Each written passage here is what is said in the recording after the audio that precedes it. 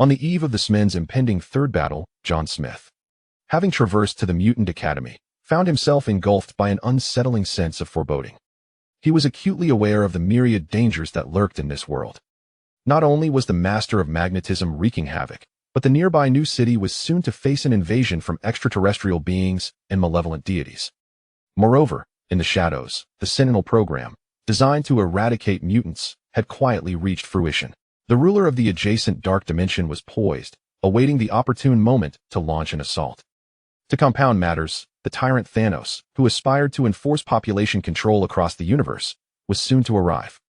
While there were formidable superheroes, such as the Hulk and Iron Man, ready to defend this world, each fierce confrontation inevitably resulted in the tragic loss of countless innocents.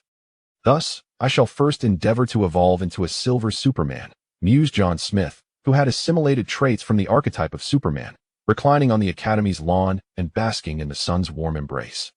Chapter 1. The X-Men Academy. Have you ever pondered what it feels like to be transported into the Marvel Universe? As a person repeatedly battered by the trials of life, John could solemnly attest. If you, much like him, are merely a floundering fish in your previous world. His full name is John West Smith. It would be prudent to avoid such a perilous realm. The heavens are truly unjust. To traverse from the mundane universe to the Marvel cosmos should be the privilege of a higher dimensional observer. Who would have imagined that upon arrival, one would still be but a mere fish? In this intricate world, numerous individuals, whether born with powers or having gained them by chance, emerge continuously. Even more astonishingly, extraterrestrial beings, mythological gods, and demons intermingle, saturating the world with chaos and peril. The battle of the extraordinary unfolds incessantly, instilling dread. What could one possibly do against the likes of Captain America, the Hulk, Iron Man, or Spider-Man as an ordinary person? Reflecting on this, John let out a soft sigh, as he truly wished he had not been thrust into this predicament. He recalled the arduous journey of securing a respectable university position. While his salary was not exorbitant, it sufficed to cover his meals and secure his livelihood. With a monthly income of $8,000 to $9,000, even in a less than stellar corporate environment, he held a team leader position, with aspirations of becoming a clerk, though his qualifications fell short and his lethargy prevailed. He lived a life of complacency, merely coasting through existence. Fortunately, his family was still blissful. A family of four. His elder brother, who had struggled academically, managed to secure a position as a police officer after serving a few years in the military. However, he soon realized that being a police officer was not without its challenges. Before long, he and a colleague apprehended a local thug at a vocational school. It must be noted that this thug, named Lu Ziang, was rather formidable. Initially contemplating the purchase of illicit substances, he refrained due to the stringent police enforcement, opting instead to engage in telecommunications fraud, victimizing numerous local seniors and depriving them of their livelihoods. His apprehension by the police was a blessing in disguise. It is worth mentioning that this family bore traces of criminal tendencies. His mother, who worked as a poultry farmer in Lucky Village, had recently been incarcerated for causing a commotion while intoxicated, hurling a beer bottle at an elementary school student. As for the rest of the family, their reputation in the community was far from stellar. Yet, it was said that his mother was somewhat notorious even before her poultry farming days. A certain Xiao Xiaona, standing at 150 centimeters and weighing 250 pounds, could be described as slightly overweight, with a penchant for gaming, fishing, smoking, drinking, playing mahjong, traveling, and dabbling in illicit substances. With a monthly income of approximately $1,500, she aspired to pursue further studies, desiring a partner who was at least 172 centimeters tall, fair-skinned, and conventionally attractive, ideally resembling Trump. She sought someone with a house, a car, and a monthly income exceeding $200,000, willing to provide her with an allowance of $180,000, who was gentle, caring, and capable of looking after her. Those who were unattractive or impoverished need not apply. But alas, enough of such musings. Further elaboration is futile. Most importantly, the world he had left behind was relatively tranquil. Oh, he had heard that two neighbors had quarreled, and the police were indifferent. Rumors suggested that some overseas neighbors were stoking the flames of discord. What concern was that to him? Yet, his family and some friends were embroiled in an e-commerce battle. So what? Li Tian continued to live blissfully. Thus, strength was paramount. However, in stark contrast to that world, this one was fraught with peril. A moment's carelessness could plunge an ordinary individual into the fray of superhuman conflict, potentially leading to disastrous consequences, with no opportunity for recourse. Fortunately, he found himself endowed with considerable fortune post-transformation. Not only had he acquired superhuman abilities, but he had also gained a remarkable golden finger. This endowment afforded him greater means of self-preservation when confronted by the myriad challenges of this world, sparing him from the grim fate that befell many ordinary souls. Contemplating such matters, John Smith recognized that his modest powers were insufficient to alter the course of global events. Feeling utterly dejected, he absent-mindedly chewed on a blade of grass, the origins of which were a mystery. As someone approached across the lawn, the rustling sound drew his attention. "John, you seem troubled," remarked a girl with flaxen hair, her curiosity piqued as she gazed upon him. Turning his head to meet her gaze, he pondered what to say to this local native, who likely would not comprehend his plight. With another sigh, John nodded slightly and replied in a tone tinged with resignation, "It's nothing of great significance, merely a sense of monotony in life. The endless cycle of classes and studies leaves me yearning for a breath of fresh air." Upon uttering these words, John experienced a peculiar thought. "Do you share my sentiment?" The girl, upon hearing this, offered words of sympathy. It is indeed an unavoidable plight. We mutants, due to our extraordinary abilities, are perpetually subjected to the fear and disdain of ordinary people. Ordinary individuals remain fixated on the notion that mutants are merely monsters capable of transforming into bizarre creatures that threaten humanity, or that their powers contribute nothing beneficial to society. Such news is rampant in the media. At this juncture, a hint of poignancy tinged her voice. "You, being new here, perhaps have yet to fully grasp this reality. Were it not for the sanctuary provided by Professor's establishment of this school, we mutants would likely have been reduced to tragic subjects in laboratories or forced to live in the shadows of the city, enduring hardship and destitution." After her words, gratitude and reverence sparkled in her eyes. "Indeed, Katie, you speak nothing but the truth," John affirmed with a nod of agreement. This young woman, named Katie Pride, was one of the first individuals he encountered upon his arrival at the academy, a 17-year-old Caucasian girl. Her birth name was Catherine and Pride, and according to Marvel's canon, she was of Jewish descent. One could only lament the writer's penchant for imposing such backgrounds indiscriminately. He found himself reminiscing about his dear Sierra. Upon discovering her mutant status, she had joined the X-School, where her ability allowed her to phase through any object she touched, making her a member of the X-Men.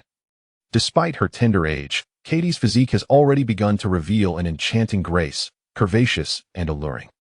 Coupled with her striking features, she commands considerable popularity within the renowned Xavier School for Gifted Youngsters, a prestigious institution founded by Professor X himself. Here, every student possesses extraordinary abilities. At this moment, Katie is engaged in conversation with John, the much-admired Shadowcat from X-Men, The Last Stand.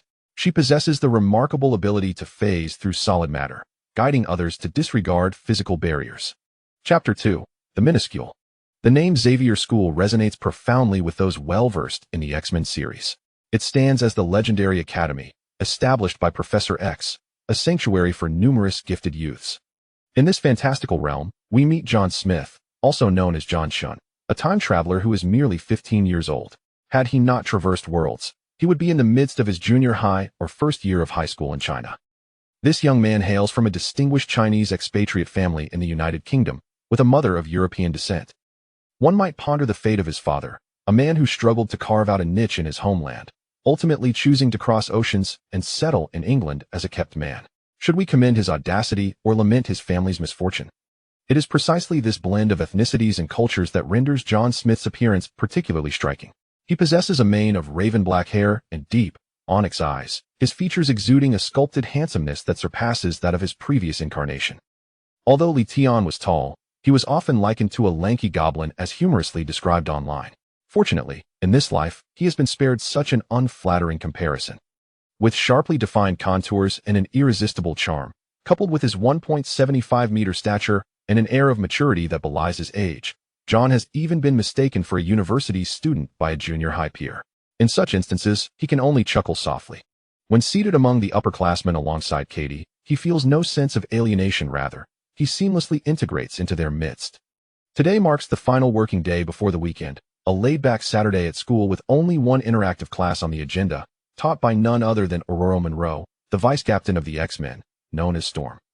At this moment, on the expansive lawn, Apart from the group of upperclassmen to which John belongs, another youthful assembly of middle and elementary school students is also present. John, however, is not particularly fond of sitting on the grass, for it is not as delightful as one might imagine. Lying down can be quite uncomfortable, and without the extraordinary ability of body hardening, one ought not to feign resilience. Initially, when John arrived without powers, he paid a steep price for this misjudgment. Suddenly, a fierce gale swept down from above, its intensity rendering it nearly impossible to keep one's eyes open. With a flick of his wrist, John dispersed a considerable portion of the gathering storm clouds. Before his arrival in this world, he had favored the gentle patter of rain on overcast days, enjoying the refreshing coolness. However, now, amidst this chaos, he could only smile wryly. The trees surrounding the lawn swayed violently in the tempest, while the grasses danced as if infused with life. Amidst this whirlwind, a figure descended from the sky, clad in a sleek black combat suit, her flowing white hair resembling the arrival of a battle goddess. As she landed, her cape billowed majestically in the wind, the surrounding gales coiling around her like tamed beasts, while blue lightning flickered, emanating a formidable aura that instilled awe in all. The elementary students erupted in gasps of astonishment, their eyes wide with disbelief and admiration. Once her feet firmly touched the ground, Aurora summoned her will, and the raging winds and crackling lightning subsided like obedient creatures. A warm smile graced her face as she greeted the crowd. "Good morning, everyone." Observing the adoration etched on the children's faces, Aurora felt a quiet satisfaction, knowing her grand entrance had fulfilled its purpose.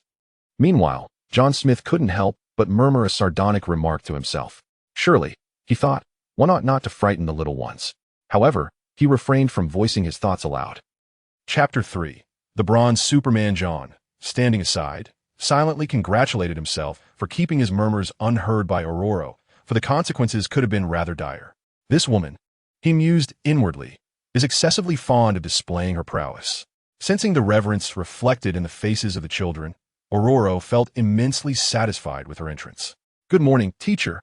The elementary and middle school students chorused in unison, their voices resonating with respect. From John's perspective, he noticed several white children and one black child whose eyes sparkled with excitement, seemingly filled with an admiration for mutant abilities. Though they possessed powers themselves, they likely struggled to control them at this moment. In contrast to the somewhat restrained elementary and middle school students, the high schoolers exuded a more relaxed demeanor. One curious, lanky boy with freckles, named Jask, raised his hand and inquired, "Teacher, I heard you ventured out to apprehend a criminal mutant.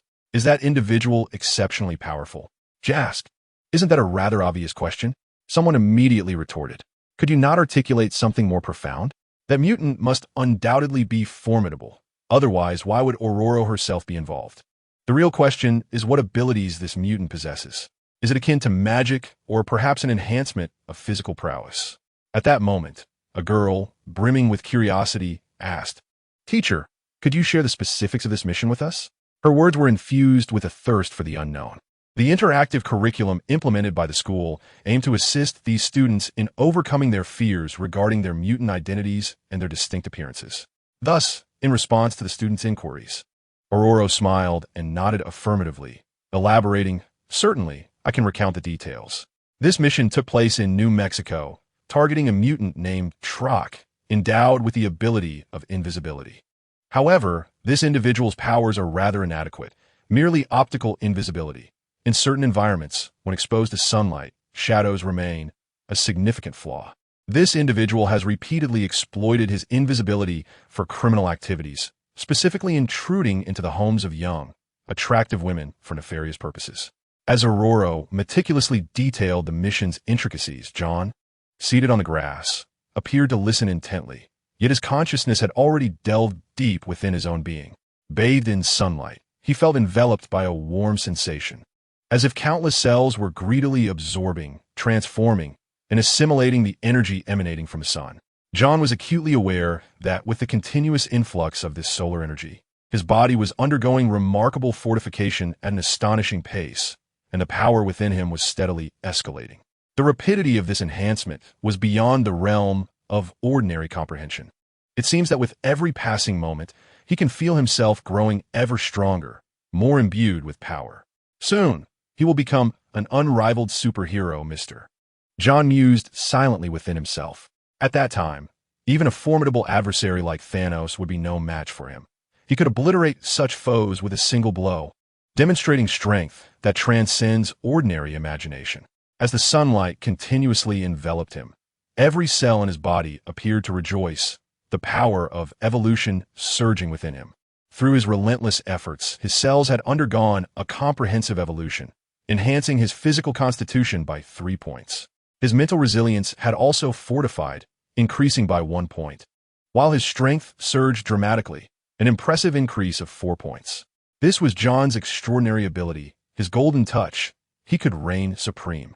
Echoes of these notifications reverberated in his mind, and John smiled subtly as a transparent page materialized before his eyes. This page was visible solely to him, chronicling his various attributes. Host, Letion John Smith. Race, an exemplar among humans. Bloodline, infused with the power of the Kryptonian superhero from the Bronze Age. Constitution, currently elevated to 205 points, far surpassing the average human's 10 points. Mental fortitude, 105 points, unwavering and resilient. Strength, 230 points, capable of an astonishing grip of 3 tons. Agility, 221 points, as nimble as the wind. Genetic ability, energy frenzy, level 1, storage space, 111, concise yet practical. John surveyed these attribute changes in his mind, overwhelmed with emotion. The superhero is a paragon within the cosmos, and now he too possessed such power. Though merely a template of a Bronze Age superhero and only recently merged with this essence, the strength of sunlight had catalyzed a profound transformation within him. In just a few days, his constitution had skyrocketed to 20 times that of an ordinary person, and his grip strength had astonishingly reached 4 tons. While 4 tons might not sound particularly awe-inspiring, such power was sufficient to crush a person effortlessly or even overturn a van with a single hand.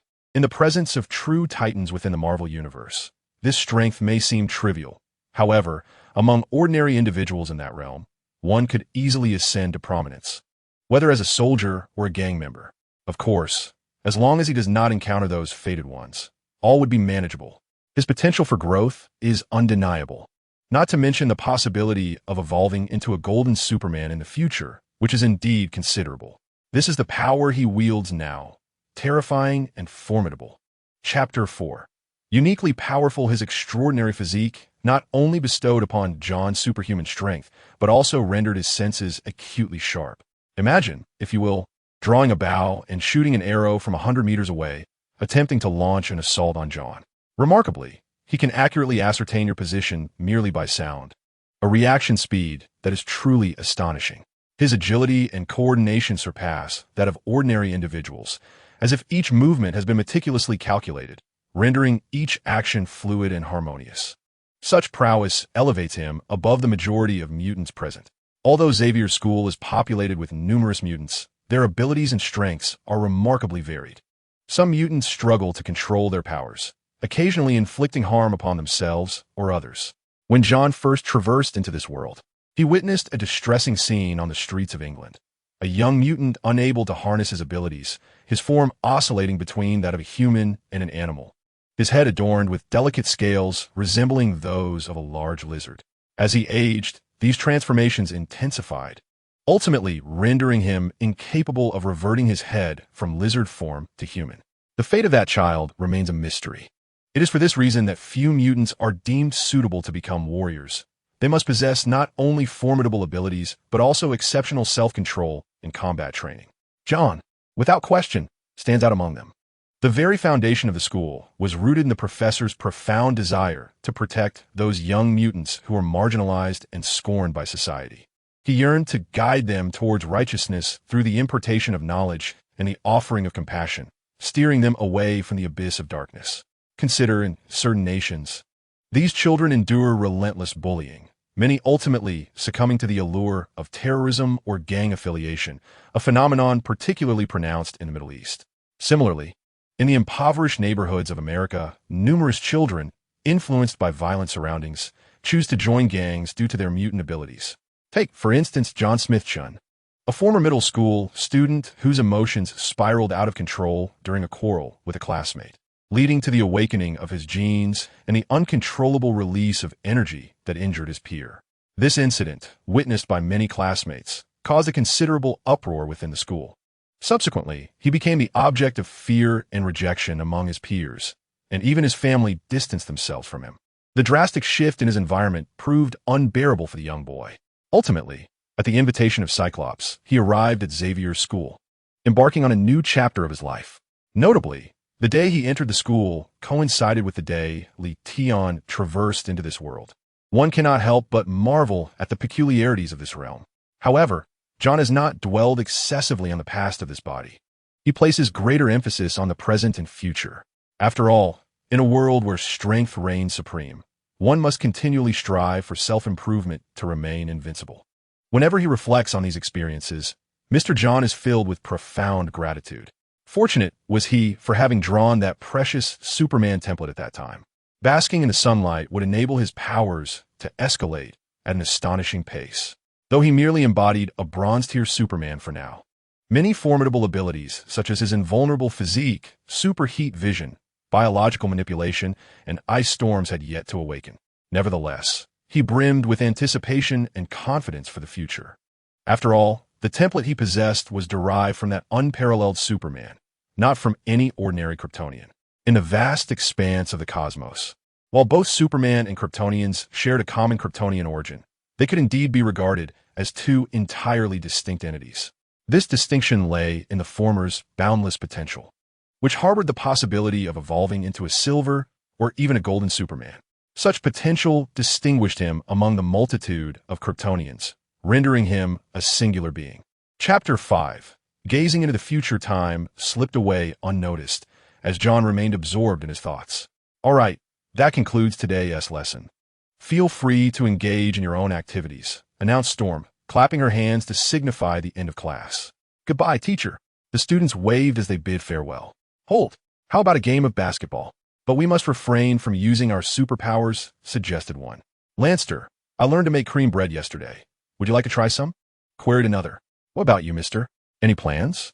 The students animatedly discussed their upcoming pursuits, some preparing for play, while others intended to prepare snacks. John also rose, seeking a tranquil spot to bask in the sun. At that moment, he noticed Storm approaching him. You must be the new John. I've heard about you from Coster, she said, smiling warmly at him.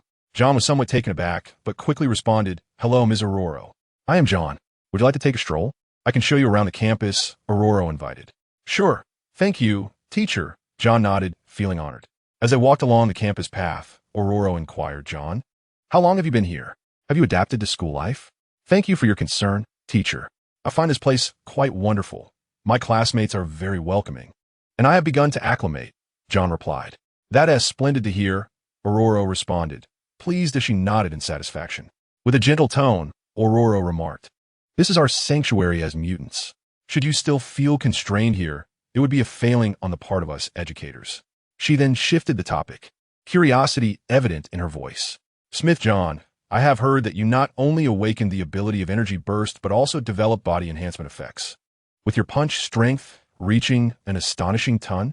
Indeed, that is correct, teacher, John affirmed, nodding without a hint of concealment. In fact, one could say that these abilities were deliberately showcased by him.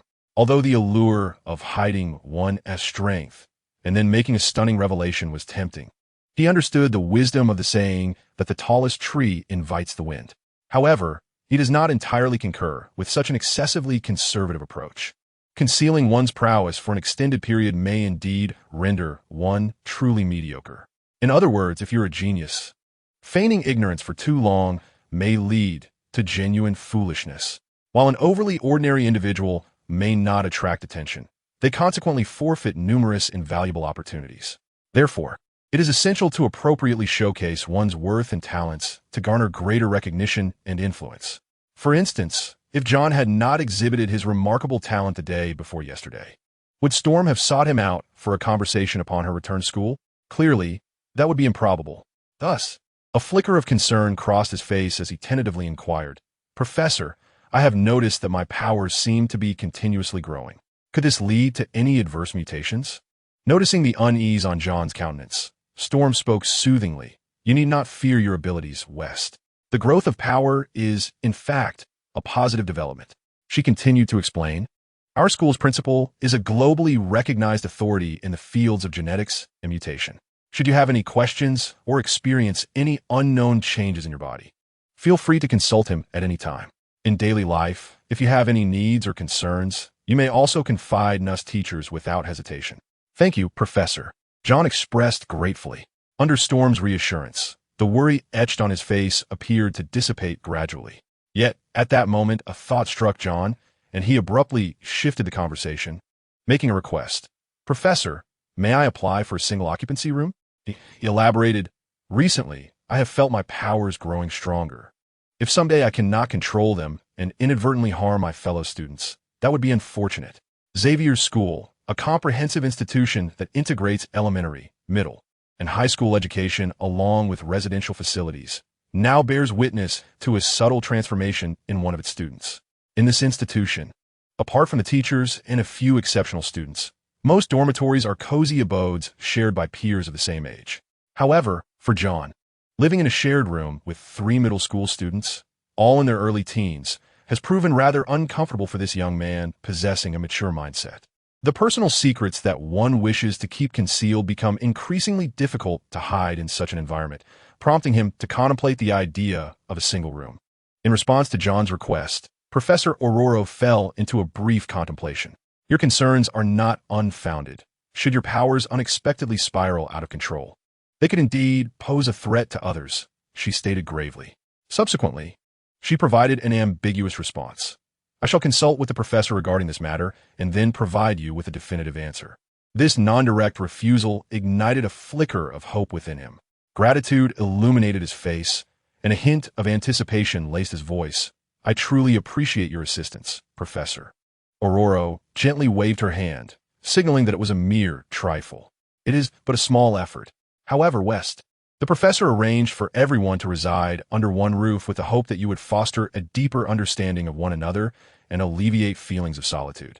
Thus, even if you change dormitories and find yourself living alone, do not forget to maintain communication with your peers. Amidst conversations between 2 individuals, a spectacle of extraordinary abilities unfolded on the nearby grass. Some students exhibited instantaneous movement, others walked upon water, while yet another slithered like a serpent, and an individual surrounded by a crimson halo elicited gasps of astonishment from onlookers. Such occurrences, to the untrained eye, would undoubtedly appear unfathomable. It is no wonder that ordinary people might harbor fear towards them, leading to a sense of exclusion. After advising John, Storm was hastily called away by a teacher. Soon after, he received notification of his dormitory change. With the assistance of 2 female caretakers, his belongings were swiftly organized and moved to a single room.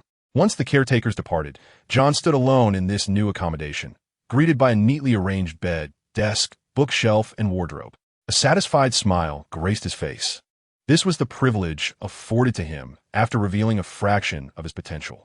Had he remained merely a mutant registered as an ordinary energy controller upon enrollment, such a single room would undoubtedly have been a distant dream.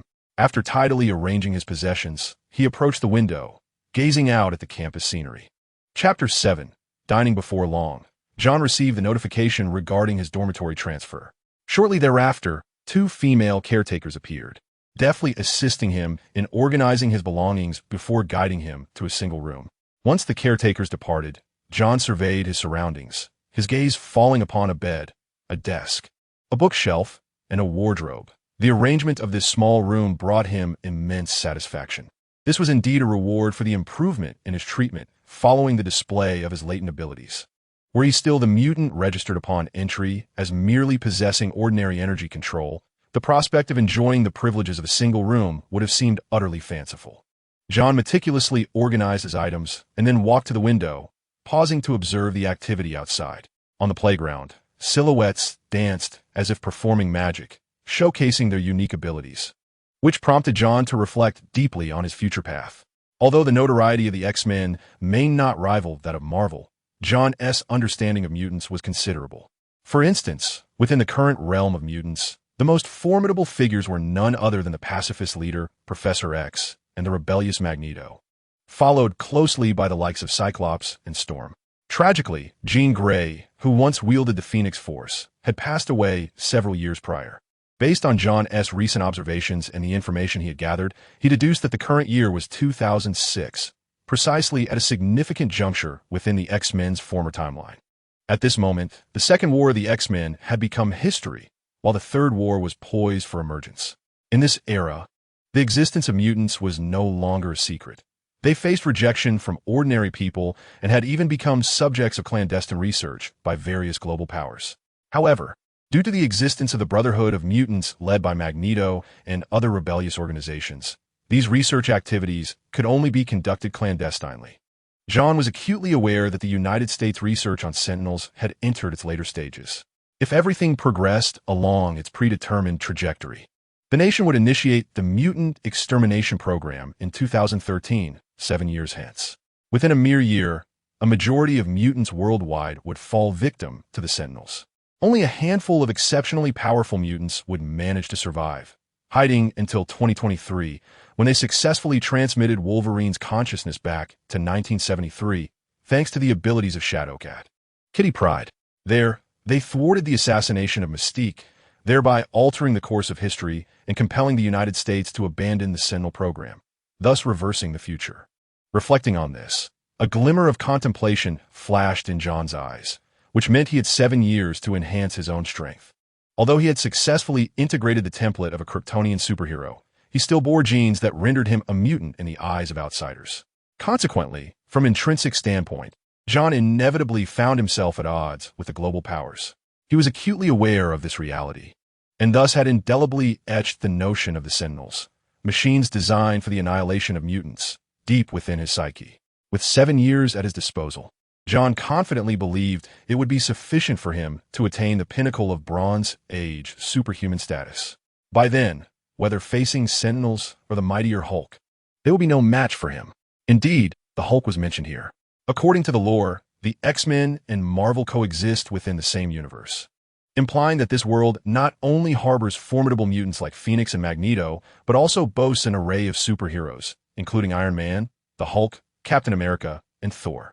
Even Thanos, lurking in a corner of the universe with his plans for population control, is part of this intricate tapestry. As this thought crossed his mind, the fleeting sense of ease that had briefly washed over John dissipated, causing him to furrow his brow in dismay. He mused, why must this world be so convoluted, with such a multitude of characters converging here? If it were merely an ordinary world, with his superhuman abilities, he could command the elements and rise above millions.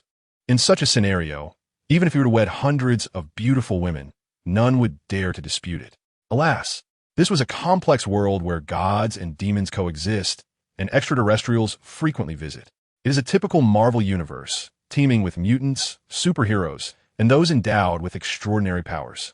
Yet, pondering these matters now would be an exercise in futility. He resolved to focus on strengthening himself for the time being. Shaking his head, John spoke to himself and turned to exit, heading out for a meal. Chapter 7. Beauty despite the modest number of students at Xavier's school, which totals merely over 30 when combining high school, middle school, and elementary school pupils. The overall count barely reaches a few dozen when including the ordinary mutant teachers, members of the X-Men, and the school's logistical staff. This scenario closely mirrors the portrayal in the films, evoking a sense of authenticity that is hard to ignore. Consequently, during lunchtime, we often catch glimpses of the X-Men members in the school cafeteria. For instance, the renowned Iceman Bobby and Cyclops Scott invariably stir a mild commotion upon their arrival.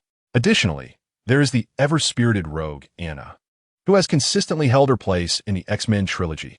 John has crossed paths with her several times in the cafeteria. Yet, film ultimately remains film, while the real world presents a different tableau.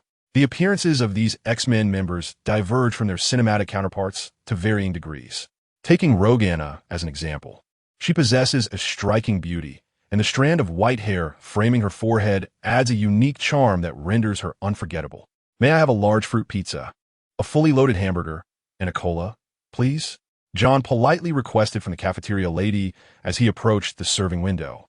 Here, as a student of the Mutant Academy, he relished the privilege of complimentary meals and lodging, which filled him with genuine admiration for the professor's generosity. Balancing a tray laden with delectable food, John surveyed his surroundings, ultimately directing his gaze to a corner of the cafeteria. There, a young girl with dark hair sat alone, engrossed in her lunch. In this academy for mutants, where individuals shunned by the outside world ought to unite and support one another, the girl appeared strikingly solitary at that moment. Through several days of careful observation, it became evident to John that the girl, Clarice, was marginalized by her peers. Although the students did not overtly bully her, thanks to the strict oversight of professors and teachers, they opted for a more subtle form of indifference and isolation. They refrained from engaging her in conversation, playing with her, or even walking alongside her, rendering her an outcast amidst the crowd, helpless and alone. The reasons behind this exclusion remained unclear to John. He only knew that the girl's name was Clarice, and at merely 13 years of age, she had entered the academy just 2 days before him. Clarice? A flicker of contemplation crossed John's mind. If his memory served him correctly, this girl also bore the nickname Blink. Her ability to open portals for transporting people and objects bore a resemblance to Shadowcat's powers. However, while Shadowcat excelled in material phasing, Clarice specialized in teleportation. In the year 2023, amidst the tumult of the future war, she once engaged in an arduous struggle with a Sentinel robot. Alas, the cunning machine ultimately discerned her vulnerability and pierced through her chest with a single shot, extinguishing her youthful life. Yet, what captivated John was not her prowess, but rather her exquisite beauty as she matured. He vividly recalled that the adult Clarice possessed a striking appearance, entirely aligning with his aesthetic standards as an Asian. West, there's an empty seat here. Would you care to join us? Just as John was about to approach the solitary girl, he heard Katie's enthusiastic voice nearby. She was seated with 2 female friends, waving at him. John responded with polite gratitude. Thank you for your kindness, but I've already found a seat, so I won't intrude. His tone, while gentle, conveyed a clear refusal. All right, Katie nodded, not pondering further. With a plate laden with food, John made his way directly to the lonely girl. He courteously inquired, Hello, may I sit here? His voice was soft and warm, attempting to dispel the awkward silence. Oh, yes, of course, the girl replied, lifting her gaze, appearing somewhat nervous and self-conscious. As she looked up, a delicate face came into view. Her visage was oval, with finely crafted features that exhibited the gentle and tender qualities characteristic of Eastern beauty. Her eyes, altered by mutation, shimmered a light green, while a purple mark akin to a birthmark adorned her brow, adding an enigmatic allure to her beauty. Furthermore, a few strands of hair at her forehead bore a purple hue, evidently a unique hallmark of her mutation. Gazing at the girl before him, John couldn't help but internally exclaim, Indeed, she is quite beautiful. Chapter 8. To the library at this moment, Clarice was still in her youth, with her future appearance remaining an enigma. After all, some individuals who are charming in childhood lose that innocence and beauty as they grow, leaving one to lament. A prominent example is the protagonist of Harry Potter, evoking reflections on the capriciousness of time. Lost in thought, it was John who first shattered the silence. He smiled and introduced himself. Hello, I am Westchun. His voice was gentle and amiable, immediately bridging the gap between him and Clarice. In response to John's introduction, Clarice felt an inexplicable familiarity due to their shared Asian heritage. After a brief hesitation, she softly replied, Hello, I am Clarice Ferguson. Her voice was faint and quavering, hinting at her introverted and timid nature. Observing the girl before him, so unlike the valiant warrior she would one day become, John displayed little astonishment.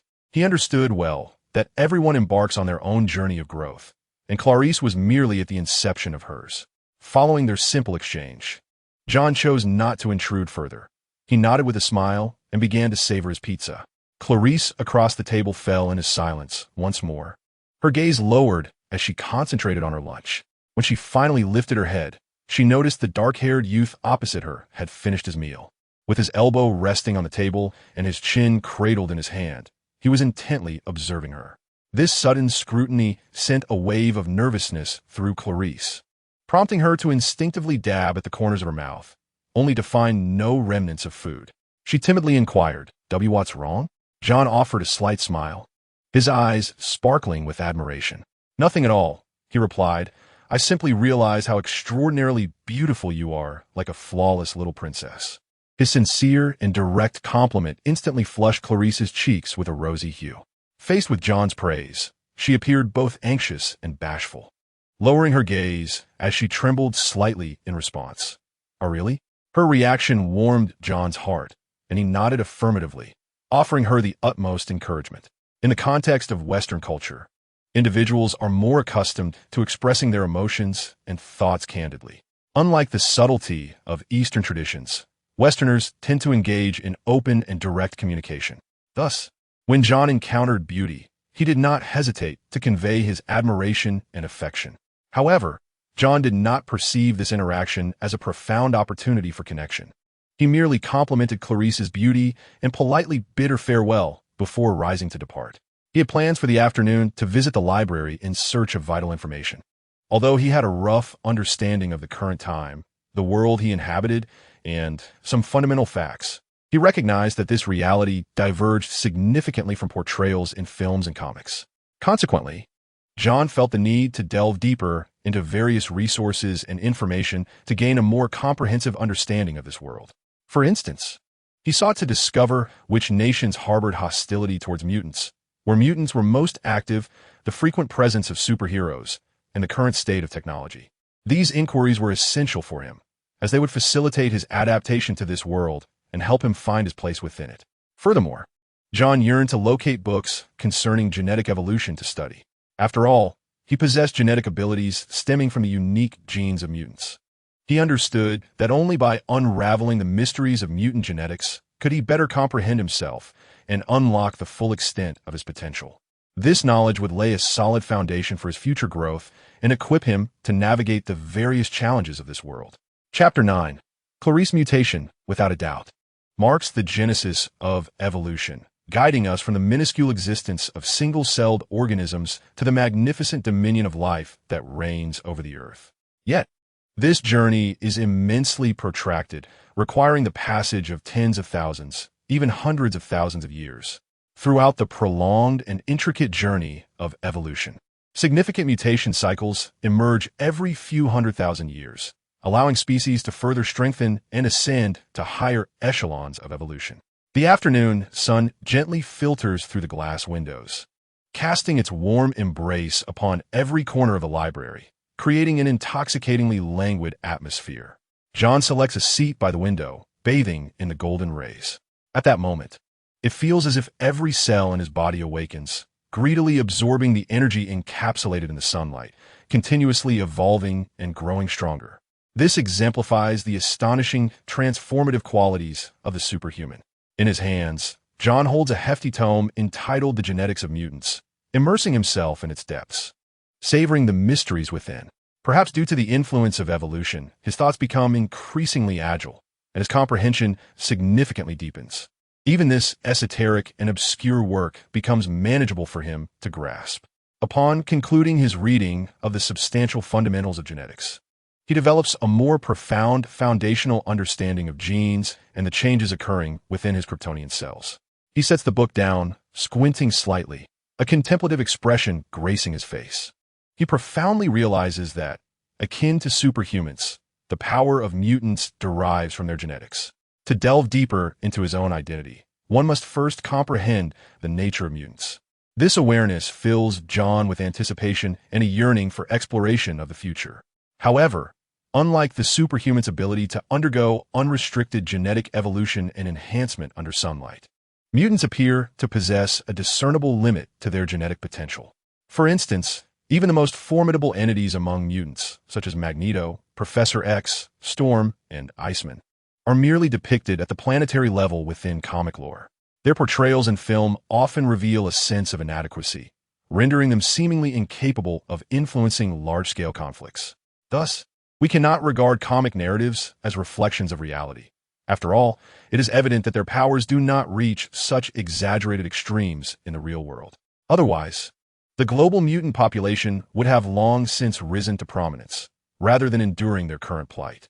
As for the character of Phoenix, despite being labeled as the most powerful Omega-level mutant, she fundamentally does not belong to the true category of mutants. Her powers stem from the enigmatic Phoenix Force, rather than her own mutant abilities. Her mutant capability is merely telekinesis, Furthermore, despite the grandiose claims surrounding Phoenix's appearances, she is often unable to fully harness her power. Aside from causing destruction and negative repercussions, her abilities seem to lack substantial practical utility. This validates John's poignant observation. Power that one cannot control, no matter how formidable, is ultimately futile. Reflecting on these thoughts, John cannot help but feel a twinge of regret. Although he could vaguely sense the transformation occurring within every cell of his body under the sunlight, gradually growing stronger, this perception remained merely a broad direction. At present, he was unable to discern the precise changes in each individual cell, let alone delve into the intricacies of chromosomes and gene sequences. If one day he could clearly perceive the genetic changes occurring within each cell of his being, he might unveil the enigmatic veil of life's mysteries. After all, the notion of evolving infinitely simply by basking in sunlight, akin to a superhero, and perhaps even transcending divine existence, was exceedingly extraordinary and alluring. Lost in a myriad of thoughts, John lifted his gaze to the opposite side of the table. There sat a girl adorned in a black dress with long raven hair. She wore earbuds, quietly immersed in the pages of a fairy tale book. Clarice had arrived here long before, engulfed in her whimsical world. Chapter 10. Clarice. This solitary girl seemed to wander through the academic halls inhabited by mutants, searching for a sanctuary that eluded her. Otherwise, why would she choose to sit across from John after their brief encounter in the afternoon? Under the fading glow of the sunset, a ripple of memory stirred within John's heart. He vaguely recalled scenes from the comic book pages, where a flickering guardian, in fact, was Sabretooth under Magneto's command. Although in a future chapter, she would join forces with the Avengers, according to the current timeline, she ought to still be attending the elementary school controlled by Magneto. Indeed, the complexities of reality starkly contrasted with the portrayals in films and comics. Reflecting on this, John instinctively pressed his fingers to his forehead, for it implied that the intelligence he possessed regarding the future might be separated from reality by an insurmountable chasm. At that moment, his gesture inadvertently caught the attention of the girl across from him. She cautiously lifted her head and softly inquired, "John, are you feeling unwell?" Her concern revealed a delicate caution, as if fearful of being rejected by him, and this meticulous care elicited a pang of sorrow. "Oh no, it's nothing," he replied. "I was merely reminded of some bothersome trifles." Taken aback by her concern, John paused for a moment before offering a warm smile. The conversation gently shifted, and with a hint of curiosity, he tentatively asked, "By the way, Clarice, we seem to have yet to properly introduce ourselves. I hail from London in England. What about you?" Clarice hesitated slightly before responding in a soft voice. My homeland is in Arizona, in the United States." "Arizona, I recall it borders Mexico. The social climate there seems rather tumultuous, does it not?" John pondered as he sought that place on the map of his memories. The girl gently bit her lip and slowly nodded, affirming the chaos that plagued the area, where local residents often harbored prejudices against non-white races and economically disadvantaged individuals. From her calm demeanor, John sensed her profound disdain for that place. "Clarice, could you share with John how you came to this school?" This question inadvertently touched upon the girl's deeply buried sentiments, as a faint sadness flickered across her face. Just as John realized his inquiry might have been somewhat impetuous and was preparing to softly suggest that she could remain silent if she preferred not to share, the girl, with a hint of sorrow, began her tale in a whisper.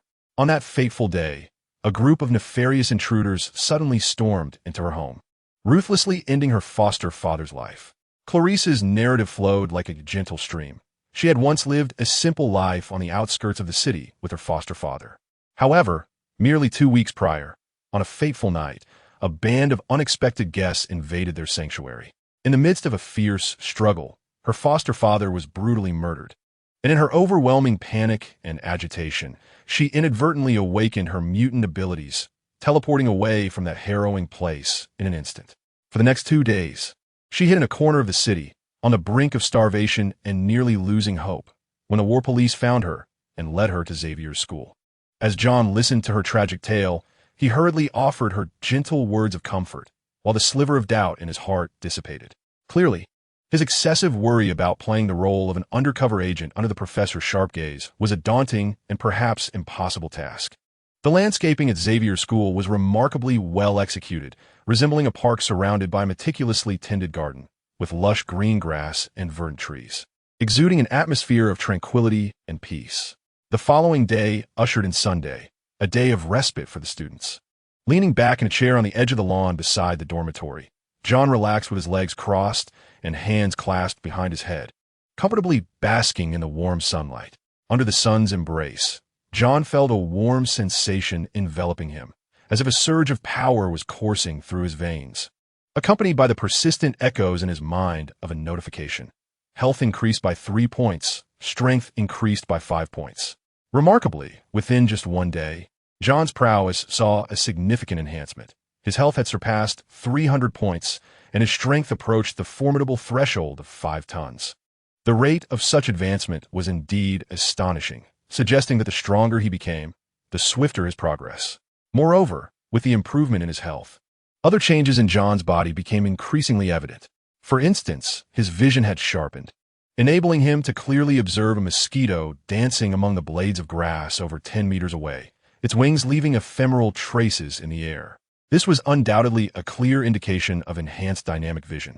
In addition to his physical prowess, the enhancement of his mental attributes has rendered John's mental fortitude remarkably potent, with his cognitive processes accelerating at an unprecedented pace. Yet, perplexingly, he has yet to awaken any psychic abilities. Logically, with a mental capacity exceeding that of an ordinary individual by more than tenfold, one would expect at least a manifestation of psychokinesis, even in the absence of telepathic awakening. However, to this day, apart from the swiftness of his thoughts and a vague awareness of the changes within his body, John has not exhibited any other extraordinary capabilities. Just as he was engrossed in the transformations of his body, gradually acclimating to the nascent power within him, he noticed the silhouette of Clarice slowly emerging around the bend of a nearby path. Chapter 11. Teasing today. The young girl donned a pristine white t-shirt paired with form-fitting jeans. Despite her modest height of 150 centimeters and a somewhat slender build, she appeared all the more svelte, exuding an aura of refreshing elegance. Complemented by her exquisite and beautiful visage, her eyes shimmered with a hint of allure, adorned with purple veins that danced across her features. As she approached, bathed in sunlight, an indescribable enchanting quality seemed to emanate from her presence. She halted before John. The raven-haired girl cautiously whispered, "Wester." John withdrew his gaze and beamed a smile. "Good morning, Clarice." At the moment he lifted his head, his extraordinary vision inadvertently caused him to gaze upwards from below, first taking in her white flats, then her elongated legs, and, subsequently, cough, cough. John swiftly adjusted his focus, raising his eyes to meet hers, his expression remaining serene as though nothing untoward had occurred. Unbeknownst to the girl, she pointed to the space beside John and gently inquired, "Wester, may I sit here?" "Of course, please feel free," he replied. "Thank you." Once seated, Clarice observed John close his eyes, seemingly relishing the warmth of the sun, and chose not to disturb him.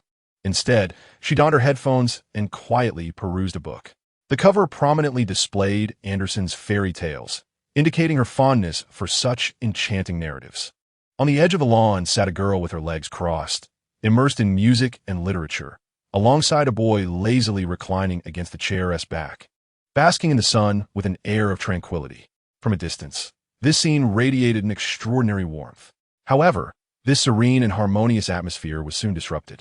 Barely had Clarice settled in when 4 boys appeared, gradually approaching from afar. The leader, with his short brown hair and an undeniable air of arrogance reflected in his gaze, was evidently the type that was difficult to approach.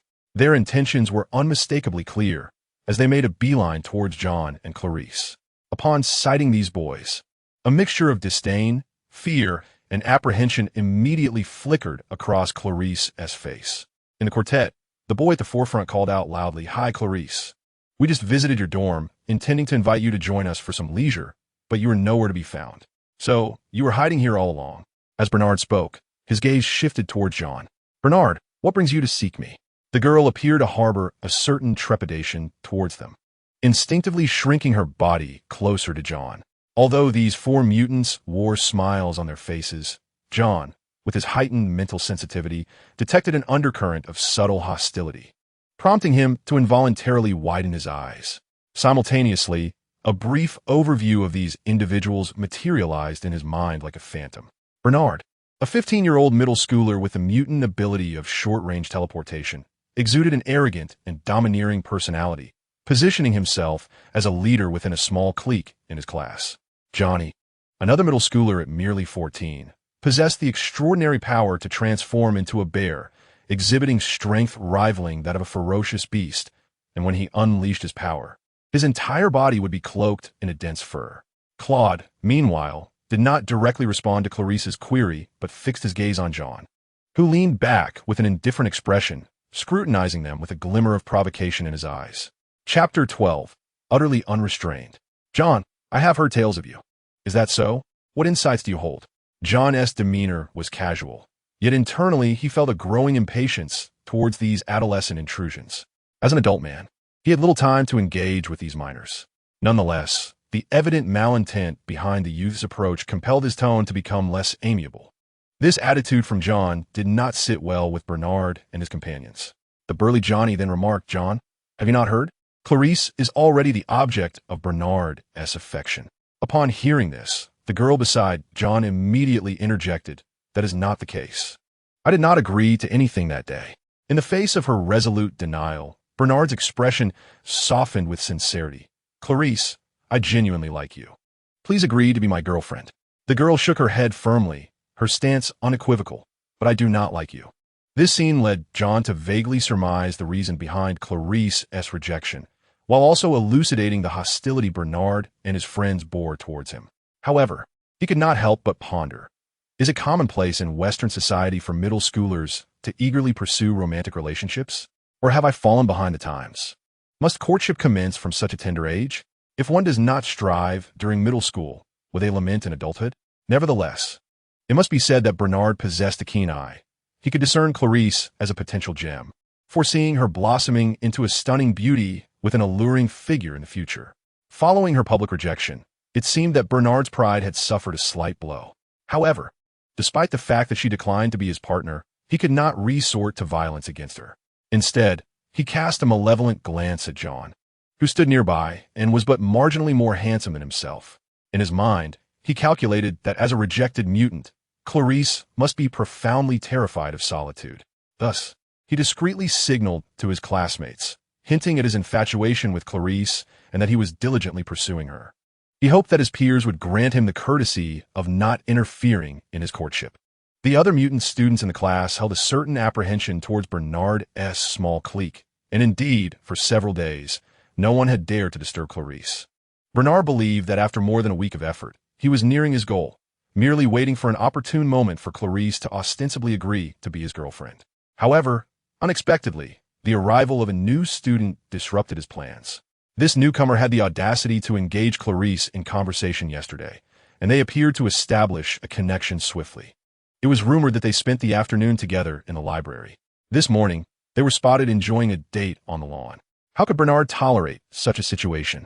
After all, Clarice was the girl he had set his sights on first. With this thought in mind, Bernard glared at John with hostility and declared, "John, I harbor profound feelings for Clarice, and I hope you will relinquish her to me." John, taken aback, felt a surge of astonishment. He pondered the audacity and arrogance it must take for someone to express such sentiments with such conviction. Did he truly believe that the entire universe should revolve around him? To utter such presumptuous words as, "I like her, I hope you will give her to me," was utterly ludicrous. Did he think that a mere declaration of affection could compel John to yield? Just how expansive was his sense of entitlement? Had he consumed some proverbial fruit of vanity that rendered him so self-assured? Furthermore, when had John ever proclaimed his admiration for her? Such claims were sheer nonsense. The one who captured his affection was a woman of unparalleled beauty, destined to blossom a decade hence, not this tender girl, as fragile as a matchstick. He was certainly not one to engage in such a logical deviance. Moreover, did he not realize that to casually treat a woman as an object before him, making decisions about her fate without her consent, was a profound disrespect? In that moment, John was inundated with countless thoughts, unable to discern whether this middle schooler was excessively arrogant or merely immature. Was this truly the Western way of thinking? A self-centered perspective, believing that one's own opinion constitutes truth, requiring no input from others. Despite the turmoil within, John maintained a composed exterior, his tone laced with a hint of frost. Bernard, it appears there are certain matters you have yet to grasp. Firstly, Clarice is not a commodity to be traded. She possesses the autonomy to choose her own associations, and you have no authority to make decisions on her behalf. Secondly, our relationship is merely one of camaraderie. What gives you the right to issue commands to me? What do you perceive yourself to be? Furthermore, you should consider yourself fortunate that my relationship with Clarice remains strictly platonic. Were it otherwise, given your current demeanor, even should I choose to impart a lesson upon you, I doubt the teachers would take issue with it. As John spoke, he stood tall, his stature of 175 centimeters casting a formidable shadow over the girl, serving as a bastion of protection. His words rendered the girl, who had been gripped by fear, momentarily speechless. A warm current of respect surged within her heart. This sensation, so precious to a girl who had grown up in the impoverished confines of the slums, where she was frequently met with disdain and scorn, was extraordinarily rare. Such an environment had shaped her timid, insecure, and cautious character.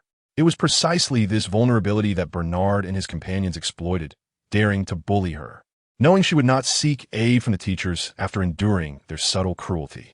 Faced with John, who stood half a head taller, Bernard instinctively felt his confidence wane under John's unwavering gaze, causing him to involuntarily take a step back. Yet, almost immediately, he was struck with indignation at his own retreat. He, Bernard, was a prominent figure in the middle school, endowed with the dual powers of short-range teleportation and physical enhancement, praised by both the renowned Cyclops and Iceman, and even the professors held him in high regard. How could a mere novice presume to challenge him? A spark of defiance flickered in Bernard's eyes, his voice reverberating through the air with dramatic tension. John, you are bringing humiliation upon yourself. In this academy, only the strong command respect. It seems you have yet to grasp this truth. John stood there, impassive, yet his gaze was as sharp as a blade, slicing through Bernard's bravado. Bernard, your courage is commendable, but do not assume that your name alone holds sway here. The contest of strength is not won through words, but through action. With a disdainful laugh, Bernard's tone took on the flamboyance of a stage actor. Oh, so you accept this challenge? Let us show the entire school who the true stronghold is. John slowly took a step forward, his movements reminiscent of a solo performer on stage, each gesture imbued with power and elegance. I do not merely accept the challenge, Bernard. I intend to shatter your arrogance along with your strength upon this ground. The air around them seemed to solidify, the heartbeats of the three loyal followers resonating clearly amidst the charged atmosphere. John's voice resonated with a deep, unwavering tone, imbued with dramatic flair. Come, let us stage a confrontation on this mutant stage, one worthy of the annals of history. Even the professor had once held him in high regard. However, a newly admitted student now dared to challenge him, all while under the watchful gaze of three steadfast followers. Bernard pondered to himself, if he did not reclaim his dignity today, how could he maintain his prestige within the class in the future? A fierce expression instantly transformed Bernard's countenance. John, do not forget, this realm is unlike the outside world. It is the academy of mutants. In the domain of mutants, strength equates to truth. The mightier the fist, the more authoritative the voice. I've heard your mutant ability is an energy outburst, accompanied by physical enhancement. I cannot help but inquire, do you possess the courage to engage in a duel with me? John raised an eyebrow, slightly, a smile playing at the corners of his lips. Bernard, are you intending to engage with me? Then, with an air of casualness, John added, do not accuse me of oppression. You may choose. Will it be the four of you taking turns against me? Or shall I challenge all four of you at once? Upon speaking, the fervor within John surged, powerful energy coursing through his muscles. As he readied himself for the impending contest, had Bernard and his companions merely been ordinary middle school students, John might have refrained from confrontation. However, given their extraordinary abilities as mutants, John perceived this as an opportune moment to test his own strength. In recent days, under the sun's warm embrace, John's power had been steadily amplifying. The sensation of strength enveloping his entire being made him feel as though he wielded a mighty hammer, eager to find a few nails to strike. Chapter 14. the path to divine genetics in an instant. The tense atmosphere thickened like boiling oil, and the scent of gunpowder hung heavily in the air, causing Clarice to rush forward, her complexion pale, standing fearfully between the two adversaries. Trembling, she implored, "No, you cannot fight here." Amid Clarice's concerns, Bernard's group, comprising 4 seasoned individuals well-versed in their mutant abilities, stood confidently, while John, the newcomer, was alone and would undoubtedly be at a disadvantage should conflict arise. "Are you all ganging up on me?" Bernard sneered, his words laced with provocation. "Clarice, you should step aside. This is a duel between men, but I assure you, I will face him one-on-one." Despite being filled with trepidation, Clarice bravely shook her head, her voice soft yet resolute. "I will not step aside, Bernard. I have already refused you twice. If you do not leave, I shall inform the teacher that you are bullying me." Her words betrayed a deep-seated distrust of Bernard's promises. Bernard's chest heaved, a tempest of anger and resentment swirling in his gaze. Ultimately, he shot John a hostile glare. "Very well, I shall spare you today, but do not let me find an opportunity to teach you a lesson." Evidently, the authority of the teacher still wielded considerable intimidation over these middle school students. After delivering a stern remark, Bernard and his companions departed in anger. John watched them leave, shaking his head in disappointment. What a pity. The children remained just that. Children, easily frightened away by a mere reprimand from an educator. Meanwhile, on the 5th floor of the academic building, Storm and Cyclops observed the scene through the floor-to-ceiling windows.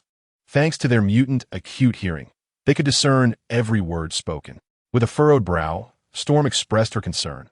Over the past 2 years, Bernard has shown no significant improvement in his abilities. Rather, his character has increasingly succumbed to the negative influences of his powers. Cyclops remained silent, offering no response. As the conversation shifted, Storm turned to Cyclops with a serious tone. Moreover, he has secretly incited his classmates to ostracize Clarice. "Do you not intend to intervene in such matters?" Cyclops' voice was deep and resolute. "I have only just learned of this. I had planned to warn Bernard in tomorrow's class. Yet, it seems that may no longer be necessary." Faced with Cyclops' somber demeanor, Storm hesitated, ultimately choosing to silently gaze out at the campus. Eventually, as if recalling a trivial detail, John sighed inwardly, deciding to refrain from mentioning the altercation and instead shifted the conversation. "By the way, what are your thoughts on West's recent behavior?" Cyclops pondered briefly before responding. He demonstrated commendable courage in standing up to protect his peers and displayed a noteworthy resolve to fight. Indeed, he deserves praise. A smile blossomed on Storm's face. "I share the same sentiment." John did not dwell on the minor skirmish, seeing it merely as a clash of youthful bravado. However, following the incident, Clarice seemed to grow closer to him. For instance, just as John settled back into his seat, the girl gently removed one of her earbuds and cautiously extended it toward him. "West, would you care to join me in listening to this piece?" Faced with those expectant emerald eyes, John hesitated for a moment before smiling and accepting the earbud. As he brought it close to his ear, a previously unheard, gentle melody graced his senses, its rhythm ethereal and soothing, as if transporting him to a valley after a refreshing rain. The girl's beautiful gaze sparkled with anticipation. "West, what do you think of this piece?" John nodded in appreciation. "It's marvelous, Clarice. What is the name of this composition?" The piece is titled "The Girl from Afar," composed by our renowned pianist, Stinkley. Subsequently, in the uninterrupted tranquility, John languidly basked in the sunlight until noon, when he and Clarice made their way to the cafeteria for lunch. After a brief respite, John returned to the library. In the afternoon, Clarice seemed preoccupied and did not accompany him.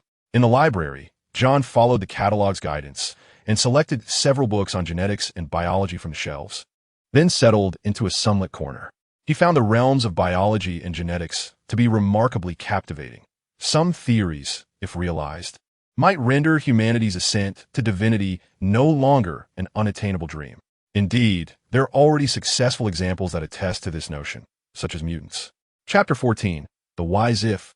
In this era, a professor of unparalleled power and Magneto were to traverse back to ancient times, their extraordinary abilities would undoubtedly result in their deification, garnering the reverent worship of the ancients. Similarly, the Hulk's boundless strength and the Fantastic Four's extraordinary capabilities, if manifested in antiquity, would surely be venerated as divine. However, mutants are, in truth, remnants of the celestial experiments conducted hundreds of thousands of years ago, while the Hulk and the Fantastic Four are serendipitous byproducts of modern technological advancements. Thus, John pondered whether he could manipulate the evolution of Kryptonian cells to enhance their absorption and conversion efficiency of solar energy, thereby rapidly augmenting his own prowess. Moreover, even during the Bronze Age, Superman faced deficiencies in high-level magical defenses, although this vulnerability was limited to exceptionally potent magic, rendering him almost immune to ordinary spells. It remained a significant weakness. If he could activate or merge specific genes, such as those for absolute barriers, mental shielding, or energy absorption, perhaps he could rectify this shortcoming. Yet, the exploration of genetics is both profound and intricate. Achieving breakthroughs within a short span is no simple feat after immersing himself in the text for 3 hours. John felt a throbbing headache and reluctantly set the books aside, gently massaging his temples to alleviate the discomfort. Once merely a science graduate specializing in computer software, he now aspired to bridge into the realm of biology, a formidable challenge indeed. "I never would have imagined you possessed such a profound interest in biology," a gentle voice interjected, as a girl approached him with a smile, her eyes gleaming with wisdom. John looked at her in mild surprise. He was not unfamiliar with this exceptional figure, whose intellect had woven through the annals of history. Since his first day at the academy, he had encountered this professor. Moreover, he sensed a formidable psychic energy emanating from her, akin to an expansive ocean, instilling a sense of reverence within him. Thus, he endeavored to clear his mind, striving to prevent any thoughts from being perceived by this telepath. After all, the abilities of this age revolved around telepathy and will control. "I never would have imagined, John, that you had such a deep interest in the study of biology."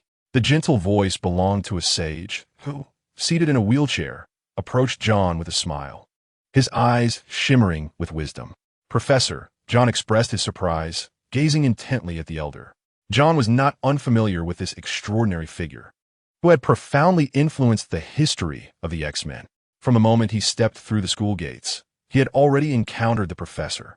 Furthermore, he sensed a formidable mental force emanating from the professor, akin to an expansive ocean, which instilled a quiet wariness within him. Consequently, he endeavored to keep his thoughts blank, striving to prevent any memories from being captured by this telepath. After all, the professor's abilities lay in telepathy and will manipulation, allowing him to effortlessly control, erase, probe, and even create the memories of others. At that moment, the professor smiled gently and said, "John, you need not be on guard with me. Though my abilities are unique, I typically do not intrude upon the privacy of others unless they are our adversaries." John, slightly embarrassed, replied, "Professor, you may have misunderstood. I hold you in great esteem and would never harbor any apprehension." Although he did indeed regard the professor's abilities with some trepidation, John was unwilling to admit it outright. Moreover, he believed that should the professor attempt to delve into his memories, the system within him would provide some form of defense. The professor chose not to delve further into this topic and continued calmly, as the head of this institution. "My mission is to assist students in resolving their queries and imparting knowledge. Regrettably, most students dedicate their energy to exploring their mutant abilities, with few taking the time to engage in quiet reading. It is indeed rare to find someone like you, John, who can still focus on books in their leisure time. Clearly, you possess a profound passion for biology and genetics. Coincidentally, my research also centers on the field of genetic mutations. Should you have any questions, I welcome you to discuss them with me at any time. Of course, even if your inquiries do not pertain to academics, you are free to approach me." Chapter 15. Thoughts. Despite his reverence for the professor's telepathic abilities, his remarkable achievements in the realm of biology undeniably commanded admiration, and John felt a genuine desire to delve into the domains of biology and genetics. Thus, after a brief moment of hesitation, he posed his inquiries to the professor. The questions John raised stemmed from his recent readings. While they were foundational concepts in genetics, the professor patiently answered them without complaint. Through this exchange of questions and answers, John's comprehension of genetics deepened significantly. When John found himself momentarily devoid of further questions, the professor gazed at him with a warm smile and said, "John, it seems there are still some unsolved mysteries reflected in your eyes. Do you have other questions lingering in your mind?" "Professor, Are you aware of the matters concerning Bernard and Clarice? John subsequently broached some incidents that had occurred previously. As the head of this school for mutants and a powerful telepath, it could be said that nearly every corner of the institution was under his watchful scrutiny. In John's perception, any subtle stirrings within the school were unlikely to escape the professor's awareness. Indeed, I'm fully aware, John. In response to John's inquiries, the professor nodded with an air of calm assurance, his composure leaving John momentarily taken aback. Before John could voice another question, the professor continued without hesitation. You harbor doubts about why I have refrained from intervening, do you not? John silently acknowledged this with a nod of understanding. The professor's gaze drifted toward the vast expanse of the sky outside, his tone soft yet profoundly resonant.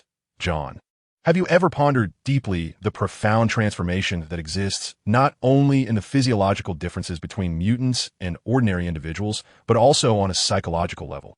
I cannot help but inquire whether genetic factors play a role. I have observed that many mutants experience subtle shifts in their mental state upon awakening. Some individuals, after their powers manifest, become excessively arrogant, driven by a desire to obliterate everything in their path. Others, however, may shrink back in fear, feeling a sense of rejection towards their own abilities, even harboring hatred for their mutant identity, leading them down the path of self-destruction. Take Clarice, for instance. Her demeanor has become excessively timid and withdrawn. As for Bernard, his psychological flaws become increasingly pronounced under the magnification of his powers, his temperament growing more erratic and volatile, all while remaining blissfully unaware of it. As the leader of this school for mutants, my mission is to guide these young individuals, assisting them in mastering their powers and overcoming their inner weaknesses. I am dedicated to shaping them into masters of their abilities rather than mere puppets of their strength. My intention was to use Bernard's journey to ignite John's spirit of resistance, to help him realize that in the face of challenges, retreat is not the solution. One must step forth and fight bravely. John, your doubts are not without merit. After all, for mutants, endurance and concession are not the best strategies for resolving dilemmas. John's struggle is indeed essential. Yet, John, you may find it puzzling that I, the professor, consistently advocate for harmonious coexistence between mutants and humans, do I not? A subtle depth glimmers in the professor's smile. Indeed, I established the Guardians to hold those mutants who threaten societal stability accountable, in order to uphold the ideal of peaceful coexistence. The professor spoke with an unwavering conviction. However, this vision of harmonious coexistence is predicated on the absence of hostility from ordinary people towards mutants. His words struck John with monumental force, deeply impacting his spirit. John's previous understanding of the professor had been shaped solely by portrayals in films and comics, leading him to perceive him as a powerful mutant with a tendency towards idealistic compassion. Yet in this moment, he came to a startling realization of his misinterpretation of the professor's philosophy. No wonder, even after defeating Magneto, the professor had never taken his life, nor had he often resorted to fatal measures against other disruptive mutants. It became clear that what he required was a double-edged sword, one that would compel humanity to reach a coexistence with peace-seeking mutants while simultaneously alerting the world to the unpredictability of human nature. After all, even someone as wise as the professor is not an omnipotent deity. Chapter 16. Afternoon lessons. John's comprehension of the professor is predominantly derived from those striking cinematic scenes and the vibrant realms of comic books. To him, the professor is merely a compassionate soul, a mutant wielding immeasurable power. However, he remains oblivious to the misconceptions he harbors regarding the ideals of this leader. If this were not the case, why did John refrain from delivering a fatal blow when he vanquished Magneto in the past? Why, when confronted by those malevolent mutants, did he consistently exhibit restraint? For he understands that what he truly requires is a sharp sword, one capable of fostering coexistence between humanity and the peace-seeking mutants. Yet, the human heart is inscrutable. Even someone as sagacious as the professor cannot fully govern it. Otherwise, the subsequent tragedies, John's own demise, and the inception of the Sentinel Program aimed at exterminating mutants would not have transpired. With this thought, John sighed softly within. At that moment, the professor continued, "Up until now, I can say that my goal has been half realized. Because of you, Clarice has found the courage to face challenges. However, it is regrettable that Bernard has been tainted by power, his temperament growing increasingly volatile, his desires intensified, and his aggression heightened. He was once a student of boundless potential, possessing the ability to teleport at will. If harnessed correctly, his worth would rival that of Nightcrawler, providing substantial assistance to the team. I hope, West, that you can one day set aside your animosity toward Bernard, for he shall not become your adversary. Henceforth, I shall personally intervene to guide him in learning to coexist peacefully with his classmates. When John curiously inquired, "Professor, how do you intend to guide him?" the professor merely smiled subtly, offering no direct response. The following day, as John stepped into the corridor outside the classroom, he unexpectedly encountered Bernard and several of his companions. Upon seeing John, Bernard approached him with warmth, cheerfully exclaiming, "West, good morning. I trust you had a delightful time with Clarice last night." In his words, Bernard made playful gestures, as if the previous day's tensions had never occurred, his eyes devoid of any animosity or aggression. The trio behind him, including Johnny, seemingly had also forgotten the earlier dispute. They behaved as if long-lost friends, an atmosphere of camaraderie enveloping them. In response to their exuberance, John maintained an outward calm, nodding in acknowledgement of their greetings. However, as he walked into the classroom alongside them, a chill coursed through him. It was evident that this was what the professor referred to as guidance, subtly altering their memories and reshaping their characters, all while they remained blissfully unaware. Truly, as a telepath of Omega level, the profundity of his power is indeed awe-inspiring. John felt an increasing trepidation toward the professor's methods, simultaneously grasping the intent behind the professor's sudden appearance the previous day. Undoubtedly, it was to soothe his emotions. The professor was acutely aware of the terror his power could invoke. Hence he seldom exercised it.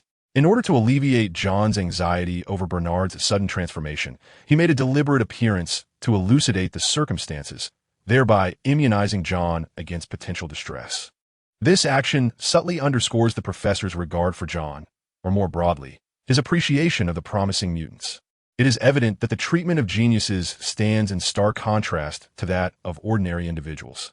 However, dear Professor, despite your noble intentions, human emotions remain inherently unpredictable. John sighed inwardly, pondering the inevitable resentment and suspicion that would arise once they discovered their memories had been tampered with.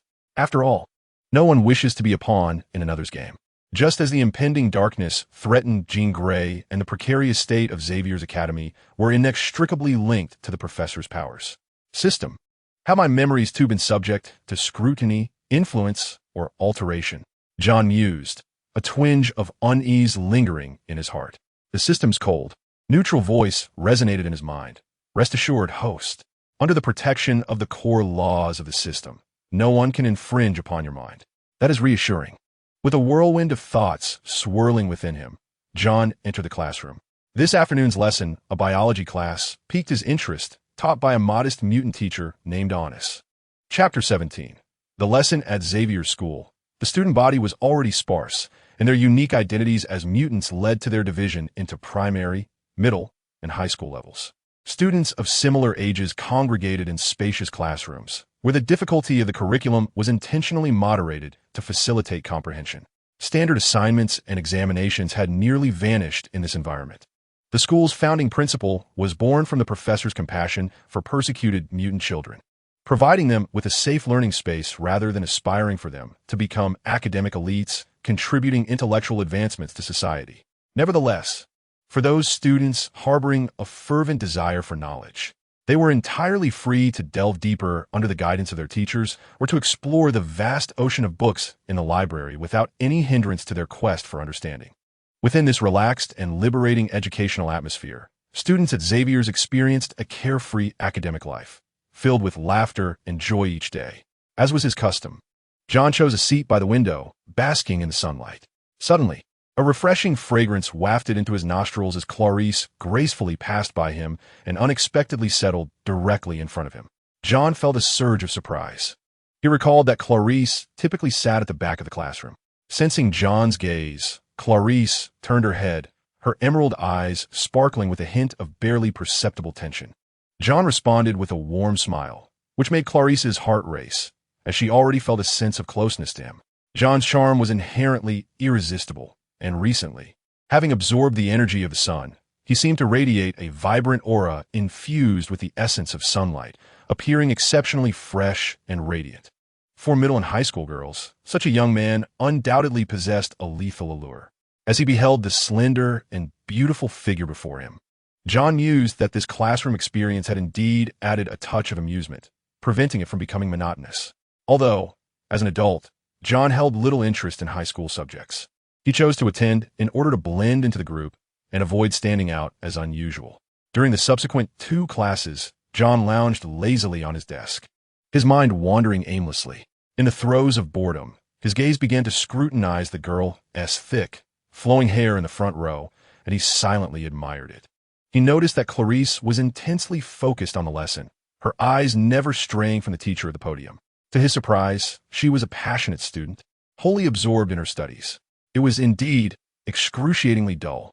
Unable to suppress a yawn, John found himself once again fixating on Clarice's hair. He contemplated whether to gently tug at a strand to share a moment of youthful mischief. However, upon reconsideration, he deemed such an action too childish. After some deliberation, he ultimately dismissed the thought. If he were to mimic the antics seen in videos and pull at Clarice's hair, the likely outcome would not be a coy glance from her, but rather a tearful, delicate expression of discomfort. As time passed slowly, the moment John had been anticipating finally arrived, the lunch break.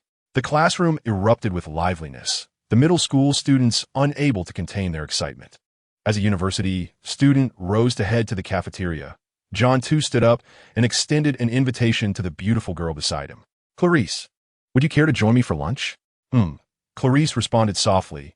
Then, like a dutiful companion, she followed closely by John's side. This scene left John feeling perplexed. What could such an attitude signify? Could it truly be that his charm was so potent that a few brief interactions had captivated her heart? This seemed somewhat exaggerated. John was skeptical of this notion, believing that Clarice's demeanor might stem from her introversion and lack of friends, leading her to feel a sense of closeness to him, a peer with whom she could engage comfortably. As they exited the classroom building, the other students had already wandered far ahead, leaving them alone and somewhat awkward. In an effort to break the silence, John seized upon a topic. "By the way, Clarice, I noticed that you seem particularly focused on mathematics and physics in class. Do you have a special fondness for these subjects?" The girl stammered, appearing somewhat anxious. Eventually, she lowered her gaze and, with a hint of insecurity, softly confessed, "In truth, I understand nothing of what the teacher is explaining.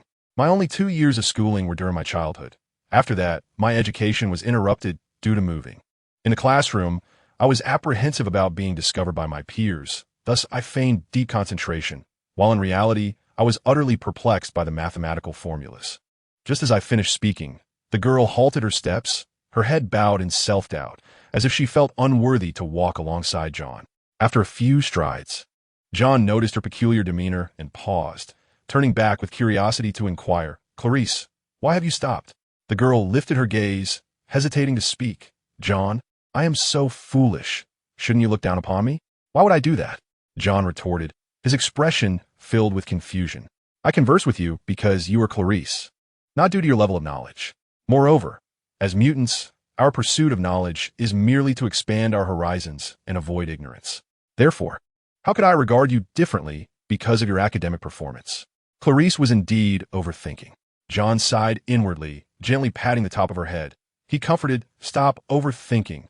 You little one, you are simply too sensitive. In life, the most important thing is to be happy. No one knows what tomorrow holds." John's words stirred a warm current within the dark-haired girl. The worry she had long endeavored to conceal, the matter she cared for so deeply, seemed trivial in John's eyes, and he remained completely indifferent to them. Just as Clarice was profoundly touched, a proud smile suddenly appeared on John's face. "How about that? This bowl of soul-soothing wisdom tastes quite delightful. Even I am nearly moved to tears." As soon as he finished speaking, John lightly patted the still bewildered girl's shoulder. "Come on, we must hurry to the cafeteria, or else those delicious treats will be snatched away by others."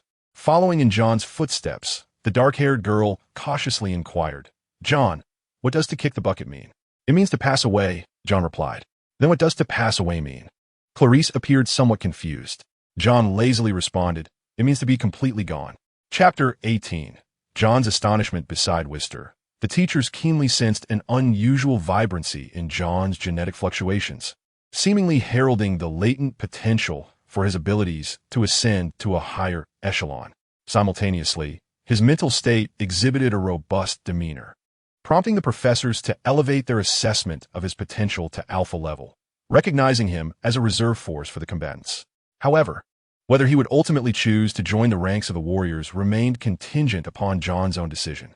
In the conference room, Scott, adorned with specialized glasses, announced in a low voice, "In light of this, I plan to include him in the participant list for this afternoon's practical training." To this, the sorceress Anna hesitated to voice her concern. "Isn't this a bit hasty? After all, John has been at the academy for less than a week." Iceman also nodded in agreement. "Indeed, I too believe this arrangement is somewhat premature." Faced with the dissent of the two individuals, Storm, a figure of grace and authority, crossed her arms and declared with unwavering composure, "Since he has successfully passed the rigorous evaluation by the professor, I see no reason for concern."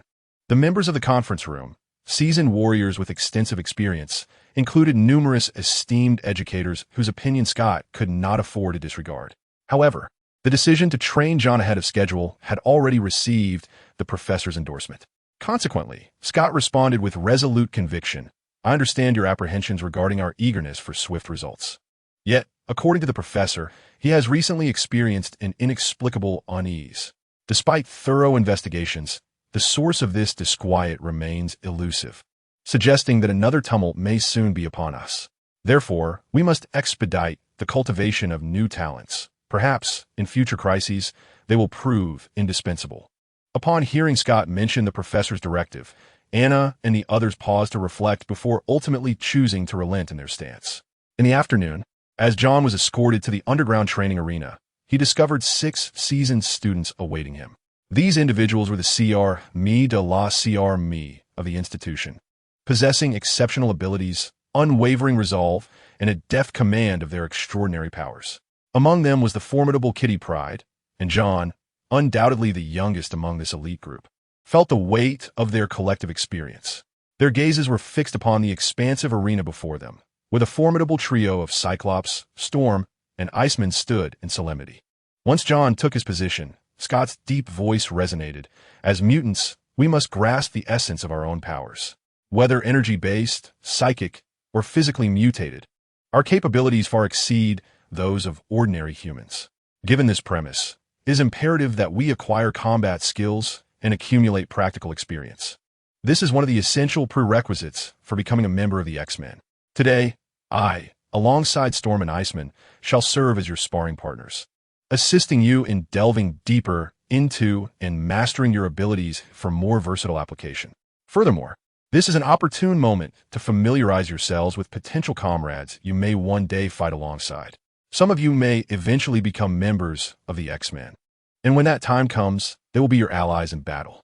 Now let us commence. Peter, please take the stage as the first participant." The young man named Peter, robust and resolute in demeanor, possessed the remarkable ability of complete body hardening, earning him the moniker Colossus. At this moment, Colossus, despite being a member of the X-Men, retained his status as a student rather than assuming the role of a teacher, standing out among the upperclassmen mutants.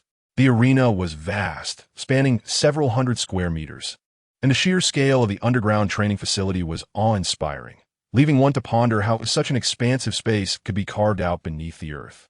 As Colossus stepped onto the arena, Cyclops and Storm retreated to the sides, leaving Iceman standing alone at the center.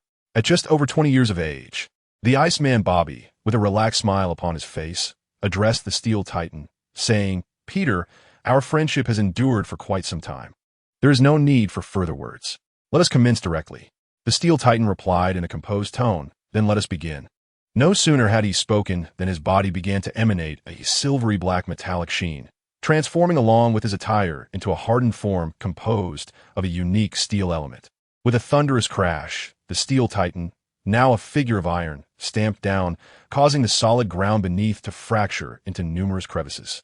Under the force of immense recoil, he surged forward like a charging tank, thundering towards the Iceman Bobby, instilling a sense of dread with his formidable presence. At that very moment, Bobby swiftly extended his hand to the ground, and in an instant, A wave of blue chill erupted, condensing the moisture in the air into ice. Before the astonished onlookers, blue ice spread across the ground like an unfurling pipe, forming a thick wall of ice, several centimeters in depth, that stood defiantly between the two combatants. Unfazed by this sudden barrier, the steel titan charged headlong into it. With a deafening roar, the ice wall shattered under his fierce impact. However, at that precise moment, 3 more ice walls rose in succession, while beneath Bobby's feet, a sheet of ice surged forth, allowing him to glide away from the steel titan, swiftly creating distance between them. 3 consecutive booms echoed. The ferocious steel titan, undeterred, obliterated the 3 ice walls one after another. Yet by this time, Bobby had retreated to over 20 meters away. With a casual flick of his arm, a multitude of ice orbs, each the size of a human head, materialized before him. With a piercing whistle, these ice spheres launched forth like cannonballs, slicing through the air with tremendous force towards the steel titan, poised to strike. Boom, boom, boom. These resilient ice projectiles, imbued with a frigid aura, unleashed their destructive power upon high-speed impact, forcing the steel titan to stagger backward. Nevertheless, he merely retreated. In his steel form, his defensive capabilities and strength had reached astonishing heights. The ice spheres, akin to tank shells, merely left faint marks upon his steel exterior. The spectacle left John utterly astounded. In contrast to the simplistic portrayals often seen in films, the clash of abilities between the steel titan and the Iceman, along with the ensuing collision of their powers, was undeniably more awe-inspiring, particularly with Bobby, who resembled a master of ice magic, skillfully wielding a variety of ice-based assaults, be it ice orbs, ice chains, or ice walls. His prowess far surpassed the clumsy representations in films that merely depicted the expulsion of cold air or the creation of obstacles. The Steel Titan's performance was equally remarkable. His strength was formidable, and his agility was extraordinary, akin to a steel tank endowed with remarkable defensive capabilities. With each step he takes, he can shatter the sturdy ground beneath him. With a mere wave of his hand, he unleashes a formidable force capable of obliterating ice walls. He charges forward, seemingly indifferent to the Iceman's attacks. John is profoundly astonished by the clash between the Steel Titan and the Iceman. However, in comparison to the Iceman, who possesses Omega-level potential, the Steel Titan appears somewhat lacking, his combat style overly direct and devoid of variation. Thus, despite the spectacle of the battle, the Steel Titan has been consistently subdued by the Iceman since the onset of their confrontation. Amidst the fierce struggle between the two warriors, John ponders how he would fare against the Iceman. After some contemplation, he squints his eyes, coming to a realization. Given the current circumstances, my strength pales in comparison to that of the Steel Titan. In terms of defense, I am no match for him. My physical resilience might withstand ordinary blades or low-caliber firearms. Yet, my speed far surpasses his. While his might is formidable, it is too singular, relying solely on defense and brute strength, lacking in speed and agility. In the midst of his musings, John focuses his thoughts and summons his attribute page. Host, John, West John race, human bloodline, Kryptonian, Bronze Age, physique, 420 mind, 213 strength, for 190 grip strength, 6 tons agility, for 12 gene ability, energy frenzy, level 1 storage space, 11. In merely 2 days, his physique has doubled to over 400, equivalent to more than 40 times that of an average individual, with an astonishing grip strength of 6 tons. Such grip strength signifies that when John stands still, a single punch could unleash at least 12 tons of destructive force. If augmented by the momentum of a charge, the resulting explosive power would undoubtedly be breathtaking. Furthermore, John's agility has also reached over 40 times that of a normal person. However, as he has yet to fully exert himself and lacks a comparative reference, he remains oblivious to his current precise speed. In contrast to his remarkable attributes of physique, strength, and agility, the growth of his mental attribute appears sluggish, currently only exceeding that of an average individual by a little over 20 times. As for his gene ability, energy frenzy, John has yet to personally test it. His sole impression of this ability stems from the memories of his predecessor. During his awakening at school, he was filled with a wild surge of power, effortlessly sending the bully who tormented him flying. At this moment, the phantom cat beside John softly remarked, Peter's abilities are indeed formidable. Once fully hardened, even the most powerful of projectiles would scarcely harm him. Moreover, do not be deceived by his current suppression by Bobby. In truth, it is because his capabilities are being countered and some auxiliary functions remain unmanifested. John silently nodded in understanding. Just then, Scott made a gesture at the edge of the arena, and the two fighters atop the platform immediately halted, retracting their respective powers. Scott observed Peter, who remained unfazed after battling for over 10 minutes, and spoke in a low voice. Compared to a month ago, Peter's fortification ability has evidently undergone a remarkable enhancement in strength. Following this, Troy, you shall face Aurora. Troy, a mutant of tall and slender stature, possesses the ability to assimilate with plants and manipulate vegetation.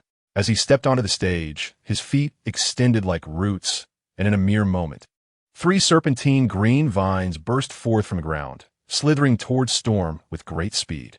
However, in contrast to the sheer power of the Steel Titan, these vines appeared somewhat frail. With a mere flick of her arms, Storm summoned a tempest. The fierce winds not only lifting her into the air, but also scattering the approaching vines with ease. At that moment, from the dispersed vines, blossoms suddenly bloomed, followed by a thunderous sound as the flowers burst open, releasing a cloud of pink pollen. This pollen, laced with paralyzing toxins, could induce hallucinations and leave one utterly weakened if inhaled. Yet, the pollen never reached Aurora, as it was swept away by the ferocious winds. A few minutes later, the battle concluded, and an exhausted Troy descended from the arena, drenched in sweat. Subsequently, the remaining mutants took their turns on stage, engaging in combat with Cyclops and the others, their diverse abilities leaving John in a state of awe. One mutant could unleash air cannons with formidable force. Another could transform their limbs into weapons, exhibiting rapid dexterity in their attacks. Chapter 20. 1 punch, 20 tons. Are you afraid, brother? Additionally, there was a mutant capable of wielding materialized energy weapons, akin to an archer, continuously firing energy arrows with considerable potency. Finally, it was the turn of Phantom Cat Kitty, whose opponent was the Iceman Bobby, and her task was exceedingly simple. She needed only to touch him to claim victory. Faced with the impenetrable ice walls erected by Iceman Bobby, Kitty transformed into an ethereal shadow, effortlessly passing through the walls and engaging in a frenetic chase after Bobby. The ice projectiles launched by Bobby posed no threat to her, contrasting sharply with the combat style of the Steel Titan. However, regrettably, despite her ability to penetrate all obstacles and remain immune to attacks, she lacked the strength and speed to match the Steel Titan, perpetually unable to catch up with the gliding Iceman. Intriguingly, while in this form, Kitty could run across the arena, traverse ice walls, and disregard attacks. Yet she never fell off the stage, leaving John with a sense of bewilderment. As the Phantom Cat, Katie, exited the arena, Scott turned his gaze towards the yet-to-be-called John and spoke in a somber tone. Next, it is your turn, West. I shall be your opponent. John hesitated briefly before stepping onto the stage under the watchful eyes of many. Through specialized glasses, Scott scrutinized John from a distance, adjusting his glasses slightly, his voice descending further into solemnity. West, the professor considers you a rare mutant prodigy. At this declaration, astonishment flickered through the crowd below. They had not anticipated the professor's high regard for John. With a hint of bashfulness, John replied, Mr. Scott, the professor's praises are overwhelming. I am truly taken aback. At that moment, John's heart was tumultuous. Although he had displayed some extraordinary talents, his initial desire had merely been to garner attention and enjoy a modicum of special treatment. He had not foreseen the professor's immense valuation. Had he known, he might have exercised greater caution, refraining from revealing his powers too freely. Alas, in this world, regret serves no purpose. Scott gently shook his head, his tone resolute. West, in this place you need not be modest, nor conceal your gifts. For mutants, power is paramount. The professor noted that although you have only awakened your abilities for half a month, your mental resolve is remarkably steadfast, even as you appear somewhat wary of those around you and the environment. While vigilance is not a flaw, remember that this is Xavier's School for Gifted Youngsters, a sanctuary dedicated to nurturing and educating young mutants. Here, you can trust the headmaster and us educators without reservation. I assure you, no one here will harm you. Hence, You need not hide your true capabilities. Had John truly been merely a teenage middle school student, Scott's words would undoubtedly have ignited a fervor within him, awakening his inner passion. Unfortunately, within the guise of this seemingly 15-year-old boy resided a soul that had navigated the complexities of society for several years. Well-versed in the art of survival and adept at balancing audacity with discretion. Thus, John remained silent in response to Scott's encouraging words, neither affirming nor denying them. After all, he understood that a mutant's emotions are often swayed by their abilities, and the manifold powers of mutants can render them susceptible to external influences, even manipulation by others. Today's trust and complete revelation might very well become tomorrow's betrayal. Moreover, the world is rife with advanced technologies, particularly in the field of genetic biology. Even Sentinels, capable of replicating the abilities of most mutants, have been developed as hybrid machines. Thus, John pondered silently.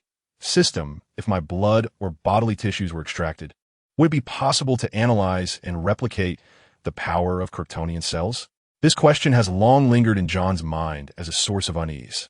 He harbors a deep-seated fear that one day, when he manifests extraordinary strength and a terrifyingly rapid enhancement of his abilities, his very genes might become the object of envy for others. At that moment, the world may witness the emergence of individuals endowed with superhuman powers. As John's inquiries echoed in his mind, the system's voice reverberated. The Kryptonian bloodline possessed by the host is a product governed by specific rules, its uniqueness rendering it impossible to replicate or detect. Should any part of the host's tissue become detached, the Kryptonian essence would vanish without a trace under the influence of my system's regulations.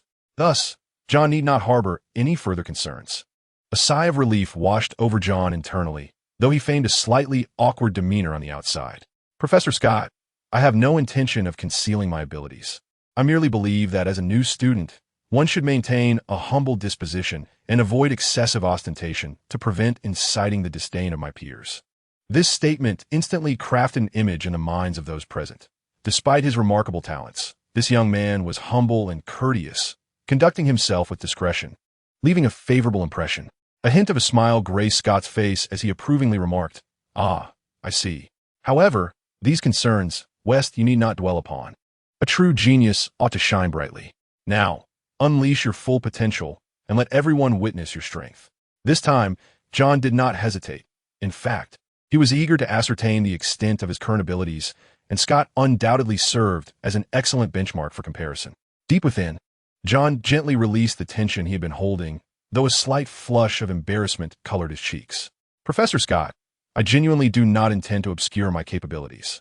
I simply believe that as a newcomer, one should adopt a modest attitude. Excessive flamboyance may provoke the discontent of my classmates." His words once more painted a vivid portrait in the minds of those around him. This youth, despite his extraordinary gifts, remained humble, polite, and reserved, leaving a profound impression.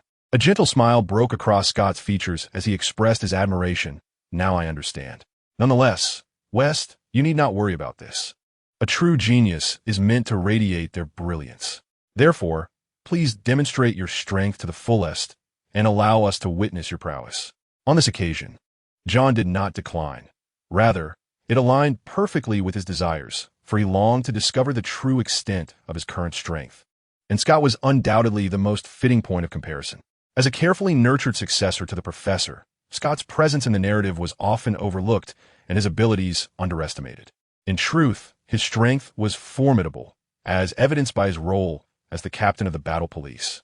If Scott were truly so inadequate, how could formidable allies such as Storm, Wolverine, and Iceman willingly choose to follow him? Thus, I shall commence, dear teacher. With a subtle exhale, John slowly released a breath, his expression transforming into one of intense focus and gravity.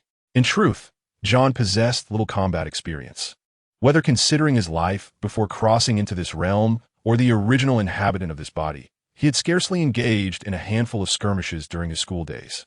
However, the lack of experience posed no significant challenge, as this was merely a friendly contest within the confines of the campus, requiring only his utmost effort. As the blood coursed vigorously through his veins, a formidable power erupted from John's taut muscles, and his overall aura underwent a dramatic transformation. Before the onlookers, John's right leg swelled with muscle, and with a powerful thrust, he forcefully struck the ground. The impact reverberated through the air, and an astonishing spectacle unfolded. A resounding boom echoed as John radiated a force akin to a tidal wave. The solid concrete floor beneath him instantly fractured, resembling a spider's web of cracks. Propelled by this shockwave, John's form morphed into a blur, swiftly weaving through the air. In that fleeting moment, his speed approached its zenith, nearly reaching the staggering pace of 100 meters per second. It was as though he transcended the boundaries of time and space, covering over 10 meters in an instant. Materializing before Scott like a specter, his right fist coiled and ready to unleash its might. That fist, akin to a cannonball fired from its chamber, surged forward with cataclysmic force. Due to the overwhelming power and blinding speed, the punch compressed the air ahead into a translucent, arc-like ripple, accompanied by a piercing howl. Confronted with this ferocious strike, Scott's expression shifted dramatically. Instinctively, he crossed his arms in a futile attempt to shield himself from the impending impact. However, a dull thud resonated throughout the training room, and Scott, typically composed behind his glasses, resembled a prey struck by a beast, instantaneously propelled backward in a bewildering display. With a series of violent crashes, Scott was sent flying like a marionette severed from its strings, hurtling over 10 meters, shattering 2 ice walls in his wake. Before finally skidding to a halt on the ground, his appearance quite disheveled. This singular punch plunged the entire training room into a profound silence, with disbelief etched across every face. Their astonishment did not stem from John's strength. After all, the might of the Steel Titan was already well known. What truly bewildered them was that John, possessing such immense power, also exhibited a speed that was nearly impossible to fathom. At that moment, John regained his composure, exhaling a heavy breath, and with a tone of sincere apology, addressed Scott. "Are you well, Teacher Scott? I had not anticipated that my strength would reach such a magnitude." At this moment, John found himself enveloped in a mixture of astonishment and an almost uncontrollable excitement. He had never anticipated that his strength would reach such extraordinary heights. Deep within him, a surge of unexpected exhilaration blossomed as he grappled with the realization of his formidable power. In the distance, Scott cleared his throat twice, laboriously rising from the cold ground, brushing off the icy fragments clinging to him, and spoke with an oddly composed tone. "I'm quite all right." Yet, despite his claim of well-being, Scott's arms trembled involuntarily, a detail that went unnoticed by others. Taking a deep breath, his voice slightly subdued and tinged with confusion, he inquired, "Vester, I recall that during the strength test a few days ago, your punching power was recorded at a mere 13,000 kilograms. Was it not? However, the force I just experienced seems to far exceed the boundary of 15,000 kilograms, equivalent to an astonishing 15 tons of might." Phantom Cat, positioned at a distance, was struck with disbelief. She had not expected John's physical strength to be so formidable, considering his mutant ability was supposed to be one of energy surges. With a hint of embarrassment, John responded, "During that test, my initial punch was merely a warm-up, a casual swing, hence the lack of significant force displayed. When I was ready to conduct a serious test, the teacher in charge of recording stated it was sufficient. As I had just joined the school, I was apprehensive about offending the teacher, so I refrained from continuing the test, and thus I remain unaware of my true strength. However, I believe my power has yet to reach 10 tons. John's words were indeed truthful. His grip strength had not attained 10 tons, aside from that so-called warm-up. Nevertheless, conventionally, the punching power of an ordinary person is typically twice that of their grip strength, augmented further by the kinetic energy derived from a speed of 100 meters per second. The force unleashed by John's earlier punch likely approached, if not surpassed, the realm of 20 tons. Such a colossal force, reaching up to 20 tons, is enough to instill a sense of dread in anyone. Upon hearing John's explanation, Storm appeared to grasp the situation, slowly articulating her insights. This may be related to Vester's extraordinary speed, compared to Peter's only slightly above average velocity. Vester's speed has achieved a tenfold superiority over that of an ordinary individual. It is well known that the power of a punch is not solely dependent on muscular strength, but is intricately linked to the speed of the swing. The fundamental principles of physics inform us that an increase in speed often correlates with an enhancement in power. As Storm elaborated on her analysis, Those around her seemed to awaken to the understanding of why John could unleash such astonishing strength. Yet, despite this newfound comprehension, many remained profoundly shaken. John's speed has transcended that of an ordinary human by several dozen times, with his grip strength reaching an astonishing 5 tons. At the pinnacle of his exertion, the force of his punch can even surpass the remarkable threshold of 15 tons. With sheer physical prowess alone, John is capable of overpowering all the mutant students present. Indeed, upon becoming mutants, their physiques experience a certain enhancement.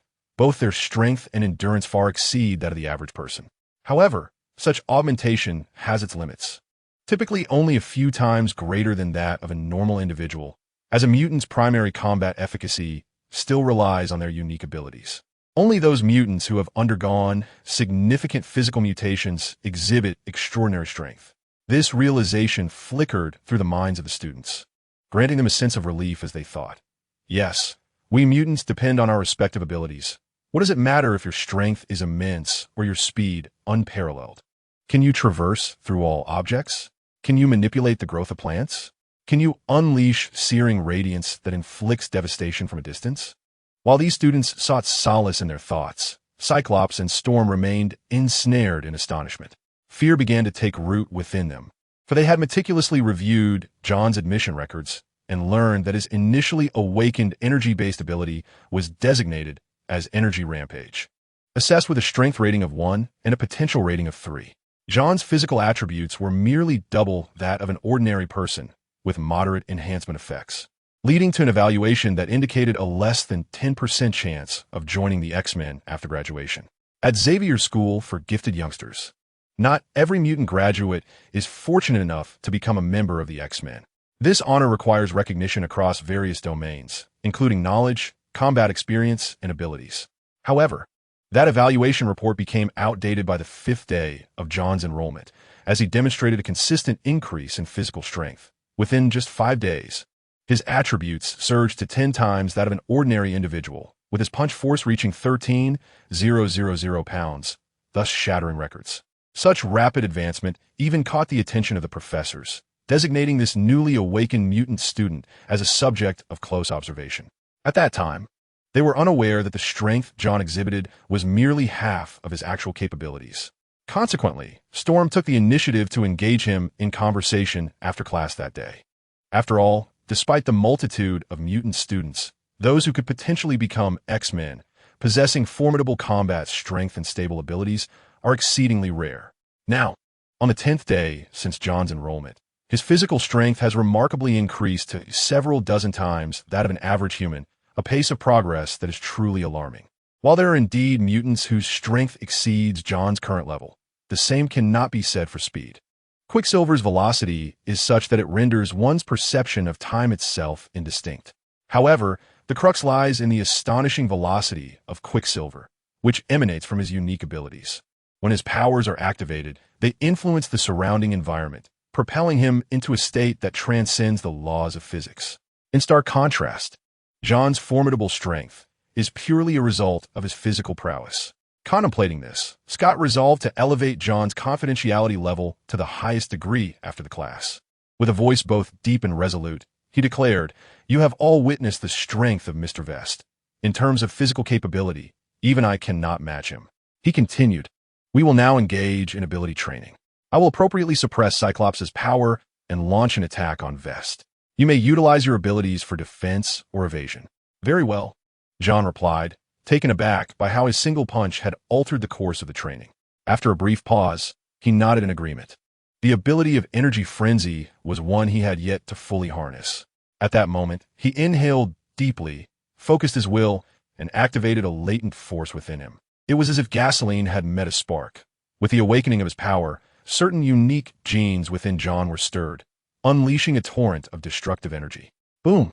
From a distance, it appeared as if John's form was enveloped in a tangible, transparent energy, erupting outward to create a powerful spiral storm that rustled his clothing. Whoosh!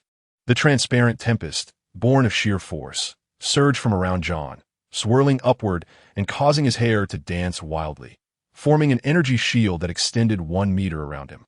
This spectacle, If the erupting energy were to transform into hues of gold or blue, would evoke the classic scene of a Super Saiyan transformation. Of course, the impact of the scene was somewhat diminished by the fact that his left foot bore a shoe whose toe was exposed, having been torn apart in the previous display of power. The grandeur of the moment captivated the onlooking Phantom Cat, who could not help but exclaim, "Impressive." A mutant secretly enamored with Phantom Cat muttered enviously, "Damn it, this guy has pulled off another stunt." While others marveled at John's transformation, he too was astonished. He felt the ravaging energy coursing through him, causing his muscles to swell in an instant, with waves of immense power erupting from within. In that fleeting moment, John perceived that his strength had increased at least fivefold, a staggering amplification. However, this ability, as it manifested, seemed to burn with a fervent intensity, swiftly depleting his stamina. Just then, from a distance, Scott, holding his glasses, issued a warning. "Vest, I am about to initiate my attack." As soon as the words left his lips, a striking crimson light flickered from his glasses, followed by two beams of red light erupting with a deafening roar, slicing through the air with searing brilliance. The speed of the laser beams was astonishing, traversing over 30 meters in the blink of an eye. Yet at the very moment the laser eyes launched their assault, John's right foot surged with explosive force. Under the immense pressure of an instantaneous fivefold increase in power, the ground seemed unable to withstand the onslaught and erupted violently. Simultaneously, the shoe on John's right foot disintegrated into fragments under the backlash of this overwhelming force. However, in this critical moment, John paid no heed to such trivial matters. Utilizing the powerful recoil, he moved with ghostly swiftness, instantly covering a distance of over 10 meters to a safe zone, successfully evading the lethal strike. In an instant, the two resplendent laser beams struck with the ferocity of meteors across the sky, crashing into the very spot John had just vacated. The ground erupted with a thunderous roar, flames bursting forth, debris scattering, creating a blistering shockwave that surged outward. At that moment, the two laser beams seemed to possess a will of their own, shifting in alignment with the slightest tilt of Scott's head, like unyielding blades of light, advancing toward John with the intent to annihilate him entirely. The relentless cacophony continued as the laser beams carved through all in their path, be it the solid ice walls, the yielding marsh, or the vines entwined around the arena. All succumbing to this cataclysmic force, collapsing, severing, and shattering, revealing an awe-inspiring display of destruction. Such a sight was reminiscent of an impending apocalypse, instilling a profound sense of dread. Disband on the spot, despite the earlier display of might when John had sent Scott flying with a single punch. He found himself swiftly overwhelmed. Pursued by the searing laser beams, John's figure left behind a trail of afterimages as he adeptly maneuvered around obstacles such as solid ice. Each time he attempted to accelerate and draw closer to Scott, a precisely aimed laser beam forced him back. In his most recent endeavor, he had only managed to close the distance to within 10 meters. Though Scott's speed paled in comparison to John's, he now needed only to remain stationary, launching his attacks solely through the movement of his gaze, requiring no evasion or pursuit. Damn it, wasn't it said that the reaction speed of the laser eyes was sluggish, allowing for easy subjugation? In the midst of a sweeping laser attack, John bent low and twisted to evade, cursing inwardly. In films, laser eyes typically appeared striking, yet they rarely lasted more than a few moments, either being caught off guard and swiftly defeated or rendered unconscious. However, the combat prowess displayed by Scott at this moment was a stark deviation from those cinematic portrayals. Not to mention his robust physique that withstood a punch from John, equivalent to 20 tons of force, merely sending him flying without inflicting any harm. It is his exquisite mastery of laser beam control that reveals his formidable prowess. He possesses the uncanny ability to adjust the intensity of the beam at will, initiating or halting it instantaneously, sweeping across the arena with ease, creating an impenetrable barrage of firepower. Furthermore, his endurance is remarkably impressive, rendering him a formidable opponent in prolonged engagements. Notably, the destructive radius is deftly contained by Scott around the periphery of the arena. Whenever a laser beam is poised to breach the confines of the ring and strike the distant wall, it dissipates instantaneously. Thus, despite the fierce combat taking place above, the audience below can watch with ease, untroubled by the fear of becoming collateral damage. Although it may appear that John is perpetually under duress, he is not without gains in this battle. Throughout the relentless exertion of his abilities, his comprehension of the energy surge grows increasingly profound. For instance, the tempest of energy erupting from within him not only creates a stunning visual spectacle, but also possesses a modicum of defensive capability. During the skirmish, multiple laser beams detonate in close proximity, yet the shockwaves and searing flames are effectively repelled by the energy shield enveloping him.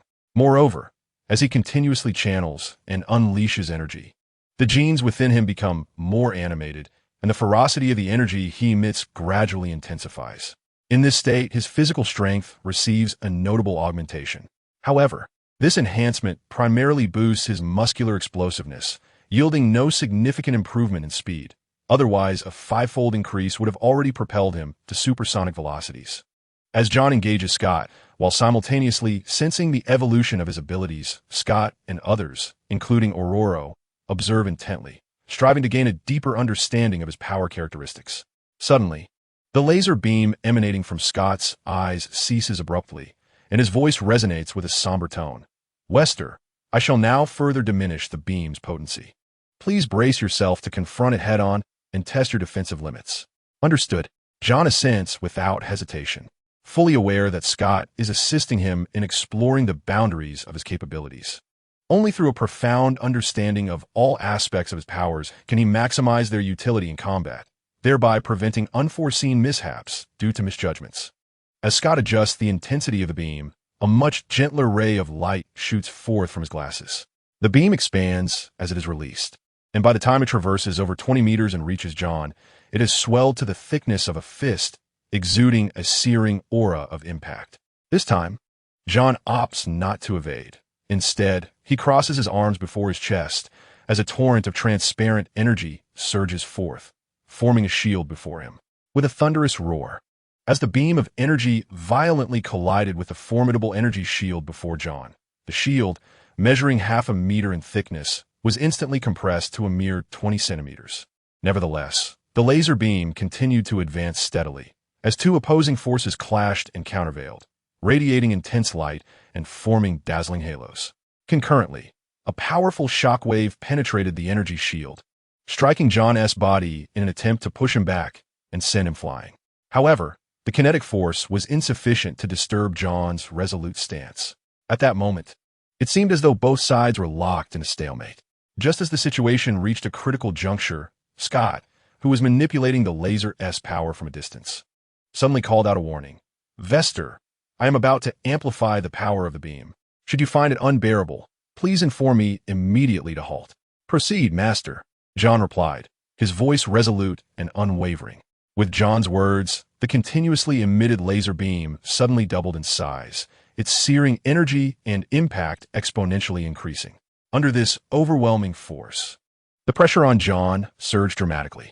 The energy layer before him was sharply compressed to a mere 5 centimeters in thickness, while the energy radiating from other parts of his body visibly diminished. The two energies, in their fierce collision and counteraction, produced a deafening roar, and the brilliance they emitted illuminated the training room as if it were midday. This resplendent light reflected upon the faces of the students below the arena, each displaying expressions of astonishment. They had not anticipated that John not only possessed a robust physique, but also held formidable abilities bestowed by his genes. The powers of mutants derive from their internal genetics, and each exertion consumes their stamina, which is, in essence, a manifestation of energy. At this moment, John keenly sensed that his stamina was rapidly depleting. However, with a physique attribute exceeding 400, his strength was remarkable, and his recovery capabilities were equally impressive. Thus, the rate of depletion was still outpaced by his recovery. Despite his stamina being relatively stable, John could feel himself nearing the limits of his capacity. Compared to the energy he unleashed, the destructive power of Scott's laser beam was even more formidable. Even a minuscule fraction of laser energy could effortlessly vaporize 10 times its own ferocious energy. A slight elevation in the intensity of the laser beam, maintained over a period of continuous firing, would inevitably overwhelm the energy shield surrounding John, leading to its ultimate collapse. Thus, without hesitation, John shouted aloud, "Master, that is sufficient." As soon as the words left his lips, the brilliance in Scott's eyes dimmed, and the laser beam dissipated accordingly. John, in turn, withdrew the tumultuous energy enveloping him, began to breathe heavily, and cold sweat poured down his face, a deliberate display of extreme exhaustion. "Who? The teacher is indeed remarkable. I can barely hold on after just a short while," John gasped, his voice tinged with weariness. Scott, however, gently shook his head, saying, "No, Vister, your performance today has been commendable. We shall conclude today's practical training here." At that moment, Storm stepped forward, interrupting what seemed to be further words from Scott. "Having exerted our abilities, we have all expended considerable energy. Let us disperse and return to rest. True combat prowess. Vister, I am Max. It is a pleasure to meet you. Greetings, Max. I am Side. Let us become acquainted. The abilities you displayed during your battle with the teacher were truly impressive. Thank you for your kind words, Side. Your energy manipulation skills are equally admirable." As John stepped out of the underground training room, several mutant classmates approached him with friendly greetings, a silent acknowledgement of his strength. Although John's abilities appeared rather ordinary compared to theirs, his robust physique was formidable enough to overpower many present in direct confrontation. Consequently, their demeanor toward John grew notably warmer. However, being mutants of varied strengths, each bore their own pride, and after a brief exchange with John, they soon dispersed. The only one who lingered was the shadow cat, Kitty. She approached John with a smile, suggesting, "Vister, how about we grab a cup of coffee together?" Enveloped by the refreshing scent emanating from the girl, John readily accepted the invitation, a splendid idea. After John and the others departed, a middle-aged Caucasian man entered the underground training room. Scott politely greeted him. "Teacher Jake, we apologize for the trouble." The man shook his head lightly, indicating no need for such formality, no need for pleasantries. With that, he crouched down, his hands touching the ground. The hundreds of square meters of surface, ravaged by relentless battles, began to ripple as though it were water. Before the eyes of the onlookers, the ground oscillated and visibly restored itself to its original state. Witnessing this scene, reminiscent of time reversing, Iceman Bobby could not help but exclaim in genuine admiration, "Every time I see Teacher Jake's ability, I am left in awe." In response to the trio's praise, the middle-aged man replied with a hint of resignation, "Please, spare me the accolades. You know my ability merely compensates for certain deficiencies." The three exchanged knowing smiles, deciding to change the subject. The powers of mutants are invariably extraordinary, utterly overturning conventional physical laws.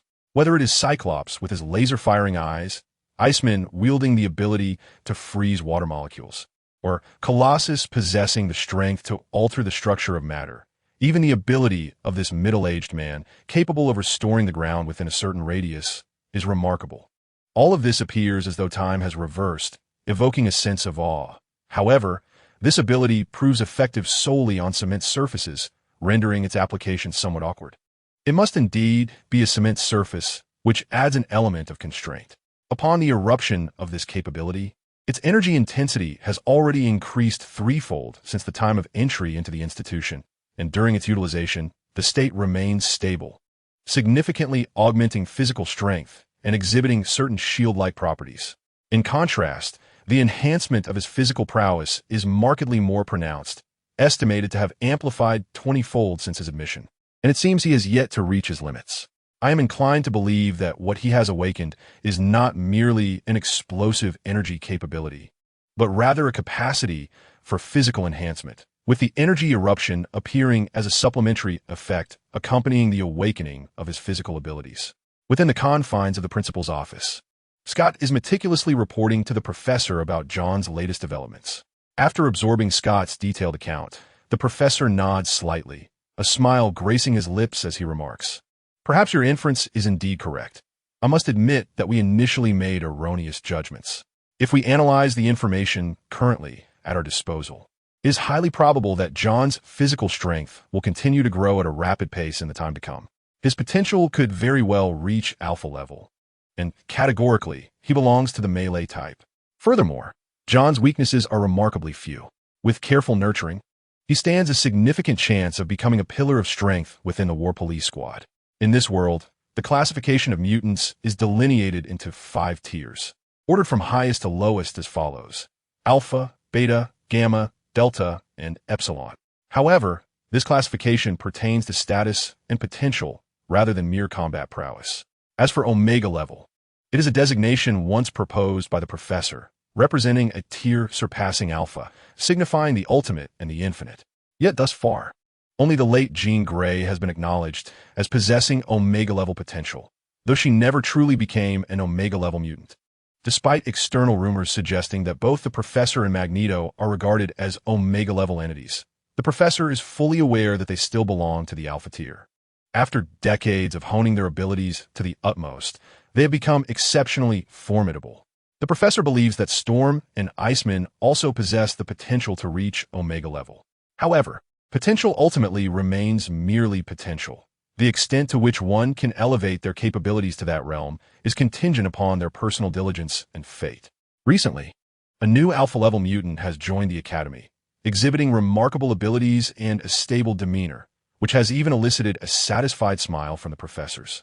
In the future, we ought to bestow more attention and appropriate guidance upon John. Indeed, Professor. On the following morning, as John stepped into the classroom, barely settling into his seat, a boy with curly hair approached him, driven by curiosity, and inquired, "West, I heard you engaged in an intense combat training session with Professor Scott yesterday, and the outcome was a tie?" Before John could respond, a girl adorned with freckles to his right swiftly turned her head, her eyes sparkling with excitement. "Not at all. I heard West actually defeated Professor Scott." "Good heavens! West possesses such extraordinary prowess that he could vanquish Professor Scott." The moment these words left her lips, a chorus of astonished exclamations erupted from the surrounding middle school students. "Indeed, I too have heard of that battle. It is said that West activated his powers, forming an indomitable shield against Professor Scott's laser gaze, and with one punch, he felled the teacher." "Is that true? How astonishing!" Faced with the fervor and excitement of his peers, John stood momentarily speechless, bewildered, and found himself with no opportunity to clarify. In reality, his encounter yesterday was merely a friendly spar with a laser-eyed professor, although he initially did manage to knock the latter back with a punch. He was subsequently on the defensive throughout the match. What on earth is happening? John was unaware that this rumor had been spread by a senior the previous day, embellished during its transmission. For instance, the senior had particularly emphasized the moment John knocked Scott back. Subsequently, the tale snowballed, growing more exaggerated with each retelling. Akin to an ancient legend where a villager's minor fall transforms into a tale of his demise by the time it reaches the far end of the village, prompting villagers to gather for a funeral. A fragile mutant.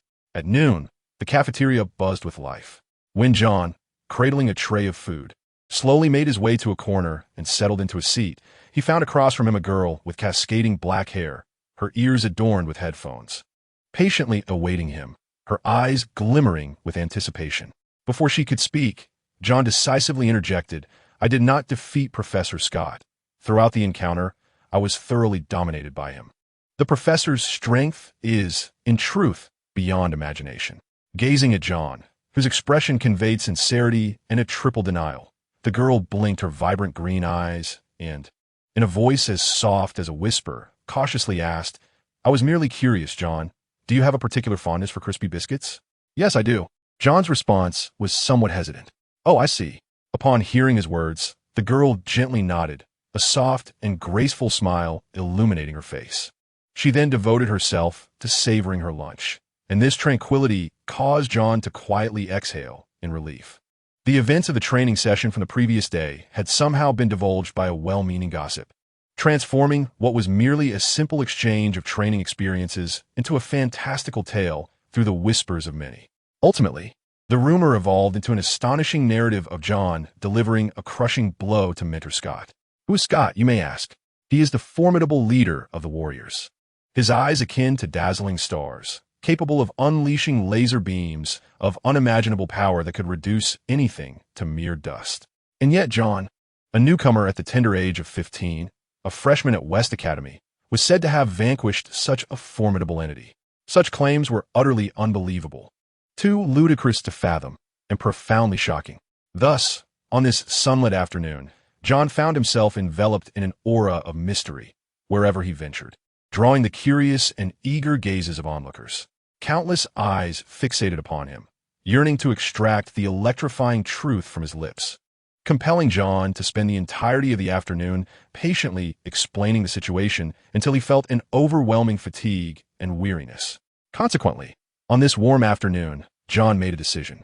He relinquished his scheduled classes and ventured alone to a serene patch of grass on campus, lazily reclining upon the ground, allowing the warm sunlight to cascade over him, imparting an indescribable sense of comfort and contentment.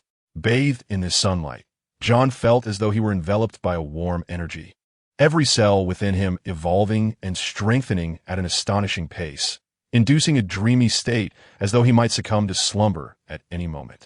Yet paradoxically, his body brimmed with vibrant energy, preventing him from truly falling asleep.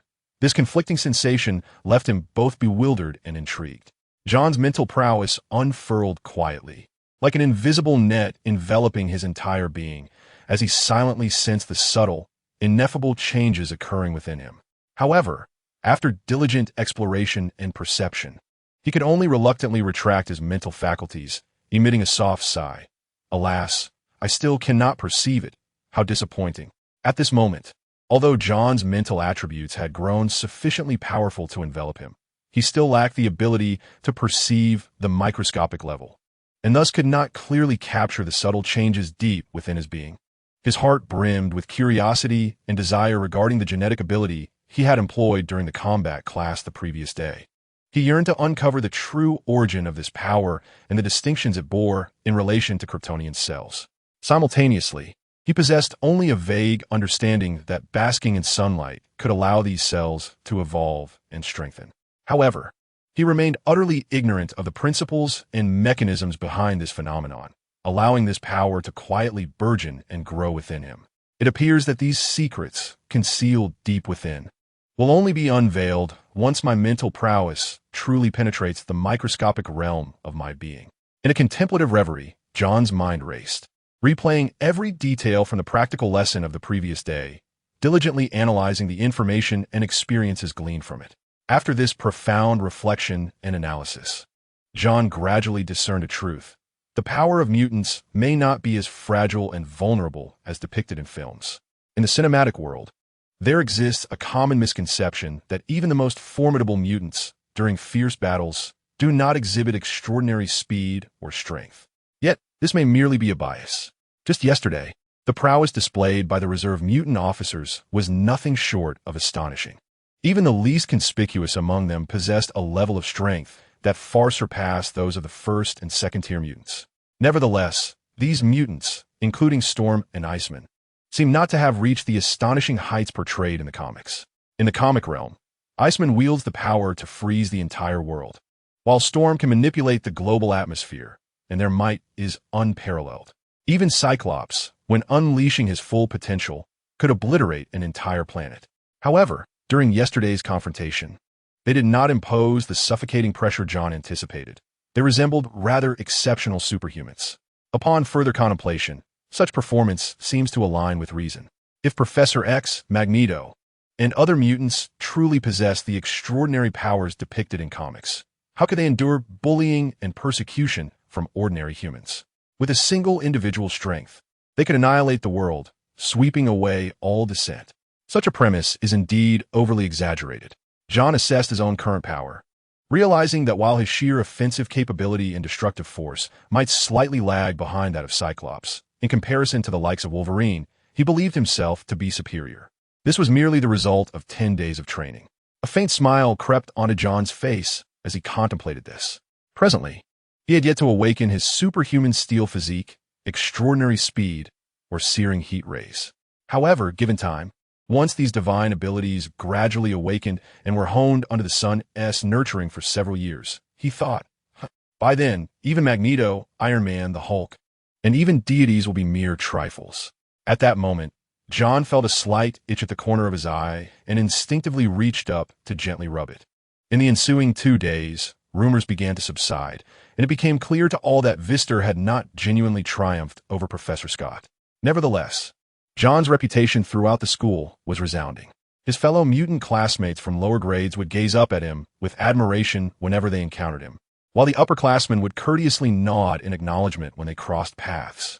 It is evident that after John revealed a fraction of his power, his standing within the school has significantly elevated. In the afternoon, all students participated in outdoor activities, indulging in a joyful time of play.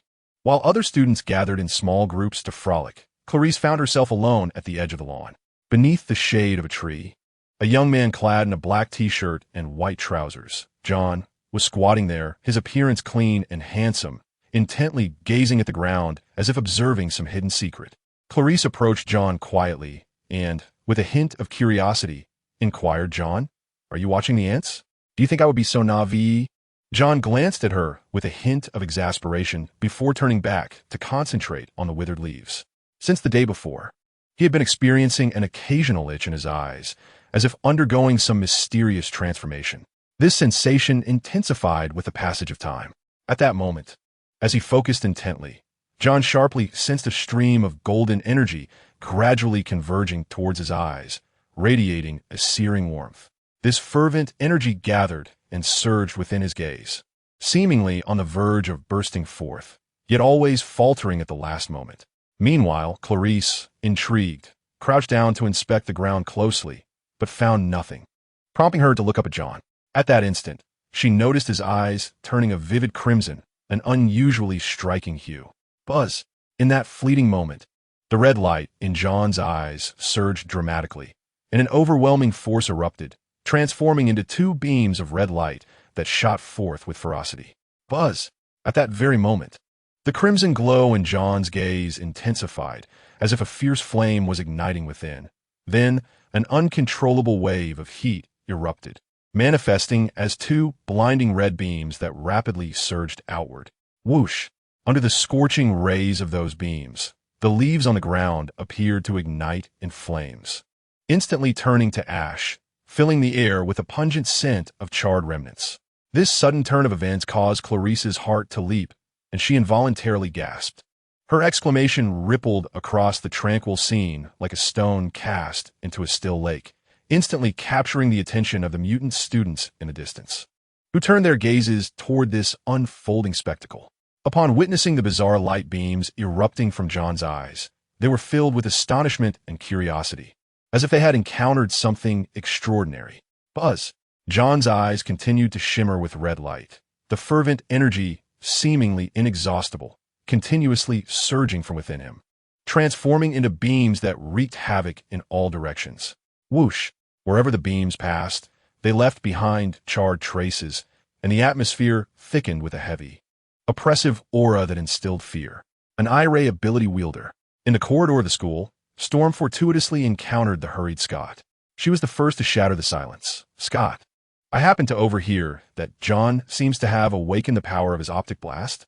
Scott paused, nodding slightly in acknowledgement, and replied, "Indeed, such rumors circulate. It remains unverified whether he has genuinely awakened this ability. It could merely be a similar form of energy projection." Just as Scott prepared to proceed, Storm's gaze transformed into one of profound significance. "Scott, I recall that John was personally brought back to the school by you, correct?" "Yes. And is there a problem with that?" Scott responded, his brow furrowing in confusion. Faced with Storm's penetrating look, he felt a twinge of bewilderment. Storm crossed her arms thoughtfully and remarked, "John was your personal choice to bring back to school. His hair color mirrors yours, both a deep ebony. Moreover, you possess the optic blast ability, and now John exhibits a similar power." Her words hung momentarily in the air, and her countenance bore an expression of someone who had gleaned a hidden truth, further mystifying Scott. Storm then stepped closer, gently patting Scott's shoulder, and in a low, enigmatic tone, she inquired, "Scott, could John possibly be your illegitimate son from outside? Is it because of Jean that you hesitated to reveal him to the world? Had he not awakened his mutant powers, you might not have felt such urgency to bring him back to school." At her words, a bemused expression crossed Scott's face, and with a hint of exasperation, he replied, "Aurora, do not speak such nonsense. I swear by my dignity as a teacher that John is not my kin." His tone held a firm resolve as he continued, "Moreover, my hair color is a dark brown, not purely black." With that, Scott dismissed her, striding purposefully towards the principal's office at the end of the corridor. In truth, it was not just Aurora. When John had suddenly awakened a power reminiscent of an optic blast, whispers had begun to circulate within the school. After all, since the existence of mutants became known, there had never been two individuals possessing exactly the same superpower, and even similar abilities were exceedingly rare. Upon knocking and entering the professor's office, Scott was taken aback to find John already present. The moment he stepped into the room, both the professor and John turned their gazes toward him in unison. The professor greeted him with a warm smile. "Scott, you have arrived." "Good day, Professor John," Scott politely acknowledged, then approached John, his tone laced with surprise as he queried. "John, I have heard that you have awakened a new form of energy projection?" John nodded slightly, responding, "Yes, Scott, though my beams are not particularly potent yet." "Not particularly potent? What do you mean by that?" Scott wondered, a flicker of curiosity igniting within him. The professor's tone remained gentle. "John's situation differs from yours. His ray ability is likely a byproduct of physical enhancement, hence its power is not particularly formidable." Scott understood all too well that, as a wielder of eye-ray abilities, his own awakening in childhood had unleashed a formidable laser beam capable of tearing apart an entire building, showcasing a terrifying strength. The heat vision ability. During today's experiment, although John successfully awakened the power of superheat rays, the results of the test conducted in conjunction with the professor revealed that the effective range of this ray was merely over 10 meters. Beyond this distance, its potency would diminish significantly. Moreover, after a continuous minute of heat ray fire, it could only melt a piece of iron roughly the size of a fist, generating temperatures around 1,000 degrees Celsius, accompanied by a feeble impact. In other words, despite John's acquisition of a new ability, its practicality appeared rather limited, perhaps only sufficient to contend with ordinary individuals. After listening to the professor's detailed explanation of the ability, Scott could not help but express his disappointment. "I see. It is indeed unfortunate, Vest. I had thought you had gained another formidable power." "It's all right," John replied with a calm smile, showing no signs of disappointment. The Superman's superheat ray was undoubtedly powerful, and this was beyond question. Whether in the Silver Age or the Golden Age, their heat rays possessed the terrifying capacity to destroy galaxies. Even Superman of the Bronze Age wielded a heat ray whose strength should not be underestimated, effortlessly demolishing skyscrapers. As for why John's rays were so weak, it likely pertained to his underdeveloped prowess. After all, he had only absorbed solar energy for a little over 10 days, and his level of evolution was insufficient, preventing him from reaching a powerful realm.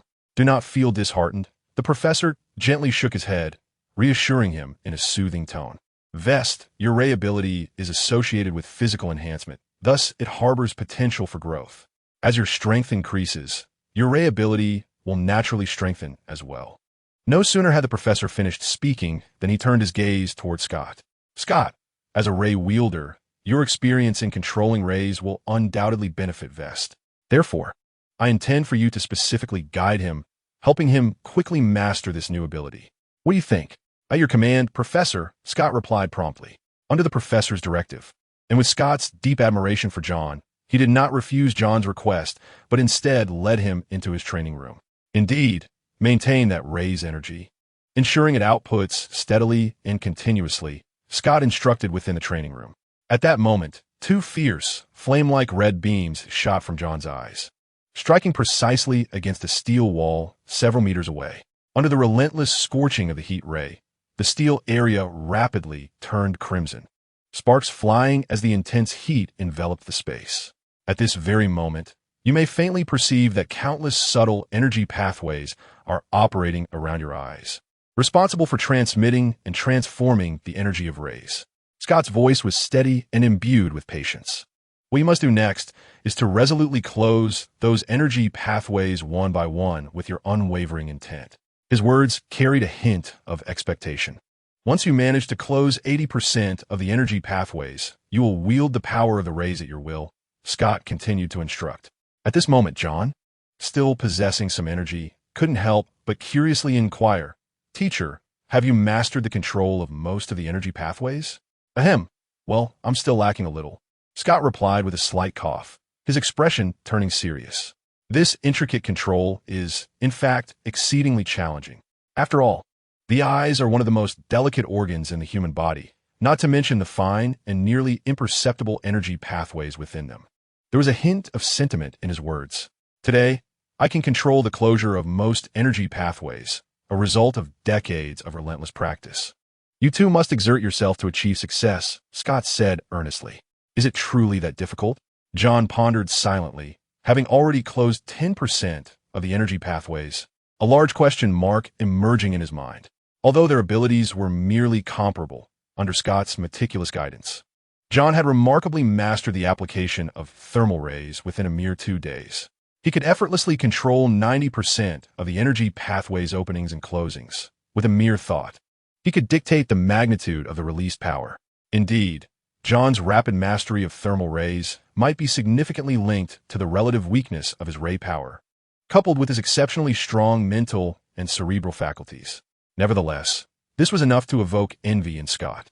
His laser vision was so potent that without the aid of specially crafted ruby glasses, he could scarcely open his eyes. For once opened, the searing laser beams would surge forth like untamed stallions, obliterating everything in their path. Observing the ever-changing rays in John's eyes, sometimes transforming into red strands akin to infrared rays, and at other times morphing into a transparent fan shape reminiscent of a flashlight, Scott gently waved his hand. Enough. I have imparted all that I can teach you. From here on, it is up to you to diligently practice and master this power. His words carried a note of nostalgia. Upon hearing this, John retracted the rays and sincerely expressed his gratitude. Thank you, teacher, for your attentive guidance. His appreciation was palpable. Although, even without Scott's tutelage, John might have been able to control the thermal rays within a few days. The situation was not so simply construed. Furthermore, John discovered that, having integrated the Superman template, he could not yet be deemed a true Kryptonian, but was gradually transitioning towards the physicality of one. It is precisely for this reason that the extraordinary abilities inherent to those remarkable individuals began to awaken within John, gradually surfacing. Just as the eccentric Uncle John exited Scott's office, he spotted a solitary figure in the corner of the corridor, a dark-haired girl, with earbuds in place, crouched in shadows, exuding an air of profound loneliness.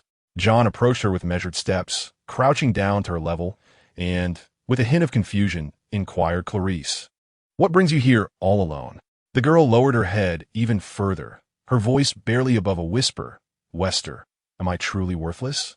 With genuine concern, John pressed on. "What makes you say that, Clarice?"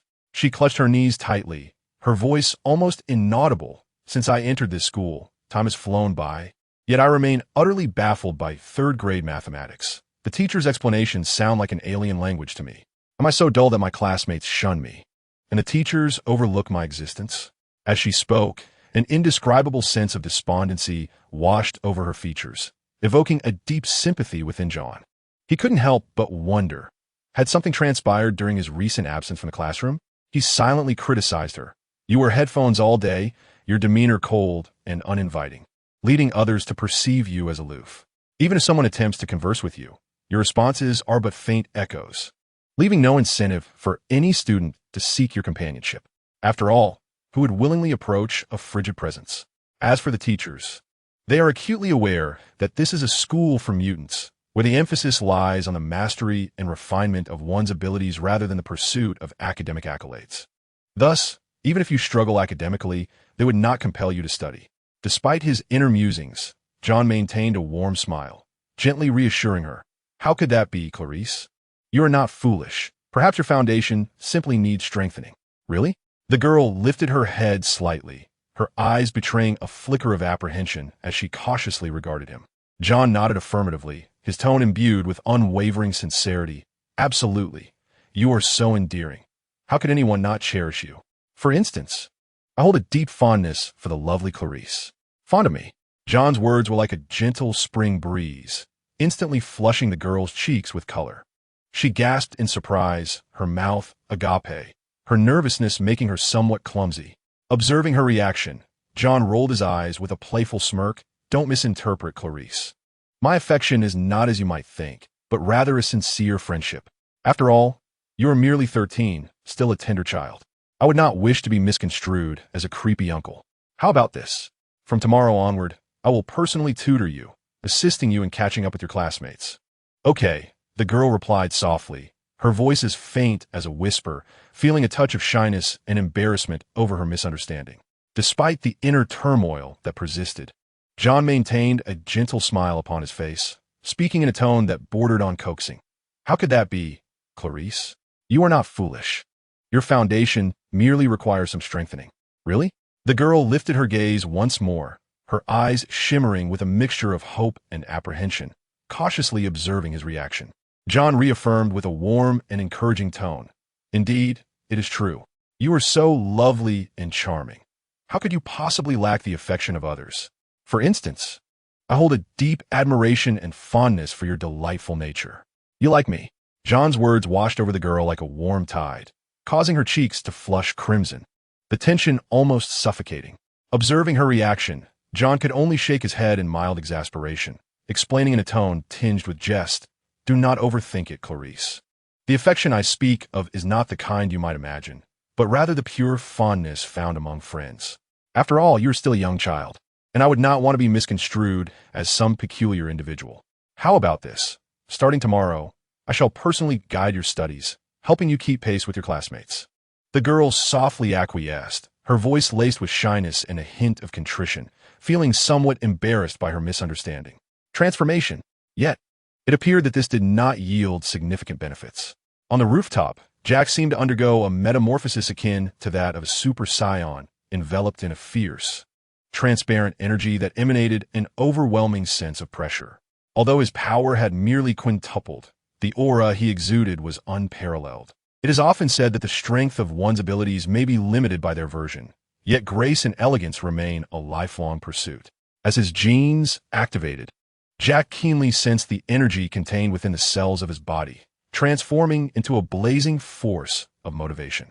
Following Scott's guidance, Jack concentrated his mental energy for half an hour, reversing a surge of turbulent energy to enhance his physical form. He discovered that while this method indeed bolstered his bodily strength, the increase was minuscule, even less than a fraction of the enhancement he experienced while basking in the sun. Such a meager progress instantaneously extinguished Jack's motivation to continue his training. In a fleeting thought, he dissipated his abilities, and the tempestuous energy faded away. The sun of May had grown increasingly fervent, and under its rays, Jack acutely sensed his physical strength amplifying at an astonishing rate. Indeed, this sensation of gaining strength effortlessly was the most comforting. Perhaps it was best to relinquish the path of training and simply embrace a more relaxed existence. Moved by this notion, John summoned the attributes page. The name of the host was John, West John, belonging to the human race. The bloodline power coursing through him was that of a Kryptonian superhero, Bronze Age, with a physique nearing the threshold of 1,000 points. An extraordinary strength far exceeding that of an ordinary person by 100-fold.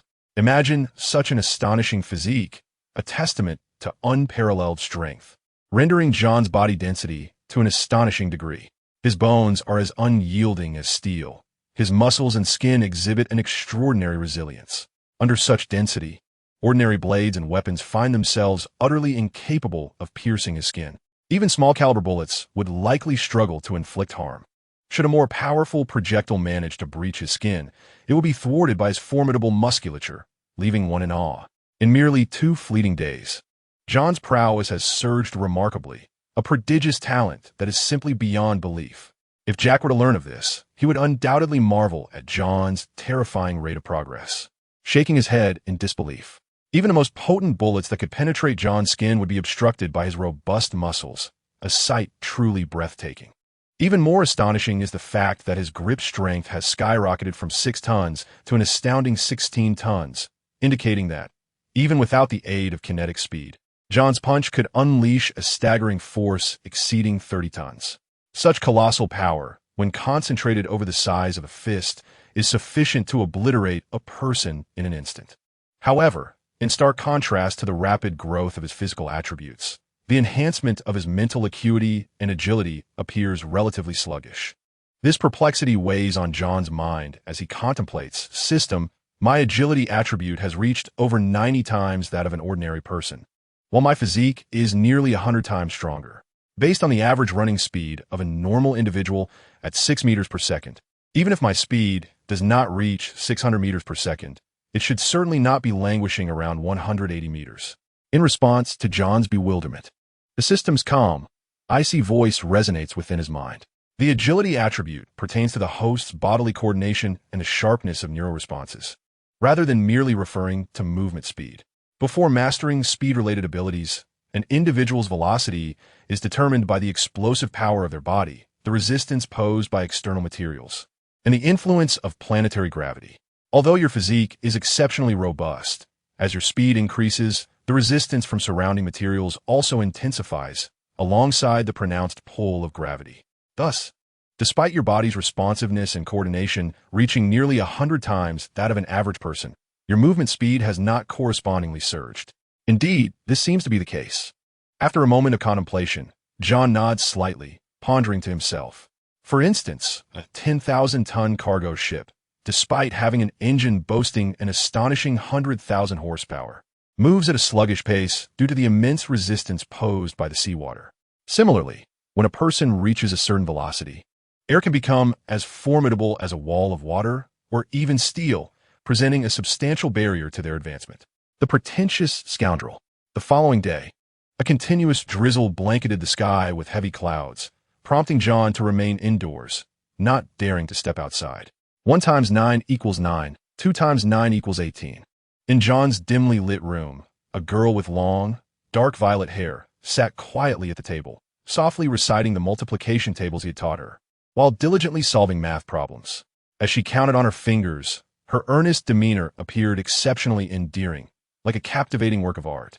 As John understood, Clarice's childhood had been far from joyful. She had wandered with her adoptive father for an extended period, receiving little formal education and living a life devoid of stability. This was the fundamental reason she struggled to keep pace academically after entering the school for mutants. At this moment, beside the girl, John lay lazily across the table, his chin resting on his hand, his eyes shimmering with a peculiar red light, resembling a scorching ray directed at the base of the teapot. Under the influence of the intense heat, the water within the teapot began to boil rapidly, bubbling and steaming as if to infuse warmth into the chilly atmosphere outside. John had always harbored a dislike for incessant rainy weather, as the sun invariably hid behind the clouds, failing to illuminate the earth.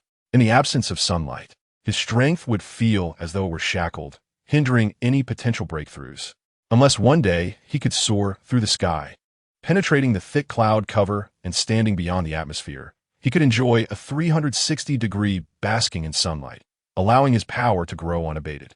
Suddenly, a series of knocks at the door interrupted John's reverie. He swiftly retracted the heat ray from his eyes, turned his head, and softly said, "Please come in." The door is unlocked. With a creak, the door swung open, and the charming and delightful phantasm cat, Kitty, entered first, followed closely by the robust steel giant, Peter. Upon seeing the two visitors enter the room, a warm smile blossomed on John's face. "Hey, Kitty, Peter, your arrival is perfectly timed. Why not sample the tea I brewed myself, and see if it suits your taste? I learned that this beverage is highly esteemed in the distant East, so I specially asked the logistics teacher to procure some for me while he was out. As for tea, I personally have a fondness for black tea." "Tea?" Kitty inquired, taking a seat and examining the steaming cup before her with curious eyes. The water within was a delicate shade of red, releasing wisps of fragrant aroma that gently wafted through the air. Peter also took a seat, his voice resonating like a deep bell. "I have heard a bit about this. It is said that in the Far East, many hold a deep affection for this beverage, particularly in the land of cherry blossoms. I have heard that people must first burn incense and bathe before they can enjoy tea, boiling the water multiple times, an exceedingly intricate process. Before one can imbibe this water, one must first partake in a bath? How convoluted!" Confusion and disbelief were etched upon Katie's face. John, with a slight smile gracing his lips, slowly elucidated. "In truth, it is not as exaggerated as it seems. Those intricate steps are merely the result of some individual's inner restlessness, seeking external means to cultivate a so-called sense of ritual. Furthermore, I am not well versed in this practice. I merely wish to savor its flavor. If it pleases my palate, I shall continue to indulge. If not, I shall simply forego it." With that, John poured a cup of tea for the ever-curious Clarice, introducing her. "Clarice, these two are Katie and Peter, your senior colleagues. And this is Clarice, my dear friend." Clarice's voice was as delicate as a whisper, yet she politely responded, "Hello to you all." Katie waved her arm gently, a radiant smile illuminating her face as she spoke to Clarice. "Clarice, I have heard much about you. It is said that you possess the ability of teleportation, which bears a resemblance to some of my own capabilities." Peter, too, offered a deep and resonant greeting. John had invited Katie and Peter today with dual intentions. First, he yearned to engage with the Steel Titan, hoping to explore the possibility of awakening his own iron physique. Second, he aimed to broaden Clarice's social circle, enabling her to forge new friendships.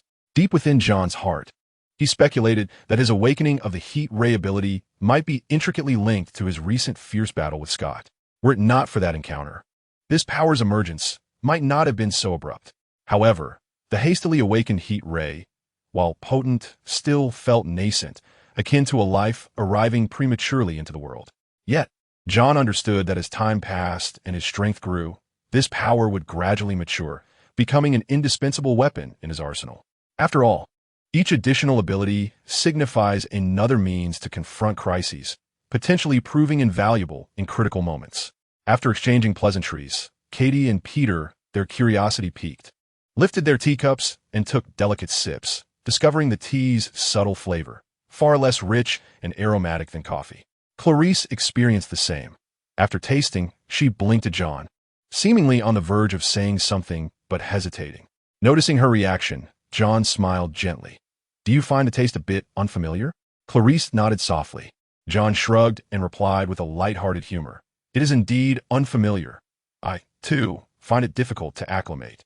At these words, Katie, who had been suppressing her laughter, finally burst into giggles. "John, if you yourself do not enjoy it, why go to the trouble of preparing it? The growth of power is something you may find difficult to comprehend." John shook his head lightly, choosing not to delve further into that topic, instead directing his inquisitive gaze towards the item Peter bore upon his back. "Peter, what is it that you carry?" The voice of the formidable steel warrior resonated deeply, akin to the tolling of a bell. "That is an easel." "An easel?" John appeared somewhat taken aback. With a beaming smile, Katie elaborated, "John, you may be unaware that Peter possesses a unique passion for painting. He often carries his easel to create portraits for others. Such refined enthusiasm is indeed commendable." John remarked after a brief pause. Who would have imagined that this brawny giant, endowed with immense strength, harbored such an artistic inclination? Upon mentioning his interest, Peter immediately brightened. "John, Clarice, may I create a portrait of you both as a keepsake?" Before John could respond, Clarice gazed at Peter with eager anticipation, softly inquiring, "Is that truly possible?" "Of course," he replied. Noticing her enthusiasm, John raised no objections. The steel warrior then calmly retrieved sheets of paper, pencils, and other artistic tools from his backpack, arranging them meticulously. He fixed his gaze on John and Clarice, deep in thought, contemplating the composition of the artwork. Before long, Peter's hand began to move, the pencil whispering against the paper with a soft, rustling sound. His steady wrist guided the pencil across the blank canvas, his expression serious and focused, exuding a palpable creative energy. The atmosphere in the room became hushed, undisturbed by any distractions. Time quietly slipped away, and when the gentle scratching of the pencil ceased, a satisfied smile emerged on the steel warrior's serious visage. "It is complete." As he spoke, he slowly turned the easel towards Clarice, who was brimming with anticipation. The paper revealed a depiction of a girl with flowing hair, adorned with headphones. Her head bowed in concentration over her work, her delicate features radiating earnestness, embodying both charm and solemnity. Beside her, a young man lounged casually against the table, his left hand propping up his chin, slightly turned toward the girl, his demeanor exuding a relaxed languor. Under Peter's skilled hand, the youth's features sprang forth with striking dimensionality and handsomeness, while the girl's sweetness and focus leapt off the page, crafting a warm ambience. Though merely a portrait sketched in black pencil, it seemed to pulsate with life. John could not help but exclaim, "Truly astounding. Peter, your artistic prowess is remarkable." At such praise, a joyful smile spread across the steel warrior's face, and he turned to Clarice, gently asking, "Little Clarice, do you like this portrait?" "I adore it," she replied, her eyes sparkling with excitement as she nodded emphatically. with the approval of both John and Clarice. Peter's delight was unmistakable as he carefully detached the portrait and handed it to Clarice. Meanwhile, Katie, smiling from the sidelines, added, in fact, Peter initially took up painting to better master his strength. Painting can help one control their strength? John inquired, his expression one of intrigue. Steel Titan nodded in affirmation. Indeed. My ability lies in fortification. In that state, my strength dramatically intensifies, making precise control initially quite challenging. Subsequently, my mentor suggested that I explore the art of painting. The slightest variation in brush pressure can yield vastly different outcomes, allowing me to meticulously master every ounce of force so as to prevent inadvertently harming my friends. I see. John replied with keen interest, nodding. He then inquired, Peter, may I also attempt painting? As John's physical prowess continued to grow, he sensed a deceleration in the enhancement of his mental attributes, and his command over his physical strength was no longer as effortless as at the outset. Although he had yet to encounter any issues, he believed it prudent to remain vigilant regarding this matter. Chapter 34. The transformation of matter and energy. As John's physical constitution strengthened, he observed that his mental strength was increasing at a slower rate, and his control over his body was no longer as precise as it had once been. While he had not yet faced any significant problems, he deemed it a point worthy of attention.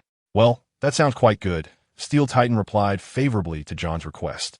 He retrieved a sheet of paper from his drawer, set up the easel anew, and then presented the pencil and easel before John. Following this, Steel Titan patiently explained to John, this pencil is intended for outlining the primary contours. This one excels at creating shadows, and the finer pencil is primarily for detailing.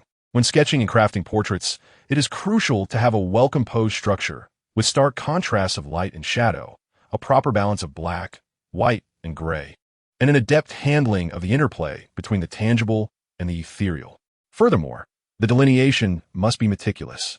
However, to breathe life into your artwork, it is essential to infuse it with your emotions. John, if you have never painted before, you might start with simpler subjects, such as geometric shapes or fruits, like eggs. Very well, I shall ponder what to depict, John replied modestly, nodding as he imitated Steel Titan's posture, one hand resting on the drawing board while the other grasped the pencil, his eyes scanning the room for inspiration. Nearby, Clarice and the phantom cat across from her watched curiously, eager to see what John would create. In that moment, John's gaze fell upon Clarice, recalling her fondness for storybooks, and an idea suddenly sparked in his mind, a vivid image materializing in his imagination. With a glimmer of excitement in his eyes, he contemplated briefly before beginning to draw. Thanks to his exceptional physical prowess, John found the process effortless, his hand and eye coordination remarkably harmonious. As he translated the image from his mind onto the paper, gradually a child with hair standing upright like a hedgehog, carrying a stick upon his back, began to take shape beneath John's skilled hand.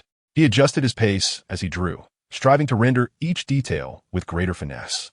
After approximately 15 minutes, John paused, setting his pencil down. Immediately, Clarice approached with palpable curiosity, her face adorned with a look of puzzlement as she asked, John, what is this? This is a cartoon character. I have named him Sun Wukong, John replied. John smiled as he placed the easel on the table, ensuring that the two seated across from him could also behold his work. The cartoon character he had drawn possessed a distinctly unique style. Katie and Steelman leaned forward, their curiosity piqued as they gazed at the image on the paper. Although John demonstrated a certain degree of hand-eye coordination, he still lacked the foundational skills of drawing. Consequently, even when depicting the figure of Sun Wukong from memory, his rendition could only be deemed mediocre. It is worth noting that this Sun Wukong was not the hairy monkey king, but the version from Dragon Ball. In this world, the manga and anime culture of Sakura Country thrived, yet had not produced works as phenomenally popular as Bleach, Naruto, or One Piece, let alone the globally renowned Dragon Ball. John, however, had no intention of becoming a mere conveyor of culture. Compared to other works in which he had only a passing interest, Dragon Ball left a far more profound impression on him. He reminisced about his elementary school days, when his backpack was often crammed with 1 or 2 volumes of Dragon Ball, memories that remained vivid to this day. This was the advantage of possessing a strong mental attribute. At this moment, however, the table held but a single cartoon drawing, and the three of them, unfamiliar with it, decided to set the topic aside. John turned to Steelman and inquired, "Peter, could you demonstrate your abilities?" Katie mentioned that not only can you transform yourself into a steel-like form, but you can also convert others. "I'm most curious about what that feels like." "Of course," Steelman replied amicably, not refusing the request. He reached out, grasping John's wrist, and with a thought, activated his steel transformation ability. In an instant, John's body transformed into a silver-black metallic substance at a speed visible to the naked eye. As John concentrated, he felt a peculiar force rapidly spreading from the grasped arm throughout his entire being. Under the influence of this power, his body was transmuted into another form of matter, becoming indestructible while still retaining the characteristics of flesh and blood, with his strength multiplied several times over.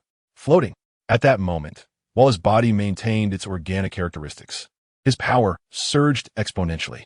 With a resounding boom, an overwhelming sense of pressure erupted from within John, the surrounding air seemingly solidifying under the weight of this force. The immense aura of dominance left Katie and Clarice momentarily breathless. As John, now in a metallic form, moved gently, he could not help but exclaim, "This is an extraordinarily wondrous ability. Though I have transformed into a steel-like substance, I still preserve the traits of carbon-based life. I am beginning to understand why mutants face hostility and rejection from ordinary individuals, compared to those superheroes and superpowered beings. The number of mutants not only far surpasses theirs by hundreds or even thousands, but their abilities are also peculiarly formidable. For instance, the seemingly inconspicuous Phantom Cat possesses the extraordinary ability to transform its body into atoms and molecules, effortlessly traversing all obstacles. Likewise, Clarice, a mere 10-year-old girl, wields the power to manipulate space and open portals for transportation. While these abilities may not initially appear overwhelmingly formidable, one must recognize that atoms and molecules represent the fundamental components of the universe. Thus, if one were to command such forces, the annihilation of worlds could be but a trivial endeavor. As for space, it serves as the very essence of cosmic existence, intangible yet undeniably real. Consider, too, the professor's telepathic control, Magneto's magnetic manipulation, and Storm's command over the weather, all exceptional powers that transcend the ordinary. Such extraordinary abilities are bound to evoke feelings of fear, panic, envy, and even hatred among those of mundane stature. Why have these individuals experienced such mutations? By what right do they possess such formidable capabilities? Why am I not endowed with similar transformations? These questions echo in the minds of the majority, instinctively prompting a rejection of these mutants. Certainly, their jealousy is directed towards those mutants who boast both remarkable powers and an outwardly normal appearance, rather than those grotesque beings with distorted forms and diminished strength. It appears that some effect truly has manifested. Following the disappearance of Steelman and Katie, a flicker of astonishment crossed John's eyes. He was taken aback to realize that, at the moment Steelman suppressed his own abilities, some of John's cells had quietly begun to undergo subtle transformations. This change was so imperceptible that, had it not been for John's unwavering mental acuity enveloping his entire being, he might have overlooked its existence entirely. Could it be that Kryptonian cells possess the capacity to autonomously perfect and evolve in response to external forces? A glimmer of surprise shone in John's eyes as he pondered this notion. Yet, he quickly shook his head, dismissing his own speculation. The essence of this change remains elusive. It is uncertain whether Kryptonian cells are autonomously embarking on the path of evolution due to external stimuli, or whether they are absorbing and adapting to the characteristics of these forces to enhance themselves. "John, what is the matter?" The nearby girl noticed his sudden head shake, her face betraying a look of curiosity. "It's nothing. It's getting late. It's nearly noon. Shall we head to the cafeteria for lunch?" John smiled at her, his tone carrying a hint of ease. "Sure," Clarice replied obediently, her eyes glimmering with anticipation for the forthcoming mealtime. In the ensuing 2 days, John immersed himself in the intricate perception of his bodily changes. However, on the afternoon of the 3rd day, he keenly sensed a delicate tremor emanating from within. Almost immediately, it felt as if all his cells had reached a harmonious resonance, collectively generating a unique force field that gently enveloped him. Before the final bell had a chance to ring, John, seated by the window, suddenly rose and addressed the physics teacher at the podium. "Sir, I shall make a brief visit to the restroom." Without waiting for response, he vanished from the classroom in an instant, leaving his peers momentarily stunned. Such urgency. Was he perhaps in dire need, to the point of abandoning all decorum? Within mere breaths, John had dashed out of the teaching building and arrived at a nearby, small playground. He inhaled deeply, a thrill coursing through him as he summoned the peculiar force within. Enveloped by this force, he found himself gradually lifting off the ground, defying gravity's grasp. However, after considerable effort, he realized that this newfound ability did not grant him the gift of flight, but merely allowed him to hover, achieving an elevation of only 1 meter. Gazing down at the earth just a meter beneath him, John felt a pang of disappointment. Undeterred, John continued to investigate this power with greater scrutiny. He discovered that his ability to levitate stemmed from a faint force field generated by his cells, which subtly neutralized a portion of the Earth's magnetic field, rendering him as light as a feather. Moreover, he found he could manipulate this delicate force field, enabling himself to glide slowly, albeit at a leisurely pace. John nodded to himself, realizing that this force might be the secret behind a superhero's ability to soar through the skies, albeit in his current state. It was still feeble, only allowing him to float slightly. Additionally, the mutant's abilities seemed to have a stimulating effect on his Kryptonian cells, suggesting that he could delve deeper into research in due course. Perhaps, before evolving to the pinnacle of his powers, he could acquire multiple superhuman abilities, rendering himself more versatile and less vulnerable. Lost in contemplation, John gently descended back to the ground. Yet he did not return to the classroom. Instead, he slightly tightened his core, crouched low, and took a deep breath. Then, with a sudden surge of strength, he erupted forth. With a thunderous roar, the ground beneath him shattered, creating a crater over 1 meter in diameter, while he transformed into a shadow, soaring towards the heavens. In that moment, the buildings below rapidly diminished in size, ultimately transforming into a cluster of structures enveloped by a lush forest. Within this vast expanse, a winding concrete path meandered towards a distant metropolis, where skyscrapers stood tall, a testament to bustling prosperity. At that very instant, many within the school witnessed the silhouette ascend into the sky. In an underground laboratory, the professor abruptly lifted his gaze. Meanwhile, in another building, Cyclops and Storm simultaneously turned their eyes to the window, their expressions betraying astonishment. It was not until John reached an altitude of approximately 400 meters that he began his descent, his body tracing an elegant arc through the air, heading towards the far side of the campus. As he fell, his speed increased, the wind howling in his ears, the scenery below rapidly expanding in his vision. Moments later, he was merely 10 meters from the ground. At that moment, he extended his arms, instantly unleashing a force field that collided with the omnipresent geomagnetic field. His descent was abruptly slowed. Subsequently, under John's precise control, he glided through the air, gently altering his landing trajectory, and descended gracefully to the ground. Upon landing, a satisfied smile graced John's face. The sensation of soaring through the sky was truly exhilarating. The prospect of flying freely would undoubtedly be even more marvelous. However, the wear and tear on his shoes was rather significant. He glanced down at his feet, noticing that the explosive force had caused a large tear at the edge of his shoes, leaving John in a state of bemusement. He mused that merely to avoid replacing his shoes after every battle, he must master his powers with greater precision. John pivoted his body, his gaze sweeping across the tranquil campus, locking onto a window on the 3rd floor of the teaching building. His voice carried clearly, "Professor Orolo. It seems an important guest has arrived." "A guest? Who is it?" Orolo inquired, momentarily perplexed. "I'm not certain," John replied candidly. Just moments ago, as he leapt from the heights, he had caught a fleeting glimpse of a car approaching the school, but he truly did not know who was inside. However, the mystery would soon be unveiled. Shortly thereafter, the school's gates slowly swung open, and with a smile, Orolo welcomed the burly figure descending from the vehicle. "Logan, you have finally returned." Beside her, Scott, known as Cyclops, displayed a subtly shifting expression. "Long time no see," Logan greeted as he exited the car, his gaze falling upon a young boy nearby. Despite John's recent remarkable physical transformation, Having grown to a height of 6 feet and developed a robust physique resembling that of a university student, Logan inexplicably perceived him as still quite young. Logan's scrutiny did not go unnoticed by Arolo, who gently introduced, "This is Vester, our school's new arrival, an exceptionally gifted mutant." Gifted? Logan's brow arched slightly, clearly intrigued by Arolo's assessment. Anyone who garnered such praise from Arolo could not be an ordinary individual. Soon thereafter, news of Wolverine Logan's return spread rapidly throughout the school. As a warrior who had personally participated in the Battle of the X-Men, World War II, and countless rescue missions for mutants, Logan had crossed paths with many members of the institution. Among them were those who had fought alongside him through life and death, and some students he had rescued from dire peril.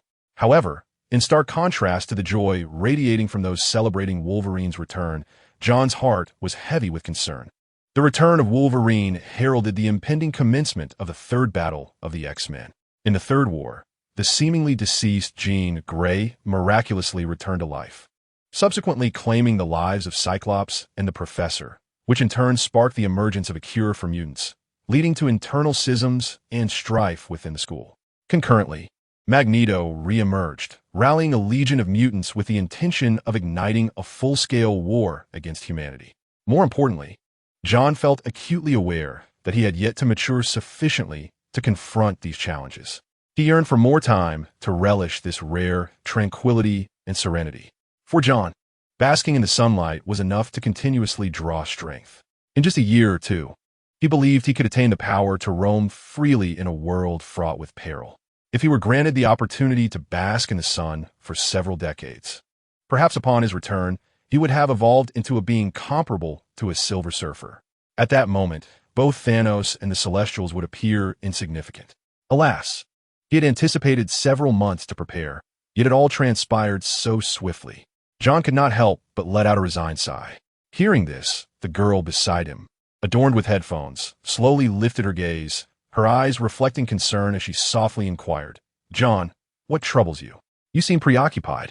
John smiled faintly, a hint of resignation in his eyes as he replied, "It's nothing, merely lamenting how quickly time passes.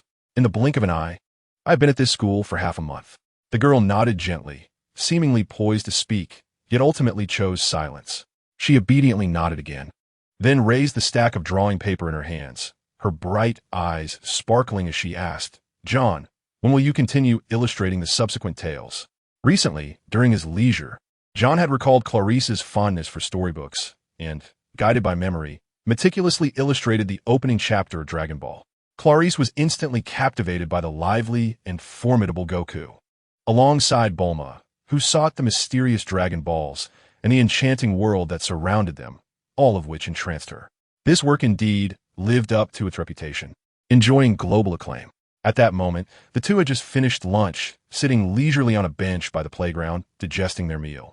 Under the girl's expectant gaze, John pondered briefly. "Since there was nothing pressing at the moment, might we return and I continue illustrating the comic for you?"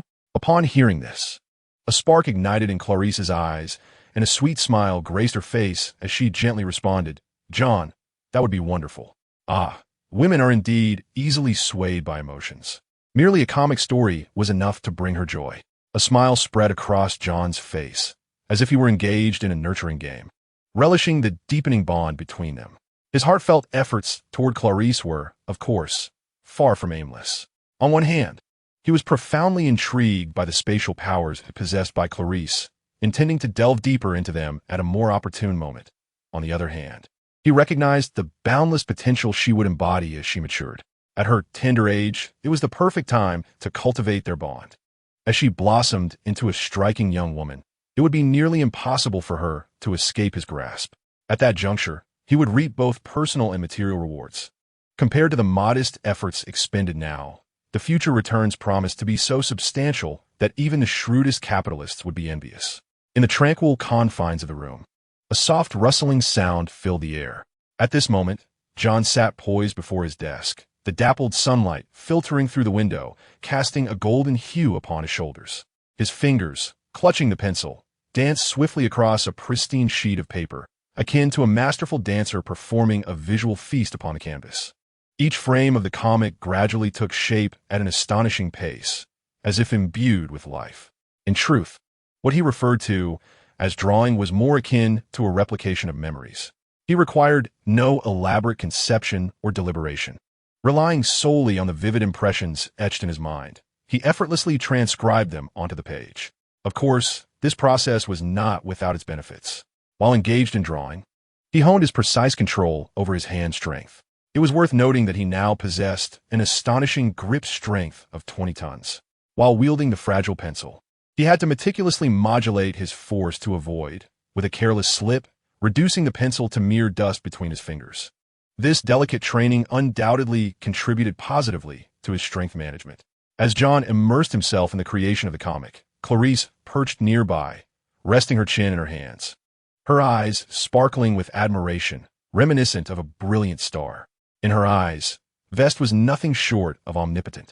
Not only did he possess remarkable strength and resilience, but he also exhibited an extraordinary talent for drawing. After merely observing a portrait of the Steel Titan once, he could wield his brush with effortless grace. Moreover, he excelled at storytelling, with the narrative of Dragon Ball being particularly captivating. Clarice envied Goku from the tail, for he was carefree and unrestrained, seemingly possessing the world.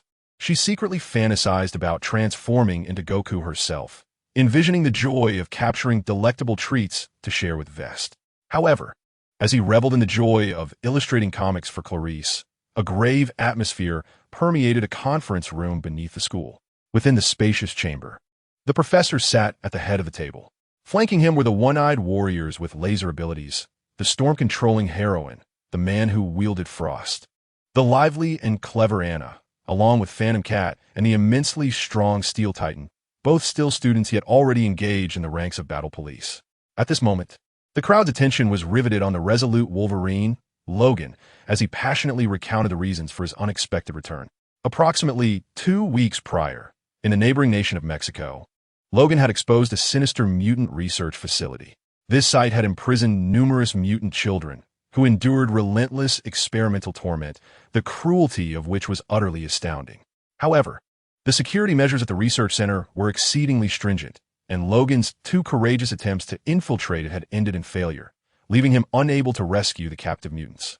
Consequently, he found it imperative to return here, seeking assistance from his comrades. With a revised strategy and altered tactics, perhaps the tide could be turned, allowing for the salvation of those innocent mutants.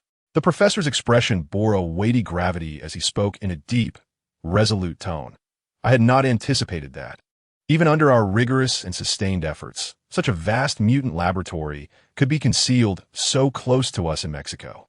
We must utterly dismantle those institutions that recklessly trample upon life, treating mutants as mere experimental subjects to restore justice. Shortly, I will personally contact the Department of Defense to schedule this operation for 11 o'clock at night. As for the team composition, Scott and Aurora will lead, supported by Logan. Additionally, Katie must accompany us. The primary objective of this mission is to rescue lives, and your abilities will undoubtedly prove crucial. Peter, you shall also join this endeavor. Your hardened capabilities will provide robust defense for our team, serving as a steadfast bulwark for our frontal assault. Then what of me, Professor? Bobby, the Iceman, interjected eagerly, noting that the professor had not mentioned him. The professor turned his gaze toward him, contemplating for a moment before replying. Bobby, you must remain at the school. While your inclusion would undoubtedly bolster our strength, the school equally requires a formidable defensive presence. Recently, I have harbored an unsettling premonition. As a being endowed with potent telepathic abilities, my mental prowess has been continuously evolving over the decades, reaching a remarkable zenith. However, my telepathic characteristics differ from conventional telekinesis. They cannot directly interfere with reality, but can effortlessly invade the minds of others, exploring their memories and even controlling their will. Moreover, I possess certain intriguing derivative abilities. For instance, I have a sense of impending crisis. When a danger related to me is imminent or has occurred, I can always perceive a faint foreboding. Lately, I have frequently experienced palpitations, as if a great peril is stealthily approaching.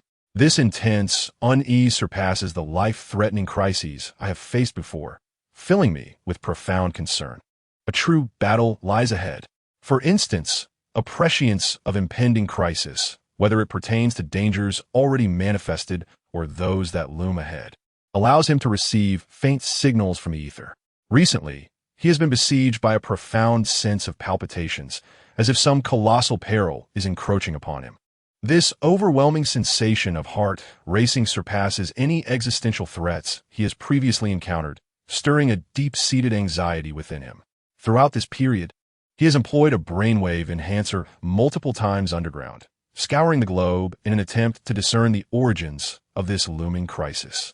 Regrettably, he has gleaned no useful information, compelling him to exercise even greater caution. In this contemplative state, the professor suddenly interjected, "Scott, it is imperative that we include Vester in this operation." Laser Eye Scott paused momentarily, hesitating to respond. "Professor, Vester has yet to undergo formal combat training. Would it not be inappropriate for him to engage in battle so abruptly?" "I share your sentiments." Stormwoman nodded in agreement. In light of the student's objections, the professor gently shook his head. "In extraordinary times, we must adopt extraordinary measures. And you should not underestimate Vester's capabilities. Though he is merely 15, he possesses a composure and calmness beyond his years, and his abilities are remarkably stable. With just a modicum of guidance, he can become a competent warrior. The true essence of combat," the professor added with resolute conviction, "often serves as the most effective training. Perhaps, following this confrontation, Vester will emerge as a worthy guardian of justice." This time, before Scott and the others could voice their opinions, Wolverine Logan interjected in astonishment, "Professor, you hold that young man in such high esteem?" Having known the professor for decades, this was the first instance he had witnessed such laudation directed towards another. The professor nodded with a smile, confidence emanating from his tone. "Indeed, I've been closely monitoring him during this time, and my understanding of him is profound. Logan, you should not underestimate Vester. Despite his tender age, he may, in terms of overall capability, surpass some present company, including yourself." At this remark, Logan raised an eyebrow slightly. However, he felt no displeasure. As a battle-hardened warrior, he never underestimated his adversaries, especially when such commendation came from the professor. At that moment, he grew increasingly curious about the youth he had glimpsed fleetingly at the school entrance. As the leader of the team, once the professor had made a decision, the others fell silent. "Am I to partake in this battle?" In the room, John widened his eyes in astonishment, staring at Laser Eye Scott, who had come to deliver this news. Scott nodded earnestly, stating, "Yes, this mission to rescue is not overly perilous. So the professor has asked me to bring you along to gain some practical experience." John had assumed that Scott's words would elate him, yet he shook his head, replying, "Scott, can I opt out?" "Why?" Scott inquired, clearly taken aback. If one were to inquire of the mutant students within the school whether they would wish to join the X-Men, it is likely that the majority would enthusiastically agree.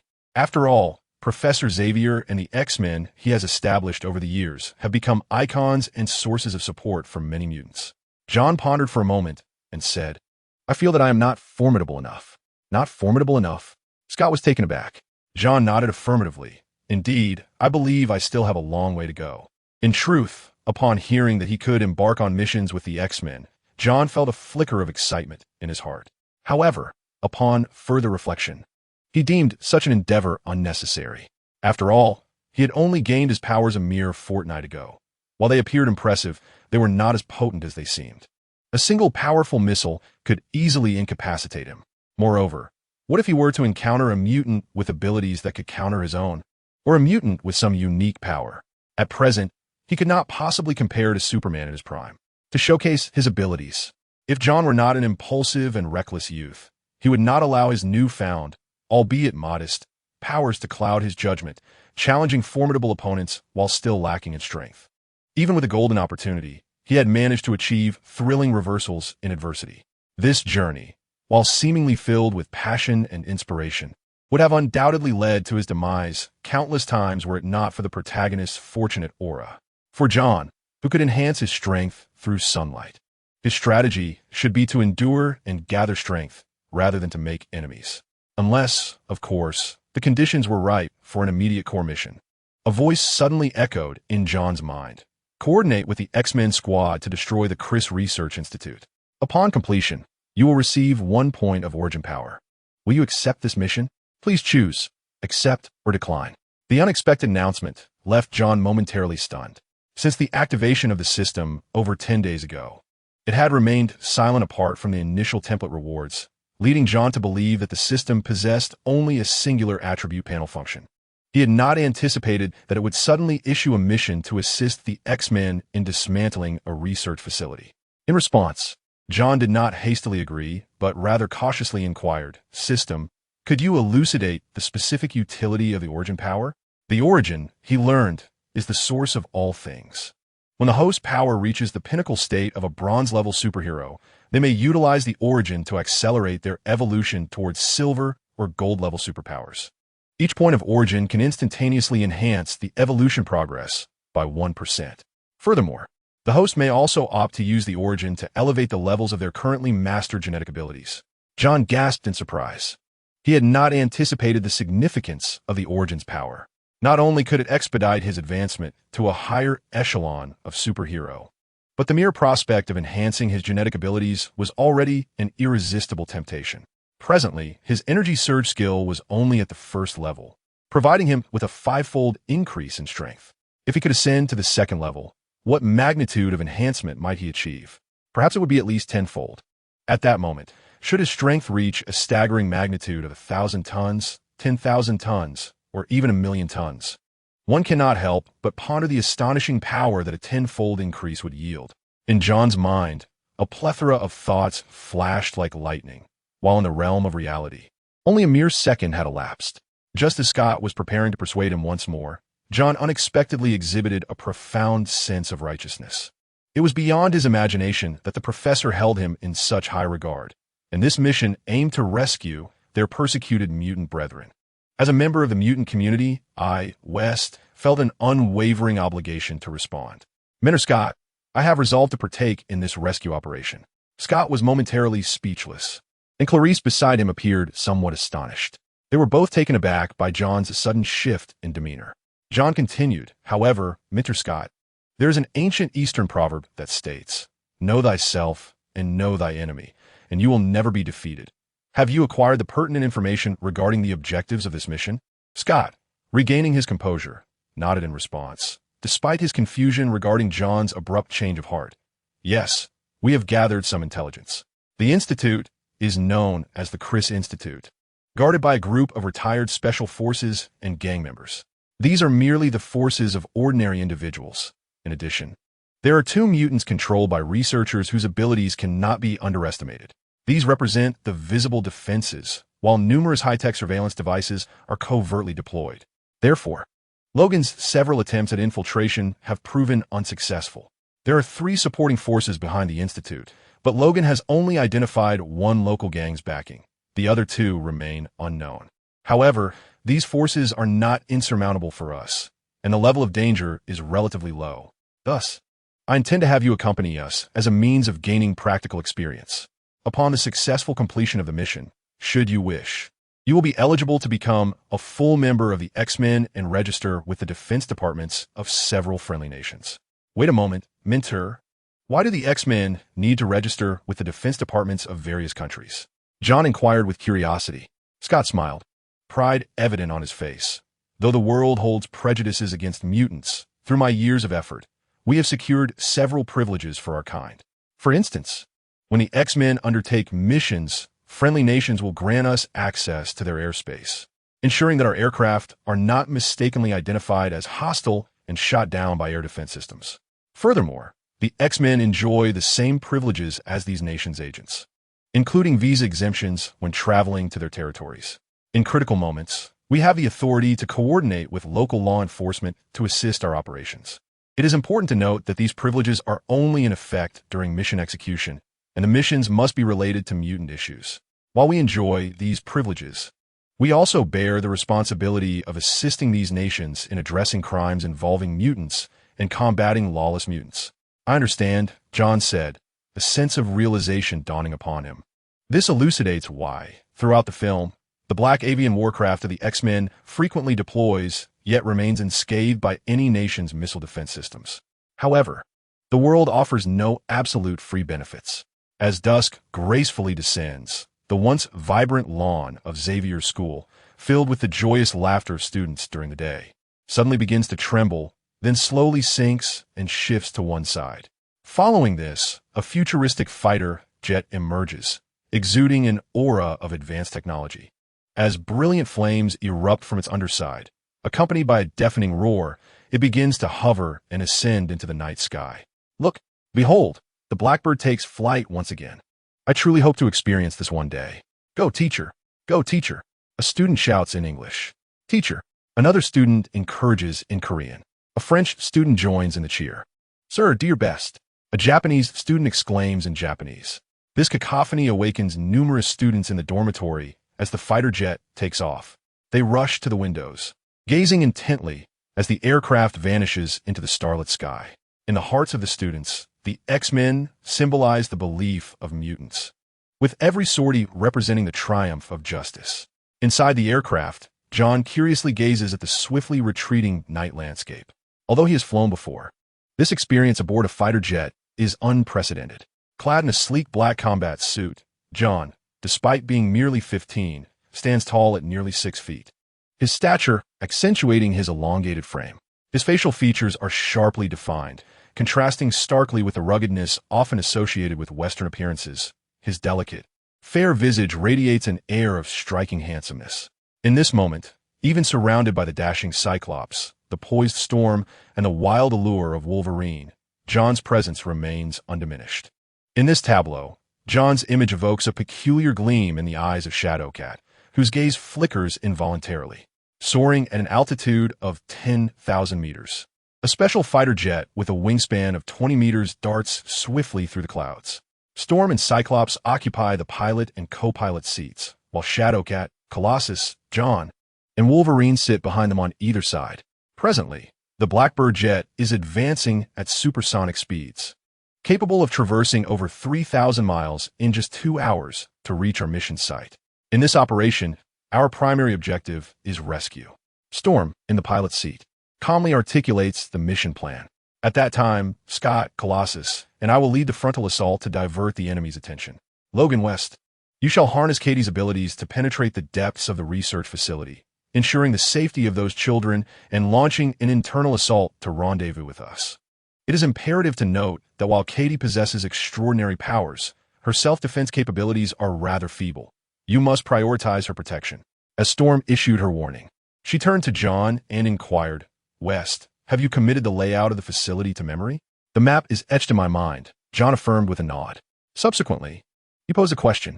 Professor Ororo, regarding this operation, aside from the trapped mutants, if any retired special forces or researchers within the facility refuse to surrender, may we employ lethal force? Ororo nodded gravely, responding, as long as they have not indicated their surrender and you believe they pose a direct threat to you, lethal measures are permissible. Understood, John replied with satisfaction. His statements elicited a glance from Logan, who sensed a palpable air of aggression in the student's words. Even before the mission commenced, he was already inquiring about potential targets for lethal action. Moreover, despite it being John's first assignment of this nature, he exhibited no signs of anxiety. At that moment, Katie gazed curiously at John, asking, West, do you truly not feel nervous? After a moment of contemplation, John replied, I feel rather composed. Katie marveled. No wonder the professor always praises your calm demeanor. Your psychological fortitude certainly surpasses mine. I remember when I first participated in battle. I was so terrified that my heart nearly ceased to beat. I'm fine, John responded with a smile. They were unaware that John's identity as a traveler contributed to his lack of strong affiliation with this world, leaving him with a sense of detachment. Coupled with his ability to move at 200 meters per second and unleash tremendous force with a single punch, John possessed ample confidence. Thus, in the face of the impending conflict, he felt not fear or tension, but rather a thrill of excitement. He was finally able to immerse himself wholeheartedly in an intense battle. Make haste. In the vast expanse of Mexico, which ranks 11th worldwide in population, societal order appeared particularly tumultuous. As dusk descended upon the outskirts of Coro City, a building known as the Crises Research Institute erupted in brilliant light, followed by the thunderous roar of fighter jets diving down. This sudden, immense commotion startled the guards stationed at the entrance of the facility. Instinctively, the two guards activated the blaring alarm, gripping their submachine guns tightly as they rushed outside, their expressions tense. The shrill, urgent alarm pierced the air, as if attempting to jolt the entire institute from its slumber. Within the confines of this towering 5-story circular edifice, a battalion of fully armed men surged forth from the shadows, armed with an array of weaponry, ranging from handguns to submachine guns and even shoulder-mounted rocket launchers. They epitomized the unique atmosphere of Mexico, where private militias and gang members often outclass the official police in terms of armament. At this moment, John found himself ensnared in this chaotic vortex, his gaze piercing as he surveyed the tumult, contemplating strategies to navigate the unfolding crisis. Suddenly, a tempest of unprecedented ferocity erupted from the heavens, enveloping the entire Crisis Research Institute in a maelstrom of wind so fierce that those who had just burst outside struggled to keep their eyes open. In the skies above, the storm woman descended like a celestial warrior, her eyes transformed into pools of pure white, radiating an energy that sent shivers down the spine. Her cloak billowed wildly in the gale, as if she commanded the storm, guiding the trajectory of the descending aircraft. The aircraft's designated landing zone was none other than the expansive area in front of the Institute. In a moment of urgency, a heavily armed individual with a rocket launcher, positioned behind a window on the 3rd floor, defied the tempest's wrath and rushed to the forefront, aiming his weapon at the impending descent of the aircraft. His finger poised on the trigger. Just as the tension reached its zenith, the storm woman gracefully raised her right hand, and in an instant, thunder roared as a brilliant bolt of lightning struck with pinpoint accuracy upon the armed assailant. With a resounding crash, the searing lightning not only obliterated the retired Special Forces soldier, but also ignited the rocket, resulting in an explosive conflagration that sent flames skyward and unleashed a searing shockwave that ravaged the surroundings. With a crackle and a flash, the first bolt of lightning was swiftly followed by a second and a third. Under the storm woman's command, a barrage of thunder rained down, blanketing the square and the vicinity with a spectacle that left onlookers in awe. In the blink of an eye, the dozen armed men who had rushed forth were utterly decimated, with none surviving the onslaught, as if the scene had been meticulously cleansed. Simultaneously, the relentless barrage of lightning and the howling winds ensnared the remaining armed personnel, rendering them powerless to take a single step outside the building. Under the formidable dominance of the storm woman, the Blackbird aircraft landed steadily on ground. As the aircraft hatch slowly opened, Scott emerged, his expression grave. He gazed intently at the nefarious research facility before him, adjusting his glasses, which immediately glimmered with a crimson light. 2 beams of fully powered laser energy erupted forth like roaring dragons, punctuating the air with a thunderous explosion. The searing and pulsating laser beam traversed 100 meters in an instant.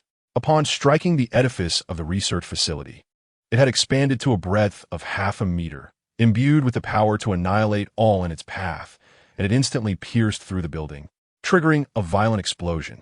At that moment, Scott slightly tilted his head, causing the dazzling laser beam to shift.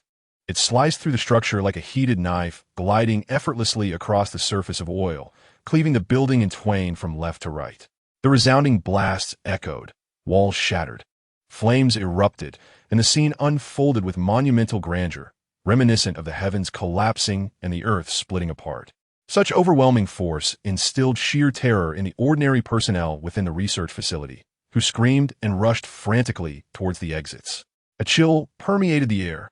In the face of those formidable mutants, mere humans stood utterly defenseless.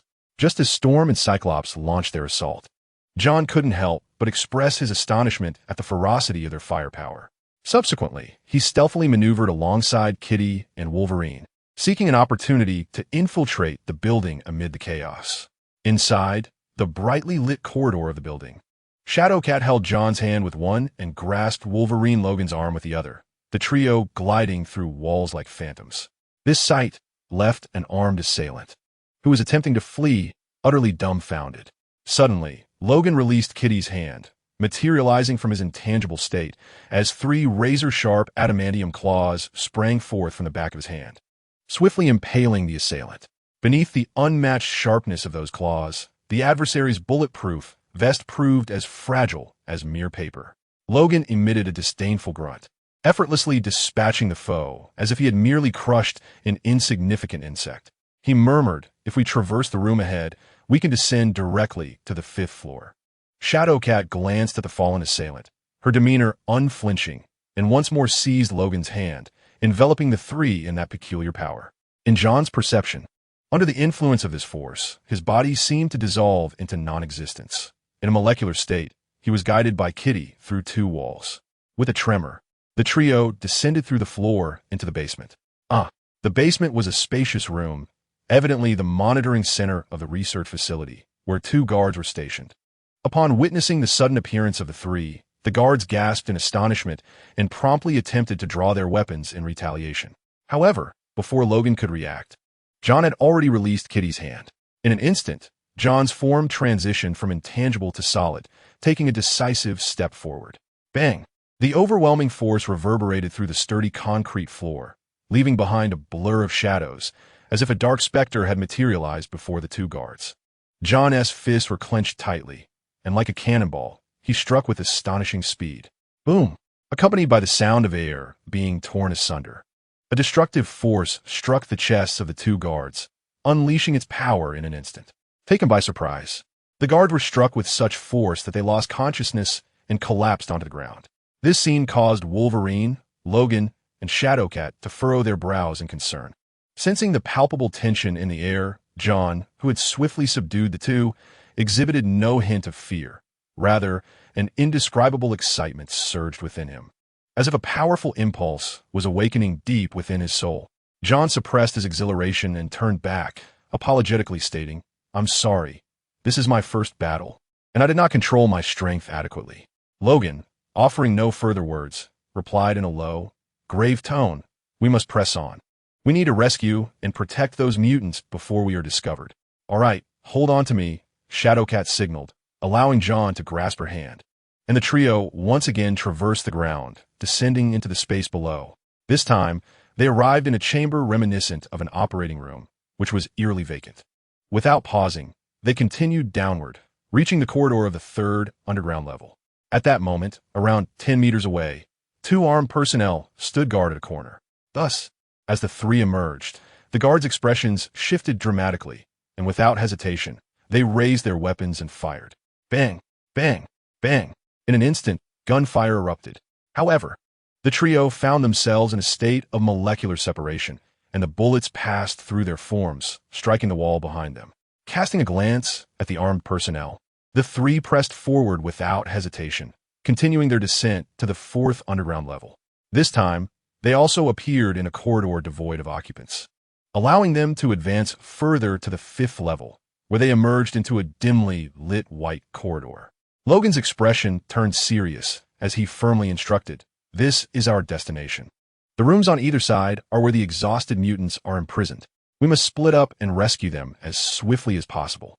"Understood," John nodded in response, his form flickering as he appeared at the doorway of one of the rooms. These chambers, constructed for the confinement of mutants, were exceptionally robust, surrounded by thick concrete walls, with doors made from solid steel and equipped with an electronic sliding system. Without the appropriate code or identity card, these barriers were undoubtedly insurmountable. However, for Wolverine and John, such obstacles were not insurmountable. With a simple flick of his arm, Wolverine's claws sprang forth, effortlessly piercing through the steel door with astonishing sharpness, carving out an opening large enough for passage in mere moments. Meanwhile, Shadowcat had already employed her unique ability to phase through the walls. Commencing the rescue of the imprisoned mutants, John stood before the door, inhaling deeply before clenching his right fist tightly. He struck the door lock with ferocious force, filling the air with a resounding crack. A thunderous boom echoed. Under the tremendous strength of John's iron fist, the lock was indented deeply, creating a basin-sized crater, sparks flying. Although he did not entirely breach the steel door, the impact was sufficient to distort it, thereby damaging the locking mechanism. Grasping the gap exposed by the warped door, John's arm muscles swelled with the might of ancient titans, and with a series of creaks, he forcefully pushed the door open. Under the influence of his unparalleled strength, the hydraulic mechanical arm behind the door bent grotesquely. Inside the room, a boy clad in a hospital gown, his body wrapped in bandages, gazed at John in terror. Cowering in the corner of the bed, trembling uncontrollably, John stepped into the room with resolute strides and spoke gently, "Do not be afraid. I'm also one of the mutants. I have come to rescue you." Please follow me swiftly. While he had shown no hesitation against armed personnel, his demeanor towards the vulnerable was one of extraordinary tenderness. His strength did not require the humiliation of the weak for validation. Is this truly happening? The boy, who had evidently suffered unimaginable cruelty, asked in disbelief, his eyes still filled with fear. Indeed, it is true. Hurry, follow me. There are others I must save, John affirmed, removing the tubes from the boy's body before heading toward the door. With a resounding crash, the door to the second room was similarly breached by John's raw power. However, aside from a blood-stained hospital gown, nothing else remained. The mutant had vanished without a trace. In the third room, he rescued a girl of about 7 years old, her body punctured by numerous syringes and wrapped in blood-soaked bandages. The fourth room was empty. In the fifth room, he freed a gaunt boy. As John reached the end of the corridor, preparing to approach the final room, he suddenly felt a chill creep over him, compelling him to halt. A low hum arose. As he drew near, the walls flanking the corridor suddenly radiated with brilliant light. This space extended approximately 5 meters, and the walls appeared to be made of a transparent material, behind which countless flickering red dots were faintly visible. The threat sensed by John emanated from these enigmatic red points. Their light intertwined, forming a web that tightly sealed off the room ahead.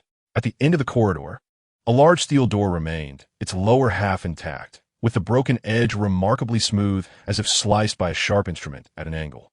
With narrowed eyes, John scrutinized the room at the end of the corridor. Behind him, the pallid boy he had just rescued gently tugged at his hem, panic evident in his voice as he whispered, "Big brother, please, do not go there.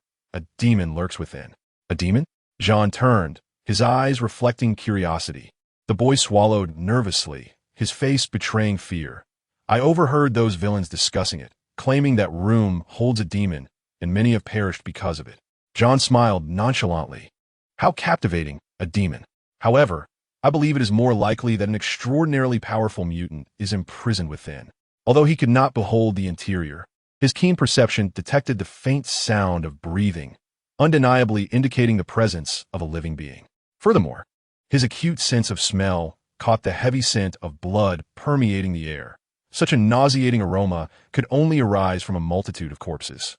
Additionally, John sensed a chaotic amalgamation of madness, slaughter, and brutality emanating from within. All these signs suggested that the mutant inside was likely extremely dangerous. Yet, what did it matter? Was John merely a philanthropist? With this thought, a profound interest illuminated John's face. He gestured for the boy and his companions to step back, then unleashed a powerful punch that struck the edge of the adjacent glass wall with tremendous force. With a resounding crash, the entire sturdy glass fa shattered, fragments cascading like rain upon the ground. Without hesitation, John delivered another blow, shattering the glass wall on the opposite side, exuding undeniable dominance in his actions. Of course, the true threat did not lie in the glass walls, but rather in the red dots concealed behind them, forming a web of lasers that would slice anyone who intruded into mere shreds. This scene could well be likened to the laser corridors in Resident Evil. However, John perceived that these laser grids seemed more intended to defend against the mutant within than to deter outsiders. Yet, such conjectures were inconsequential. John's eyes shimmered, radiating a crimson glow, and then 2 searing beams shot forth, accurately striking the laser points. Bang, bang, bang, under the full force of his assault. The temperature of these thermal rays reached a staggering 1,500 degrees Celsius, accompanied by shock waves that systematically obliterated each laser point. This spectacular display left the 3 mutant children behind John in awe, their faces reflecting astonishment and admiration. The thermal rays, akin to a plow, cleared the laser points on either side, and the circuitry behind them was destroyed amidst the sparking chaos. Once everything calmed, John ceased his onslaught, directing his gaze towards the end of the corridor. Yet, the mutant within seemed disinclined to reveal itself. John cast a glance over his shoulder and beheld Wolverine and his companions drawing near, poised to annihilate all barriers before them. After a moment's contemplation, he proceeded down the corridor towards the room at the end. Upon reaching the door, he felt a chilling breeze seeping through the cracks, and had he not been forewarned, he might have mistaken it for a cold storage facility. After a brief reflection, John grasped the fractured center of the door with both hands. With a thunderous crack, The steel door, already severed halfway, groaned under the might of his strength as he pried it open from the bottom up, exuding an overwhelming aura of power. As the door swung ajar, Jon's gaze pierced the enveloping darkness, penetrating the interior. Thanks to his formidable physique, exceeding 1,000 points, Jon's vision was remarkably keen. Though he could not see in the dark as if it were daylight, the faint light filtering through the doorway allowed him to discern the scene within with clarity. The first sight that greeted him was the scattered remains of corpses around the entrance, sliced into countless fragments and strewn across the floor. The blood that flowed had stained the ground crimson, the source of the sanguine scent he had previously detected. Yet this blood and these bodies were encrusted with frost, a thin layer of ice coating their surfaces, with the source of this chill lurking within a vent at the corner of the room. At the far end of the chamber, in the deepest shadows, a figure stood silently. Clutching a long knife, it emanated an aura of dread, its blood-red eyes fixated intently on Jon at the threshold. The air was thick with an insatiable bloodlust, a fervent madness pervading the atmosphere, rendering the entire scene chaotic. However, this menacing presence did not instill fear in Jon. He merely waved his hand gently and spoke in a calm tone. "Greetings. I come with the intent to rescue you. Might you consider lowering your weapon?" In response, a roar filled with savage fury erupted, and in an instant, the figure vanished from sight. With a whoosh, the sharp sound of air being sliced resonated within the room as the figure surged forth with astonishing speed, appearing at the doorway like a specter. Suddenly, it halted 2 meters from the entrance. A chain was taut behind it, one end affixed to its neck while the other was secured to the wall, confining it within the room. Under normal circumstances, considering the speed the mutant had just displayed, a mere mortal's neck would have likely been severed by the chain. Nevertheless, this restraint caused the mutant considerable discomfort, its rage and madness becoming increasingly evident, emitting a roar that was far from human. The long knife in its grip glinted with a chilling light as it swung downwards toward Jon with unhesitating ferocity, its madness reaching an apex. With a piercing sound of tearing flesh, the sharp blade sliced through the air at a velocity akin to lightning. At the very moment when the blade was swung, despite Jon's awareness that his position was beyond reach, a chill coursed through his skin, compelling him to instinctively evade. Indeed, as Jon subconsciously sidestepped, an unstoppable, intangible force emanated from the blade, akin to a blade's aura, striking fiercely against the wall. With a resounding thud, the seemingly indestructible concrete wall was marred by a gash 1/2 meter long and 10 centimeters deep. Meanwhile, Jon had already positioned himself to the left of the mutant. His right fist clenched tightly as he unleashed a powerful strike. The sheer force of his punch caused the air before him to explode, generating a transparent shockwave and a gust of wind that sent the mutant's hair flying wildly. Yet, the mutant's reaction was equally swift. With a deft twist of its long knife, it countered, slashing diagonally at Jon's abdomen, utterly disregarding the impending blow aimed at it, clearly intent on a trade of injuries. Having witnessed the razor-sharp edge of that blade, Jon was reluctant to engage directly. Thus, he narrowed his eyes, pivoted his feet, and skillfully evaded the attack. The ground trembled as Jon erupted with a velocity of 200 meters per second, leaving a trail of afterimages, and instantaneously reappeared at the mutant's right side, delivering another fierce punch. The force of his blow summoned a howling gale. However, the mutant remained undeterred, slashing downwards with its knife. In the ensuing chaos, the mutant continued its relentless assault, poised for a lethal strike. In this round, Jon chose not to evade at that decisive moment. Just as his fist was about to collide with the blade, he transformed his punch into a palm strike, delivering a swift blow to the blade itself. The impact resonated with a thunderous sound, causing the long knife to vibrate violently and subsequently be sent flying, while the mutant was also thrown off balance by the force. In that instant, Jon propelled himself forward, not retreating but advancing, reaching out to seize the mutant's shoulders, aiming to capture it. However, miraculously, the mutant managed to grasp the flying knife, pivoting and utilizing its momentum to launch a counterattack. The air filled with a tearing sound, echoing throughout the room. Ignoring the injuries inflicted by the iron ring around its neck, the mutant wielded the knife fiercely towards Jon's throat, its assault fierce enough to instill fear.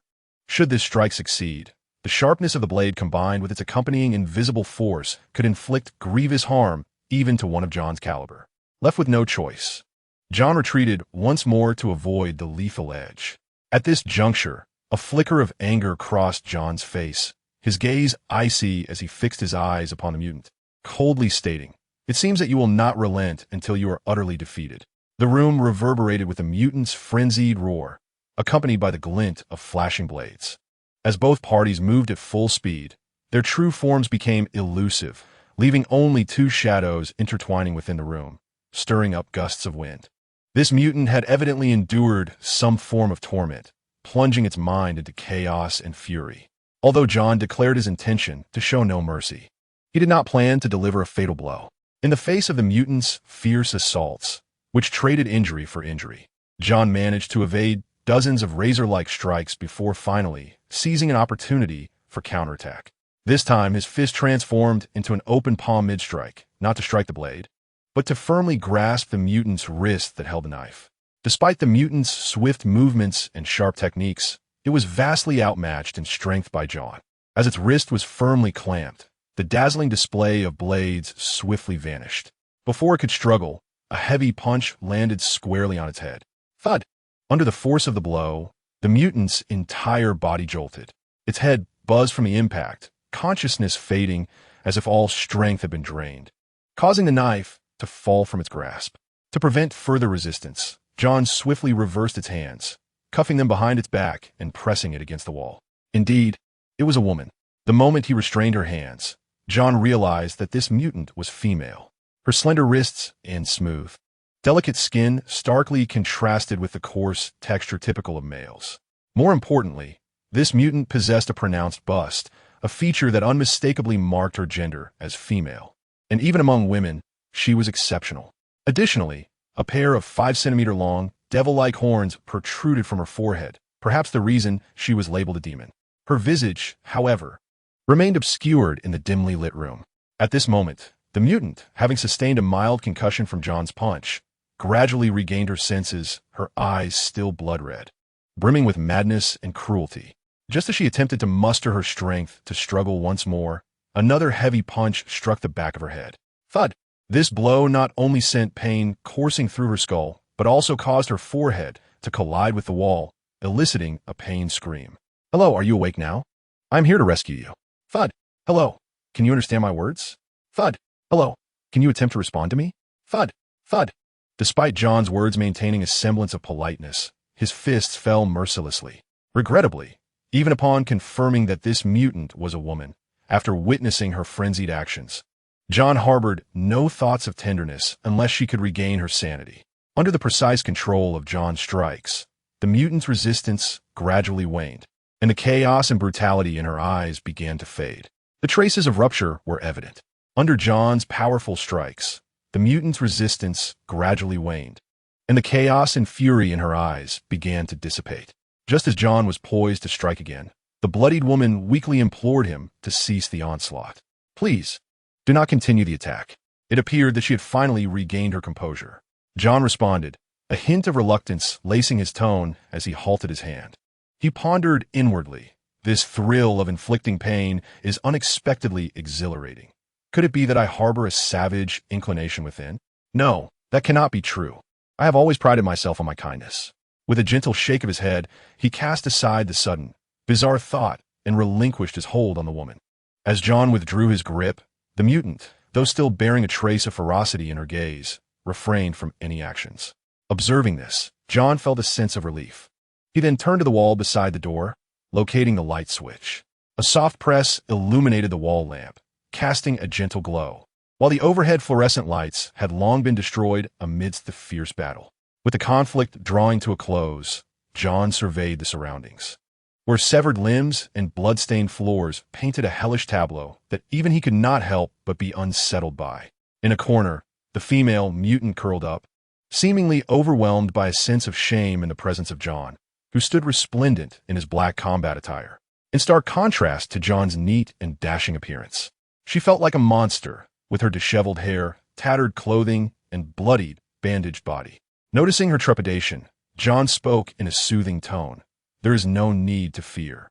I am here to save you." Moreover, I am also one of the mutants. You are a mutant too? The woman was taken aback, her confusion palpable. John smiled and responded to her bewilderment. You are curious as to why I do not exhibit any mutated traits? He was not surprised by her inquiry. Due to the malicious portrayal by the media, many hold a perception of mutants as grotesque and misshapen. Indeed, most mutants possess varying degrees of odd characteristics, a phenomenon that encompasses nearly half of the mutant population. Mutants are diverse, each unique in their own right. A few, like myself, do not display overtly abnormal traits post-mutation. I see, the woman replied, envy flickering in her eyes, wishing she too could be spared from such features. Sensing her thoughts, John gently reassured her. You need not feel inferior about your mutation. In truth, you are not ugly. You possess a special beauty. Really? The female mutant trembled slightly, for it was the first time since her mutation that someone had complimented her appearance. John nodded firmly. Indeed, his words, infused with a measure of comfort, sought to uplift her spirit. At this moment, the female mutant was stained with dark crimson blood, her hair soaked and tangled, adorned with both her own blood and that of others.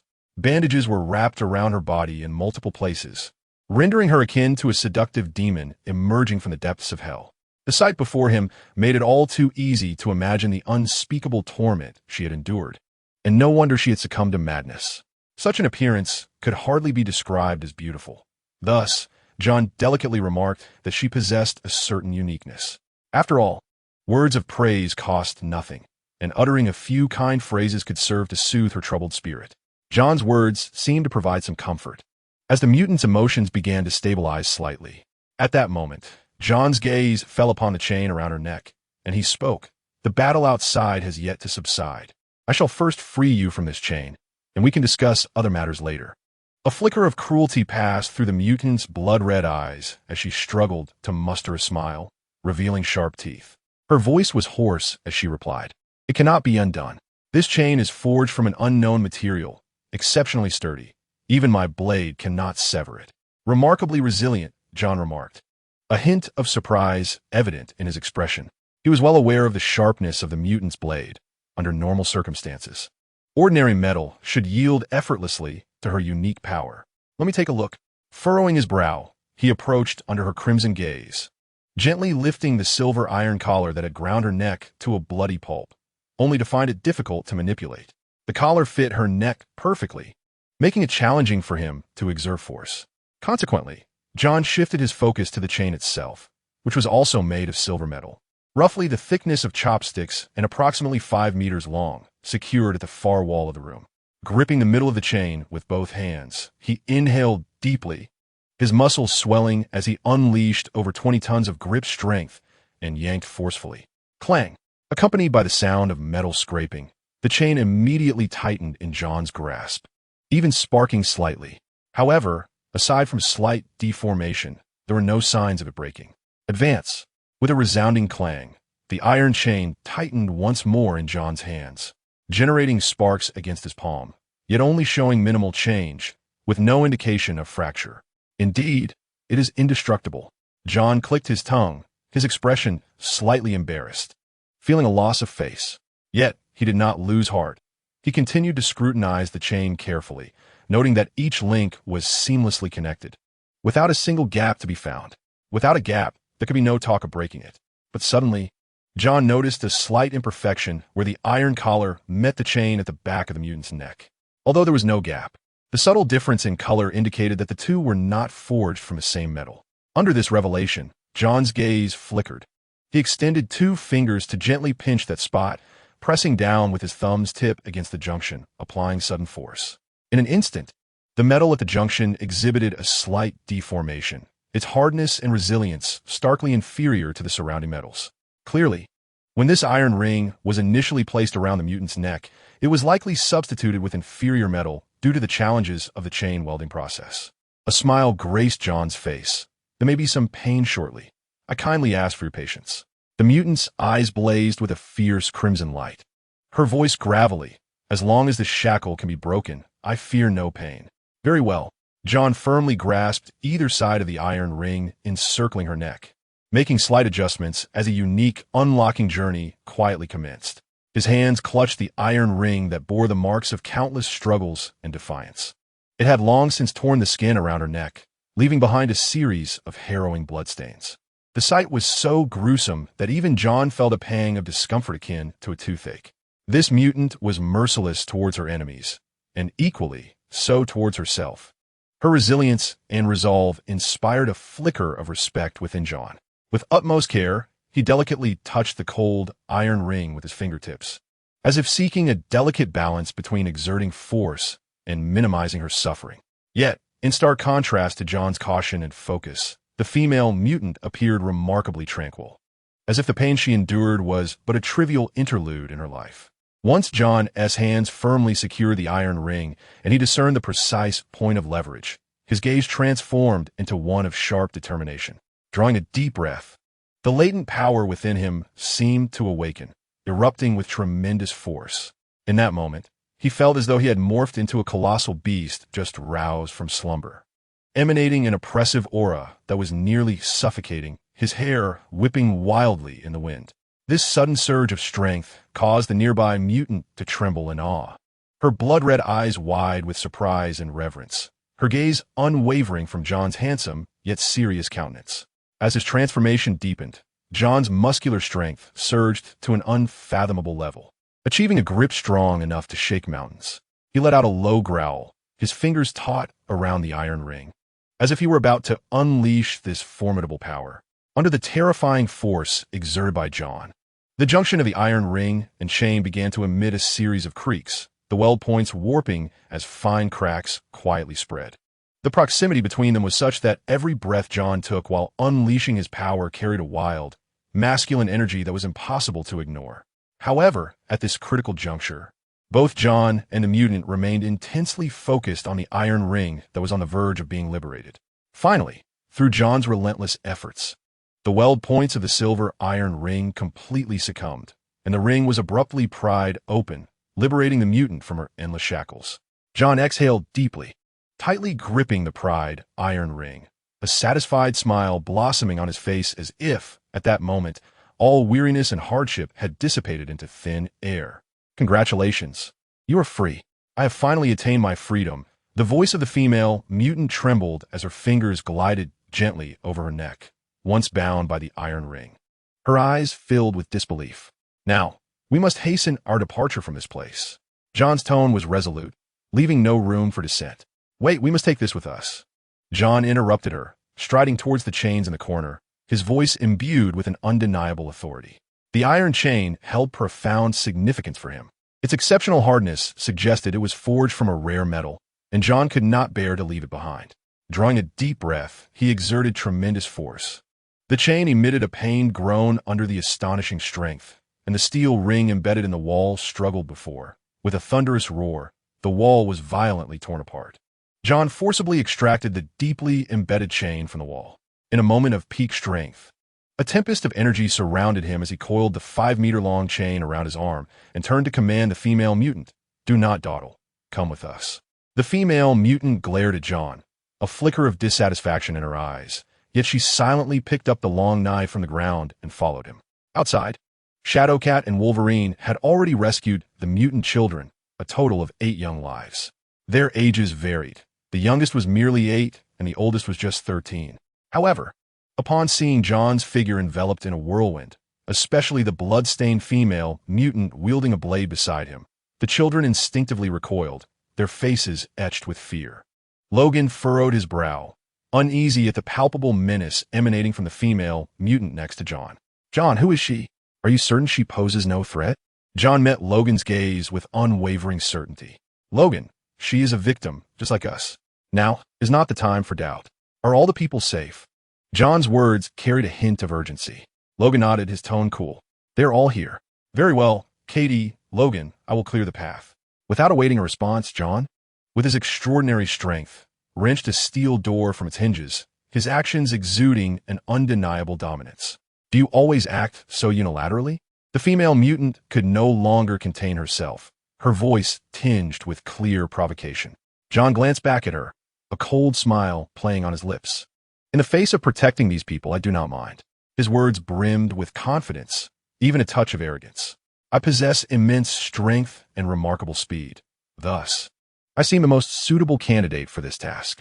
With that declaration, in a state of fervor, he reached out and violently dismantled the steel door from the adjacent room, preparing to use it as an impromptu shield.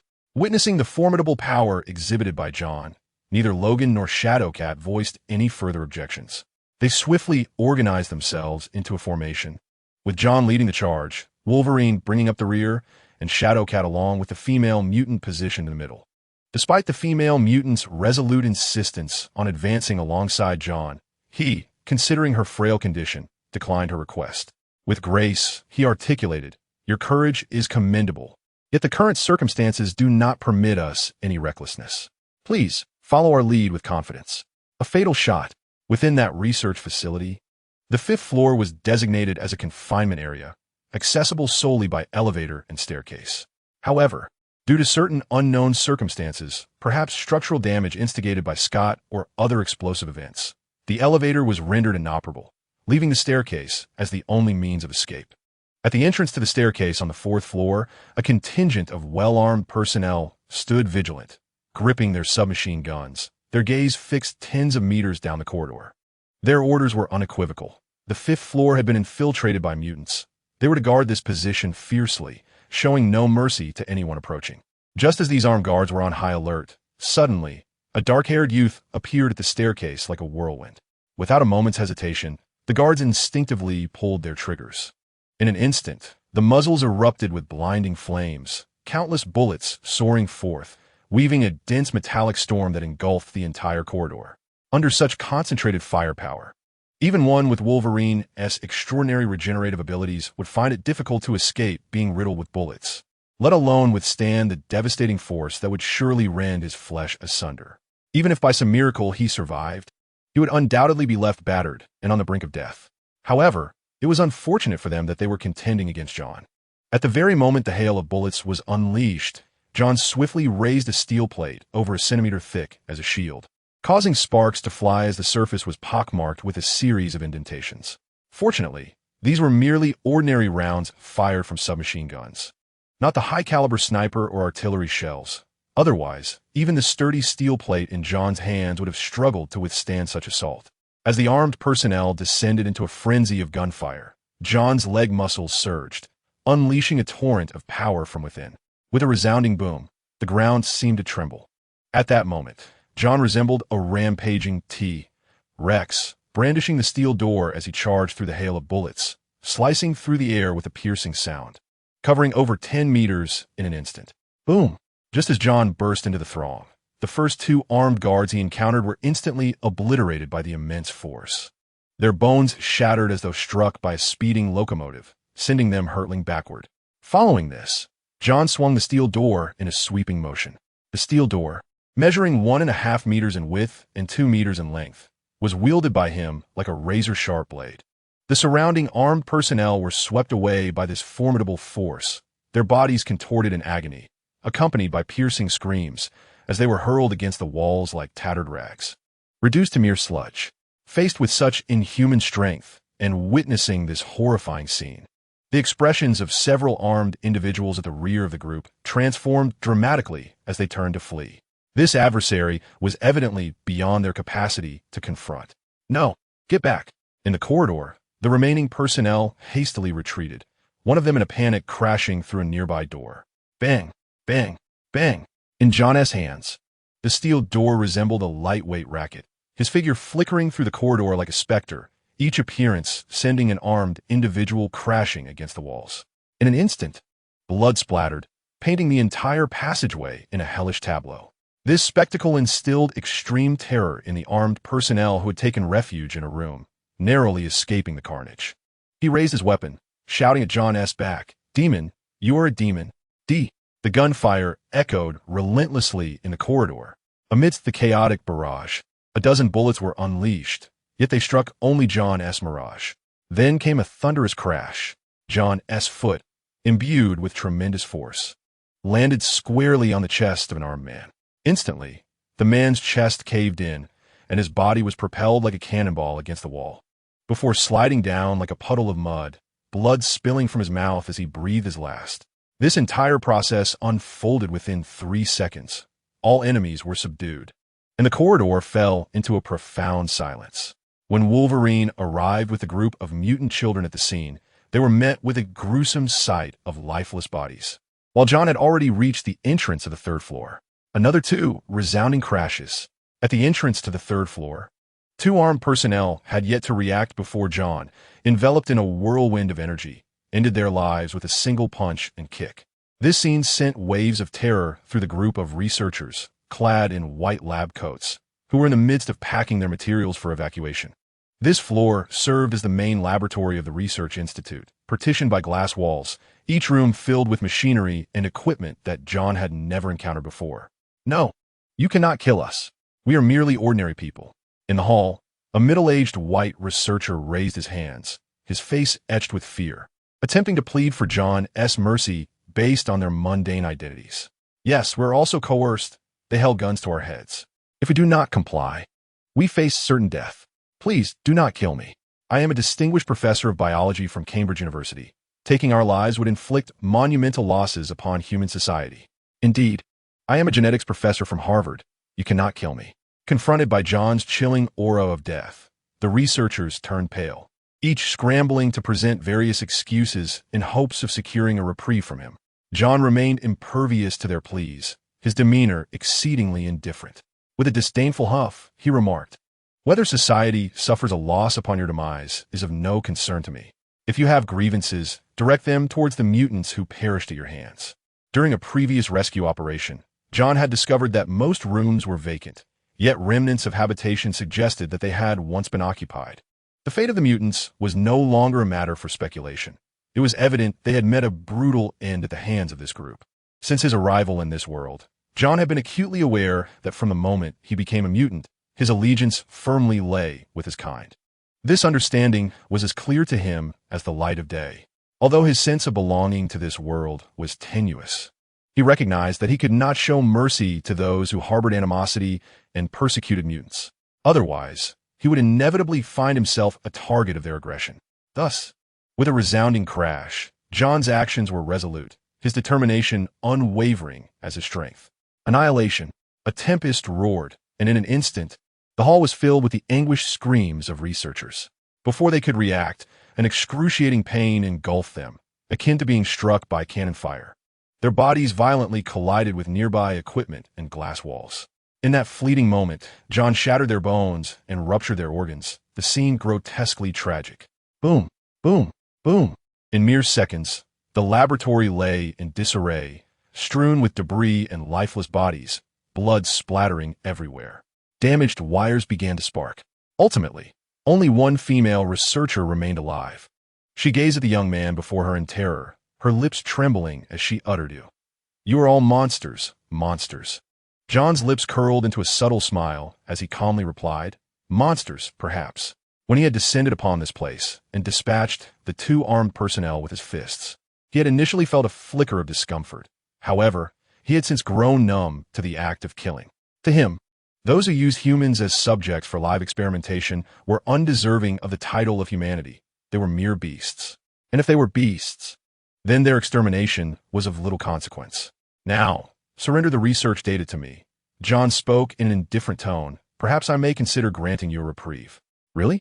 The female researcher's eyes momentarily sparkled with a glimmer of hope, her previously despondent expression seemingly finding a thread of possibility.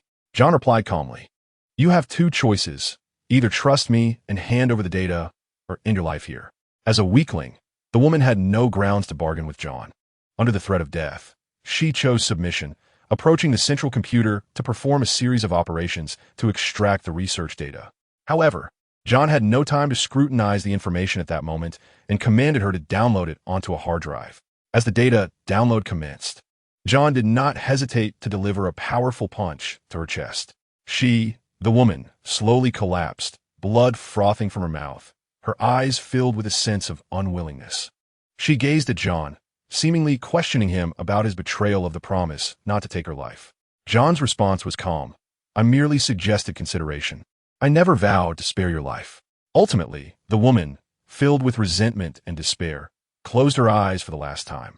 When Logan and his companions arrived, they were met with a grim scene of devastation, bodies strewn across the ground. At that moment, the young mutant girl, Xiao Wei, whom John had rescued, pointed in terror at the deceased woman, exclaiming, "Big brother Shishi."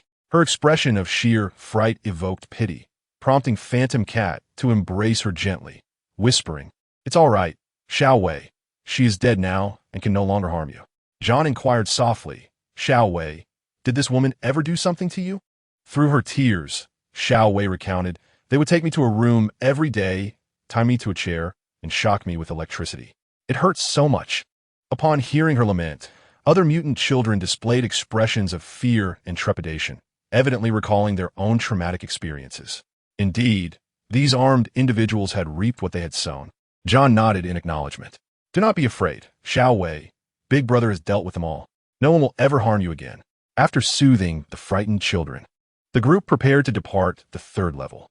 However, before leaving, John removed the hard drive and ignited a fire, reducing all evidence to ashes.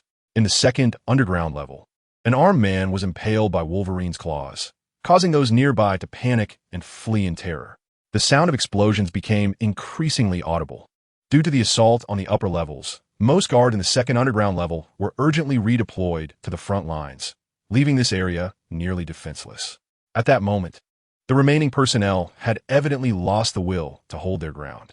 Upon learning of the breach on the fifth level and the swift loss of the fourth and third levels, their sole thought was to escape.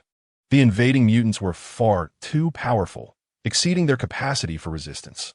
Yet, just as John and his companions were about to turn a corner to reach the first underground level, a grenade suddenly rolled to their feet, causing Logan's expression to grow grave. "Be careful." Before the warning could fully escape his lips, John vanished, appearing before the grenade as if by teleportation, and kicked it back just before it detonated. Boom! In the room ahead, flames erupted, accompanied by two piercing screams. For a weapon like a grenade, which required a few seconds to detonate, attempting to activate it in John's presence was nothing short of folly. After vanquishing two adversaries, the group pressed onward, encountering no further obstacles until they reached the subterranean level, which had once been concealed as a parking lot, but now lay in ruins. Flames roared in every direction. Lifeless bodies littered the ground, and overturned vehicles were scattered amidst the chaos, with a figure known as the Laser standing between several corpses. Not far off, a breathtaking battle unfolded, as Steel Titan, a warrior transformed into a giant of iron, engaged in a fierce struggle against a towering gray mutant, exceeding 3 meters in height, capable of transforming his very being into a monstrous form of rock harder than steel. With each movement, the rock mutant unleashed astonishing power, clashing violently with Steel Titan in an intense confrontation. Their path was marked by the effortless tossing of cars and the shattering of solid concrete. The air was thick with the raw, unfiltered sensation of brute force, and the ferocity of the battle was nothing short of astounding. However, upon closer inspection, it became apparent that Steel Titan was gradually gaining the upper hand in this contest of strength and will. Each time the rock mutant's fist struck Steel Titan, they left only white marks on his iron frame or briefly sent him flying, yet Steel Titan would rise swiftly, seemingly unscathed. In contrast, each of Steel Titan's assaults landed upon the rock mutant with the force of a sledgehammer, causing the latter's bodily structure to crumble with every impact. Notably, Steel Titan appeared to deliberately focus his attacks on the mutant's left thigh. As the battle raged on, that once impenetrable area was gradually blasted into a gaping hole, culminating in a heart-wrenching scream from the rock mutant as his left thigh shattered, causing him to lose balance and crash heavily to the ground. In that critical moment, Scott's eyes sparkled with determination as he unleashed a searing laser beam without hesitation. The beam streaked across the night sky like a meteor, striking the rock mutant's head with pinpoint accuracy. Following this, a series of deafening explosions erupted, and the rock mutant emitted a chilling wail onto the scorching laser rays, ultimately culminating in a tremendous blast as his head succumbed to the catastrophic damage. Scott spared no mercy for these malevolent mutants, decisively eliminating the threat and showcasing the resolve and courage of a true warrior. With the battle concluded, Steel Titan exhaled deeply, then raised his gaze towards the distance, where John and the others approached slowly. Steel Titan paid no heed to Scott's intervention at the brink of victory, for they understood that in life-and-death struggles, individual heroism bore no significance. Only through unity could they triumph over formidable foes. As the two groups converged, John surveyed the surroundings and inquired, "Scott, where's Professor Aurora?" Scott adjusted his glasses and answered in a low voice, "She is up ahead, engaged with a mutant. Peter and I were concerned about the pressure you might be facing, so we chose to advance here. How is the situation? Have all been rescued? Is everyone safe?" Scott inquired, his gaze sweeping across the group. Shadowcat nodded in affirmation. "We are all safe. No one has sustained serious harm." A relieved smile graced Scott's face. "That is indeed good to hear."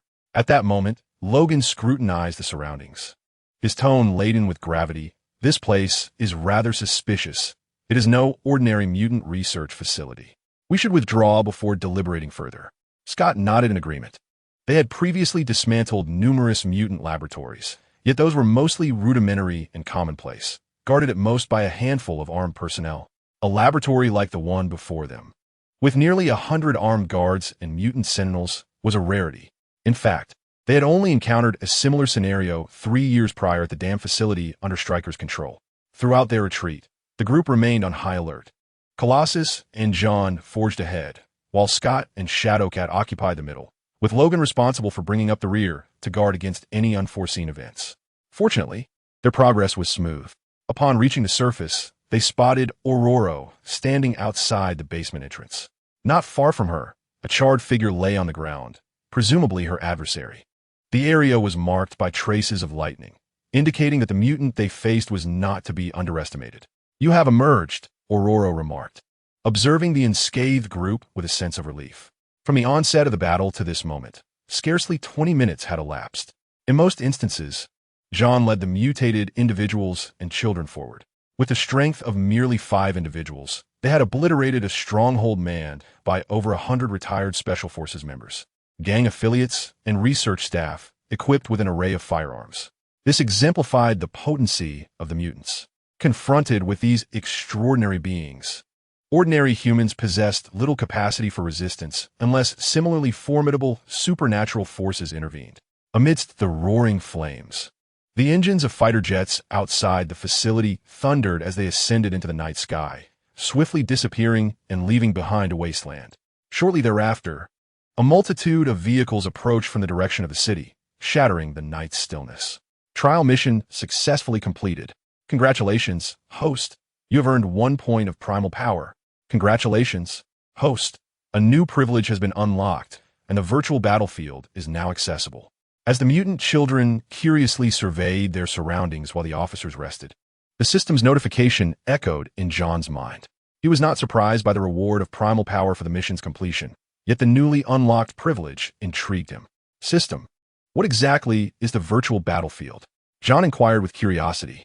As he posed the question, a torrent of information surged into his consciousness, and John's gaze deepened, as if he were contemplating something profound. The virtual battlefield is a newly added feature of the system, requiring mental energy for activation and maintenance. Once initiated, John's consciousness will be projected into a virtual realm, where he can select opponents for combat training, thus enhancing his practical skills.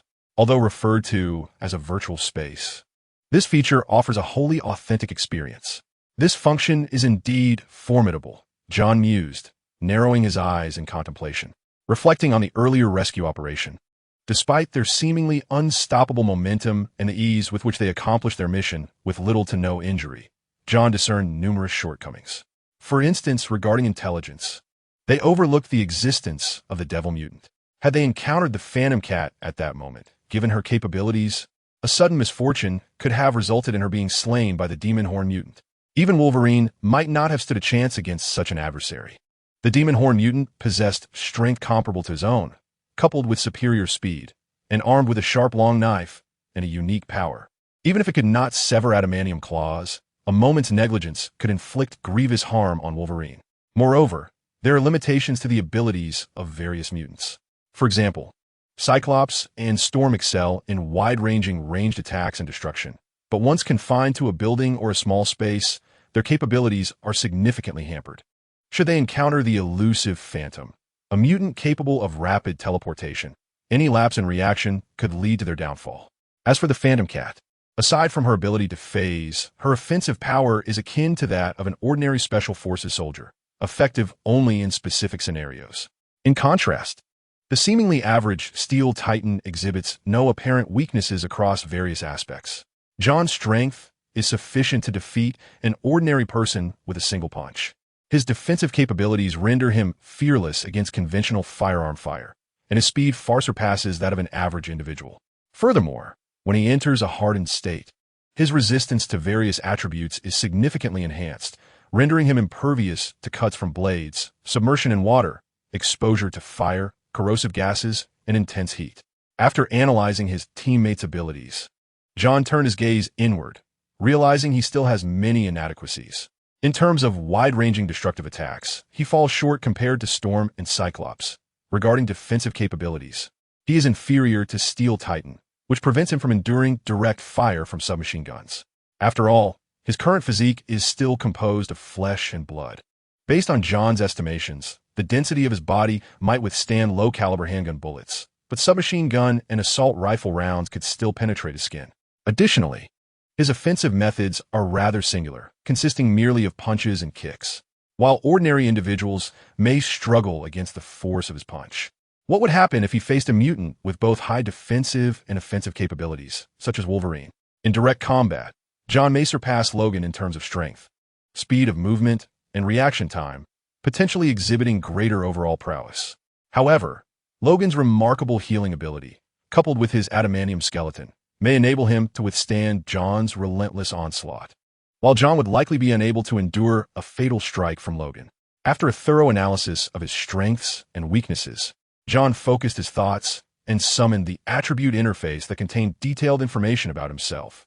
Hostname: John, West John race, human current level, 1-star bloodline inheritance, Kryptonian, Bronze Age, physical strength, 1280 mental power, 672 peak strength, 1490, remarkable grip strength, capable of exerting up to 20 tons, agility, 1252, remarkable running speed, reaching 170 to 200 meters per second, special abilities, heat vision significant characteristics, with a temperature range from 1000 to 1800 degrees Celsius, accompanied by a slight impact force, flight ability, capable of hovering and moving slowly in the air, genetic potential, energy frenzy, first awakening, source points, 1 function modules, virtual battlefield experience zone, storage space specification, 11.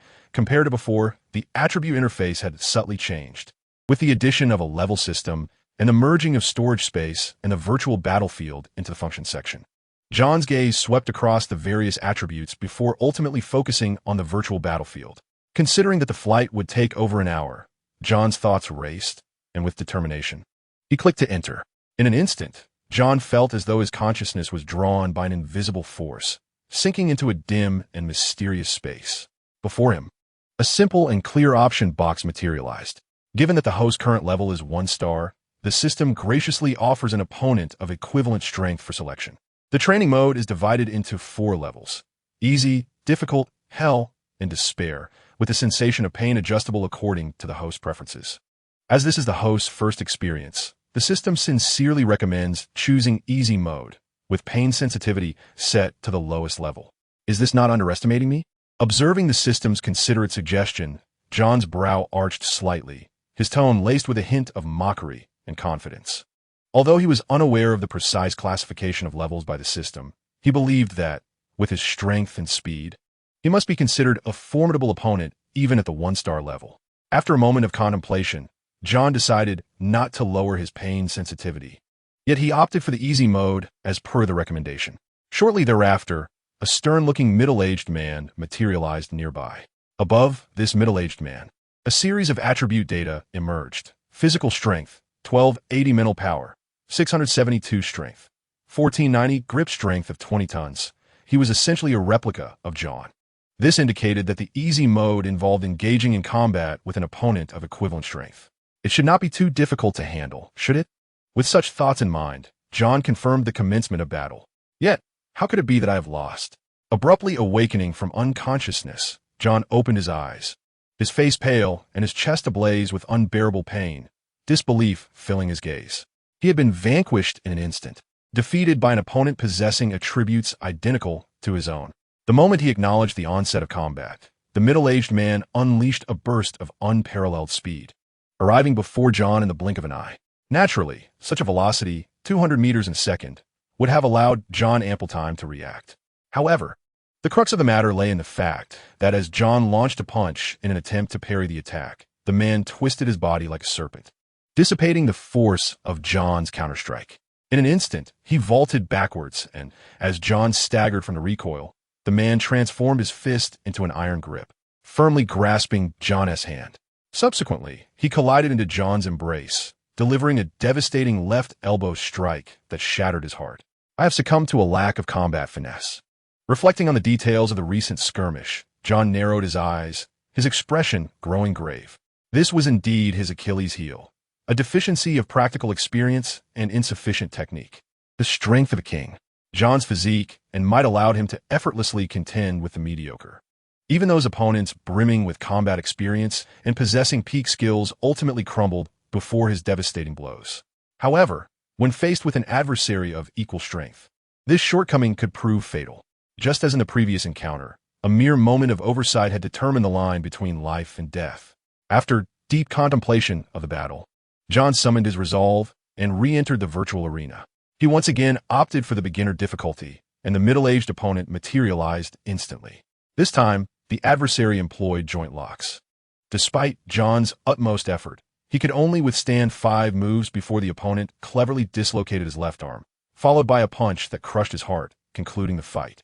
John gasped in agony, reopening his eyes, his complexion ghostly pale. After all, the taste of death is excruciatingly tormenting. He did not consider options for alleviating pain, for he understood that only the lesson of death could leave a lasting impression. In the virtual battlefield, death bears no consequence, yet in the realm of reality, the loss of life signifies an eternal silence. Once the pain subsided, John scrutinized the previous confrontation and once more ventured into the virtual battleground.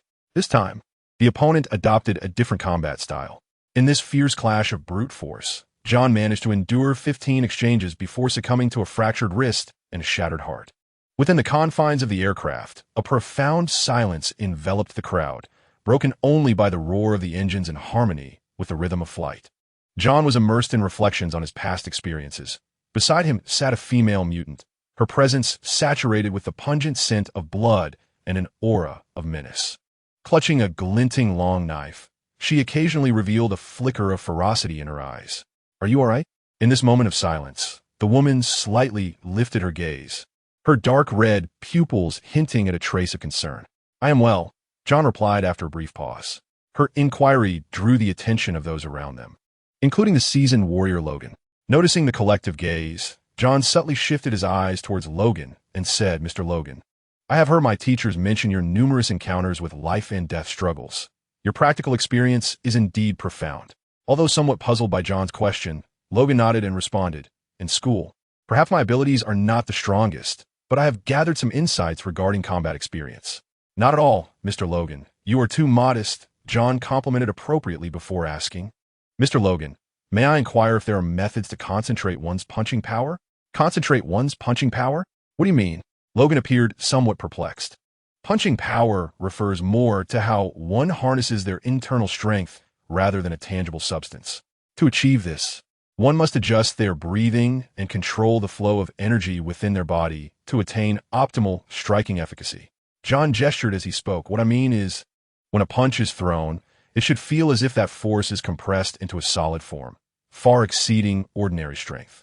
Upon hearing this, Logan's eyes brightened with understanding. "What you refer to must be the concept of power."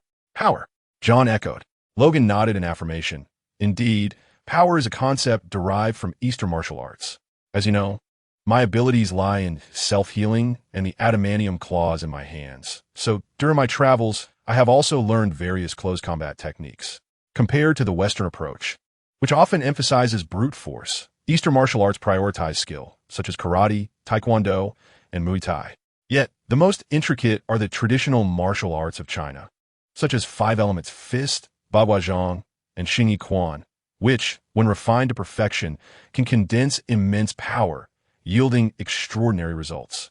Of course, This level of strength is already the limit for most individuals. I once visited China and sparred with several masters. Though they were not well known, their skills were exceptional. They had mastered the technique of condensing power. Before employing extraordinary strength, I was not their equal. However, when I displayed superhuman prowess, I could easily overcome them. In Eastern martial arts, the so-called power is about gathering all one's energy in one place, guided by willpower, ultimately causing this force to erupt throughout one's body. A force that permeates the entire body. John mused thoughtfully. Indeed, a force coursing through the entire body. Logan nodded emphatically once more. Typically, when a person throws a punch, they can only unleash about 1/10 of their total strength, limited to the arm executing the blow. However, after rigorous training, some individuals can harness approximately 1/3 of their overall power, thus mobilizing half of their physique while striking. For those skilled in combat, they can even leverage the strength from their back and lower body, enabling them to deliver punches that utilize nearly half or even 60% of their entire force. In such instances, an ordinary person stands no chance against these masters of martial arts, suffering severe repercussions from a single blow. Masters of Eastern boxing art, who have mastered the ability to channel their strength throughout their entire being, can unleash 100% of their power with each punch. Such martial artists alone can contend with a dozen ordinary individuals, earning their place as formidable forces among the common folk. Logan, having developed a sense of camaraderie with John due to his valiant performance that evening, patiently addressed his inquiries. It became clear to John why the middle-aged man's punches were so exceedingly powerful. Although their physiques and attributes were comparable, he always felt as if his strength was being dismantled upon impact, leaving his fists aching painfully. Through the cultivation of mental will, comprehension, guidance, and perseverance, one can ultimately channel strength throughout the entire body. John silently recited the essence of the martial art that Logan imparted to him. Approximately 2 hours later, the Blackbird aircraft traversed the night sky of America, returning to Xavier's School for Gifted Youngsters. In the underground base, the professor sat poised in his wheelchair. Upon witnessing the hatch of the aircraft open and observing that the occupants bore no visible wounds, a gratified smile graced his face. "Welcome back, everyone. Your efforts are commendable." Flanking the professor were 2 doctors and several caregivers. As the children disembarked from the aircraft, these medical personnel swiftly approached, prepared to conduct physical examinations. This action immediately startled the mutant children, prompting them to hide behind Logan and the others, while the fiercely vigilant mutant with horns remained particularly on guard. Shadowcat hastily reassured them. "Do not be afraid. The gentleman in the middle is our principal, and these individuals are the school's doctors. They merely wish to perform a routine health check." John also spoke gently.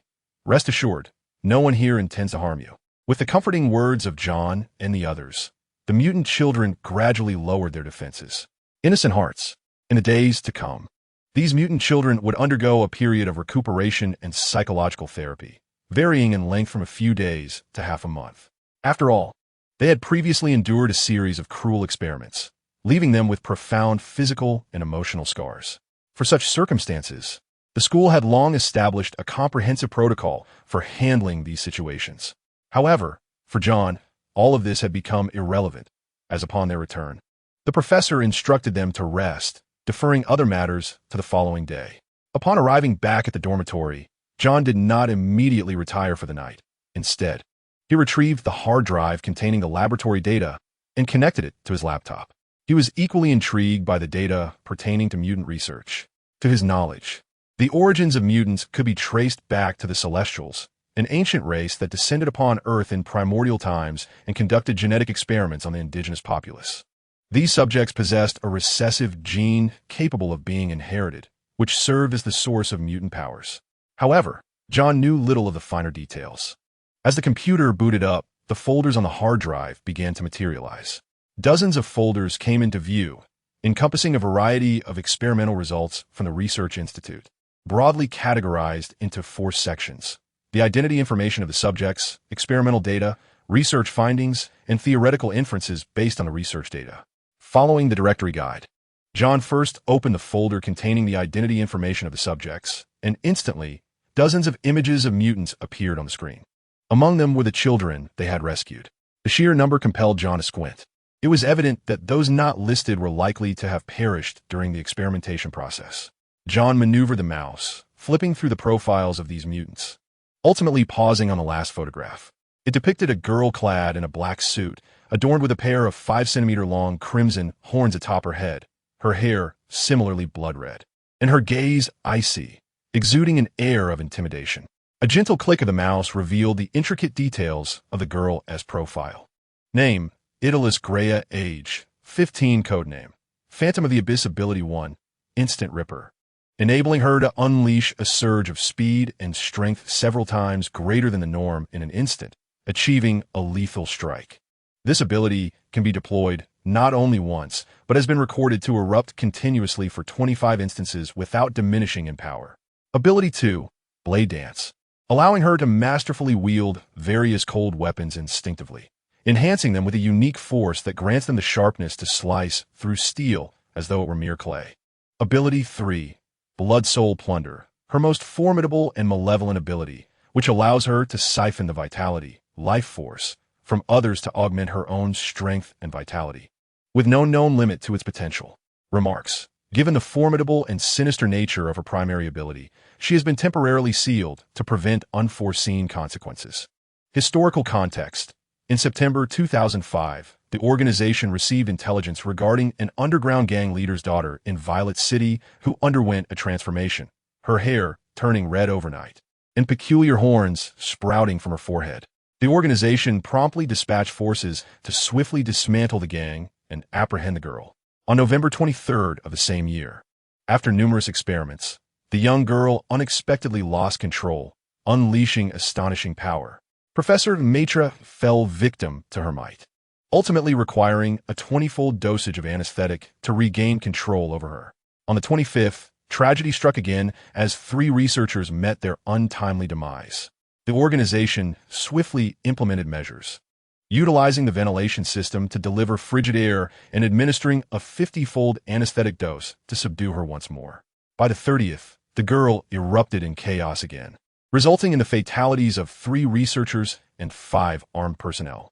The anesthetic proved ineffective, and it was only through the timely intervention of the overseeing adjudicator, wielding extraordinary strength, that she was finally subdued.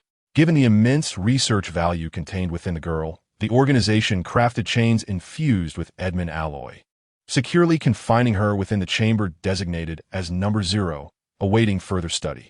At that moment, John lightly clicked the mouse, and the past and present of Ethelres Greya unfurled before him like a tapestry.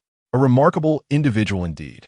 On November 30th, the girl, referred to as the Devil, once again lost control, resulting in the tragic loss of 3 researchers and 5 armed personnel in an instant as the anesthetic failed against her. Just as the situation became dire, the adjudicator stepped forth, exerting extraordinary power to subdue her. Recognizing the profound research value embodied in the Devil, the organization fortified her confinement with chains of Edmund alloy, securing her within the Number 0 chamber for deeper investigation. As John reached this point, his brow furrowed, pondering the nature of the so-called significant breakthrough. Yet, the records abruptly ceased, offering no further information to explore. As for the adjudicator, who was he? An adversary of the mutants like Steel Man? Or was someone else entirely? To have the strength to suppress an entity like the Devil surely indicated formidable power. John's mind brimmed with questions and curiosity. It appeared that a formidable force lurked behind this research institute. A thought he murmured to himself contemplatively. Was this force affiliated with Hydra, a vast organization infiltrating global powers, or the Hellfire Club, a gathering of the world's wealthiest and most influential? He speculated silently. Within the expansive universe of Marvel, the largest underground organizations on Earth are none other than Hydra and the Hellfire Club. The former shadows every nation, infiltrating their powers. Even within the United States' foremost superhuman task force, SHIELD, while the latter stands as a hidden palace, gathering the wealthiest and most powerful individuals, accessible only to those who receive an invitation. Among them, Iron Man's father is a distinguished member, and Magneto secretly holds a position there as well.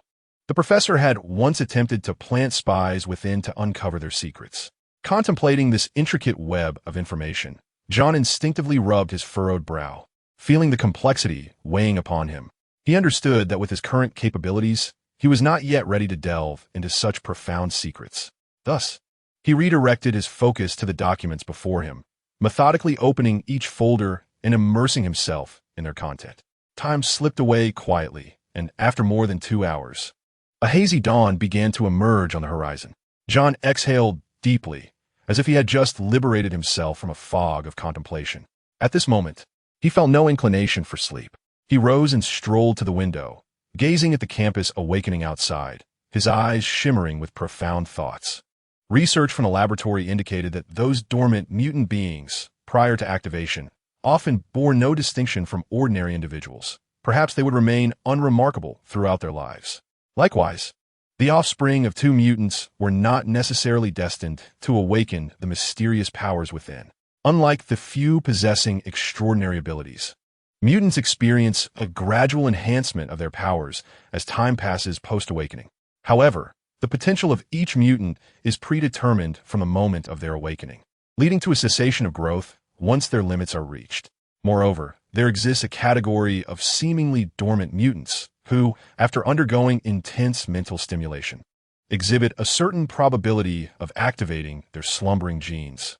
This revelation prompted speculation that a mutant's abilities or genes are profoundly influenced by mental intent. Does this imply that possessing a formidable mental could transcend the hierarchical boundaries of mutant abilities, enabling unprecedented breakthroughs? It is upon such conjectures that they have relentlessly experimented over the years, employing various methods to stimulate and test these mutants, hoping to uncover the subtle changes within their genes. After countless arduous trials, a remarkable phenomenon quietly emerged. Those previously classified as level 1 or 2 mutants, seemingly devoid of utility, exhibited significant enhancement in their abilities during the experiments, even manifesting more formidable powers.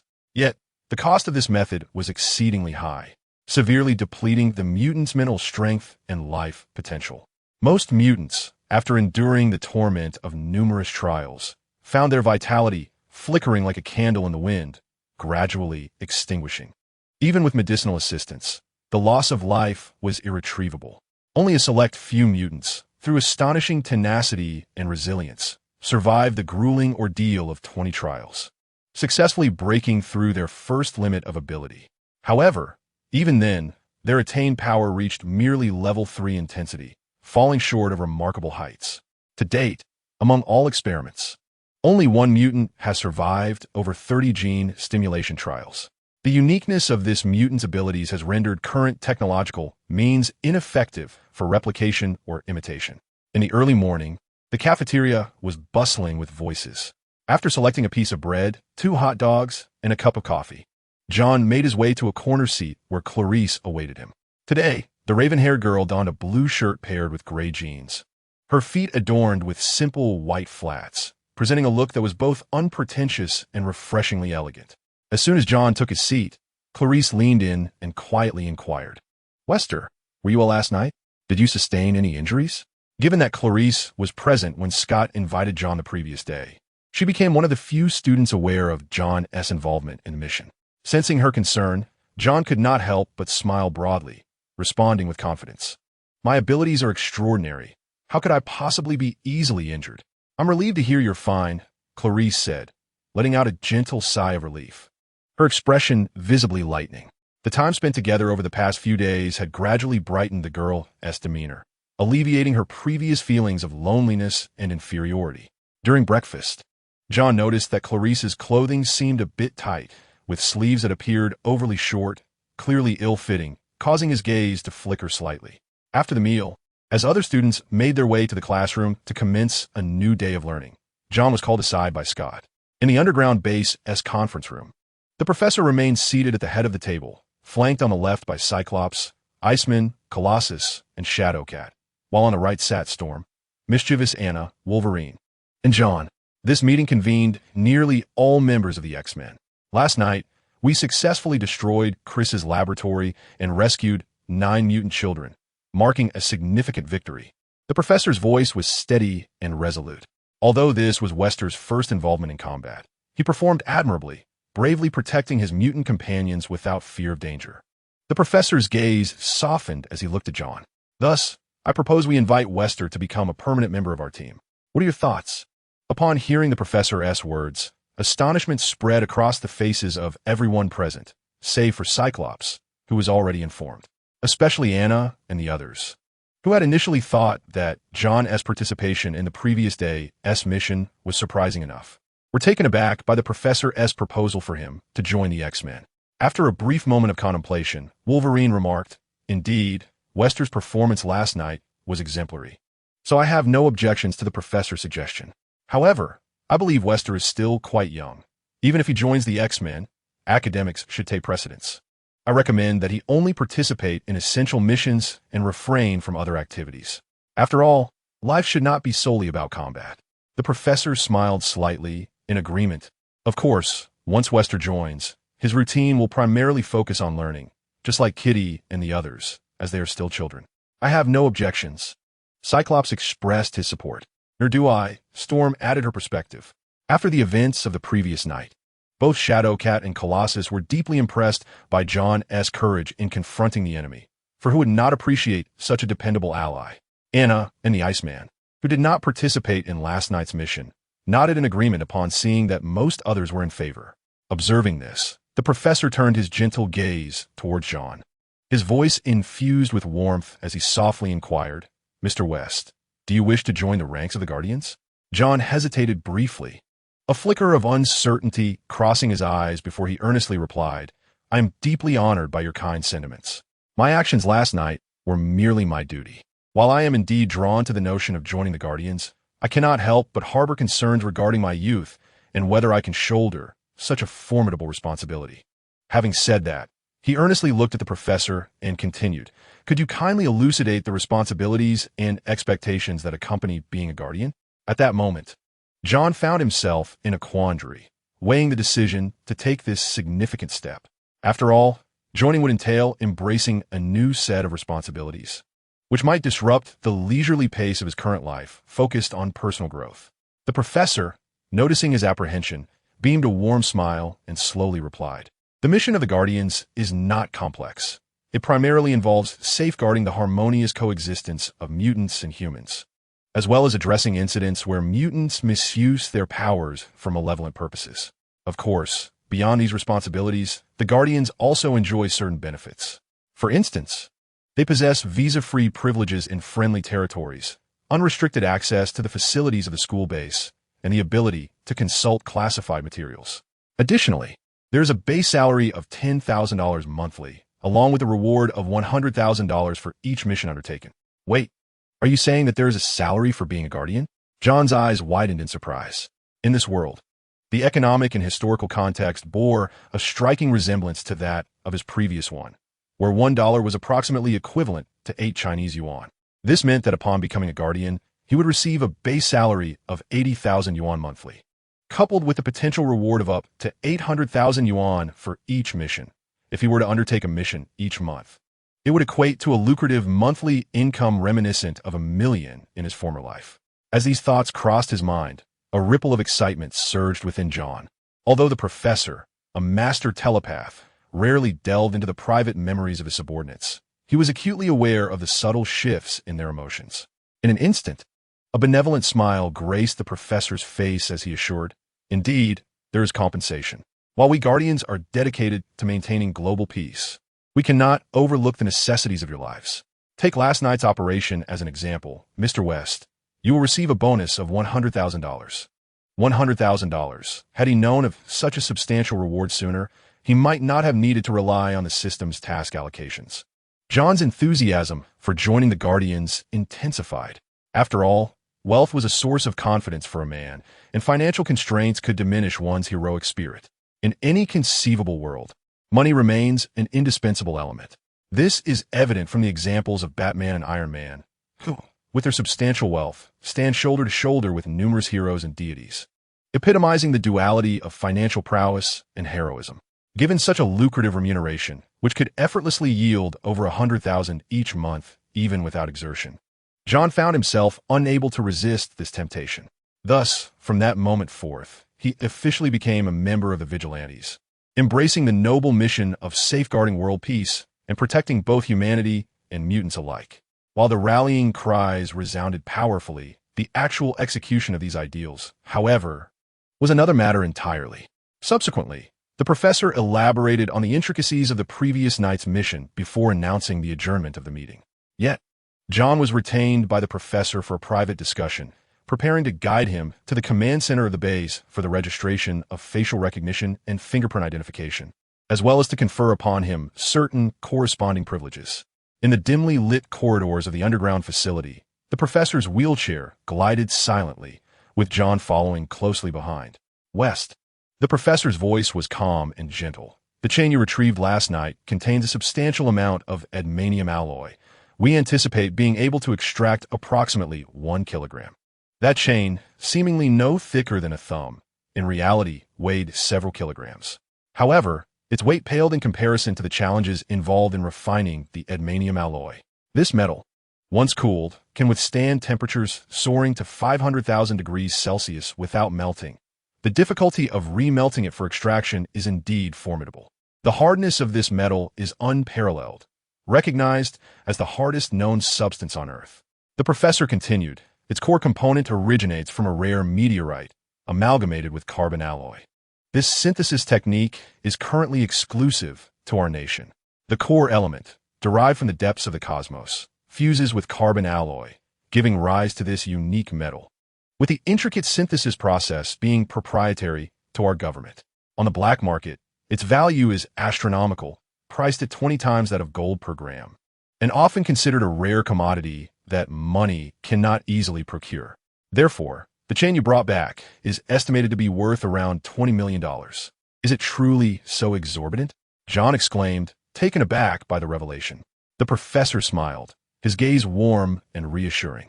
Indeed, its worth is beyond imagination. As this chain is your trophy, the decision regarding its fate naturally lies with you. Have you contemplated how to dispose of it? If you intend to sell it for cash, I can promptly transfer $20 million into your account. John pondered for a moment before candidly responding, Professor, I must confess, this proposal is indeed enticing. However, I do not intend to sell it. The professor's smile bore a hint of approval. It appears you have other plans for this adamantium alloy. Precisely, Professor, John affirmed with a nod. In the fierce battle of last night, I became acutely aware of my shortcomings.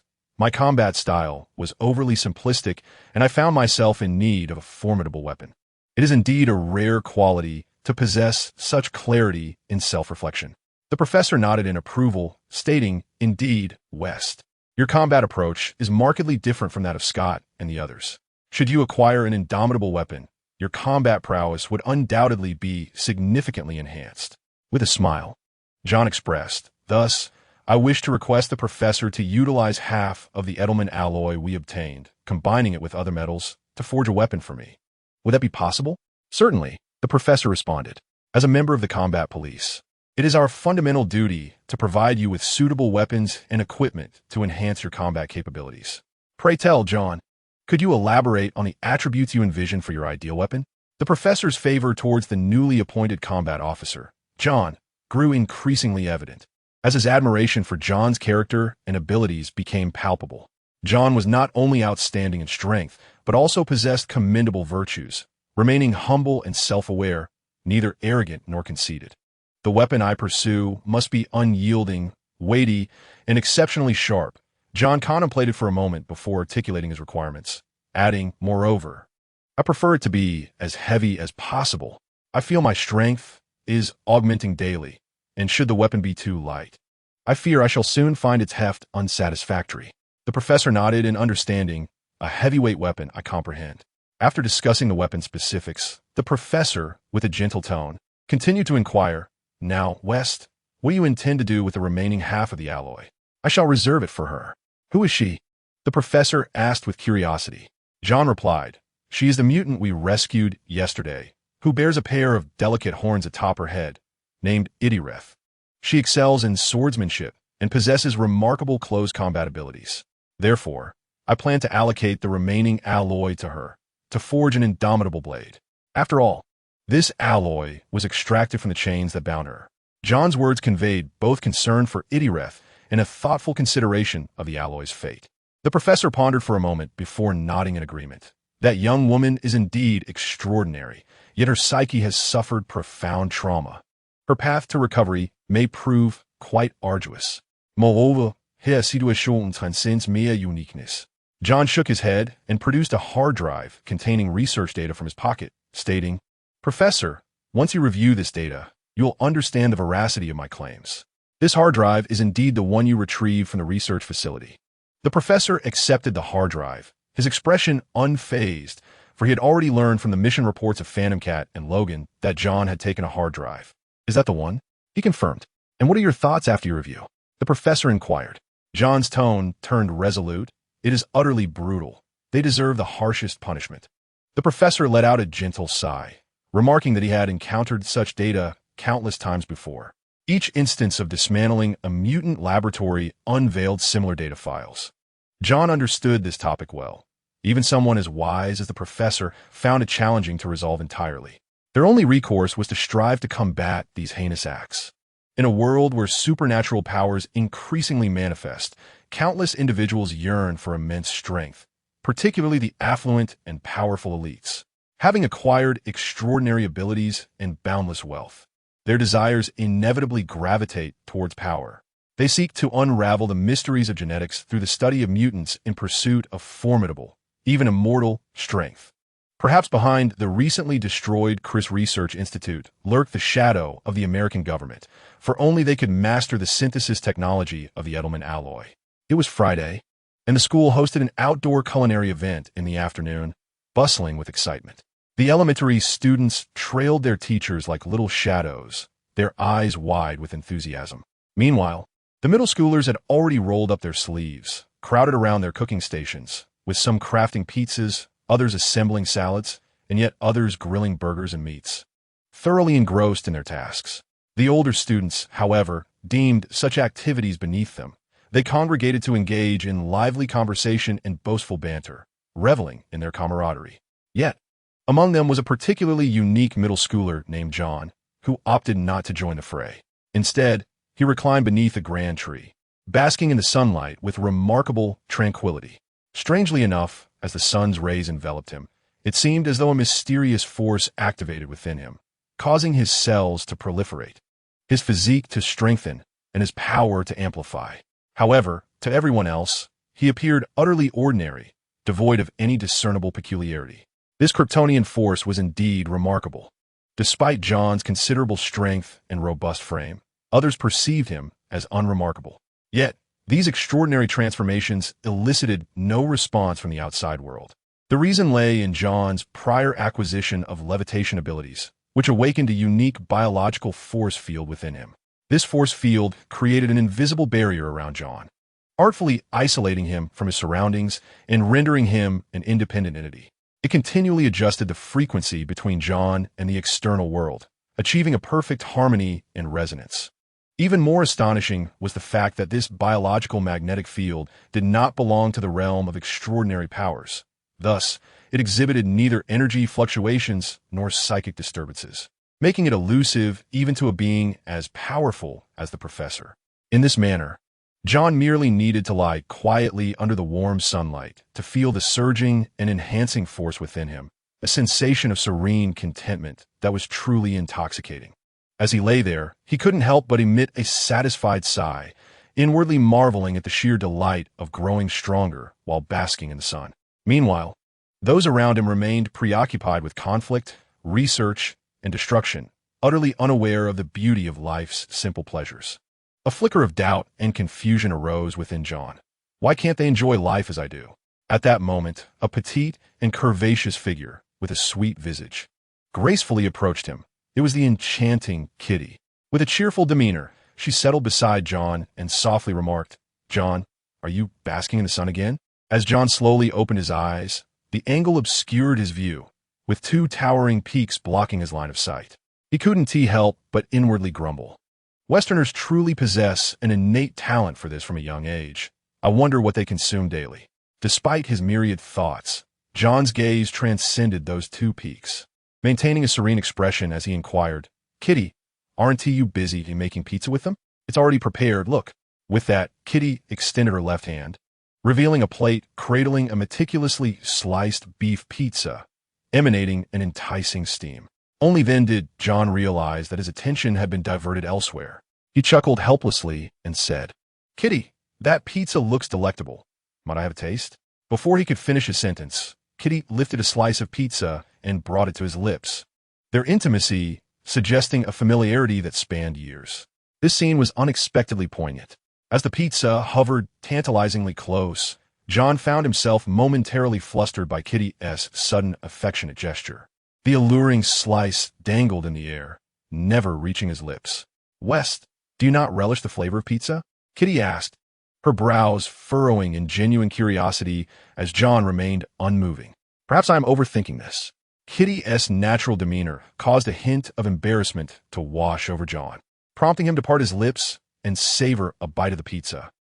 Absolutely exquisite." As he chewed, a glimmer of surprise flickered in his eyes, and he nodded in appreciation. "I never anticipated that your pizza, Kitty, would surpass that of the cafeteria chefs." John's praise brought a radiant smile to Kitty's face, and she responded proudly, "I have dedicated myself to mastering the art of pizza making." With that, she brought the pizza to her lips, elegantly taking a bite from the spot John had just savored, her beautiful eyes casting a subtle glance downwards, exuding a captivating charm. "Goodness, she is indeed tempting me. It is utterly unbelievable. She is truly enticing me. I am but a 15-year-old boy. Has she really taken notice of me?" In that moment, even John, despite his usual obliviousness, grasped Kitty's intentions, his heart swelling with astonishment as he realized he was drawn to a 17-year-old girl.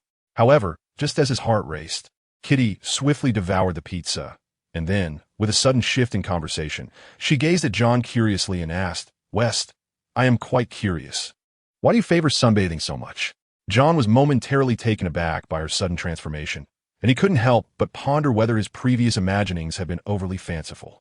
With a slight smile playing on his lips, he replied, "I am thoroughly immersed in the exquisite joys of life." "Enjoying life?" Kitty echoed, a look of bewilderment crossing her face. John leisurely placed his hands behind his head, a faint smile gracing his features. "Indeed, for I have profoundly realized that when the spirit basks in the sunlight, it can find solace and perceive the ineffable harmony of coexistence with nature. Whenever I stand beneath the sun, the beams seem to whisper the essence of life, as all beings thrive under its nurturing glow. The warmth and comfort it brings are truly beyond the capacity of words to convey." Katie blinked her bright eyes, her face alight with astonishment and curiosity. "Is there really such a magical sensation in basking in the sun?" John smiled gently, a depth of meaning apparent in his expression.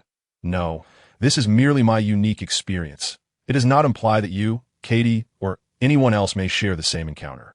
After all, each individual's spiritual sensations are distinctly their own. For instance, some may find solace in the tranquility of daydreaming. Others may revel in the melodies of music, while some are passionate about the exhilaration of sports, the freedom of swimming, or the exploration of culinary delights. Though these seemingly disparate pursuits appear varied, they all converge towards a singular aim: to seek a state that brings peace to the spirit and relaxation to the body. For me, basking in the sunlight is a distinctive way to immerse myself entirely, to feel the rhythm of life, and to savor the beauty of existence." Upon hearing this, Katie nodded in understanding, her expression illuminating with realization. Of course, within these words lay not only John's genuine insights, but also a web of cleverly woven fabrications. The authentic part indeed stemmed from his profound understanding of life, a perspective shaped by his brush with death, which instilled in him a deep respect and reverence for existence. However, this reverence did not imply hesitation when confronting adversaries. On the contrary, it propelled him towards greater decisiveness, rendering him more indifferent to those who obstructed his path. The fabricated aspect was merely a fade he crafted to justify his fondness for sunbathing without arousing the scrutiny of others. At present, the time was still fleeting, and those who observed him had yet to notice this nuance. Yet, as John's power grew and his reputation flourished, it was inevitable that some researchers would begin to delve into the foundations of his strength, his daily habits, and even the intricacies of his personality. By that time, they might have observed his peculiar affinity for sunlight. Based on this inclination, they could perhaps surmise a connection between John's burgeoning strength and the sun. Thus, should anyone contemplate an assault on him, they would likely consider the variable of sunlight. John never underestimated the intellect of others. Therefore, today, he deftly employed Katie's voice to disseminate the tale of his fondness for basking in the sun, as though it were all a divine arrangement. Had it not been for this, the enigma of his strength, intricately linked to sunlight, might have remained forever unsolved. Katie's spirit was profoundly impacted by John's words. She never imagined that the 15-year-old John possessed such profound insights into life, akin to a seasoned sage. Suddenly, a spark of excitement glimmered in Katie's eyes, and with a hint of curiosity, she inquired, "John, I too wish to try. Is it truly as magical as you say?" "That varies from person to person," John replied, somewhat resigned. Without hesitation, Katie emulated him, gently reclining, her form becoming all the more enchanting, adorned with graceful curves. As they lay so closely, John's keen senses, restored to their normal acuity, detected a faint, delicate fragrance emanating from the strands of the young girl's hair. From a distance, the sight of the two youths lying together resembled that of a pair of enamored lovers. Yet, just as John believed he could relish a moment's tranquility, Katie abruptly turned her head, her beautiful eyes sparkling in the sunlight, her skin glowing radiantly, exuding a vibrant health. Truly magnificent, John marveled inwardly.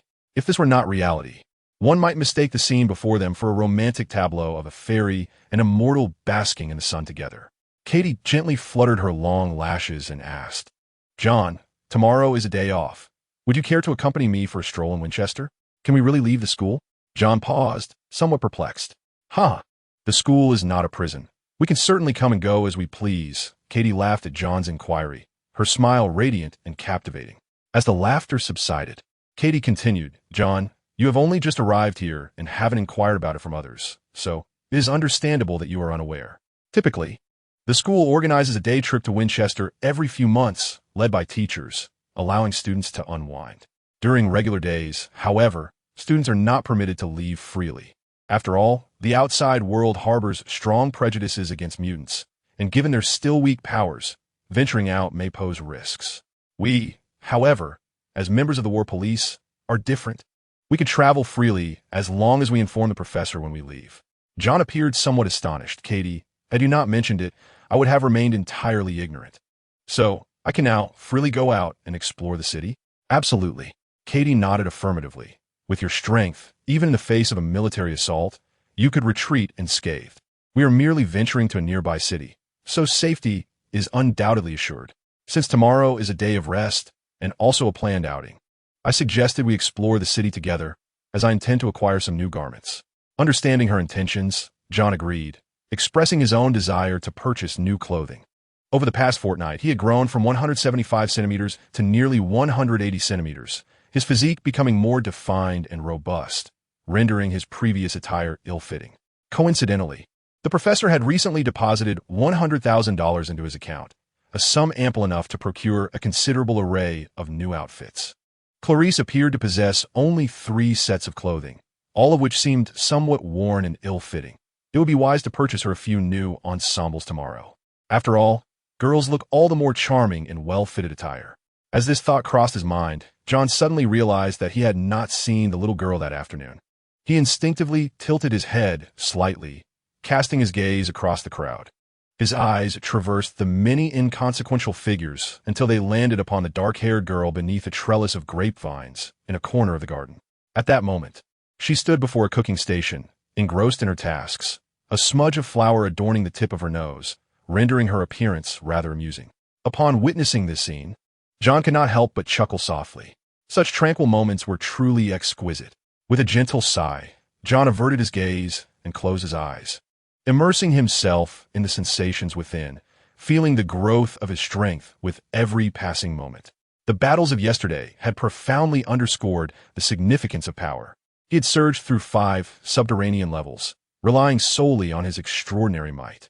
Had he remained an ordinary office worker or merely a typical high school student, he would have struggled to even confront an armed assailant, let alone rescue others. Moreover, the achievements of the previous day were exceedingly fruitful. including the reward of 1 point of primal power and the newly unlocked virtual battlefield, along with the precious Edmund alloy.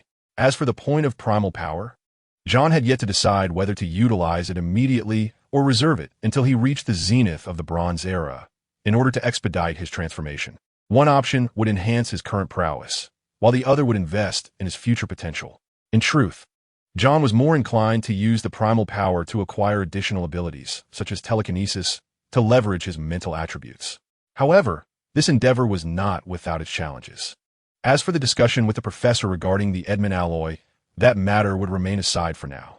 The decision regarding the point of primal power still lingered, whether to deploy it forthwith or retain it for the pinnacle of the Bronze period to catalyze his evolution.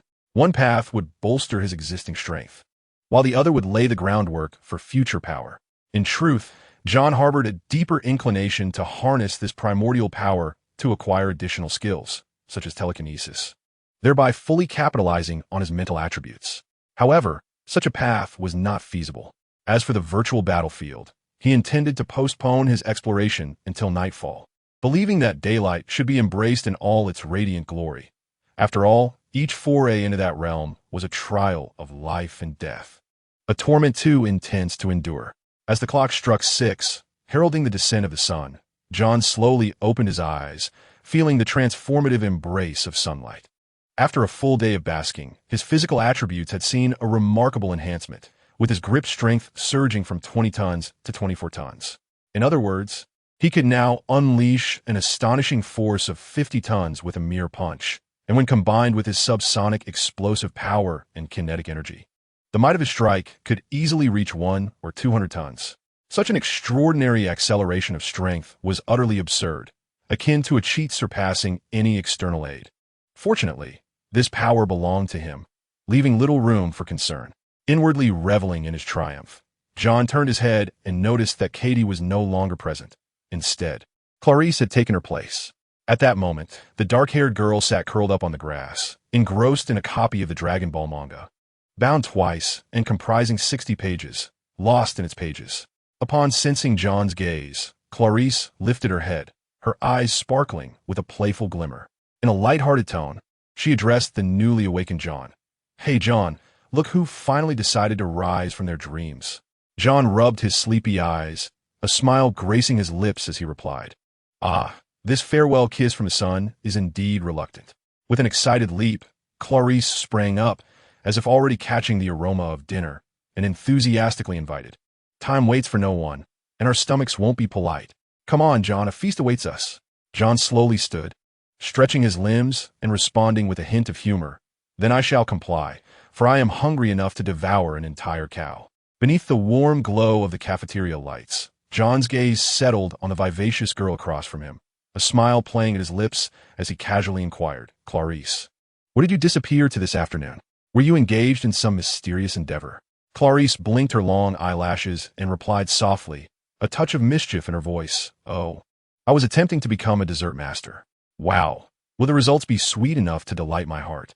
John's interest piqued, his tone laced with playful jest. Clarice made a face, a blend of exasperation and endearment as she confessed, "Alas, the desserts I create are such that I wouldn't dare taste them myself." "Ha, that's all right. Cooking is merely a process of constant failures and attempts. Perhaps one day you'll emerge as a dark horse in the world of baking." John comforted her with a smile, his voice brimming with affection.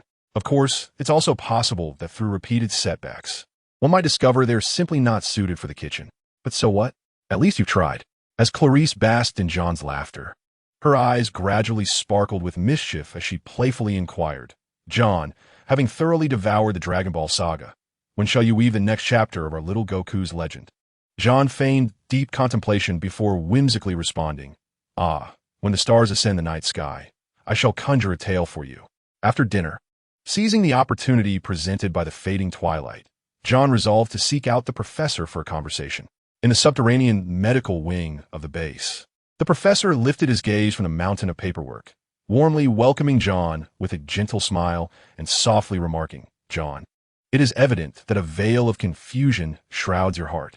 John nodded subtly, taking a seat across from the professor, his brow furrowed as he posed his inquiry. "Professor, I have always believed my mental prowess to be quite formidable. However, I am perplexed as to why I have not awakened abilities akin to psychokinesis or any form of mental perception. In response to John's bewilderment, the professor offered a sympathetic smile. This question delves into the unique nature of each individual's mental power. Does mental power possess specific attributes? John inquired, displaying surprise. The professor affirmed with a nod. Indeed, mental power has its attributes. For instance, my telepathic ability stems from my mental attributes leaning towards the ethereal and the illusory. Therefore, despite the incredible growth of my mental power over the years, I remain incapable of influencing reality, not even able to lift a simple cup. I can sense that your mental energy is exceptionally abundant and potent. As for your inability to awaken mental abilities, it may be related to your mutant gift.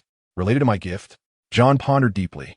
The professor continued in a gentle tone, yes, when mutants awaken their gifts, their mental power, or rather their essence, is profoundly influenced by their genetics.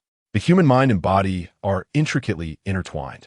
This is also why some mutants, as time progresses, find their emotions becoming increasingly extreme, rife with desires for destruction, violence, and aggression. Their power not only influences their psyche, but also permeates their consciousness and emotions. Clarice, with her starry-eyed demeanor. It seems that although you possess immense mental strength, you have not developed the ability to interact directly with the material world. This signifies that your mental power, upon awakening, did not carry the qualities of materialization, unless, on some future day, you can propel this mental energy to its limits, achieving a transformation from the abstract to the tangible. Even the mightiest mental power cannot exert influence over physical reality. Of course, there exists another possibility, the so-called secondary genetic awakening, but you are well aware of the research reports indicating that this is virtually impossible. Simultaneously, due to the distinct characteristics of each individual's mental prowess, any interference from external spiritual forces may affect one's skills. This impact can range from negligible to an insurmountable barrier throughout one's life. Therefore, unless absolutely necessary, I prefer a gradual approach to guidance rather than delving directly into the consciousness of those traumatized children rescued from research facilities to shield or rewrite their painful memories. It is essential to understand that when I alter another's memories using my abilities, I am, in essence, employing the power of the mind to overlay the existing memories and intricately weave new experiences into them. John nodded in acknowledgement. I see now. Thank you very much for your explanation, Professor. The professor responded with a gentle smile. As your mentor, it is my duty to clarify any doubts. No need for thanks. After receiving a clear explanation regarding the workings of mental energy, John ceased to bother the professor further and took his leave. Upon returning to his solitary dormitory, John indulged in a refreshing shower, drying his damp hair with a hairdryer. Subsequently, he donned a short-sleeved shirt and shorts, retrieving paper and brushes to fulfill the promise he made to Clarice. Just as he was about to put pen to paper, a knock echoed from the door. Upon opening it, John found Clarice standing outside, clad in a white bathrobe adorned with a bear motif, her hair still glistening with droplets of water, evidently just having bathed. She clutched the well-worn comic book tightly in her hands. With wide, expectant eyes, Clarice inquired, "John, have you begun drawing yet?" Seeing her eager expression, John couldn't help but chuckle, gently patting her head. "I'm about to start, come on in." As the little girl stepped into the room, John chose not to close the door, but to leave it ajar. At that moment, it was unwise for a girl to linger alone in his room for too long. Although he personally had no qualms, he had to consider her reputation. After all, words could easily be twisted, leading to unwarranted gossip. The first chapter of Dragon Ball narrates the tale of Bulma venturing into the mountains and encountering Son Goku, ultimately persuading him to embark on a quest for the Dragon Balls with her. In the world of Dragon Ball, magical Dragon Balls and portable technology developed by Capsule Corporation exist. The storyline unfolds as the protagonist, Son Goku, travels alongside his friend Bulma, including Goku's astonished realization that Bulma does not reproduce through laying eggs upon waking one morning. In subsequent events, they assist a turtle in returning to the ocean and confront a band of robbers, ultimately achieving victory. Each chapter spans approximately 30 pages, adorned with hundreds of illustrated scenes, making it a straightforward task for John, who can create from memory. In merely half an hour, he completed this segment of the drawing. Wow, John, you are truly remarkable. The girl gazed at the stack of papers before her, her heart brimming with joy as she swiftly organized the drawings in the order indicated by John at the bottom of the pages. For Clarice, the most delightful moments of the day were spent reading Dragon Ball. This was not solely due to its unique and intriguing storyline, but more significantly because these illustrations were crafted exclusively for her by John. Don't rush. There is still ample time today. I could draw a bit more. Really? Upon hearing John declare his intention to create more today, Clarice's eyes sparkled with excitement, as if they were twinkling with stars. Within this comic series, there are actually 3 volumes, each containing over 30 pages. Coupled with the 2 volumes previously completed, the entire series accumulates to approximately 160 pages. The girl tightly embraced a hefty comic book, meticulously sewn with thread and featuring a cover made of sturdy cardboard. Her smile so radiant that it seemed to stretch her cheeks slightly. Witnessing her exuberance, John could not help but smile, gently ruffling her cheek. All right, stop grinning for now. Once you finish these, I will continue creating. Go rest now, good night. However, just as Clarice was about to step over the threshold, she suddenly halted, turning back with a slightly hesitant tone to inquire, John, why do you treat me this way? For a girl who had wandered with her foster father since childhood, witnessing the darkest facets of the world, she was acutely aware that nothing could be obtained unconditionally.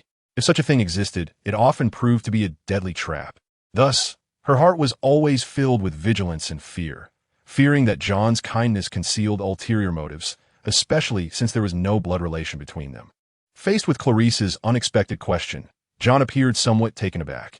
Is there a special reason required for me to treat you well? Clarice was evidently caught off guard by this inquiry. Shouldn't there be a reason? After a moment of contemplation, John responded with a smile. If a reason must be found, could your own charm suffice? If you feel my concern disturbs you, let us assume it is because you are simply too lovely and enchanting, and I plan to welcome you when you come of age. Would that make you feel a bit more at ease? He continued, in that case, what I am doing now is merely a form of early investment to nurture our bond, ensuring that when you grow up, you will not be taken away by others. What do you think? Clarice's sudden question had placed John in a somewhat awkward position. However, he quickly grasped the doubts in her heart and candidly revealed the true motives behind his initial approach to her. Yet often, speaking the truth does not necessarily cultivate trust in others. At this moment, Clarice clearly did not believe John's subsequent explanation. As she turned to leave, the words he had inadvertently revealed echoed repeatedly in her ears. Is it truly unnecessary to have any reason to treat someone well? In that instant, the girl felt an unprecedented sense of confusion. This was in stark contrast to her long-held perception of humanity as selfish, greedy, and ruthless. After Clarice departed, John shook his head slightly, filled with myriad emotions. Being so young and sensitive is not necessarily a blessing. It may cause her to miss out on many joys of childhood. With that thought, he closed the door. Initially, John had entertained the notion of nurturing Clarice as a future wife, desiring to cultivate her slowly. However, as time passed, he found himself deeply moved by this gentle, understanding, and sensitive girl, wishing only to do his utmost to ensure her happiness, akin to caring for a beloved younger sister. Of course, whether this sister might one day become his romantic partner remained a mystery for the future. Who could predict such a fate?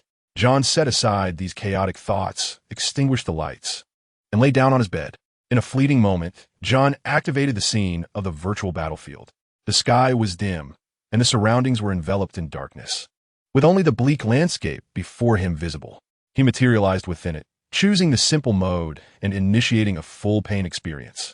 In an instant, the middle-aged man clad in a tight black combat suit, who had once defeated him in 3 swift strikes, appeared before him, his expression vacant like that of a puppet. As he gazed at this dazed figure, John's demeanor grew serious. He refrained from rushing into battle, instead taking a deep breath to steady himself. After the afternoon meeting concluded, John did not proceed to class, but returned directly to his dormitory, where he opened his computer to search for information on Eastern martial arts. However, the content he found about Zingi Yiquan and Bagwazang seemed rather formulaic, lacking the core essence he craved. Yet, this was somewhat expected. After all, how could the core secrets of these martial arts be easily disseminated online? Thus, John reluctantly abandoned this pursuit. Nevertheless, Even if he could not grasp the core essence of these techniques, it did not imply that he could not achieve a state of power permeating his entire being.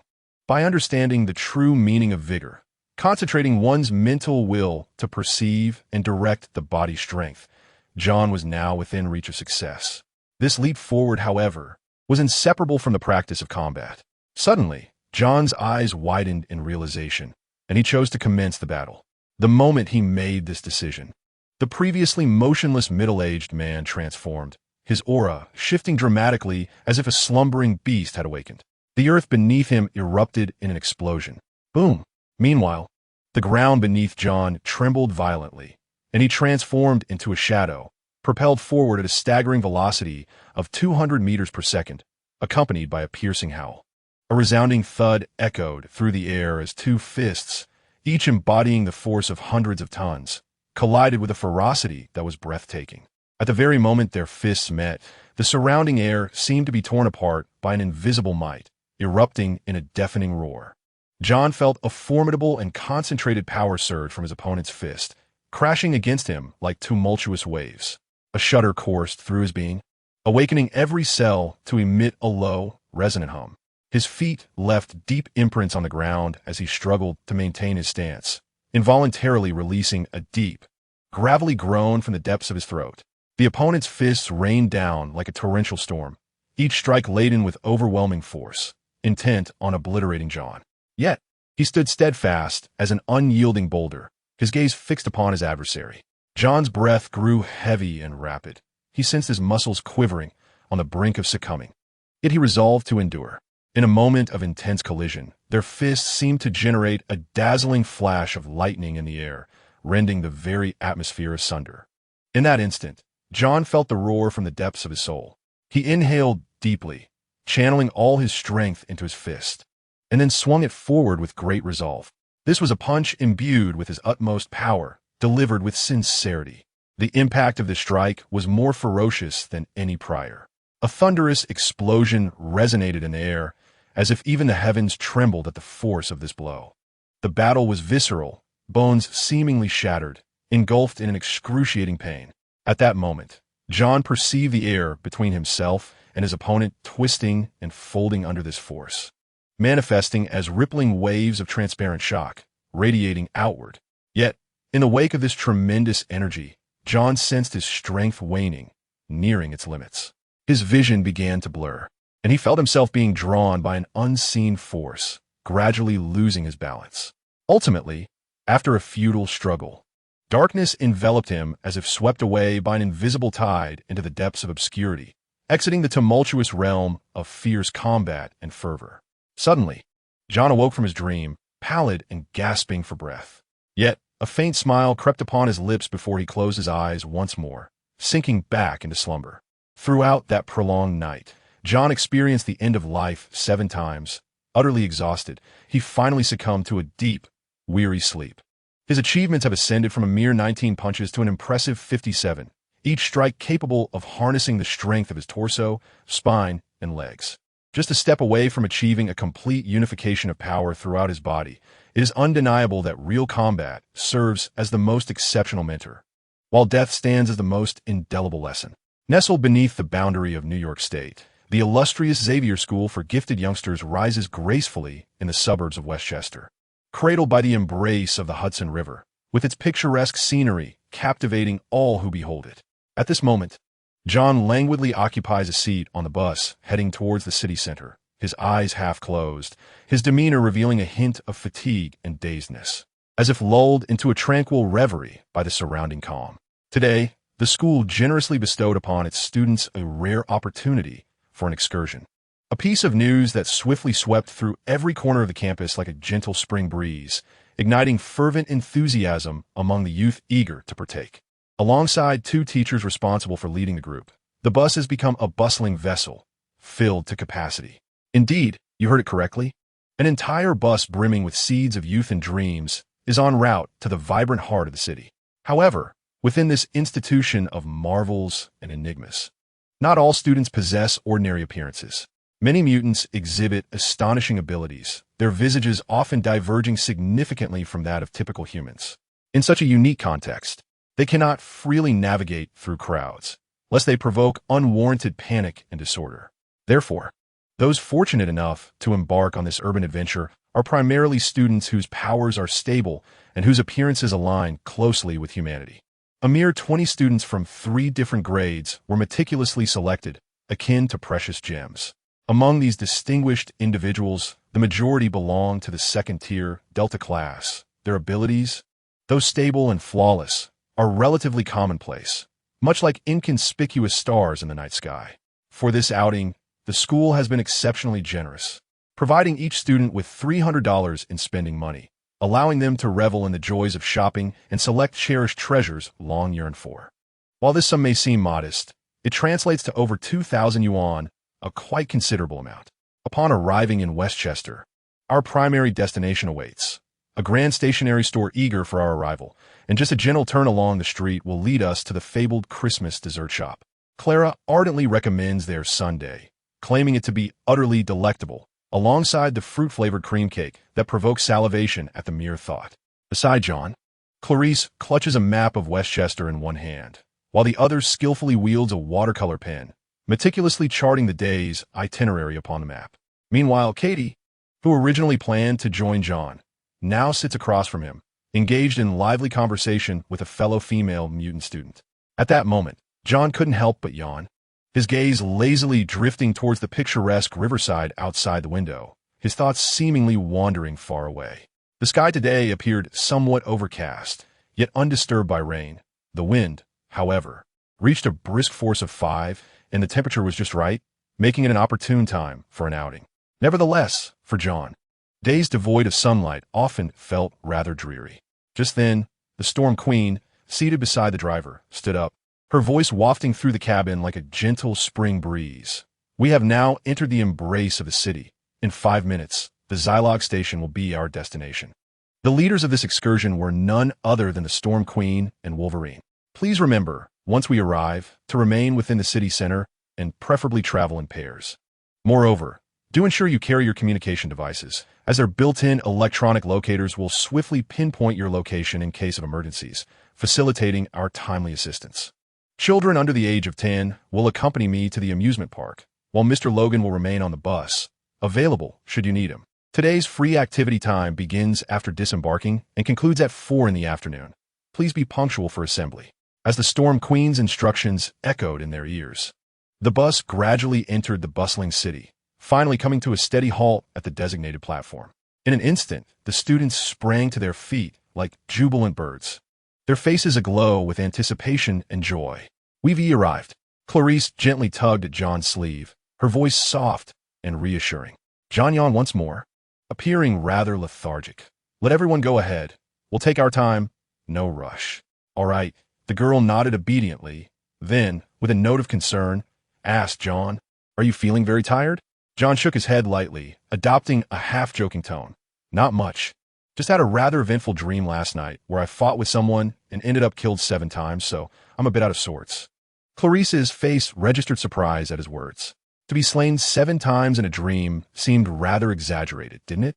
At this juncture, most of the students had already disembarked, and John and Clarice prepared to follow suit. Just as John was about to step off the bus, Mr. Logan called out from behind, "John, keep an eye on your communicator. You may need to lend a hand if anything unexpected arises." "Understood, Mr. Logan," John replied. "John, Clarice." Just as Clarice stepped off the bus, she intended to pull John along, but noticed Katie standing by the roadside, smiling and waiting for them. "Clarice, Katie will be joining us today," John stated. Clarice responded sweetly, glanced at Katie, then turned back to John, offering Katie a radiant smile. "Clarice, didn't the school provide us with stationery?" Katie inquired curiously as they stood before the largest stationery store in Winchester City, observing the dark-haired girl leading the way. Clarice softly replied, "I wish to purchase a binder and some book covers for use." Katie, increasingly perplexed, wondered what purpose these items might serve. John's lips curled into a subtle smile as he suggested, "Perhaps they are intended for binding comic books." "Comics?" Clarice sighed inwardly. She truly did not wish for others to know of her association with comics. And at that moment, John's inadvertent remark compelled her to muster a strained yet sweet smile. "It is a creation by Vist, titled Dragon Ball. I never knew Vist could draw comics," Katie exclaimed, her her tone brimming with astonishment. Of course, the one drawn that day does not count. It was merely a character sketch. Fortunately, Katie did not press further, allowing Clarice to breathe a silent sigh of relief. Meanwhile, while John and the others reveled in the sights of Winchester, Scott descended into the underground base at the school. His voice was low and resolute as he announced, "Professor, I plan to embark on a journey." The professor's tone was gentle yet concerned. A journey? To where? To Lake Akali. Upon hearing this name, the professor fell into a brief silence, for it was the site of a fierce battle fought by the X-Men, and where Jean Grey had tragically perished. Ever since Jean's passing, Scott had appeared despondent and listless. Time flew, and 3 whole years had slipped by. Reflecting on this, the professor felt a wave of profound sentiment wash over him. Set forth, be cautious, and should any situation arise, remember to contact me immediately. The professor did not impede Scott, fully aware that the yearning within him could no longer be contained. After bidding farewell to the professor, Scott returned to his room, casually gathered a set of clothes, slung on his backpack, and rode his motorcycle out of the school gates. Lake Akali lay at the border of Ghana, more than 2,000 kilometers distant from the school situated in America. Following their trip to the stationery store for book covers, the three, guided by Katie, finally arrived at the bustling commercial district in the heart of the city. Winchester, a city neighboring New York, showcased its unique splendor, with throngs of people and a cacophony of vehicles bringing vibrancy to the streets. Clarice, dressed in a somewhat faded shirt paired with jeans and pristine canvas shoes, carried a petite backpack, her heart fluttering with a hint of anxiety as she stepped into the opulent shopping mall. As she surveyed her surroundings, her gaze fell upon women adorned in exquisite gowns and men clad in sharply tailored suits. The shops displaying garments and footwear valued at hundreds, even thousands of dollars, imparted an indescribable sense of pressure upon the young girl. This feeling stemmed not merely from the scant $200 in her pocket, but from the deeply ingrained chasm of social class disparity. In this nation, where capitalism reigns supreme, social classes have long since solidified, giving rise to a hierarchy comprising the affluent elite, the educated middle class, the common populace, and the destitute wanderers. Clarice, who once roamed the streets alongside her foster father, belonged to that very lowest stratum of society. Despite her awakening to extraordinary abilities, her identity as a mutant continues to subject her to the scorn and prejudice of mainstream society, compelling her to conceal her true self. Consequently, her life has not undergone significant transformation following her newfound powers.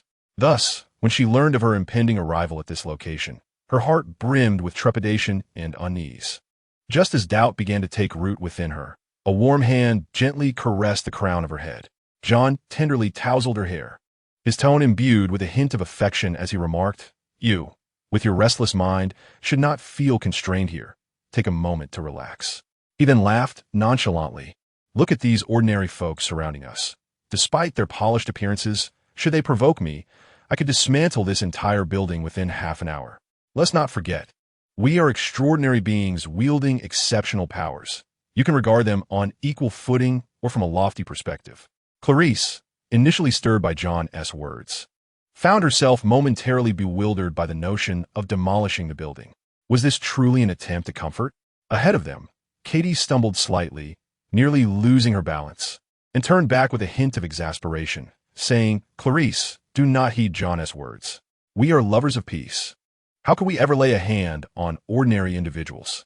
Clarice blinked her expressive eyes and nodded obediently. Nevertheless, when she glanced around at the people nearby, the pressure weighing upon her heart indeed lessened considerably. Indeed, John was correct. She was endowed with extraordinary powers. Although her spatial teleportation abilities lacked offensive strength, they remained mere mortals. Should anyone dare to bully her, she could simply huff and let John teach them a lesson, leaving them to ponder their audacity. "What do you think, Vest?" In a renowned brand clothing store on the 3rd floor, Katie donned a shimmering silver skirt, showcasing her slender figure as she twirled gracefully before John and his companions. John praised her. "This is splendid, truly enchanting." The Phantasm Cat's physique was not of the sultry, towering variety. Standing at approximately 1.50 meters, she possessed a slender form, with her curves perfectly proportioned. Enhanced by her exquisite facial features, Adorned in a silver dress embellished with countless tiny crystals, she radiated a youthful allure. Paired with white high-heeled shoes, her skirt revealed a pair of fair, elongated legs, exuding an air of elegance.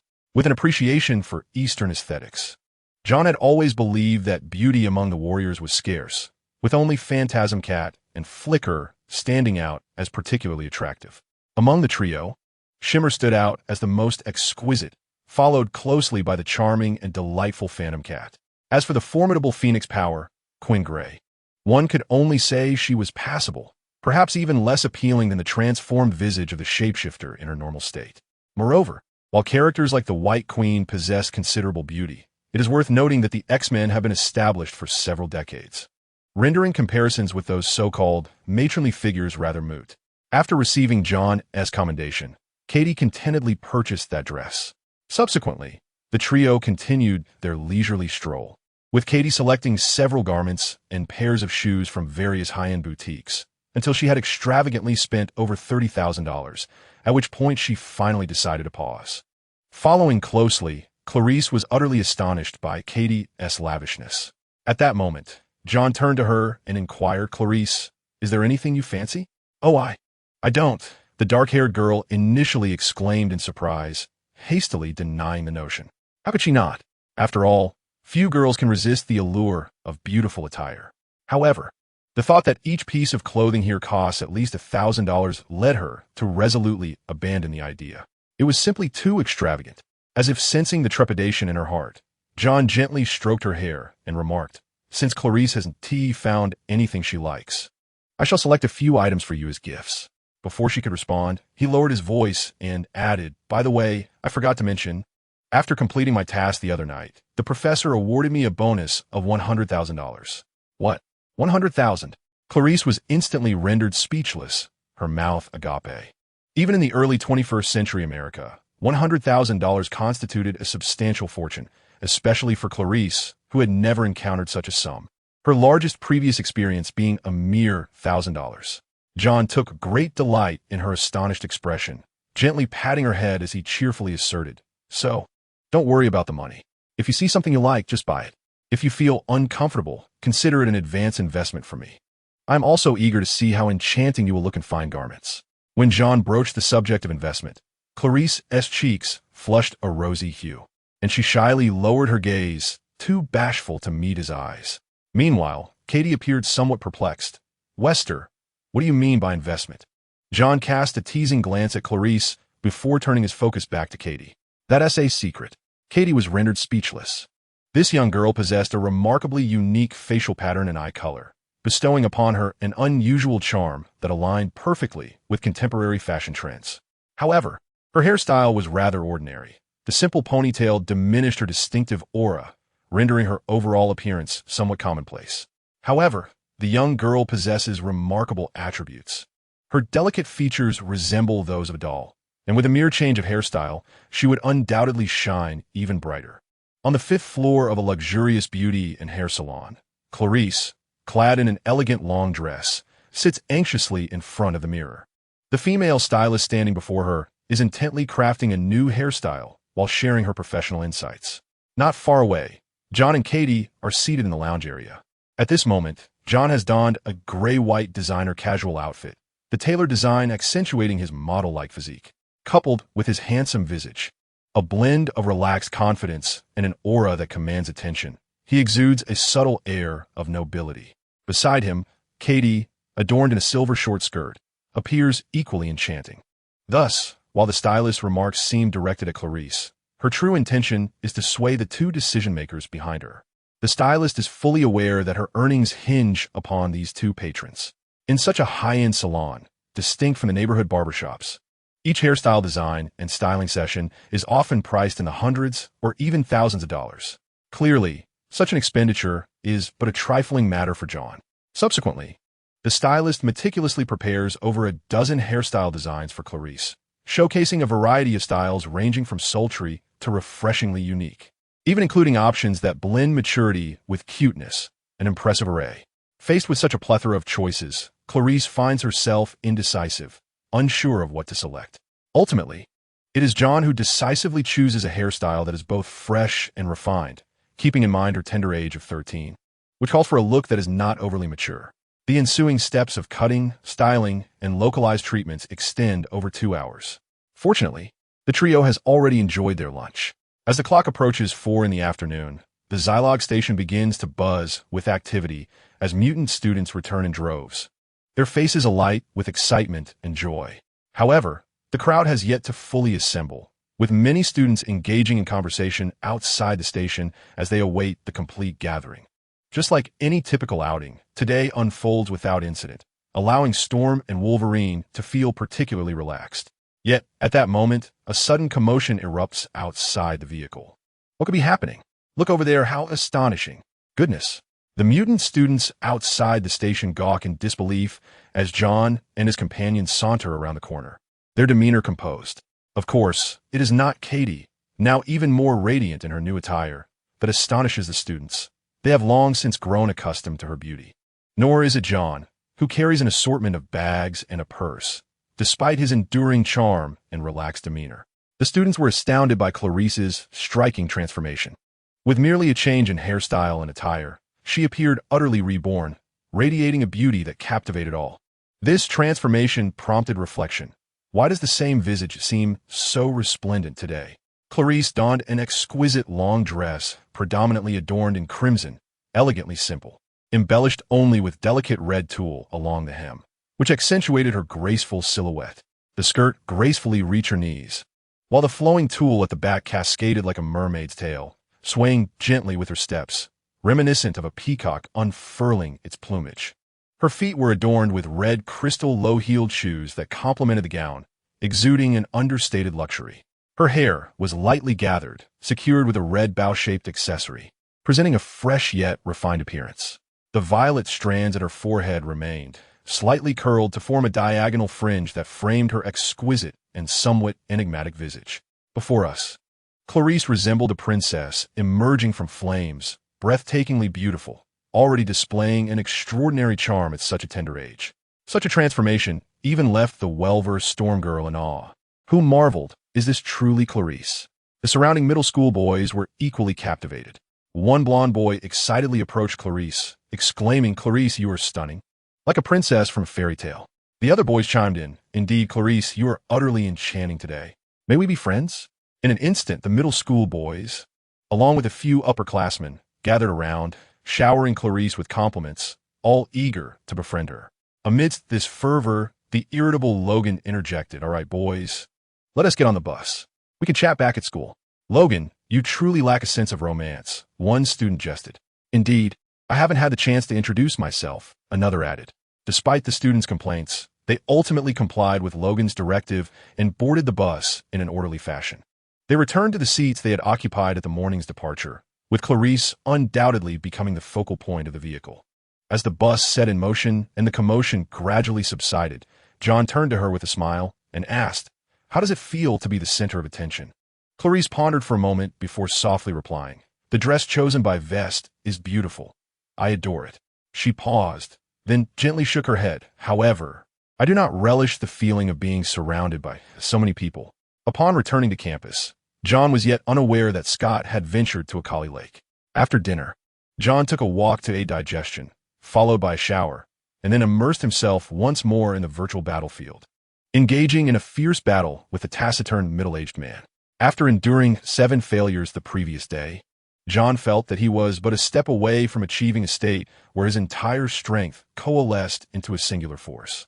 He mused that with a bit more effort today, perhaps he could break through to success. "I refuse to believe that I cannot defeat a rival of the same rank and attributes," he exclaimed furiously. With a roar, John surged forth in the virtual realm, emanating an overwhelming and tempestuous aura as he clashed relentlessly with his opponent. However, during the 63rd punch, he was struck down by his adversary, rendered powerless in the fleeting moment when his old strength had waned and new vigor had yet to manifest, ultimately succumbing to a fatal blow. Gasping for breath, his pallid face opened its eyes, and after a brief respite, John closed them once more, re-entering the virtual battleground.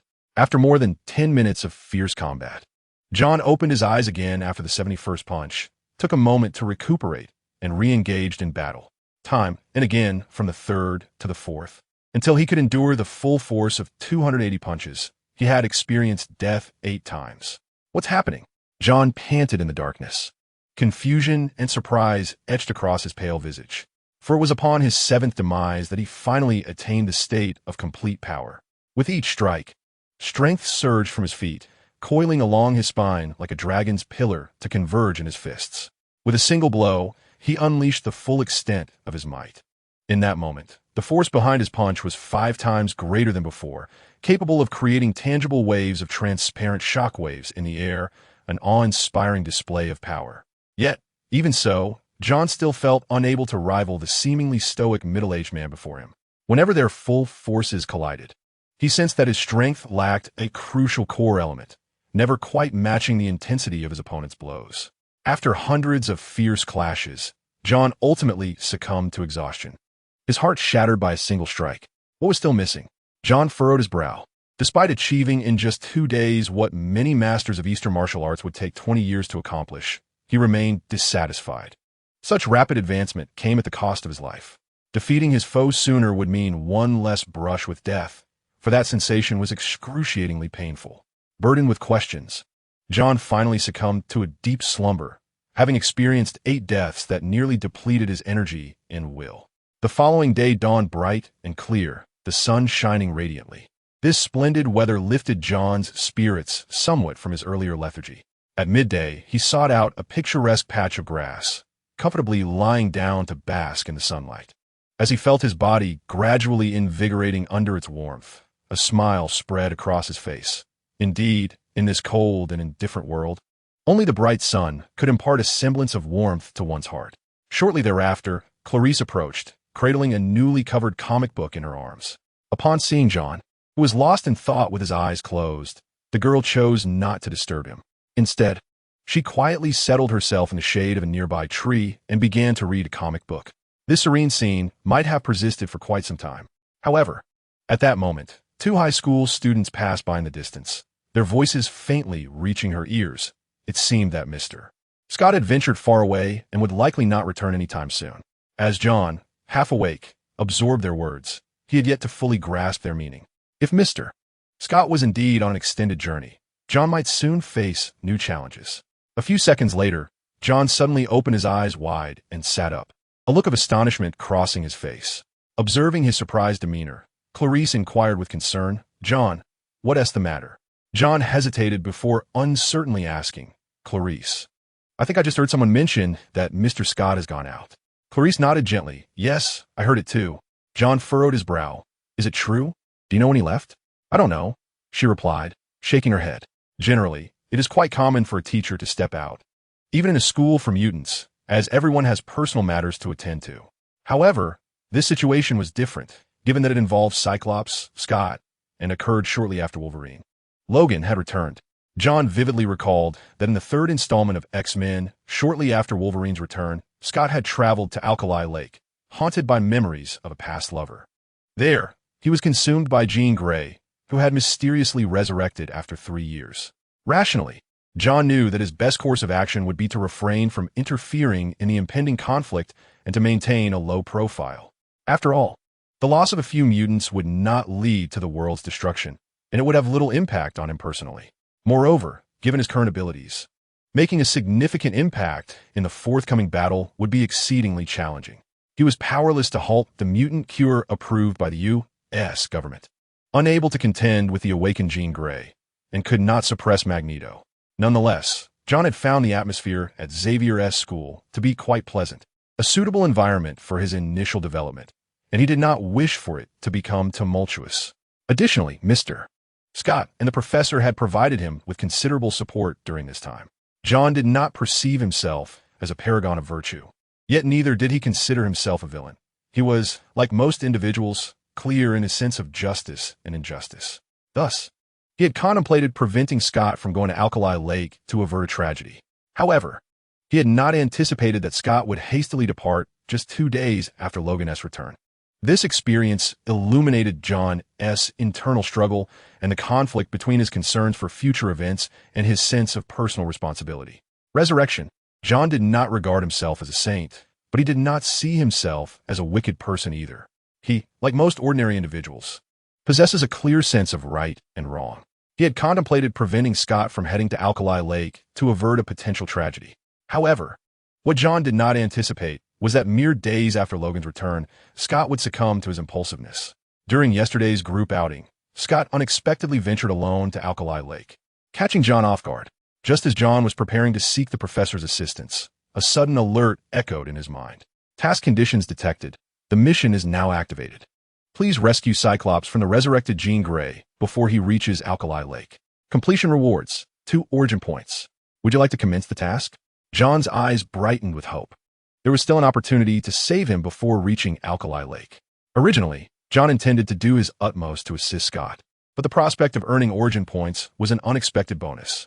Thus, he sprinted at a staggering speed of 200 meters per second, hurtling toward the office building, which served as the entrance to the underground base.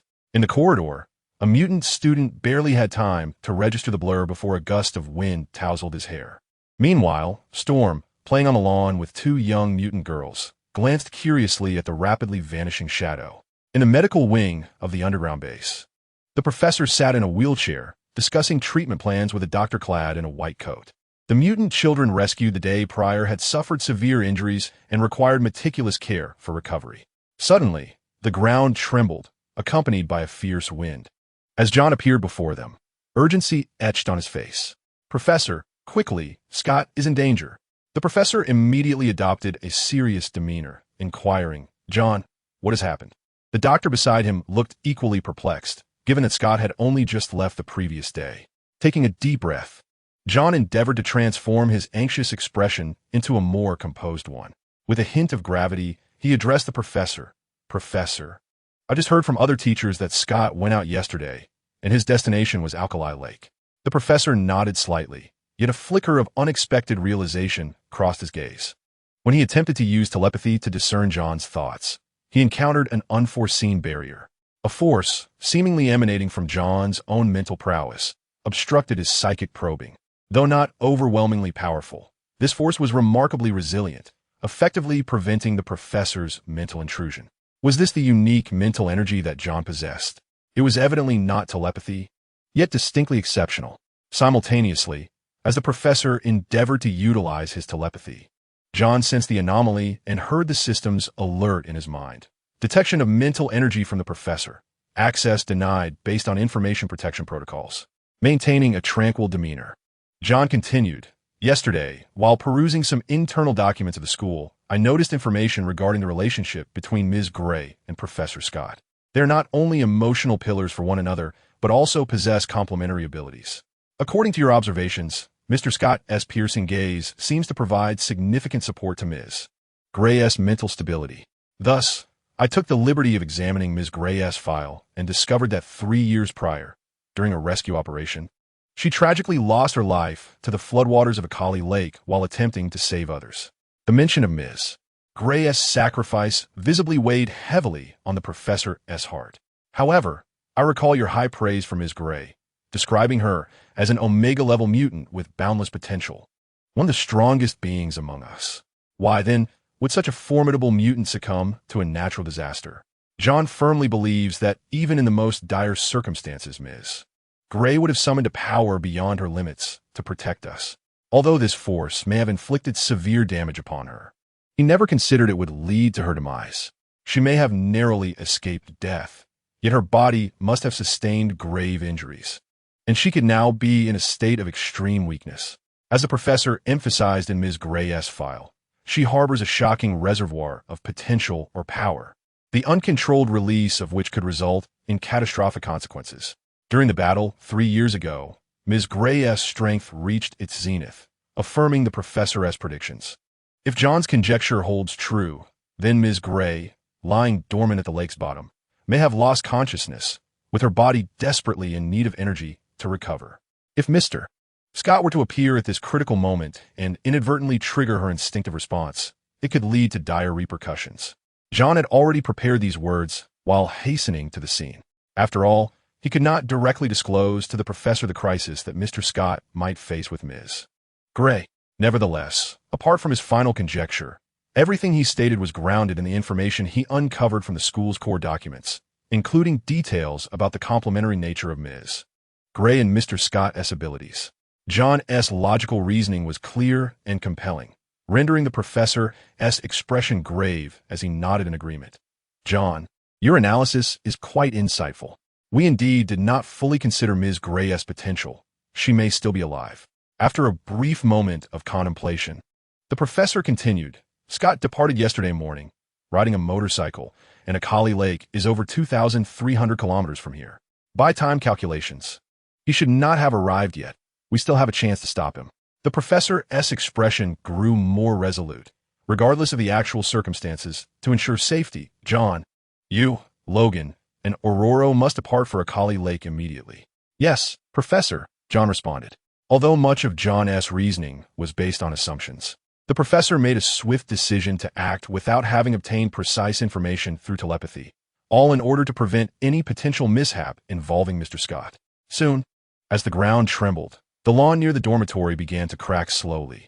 To the astonishment, excitement, and shock of numerous mutant students, a black fighter jet, with a wingspan exceeding 20 meters, ascended gracefully, subsequently erupting in flames and vanishing into the sky amidst a thunderous roar. In a moment of tense urgency, John found himself seated within the cockpit of a supersonic fighter jet soaring through the high altitudes.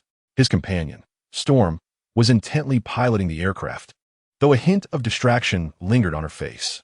She had just received the shocking news that Jean might still be alive. Meanwhile, sitting in the co-pilot's seat, Wolverine Logan wore a similarly bewildered expression. He too had just been ordered to set off immediately to rescue Scott. Clearly, this revelation was equally unexpected for him. Observing their confusion, John resolved to reiterate what he had previously conveyed to the professor. He patiently elaborated, striving to help Storm and Logan comprehend why Scott's abilities might prove beneficial to Jean's mental state. However, despite John's clear explanations, Storm still appeared somewhat puzzled. Curiously, she inquired, John, how could Scott's powers assist Jean? What is the underlying principle? Feeling a sense of helplessness, John endeavored to clarify, Aurora, have you not reviewed the core materials of the school? The professor has established detailed personal profiles for each of you, which should contain relevant explanations. At this, Storm smiled nonchalantly and replied, Hey, I've never looked at those materials. I've never been interested in research or documentation. I believe it's far better to immerse oneself in the beauty of life than to waste time on dull subjects. Logan nodded in agreement, affirming Storm's viewpoint. He shrugged and remarked, Indeed, I share that sentiment. I believe the essence of life lies in expressing oneself rather than being constrained by tedious information. Hearing this, John couldn't help but feel a sense of reflection. He understood that both Storm and Logan were individuals who cherished freedom and were unburdened by trivialities. Despite their differing backgrounds, they shared similar personalities and aspirations. Storm came from an ordinary family, with a mother who was an immigrant from Kenya, and thus had little formal education, lacking interest in academic pursuits. Logan, on the other hand, was born over a century ago during the tumultuous times of World War I, with scarce opportunities for education. Yet, through resilience and determination, he had continuously evolved in adversity, ultimately becoming a formidable warrior. With this in mind, John resolved not to dwell further on the matter. He recognized that each person possesses their own lifestyle and aspirations. As long as they could live authentically, that was all that mattered. Taking a deep breath, he said, All right, since you both are not interested, let us set this topic aside for now. Now, what is of utmost importance is that we swiftly locate Scott and ensure his safety. John gently shook his head and, in a hypothetical tone, remarked, If we were to infer from Professor Scott's profile, his laser eye ability evidently diverges significantly from the conventional gifts of mutants. His power appears to be linked to an inexhaustible source of laser energy, a source that can be deemed pure and unblemished. Moreover, within Jean's being lies a formidable force that has been gradually eroding her spirit and consciousness since her childhood. The professor's research has unveiled an intriguing phenomenon. Should Jean be able to absorb Professor Scott's laser energy, it might effectively alleviate the mental strain imposed by that formidable power. One can imagine that once this force is satisfied, it would cease to burden Jean's psyche. So, this is the truth of the matter. Storm seemed to grasp the essence of it, nodding thoughtfully. It is no wonder you would raise the concern that should the power within Jean spiral out of control, driven by instinct, Professor Scott might face an unfortunate fate. Picture this. If a ferocious beast, long starved, suddenly discovers a tantalizing roasted chicken. The fate of that chicken is all too predictable. A light cough. Of course, we have digressed. Professor Scott is not that roasted chicken. As John and the other two hurriedly made their way to their destination, Scott was already riding his motorcycle, traversing the Canada-US border day and night, gradually approaching the site of a Kali Lake. On a seldom-trodden forest path, Scott's face, covered in stubble, appeared somewhat haggard. Yet he continued to speed along at nearly 100 kilometers per hour, the scenery beside him rushing past like the wind. Time slipped away unnoticed, and as the light ahead grew increasingly bright, Scott finally burst forth from the confines of the forest, stepping onto a desolate pathway. At the horizon's end, a majestic river emerged, and Scott's heart stirred, for he knew that this river led to the lake filled with his nostalgic longing. With the gentle caress of the mountain breeze, after approximately 10 minutes, a vast expanse of lake appeared before Scott's eyes, prompting him to involuntarily halt his motorcycle. Staring blankly at the lake's surface, his heart brimmed with memories, fragments of the past flooding his mind like a tide. After a prolonged silence, he took a deep breath, parked his motorcycle at the side, donned his backpack, and slowly walked toward the lake, his emotions weighing heavily upon him. In silence, Scott. This call seemed to transcend the barriers of time and space, softly resonating in Scott's ears, compelling him to pause. Initially perplexed, he then smiled faintly, tinged with self-deprecation. He mused that perhaps his yearning for Jean was so intense that it had given rise to an auditory hallucination. Yet almost immediately, that voice resonated deep within his consciousness once more, rendering him momentarily speechless. Scott. The voice surged like a relentless tide, repeating his name with increasing urgency and clarity. Amidst this incessant calling, Scott felt a wave of irritation wash over him. He pressed his aching forehead and staggered towards the lakeshore. Scott. The voice continued to echo in his ears, seemingly unwilling to relinquish him. Please, cease your calling. Ultimately, Scott could no longer contain himself, erupting in a furious shout, his eyes igniting with a crimson glow. In an instant, two searing beams pierced the water's surface, unleashing a magnificent cascade. Boom! Boom! Enormous splashes erupted into the air. At that moment, the once tranquil lake began to ripple, as if some colossal creature were awakening from the depths below. This unexpected shift left Scott momentarily stunned, and the red light in his eyes faded. He beheld a colossal whirlpool forming at the center of the lake, swirling rapidly and sending sprays of water soaring into the sky. Simultaneously, an awe-inspiring force erupted from the eye of the whirlpool, shaking the very heavens, causing the ground to tremble. Boom! A resounding blast resonated, a surge of potent energy unfurling, illuminating the entire sky in a blinding radiance, rendering it impossible to gaze directly at. Within this dazzling light, from the depths of the whirlpool, a figure emerged, one that Scott would never forget, his beloved, the late Sheen. At the moment Sheen Gray's apparition materialized, an invisible pressure enveloped him, the formidable aura rendering the air seemingly solid, while the tumultuous waves around them froze instantaneously. Scott's eyes widened in disbelief, his lips quivering as he softly uttered her name. Sheen? Suddenly, an overwhelming surge of emotion flooded through him. He fixated on the figure gliding towards him. However, in stark contrast to Scott's exhilaration, the resurrected Sheen's expression appeared somewhat aloof, her gaze towards Scott imbued with a hint of coldness. It seemed she was no longer the person he once knew. In the serene silence, Sheen approached like a specter, gracefully descending before Scott. He felt the undeniable reality of her presence, the joy of having her back overwhelming him, causing his entire being to tremble with anticipation. A torrent of words trapped within him, leaving him at a loss for how to begin. Just as Scott was engulfed in an inexpressible fervor, yearning to convey the depth of his longing over the past 3 years, Sheen suddenly parted her lips, softly calling his name, Scott. Then, taking a step forward, she leaned in, offering him her kiss. This unexpected initiative left Scott momentarily astonished. Yet, before he could fully savor this long-awaited tenderness, a powerful pull surged towards him. Under the terrifying pull of an unseen force, The laser energy within Scott was drawn out like a flood breaching its dam, leaving his complexion pallid. A wave of bewilderment surged through him as he gazed at the face before him, unable to fathom the reality of the situation. "Jean, is I Scott?" he silently cried within his heart. Faced with this familiar visage and the insatiable force that devoured his strength, disbelief etched itself upon his features. He could not comprehend why Jean would turn against him. As Scott's energy continued to dissipate, the atmosphere surrounding Jean grew increasingly fearsome and potent, even beginning to warp the laws of physics around them. Boundless mist seemed to be drawn by an enigmatic power, converging to envelop the entire valley in a vast shroud. Simultaneously, the debris upon the earth appeared to defy gravity, slowly levitating into the air. In the cerulean sky, as the black fighter jet drew near to Lake Akali, John sensed their imminent arrival without needing Storm's warning.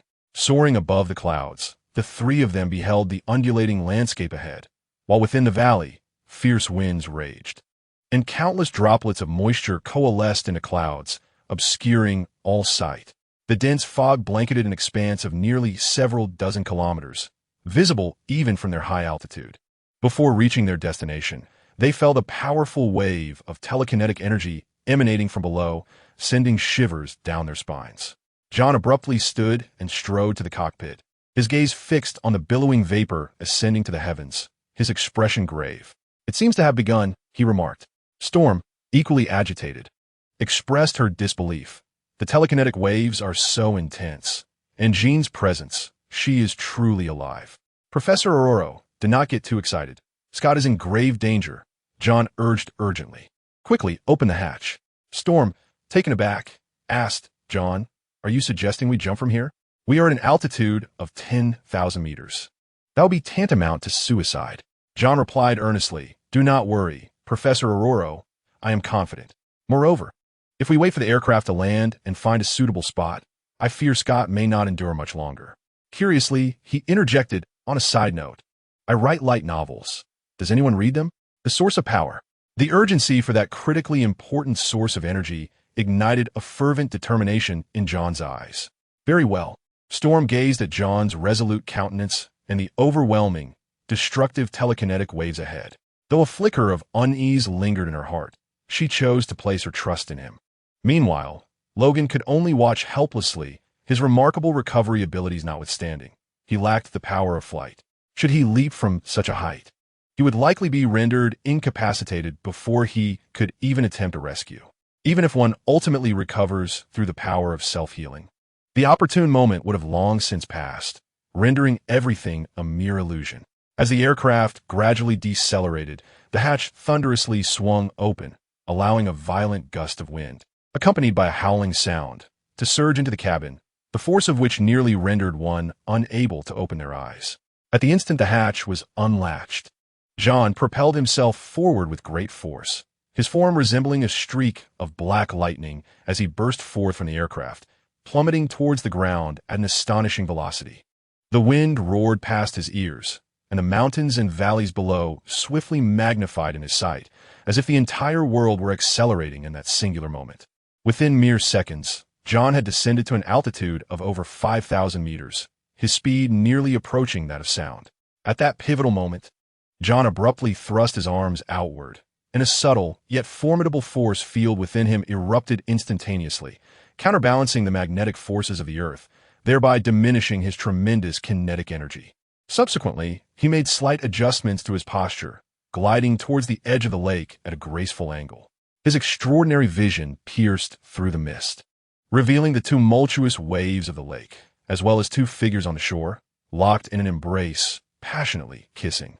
Beside Scott, a faint crimson light was being voraciously consumed at the point of their contact by Jean. At this moment, John was still over 3,000 meters away from them, and he could not suppress a thunderous roar. "Jean, do you truly intend to bring about Scott's demise?" Given John's formidable physique and lung capacity, his voice resonated through the heavens, shaking the surrounding air as though it sought to awaken the entire world. However, down below, Jean seemed oblivious, offering no response whatsoever. "Hurry! Faster!" John felt an acute sense of urgency within, as the supersonic descent of 400 meters per second now felt agonizingly slow. He yearned to reach Chien's side instantly, to avert this impending catastrophe. If John were to pierce through the mist-laden clouds, descending like a hawk in pursuit of its prey, he would undoubtedly reveal himself in a striking manner within mere moments. As the tempest raged around him, when John was merely 50 meters from the ground, his eyes appeared to illuminate the night sky, emitting two blazing beams of red light. With the continuous enhancement of his abilities, the thermal energy ray he projected not only grew in potency, but also extended its range to over 40 meters. A resounding explosion echoed as John's thermal ray approached the duo of Scott and Chien, merely 3 meters away, when it suddenly erupted into a dazzling red light, only to be intercepted by an invisible psychic barrier. It was evident that this barrier possessed protective capabilities akin to a force field. Witnessing this, the radiance in John's eyes extinguished in an instant as he hurtled downward. Simultaneously, an overwhelming surge of energy erupted within him, signaling the activation of his genetic abilities. In an instant, John's aura surged dramatically, as if enveloped in a layer of transparent energy. A torrent of untamed power surged forth from the depths of his muscles, converging upon his right hand. His grip strength, already formidable at 15 tons, was catalyzed by his genes, instantly doubling to 50 tons, and this force was further amplified fivefold, equating to an astonishing 200 tons. Moreover, when combined with the momentum gained from plummeting at sonic speed from a great height, the magnitude of his power skyrocketed to over 1,000 tons. Condensing such immense strength into an area no larger than his fist posed a challenge even for John. In his perception, the air before his fist transformed into an impenetrable iron wall, with each advance igniting fierce friction and collision. Under this extreme compression of power, the essence of strength seemed to undergo a transformation, becoming tangible, forming a solid halo above John's fist. At this moment, John undoubtedly exerted all his might, unleashing a devastating blow that could shake the heavens. Just as John's fist descended within 3 meters of Scott and Jean's heads, a layer of dark red, transparent telekinetic shield suddenly manifested, intercepting the strike. The fist, imbued with terrifying force, created a deep indentation, 0.5 meter in depth, upon impact with the shield, evidencing John's colossal strength. However, just as John's attack appeared poised for success, Jean's gaze sharpened, her face marred by ghastly dark patterns, her eyes radiating cold ruthlessness. Immediately, a more ferocious and destructive telekinetic force erupted from her body. With a thunderous roar, John was struck by this irresistible power. His body propelled backward as if struck by a colossal impact.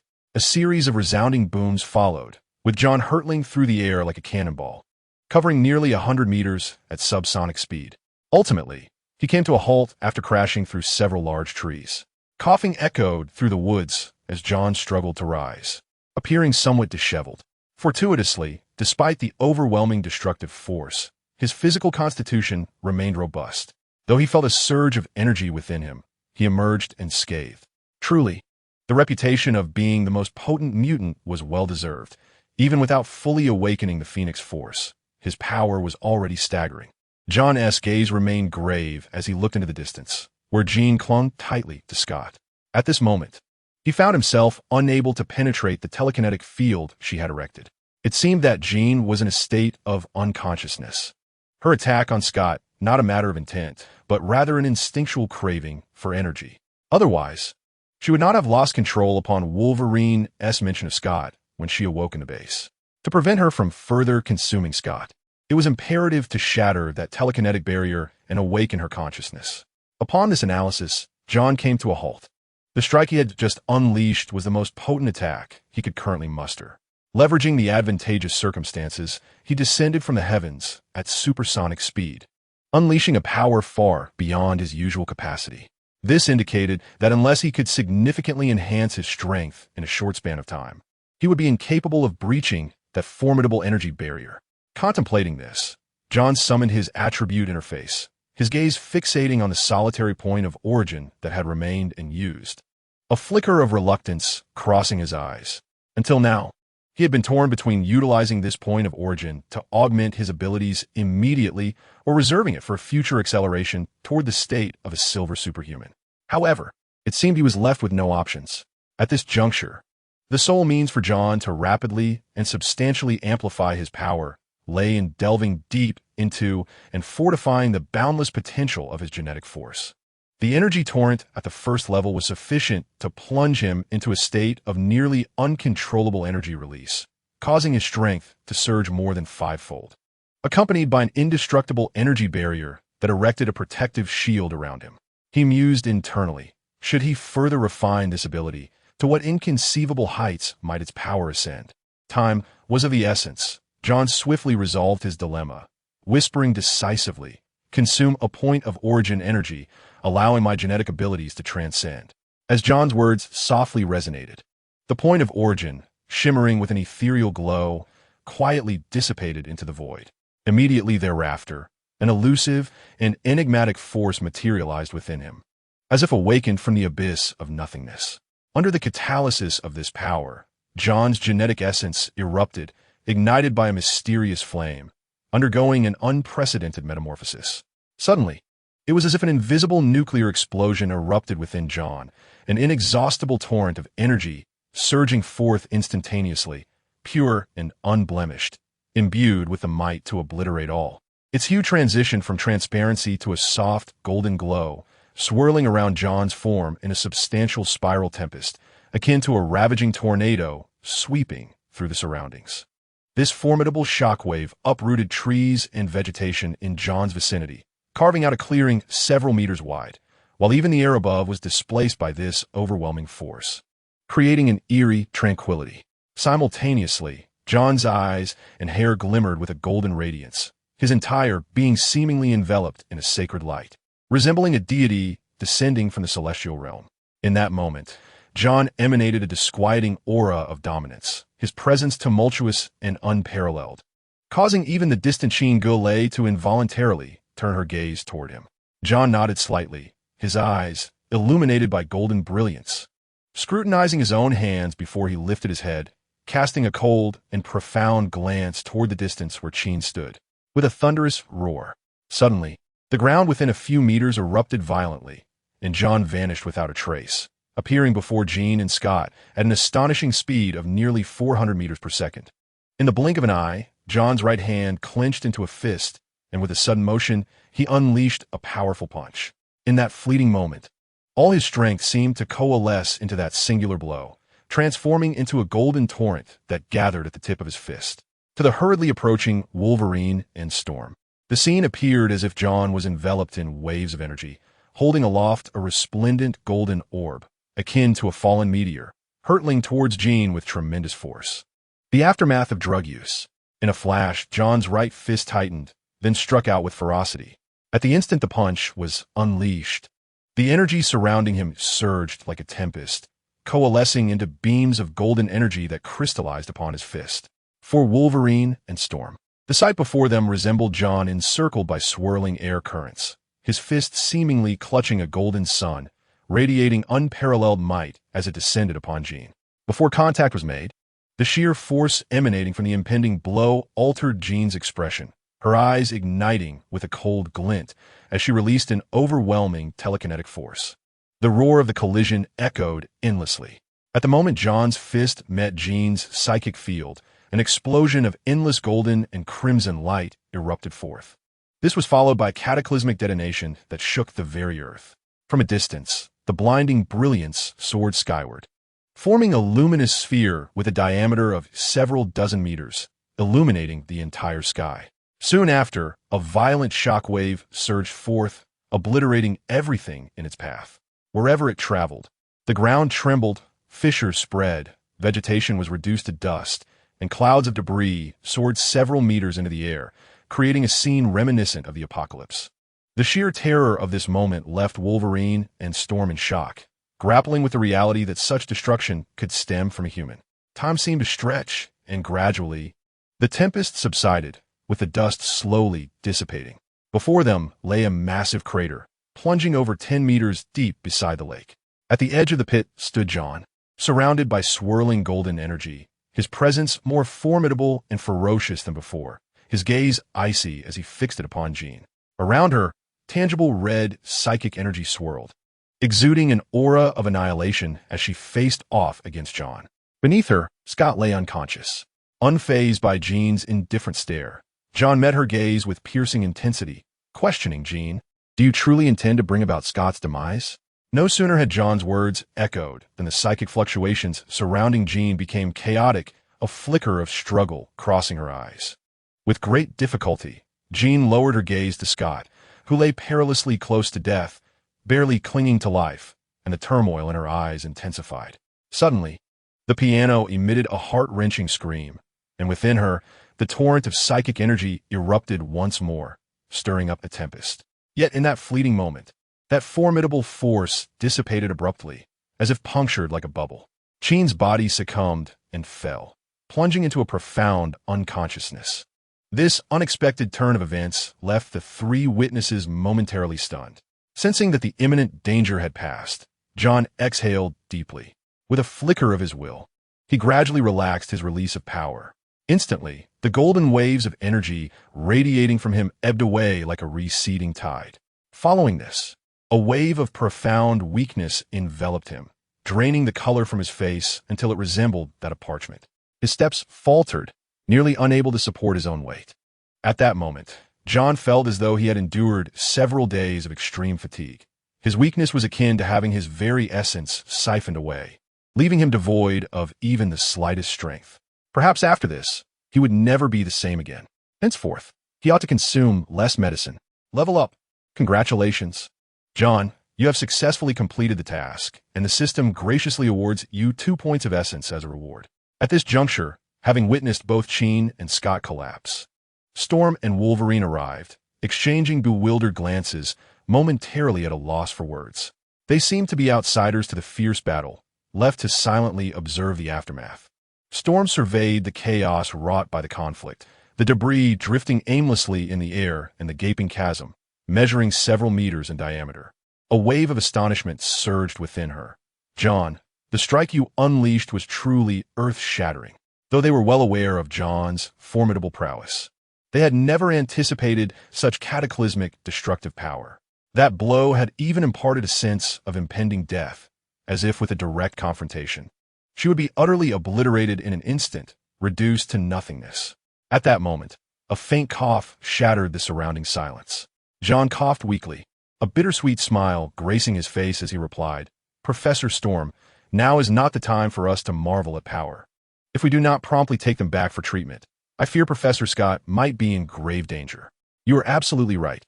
Saving lives is paramount," Storm exclaimed, suddenly enlightened, and promptly set to action alongside Logan. The two swiftly lifted Jean and Scott, preparing to evacuate. When Logan attempted to carry John as well, he quickly waved his hands in refusal. "Professor Logan, I can still manage to walk on my own. There is no need to trouble you." He had no desire to be carried off like a princess by another man. It would be simply too embarrassing. Just then, both of them accelerated towards the descending aircraft, fully aware that they must expedite the transport of Scott and Jean back to the base for urgent treatment, lest the consequences would be dire. John, weary and fatigued, struggled to keep pace behind them. Although his previous move had been immensely powerful, it had taken a substantial toll on his body, leaving him utterly exhausted. As the roar of the aircraft engines filled the air, the sleek black fighter jet ascended gracefully, its rear ablaze with fierce flames, resembling a majestic eagle soaring towards the heavens. Inside the cockpit, John sat feebly in his seat, eyes tightly shut, enveloped in a profound state of rest. Observing this, Logan contemplated inquiring about John's condition, yet ultimately chose silence, acutely aware that what John needed most at that moment was respite and recovery. Despite the overwhelming fatigue evident in John's physique, a secret lay hidden within his heart. He was quietly awakening the enigmatic attribute interface, scrutinizing the recently acquired mission rewards and the subtle transformations of his own abilities with a reverent demeanor. Character profile name: John, Vester John race, human level, radiant 1-star bloodline heritage, Kryptonian, bronze glory stage, physical strength, 1680 points, unyielding mental power, 872 points. Profound as the ocean power manifestation, 1,820 points, possessing a grip strength capable of moving mountains at 25 tons agility, 1,752 points, swift as the wind, traversing freely between 200 to 410 meters per second, Unique abilities. Heat Ray, extraordinary trait, capable of emitting flames ranging from 1500 to 3500 degrees Celsius. Accompanied by a stunning shockwave, flight, soaring through the skies, effortlessly hovering and maneuvering. Genetic potential. Energy fission, level elevated to 2, unleashing energy within akin to nuclear fission. With boundless power. Origin points, 2 points, enigmatic, special skills, virtual battlefield simulation, storage space, volume of 1 cubic meter, with limitless applications. Following the harrowing encounter at the research facility, time swiftly flowed by, and just 2 days had passed, one of which was shrouded in clouds. Consequently, although John's attribute enhancements were limited, he nevertheless experienced a remarkable increase of over 400 points in physical strength. This significant growth was nothing short of a qualitative leap for a mortal body, equivalent to an enhancement of over 40 times, a veritable miracle. The subtle fluctuations in other attributes, however, appeared less noteworthy. Nevertheless, John keenly discerned a slight broadening in the range of his agility, now effortlessly shifting between speeds of 200 to 410 meters per second. This alteration perhaps reflected the direct manifestation of his standard speed and the ultimate velocity achievable in a state of secondary awakening. Gradually, John withdrew his gaze from the nuanced changes in attributes and directed his focus towards the evolved genetic capabilities. To his astonishment, he discovered that the previously wild moniker of Energy Fury had been supplanted by Energy Fission. As John's mind immersed itself in this newfound ability, a tremendous influx of information surged into the depths of his consciousness, granting him a profound understanding of energy fission. Energy fission, as the term suggests, occurs when he activates this ability, causing the energy within him to undergo a transformation akin to the fission of atomic nuclei, unleashing an unprecedented and terrifying power that multiplies exponentially, shaking the very foundations of existence. If John's genetic ability could be likened to a sword gleaming with nascent brilliance, then the power of its secondary fission is undoubtedly a colossal hammer that reverberates through the cosmos. This not only allows his energy output to far exceed its initial stage, but also endows it with an explosive quality capable of altering reality itself. When John unleashes a single, destructive punch, the violent explosion that ensues serves as irrefutable evidence of this new ability. Reflecting on that moment, John estimated that the might of the secondary gene was astonishing, nearly augmenting his inherent ferocity by a factor of 20.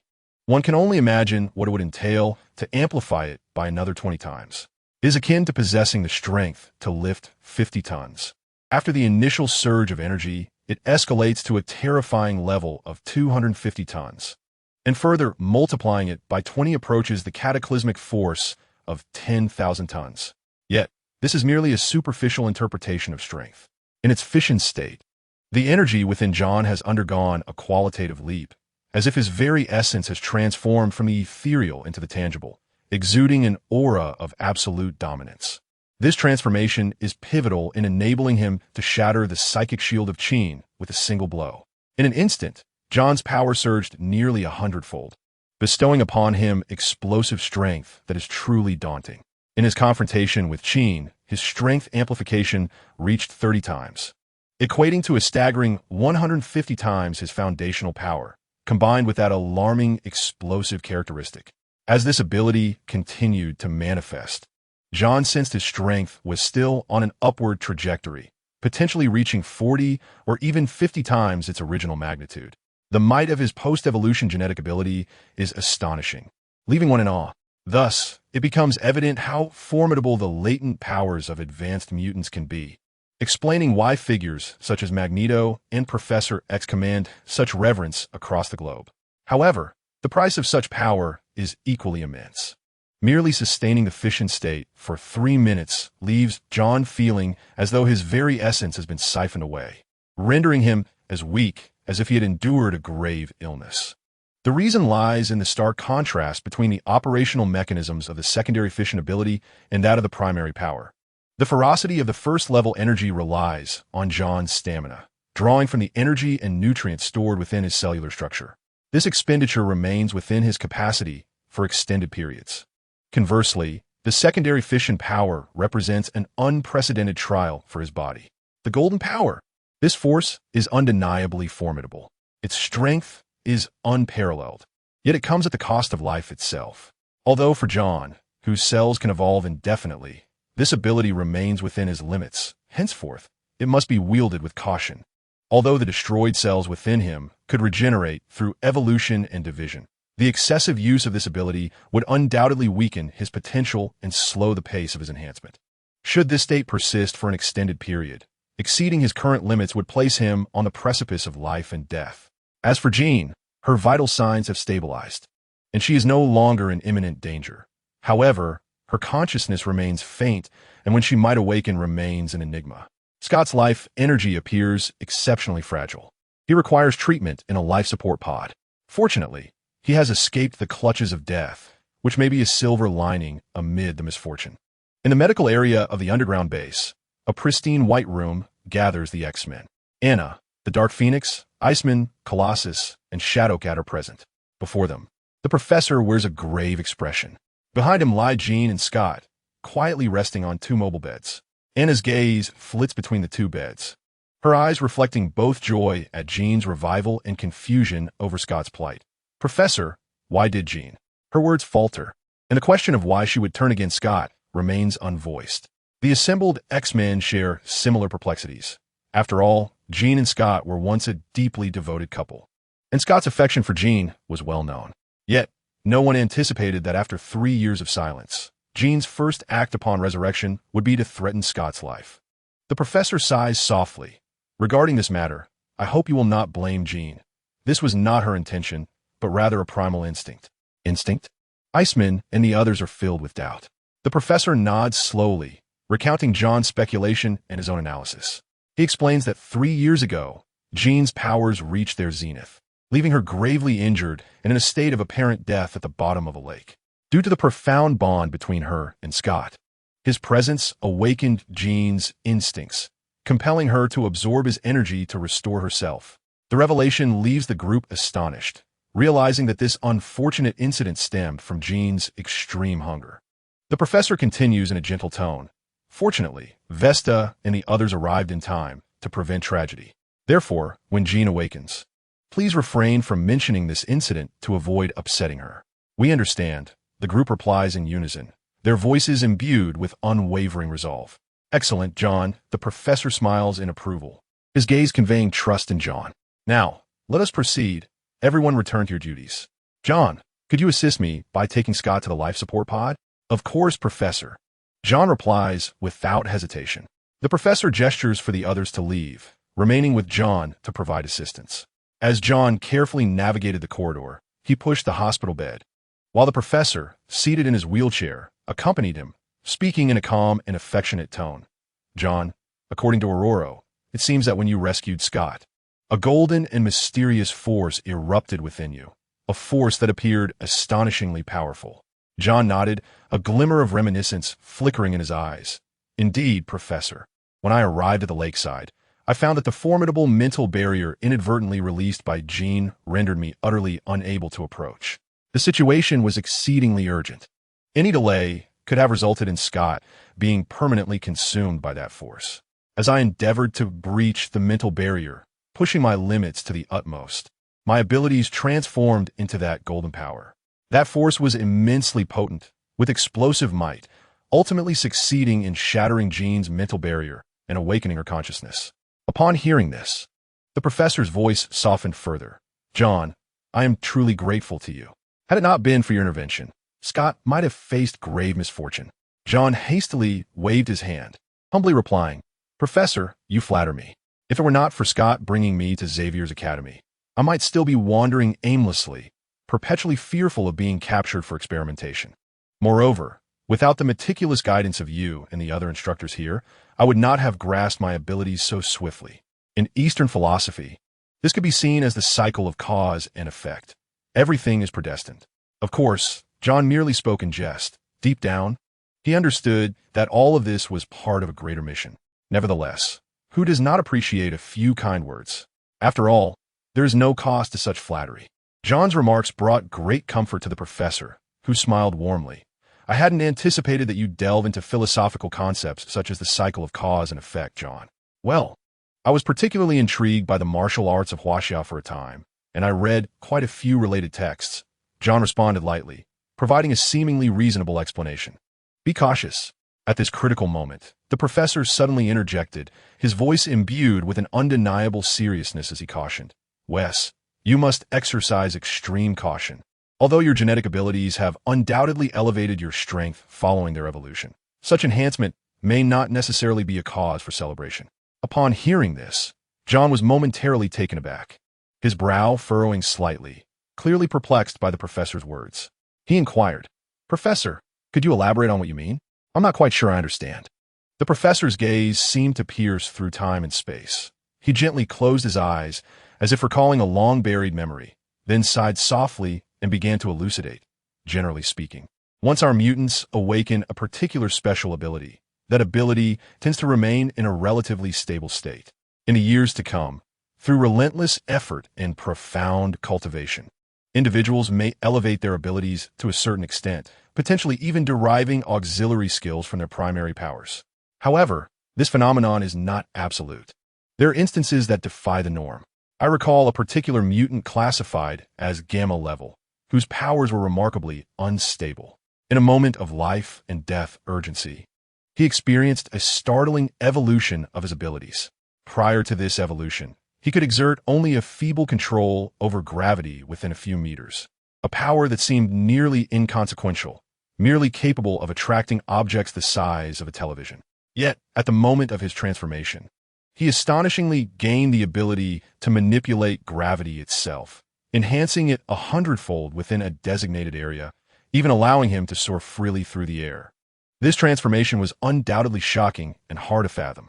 With his newfound strength, the mutant transitioned from a being who had long concealed himself due to his weakness into a fearless marauder, brazenly robbing banks and even storming police headquarters, defiantly challenging the law. In the face of his powers, bullets and shells were rendered ineffective. No attack could approach within 100 meters of him.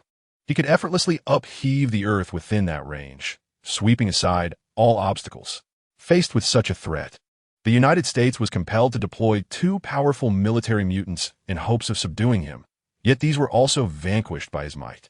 Under these circumstances, the authorities sought assistance from our school. According to our prior agreement, we bore the responsibility to intervene in such events. However, the situation was particularly precarious, as both Scott and Aurora were absent from the school, engaged in other missions, leaving me to confront the challenge alone. As I rushed to the scene, the mutant, under everyone's gaze, began to age at a visibly rapid pace, seemingly experiencing decades of life within a single minute. Ultimately, before the eyes of the onlookers, he disintegrated into a cloud of dust, carried away by the wind. After years of in-depth research, I gradually came to comprehend an astonishing truth. At the moment of their awakening, each mutant's abilities are bound by an invisible limit. In essence, the strength of the powers exhibited during awakening is intricately linked to the individual's potential, what we refer to as their innate talent. Those endowed with exceptional gifts, such as Scott, Jean, and Aurora, possess powers that are 1,000-fold, or even 10,000-fold, greater than those of ordinary mutants. However, should a mutant, in rare instances, transcend this boundary, their abilities would become extraordinarily potent, albeit at the cost of exceeding their own thresholds of endurance. Each utilization of such powers would be akin to incinerating the very essence of their life force. Although the vitality of life may appear abstract and elusive, it undeniably exists in reality. Once this force is depleted, life inexorably approaches its conclusion, irrevocably. The professor's admonitions align with John's speculations. Indeed, the genetic abilities following a second evolution are awe-inspiring. Yet, only beings like John, endowed with Kryptonian strength and the capacity to absorb sunlight for continuous evolution, continuously withstand such formidable power. For ordinary mutants, the attempt to wield such strength would swiftly deplete their life force. When vitality is extinguished, death becomes the sole destination. This elucidates why, within Chris's research facility, those mutant children, despite incessant stimulation, ultimately could not persevere. It all becomes so clear. A look of realization dawned on John's visage, No wonder when I initially retracted my powers, I felt utterly drained, my spirit languishing. Subsequently, John gently waved his arm and, with a hint of hesitation, remarked, "Yet, I feel that my physical condition has nearly restored itself, seemingly leaving no lasting aftermath." The professor nodded affirmatively, acknowledging, "This may be related to your robust physique, John, which allows you to momentarily endure the state of second awakening. After all, a strong body inherently possesses remarkable self-healing capabilities. Furthermore, you did not excessively stimulate your potential, thus not surpassing your limits of recovery." At this juncture, the professor added a crucial note. "However, this does not imply that you should be complacent, John. In future confrontations, unless absolutely necessary, strive to avoid entering the state of second awakening." In response to the professor's counsel, John solemnly nodded. "I understand your concerns, Professor. I will be vigilant, unless absolutely unavoidable. I will refrain from exerting myself to the fullest." Seeing John heed his advice, the professor felt a quiet relief. His greatest fear was that John, in youthful exuberance, might become overly confident or reckless after acquiring such immense power, ultimately leading to self-destruction. After all, young people are often impulsive, easily swayed by their fervor. Amidst their conversation, they traversed several checkpoints and ultimately arrived at a quaint white chamber. Within this room, several specially designed life support pods were installed, surrounded by a labyrinth of intricate tubing. Within one pod, the faint silhouette of a red-haired figure lay silently. Noticing John's gaze directed towards the pod, the professor elucidated, "Her vitality is severely depleted, necessitating reliance on the life support pod for gradual restoration. Moreover, her mental state is exceedingly unstable, requiring my continuous telepathic efforts to soothe her and facilitate a gradual recovery." John spoke with deep respect. "You have truly worked hard, Professor." The professor smiled gently. "It is my duty." Under the professor's guidance, John carefully placed Scott into the life support pod on the left and connected various medical tubing and life-sustaining equipment to him. In that dimly lit esports arena, as John resolved to challenge the easy difficulty, the specter of the foe that had repeatedly thwarted him reemerged, its invisible pressure permeating the air. Yet this time, a fervent belief in victory ignited within John's heart, and he boldly declared, "Let us begin." Bang! No sooner had the words left his lips than the ground beneath the silent warrior crumbled, his figure transforming into a streak of obsidian light, surging forth with the force of a thunderous punch. In an instant, the air seemed to tear apart, a tempest unleashed, the spectacle utterly breathtaking.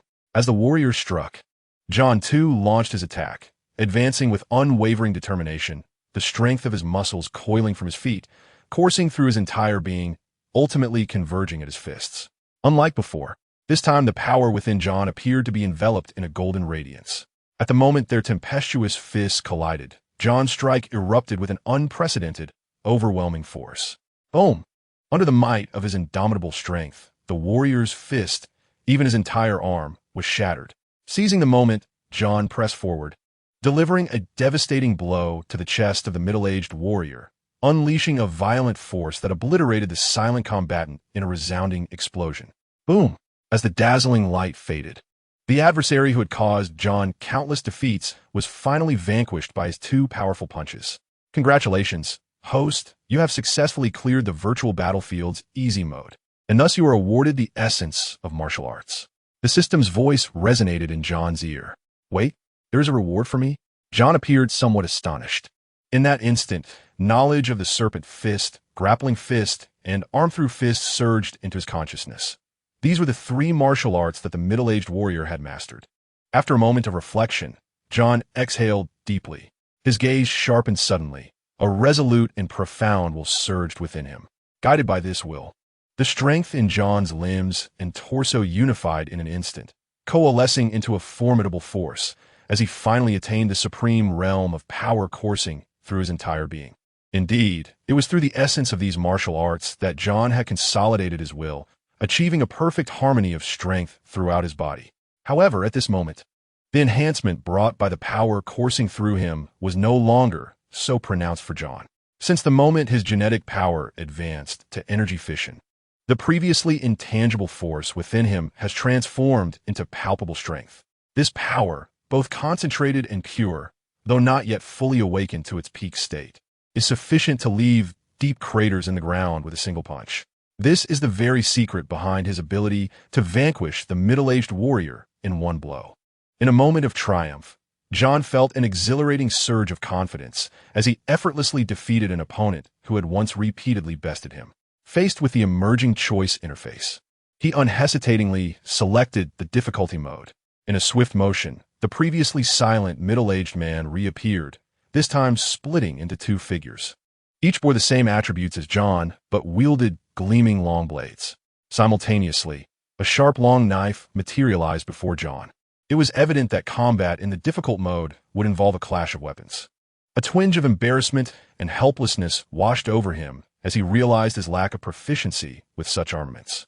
However, a deficiency in weaponry did not equate to defeat. With a newfound confidence, John smiled and pressed the start button. In an instant, the faint sound of wind whispered as the two middle-aged men materialized beside him like phantoms. Their blades swept down, two brilliant arcs of light slicing through the air, as if tearing the very fabric of space and time. With John's keen dynamic vision, he discerned that although the flashes of light appeared instantaneous, they oscillated at an exceedingly high frequency with each passing moment. And then there was nothing more. The last vestige of John's awareness was that the two beams of light seemed to transcend the constraints of time, engulfing him in an instant. As the afternoon sun shone brilliantly, John, who had been quietly basking in its warmth on the rooftop, suddenly sprang to his feet, his face pale and breathing rapid. "I can't believe I was unable to withstand even a single strike again," he murmured in disbelief.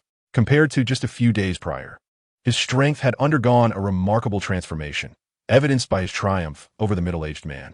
Yet, even with such growth, he was swiftly defeated by two opponents of identical attributes, armed with blades. Was the enhancement from weaponry truly that formidable?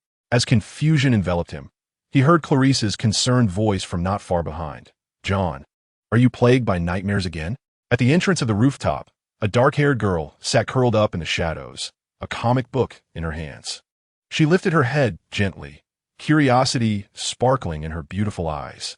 To her, John, being so powerful, should not frequently suffer from the torment of nightmares. In response to her concern, John sighed softly. "Yes, I dreamt of being chased and attacked by two men wielding knives. They pursued me for 3 whole streets." Clarice blinked, somewhat perplexed by the notion that John could indeed experience such nightmares.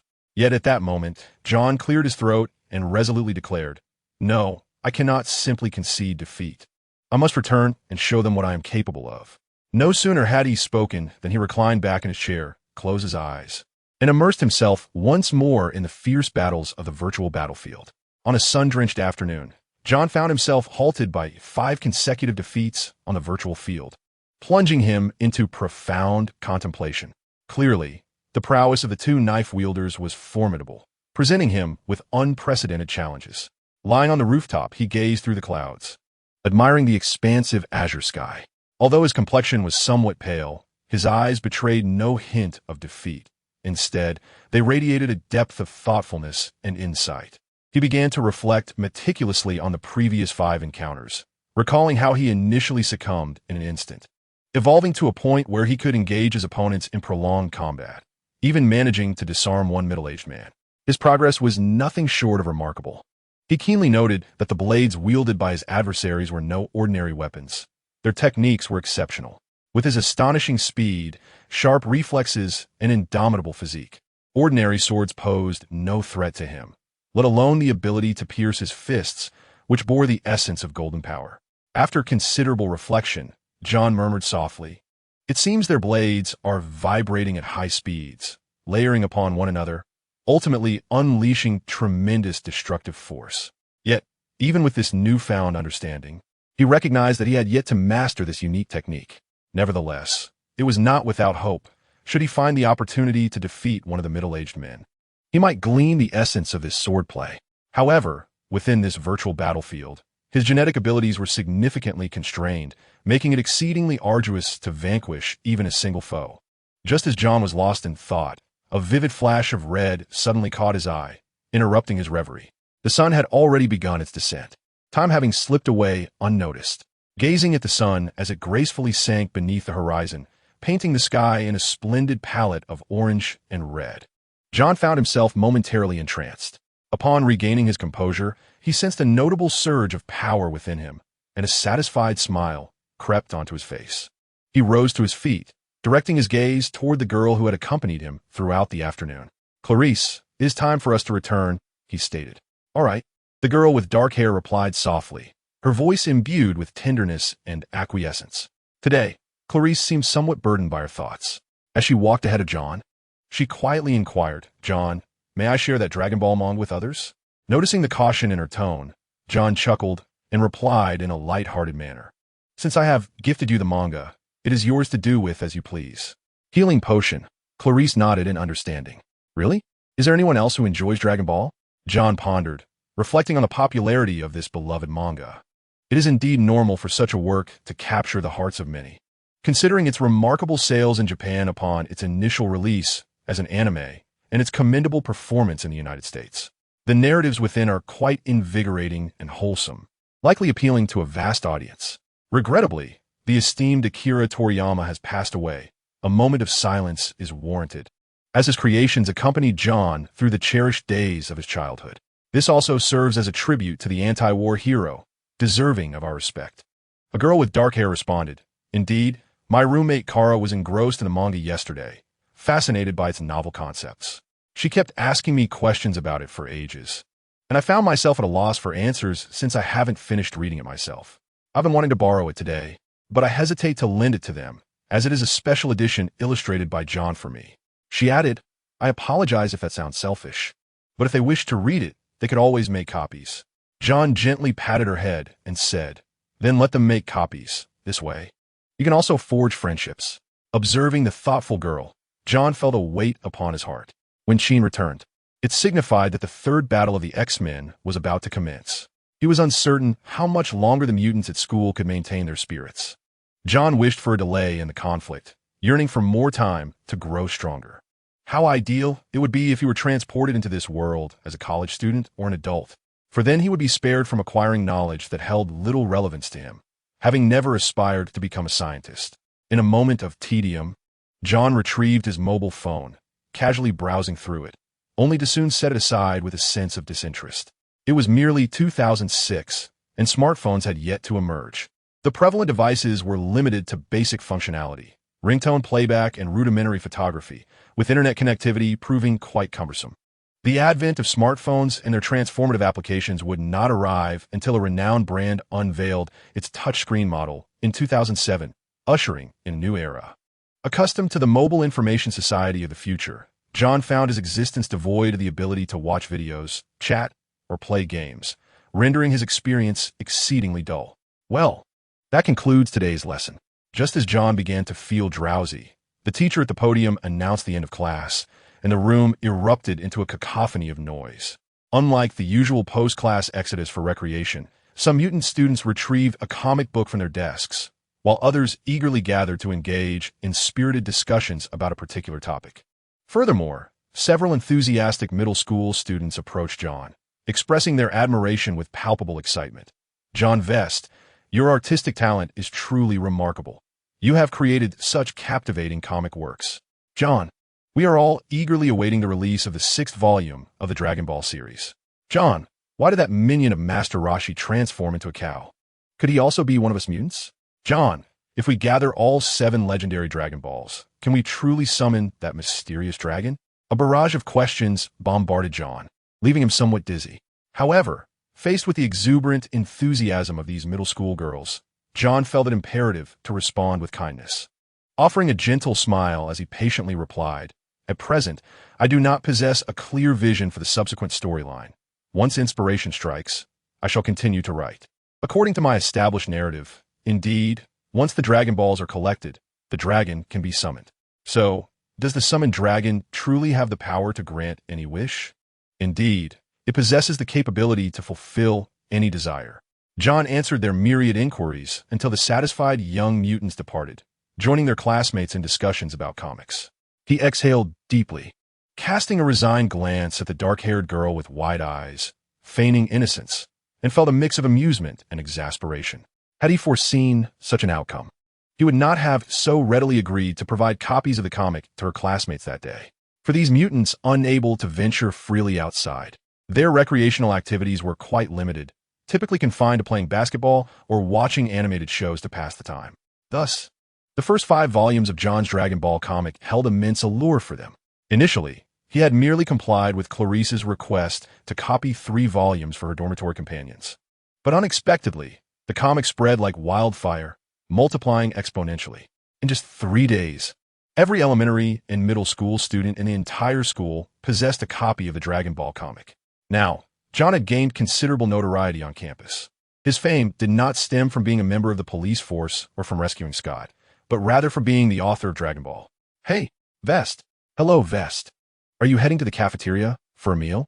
Vest, what type of burger do you prefer? Vest, what do you think about girls wearing different colored underwear? Upon hearing these calls, John was at a loss for words, thinking to himself how excessive this was. Hadn't teachers imparted any decorum? During lunchtime, John walked along the path to the cafeteria, greeted by a myriad of elementary and middle school students, each presenting increasingly peculiar questions.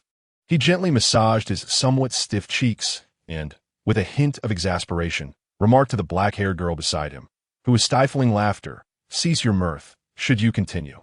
I shall refrain from assisting you with your studies tonight."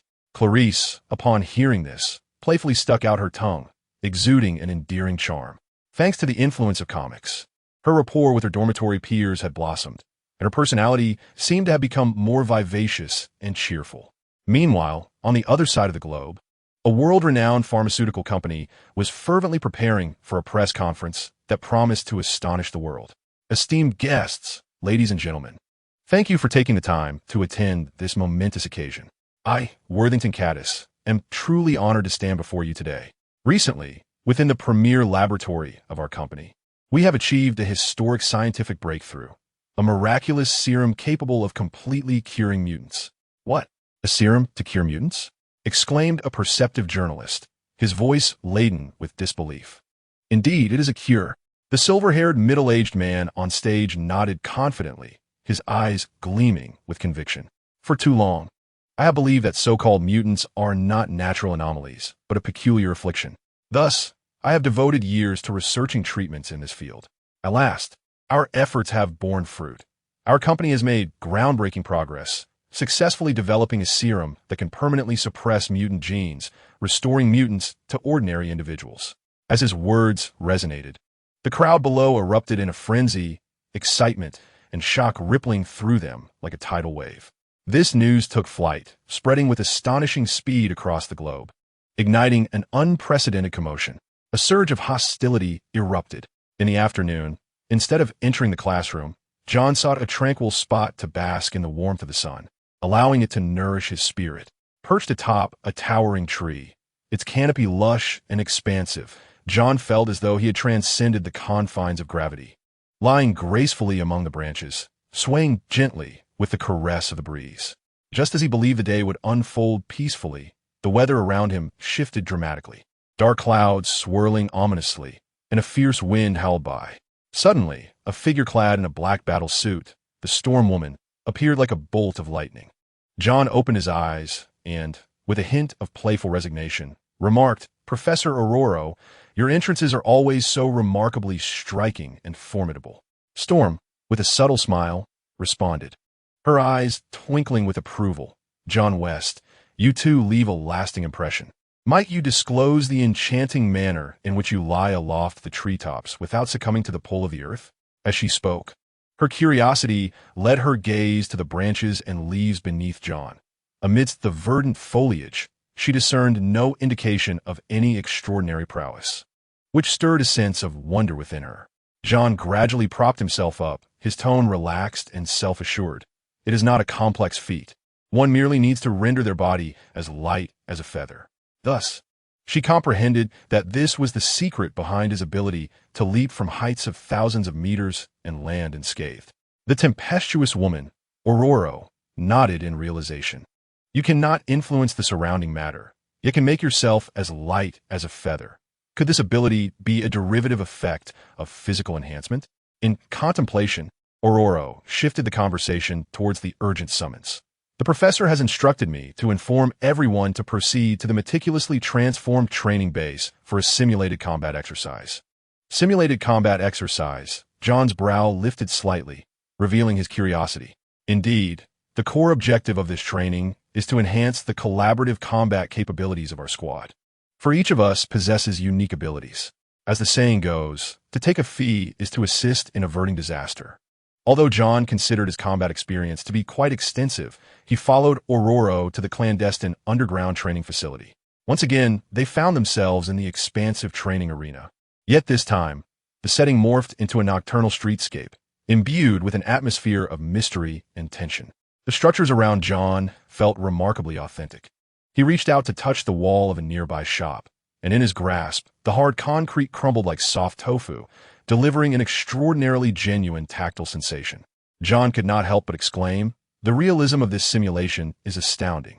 He was certain that the buildings before him existed in reality, while the dim sky and distant horizon were merely fabricated scenes. However, the last time he had visited, the arrangement of the space had been quite different. Under normal circumstances, transforming such a vast underground base into a lifelike streetscape would be nearly impossible to accomplish in a short span, unless extraordinary powers were employed. This training session was exclusive to the members of the squad, thus only the elite such as Phantom Cat, Steelman, Iceman, the Fierce Anna, along with Aurora and Wolverine were present. "All right, everyone, it appears we have all assembled," Aurora announced. "The task at hand is to confront a cadre of mechanized soldiers endowed with mutant abilities. They have not only been granted our unique powers, but are also outfitted with cutting-edge technology. Our objective is to annihilate these mechanical soldiers through impeccable teamwork and successfully complete this mission." No sooner had she spoken than Steelman wore a look of bewilderment. Are there really mechanized soldiers capable of mimicking mutant abilities? Does such a phenomenon truly exist? The Iceman Bobby shrugged nonchalantly, casually remarking, "I suppose this is the professor's new innovation. Perhaps he believes our daily training has become too effortless. Just wait. I will bring those machines to a halt beneath my icy grasp." The surrounding warriors exuded confidence, seemingly dismissing their training adversaries as inconsequential. Only John displayed a flicker of sharpness in his gaze. Mechanical soldiers endowed with mutant abilities. Could they be the legendary Sentinel robots? "Attention! The battle will officially commence in 1 minute.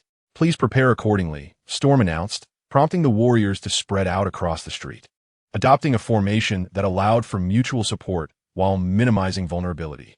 As for John, he abruptly stomped his foot, and with a resounding crack of the ground, he leapt effortlessly several dozen meters, landing securely atop a nearby rooftop, eliciting admiration from Steel and the others.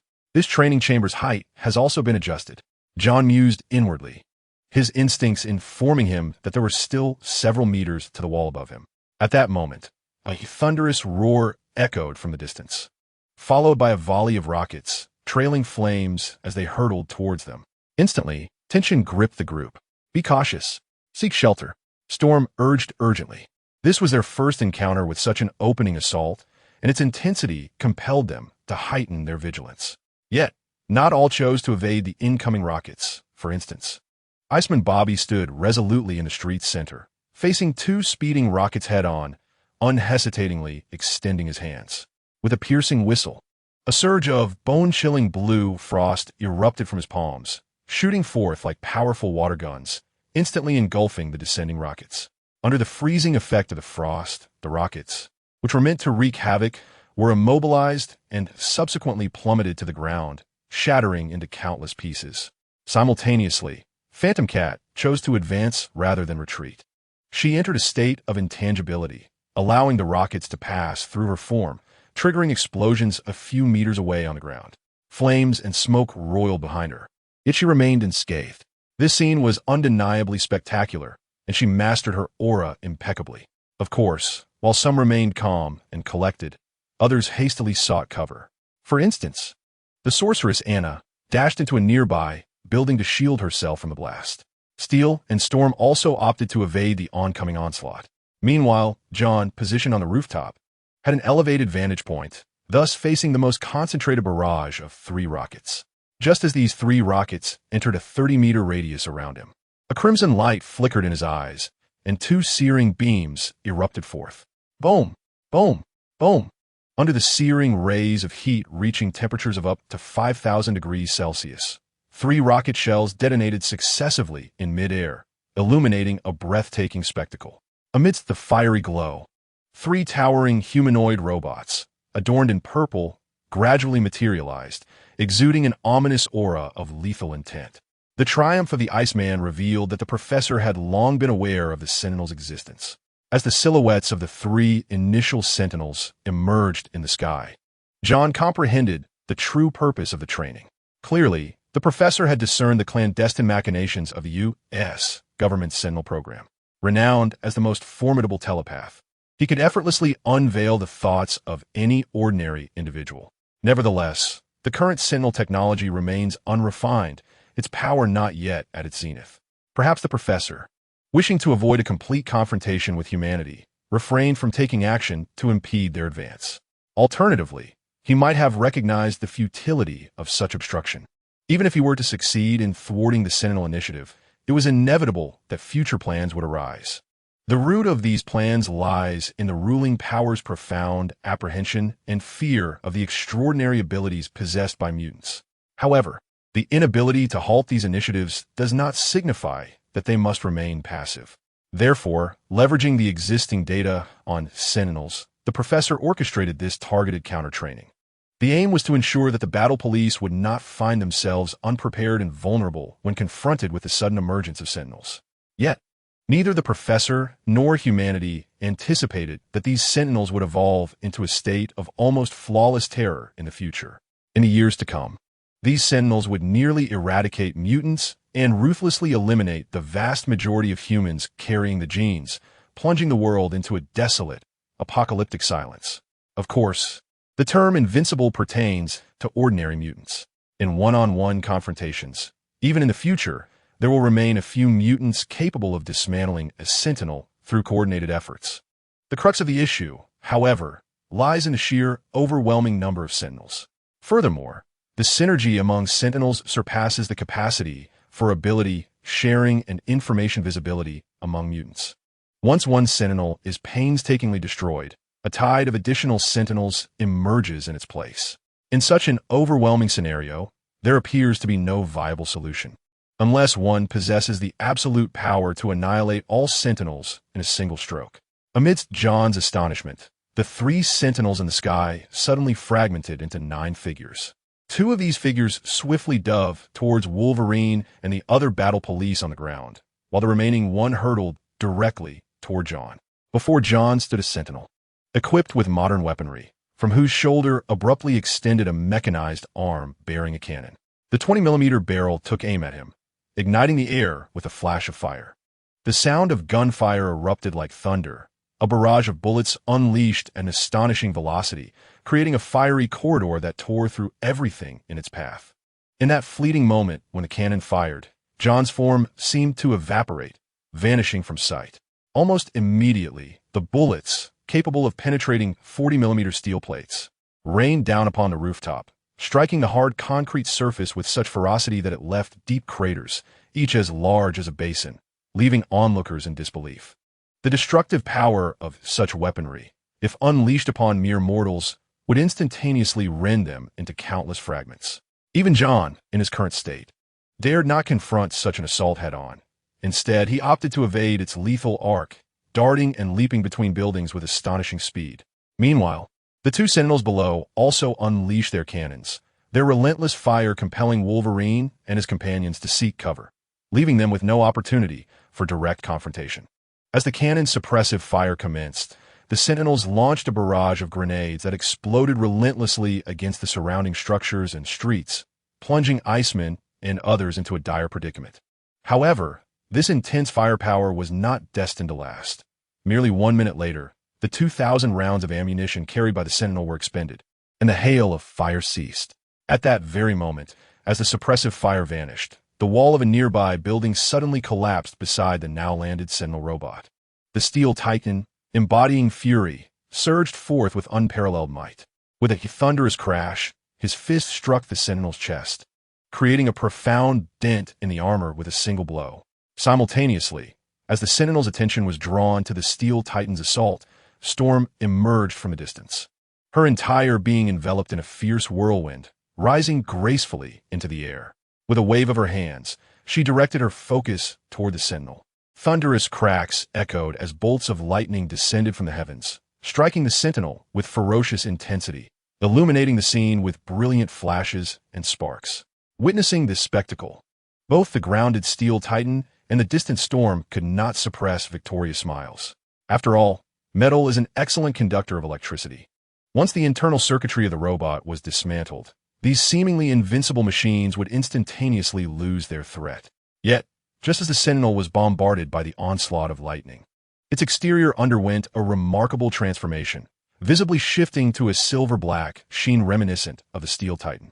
This formidable being possessed extraordinary physical strength and an indomitable defensive capability. He possesses immense strength, capable of effortlessly lifting heavy objects and even shaking mountains. Simultaneously, his body exhibits remarkable resilience, nearly impervious to any physical assault, akin to a humanoid tank, unafraid of any challenge. It is evident that at the moment of contact, the Sentinel had already emulated the abilities of the Steel Titan. Despite being known as the Steel Titan, the material he transforms into resembles osmium-infused carbon steel. To be frank, even diamonds might pale in comparison to the hardness of this being's physique.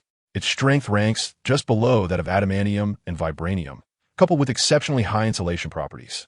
Consequently, the electric luminescence surrounding the Sentinel dissipated rapidly, a sudden transformation that astonished both Storm and the Steel Titan.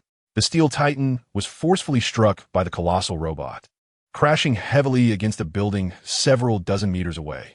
Subsequently, the robot's gaze shifted towards Storm in the distance, its silver-black metallic eyes visibly transforming to white, seemingly beginning to emit an energy similar to that of Storm. Boom! Sparks erupted from the robot, crackling with electricity. Blue-white sparks danced like lightning from the sky, striking its form, with voltage and current exceeding several million. However, at that very moment, the robot's head burst forth with sparks before abruptly losing its responsiveness, collapsing with a resounding crash. This spectacle left Storm and the Steel Titan speechless, their faces awash with confusion. They never anticipated that this robot would self-destruct due to a failed replication of Storm's abilities. Meanwhile, those Sentinels pursuing Wolverine and others upon landing found one of their members' left leg firmly grasped by Kitty, who had emerged suddenly from the ground. The Sentinel's grip on Kitty's leg applied just enough pressure to cause deformation in her calf. Had her pant leg been opened at that moment, one might have observed a fracture, albeit a non-comminuted one. If it had been comminuted, even the most skilled doctors or mutants from the Xavier Institute would have been powerless to assist, leaving her to fend for herself. In an instant, Kitty rendered herself intangible, causing the Sentinel's lower body to sink into the earth, swiftly sealing it within the ground. At that critical juncture, Iceman seized the opportunity, bursting forth from the street, unleashing a torrent of freezing air from his hands akin to a high-pressure water jet, enveloping the Sentinel and transforming it into a frozen statue in the blink of an eye. Iceman twisted his neck amidst the battle. He had grown increasingly adept at wielding his powers. To be candid, this adversary was indeed formidable. Those massive robots, soaring through the skies, towering at 3 to 4 meters, posed a significant challenge, leaving several of his mutant brethren feeling drained after multiple attempts to combat them. Had he not stepped in to assist, he might have hesitated to join this conflict. Astonishing power. However, ensconced within the edifices, Wolverine furrowed his brow, an indescribable sense of unease quietly unfurling deep within his soul. His instinct, honed through countless battles, was conveying a clear signal. An insidious danger still lingered. Suddenly, Wolverine's gaze sharpened, his eyes becoming two keen blades that pierced the mists of the void. To his astonishment, he noticed the robot, once encased in a thick layer of ice, was gradually shifting in hue from its original cold tones to a vivid crimson. This revelation compelled him to shout, "Everyone be cautious. That robot is not yet completely dead." As his words echoed, a thunderous roar erupted. The ice-encased Sentinel robot suddenly ignited in a dazzling blaze, akin to a blazing meteor, instantly melting the surrounding frost into countless shards. However, this spectacular display of flames seemed to deplete the robot's energy significantly. as the flames gradually subsided. Its surface revealed a dark red hue, reminiscent of cooled magma, as if narrating the fierce battle it had just endured. Then, a shocking scene unfolded anew. The robot's head silently detached from its body, crashing heavily to the ground. At this critical juncture, Wolverine reacted with remarkable swiftness, utilizing his acute intuition and extraordinary agility. He leaped gracefully from the heights of the building, akin to a lithe leopard, pouncing upon the robot's rear. In that fleeting moment, as the robot broke free from its icy confines, he brandished his indomitable claws and, with lightning speed, severed the robot's head cleanly from its shoulders. In midair, just as the Sentinel robot completed its firing sequence, John descended with the force of thunder, shattering the rooftop beneath him. His figure, a streak of black lightning, sliced through the silence of the heavens, appearing beside the robot in a heartbeat.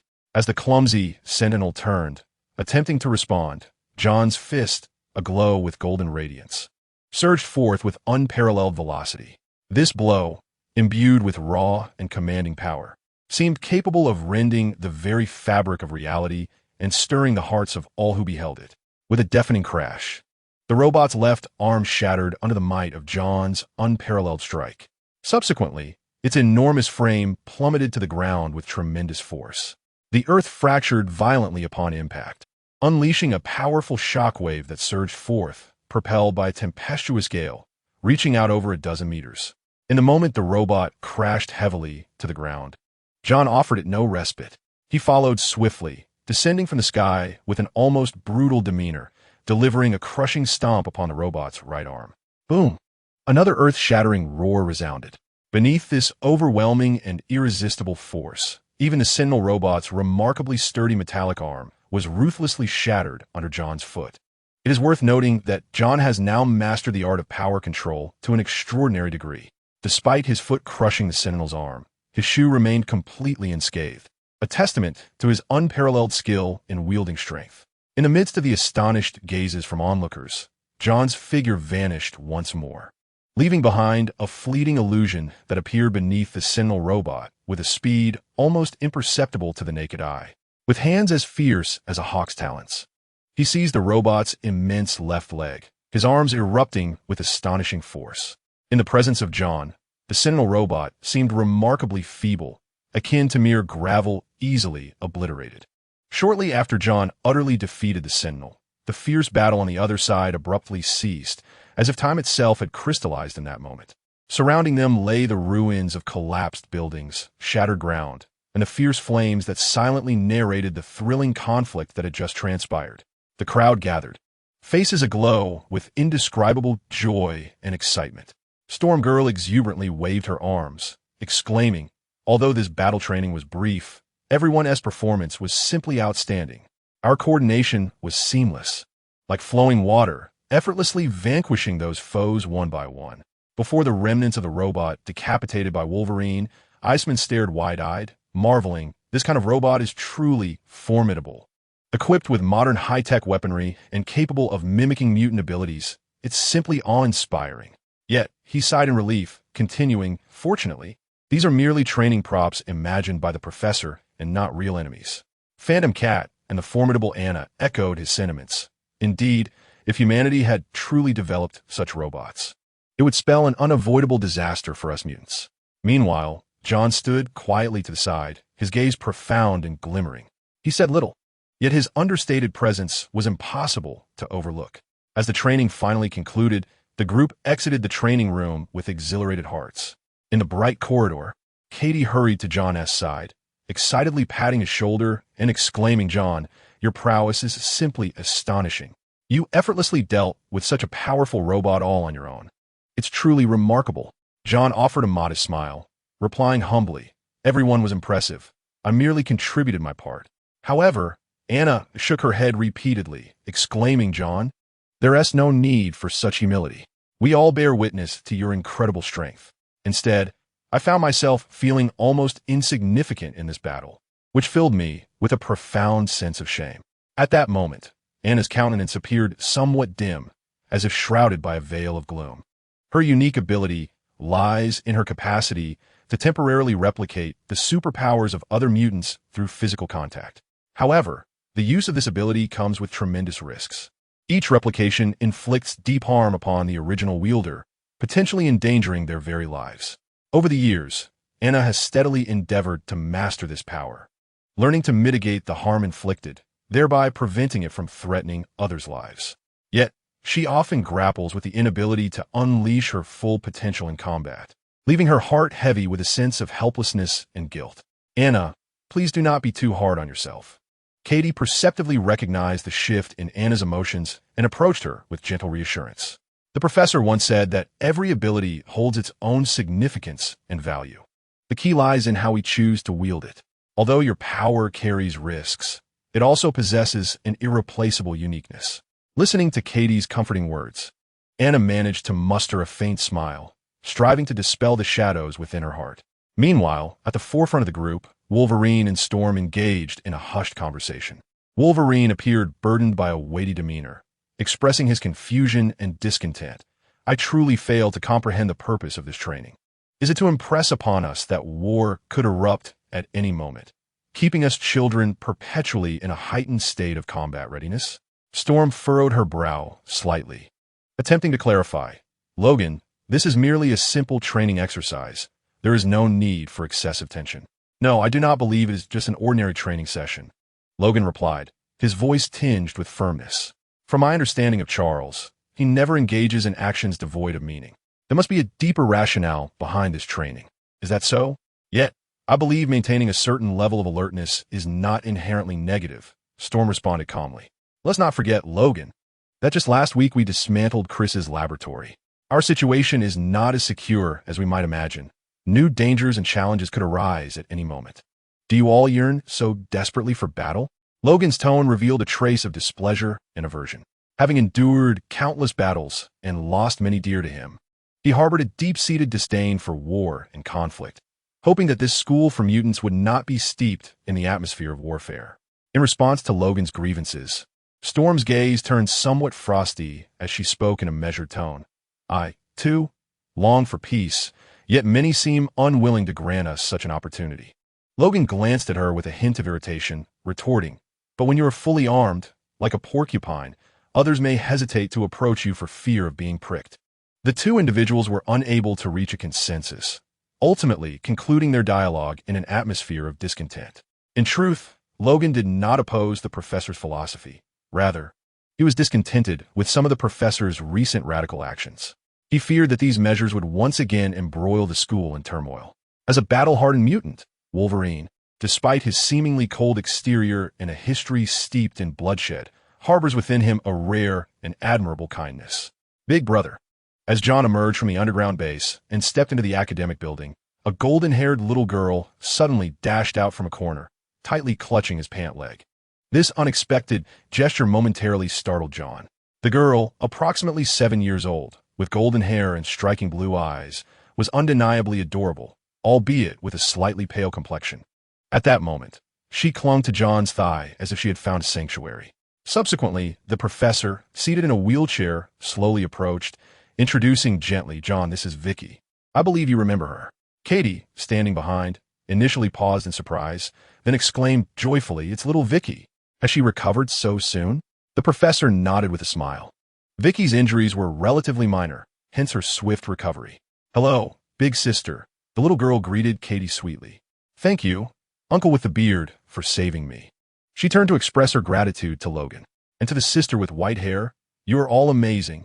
With her big, blinking eyes, she thanked each person present. Faced with such a charming and delightful child, even a hardened figure like Wolverine could not help but soften his gaze. Vicky's unexpected appearance left everyone in the room astonished. However, before they could fully comprehend the situation, a caregiver swiftly escorted her away. Though Vicky's injuries had nearly healed, she still appeared somewhat frail and was not yet suitable for unrestricted outdoor activity. The professor cast a glance at John and the others, his lips curling into a gentle smile as he spoke softly. By coincidence, I am about to teach a class for the senior students. If you're interested, you are welcome to join me in listening. Not only was the professor the principal, but he also served as an instructor at the school. However, his daily duties kept him busy, leaving little opportunity to personally impart knowledge to the students. The subjects he taught were not conventional disciplines such as mathematics or physics, but rather topics aimed at guiding students in establishing a proper worldview, essentially focusing on moral education. The room, designated as a classroom, resembled more spacious office. At that moment, over a dozen senior students were seated, each searching for a comfortable spot, arranged in a pleasingly scattered manner. The professor, seated in his wheelchair, exuded an air of dignified authority befitting his age, and his wise eyes radiated warmth and kindness. He slowly parted his lips and began to articulate his thoughts. Dear students, imagine a person endowed with extraordinary powers, capable of exerting a profound influence on the surrounding environment with but a mere flick of their will. How do you suppose such an individual would choose to wield this power? Would they employ it to advance the progress of human civilization, emerging as a guardian of all living beings? Or would they, driven by their inner desires, opt to manipulate society, placing themselves above the masses, perhaps even precipitating the destruction of the world for their own selfish ends? As he spoke, the professor's gaze inadvertently traversed the crowd, landing on John at the back. His eyes shimmered with a hint of expectation and inquiry, as if inviting John to partake in this profound reflection. He continued gently, "These questions merit deep contemplation from each of us, for the individual possessing such power may very well be among us.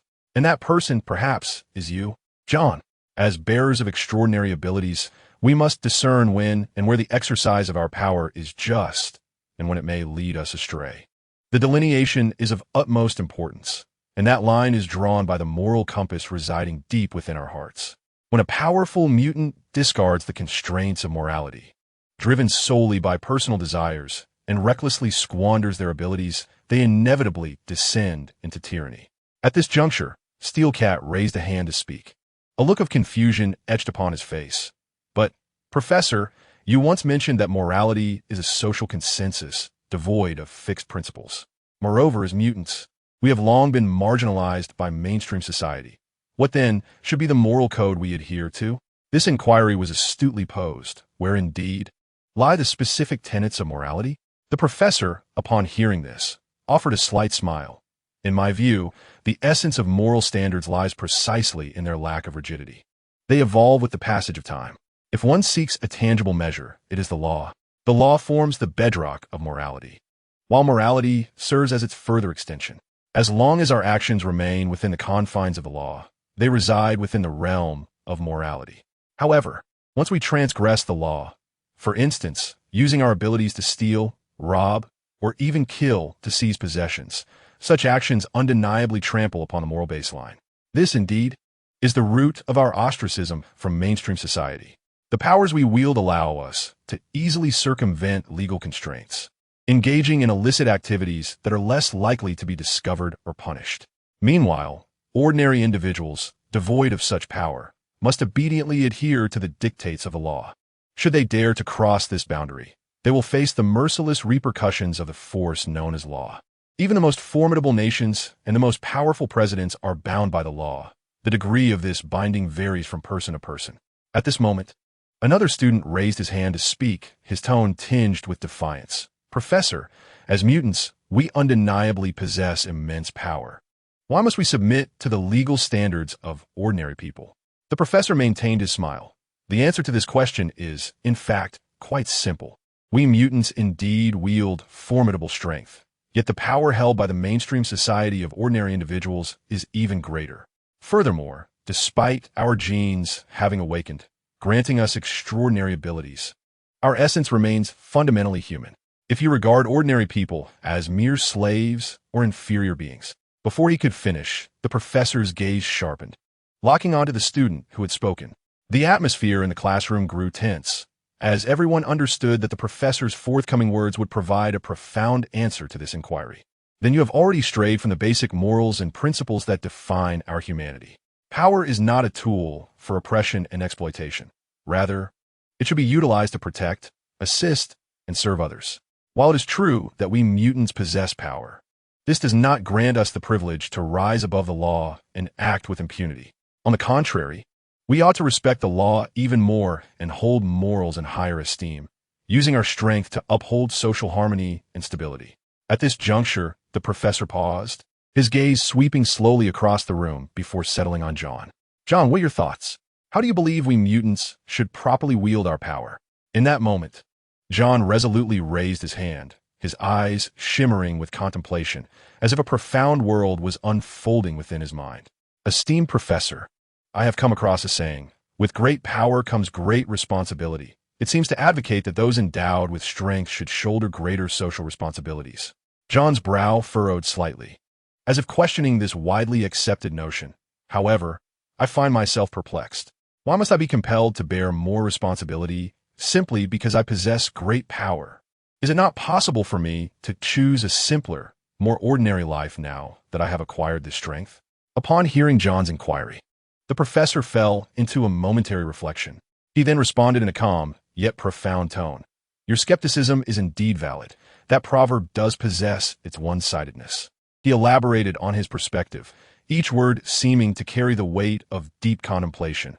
A more accurate statement would be that the greater the power, the greater the rights acquired, and, consequently, the heavier the responsibilities that must be borne. When an individual gains rights, they are duty-bound to assume the corresponding responsibilities. This is not only a reciprocal obligation to those who have endowed them with rights, but also an inevitable result of the equivalence between rights and responsibilities. The professor's discourse took a turn, seemingly unraveling another layer of confusion for John. Indeed, should you choose to relinquish those rights, it follows that there would be no grounds to bear responsibilities that are not inherently yours. At this juncture, the professor's tone grew slower and more profound. However, we must comprehend that humanity is a fundamentally social being. To echo an ancient Eastern proverb, under the fallen nest, where is there an unbroken egg? Should a day arrive when this world faces an unprecedented cataclysm, those who originally opted to evade responsibility will have no choice but to rise to the occasion. Their emergence will not be for the sake of fulfilling a duty or rescuing a particular group, but rather for their own preservation. The professor's words conveyed a profound philosophy. For when the world descends into ruin and communities are obliterated, the individual existence of humanity will likewise vanish. At that moment, although one may still retain a human form, one will no longer be a true human being. You would become a solitary wanderer, aimlessly drifting through this desolate universe. The professor's lesson resembled a deeply resonant academic seminar. While the atmosphere was light and pleasant, the content he imparted prompted profound contemplation among the listeners. Just as everyone was absorbed in the profundity of the professor's discourse, pondering its philosophical implications, a faint knock echoed from outside the door. This sound shattered the tranquility of the classroom, pulling everyone back to the present. Upon receiving a nod from the professor, a staff member respectfully entered. Bowing his head, his voice slightly subdued, he announced, "Esteemed professor, Mr. Hank has arrived and is currently awaiting your presence in your office." The professor, upon hearing this, displayed a flicker of surprise. Oh, Hank, is he not holding a significant position at the White House? What brings him here so suddenly? Speaking of Hank McCoy, he is a legendary figure within the ranks of the War Police. Although he was once a member of this heroic team, his talents have shone more brightly in the realm of scientific research. Decades ago, he forged a deep friendship with the professor. However, time has passed, and Hank is no longer the warrior clad in battle attire. He now serves as the Minister of Mutant Affairs, overseeing matters related to mutants in society. In essence, he has become a pivotal minister within the cabinet. The professor understood that Hank's visit must pertain to a matter of great importance. Thus, after a brief pause, he announced the conclusion of today's lecture. Subsequently, with the assistance of the staff, he exited the classroom and made his way to his office. Watching the professor's departing figure, John felt a twinge of headache. He reached out, gently massaging his temples, inwardly murmuring, "It has only been 3 days of calm. It seems a new storm is about to brew." John was well aware of the purpose behind Hank's visit. He understood that Hank's mission was to persuade the professor and the X-Men to support the forthcoming mutant cure legislation proposed by the U.S. government.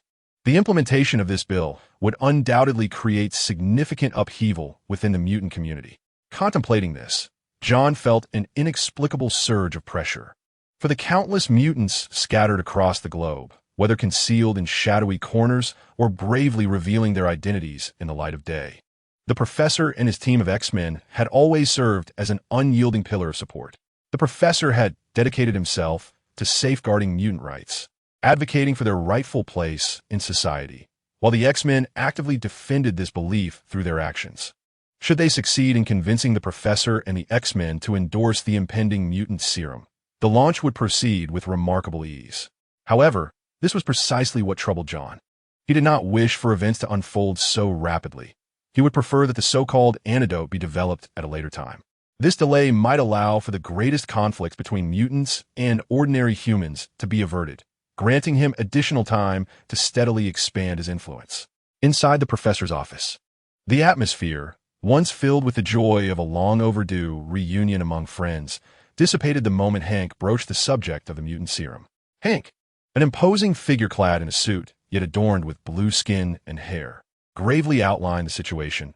A pharmaceutical company had recently succeeded in developing an antibody capable of suppressing mutant genes.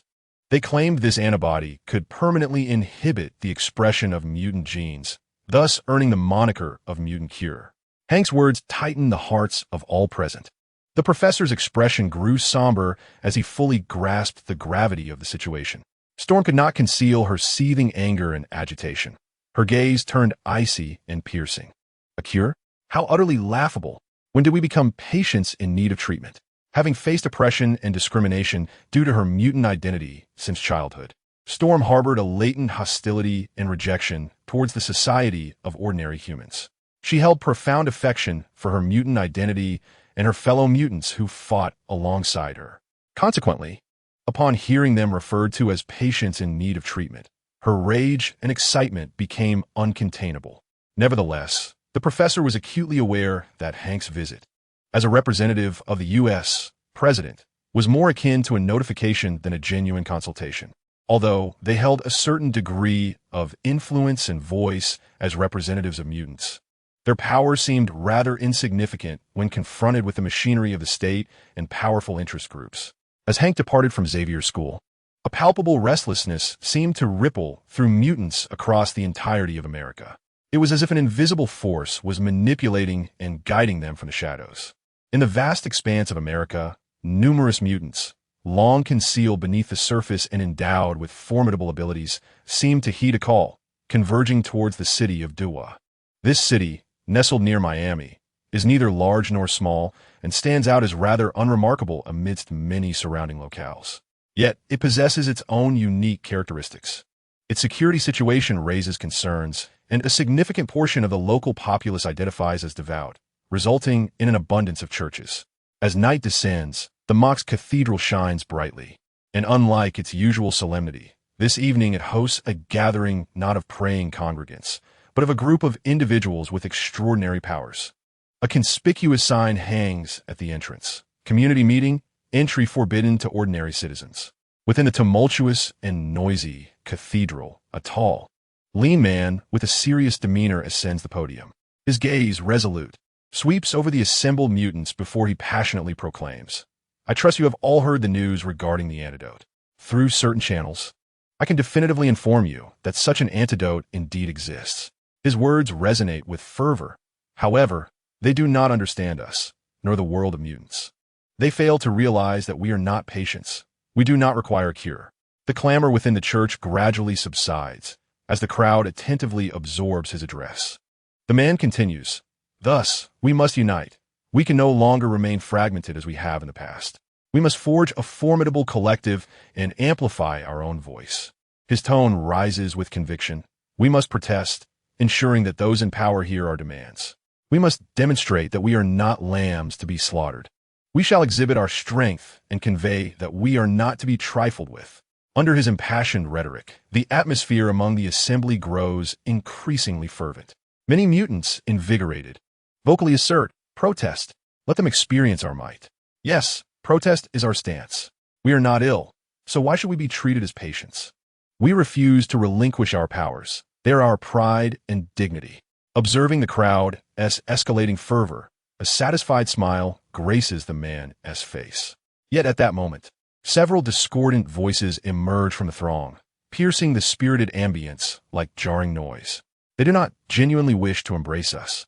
They merely fear our strength and aim to weaken us. One voice asserts, indeed, their ultimate objective is our annihilation, to eradicate us from this world. These declarations transform the previously vibrant atmosphere into one of palpable tension. A female mutant steps forward, vehemently countering. You are mistaken. The choice of healing or not should be ours alone.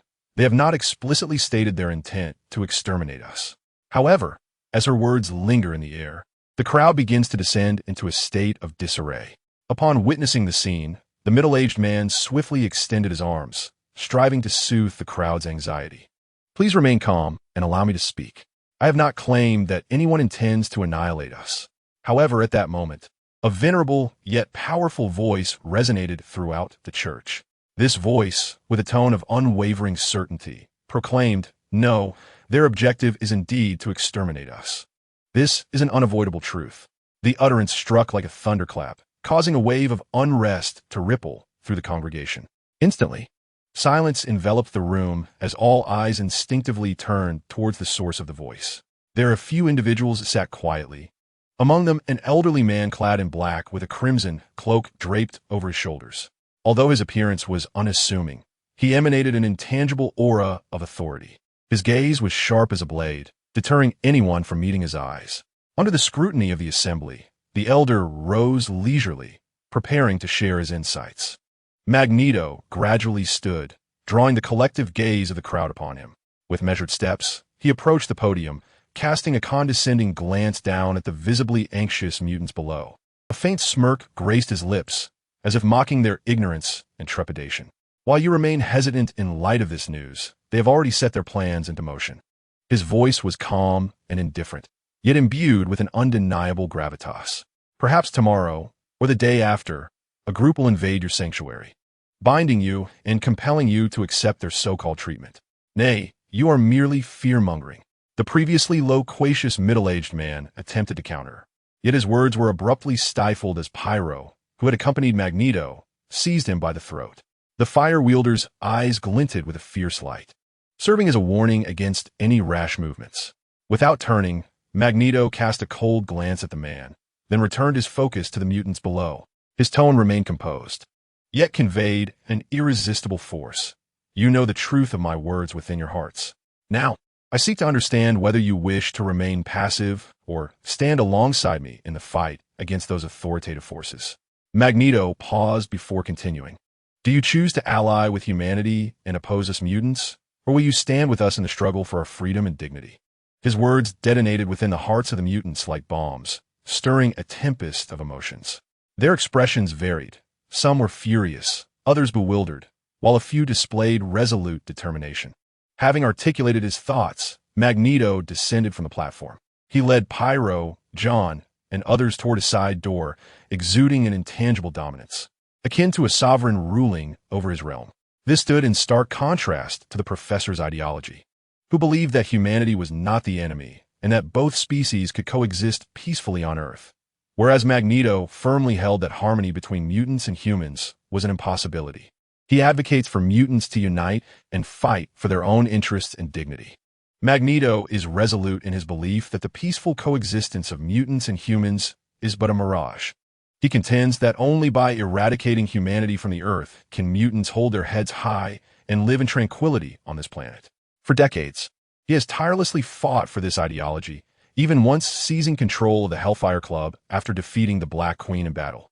It is rumored that he has even attempted to assassinate the President of the United States, engaged in numerous fierce battles with the X-Men, and thwarted Stryker's plot for mutant extermination several years ago.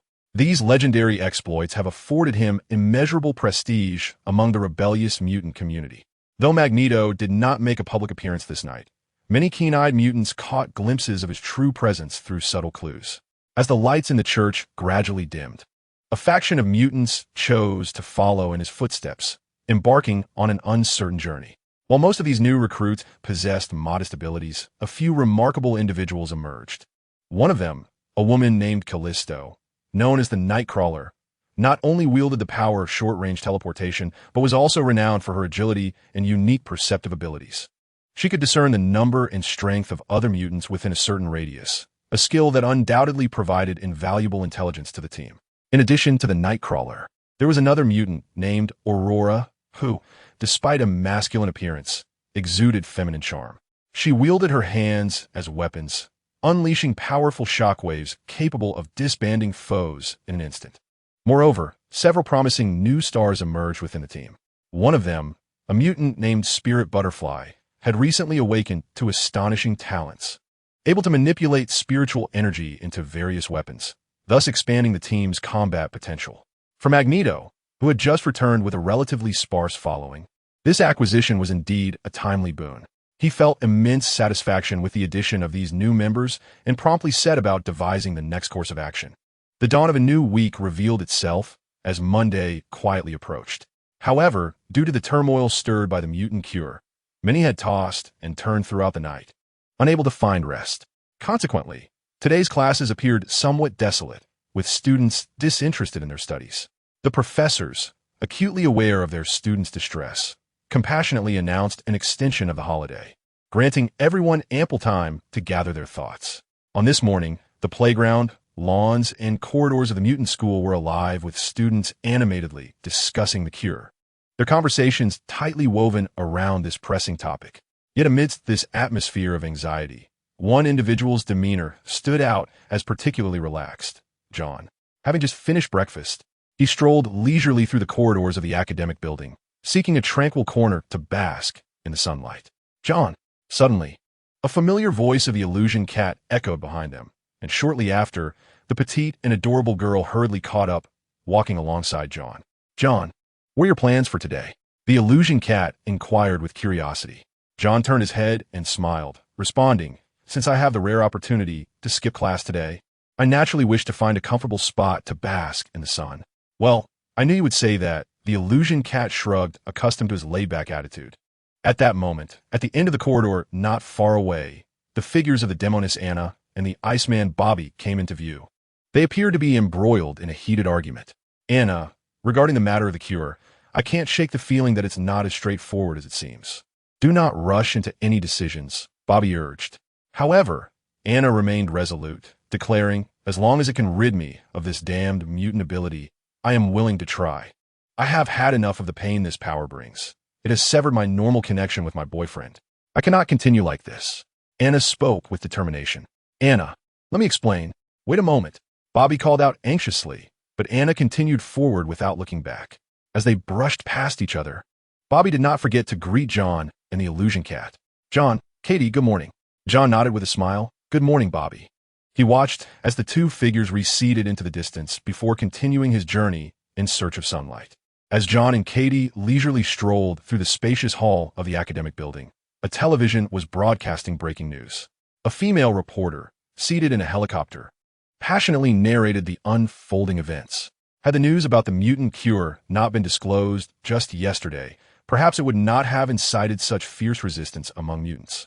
If, at dawn this morning, the convoy responsible for transporting mutant criminals had not been violently attacked, we would witness the astonishing power of the assailants, as every vehicle was obliterated by an indescribable force.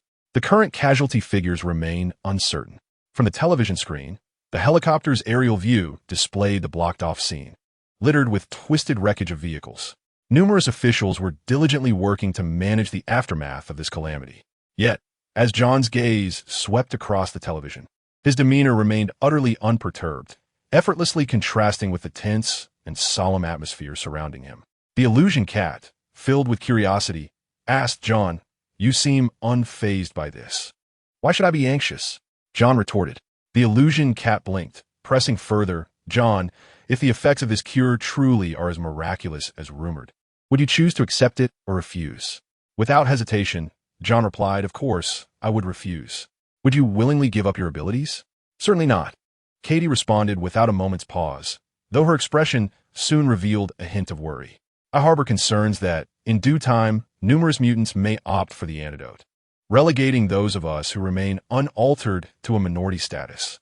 Should this occur, how shall we respond if they ultimately compel us to accept the remedy?" In light of Phantom Cat's apprehensions, John refrained from revealing the truth or assuring her that this matter would soon resolve itself. Instead, he merely chuckled dismissively. If such a day were to dawn, they would inevitably come to regret their decisions. Phantom Cat paused, momentarily perplexed by the source of John's unwavering confidence. Was he unaware that they might soon confront the hostility of the entire world? Suddenly, both became acutely aware of a chilling surge of psychic energy emanating from below. Bang! In an instant, the entire campus seemed to sustain a tremendous blow, followed by the distant basketball court being struck with the force of a colossal hammer, sending countless stones and soil flying. The shockwave from the explosion carried a cloud of dust, creating a scene of utter devastation. The abruptness of this event left everyone in shock, and several mutants near the basketball court were thrown to the ground by the force, crying out in pain. As John and Phantom Cat stepped out of the classroom, they witnessed a figure soaring from the encroaching smoke, vanishing into the distant sky with astonishing speed. The figure radiated a terrifying wave of psychic energy. Watching the retreating silhouette of Quinn, John's expression grew grave. It was truly unexpected. She had awakened at this moment. It appeared that even with my intervention, certain fated events were destined to unfold.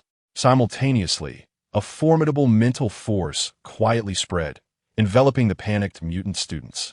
The professor's voice resonated gently in their minds, soothing like a spring breeze. There was no need for alarm. The one they had just witnessed was not an enemy, but Quinn. Years ago, Quinn had not perished. She had merely sustained severe injuries and had been undergoing treatment. Though she had awakened now, the power within her was somewhat uncontrollable. To ensure the safety of everyone, she had to depart immediately. The professor's words gradually alleviated the students' fears. Soon, many faces displayed a mixture of surprise and joy, as they never imagined that their presumed deceased teacher, Quinn, was still alive. However, unlike those innocent students, the battle-hardened soldiers, aware of the truth, hurriedly made their way to the underground base with solemn expressions. Within the chaotic confines of the underground facility, the professor sat in a wheelchair, his demeanor unusually grave. Nearby, Wolverine wore a look of profound shock, mingled with a hint of guilt. When John and the others rushed to the scene, this was the sight that greeted them.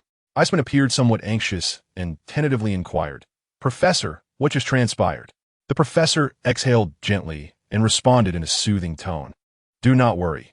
Jean has merely just awakened, and her consciousness is influenced by the newly awakened power within her, rendering her somewhat irritable." Upon hearing this, the phantasmagoric feline could not help but exclaim, "That is truly splendid. Yet the force within Jean is undeniably formidable." The Colossus nodded in agreement, stating, "Indeed, I too have sensed it. I never anticipated that the awakening of the power within Jean would result in such magnitude." Unlike the events in the original narrative, this time, since Scott had not perished, Storm appeared relatively composed. She inquired, "Professor, how should we proceed now? Should we seek out Jean, or shall we wait here for her to return on her own once she awakens?" The professor did not respond immediately. Instead, he slightly narrowed his eyes, evidently employing his telepathic abilities to probe. After a considerable pause, a sudden seriousness overcame the professor's expression, followed by a deep sigh. "She is resisting my inquiry." He surveyed the assembled X-Men and slowly articulated, "The power within Jean is exceedingly perilous. If it spirals out of control, it could unleash unimaginable calamities. Therefore, we must locate her swiftly and assist her in mastering her abilities." Just then, Wolverine abruptly shattered the silence, his voice low and somber. "But Charles, no one enjoys being controlled. Excessive repression ultimately incites a stronger backlash." Wolverine's words plunged the professor into a brief contemplation. Meanwhile, John, who had remained silent, now gazed pensively, understanding Wolverine's intent to persuade the professor to relinquish his desire for control over Jean. After all, no one relishes the interference of others in their will. Although the professor's intentions stemmed from goodwill, such benevolence is not always reciprocated. Perhaps the notion of "I do this for your sake" does not genuinely resonate with those directly affected. Much like numerous parents who, in the name of love, bind their children's actions and words from an early age, repeatedly asserting that every word is for the child's benefit. However, as these children mature and begin to wield their own decision-making capabilities, they often enter a rebellious phase, resisting that very control. Human nature dictates that regardless of the intention, people inherently abhor being manipulated and resent the influence of others over their autonomy. In this context, the professor gently shook his head, a hint of regret in his voice. "You cannot fathom the sheer magnitude of the power harbored within Jean. nor can you comprehend the calamity that would ensue should this power spiral out of control. He continued. Come, Logan, Aurora. The professor's gaze swept over the assembled X-Men, ultimately selecting only Wolverine and Storm. However, upon encountering John, a flicker of hesitation crossed his eyes. And John, let us seek out Jean together. I'm aware of her whereabouts. With that, the professor maneuvered his wheelchair slowly towards the elevator. Storm followed without hesitation, while Wolverine took a moment to ponder before also setting forth. As for John, just as he was about to join the others, he was suddenly alerted by the system's notification chime. The task conditions had been triggered. The main quest was now activated, instructing the host to defeat the mutant red tank. Upon completion, he would be awarded 2 points of primal power. As John made his way toward the elevator, a glint of sharpness flickered in his gaze. He had long anticipated that upon encountering events pertinent to the original narrative, the system would issue a task. The prior incident involving Scott had provided him ample hints. What piqued his curiosity was that this particular mission did not revolve around rescuing the professor, but rather vanquishing the mutant red tank. Meanwhile, John found himself lost in contemplation elsewhere. He had originally presumed that the system would assign him tasks to rescue characters destined to perish in the storyline, thereby allowing him to acquire primal power by disrupting the established timeline, much like when he saved Scott. However, it now seemed that his assumptions were overly simplistic. Could it be that the system believed his involvement would not alter the professor's fate, thus refraining from issuing such a task? John was filled with uncertainty, questioning whether merely participating in significant events capable of influencing the course of the world sufficed, regardless of the specifics of his actions. He pondered for a long time, but could not arrive at a definitive conclusion. Ultimately, he resolved to relinquish his inquiry, believing that he would eventually discern the truth. Yet, this was not entirely unwelcome. John did not wish to undertake tasks solely for the purpose of rescue. He did not aspire to become a so-called savior. However, this also implied that the professor might indeed be beyond salvation this time, rendering his presence inconsequential. With this thought, John could not help but let out a sigh. In an underground base of a small town near the location, Magneto and his subordinates were plotting their next act of destruction. Suddenly, Nightcrawler spoke up, her face a mask of astonishment. Boss, I sense an overwhelming magnetic field fluctuation, she declared. Magneto immediately turned to her, his tone serious. How strong? Nightcrawler replied. Still in awe, extremely strong. It is without a doubt the most powerful mutant I have ever perceived, even surpassing her level. Upon hearing this, Magneto's expression sharpened. An image of a young girl unwittingly surfaced in his mind. A mutant girl he had encountered 2 decades ago in a small town during a time when his relationship with Charles was relatively amicable. The girl's telekinetic abilities were as unfathomable as the ocean, radiating a terrifying aura of destruction that instilled an unprecedented sense of pressure within him. Regrettably, the girl ultimately chose to join the mutant school, her powers subsequently sealed by Charles, rendering her an ordinary mutant. After hearing Nightcrawler's description, Magneto's mind began to formulate a hypothesis, and a smile gradually crept across his face. He murmured, I once told you that you cannot fully control her. With that, Magneto rose from his seat, his smile becoming ever more pronounced. Now, let us go and welcome our new companion. He was convinced that this formidable mutant would undoubtedly become a vital member of their team. Meanwhile, the professor initiated his own actions. He led Wolverine, Storm, and John into a vehicle, steering towards the small town of Jean's origin. Their objective was clear, to locate Jean and assist her in harnessing the power within, thereby averting any potential catastrophe. Although the path ahead was uncertain, the professor understood the urgency of their mission. Swift action was essential to mitigate any looming dangers. Inside the business sedan en route to Laundry Town, Storm firmly gripped the steering wheel, while Wolverine occupied the passenger seat. John and the professor settled comfortably in the rear. The town was not far from the school, merely a 2-hour drive away. However, due to the damage inflicted upon the underground base by Jean's explosive powers, their aircraft was unable to take flight immediately, necessitating their journey by car. As John gazed out at the swiftly passing scenery, he narrowed his eyes slightly, mentally weighing the comparative strengths of both sides. He considered Magneto and the recently awakened Jean, fully aware that their journey might very well intersect with Magneto and his followers. Yet, given John's current abilities, he felt no undue apprehension in the face of Magneto. Unlike Wolverine, he was not entirely countered by Magneto's powers. With his present speed, strength, and reflexes, he believed that, if vigilant, Magneto would struggle to pose a threat. In fact, he was confident that in close combat, he could deliver a decisive blow to Magneto. What troubled John, however, was the potential danger the Professor might face from Jean. Although in the film's post-credit scene, the Professor successfully transferred his consciousness, reviving through the body of his comatose twin brother, they were, at this moment, entrenched in the reality of the world. Not a cinematic plot. John was uncertain whether the Professor would be able to execute a successful consciousness transfer. Thus, he resolved that if the opportunity arose to save the Professor, he would exert every effort to do so. After all, without the sanctuary of the Professor's school, his tranquil existence would likely be unsustainable. Yet, he remained unsure whether he could contend with the now awakened Jean, who had entered a second stage of genetic awakening. Indeed, even before the battle had commenced, John was already contemplating how to fully prepare for the impending confrontation. For Jean, in her current state, was no longer the feeble figure she had been upon her initial awakening by the lake.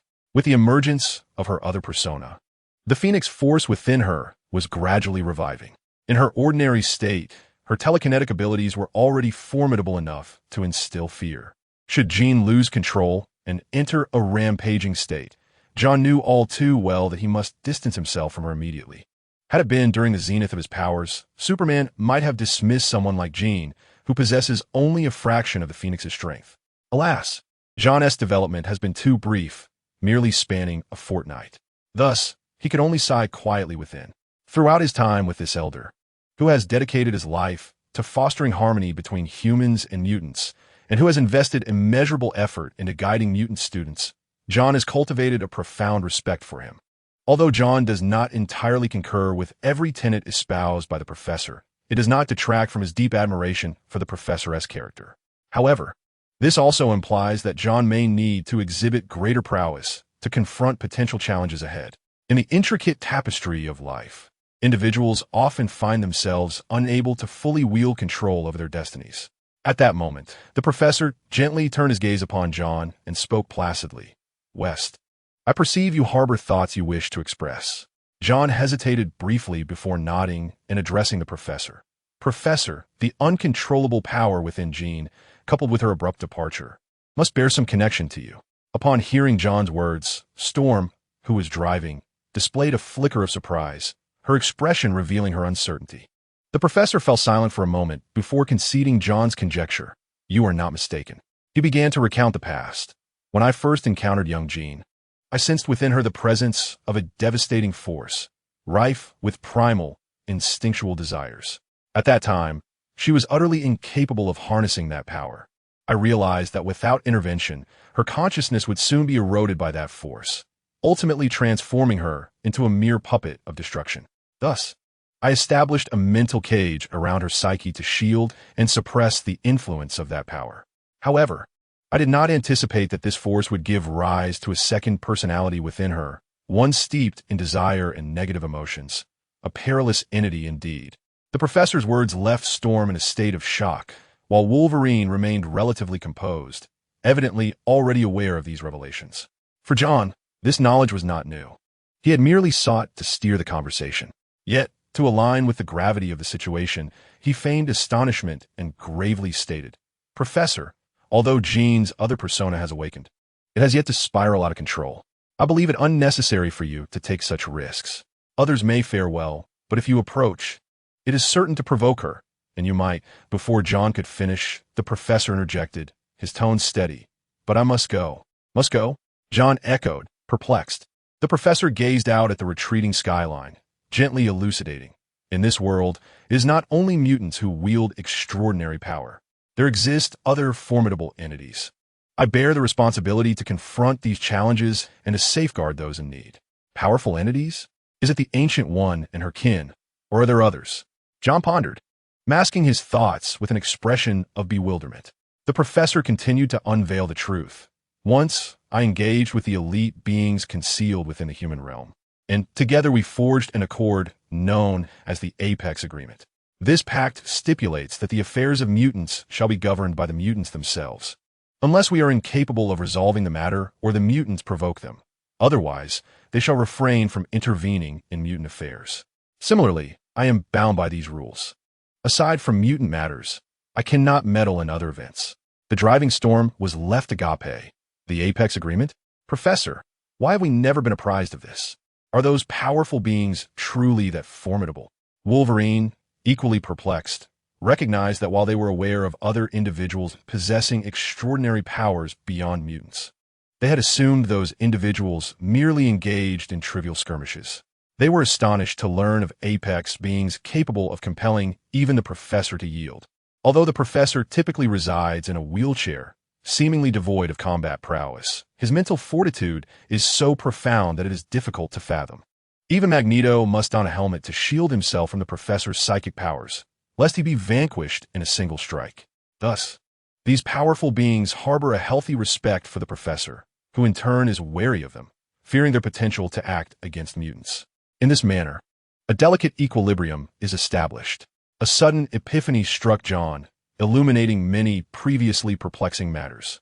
It became evident that each time Magneto instigated turmoil, the X-Men intervened, while those powerful beings remained aloof, adhering to the Apex Agreement. This also elucidated why the X-Men were conspicuously absent during the battles involving the Hulk, Abomination, Iron Man, and Spider-Man. Both parties exercised mutual restraint, each pursuing their own agendas. Despite the subsequent alien invasion, during which the Avengers engaged without hesitation, causing extensive destruction, mutants were notably absent. This situation effectively sowed the seeds for the potential annihilation of mutants. Over the years, it is certain that some mutants have caused disruptions under the very noses of those powerful entities. Yet, due to the non-interference agreement, they opted to remain inactive. Consequently, when the original Sentinel robots emerged, those powerful beings merely observed with detached interest, allowing mutants to confront governmental forces.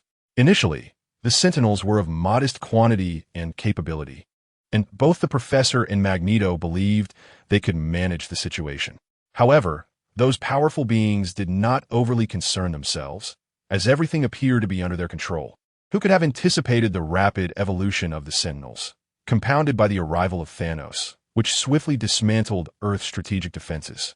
As constraints dissipated, the Sentinels grew increasingly formidable, ultimately exterminating not only mutants but also slaughtering humanity within a decade. This was an achievement even Thanos had not accomplished. At this moment, a myriad of thoughts surged through John's mind.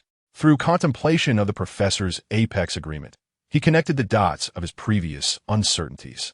Although these were merely conjectures, perhaps not entirely accurate, he felt an overwhelming sense of bewilderment. With a sigh, John exhaled, uncertain of how to articulate his feelings, for everything stemmed from that very agreement.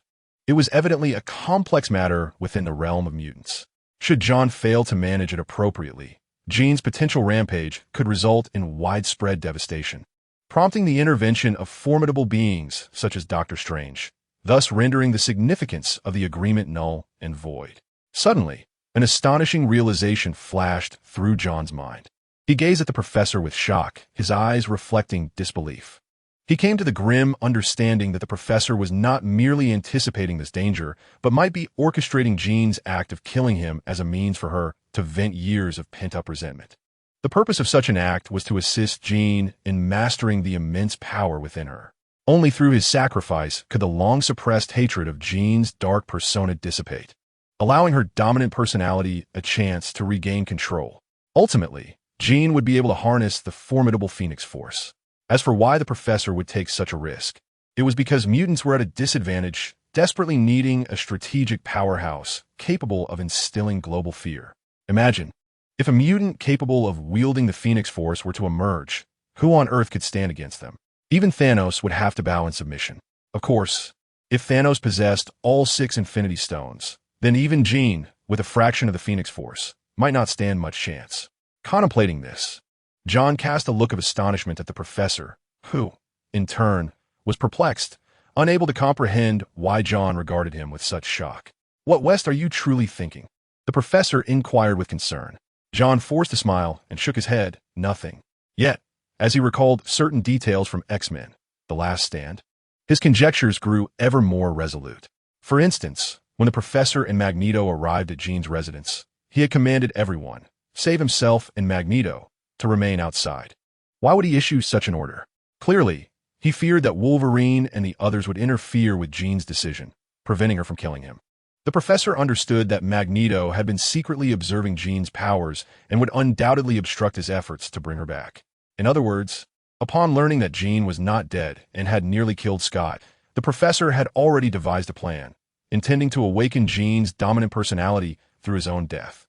His confidence in this course of action stemmed from his belief that he would not truly perish. No wonder he had kept his comatose twin brother. That was, in fact, another vessel for himself. Moreover, the task issued by the system this time is to vanquish the Red Tank, rather than to rescue the professor. It is evident that the system has detected that the professor will not truly perish. Thus, John finds no necessity to intervene. Contemplating this, John cannot help but feel a throbbing headache, as the plethora of information revealed makes it exceedingly difficult for him to discern which is truth and which is illusion. His peculiar behavior does not escape the professor's notice, prompting the latter to ponder privately whether John's sudden transformation signals a foreboding awareness of some impending misfortune. Suddenly, a gentle voice resonates within the depths of John's heart. "John, have you already sensed that I am approaching the end of my life?" A tightening sensation grips John's heart, as worry for the professor surges like a tidal wave. Yet, he strives to suppress this emotion, unwilling to reveal his turmoil. There is no need for words. A connection of the heart suffices. John silently responds his mind, his thoughts a tangled web. On one hand, anxious for the professor's safety, and on the other, fearful that his premonition might materialize. The professor, observing John's hesitation, discerns the internal struggle within him, unsure whether to disclose his foreboding to the professor, lest it incite unnecessary panic. "Indeed, you have already discerned my thoughts." A slight smile graces the professor's lips as he sits across from John, his voice echoing in John's heart, his gaze radiating admiration. The professor feels a sense of gratification, for John's growth has surpassed his expectations. His intuition and insight are truly remarkable. Although the professor cannot delve into the depths of John's subconscious, their communication through the power of the mind flows effortlessly, as it is merely a harmonious blending of their spiritual wavelengths. The professor understands that this communication is founded on mutual trust and respect, much like how he can sense the subtle shifts in John's emotions through the mental waves he emits. At this moment, the professor perceives the conflict and unease within John's heart. The professor's voice gently resonates in John's inner being. "John, you are exceptionally talented, extraordinarily strong, quick-witted, and courageous enough to shoulder great responsibilities." The professor's words convey profound expectations, hoping to alleviate John's anxiety. "If only you had appeared 20 years ago. How splendid that would have been." John shakes his head softly, humbly replying, "Professor, you flatter me excessively." Yet within him lies a cloud of uncertainty. He questions whether he can truly live up to the professor's expectations. The professor smiles, asserting, "No, I have never erred in my judgment of character." He is convinced that John is the one who will rise to the occasion when it matters most. "Though you often present yourself as independent and unwilling to become embroiled in disputes or interfere in others' affairs, your heart is, in fact, brimming with compassion and a sense of responsibility." The professor's words slightly alleviate John's self-doubt. "Otherwise, you would not have come seeking my assistance so urgently, knowing that Scott would find himself in peril." John recalls the urgency of that moment, his heart filled with concern for his friend. "At that time, you were fully aware of Scott's impending troubles and the certainty that the situation would spiral out of control. If you forcefully intervene, you shall inevitably place yourself in peril." A flicker of fear passed through John's mind, yet he understood that he could not remain a passive observer. "Nevertheless, you chose to proceed." The professor's words brimmed with admiration for John's courage. "As for the Crisis Institute, I have heard Katie speak of it. You are deeply incensed by the heinous acts committed against mutants. That was your inaugural participation in battle, and you displayed no mercy." A surge of anger welled up within John, for he could not tolerate the cruel experiments inflicted upon mutants, particularly in the depths of the underground. Witnessing the harrowing plight of imprisoned mutant children and the circumstances of Ethel, your murderous intent surged forth. John's fists clenched tightly, those memories etched in his heart like indelible scars. In your hands, regardless of whether they were armed personnel or researchers, regardless of gender, they all met their demise. John felt both the thrill of vengeance and a profound guilt over his own acts of slaughter. Thus, Logan sought me out for a conversation, mentioning your overwhelming bloodlust, hoping I could devote time to guide you. The professor's words conveyed concern for John's future. John gazed at the professor across from him, blinking in momentary speechlessness. His inner turmoil raged. On one hand, he knew his actions stemmed from justice. Yet on the other hand, he feared losing himself in the abyss of killing. Was he truly so extraordinary? Doubt flooded John's mind. He was uncertain whether he could indeed become the trustworthy hero the professor envisioned. At that moment, the professor continued, "However, I believe this is unnecessary." The professor's voice resonated with unwavering faith in John, as he believed John could find his own path and master his power. Empathy. If a person cannot feel anger and empathy upon witnessing their kin being ruthlessly mistreated, then they cease to be a true human being. The professor's words struck Chun Tian's heart like a heavy hammer. Confronted with the professor's profound gaze, Chun Tian realized he could no longer conceal his true feelings. Thus, he cast aside his facade and communicated telepathically. "Professor, do you truly intend to proceed with this? Are you confident in transferring consciousness?" A smile grew more pronounced on the professor's face, his voice flowing like the warm morning light into Chun Tian's heart. "Indeed, Vister, your intuition is sharp.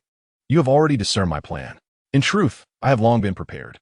The professor continued, his tone imbued with resolve and composure. "Although the process of consciousness transfer is complex, it is not insurmountable. I believe that through our collaboration, everything is possible. Yet have you considered the risks and challenges involved?" A flicker of concern stirred within Chun Tian. Although he deeply respected the professor's abilities and wisdom, this experiment involving life and consciousness still left him with doubts.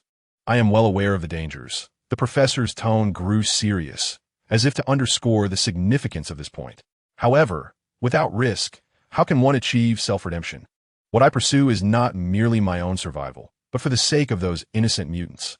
Chun Tian pondered silently, sensing the immense responsibility and profound emotions borne by the professor.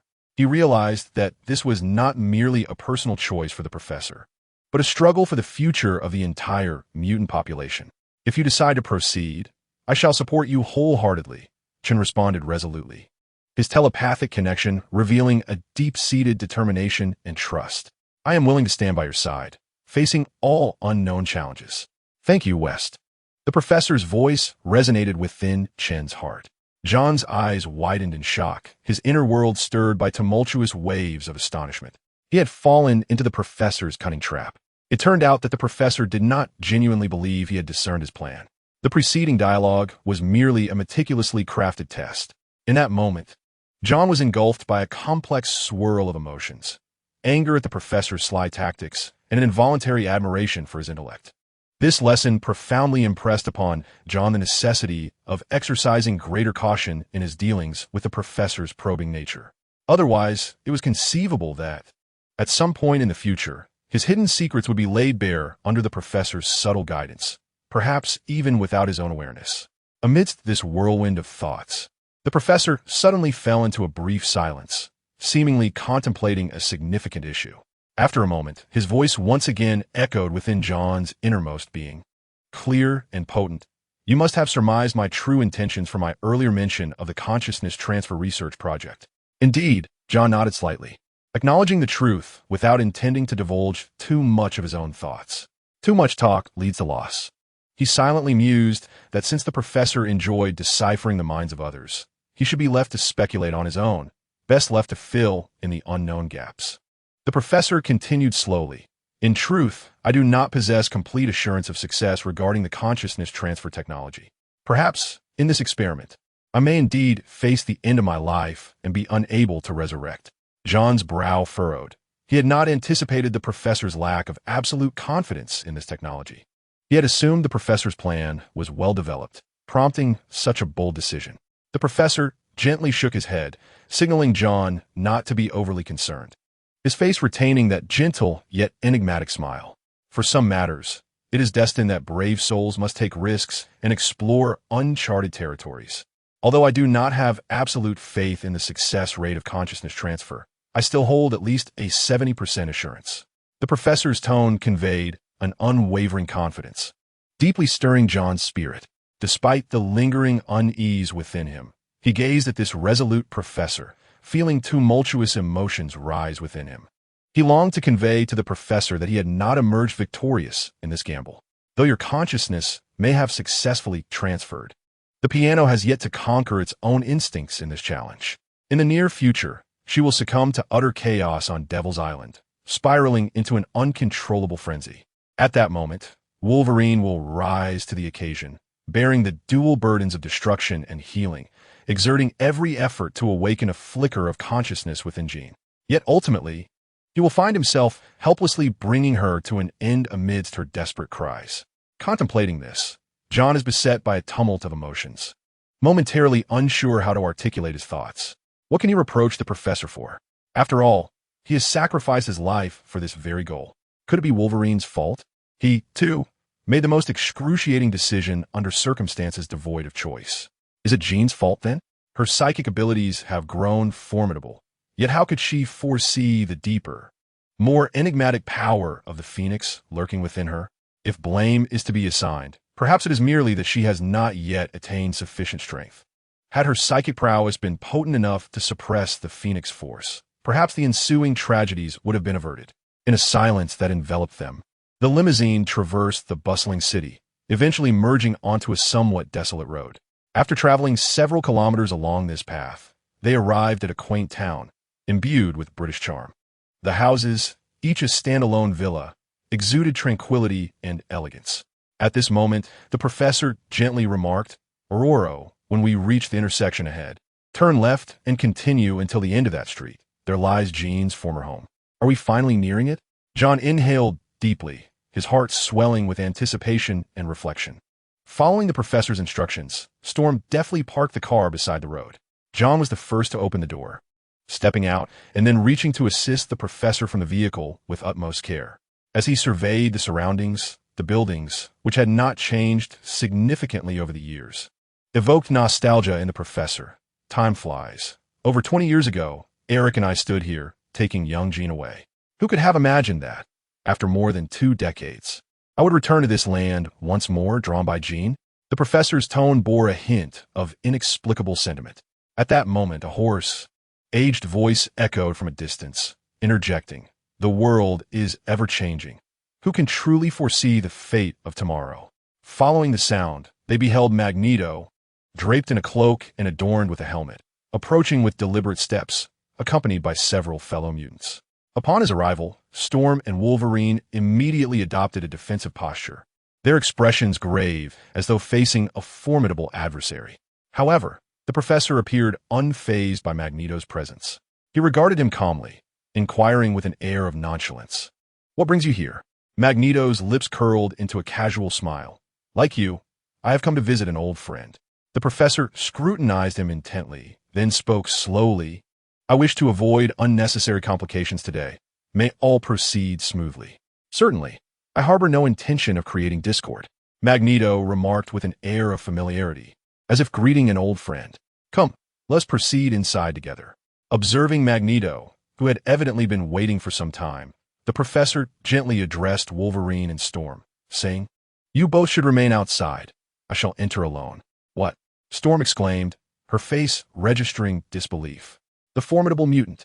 John's brow arched slightly, ready to voice his concerns.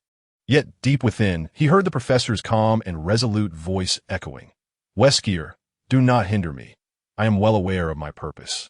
Moreover, it is my unequivocal responsibility. Time is of the essence. We cannot afford any delays. You should keep an eye on Aurora and the others." Noticing the formidable companions Magneto had brought along, John felt a sense of resignation, unsure of how to respond, ultimately nodding in silent understanding. After imparting his instructions to John, the professor turned his wheelchair and slowly made his way toward the small building where Jean resided. With an expression devoid of emotion, he addressed Magneto. "I have come to retrieve Jean. Do not complicate matters for me." Magneto, regarding the professor's indifferent demeanor, could not help but smirk derisively, retorting, "Charles, your words are simply laughable. Who do you think you are? Jean's biological parents?" With that, The two men entered the spacious courtyard, one following the other. At that moment, Magneto abruptly turned to glance at Wolverine and the others who were trailing closely behind, then issued a command to his subordinates. "You lot ensure that no one enters to disturb me." Upon Magneto's command, the most imposing of his four subordinates, the Red Tank, immediately fixed his gaze on John and his companions. Clad in a provocative leather outfit and clutching a massive iron helmet, he displayed a disdainful smirk. Meanwhile, the other three also wore looks of malice, evidently dismissing John and his friends. Witnessing this scene, Wolverine felt a surge of irritation, while Storm slightly furrowed her brow, a glint of frost in her eyes. As for John, he unabashedly retorted, "Hey, you, the grotesque bald man, wipe that repulsive grin off your face. Otherwise, I wouldn't hesitate to teach you a lesson about the hierarchy of power." John's words caught both Storm and Wolverine off guard. They had not anticipated that the usually composed and unassuming John would respond so assertively to the provocation. This stark contrast indeed surprised them. The Red Tank was taken aback, clearly unprepared for such a bold challenge. He glared at the young man, John, who stood tall and handsome in his white casual attire, a fierce expression crossing his face. "You dare to call me a freak?" The young lad, with a defiant tone, declared that soon he would make them feel the taste of being shattered. As these words left his lips, a short youth behind him eagerly stepped forward, his face etched with disdain. "What's the matter? Are you looking for a fight?" With that, he proudly puffed out his chest, and sharp, black spikes erupted from his body, each measuring 10 to 20 centimeters, transforming him into a peculiar and terrifying creature reminiscent of a spiked hedgehog. Not long after, a mysterious woman adorned with enigmatic tattoos approached John, her gaze betraying a hint of malice. "Well, handsome, you certainly seem quite arrogant." She chuckled lightly, continuing, "However, I am curious to discover the source of your audacity." No sooner had she spoken than she began to utilize her abilities to sense the powers and levels of John and the two individuals beside him. Yet in an instant, her expression morphed into one of astonishment. She gazed incredulously at the raven-haired youth before her mind swirling with confusion and unease. In her perception, the white-haired woman was indeed a formidable mutant, possessing a high level of power and the capacity to manipulate the weather. Nonetheless, she felt confident in her ability to contend with her. The middle-aged man, sporting a beard, though endowed with healing abilities and the capacity to grow claws, was of average level and posed little threat to her. However, the raven-haired youth instilled in her an inexplicable dread. Despite his perceived low-level and seemingly energy control abilities, facing him evoked a profound fear within her. It was as though she could sense a terrifying power lurking deep within the boy, a force that could be unleashed at any moment. Should he be provoked, it might lead to catastrophic consequences. The oppressive feeling he emanated surpassed even that which her leader instilled in her, drawing closer to the overwhelming pressure radiated by a terrifying mutant within the confines of the room. How could this be? Was this boy also a formidable presence that transcended the fifth level of mutation? In the Marvel Universe, Night Stalker, Red Tank, and Arc Light hold prominent positions. Particularly, Red Tank, according to the comic lore, has harnessed the power of the malevolent god, Cyttorak, rendering him nearly impervious to harm and possessing immense strength, akin to an unstoppable force of nature. Even assaults with adamantium weapons seem to merely tickle him. His might can be likened to that of the Hulk.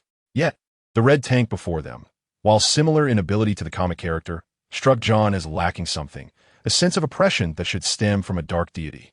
At that moment, John felt agitated, a tempest of emotions surging within him, yearning for an outlet. He understood that the professor was in dire straits, yet felt powerless to assist, left to anxiously pace outside, knowing that all of this was a choice made by the professor himself. Despite having spent less than a month with him, John held deep admiration for the professor. The elderly gentleman is not only brave and wise, but he also possesses a heart of kindness. After all, few individuals can confront death head-on. Although John has faced death multiple times in the virtual battlefield, he understands that those experiences do not equate to true mortality. Thus, he remains unafraid. However, the professor's situation is markedly different. He faces a mere 70% success rate for the consciousness transfer procedure, which is far from a guarantee. Should any misstep occur, the consequences could be dire. Even though John has some foresight regarding the future, He cannot assure that the professor will navigate this surgery successfully, for the real world is fraught with unpredictable risks. Suddenly, a thunderous roar erupts. An astonishing psychic force bursts forth within the confines of the house, causing the entire villa to tremble, alarming those outside, who turn their heads in surprise. Storm and Wolverine instantly recognize the gravity of the situation. The former is concerned for the professor's safety, while the latter seeks to ascertain Jean's condition. Without hesitation, they charge into the house. However, Magneto's minions are no pushovers and immediately intercept them. Nightcrawler sneers. Our boss has decreed that no one is allowed inside. Upon hearing this, Storm is engulfed by fury, and with a disdainful huff, she unleashes her inner power like a raging torrent, transforming the atmosphere around her. A fierce gale envelopes her, as if she is poised to challenge the obstacles in her path. With a deafening roar, Storm spins like a top and suddenly charges forward. Bang! Bang! Caught off guard, Hedgehog and Nightcrawler are sent flying by the whirlwind that is Storm, left dumbfounded as they witness her hurtling toward the villa. This spectacle causes a flicker of surprise in Mr. John's eyes. He muses to himself how absurd it is for a sorceress to wield herself as a weapon. Yet, in the blink of an eye, the fallen Nightcrawler vanishes from sight, and soon the sounds of a fierce battle echo from within the house. Confronting Nightcrawler, who can explode into action and teleport over short distances, Storm finds herself somewhat at a disadvantage in the confined space. Boom! Just as Wolverine prepares to follow Storm into the villa, a corner of the yard, usually tranquil, witnesses Arc's hands pressed together. Buzz! In an instant, a powerful shock wave radiates outward, as if the air itself were being torn apart, encompassing a radius of several meters. Under the force of this tremor, Wolverine is propelled backward, crashing into a nearby warehouse. Meanwhile, Red Tank dons his helmet, his gaze fixed on Chun-Tian with a predatory glint, a sinister smile curling upon his lips. Kid, I warned you earlier. I will crush you to pieces. With that, he charges toward Chun-Tian, who stands 10 meters away. Thud, thud, thud. Each step Red Tank takes reverberates with deafening intensity. The moment he begins to sprint, a colossal aura of fury surges forth from him, reminiscent of a massive tank, causing the very air to quiver. John, observing the charging Red Tank, feels a chill in his gaze, showing no intention of evading. He crouches slightly, his right fist clenched tightly, as a terrifying power awakens within him, a golden halo coalescing invisibly around his fist. From a distance, it appeared as though his fist was enveloped in a golden radiance, emanating a formidable aura of power that caused the surrounding air to momentarily solidify. At that moment, the Red Tank surged forward with ferocious momentum, akin to an enraged giant elephant charging at John. Observing this, John did not hesitate and unleashed a powerful punch. Boom! In the instant when the Red Tank, renowned for its unstoppable force once it commenced its assault, collided with John's fist, both parties experienced a jolt. Subsequently, the golden energy concealed within John's fist erupted. Boom! Instantly, the ground within a 10-meter radius was torn asunder, creating a shock wave centered around the two, with fierce winds swirling and dust rising. The thunderous roar was deafening. Amidst the tempestuous winds and swirling debris, the Red Tank, heralded as invincible once it launched its attack, was now violently shaking its iron frame.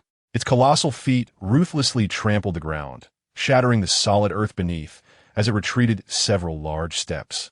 Concurrently, John felt a violent force strike him, compelling him to slide backward for several meters, leaving deep gouges in the concrete surface, as if the once sturdy cement were as fragile as tofu. Following this initial clash of power, both figures seemingly exhibited equal prowess. As the smoke gradually dissipated, the Red Tank's gaze pierced through the dust, locking onto John in the distance, a glimmer of astonishment flickering in its eyes. You are the first to withstand my full force assault head-on. No sooner had the thought crossed its mind than excitement surged across the Red Tank's visage. However, I have only traversed a mere 10 meters. My momentum has yet to reach its zenith. From this point forth, I shall unleash my utmost strength. John calmly responded, Ah, splendid, for I too intend to give my all. Suddenly, the energy within John erupted like a volcano, enveloping him in an invisible wave of energy.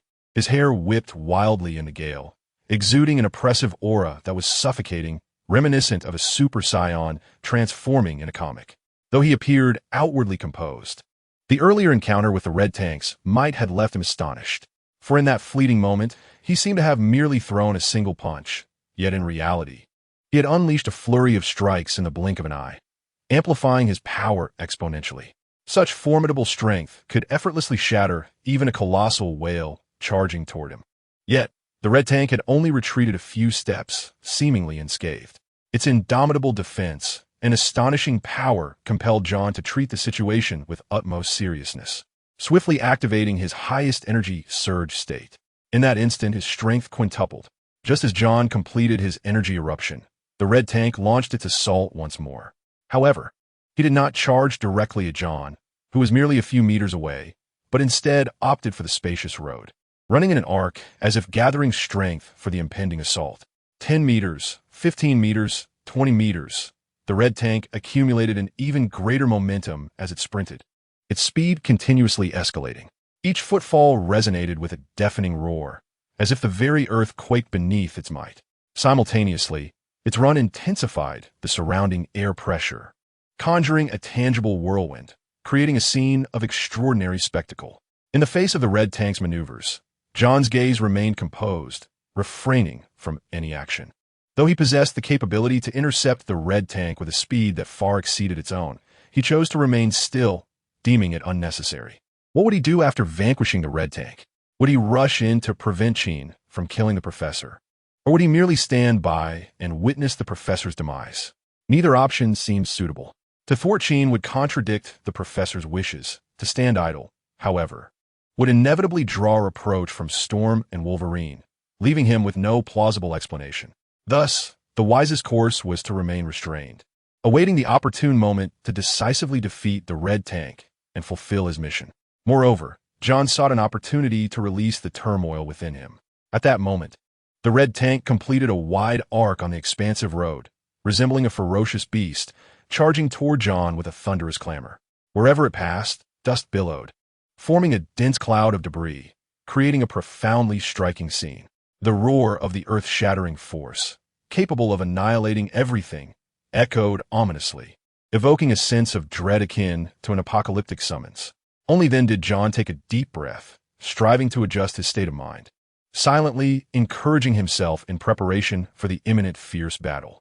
With a resounding boom, John instantaneously vanished from his position, transforming into a shadowy specter, akin to a bolt of lightning streaking through the night, surging forward and colliding fiercely with the onrushing red tank, as if two meteors had collided in the sky, emitting a dazzling brilliance. Another earth-shattering roar ensued. In an instant, it felt as though the air had been ignited, unleashing invisible shockwaves that rippled outward, causing the ground to tremble as if quaking in anticipation of this heart-stopping confrontation. Countless fragments of stone and dust erupted at the center of the two figures, resembling a merciless storm that swept across the vicinity, with trees swaying violently under the overwhelming shockwave, their branches shedding leaves like autumn foliage. With a dull thud, amidst the swirling debris, a figure suddenly burst forth, akin to a heavy artillery shell being launched, hurtling at an astonishing speed into a villa several meters away. Accompanied by a piercing whistle, trees were severed in half. The courtyard walls were obliterated in an instant, and the structure crumbled like a house of cards, instilling fear in all who beheld it. This figure was none other than the red tank, a colossal and formidable presence, resembling a moving fortress. The roar resounded once more. At that moment, the villa trembled violently, accompanied by several terrified screams, as the crimson tank emerged unscathed from the other side of the villa. It let out an enraged bellow, deafening in its intensity, charging once again at John with the ferocity of an enraged beast, showing no mercy. In the earlier confrontation, John had chosen not to engage the crimson tank head-on. Instead, he employed his agile and nimble movements, coupled with remarkable speed, to unexpectedly materialize at the tank's side, akin to a cunning leopard, delivering a powerful punch that sent it flying. The expression on the crimson tank's face was one of utter astonishment in that fleeting moment. Disappointment and fury ignited within the tank, which had anticipated a direct clash with John, fueling an even fiercer determination. However, before the crimson tank could charge far John, leaving a blur of indistinct shadows in his wake, reappeared before it, as if lightning had cleaved through the night sky. John's fist radiated a soft, golden glow, reminiscent of the sun's brilliance, imbued with unparalleled strength, and it struck heavily against the tank's chest. A thunderous explosion reverberated through the air, the resonating shockwaves sweeping across like a tidal wave. Empowered by subsonic kinetic energy, the force of John's punch was nothing short of earth-shattering. Having just emerged, the Crimson tank was propelled like a cannonball, crashing through a distant villa, instantly reducing it to rubble, the scene magnificent in its devastation. Amidst the chaos, the frenzied cries of the two young men echoed through the air. In that instant, John, like a tempest, burst through the walls, seizing the arm of the Crimson tank, which had only just risen, and hurled it violently away. The ground trembled as they passed, leaving destruction in their wake. Walls crumbled, vehicles on the street were tossed aside, as if two rampaging dragons stirred up clouds of dust. Simultaneously, within the villa where Quinn was located, Storm was being overpowered by the speedster Nightcrawler, while Wolverine engaged in a fierce battle with the electrifying Hedgehog. Suddenly, an indescribable psychic force erupted. Boom! In an instant, everyone was lifted by this force, forcefully pinned against the ceiling, immobile. The entire villa seemed to levitate, appearing as if suspended in mid-air from a distance. Within 100 meters of the villa, all objects were lifted by this terrifying psychic energy. Even the subterranean water gushing onto the street was not spared. This spectacle astonished John from afar. After sending the Crimson tank flying with a punch, he hovered in mid-air, casting a complex gaze towards the villa. Has it come to this? He murmured softly. At that moment, the Crimson tank rose from the wreckage of a crushed car, roaring with fury as it charged towards John. With a cold glint in his eyes, John vanished from his position in an instant. Boom! The Crimson tank, having advanced only a few meters, was struck by an unseen force and sent crashing into nearby trees. Finally coming to a halt, on the second floor of the villa, Jean was enveloped in a crimson aura of psychic energy, her gaze fixed with fury upon the professor before her. He was suspended in mid-air, his form slowly disintegrating under the weight of a devastating force. Despite the unbearable agony coursing through him as his body was torn apart, the professor remained composed, calmly meeting Jean's wrathful stare. At that moment, Jean's rage reached its zenith, and through gritted teeth, she commanded, "Get out of my head." Within her mind, a torrent of overwhelming psychic power surged forth, striving to suppress the negative persona that dwelled within her. The terrifying red energy spread throughout the room, causing the walls to crumble and the books on the shelves to turn to ashes, as if they had aged a century in mere moments. The Phoenix Force had the capacity to decompose and annihilate all. Inside the villa, apart from the professor, individuals such as Magneto, Wolverine, and Storm were also held captive by this formidable psychic influence, rendered immobile, their faces betraying sheer terror. The closest, Wolverine, felt an unsettling dread creeping in, and despite the pain in his body, he struggled to move toward the bedroom. He understood that this psychic force surpassed their comprehension, bringing with it an unparalleled sense of fear. Veins bulging, Jean's face took on a sinister aspect, her eyes brimming with murderous intent and fury. Even as the professor's body disintegrated, he clung to the hope of saving her. A powerful psychic energy surged toward Jean's mind, attempting to extricate and suppress her negative persona, striving to restore her awareness. Faced with the professor's efforts to subdue her, Jean's murderous resolve intensified, her phoenix power growing ever more frenzied. Under this cataclysmic force, the professor's body disintegrated at a visible pace, his legs and arms vanishing in succession.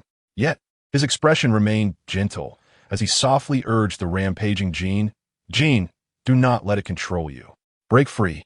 In that instant, Charles's figure was reduced to countless particles under the relentless force of destruction, scattering with the wind. This heartbreaking scene drove Magneto, bound by psychic energy, to the brink of madness. Disbelief, profound sorrow, and a deep sense of confusion flickered in his eyes. He could not fathom how Charles could succumb in this unfortunate incident at the hands of an uncontrollable Jean. His intent had merely been to rescue her, never to bring her harm. Simultaneously, Wolverine, painstakingly dragging himself toward the door, managed to pry it open just enough to witness this tragic tableau. Shock and grief flooded his eyes, the sudden sense of loss almost unbearable. With the professor's passing, the gentle psychic energy that had sought to penetrate Jean's mind and calm her inner turmoil dissipated as well. Equally vanishing was the destructive psychic force that had wreaked havoc within Jean. As this power faded, those who had been pressed against the villa's ceiling, Wolverine, Storm, Nightcrawler, and others, tumbled down to the ground with a heavy thud.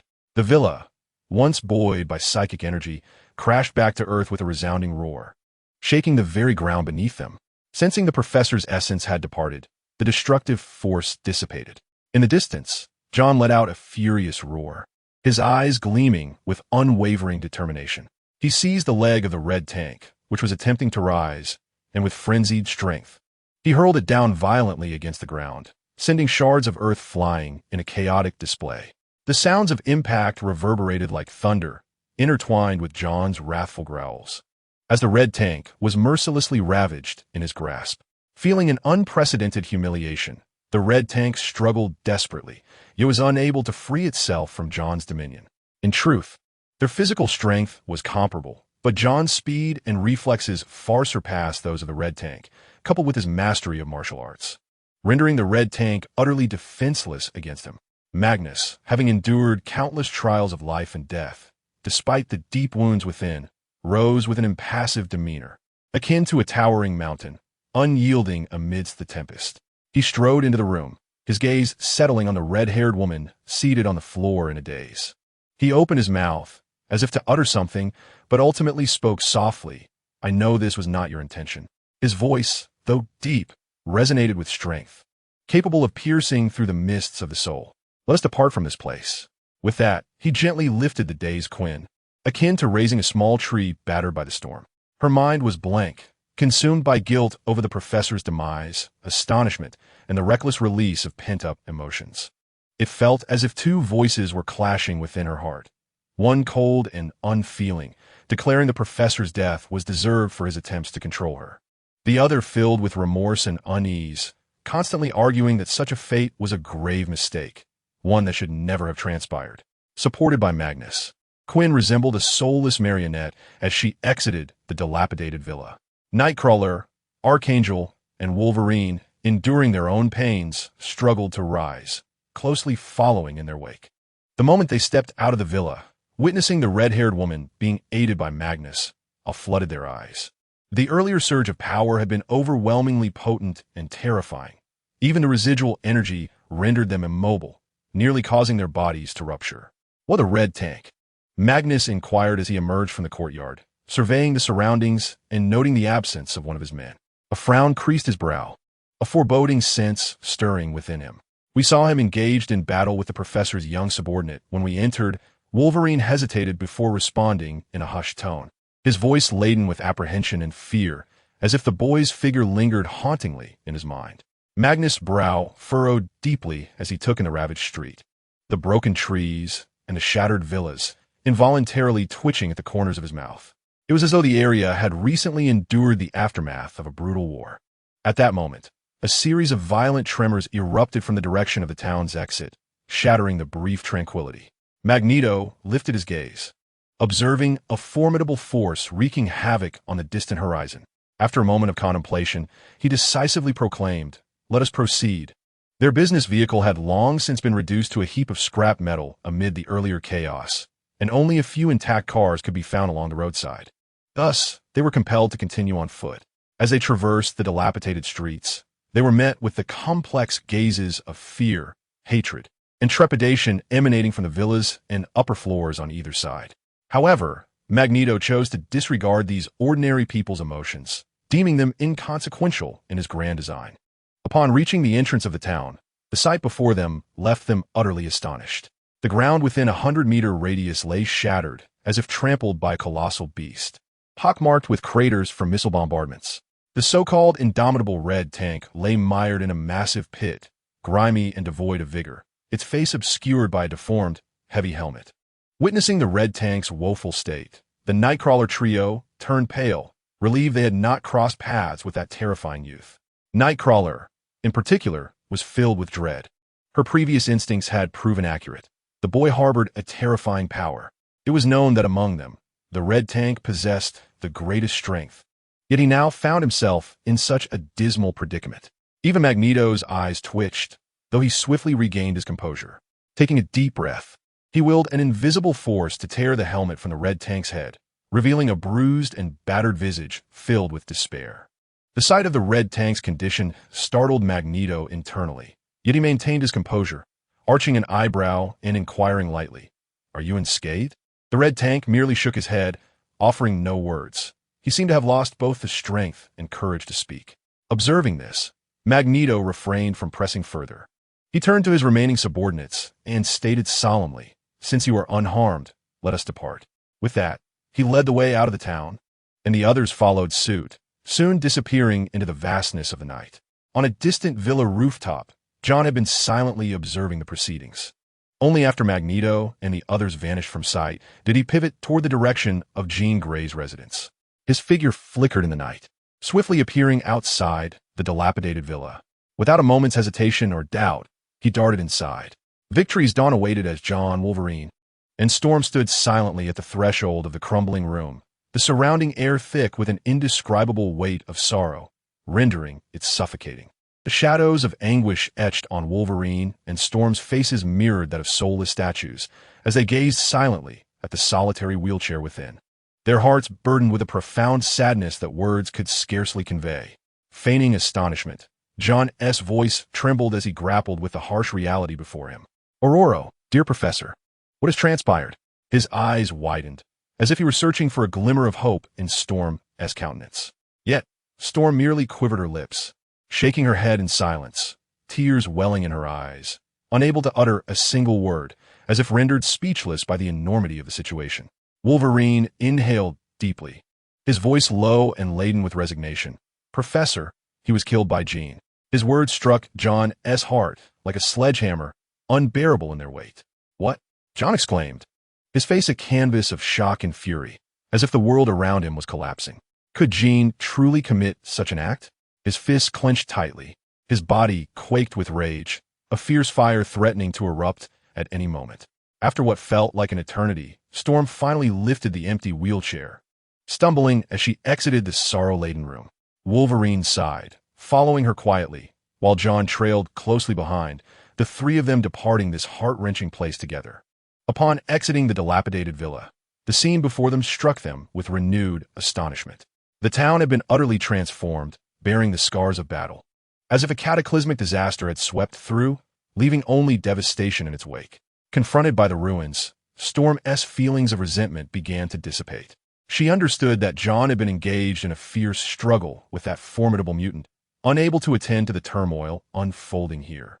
They walked in silence to one of the few intact cars, starting the engine, and with a roar, they departed from the sorrowful and ravaged town. By afternoon, shocking news spread like wildfire throughout the Mutant Academy. Their esteemed principal, the great spiritual leader, the revered professor, had passed away. This revelation struck the Academy like a bolt from the blue, plunging it into an abyss of grief. The mutant students, unable to fathom this cruel reality, flocked to the professor's office, yearning for more information from the members of the X-Men. However, upon witnessing the somber expressions of the X-Men, their hopes were swiftly extinguished. They realized that the professor had departed from them forever, never to return. At that moment, Storm stepped forward, her voice heavy with sorrow, as if bearing the weight of infinite grief. This morning, Jean suddenly awoke and lost control. We attempted to intervene with the professor, but we could not safeguard him. Tears streamed down her face once more, an outpouring of relentless anguish. He is no longer with us. Beginning from their departure, Storm recounted the details of the unfortunate event to all present. Upon arriving in the town, they encountered Magneto and his minions outside the villa where Jean resided. Subsequently, at the professor's behest, they were instructed to remain outside, barred from entering the villa. As they anxiously awaited, a sudden surge of Jean's telepathic power erupted within the villa, causing a formidable energy wave that compelled them to rush inside. At that moment, a fierce clash erupted between Magneto's minions and the group, plunging the scene into chaos. Ultimately, Storm and her companions breached the interior, only to be instantly subdued by Jean's terrifying telekinetic force, as though they had been ensnared in an invisible prison. It was only after the tragic demise of the professor that the overwhelming grip on them dissipated, granting them their freedom once more. In this recollection, Storm particularly noted the fierce battle occurring outside between Shintion and Magneto's followers. The aftershocks of that confrontation nearly obliterated the entire town, instilling fear in all who witnessed it. She articulated this primarily to help Iceman, Shadowcat, and the others understand, preempting any queries regarding why Shintion did not intervene to save the professor. After all, given that Shintion had previously rescued Scott from Jean's clutches, it was only natural for them to assume he possessed the capability to save the professor this time as well. Meanwhile, as the mutant school was shrouded in sorrow, Magneto began to recalibrate their plans with Jean's recent addition. In a clandestine underground base, Magneto convened a meeting with a dozen of his most loyal mutants. Today, our Brotherhood welcomes an exceptionally powerful mutant whose abilities exceed our expectations. Magneto's voice resonated, deep and commanding, with a glimmer of unwavering determination in his eyes. Her presence would render humanity no longer a threat to us. Instinctively, under the fading light of the sunset, the town where the Gray family resided appeared unusually bustling, with firefighters, police officers, insurance personnel, and numerous construction crews populating the streets. Amidst this tense atmosphere, many townsfolk were vocal, passionately expressing their discontent and demands to the officials. The townspeople raised their voices, recounting the harrowing events of the previous day, yearning for fair treatment from the authorities and hoping that the mutants responsible for their losses would be held accountable, at the very least for the damages they had inflicted. In the face of this outraged populace, the officials nodded frequently, ambiguously acquiescing to their requests, all while seizing the opportunity to inquire about matters of their own concern. Soon, all intelligence converged at the villa's entrance, where a burly African-American man named Nick stood, his imposing figure and bald head strikingly memorable, with a distinctive eye patch enhancing his unique aura. Nick spoke solemnly. So, it appears that the last group to depart did not include Charles. Standing beside Nick, Phil Coulson nodded in affirmation. Indeed, based on the residents' accounts and corroborating our records, they first witnessed Magneto, the resurrected Jean Grey, Nightcrawler, Quicksilver, and Wolverine leaving. This group encountered the Red Tank, who had been defeated by a dark-haired youth, before departing together. Subsequently, Storm emerged, cradling an empty wheelchair, alongside Wolverine and the dark-haired boy, ultimately driving away from the sight of the onlookers. The dark-haired boy. Nick raised an eyebrow and continued, that Red Tank, according to our records, can effortlessly demolish a building while in motion, showing utter disregard for armor-piercing rounds.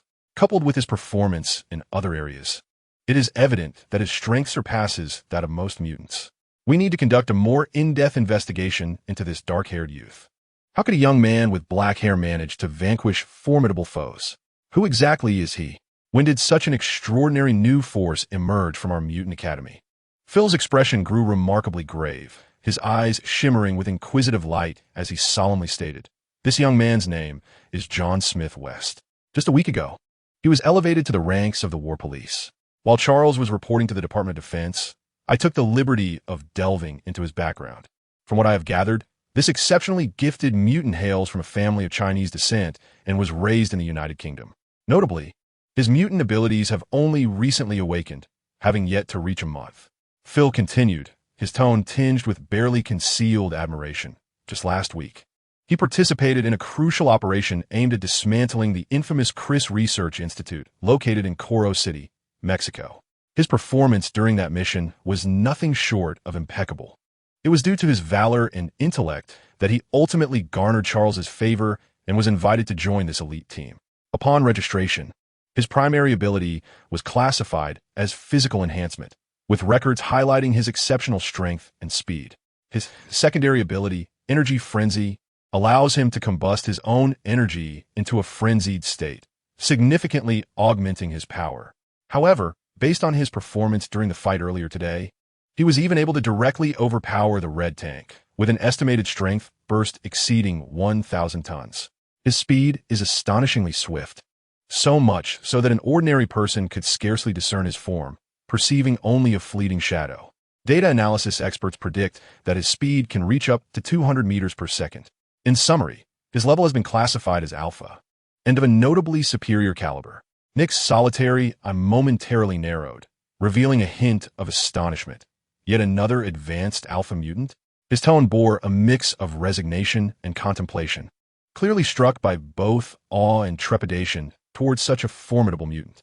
Phil nodded slightly, a serious expression gracing his countenance. Indeed, this individual's power is truly daunting. With an overall threat level that surpasses even that of Cyclops and Storm within the War Police, instilling a sense of dread. Nick gently waved his hand, his tone imbued with a sense of calm. As for the term threat, we can momentarily set it aside. After all, they are ultimately War Police and should not be hastily deemed adversaries. As long as they maintain their loyalty to humankind and are not colluding with rebellious mutants, they remain, from a strategic standpoint, our allies. Nick paused momentarily, his tone revealing an imperceptible heaviness.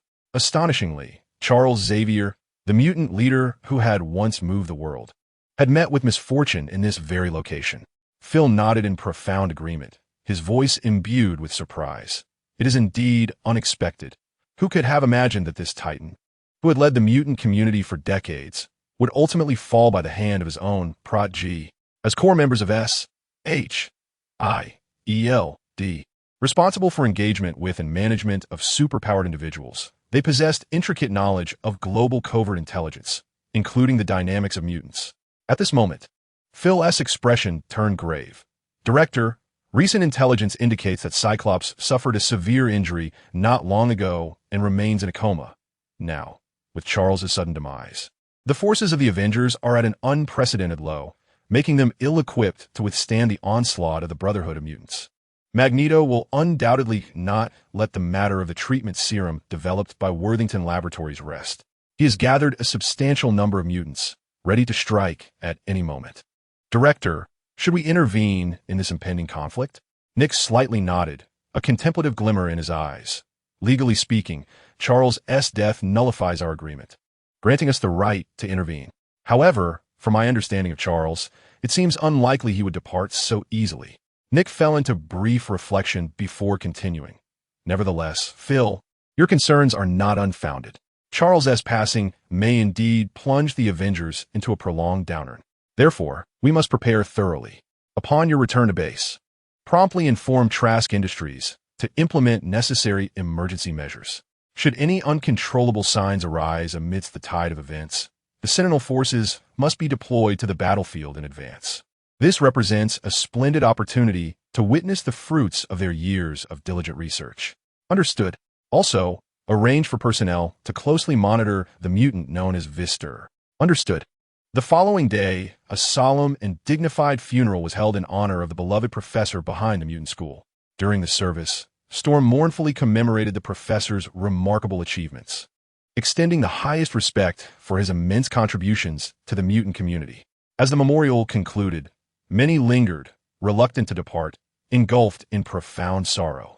On the rooftop of the 5-story dormitory, bathed in sunlight, John stood at the edge, arms crossed, quietly observing the despondent students below. Perhaps even the professor himself had not anticipated the profound impact his passing would have on these mutant students, for whom he had been a pillar of strength. However, compared to these grief-stricken students, John, who was acutely aware that the professor had not truly departed, or rather, was very likely still alive, felt little sadness in his heart. At this moment, his attention was wholly fixed on the system interface before him. He observed that his mental attributes were gradually approaching the exhilarating threshold of 1,000. Indeed, just as his physical prowess surpassed 3,000 and his strength reached an astounding grip of 50 tons, his mental attributes finally inched closer to 1,000 points. An intuition quietly blossomed within John's heart, whispering that upon the moment his mental attributes transcended 1,000, extraordinary changes would soon unfold. Time flowed imperceptibly, and as John's gaze remained fixated, his mental attributes ultimately broke through that barrier. Buzz! A mysterious wave enveloped John's entire being, and he was instantly engulfed by an unprecedented sense of clarity and ease, as if the subtle barriers within him had vanished into thin air. Congratulations, host! The complete transformation of soul and body has been successfully accomplished. The attributes page is being regenerated. Superpowers are being redefined. Genetic abilities are being redefined. Experiencing the wondrous transformations occurring within him, John joyfully exclaimed, At last, the transformation is complete. I knew something about this felt extraordinarily unique. After all, the remarkable abilities possessed by superheroes, such as superintelligence, heat vision, acute hearing, are not merely superpowers but innate instincts they are born with. Excitement surged within him. Just as human eyes are designed to observe the world and lips to savor delicacies, these abilities are inherent, requiring no awakening process. However, these dormant instincts necessitate the sedimentation of time and the warm embrace of the yellow sun to gradually awaken and grow alongside a strengthening physique. Yet, until today, despite John having integrated the genetic template of a superhero, his transformations were not particularly evident. Heat vision and levitation only awakened under external stimuli. As for the legendary superintelligence, the extraordinary ability to read swiftly and retain information effortlessly, along with the capacity to automatically regulate and filter information through superhearing. It seemed no sign had ever manifested. However, as that refreshing sensation coursed through him like an electric current, John felt an unprecedented ease, as though his existence had finally achieved a state of completeness. While the intensity of his five senses appeared unchanged, the speed of his cognitive processes had markedly accelerated, and his comprehension had significantly improved. The problems that once plagued him could now be resolved in an instant, as his calculation and understanding capabilities experienced an explosive growth. In the past, when he released his hearing, the cacophony of sound from the entire academy would surge into his ears like a tidal wave, buzzing chaotically and leaving him in extreme agitation. Consequently, he often adjusted his senses to a normal state. But now, those sounds had transformed into an orderly symphony in John's ears, akin to a meticulously orchestrated concerto, where extraneous noise was automatically filtered out and useful information was skillfully organized. Not only his hearing, but even his sense of smell and sight underwent astonishing changes. Buzz. Suddenly, John's eyes sparkled with a brilliant light, and the transparent white beam radiated from them like a flashlight, casting a fan-shaped projection upon the rooftop beneath his feet. In an instant, the concrete structure of the rooftop became transparent in his eyes, allowing him to clearly perceive the scene below.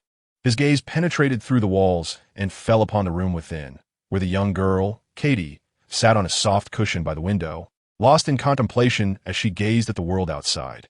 At that moment, John's eyes suddenly sparkled with a dazzling brilliance. The transparent white light emanating from them resembled a beam of a flashlight, illuminating the rooftop in a fan-like manner. In that fleeting moment, the concrete material of the rooftop gradually faded from John's vision, enabling him to see unobstructed into the room below. There, he beheld Katie, still seated at the window. Her gaze dreamy as she pondered something, her attire with a shift in thought.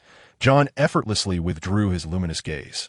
Compared to before, the information displayed now became significantly more detailed, encompassing redefined and categorized sensory data from his brain, ears, and eyes, not to mention the enhancement of his strength.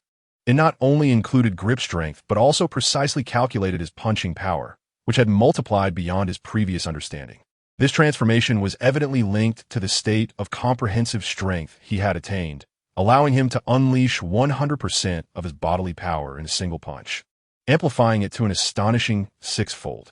His 300 tons of punching force, after a fivefold enhancement, reached an impressive 1,500 tons. Coupled with the kinetic energy boost from subsonic speeds, his total power was projected to approach 4,000 tons, potentially even terrifyingly nearing 5,000 tons.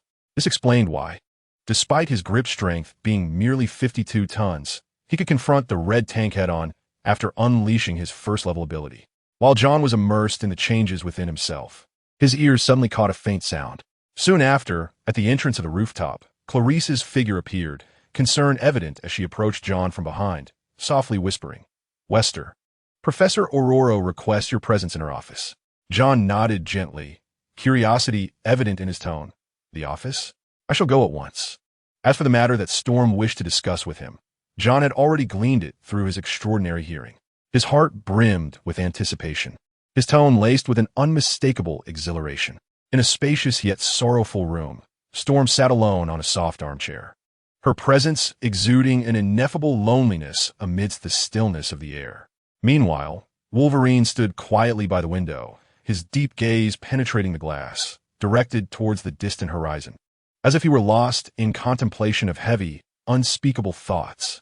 In the face of Storm's melancholic yet resolute figure, Iceman and Colossus silently chose to sit on the opposite sofa, offering their companionship without uttering a word. Their expressions were unusually grave, akin to two ominous clouds casting a shadow over their hearts, enveloping the entire room in a stifling atmosphere. In a corner of the room, the petite and delicate phantasmal cat, Katie, reclined on the sofa, her eyes swollen and her face still marked by traces of tears. Clearly, she remained unable to emerge from the profound sorrow inflicted by the professor's passing, the pain and grief indelibly etched upon her soul. Meanwhile, the beast Hank, who had just learned of the dreadful news, hurried back, sitting heavily on the sofa, his countenance a tempest of complex emotions, sometimes tormented, at other times enraged, as he struggled to quell the tumult within. As for the once hopeful Demoness Anna, who had opted for injections in pursuit of inner peace, she departed the academy yesterday upon receiving the news of the professor's demise, leaving in the concerned gaze of Logan, enveloped in boundless despair and sorrow, vanishing from sight thereafter. Amidst this oppressive atmosphere, a gentle footfall broke the silence of the room. John entered with a serene demeanor, his gaze softly gliding over each companion's face before he slowly took a seat beside Katie under the watchful eyes of the others. Observing John's tranquil expression, Storm and the others felt a twinge of surprise. Today, John seemed markedly different. He exuded a more composed and steady aura, as if he had undergone a significant transformation. Unable to contain her curiosity, Storm inquired, "John, you appear somewhat changed today. Has something occurred to mature you?" Her tone was imbued with inquiry and intrigue. At that moment, John sat there like a steadfast mountain, radiating a profound and restrained presence. Indeed, the accumulation of life experiences serves as a catalyst for personal growth. Storm sighed softly within. A sentiment echoed in the hearts of the others. They mistakenly attributed John's transformation to the impact of the professor's passing. As everyone gathered, Iceman surveyed the room and spoke in a low voice. "Friends, we must now deliberate on the future direction of the school. What course shall we take?" His words conveyed a sense of disorientation, an absence of guiding light. Hank paused momentarily, then spoke slowly. "Charles founded this school. His death seems to have extinguished the very soul of its existence. Perhaps we should accept this reality and allow the school to conclude along with Charles. We ought to send the students home to seek their futures." Hank continued. Unlike many other wounded mutants, Hank, despite being one himself, approached his thoughts with the calmness of a scientist. He had long grappled with his identity as a mutant, holding ideals that resonated deeply with those of the beloved professor, both yearning for a harmonious future where mutants and ordinary humans could stride forward together in peace. However, as time passed, Hank's dissatisfaction with Scott's unwavering emphasis on combat training for the senior students and the enhancement of their practical experience grew increasingly pronounced. In Hank's view, this focus on warfare seemed to stray from the original intention of fostering harmonious coexistence between mutants and humanity. Thus, after careful contemplation, he resolutely decided to depart from the mutant academy that had once nurtured his growth. He harbored deep animosity and vigilance towards forces, such as Magneto, that sought to undermine peace, establish a mutant brotherhood, and perpetuate conflict with humanity. The unexpected passing of the professor plunged Hank into profound sorrow. Yet, what pained him even more was the dwindling number of like-minded individuals who shared his aspiration for peace. Without the protection of their spiritual leader, the already unique academy would undoubtedly face immense pressure and challenges from various factions. In truth, many had long harbored grievances against this exceptional institution, watching it with predatory intent. Hank believed that rather than allowing the academy to descend into ceaseless conflict and strife, it would be more prudent for the young students to return to the warm embrace of their families. With the availability of a mutant cure that could enable them to resume ordinary lives, this might indeed be their best option. As Hank slowly articulated these thoughts, a tremor of unease rippled through the hearts of his fellow members. Iceman, his voice choked with emotion, gravely posed a question. How many among us can still find a place of belonging? If we lose the sanctuary of the academy, where will we wander? This query struck like a stone cast into a tranquil lake, prompting deep reflection among all present, as expressions of helpless mirth surfaced on their faces. After all, This academy was not merely their home. For those mutants who had escaped the horrors of the research facilities, it was their sole refuge. If the gates of the academy were to close, how would these homeless souls seek shelter in a world that seemed so unwelcoming? In this moment of silence, John calmly shattered the weighty atmosphere. Shall we simply surrender and cease our struggle? His voice, though soft, resonated like a hammer upon the hearts of all. John continued. The purpose behind the professor's founding of this institution was to protect the wounded mutant children and provide them with a safe haven. As time has unfolded, this school has indelibly etched itself into the hearts of countless mutants. It is not merely an educational establishment, but a beacon guiding the way, a sanctuary for the soul. If we were to dissolve the school, it would strike a more grievous blow to us and the broader mutant community than the professor's passing itself. John's gaze turned towards Storm, and with an inquisitive tone, he asked, Ororo, is the financial situation of the school truly so dire that it cannot be sustained? Storm slowly shook her head, her voice revealing a trace of determination. The school's financial sustenance relies on the support of the professor's family enterprises, managed by a professional team that ensures a steady influx of funds into our accounts each month. Furthermore, the remuneration for our warriors, along with the rewards earned for missions, also originates from that consortium. John nodded, casting his gaze over each individual present. Since the financial chain remains unbroken and we possess such an exceptional faculty, with ample teaching resources at our disposal, why can we not continue to sustain the school's operation? His words, akin to a ray of light piercing through the clouds, ignited a flicker of renewed hope in the eyes of all present. Indeed, everything within the school is functioning seamlessly. Why should we choose to shut down due to the professor's passing? Would that not be the gravest betrayal of his last wishes? Complex and intricate, in that moment, Hank exhaled deeply, his voice laden with unmistakable concern and contemplation. We must transcend superficial understanding. The school's ongoing operation does not solely depend on abundant funds and rich teaching resources. We are poised to confront a series of complex and nuanced challenges. Under Charles's protection, those forces once harbored reservations about us, rendering this institution a sanctuary in the hearts of mutants, a realm untouched by external disturbances.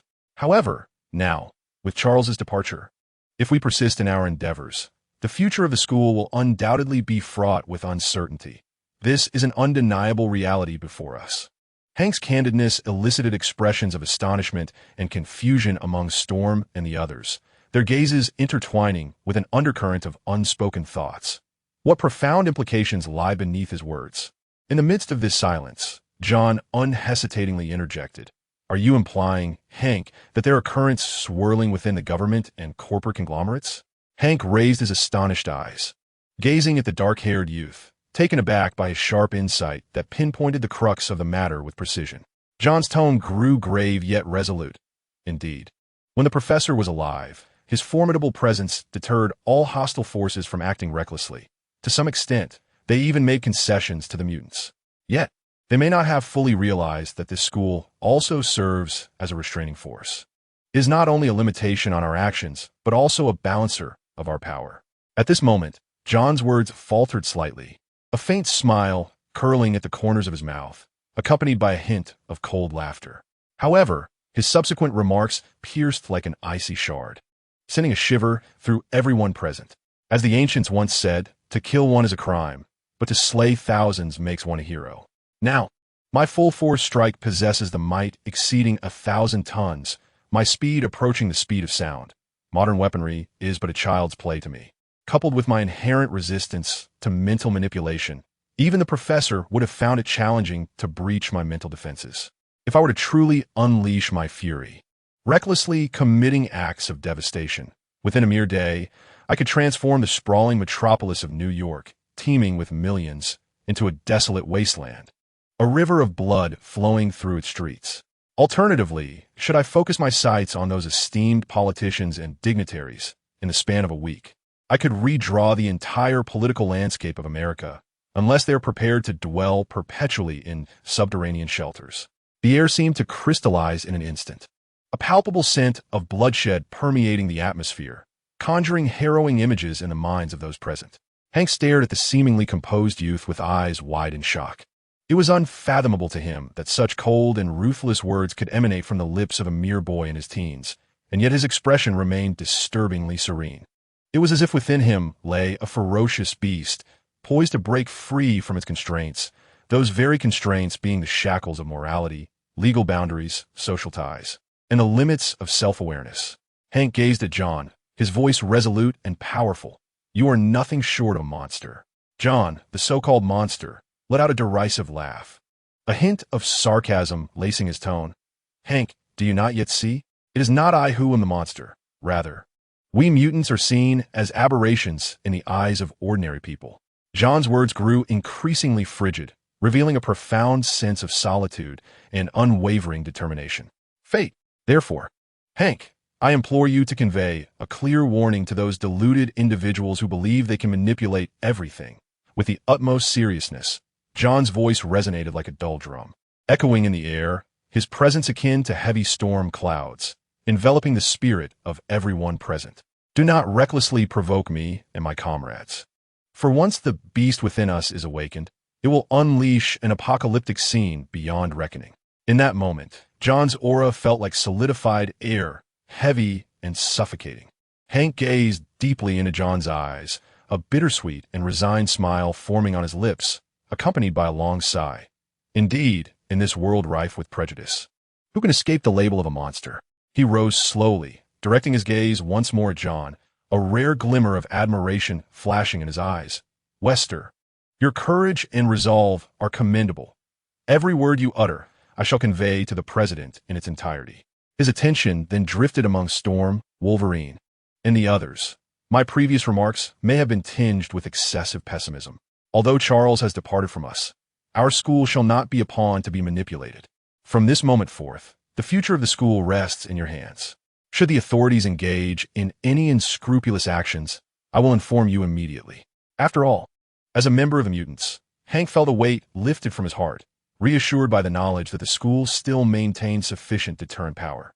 Although Storm, Wolverine, and Iceman possess powers that are truly formidable, Hank is acutely aware of their temperaments. They lack the ruthless resolve and audacity to risk everything. Yet, to everyone's astonishment, at this pivotal juncture in history, a figure like John, with a heart of stone, has emerged from the school. His actions nearly echo Charles' monumental feats of the past. Not only that, but he exhibits an even greater determination. While Charles once subtly warned those in power, John unabashedly reveals that he has contemplated the extreme notion of utterly annihilating New York.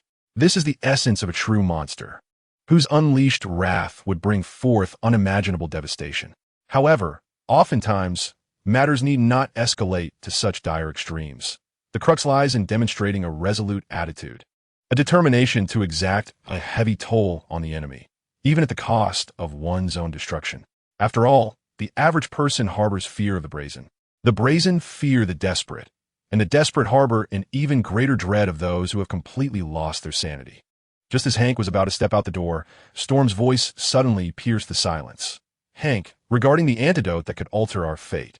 Hank slowly turned, his gaze seeming to penetrate the heavy stillness of the room. Imbued with a sense of firmness and resolve, the so-called antidote is rumored to have been meticulously crafted by Worthington Laboratories in the enigmatic confines of Devil's Island. However, I harbor numerous doubts regarding its efficacy. Therefore, I intend to investigate it personally and uncover its true nature. Initially, Hank had devised a meticulous plan to embark on his journey to Devil's Island the previous afternoon. However, the professor's unexpected demise struck like a sudden tempest, disrupting all his arrangements and strategies. As Hank's steadfast and heavy footsteps gradually faded beyond the door, the remaining individuals in the room collectively turned their gazes toward John. Their eyes brimmed with anticipation and inquiry, as if waiting for John to provide a definitive answer or direction. Yet, in the face of their scrutiny, John simply shrugged lightly, his tone laced with a hint of jest and ease. "Everyone, you need not gaze at me with such tension. While I am fully aware of my extraordinary charm, I hardly believe it captivates you to this extent." At this moment, the suffocating aura surrounding John had entirely dissipated.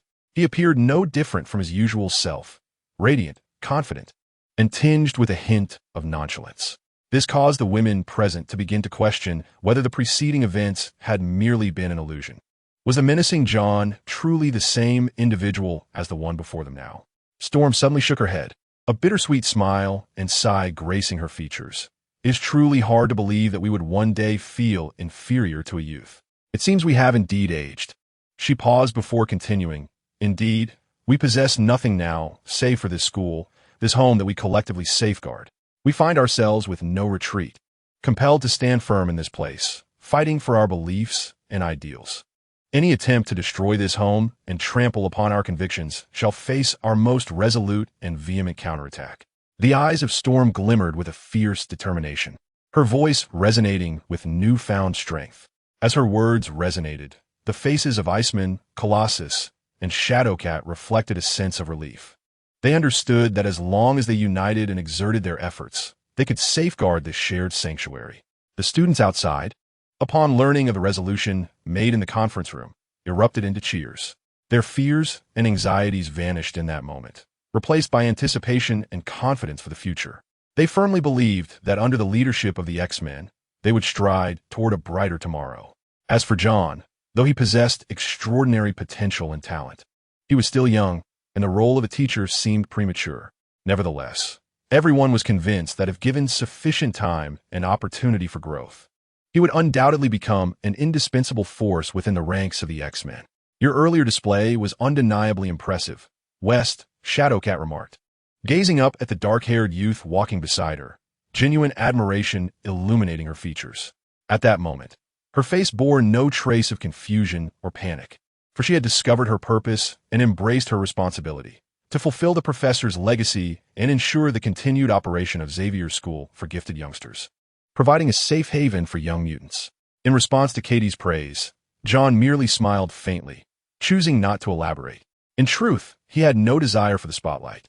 According to the unfolding narrative, when Storm and the others hesitated over whether to close the school, Angel would appear, seeking refuge. His arrival would reignite their faith and lead them to decide to keep the school operational. However, regrettably, despite the real world aligning closely with the film's plot, certain details often diverged.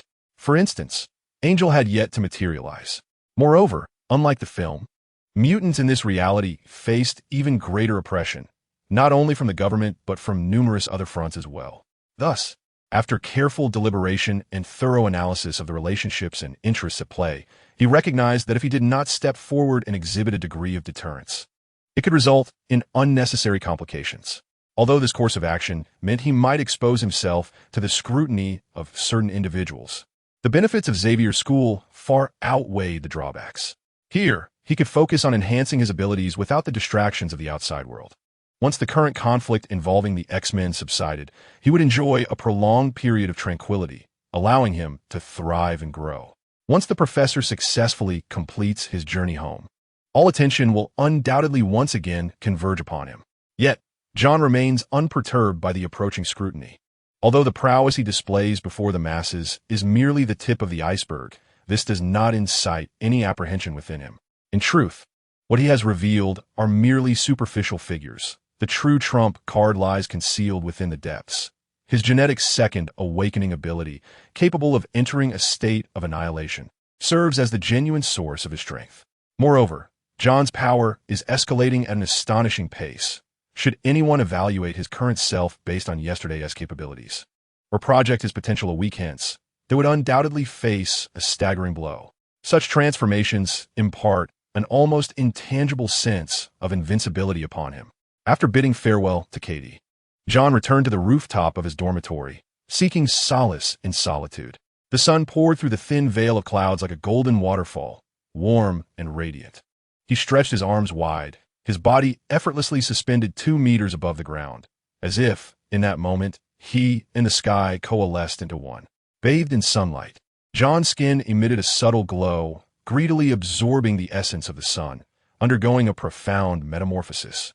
With the complete transformation of his physique, he sensed an ever-accelerating enhancement of his strength, as if every cell within him rejoiced, yearning for an even greater existence. More astonishingly, his mental awareness finally grazed the threshold of the microscopic realm. This delicate sensation felt akin to opening a window into a new world. At this moment, time seemed to freeze, and John's consciousness unfurled like an intricately woven net, permeating every corner of his being.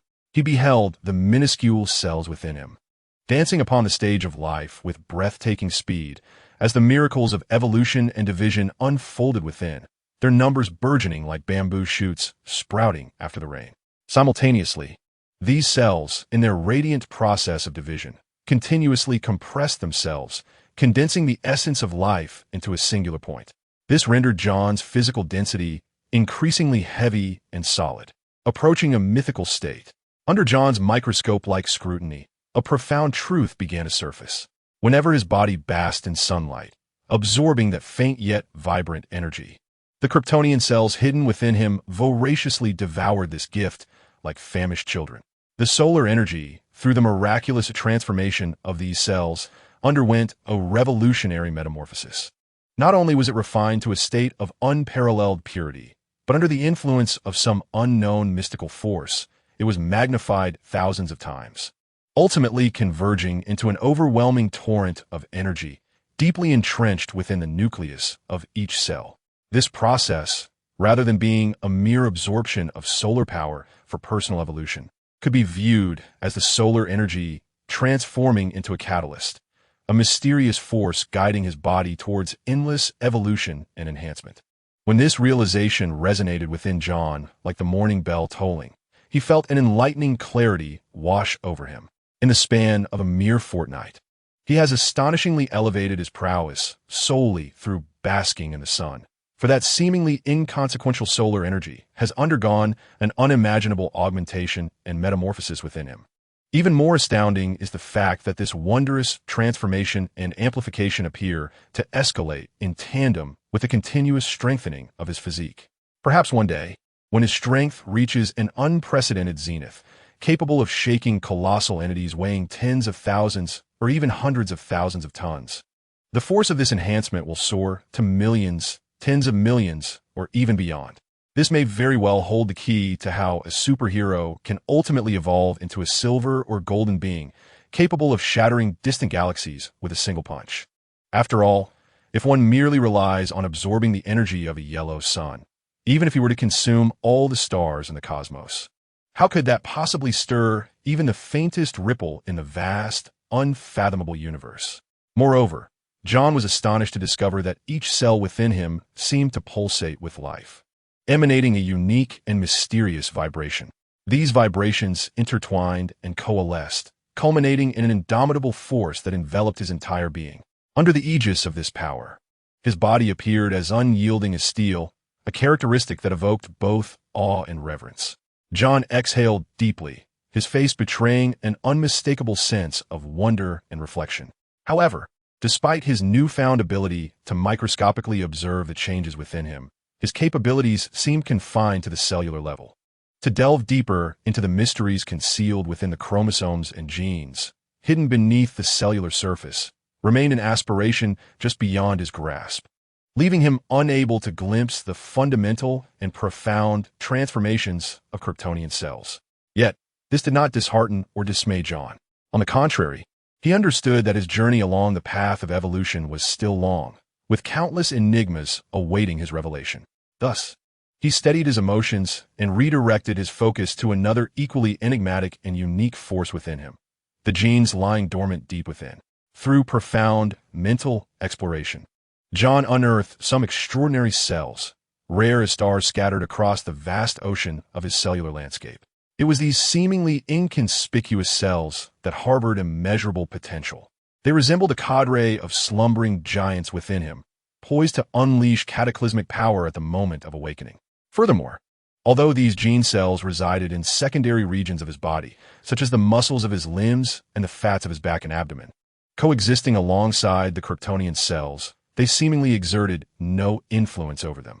In fact, they appeared incapable of affecting the Kryptonian cells in any way, despite constituting only a minuscule fraction of his total cellular composition, considering John's current physical density and total cell count. The sheer number of these gene cells was nothing short of staggering, exceeding trillions. Under John's meticulous observation, the shape of these genetic cells was remarkably unique, predominantly exhibiting a polygonal hexagonal form. Millions upon trillions of cells congregated to form a delicate web that enveloped John's entire being. Its complexity akin to that of intricate energy circuits. Within the realm of microscopic consciousness, these cells resembled a cosmic network woven from countless celestial bodies. Spanning the entirety of the galaxy, magnificent and intricate, exuding an enigmatic aura. Intuition whispered to John that the secrets of mutant abilities lay concealed within this constellation-like cellular network. Just as John immersed himself in the profound mysteries of this microscopic world, a mutant with expansive wings descended from the heavens, landing atop the academy. Inside the office, Angel Warren stood somewhat anxiously. Storm Aurora sat behind the desk, flanked by Wolverine Logan, as they were engaged in discussion. Facing the slightly reserved youth, Storm rose and gently inquired, "Welcome, I am Aurora, the headmistress of Xavier's Academy. May I ask who you are?" Nervously, Angel Warren looked at Storm and replied, "I heard that this place offers refuge for mutants. Is that true?" Sensing his unease, Storm responded soothingly, "Indeed, this is a sanctuary for us mutants." "Wait, Worthington." At that moment, Wolverine Logan interrupted the dialogue. With a hint of suspicion in his gaze, he scrutinized the young mutant. "I recall that the laboratory which developed the mutant cure was named Worthington." Logan's words momentarily stunned Angel Warren, whose eyes gradually dulled with the weight of realization. Eric's revenge, the Angel's form suddenly stiffened, and soon his gaze grew dim, ultimately leading him to confess, "Indeed, the so-called mutant cure was developed by my father." As soon as the words left his lips, Angel Warren braced himself internally for expulsion. However, Storm seemed to perceive his inner turmoil, and she reassured him with a gentle voice, "Do not worry, Angel. This is a home for mutants. Regardless of your status in the outside world, we welcome you here." Storm's words evoked an unexpected joy within Angel Warren, prompting him to question skeptically, "Is that truly the case?" "Absolutely," Storm affirmed, her nod sincere. As the topic shifted, Storm, with a hint of curiosity, asked, "Angel, since that cure is your father's research, do you have any understanding of its principles?" In response to this inquiry, Angel Warren chose not to conceal the truth, stating candidly, "That so-called cure is actually derived from the ability of a mutant whose power is unique enough to suppress the abilities of others." "Is that so?" Wolverine exclaimed, astonished. "Thus, the cure is not a genuine remedy, but rather a manipulation of another mutant's powers." Angel Warren confirmed, "Indeed, that is correct. My father and his colleagues successfully developed a serum capable of suppressing mutant abilities by replicating the genes of a certain mutant. However, the technology for gene replication is not yet capable of large-scale production." Storm furrowed her brow and pondered, "Thus, the existence of this antidote entirely hinges upon that mutant. Should he cease to exist, the antidote will vanish as well." Wolverine exhaled deeply, his tone heavy with gravity. "It appears that the mutant is now in extreme peril." With the arrival of Angel, the truth about the mutant antidote was unveiled, yet no other disturbances ensued. However, in New York City, outside a recently renovated company that was set to serve as a vaccination site for mutants, a fervent protest unfolded. A group of mutants stood uniformly on either side of the street, brandishing placards, their voices resounding in unison. "We do not require treatment, nor do we need this so-called antidote. We are not patients. We wish to express our dissent." In this nation, when the populace is dissatisfied with legislation, they typically gather to protest, demanding the government to halt or amend such bills. Today was no exception. On the third day following the public announcement of the mutant antidote, hundreds of ordinary mutants congregated outside Worthington Corporation, continuing their protest. These mutants, mostly of the weaker first category, possessed limited offensive capabilities and led relatively normal lives post-official registration. Such individuals rarely piqued the interest of laboratories keen on studying mutant abilities. This large-scale protest naturally attracted considerable media attention, with reporters and photographers arriving on-site to commence live coverage. Surrounding the protest were armed police, standing vigilant to maintain order, for in the eyes of these officers, these mutants represented potential threats. Suddenly, amidst the tense atmosphere, a resounding explosion shattered the clamor. The first floor of Worthington Corporation erupted in flames, fire gushing from the windows. accompanied by a searing shockwave that toppled nearby journalists and police officers. Watch out! The unforeseen explosion caught everyone off guard, leading to chaos and panic as screams of the injured pierced the air, and the crowd hastily fled towards safety. This abrupt assault immediately drew the government's heightened attention, rendering the situation tense and complex. Shortly thereafter, a video featuring Magneto spread rapidly across the internet. In the footage, Eric wore a stern expression, his gaze sharp as he stared into the camera, his tone low and menacing as he proclaimed, "The attack that occurred today is merely a beginning. As long as that serum exists, we shall never cease our struggle. No city shall remain a sanctuary, not even the bustling streets." I had never wished to witness such a situation, yet from the moment the antidote for mutants was unveiled, you had already declared war upon us. Therefore, I earnestly beseech my fellow mutants to unite within the Brotherhood of Mutants, to collectively strive for our survival and contribute your strengths. Of course, should you choose not to partake, I have no intention of coercing you. However, I sincerely hope you will not obstruct our endeavors. With the release of this video, over a dozen assaults targeting cities occurred within the United States that very day, resulting in casualties surpassing hundreds, plunging the nation into a state of shock, while the eyes of the world turned towards this unfolding crisis. On that day, Magneto's declaration spread like wildfire, capturing the attention of countless individuals, including John and his companions. As night fell, the members of the police force, who had just finished their dinner, reconvened in this familiar office. With a decisive snap, Storm resolutely switched off the television, her gaze shifting among John, Shadowcat, and the others, her voice imbued with a sense of steadiness and calm. "Friends, what are your thoughts on this matter?" Wolverine, arms crossed over his chest, leaned against the wall. Upon hearing Storm's inquiry, he inhaled deeply, his voice resonating with a deep and powerful timbre. His actions are undoubtedly a blatant challenge to the U.S. government. I firmly believe that the authorities will not remain passive in the face of such provocation. A deep concern etched itself upon Shadowcat's face. Does this not mean that it will lead to even greater sacrifices among mutants? John gently shook his head, his gaze profound and resolute. This transcends the mere question of how many lives may be lost. That substance has irrevocably entangled both mutants and humans in an endless conflict. Within just half a day, more than 10 cities have suffered attacks, all evidently orchestrated with meticulous planning and tight organization. A weightiness permeated John's tone. It seems that the power wielded by Magneto is far greater than we had anticipated. John's demeanor remained calm, yet the flicker of intensity in his eyes belied the gravity of the situation. Upon reflection, it appears that all of this is somewhat expected. If the professor is the spiritual leader of the peace-seeking mutants, then Magneto undoubtedly stands as the emblem of the resistance. Not only is he exceptionally powerful, but he has also once commanded the Hellfire Club. Thus, it is hardly surprising that the Brotherhood of Mutants, under his leadership, wields considerable influence. This Magneto is far from the solitary figure portrayed in films.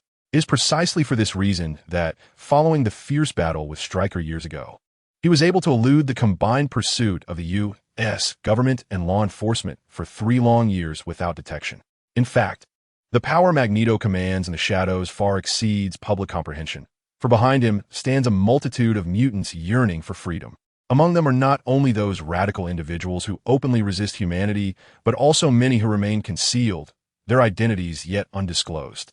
All of this has rendered Magneto's influence increasingly inscrutable. Among the concealed mutant populace, who occupy considerable social standing and possess substantial wealth, their inability to publicly reveal themselves has not impeded their provision of financial support, resource replenishment, and crucial intelligence to Magneto. Their motivations for such actions undoubtedly stem from a desire to secure an escape route for potential future predicaments. After all, in this unpredictable world, who can guarantee perpetual invincibility? Perhaps within this clandestine mutant collective lies the wise professor who once led the peaceful faction of mutants. As John's mind swirled with a tempest of thoughts, delving into a profound analysis of today's events to extract key insights, Wolverine and the others found themselves embroiled in unprecedented discord. "I believe we must take action to halt their reckless behavior." Wolverine's voice resonated with a deep and commanding timbre, each word seemingly imbued with immense weight.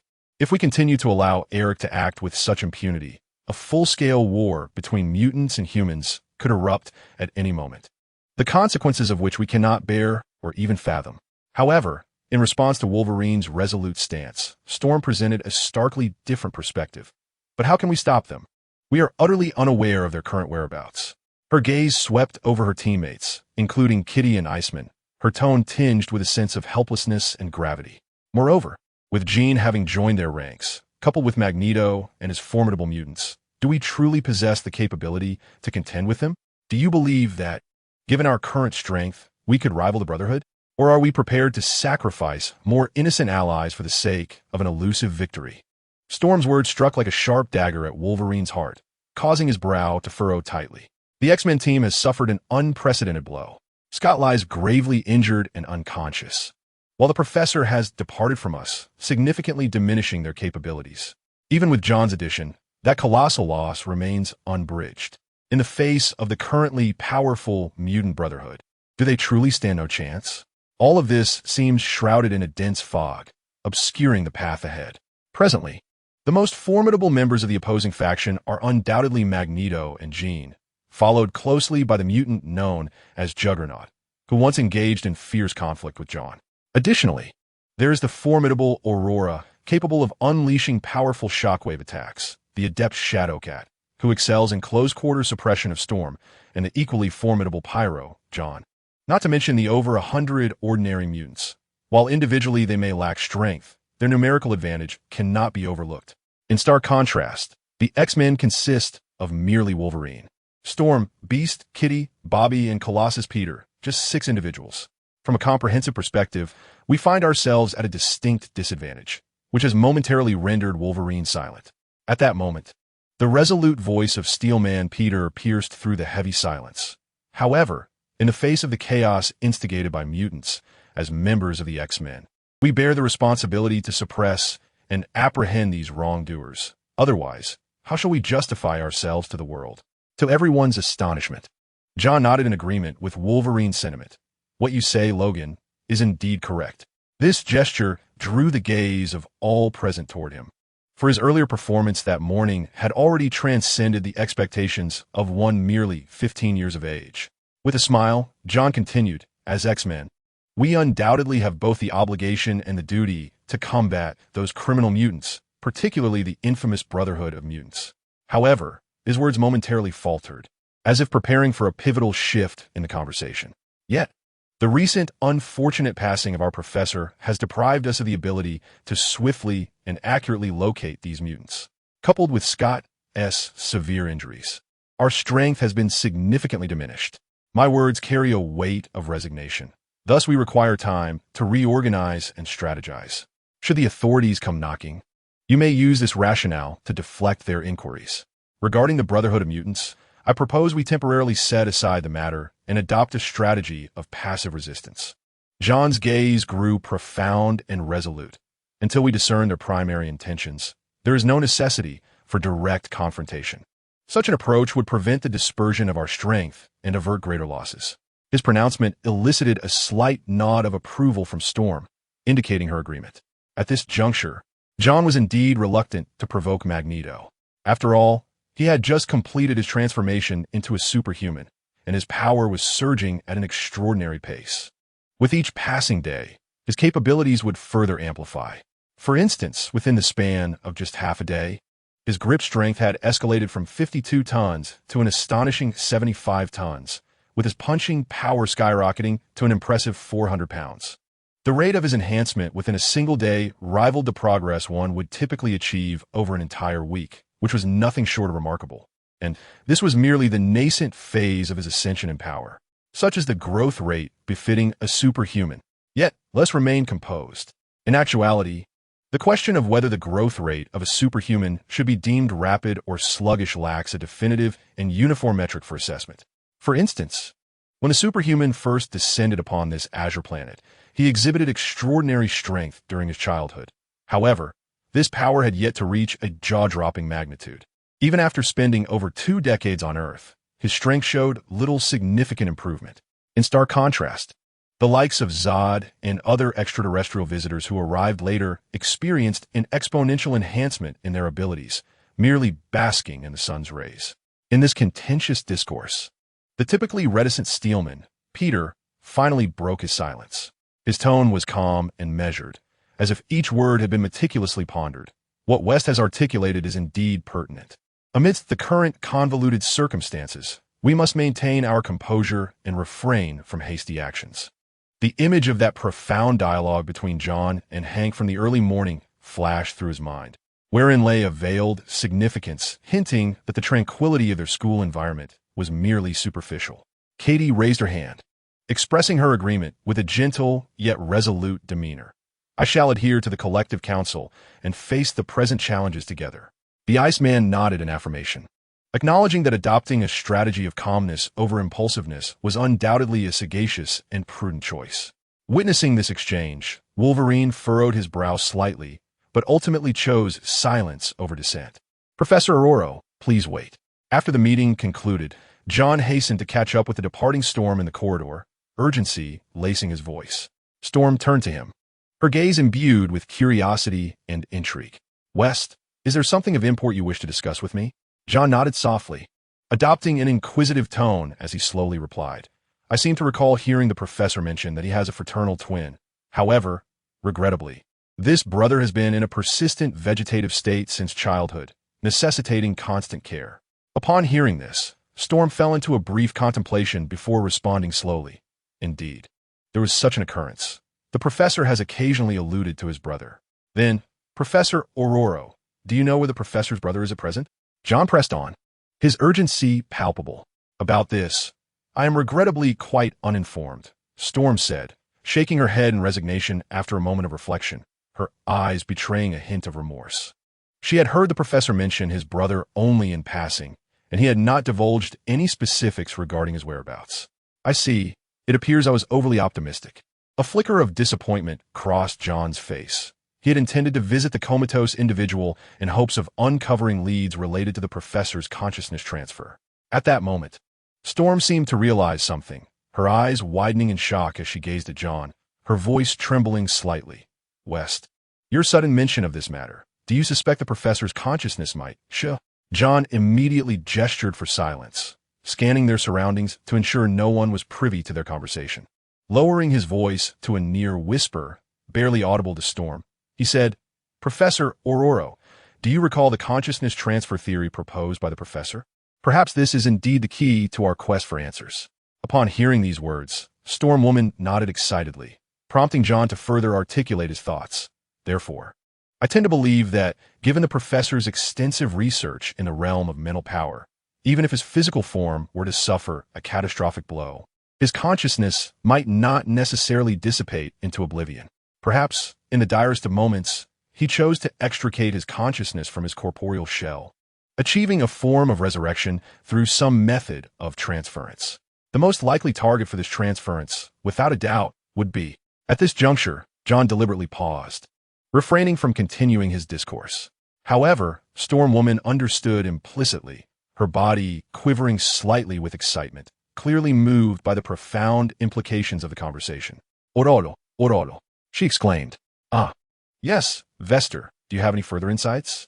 Shaking off her reverie, Storm Woman's eyes sparkled with fervor. John cautiously reminded her, this is merely my personal conjecture, existing only as a whisper of possibility. Furthermore, to ensure absolute confidentiality, we must avoid letting this matter leak, for not everyone anticipates the professor's revival. Vester, I completely comprehend your concerns. Rest assured, this secret will remain solely between us. Storm Woman nodded gravely, her gaze reflecting unwavering resolve. At this moment, she began to reflect on the past, growing increasingly convinced of John's hypothesis. Watching as Storm Woman, visibly uplifted in spirit, gradually departed, John stood silently for a moment before he too turned towards the direction of the student dormitory. His initial approach to Storm Woman was twofold: to glean potentially valuable information from her and to offer her a glimmer of hope. As the current administrator of the school, she could not afford to lose her composure at such a critical juncture. Regarding their prior conversation, John felt assured that no one could eavesdrop on their dialogue or glean its content through supernatural abilities. This assurance stemmed from John's heightened sensory perception, which he had honed to perfection, monitoring the entire campus meticulously. Any signs of anomaly would undoubtedly elude no notice from him. Upon returning to the dormitory, John found himself unable to suppress a resigned expression before even pushing the door open. Once inside, he gazed at the dark-haired girl curled up on his bed and, with a hint of exasperation, inquired, "Clarice, how did you come to be in my bed? What would happen if someone were to stumble upon this?" The girl, arms wrapped around her knees, responded weakly, her large eyes silently fixed on John, exuding an air of unease. Sighing deeply within himself, John gently closed the door and approached the bed, taking a seat beside her. In a soothing tone, he asked, "Clarice, this morning you seemed perfectly well. What has transpired to render you so troubled?" The girl with ebony hair replied softly, "This morning, I overheard everyone discussing the imminent dissolution of the school, and the teachers are preparing to depart. Consequently, I cannot help but feel a profound sense of anxiety. If the school truly ceases to exist, where shall I go? Ultimately, I realize that without the school, I would be adrift, utterly destitute." At this point, the girl lowered her head, her face a canvas of despondency. As an orphan who had wandered from place to place with her adoptive father, she had lost everything upon his passing, naturally instilling in her a deep-seated fear regarding the news of the school's closure. John comforted her, saying, "Do not fret. The school will not dissolve. Even if it were to come to that, you would not be alone. You have me by your side. You are the one I cherish, and I intend to marry you once you come of age, bringing you into my home as my wife. According to Easter traditions, this is known as a child bride, raised from youth." As he spoke, John winked at her, his eyes glinting with playful mischief. "A child bride?" The girl's cheeks instantly flushed a vibrant crimson, her mouth agape in astonishment, speechless for a prolonged moment. Meanwhile, John wore a broad smile, nodding gently, affirming, "Indeed, that is precisely the term." With that, he slowly extended a hand, tenderly stroking her silky hair, an act that rendered the girl momentarily frozen, as if ensnared by a spell, unable to move. How could this be? Suddenly, Clarice, like a startled little rabbit, leapt from the bed, flustered and hurriedly flinging open the door, bolting from the room as if fleeing from danger, her speed astonishing. John, however, remained grinning, his gaze trailing her panicked figure until she vanished from sight. This little one is perpetually lost in fanciful thoughts, contemplating the most unrealistic scenarios, John mused, shaking his head with a smirk of amusement. Without a bit of fright, you would likely never grasp my true nature, nor would you learn to temper your thoughts. Under John's soothing words, the shy girl, her face aflame with embarrassment and confusion, finally fled the scene in disarray, resembling a deer pursued by a hunter. Witnessing this, John could not help but chuckle softly, then tidied the room before lying down. As his consciousness sank, it was as if a fish had plunged into water, instantly immersing him in the virtual battlefield. In recent days, he had been inundated with tasks, a relentless tide of responsibilities leaving him little time for practice. Or more accurately, until he discovered a way to conquer his adversaries or had the opportunity to learn that unique technique, John was disinclined to enter this virtual realm merely to suffer. After all, no one wishes to engage in futile endeavors. However, today stands as an exception. In a dim and desolate virtual realm, John's figure materialized out of nowhere, and without a moment's hesitation, he opted for the difficult mode, as if issuing a challenge to himself. Instantly, two middle-aged men wielding long knives appeared like phantoms, their expressions blank and indifferent, resembling emotionless machines of slaughter. At the moment John chose to begin, two razor-sharp blades sliced through the void with lightning speed, hurtling directly towards him. Yet, John did not brace himself for a direct confrontation. Instead, his gaze was as cold as ice as he deftly evaded the fierce attacks with a graceful flick of his body, akin to a swimming fish. The three combatants, sharing identical attributes, attained a staggering velocity of over 200 meters per second, a feat that left observers in awe. Their figures became mere shadows on the battlefield, intertwining and pursuing one another, as though engaged in a life-and-death struggle. The long knives wielded by the two shadows whirled with the fervor of windmills, casting a network of glimmering blade light through the air, intent on severing any obstruction in their path. Occasionally, when a blade struck the ground, it would instantaneously rend a fissure over 10 meters long, the sharp energy emanating from the blade capable of obliterating all in its vicinity, instilling a sense of dread with its overwhelming might. Despite being besieged by two masters of the blade, John remained remarkably composed. Amidst the flurry of blade light, his dynamic vision reached its zenith, his eyes seemingly capable of perceiving everything. His brain, comparable to a computer, conjured thousands of optimal evasion strategies in each fleeting moment, allowing him to navigate through the onslaught with ease. Coupled with his formidable agility and lightning-fast reflexes, he consistently evaded the fierce assaults of his adversaries in an almost unbelievable manner. Just as the lethal blade light was about to make contact with his body, he would always manage to sidestep at the last possible instant, employing a nearly miraculous finesse.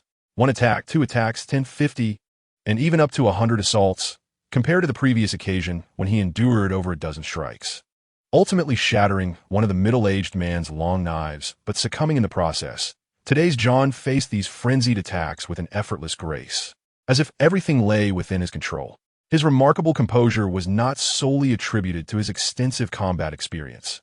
Rather, his cognitive abilities and comprehension had been enhanced exponentially, allowing him to make swift, astute judgments in a rapidly shifting battleground. This peculiar sensation of tremor was not merely a consequence of the blade's swift movements.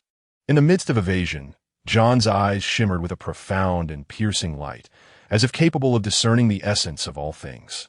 This was, in truth, a unique power that endowed their blades with the potency akin to high-frequency, oscillating particle edges. This was the true secret of their swordsmanship.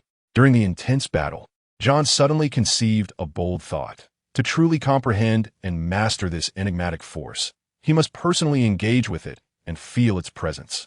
Thus, the evasive John launched a counterattack, gripping his long sword with a fearless demeanor as he faced a fierce beam of blade light.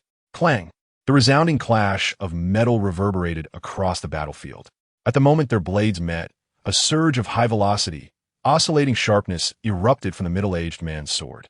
This force instantaneously transferred through the blade to John's hand, imparting an unprecedented shock and impact. Boom! Under the violent onslaught of this extreme power, John's long sword shattered like glass. His form staggered as if struck by an invisible force. Yet, at that critical juncture, another sharp beam of blade light descended, aiming to slay John in a single stroke. Confronted with this sudden, lethal strike, John remained composed, devoid of panic. With a swift push against the ground, he propelled himself away from the enemy, akin to an arrow released from its bow. At the same time, a contemplative expression graced his visage, as if he had swiftly devised his next strategic move in his mind. In that instant, a brand new blade, identical to the one he had just shattered, materialized before him, firmly grasped in his hand, as though everything lay within his foresight and control. The two middle-aged men, seemingly impervious to fatigue, quickly closed the distance, once again brandishing their blades that appeared capable of severing anything in their path, launching a frenzied assault upon John. Nevertheless, in the face of this tempestuous onslaught, John maintained his calm and poised demeanor. Had it not been for John's adept evasion and timely receptions of the opponent's fierce strikes, would this fierce duel have persisted for over 10,000 exchanges before concluding? Yet, John did not meet his demise instead. He was merely pushed to the limits of his endurance, reluctantly opting to withdraw from the battlefield. In the profound darkness, John slowly opened his eyes, extending his right hand gently, as if seeking something. In an instant, a mysterious force imbued with a sharp essence coalesced in his palm, as if poised to emerge. Alas, that blade-like power ultimately could not stabilize, collapsing and dissipating in an instant, leaving only a faint breeze to caress the air. A flicker of contemplation crossed John's gaze. Was it still insufficient? It seemed that to truly master the legendary swordsmanship, one must undergo a genuine life-and-death confrontation, slaying a formidable middle-aged adversary. In his perspective, this virtual battlefield serves not only as an exceptional arena for accumulating experiences of life and death struggles, but also as a treasure trove imbued with mysterious legacies. Here, he encounters mastery of martial arts in simpler modes and formidable sword techniques in challenging ones, beckoning him to explore further. John is acutely aware that once he conquers the difficult mode and masters that unique swordplay, the ensuing hell mode may unveil another gateway to a more profound inheritance of power. As an individual endowed with superhuman strength, how could John not yearn for these legacies of power? After all, in this world, who would ever consider possessing an excess of abilities or mastering too wide a range of skills as burdensome? Reflecting on the 3 martial arts techniques he acquired after successfully navigating the simple mode, a faint smile graces John's face. It was those very skills that enabled him to effortlessly vanquish the formidable Red Tank, despite their comparable strengths. With this thought, he contentedly closed his eyes and gradually drifted into slumber. After breakfast, the following morning, John hurried to the library, where he delved into an extensive array of books related to computer science, programming skills, and hacking techniques. If asked about the greatest benefit he experienced after undergoing the transformation of body and soul the previous day, he would likely assert that it was not merely the acceleration of his strength, but rather a significant enhancement in his computational and analytical capabilities. In other words, he had acquired a superbrain. This ability, often overlooked in comics and films, endows him with superhuman faculties, enabling him to instantly retain all information and process it with astonishing speed, with his cognitive operations reaching an alarming pace. Positioning himself by the window to bask in the sunlight, John commenced his rapid, scanning study. With swift movements, he flipped through the pages, his eyes functioning like a scanner, meticulously recording the content within. His mind operated at an extraordinary velocity, absorbing knowledge with fervor. 1 book, 2 books. Having previously majored in the sciences with a focus on computers and software, John encountered no barriers in his studies.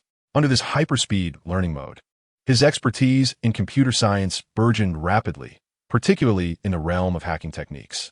As for why he opted for hacking over his initial interest in biogenetics, it was because he intended to prepare for forthcoming endeavors by mastering hacking skills.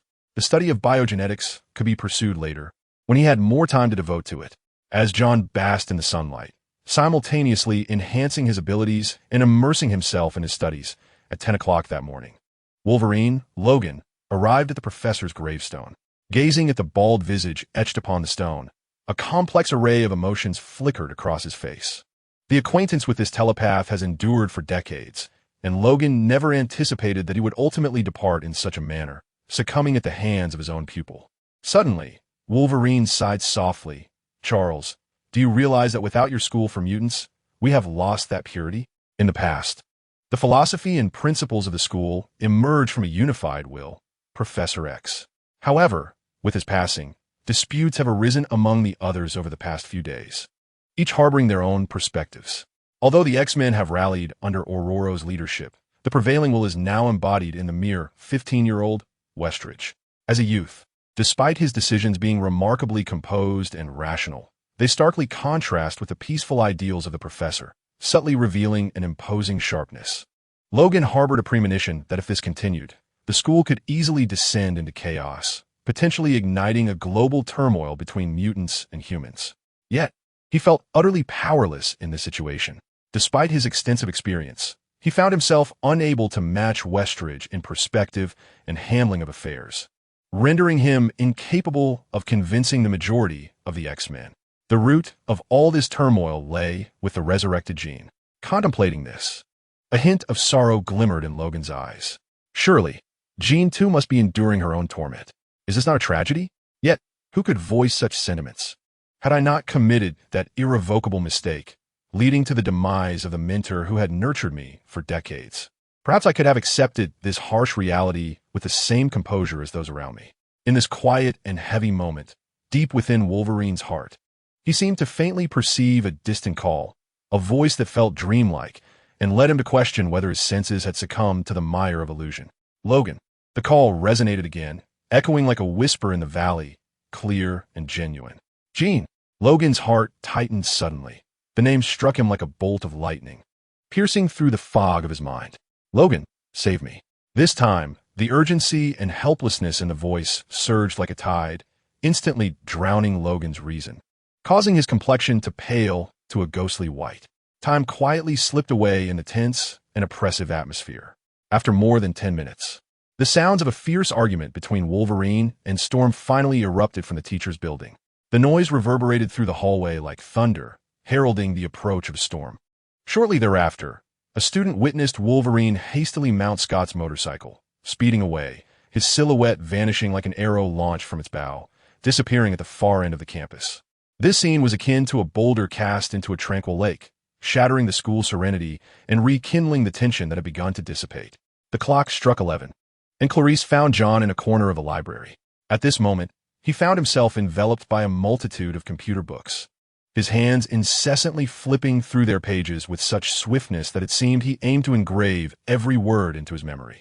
Clarice approached quietly and seated herself across from him, her eyes sparkling with curiosity as she inquired softly, "John, are you engrossed in any interesting book at this hour? Perhaps illustrating a comic?"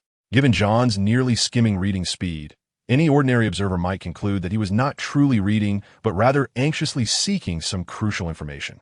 Finally, John's hands came to a halt, and he lifted his gaze, a profound light flickering in his eyes. "No, I am merely absorbing the nourishment of knowledge." Such a formal response elicited a brief pause from Clarice, her expression momentarily clouded with confusion.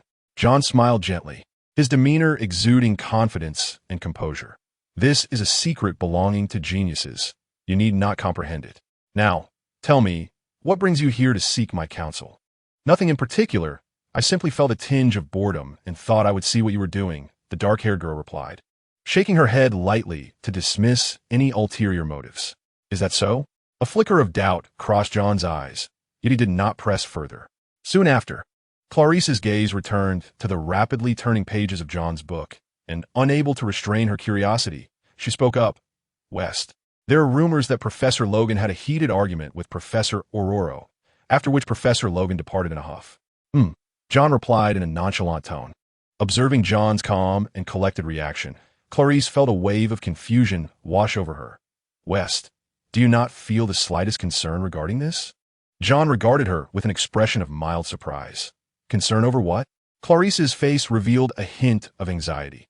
"Many are speculating that Professor Logan's departure today may foreshadow." John, somewhat exasperated, interrupted her. "Clarice, you truly have a penchant for overthinking. Are women universally so enamored with gossip, so sensitive to trifles? Do not allow these baseless speculations to trouble you. Since you find yourself bored, perhaps you should immerse yourself in reading instead. I have a task for you. Thoroughly study this introduction to computers and this mathematical analysis of linear equations within a day." Under John's diligent guidance day after day, Clarice's mathematical abilities had remarkably ascended to a commendable 6th grade level, her rapid progress astonishing to behold. "Oh dear," the girl grimaced reluctantly. "Oh dear what?" "Your spatial teleportation ability, if coupled with a mastery of mathematics, would greatly enhance your skills. Furthermore, acquiring computer knowledge and exploring your potential as a hacker might one day render you an invaluable ally to me." Upon hearing that she might become John's capable assistant in the future, Clarice's eyes gleamed with excitement. She ceased her complaints and picked up the book Introduction to Computer Science, immersing herself in its pages with earnest intent. Meanwhile, John retrieved his laptop, his fingers flying across the keyboard as he deftly wove a complex web of code. The screen before him displayed lines of code cascading like a waterfall. Within a mere minute, a web page backend interface belonging to a company named Slark materialized on the screen, and a faint smile of satisfaction graced John's face. His brief foray had culminated in a successful breach of a publicly listed company's backend system, demonstrating his remarkable technical prowess.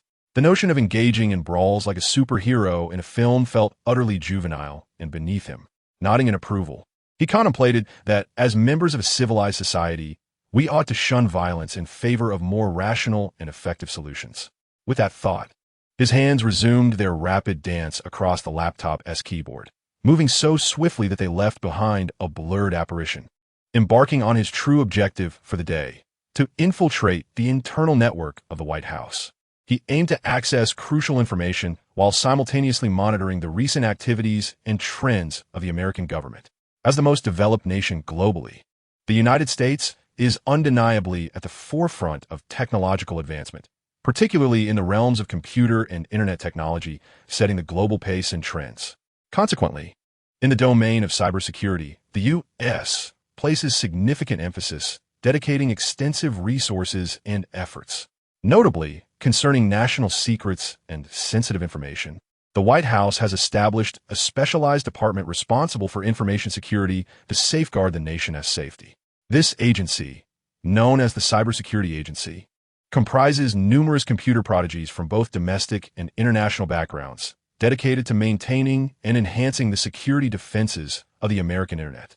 In their daily operations, they occasionally engage in the covert acquisition of classified intelligence from other nations, unabashedly conducting various cyber activities. Indeed, this audacity is astonishing.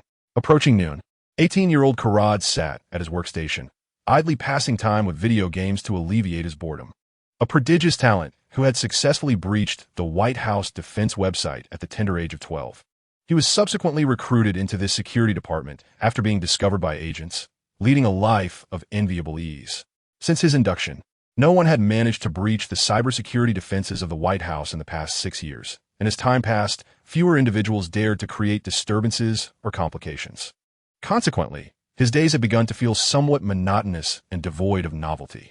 As the chime of the midday break was about to resonate throughout the office, a sudden burst of a blinding yellow warning icon erupted in the corner of Khaled's display. In that fleeting moment, his eyes sparkled with excitement and fervor, as if electrified with passion.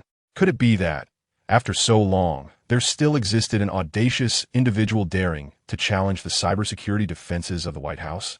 A wave of profound astonishment washed over him. Filled with both eagerness and trepidation, he promptly concluded the game he was engrossed in. His fingers danced across the keyboard with the grace of a pianist, executing a rapid and nimble choreography, as though engaged in a tense competition. On the computer interface, an array of windows cascaded down like a line of dominoes, each disappearing in succession, showcasing his exceptional skill and swift reflexes. In a mere minute, Khaled, esteemed guardian of a 913 incident, allowed a smug and confident smile to grace his lips as he concluded his operation, overwhelmed with satisfaction and pride. After all, the intruder attempting to infiltrate the site was merely a novice, inexperienced, and foolishly employing rudimentary botnets as a means of attack. Did he not realize that such hacking techniques had long since fallen out of favor, forgotten by industry professionals? Had the adversary not severed the network connection in time, a mere 10 additional seconds would have sufficed for Khaled to accurately pinpoint the intruder's location and execute an effective counterstrike, gaining complete control over the adversary's computer system. At that moment, the head of the security department, Tart, emerged from the nearby office with a steady gait, addressing Khaled. "Khaled, I just noticed an intrusion alert regarding cybersecurity on the monitoring system." Khaled shrugged nonchalantly, replying in a dismissive tone, "Chief, there's no need for concern. It was merely a fledgling attempting to breach the system, and I compelled him to cut the power with my decisive measures." Tart expressed his admiration for Khaled's response, giving him a thumbs up, and remarked, "Your performance was outstanding. However, if next time you could not only pinpoint the address but also ascertain the intruder's identity, that would be even more remarkable." "Absolutely, Chief. Yet, I personally believe that after this setback, he will think twice before attempting to invade again." In a corner of the library, John reopened the laptop that had accompanied him for quite some time. Though his recent endeavor to infiltrate the internal network of the White House had ultimately been thwarted, the opponent's display of remarkable skill unexpectedly ignited his curiosity and desire for challenge. Within mere seconds, as the laptop powered on, John's hands became extraordinarily agile once more, his fingertips dancing across the keyboard like a virtuoso performing a melodious sonata. A deluge of data and information cascaded down the screen, while the processor's rapid acceleration caused the laptop's temperature to rise steadily. In the cybersecurity department, Khaled had already risen, preparing to indulge in his lunch, when suddenly, a conspicuous exclamation mark reappeared in the lower left corner of his computer screen, prompting him to furrow his brow in surprise. Was someone attempting to breach the system again? He mused, swiftly taking his seat and deftly typing a few commands, a triumphant smile gradually curling at the corners of his mouth. How intriguing. It seems to be that overconfident novice once more. This time, there would be no escape. Khaled appeared remarkably relaxed, knowing that the newcomer had not managed to last even a minute against him. In truth, any hacker capable of penetrating numerous layers of security to ultimately access the inner networks of the White House would be considered exceptionally skilled, even among the elite ranks of hackers. However, in Khaled's eyes, even such an adversary could only be categorized as a novice. Sure enough, within mere seconds, he successfully exposed the last proxy server set up by the rookie and prepared to pinpoint the intruder's precise location. But wait, this was becoming interesting. Cord straightened his posture, his demeanor shifting to one of seriousness as his fingers flew across the keyboard with increasing speed. After approximately 10 minutes of intense confrontation, Cord finally exhaled in relief, wiping the sweat from his brow. At that moment, he was unaware that a middle-aged Caucasian man, tall, had silently positioned himself behind him, his expression grave as he inquired, "Cord, who is this audacious entity attempting to breach our defenses? How could they engage you for so long?" Cord's countenance lost its previous ease, and he shook his head slightly, responding, "It is still the same individual, and their methods remain identical to before." Talt was momentarily speechless, his confusion evident. Cord elaborated, "However, this time, the speed at which the opposing party is controlling proxy servers has surged alarmingly, even surpassing the reverse cracking speed of the program I devised." At this point, Cord felt a twinge of a headache. He had never anticipated that someone could infiltrate computers across the globe so swiftly and masquerade as his own address, a pace that exceeded his software's reverse cracking capabilities. Perhaps the individual orchestrating the global address cracking was, in fact, a highly advanced automated system. Otherwise, how could a single person possibly crack hundreds of computer addresses scattered worldwide in the span of a second? It appears he has encountered a remarkably skilled adversary, who has taken the most fundamental hacking techniques to their zenith. What seems to be a straightforward method of intrusion on the surface conceals intricate programming prowess. This adept individual is capable of launching an assault on firewalls from countless global proxy servers in a remarkably short span of time, ultimately infiltrating the core network. The initial probing was merely a ruse, disguised as a novice to lower his guard. The true assault was to occur on the second attempt. Yet, he is perplexed as to why the assailant abruptly severed the connection after 10 minutes. Had he persevered a little longer, Cord would have even been compelled to seek assistance from his colleagues for defense. Such a scenario would undoubtedly tarnish Cord's reputation, as requiring help from others in the face of a hacker's incursion would be a source of humiliation for him. Tart clapped his hands lightly and surveyed the stern expressions of his colleagues in the office before announcing, "Ladies and gentlemen, it is time for lunch. The intruder has been successfully repelled by Cord. Vester, your computer appears to be malfunctioning." In the library, Clarice gazed at John with a look of bewilderment as smoke billowed from his laptop. A glimmer of clarity flashed in John's eyes as he utilized his perceptive abilities to scan the laptop, then nodded and remarked, "The motherboard has overheated due to inadequate cooling, leading to a short circuit and spontaneous combustion." Oh, Clarice blinked her large eyes. "Well, since it's broken, let us not dwell on it, Clarice. Let's proceed to lunch. This afternoon, I will visit the underground base to borrow the main computer from Professor Aurora." After their midday meal, John sought out Aurora under the pretext of needing to reference some materials and requested access to the main computer. Aurora, known as Storm, extended her complete trust to John's request and acquiesced without hesitation. At 2 in the afternoon, within the United States Cybersecurity Department, Cord suddenly straightened up, his demeanor grave. "Chief, that individual has indeed returned." "Has he?" Tart's gaze sharpened instantly. "This time, you shall act together to ascertain this person's identity and locate him." As the head of the Cybersecurity Department, Tart remained acutely vigilant, convinced that the two attacks earlier that day were no mere coincidence. Thus, he had made ample preparations by the afternoon. Furthermore, under the pretext of national security, he had persuaded Cord to accept assistance from others. "Fear not, Chief. Leave it to us." The surrounding young individuals exuded an air of relaxed confidence, while they may not possess Cord's innate genius. Each member of the Cyber Information Department demonstrated remarkable prowess in computer software. Several among them were even on par with Cord, having once been among the world's elite hackers before being recruited by the United States. The pursuit? At this very moment, all employees are seated before their respective workstations, their direct gaze fixed upon a colossal display screen that has successfully interfaced with the department's sophisticated computer system. However, after approximately 10 minutes of anxious anticipation, everyone, including Cord, found themselves perspiring profusely, their faces etched with incredulity as they beheld a torrential deluge of information cascading before them. They were unfortunate witnesses to the catastrophic collapse of their defenses, a result of a firewall breach instigated by an adversarial attack. In that instant, millions of commandeered computers surged forth like a rampant flood, overwhelming the meticulously constructed barriers of their network defense. No one could have foreseen that the hitherto impregnable internal network of the White House, which had withstood assaults for 6 long years, would succumb today to the efforts of an obscure hacker employing the most traditional and rudimentary methods. Tart was the first to regain his composure amidst the shock, issuing a command. Immediate action. Sever all network connections. Karad, shaking his head in dismay, responded helplessly. This measure is futile, sir. The enemy has already circumvented our defenses silently at the moment of initial intrusion. How is this possible, Karad? Questioned a member of the professional cybersecurity team, as they had detected no discernible signs of a breach. Karad calmly elucidated. The adversary utilized millions of commandeered computers as a smokescreen, diverting our attention while depleting the host's computational resources. The hacker, meanwhile, skillfully embedded a series of meticulously disguised codes within our outgoing commands, deftly bypassing the firewall and infiltrating the intranet.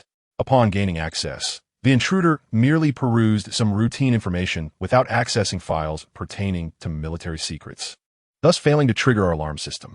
Korad's words left all present in a state of shock. Which hacker would target the internal network of the White House, if not to pilfer the highly coveted military and research secrets? There had never been any record of an attack on the White House's intranet solely for the purpose of browsing seemingly innocuous information. Of course, these so-called ordinary details still belong to confidential government materials, albeit less critical than top-tier research technologies and military secrets. At that moment, Korad sighed deeply. Look, the adversary has successfully retreated. As his words resonated, the torrent of information on the display screen vanished at a visible rate, ultimately reverting to its initial web page state. Amidst the chaos within the White House's cybersecurity division, John, seated at the main control computer in an underground base, bore an expression of profound contemplation. Reflecting on the information he had just reviewed, John squinted slightly, murmuring to himself. The 12 initial Sentinel robots had completed their final adjustments and, at precisely 6 o'clock this morning, departed from the production facility of Trask Industries, en route to Devil's Island. After speaking, John executed a series of commands on his computer, successfully pinpointing the exact location of Trask Industries. He then employed his exceptional hacking skills to effortlessly breach the rudimentary firewall, quietly infiltrating the system for a thorough exploration.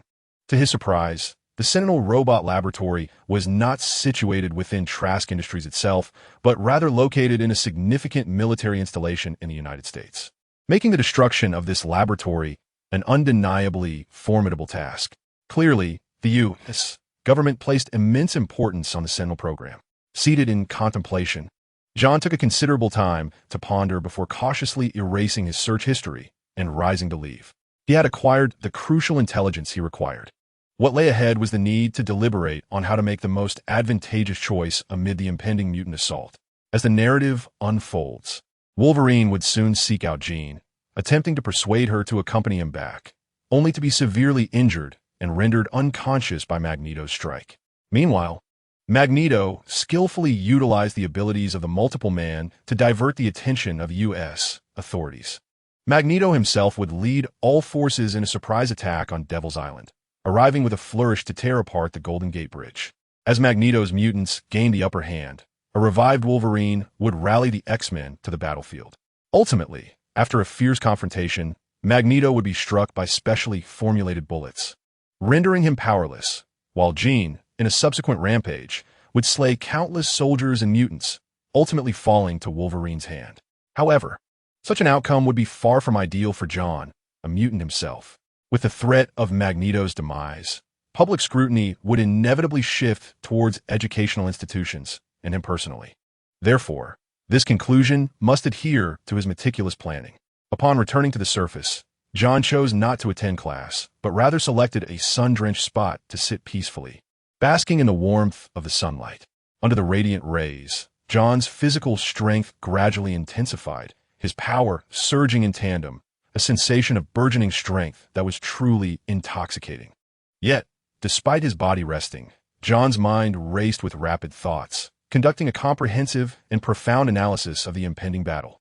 The adversary in this confrontation was none other than Jean, wielding the Phoenix Force. To alter the trajectory of the future, the uncontrollable Jean undoubtedly posed an unavoidable challenge. However, in the face of the gradually awakening Phoenix Force, there existed no adequate power within the X-Men capable of confronting it directly, not even John, who had yet to fully mature. Even if he could enter a secondary state of genetic awakening, it would barely suffice, unless he willingly risks his life, fervently burning his vitality to amplify his abilities to astonishing degrees, perhaps hundreds or even thousands of times.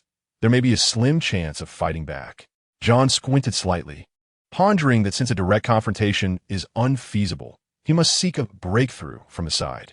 For instance, he could attempt to awaken the primary consciousness of Jean, leveraging her innate mental strength to triumph over the dark persona and regain control of her body and the Phoenix Force.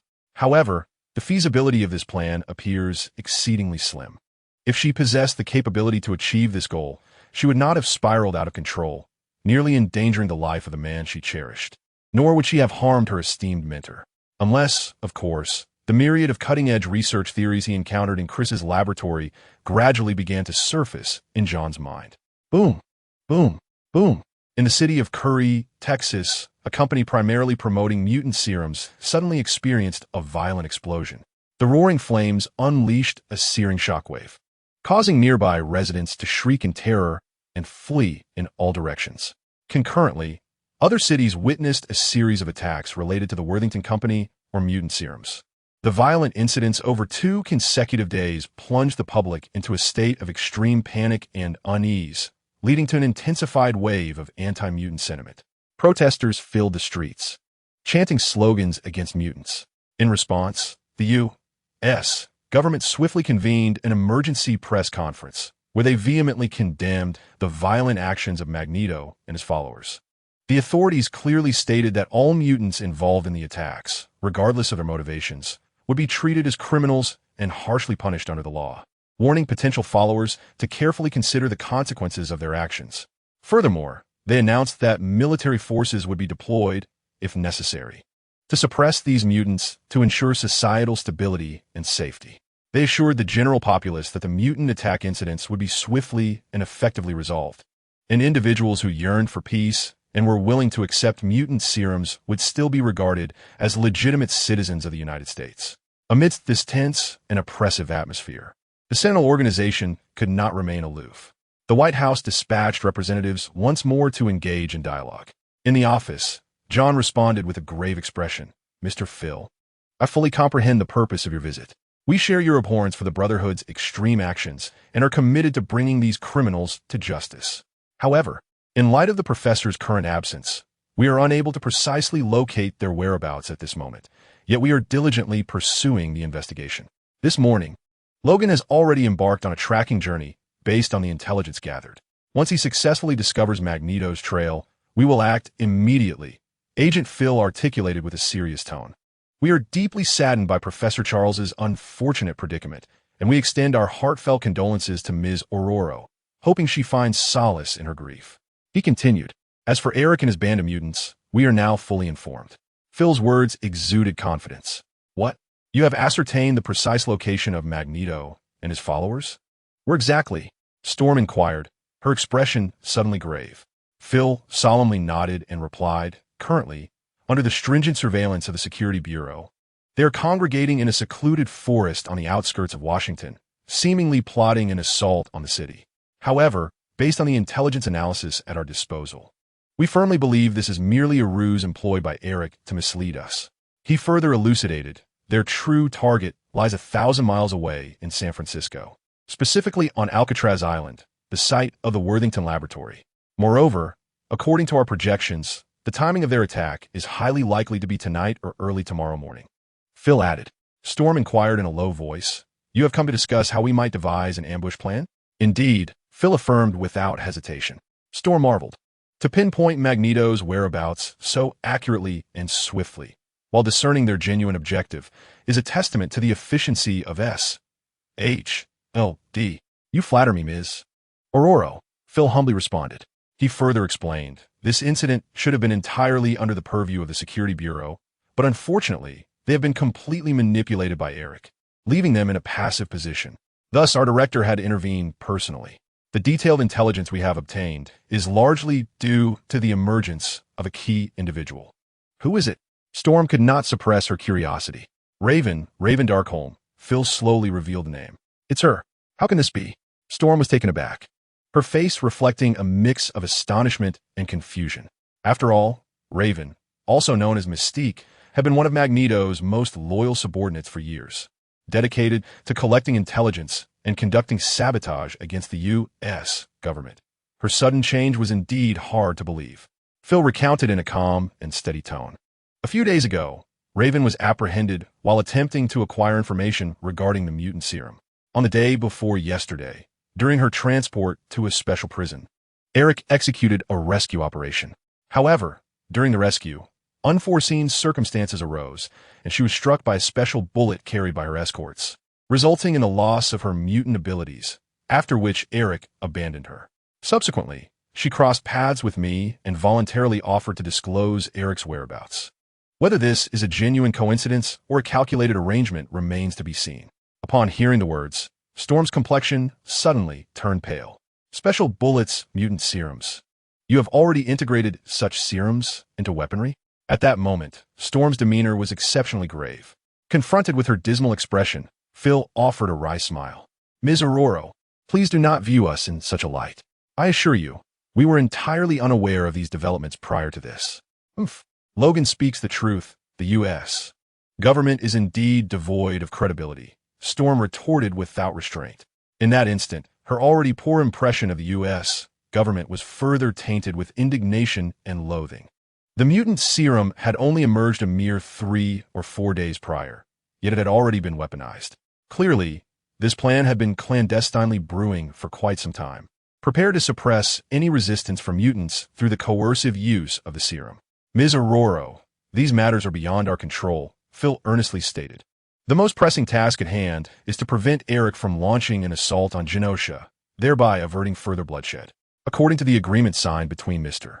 Charles and the authorities, the X-Men have the responsibility and duty to intervene when mutants engage in unlawful conduct. I wonder if the current X-Men still uphold this agreement? He inquired. After a brief silence, Storm replied coldly, Rest assured, even though the professor is no longer with us, we shall continue to honor the original agreement.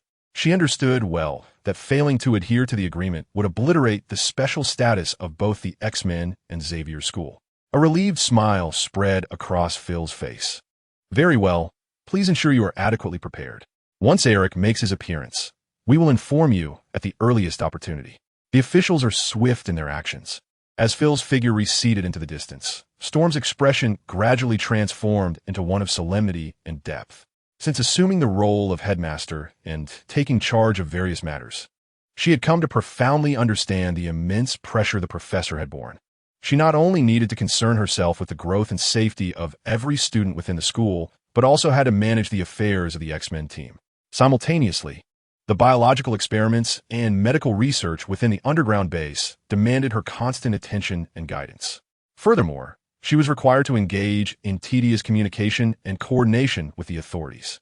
Meanwhile, in the underground training room, Shadowcat, Colossus, and Iceman were forming a training squad, leading several stable senior mutants through rigorous and orderly training.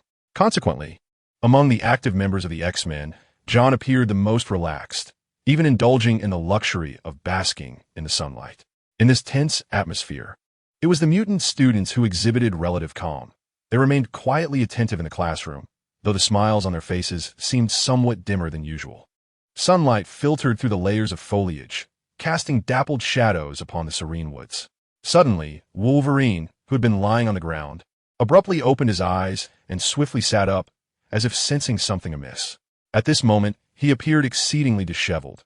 His garments were tattered, and numerous patches of blood marred his skin.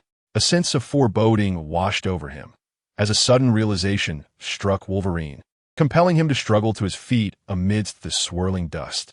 Soon after, the distant horizon resonated with the thunderous roar of a motorcycle engine. On the expansive roadway, Wolverine twisted the throttle to its utmost, hurtling forward at a velocity of 100 kilometers per hour, his destination a school over 300 kilometers away. At 5:30 in the afternoon, as the melodious chime of the school bell echoed through the campus, John gradually retracted the psychic field enveloping him, opening his eyes to reveal a profound sense of regret. His ambition to delve deeply into genetics and master the art of secondary awakening in such a brief span was, indeed, overly optimistic. In his mind, John counted silently, 420. With a mere thought, he utilized his force field to gently levitate, landing gracefully and stabilizing his stance. Savoring the explosive potential coursing through him, he nodded in satisfaction. After a day of rigorous training, his strength had seen remarkable enhancement.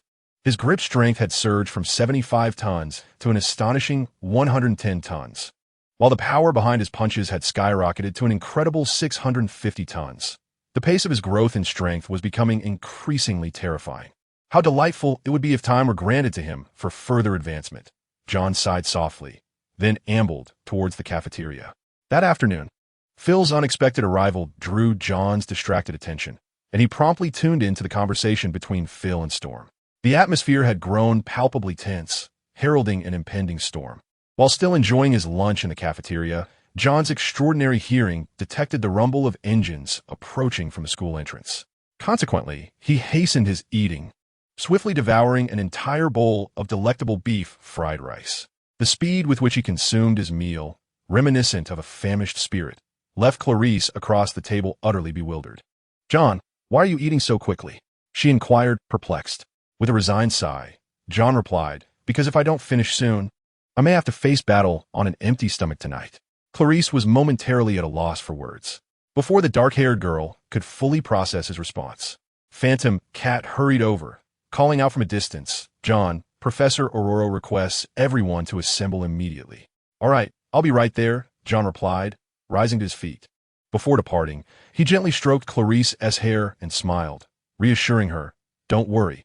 After tonight, all will return to tranquility." With that, he turned and hurried away alongside Katie. Watching the swift departure of the two, the expressions of the mutant students in the cafeteria were tinged with concern. Clearly, a significant event was unfolding, necessitating the mobilization of all the combatants. They could only hope that everyone would return safely from this endeavor. At this moment, all the mutant students were silently praying, their hearts heavy with unease following Scott's grievous injury and the sudden demise of the professor, whose presence had been akin to that of a deity. The impending departure of the Blackbird aircraft filled them with dread. It seemed an escalation of the fierce discord among mutants was inevitable, a truly worrisome prospect. The mission had been activated, and the primary task was announced. Chaos was imminent, and the host was required to utterly destroy all combat Sentinel robots. Upon being summoned away by Katie, John's mind was suddenly filled with the system's prompt. To his surprise, the mission objective was not to prevent Jean's rampage, but rather to annihilate those Sentinel robots. Just as Chun-Tion and Phantom Cat arrived at the underground base, they encountered the unusually agitated Wolverine in the corridor. He was engaged in a heated discussion with Iceman, Colossus, and Storm regarding Jean's critical condition, and they unanimously agreed that action must be taken to rescue her. Jean was currently enduring immense suffering, and they felt an urgent need to find a way to alleviate her pain. When Chun-Tion and Phantom Cat came into view, Storm's cold demeanor softened slightly. She nodded and spoke in a gentler tone, "John, you have finally arrived." Feigning confusion, Chun-Tion inquired with a hint of curiosity, "Professor Aurora, Professor Logan, what urgent matter has arisen here?" Wolverine's expression was grave as he prepared to speak, but Storm interrupted him. She described the situation. "This afternoon, personnel from the U.S. government SHIELD were on their way. Let us deliberate on how to effectively thwart Magneto's insidious plans." According to the information revealed by Phil, Magneto's primary target was the island of Genosha, specifically the Worthington Laboratory. Storm then recounted her conversation with Phil earlier that afternoon, particularly regarding Mystique's transformation. After being struck by a drug-laced bullet, she lost her abilities as a mutant and ultimately betrayed Magneto, which inadvertently exposed his conspiracy. Upon hearing all of this, everyone except John appeared utterly shocked, lamenting Magneto's cunning and the unpredictability of fate. "Not long ago, I received an urgent message from Phil. informing me that Magneto had surfaced over 1,000 kilometers away in San Francisco, requesting the X-Men's assistance to prevent his further actions. This is the current situation, Storm concluded, her gaze shifting to Wolverine, a sigh escaping her lips. Deep down, her heart was tender. If one were to heed Wolverine's perspective, this call for the X-Men's involvement was fundamentally a personal matter. Many may not wish to save Jean, the very one who had slain the professor. However, now that she had laid bare the events of the afternoon, it had transformed into a collective responsibility for the X-Men. Despite the primary objective remaining to thwart Magneto and rescue Jean, the very nature of the situation underwent a fundamental transformation. As the team prepared to embark on their mission, it seemed that none among the members of the X-Men held any reservations. Yet, at the moment when Wolverine and Storm were about to issue the command to proceed, John unexpectedly inquired, "Aurora, have you formulated a detailed battle plan for the impending confrontation?" "A battle plan?" The group appeared astonished, exchanging bewildered glances. Observing the confusion etched upon their faces, John could not help but sigh in resignation, thinking to himself, "Indeed, there is no plan." Reflecting on the previous installments of the X-Men series, one cannot overlook a significant issue. These heroes often lack systematic combat strategies when faced with crises, charging recklessly into battle without the slightest hesitation. It can be said that they possess little to no tactical foresight, relying solely on courage and impulse. In stark contrast, antagonists like Magneto frequently employ tactics such as diversion and subterfuge. A quintessential example lies within the climax of X-Men: The Last Stand. Confronted with the peak-level alpha Magneto, the Phoenix-empowered Omega-level Jean, alongside formidable mutants such as Iceman, Colossus, and others, the X-Men's lineup appeared remarkably feeble. Even with Alpha-level Storm, Wolverine, Beast, and Shadowcat, who were akin to Tier 3 mutants, the X-Men unhesitatingly opted for a direct assault. Indeed, they charged forth, utterly disregarding the vast disparity in overall power and lacking a targeted battle plan, such as a strategy to prioritize the defeat of a specific adversary. Had the plot not taken an unexpected turn, Magneto inadvertently losing his magnetic powers, and Jean Grey awakening her consciousness, forcing Wolverine to take drastic measures against her, the fate of all would have undoubtedly been one of death. Contemplating this, John felt an overwhelming sense of exhaustion, weakly waving his hand as he resignedly remarked, "Never mind, consider my question unasked." Regardless, in this meticulously orchestrated operation, the roles of his companions were merely supportive, with a true burden of confronting Jean Grey resting squarely on his shoulders. "Wait, I shall partake in this endeavor as well." Amidst this tense atmosphere, Hank's voice resonated from a distance, and soon the group was astonished to witness Beast, clad in a tattered X-Men uniform, striding towards them with purpose. Meeting their incredulous gazes, Hank firmly declared, "I have relinquished my position as minister and intend to return to academia as a faculty member. Thus, please count me in for today as battle." In this crucial moment, the timely arrival of an old friend brought a comforting smile to Storm's face.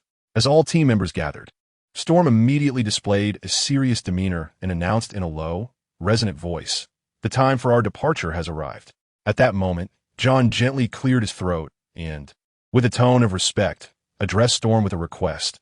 "Esteemed mentor, I kindly ask you to lead our companions to the aircraft and await my arrival, as I have some essential preparations to complete." Storm, though somewhat puzzled by the additional preparations John needed to undertake, nodded lightly in agreement. After bidding farewell to his teammates, John swiftly traversed the lengthy corridor, ultimately arriving at the medical area. He successfully accessed the life support chamber by utilizing an advanced fingerprint verification system.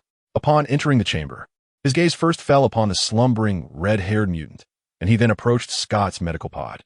John gazed at the unconscious young man behind the glass door, sighed softly, and with a tone filled with remorse, said, "Honorable Mentor Scott, our mission is to rescue Jean, and I hope you can comprehend and forgive my decision."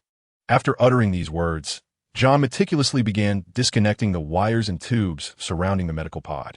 He then gripped the sides of the pod tightly, and as his arm muscles swelled, his strength surged forth.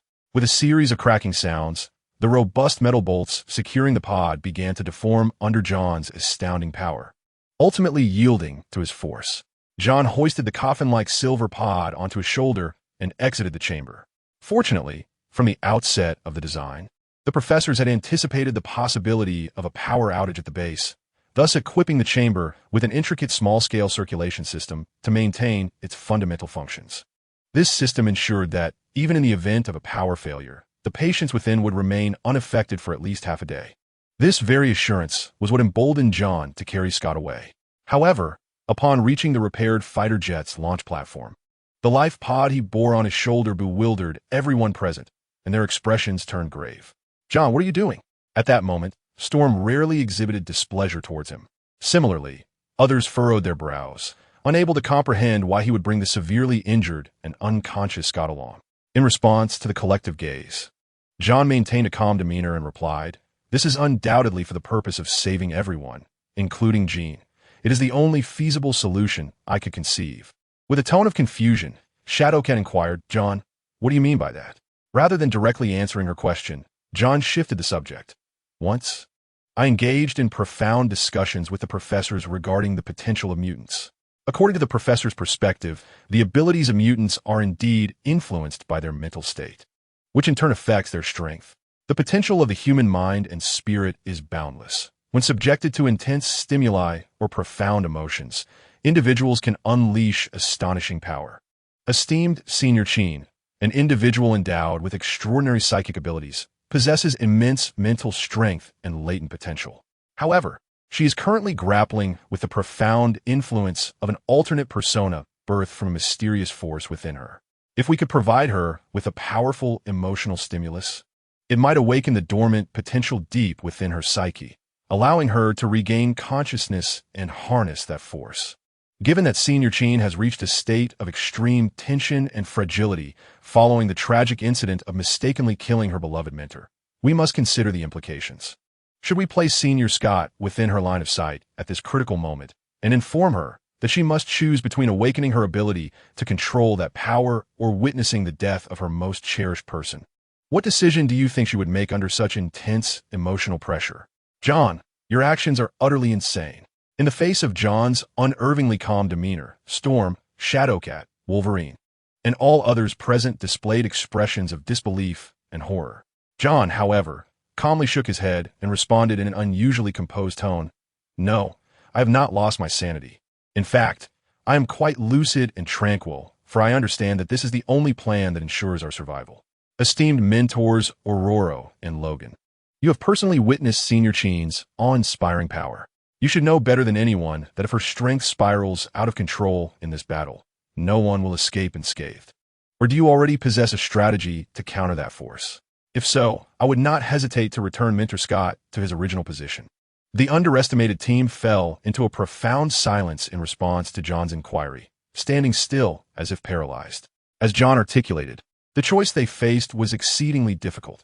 Either they strive to awaken Cheen's dormant consciousness when she descends into madness once more, enabling her to regain control over her actions, or they watch helplessly as this incident unfolds into a catastrophe, where all may face dire consequences at the hands of an unhinged Cheen. In truth, before embarking on this journey, Storm and Wolverine had foreseen the potential for Cheen's loss of control. This possibility weighed heavily upon their hearts, akin to a crushing stone. Lacking any countermeasures, they felt utterly powerless, much like mortals confronting a deity. As if a man named Chu Zihong encountered a deity swathed in white cloth. They chose not to delve deeply into this matter, fearing that profound contemplation would lead them to be engulfed by dread, ultimately prompting retreat and evasion at a critical juncture. Now, John has presented this unavoidable and pivotal issue directly before the assembly. In this crucial moment, Hank asserted with resolute conviction, "I believe that Vister's previous analysis was remarkably insightful regarding the latent power of the mind's will. I have also engaged in profound discussions with Charles on this topic. In the impending action we are about to undertake, although Magneto may possess the prowess to vanquish his adversaries, should Jean's power spiral out of control, we shall all inevitably face the grave peril of death. In the climactic showdown, we may truly need to rely on Scott's strength. After all, the emotional bond he shares with Jean is the most robust and profound."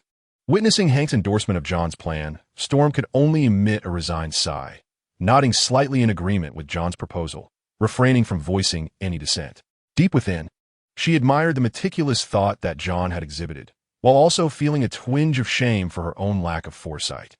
As those entrusted with educational responsibilities, their recent performance in action and affairs was, regrettably, outshone even by the most ordinary student groups. Subsequently, one by one, they boarded the advanced fighter jet. As the earth trembled beneath them, the verdant lawn beside the dormitory, under the watchful eyes of numerous mutant students, slowly unveiled its concealed secret.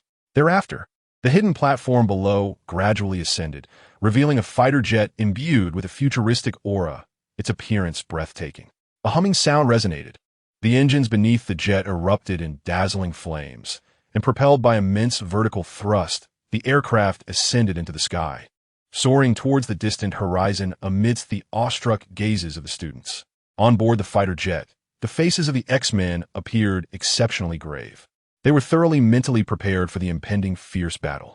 Yet, it seemed they overlooked one crucial question. Once Jean's power explosively spiraled out of control, unleashing boundless destructive telekinesis. Who would be able to deliver the precious vessel containing Scott's life before her?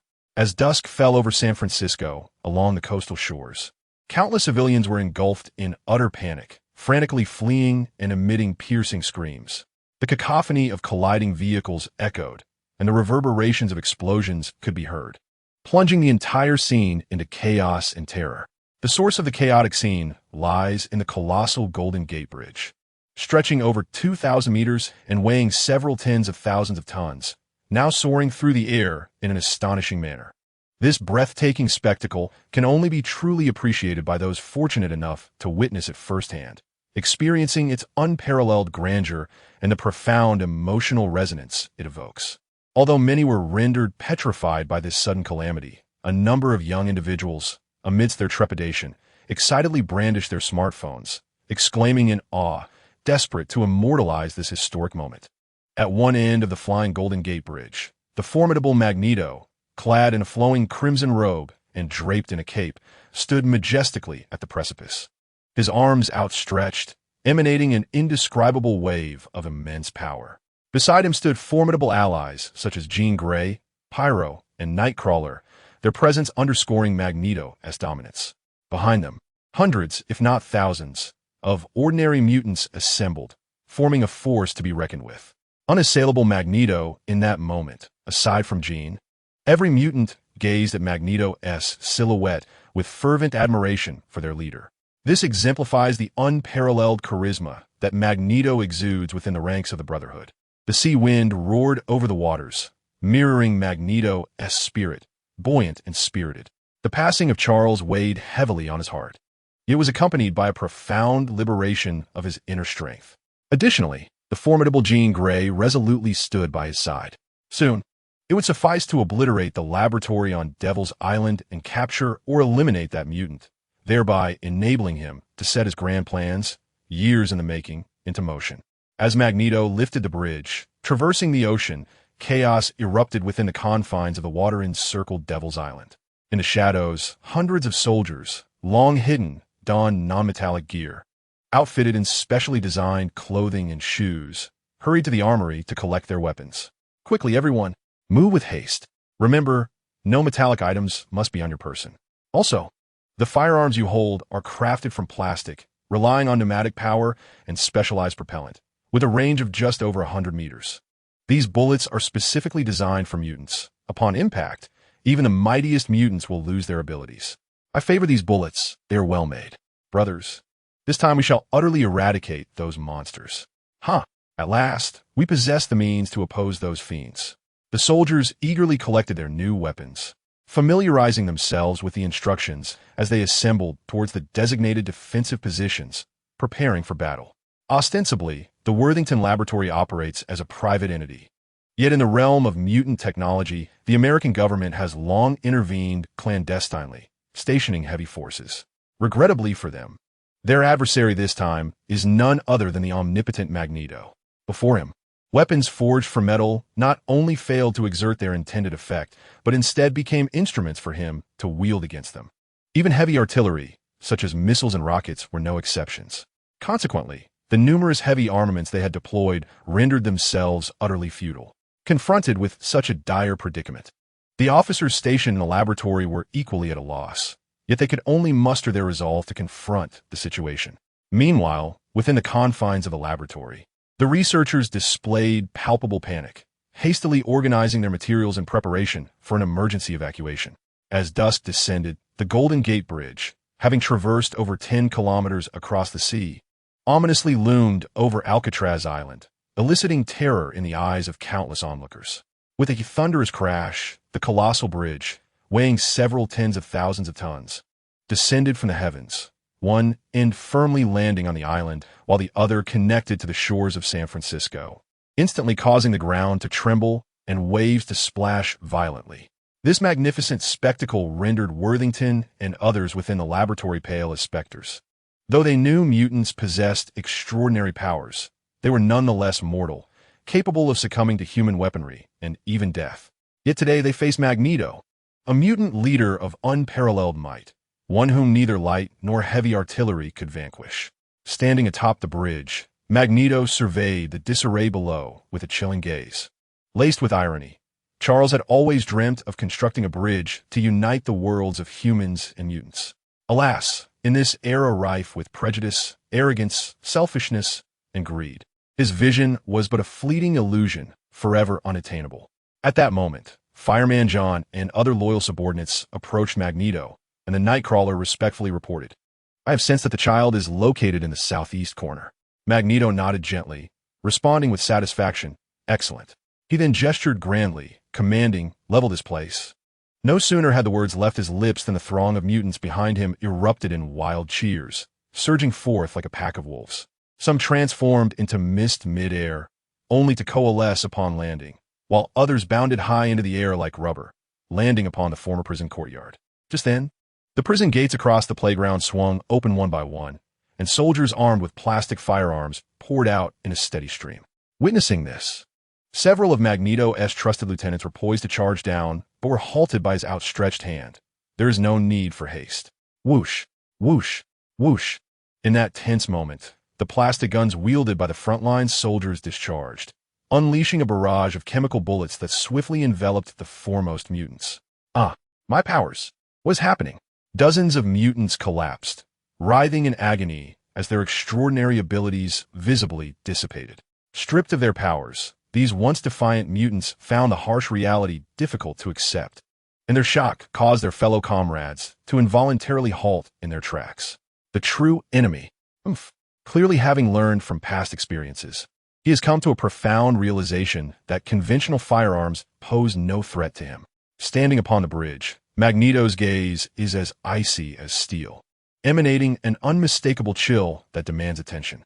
Unlike the cliché narratives often found in films, he does not wait for the majority to find themselves ensnared in peril before revealing his might.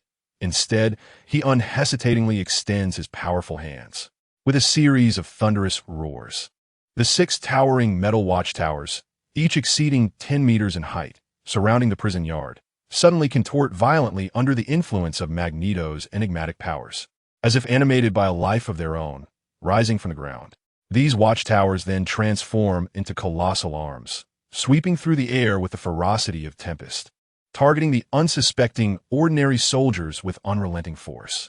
Watch out! The soldiers, recently emerged from the gates and burdened by the heavy load of medical cannon shells, cry out in terror. Yet, their struggles and shouts appear feeble in the face of Magneto's overwhelming might, as they are effortlessly swatted away by the metallic arms. Akin to flies, the resounding crashes continue unabated, as within moments, the 6 watchtowers send hundreds of soldiers flying, their bodies slamming violently against the prison walls. The building trembles under the impact of this force, seemingly on the verge of collapse, while clouds of dust swirl chaotically throughout the area. In a mere single assault, Magneto has decimated the majority of the soldiers in the yard. He gazes upward, his eyes narrowing slightly, as if contemplating something profound. After a brief moment, he resolutely issues a command. "Aurora, you advance and unleash your seismic abilities externally. Ensure that all enemies hiding behind the door are captured in one fell swoop." Understood. Aurora, an imposing and formidable female mutant, does not hesitate as she leaps from the bridge, landing firmly in the center of the yard. She fixes her gaze upon the hazy, obscured prison gates ahead, her hands slowly coming together in preparation for battle. In that instant, a tremendous shockwave erupts between her palms, its force swiftly enveloping a radius of several dozen meters, ensnaring the 4 prison gates within its grasp. Meanwhile, John, positioned beyond the battlefield, locks his eyes on this unfolding scene. Bang, bang, bang.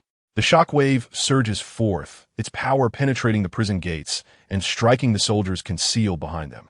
Those soldiers, who believed they could find safety behind concrete pillars or thick walls, are now gripped by terror as they witness their plastic weapons shatter like fragile glass under the invisible tremors. Simultaneously, dozens of soldiers nearest the entrance suffer devastating consequences. It is as if the blood within their bodies is brought to a boil by the shockwave, their eardrums rupturing amidst the deafening cacophony as they collapse to the ground, emitting heart-wrenching cries of agony. As this harrowing scene unfolded, Magneto once again raised his arm, commanding with an undeniable authority. Everyone, listen closely. I want you to charge in from all directions. Do not use the front entrance, and obliterate them without leaving a trace. Upon the utterance of Magneto's words, the mutant warriors erupted in fervent cheers, as if infused with an immense power, surging toward the prison structure from every conceivable angle. Some mutants, agile as geckos, scaled the walls towards the windows. Others utilized their corrosive abilities to melt through the walls, creating new passages, while a few collided with the windows like cannonballs, shattering their way inside. Additionally, several other mutant warriors dashed towards different sectors of the island, where more edifices stood, integral parts of the laboratory, with the intent to annihilate every corner of this facility. Observing this fervor, Magneto turned his gaze slightly, landing on a red tank. With a steady tone, he instructed Tank, "You must go in and ensure the extraction of that specimen. There must be no missteps." "Understood," replied the red tank, noticeably subdued after being beaten by John. He leapt from the bridge, commencing his charge. His massive form resembled an out-of-control tank, crashing through the walls and delving deep into the laboratory. "Boss, what shall we do next?" Nightcrawler, Fireman John, and Psylocke were eager to engage in battle. However, Magneto responded with a calm demeanor. "Patience, the time has not yet come." He once again raised his eyes to the sky, a flicker of uncertainty shimmering in his gaze. Based on his extensive encounters with those traitors, they should have arrived by now. Yet today, at this pivotal moment when he was on the brink of destroying the laboratory, they had yet to appear. What could be the reason? Had Charles's death sapped their resolve? Or were they covertly orchestrating some other scheme?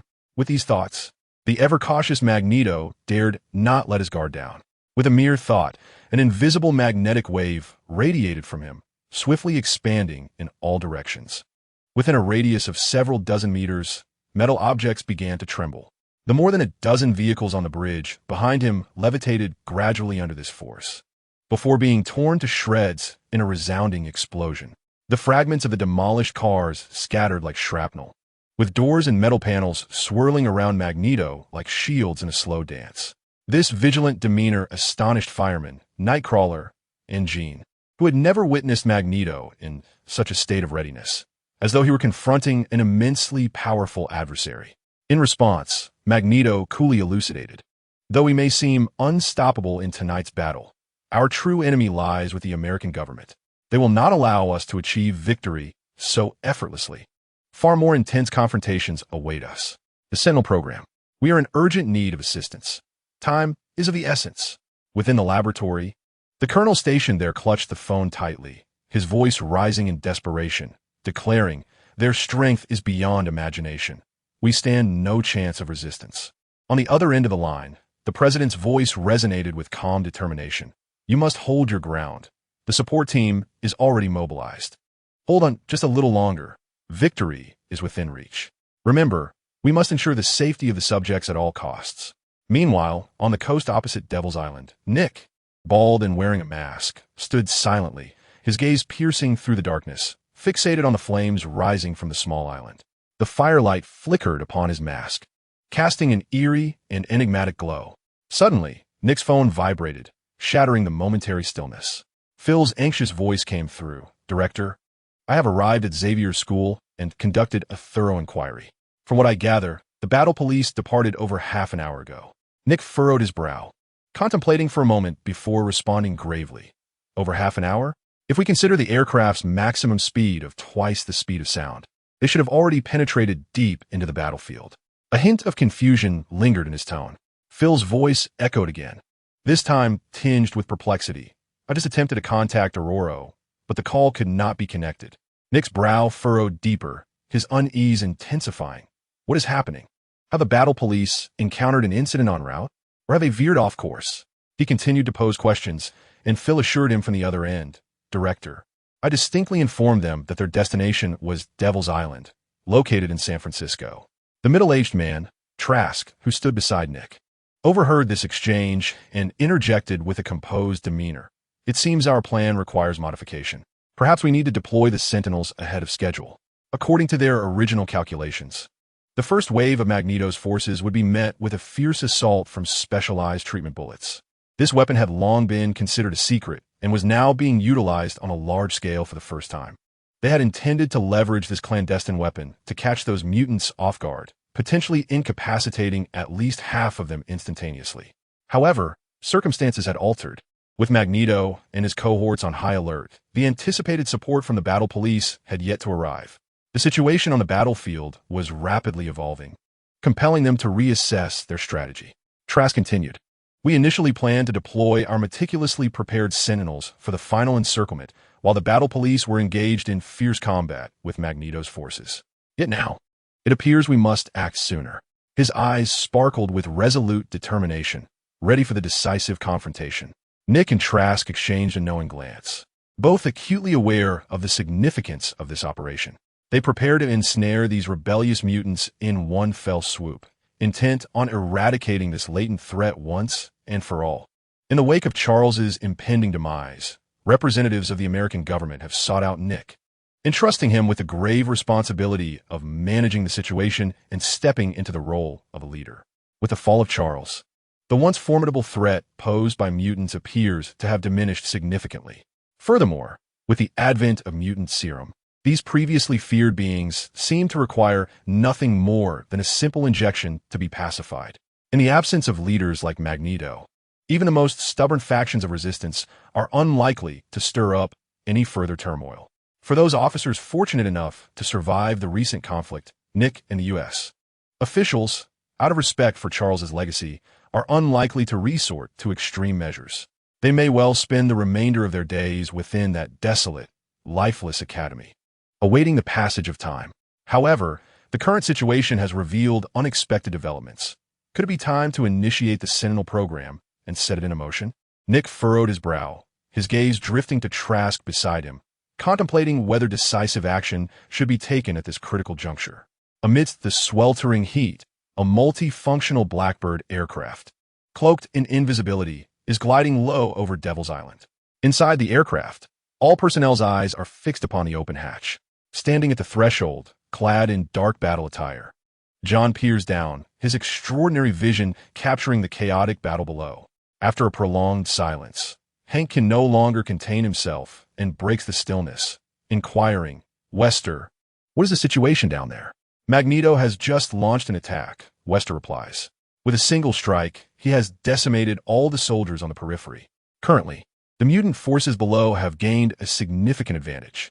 Apart from Magneto, Iceman, Nightcrawler, and Jean still confronting each other on the bridge, the rest of the mutants have surged into the laboratory. I estimate that within 10 minutes, the battle will reach its conclusion. The group's reaction is one of astonishment. Wolverine furrows his brow, questioning, Wester, didn't you mention earlier that the authorities were holding back, possessing undisclosed trump cards? As the aircraft reached the skies over Devil's Island, John instructed Storm to activate the cloaking system, disable all communication devices, and maneuver the aircraft at high altitude. From his vantage point, John calmly responds, Indeed, I can assure you that the opposition is on the verge of taking action. Hank's expression turns grave as he states, If we continue to wait, more innocent lives will be lost. I believe we can no longer sit idly by. Those ordinary people are blameless. Hank's words cast a momentary hush over the others, their faces reflecting a mixture of turmoil. Those who become officers often harbor a fundamental goodness within. Even a seasoned warrior like Wolverine, who has fought countless battles, only resorts to violence against those who threaten him. And now, With every moment of hesitation, more ordinary lives are lost. Should they persist in their willful ignorance, their conscience and morality will be put to a severe test. Previously, Tian had instructed Storm to patrol the vicinity of Demon Island without providing support, demonstrating immense trust in Tian's recent conduct. John, fully aware of this implicit understanding, fell into deep contemplation.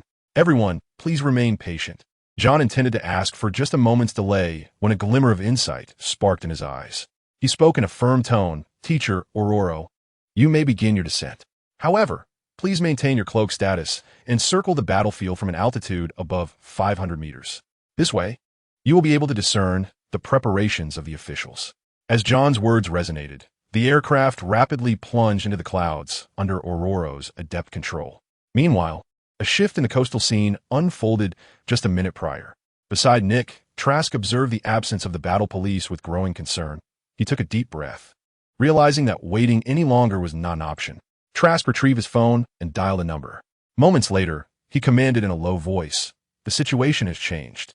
Deploy Sentinels immediately to eliminate all those mutants. Moreover, ensure that all Sentinels, except for the one capable of countering metal control, do not approach Eric within a 100-meter radius. The primary task is to eradicate the mutants within the prison and ensure the safe transfer of the experimental subject codenamed Leech. Should circumstances worsen, destroy the subject. It must not fall into Eric's hands, lest we face the calamity of global mutants under his control." The cold directive echoed through the intercom. "Understood." With a resounding explosion, the roof of the coastal warehouse erupted, and 12 5-meter-tall humanoid machines clad in purple paint soared into the sky. Behind them, four small thrusters belched forth fierce flames as they sped towards Demon Island, 2 kilometers away. Under the cloak of night, the 12 fiery trails were particularly conspicuous. As they traversed a kilometer over the sea, they caught the attention of Magneto and his companions waiting on the bridge. The fiery figure of John inquired with confusion, "What are those points of light?" In an instant, as the Sentinels approached Demon Island, they swiftly formed a formation, with 11 of them charging towards the chaotic prison laboratory. The lone Silver Sentinel, however, surged directly toward Magneto and his associates. Just as these Sentinels reached the skies above the prison, missiles began to rain down like a tempest, some striking with precision through the windows. Boom! Boom! Boom! In an instant, the explosion illuminated the night sky, accompanied by anguished cries. In just one volley, dozens of mutants and several soldiers met their demise, while a section of the laboratory's outer wall was shattered into ruins. The formidable power of modern firearms is laid bare here, showcasing the true strength of human intellect and technology. In that fleeting moment, Magneto intended to employ his abilities to intercept and control the incoming missiles. However, a beam of high-energy light shot from afar abruptly disrupted his plans. The thunderous roar echoed incessantly. The robust blue energy beam, as thick as a fist, sliced through the sky, striking the defensive barrier composed of numerous metal plates, triggering a series of explosions. Only after penetrating and obliterating 7 layers of metal shielding did the energy beam finally dissipate, illuminated by the residual flames. Magneto's visage appeared dark and inscrutable, his gaze icy as it fixated on the silver robot 5 meters away, a chill evident in his voice. Could this device be the Sentinel Charles mentioned? I had assumed they had not advanced to such a sophisticated level. It is truly astonishing. Sentinel, Captain, what exactly is this? Firestorm and Nightcrawler displayed expressions of disbelief, and even Jean, who had remained a silent observer, turned to Magneto, her eyes filled with curiosity. There was a weight in Magneto's tone as he spoke. Charles once mentioned to me that the U.S. government has been secretly developing a mechanical entity endowed with mutant abilities capable of countering mutants. I initially thought he was jesting, for how could machines compare to mutants? Yet, before his words could fully dissipate, Magneto's gaze shifted toward the prison's direction. After releasing all the missiles they carried, 11 Sentinels descended, 7 of which bent down to pass through the walls and enter the building. The remaining 4 landed outside, 3 of which transformed their hands into sharp spears, launching an assault on the remaining mutants. The 4th Sentinel flew to the opposite side of the island. John, if this was your original plan, let us now witness how you intend to execute it. When confronted with the rubber mutant, the Sentinel's mechanical arms ingeniously morphed into a sturdy iron cage, ensnaring it tightly. Subsequently, they would unleash flames reaching thousands of degrees Celsius, incinerating the trapped mutant to ashes. Against the Gecko mutant, the Sentinel's arms transformed into a structure resembling a spray gun, firing a sharp, bony spike akin to a metallic arrow, which impaled it against the wall, resulting in its immediate demise. This series of attacks caused the expressions of Firestorm John and his companions to shift dramatically.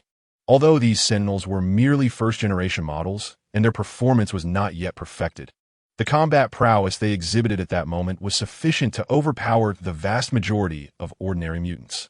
Only those of the Beta class, who, despite their exceptional abilities, possess clear flaws, or the more formidable Alpha class mutants, might stand a chance in direct confrontation, even to the extent of vanquishing them. At that moment, Magneto let out a cold snort, his tone imbued with undeniable confidence. There is no cause for concern, even if these robots possess certain mutant abilities. As long as they are composed of metal, they pose no threat before me. Firestorm, Nightcrawler, I entrust this particular robot to you. I shall handle the others. Magneto's words acted as a reassuring balm, stirring a sense of resolve within John and the others, who solemnly nodded in response. Understood, leader. In an instant, Magneto's figure flickered, and the dozens of metal fragments swirling around him seemed to come alive, soaring through the air in accordance with his will. Observing this, the silver-painted Sentinel robot immediately prepared to take action. Yet, in that fleeting moment, Firestorm John ignited a dazzling blaze in his hands, a pillar of roaring flames suddenly materializing, expanding and surging skyward, radiating an oppressive heat directly towards the Silver Sentinel. Confronted with this unexpected assault, the Sentinel's eyes flashed with urgency, and its body plummeted swiftly, deftly evading the torrent of searing fire. Reduced to mere mortals? Whoosh! Just as the Silver Sentinel was about to respond, a shadow darted past it like a specter. Nightcrawler, wielding her dagger, had already infiltrated beneath, her blade glinting coldly as it sliced through the robot's leg.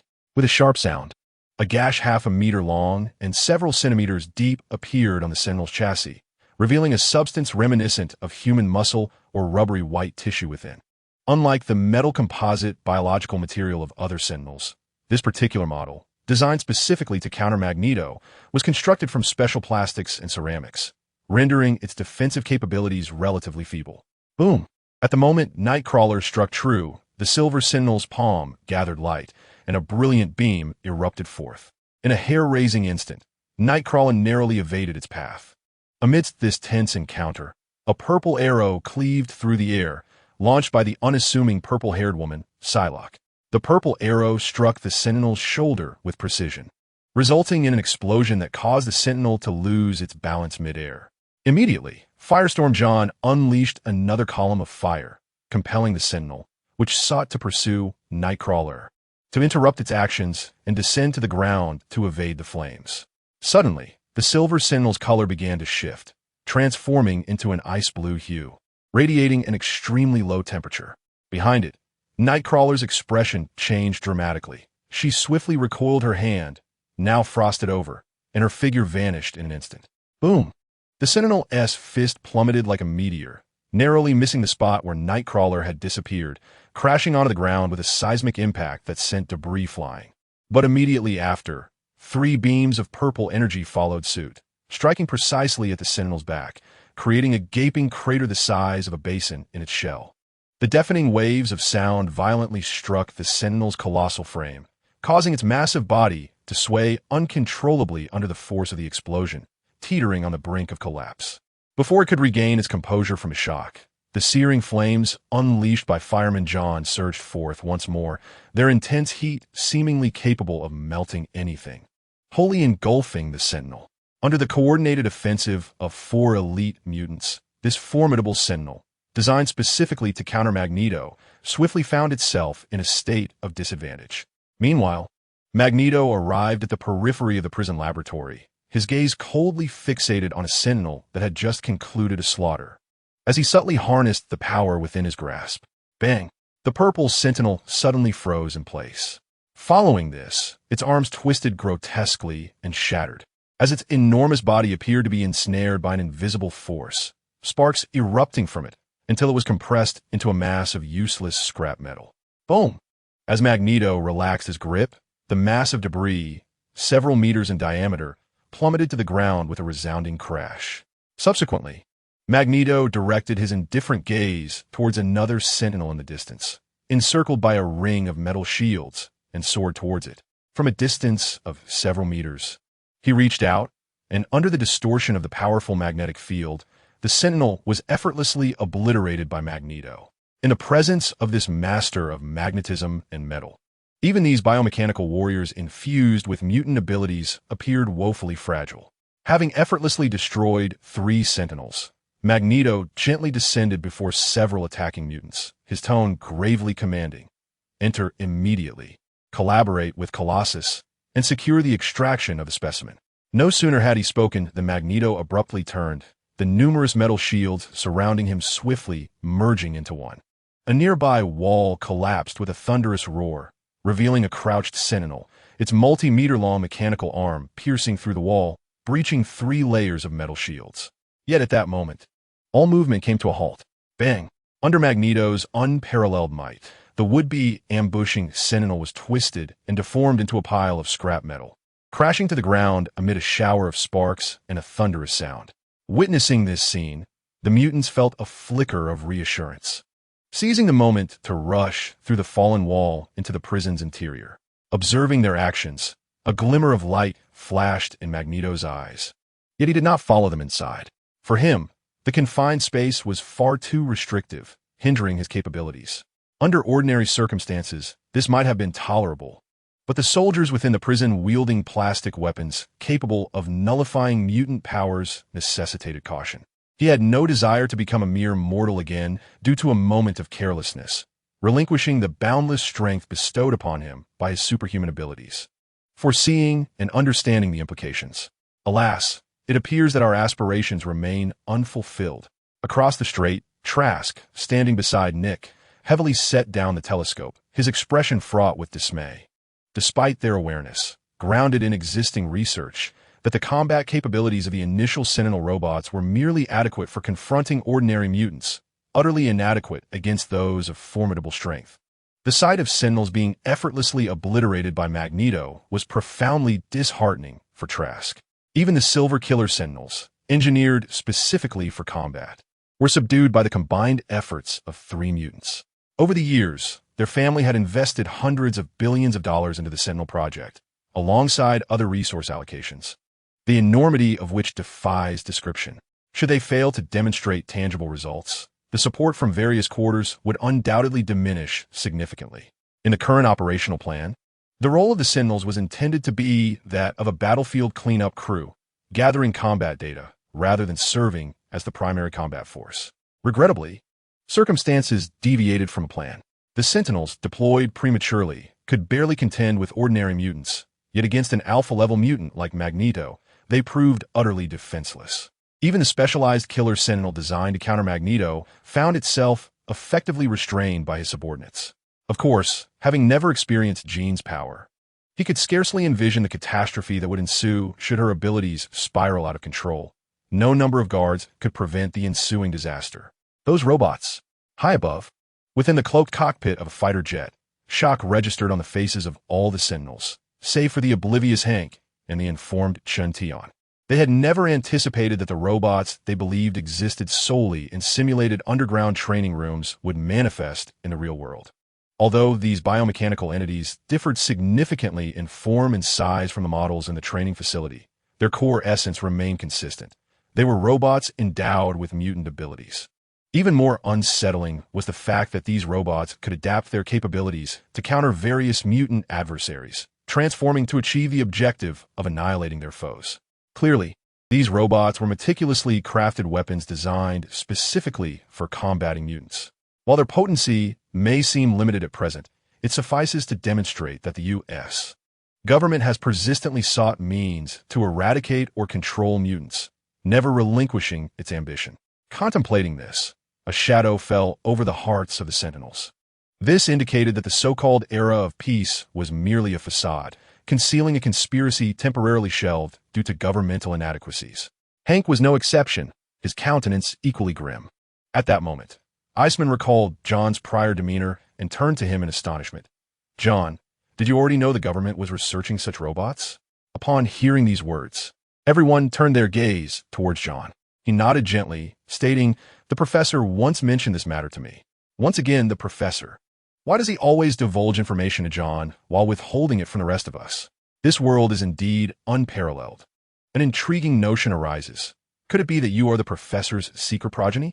At this moment, not only Iceman, but even Wolverine and others regarded John with unusual intensity. However, John remained unconcerned with their beliefs. He was already firmly convinced. He continued, "Therefore, today, while utilizing the main computer of the base, I stealthily infiltrated the internal network of the United States government, and indeed discovered traces of the Devil Island project." "What? The one who breached the White House network today was you?" Hank exclaimed, taken aback, for he had also heard news of an intrusion into the White House network. John candidly confirmed, "Indeed, it was I, which allowed me to learn of their plans." The plan indicated that should Magneto appear, the Sentinels would first engage him. If victorious, that would be splendid, but if not, they would dispatch Sentinel robots to rectify the situation. Furthermore, the deployment of the Sentinel robots was also intended to test research outcomes and gather combat data. At this juncture, the minds of the group were engulfed in chaos, as they had not anticipated the multitude of unknowns that lay before them.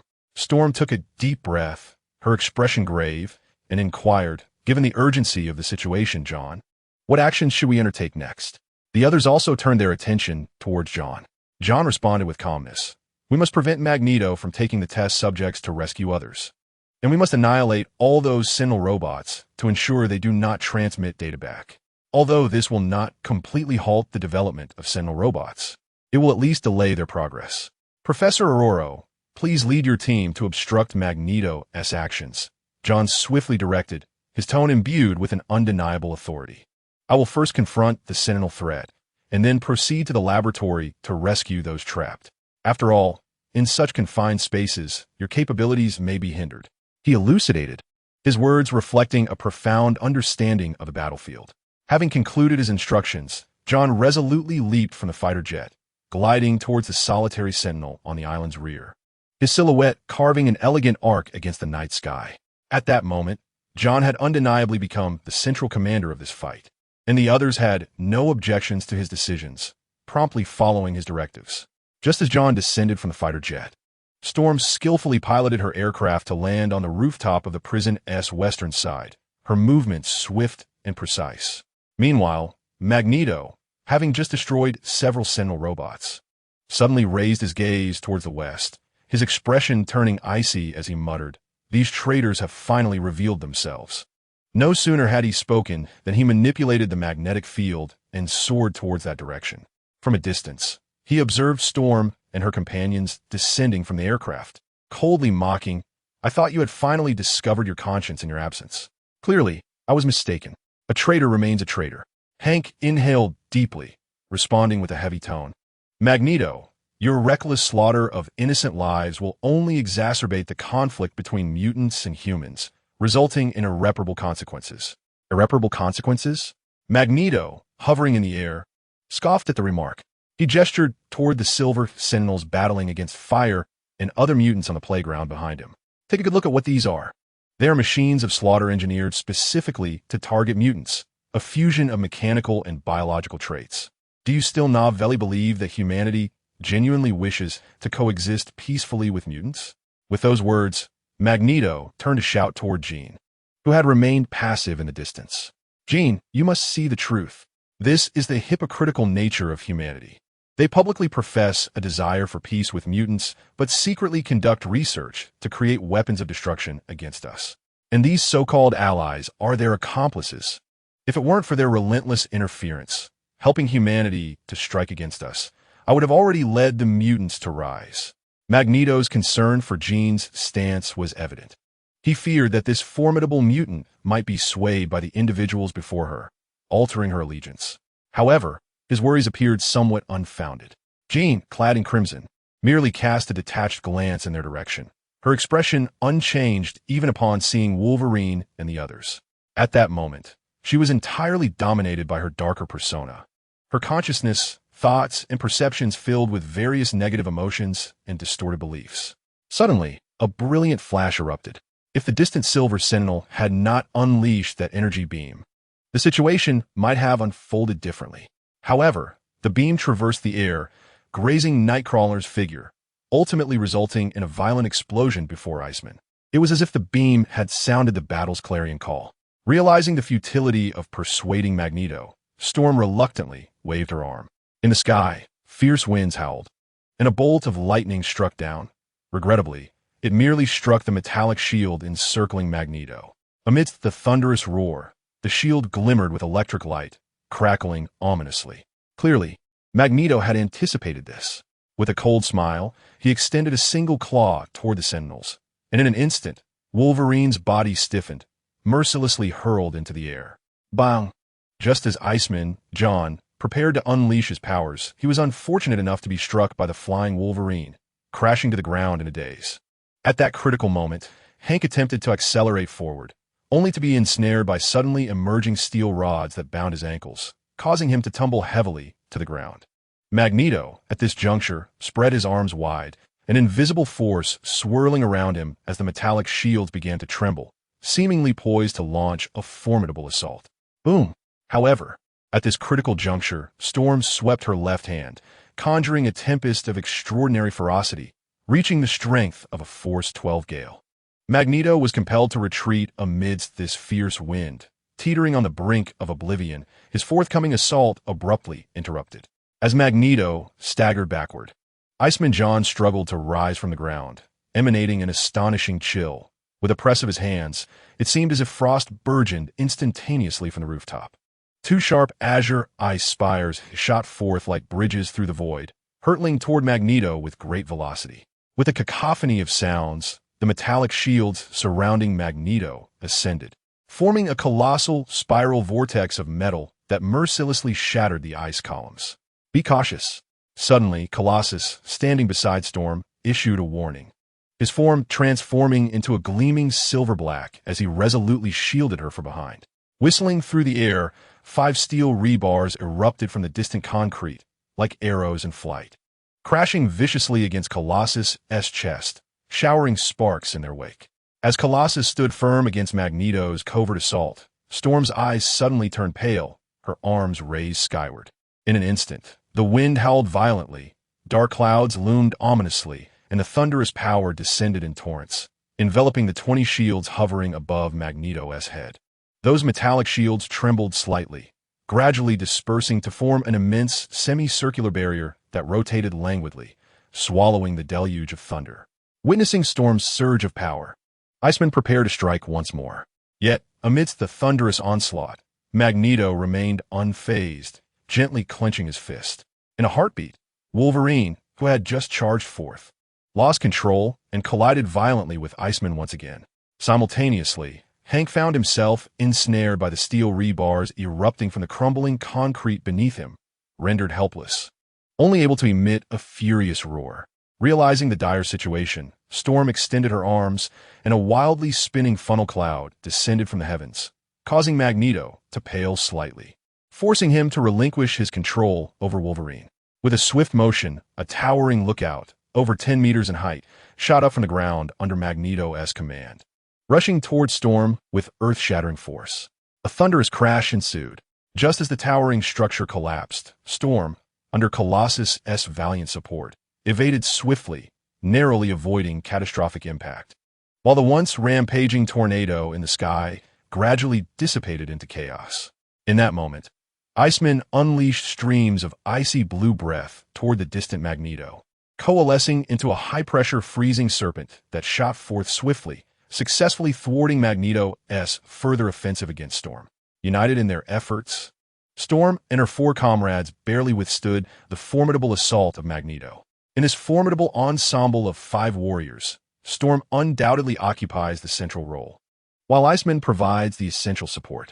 The steadfast Colossus, lacking ranged attack capabilities, loyally stands at Storm's flanks, ever vigilant against Magneto's potential metallic onslaught. Although Colossus possesses the unique ability to harden his entire body, This power remains impervious to Magneto's control.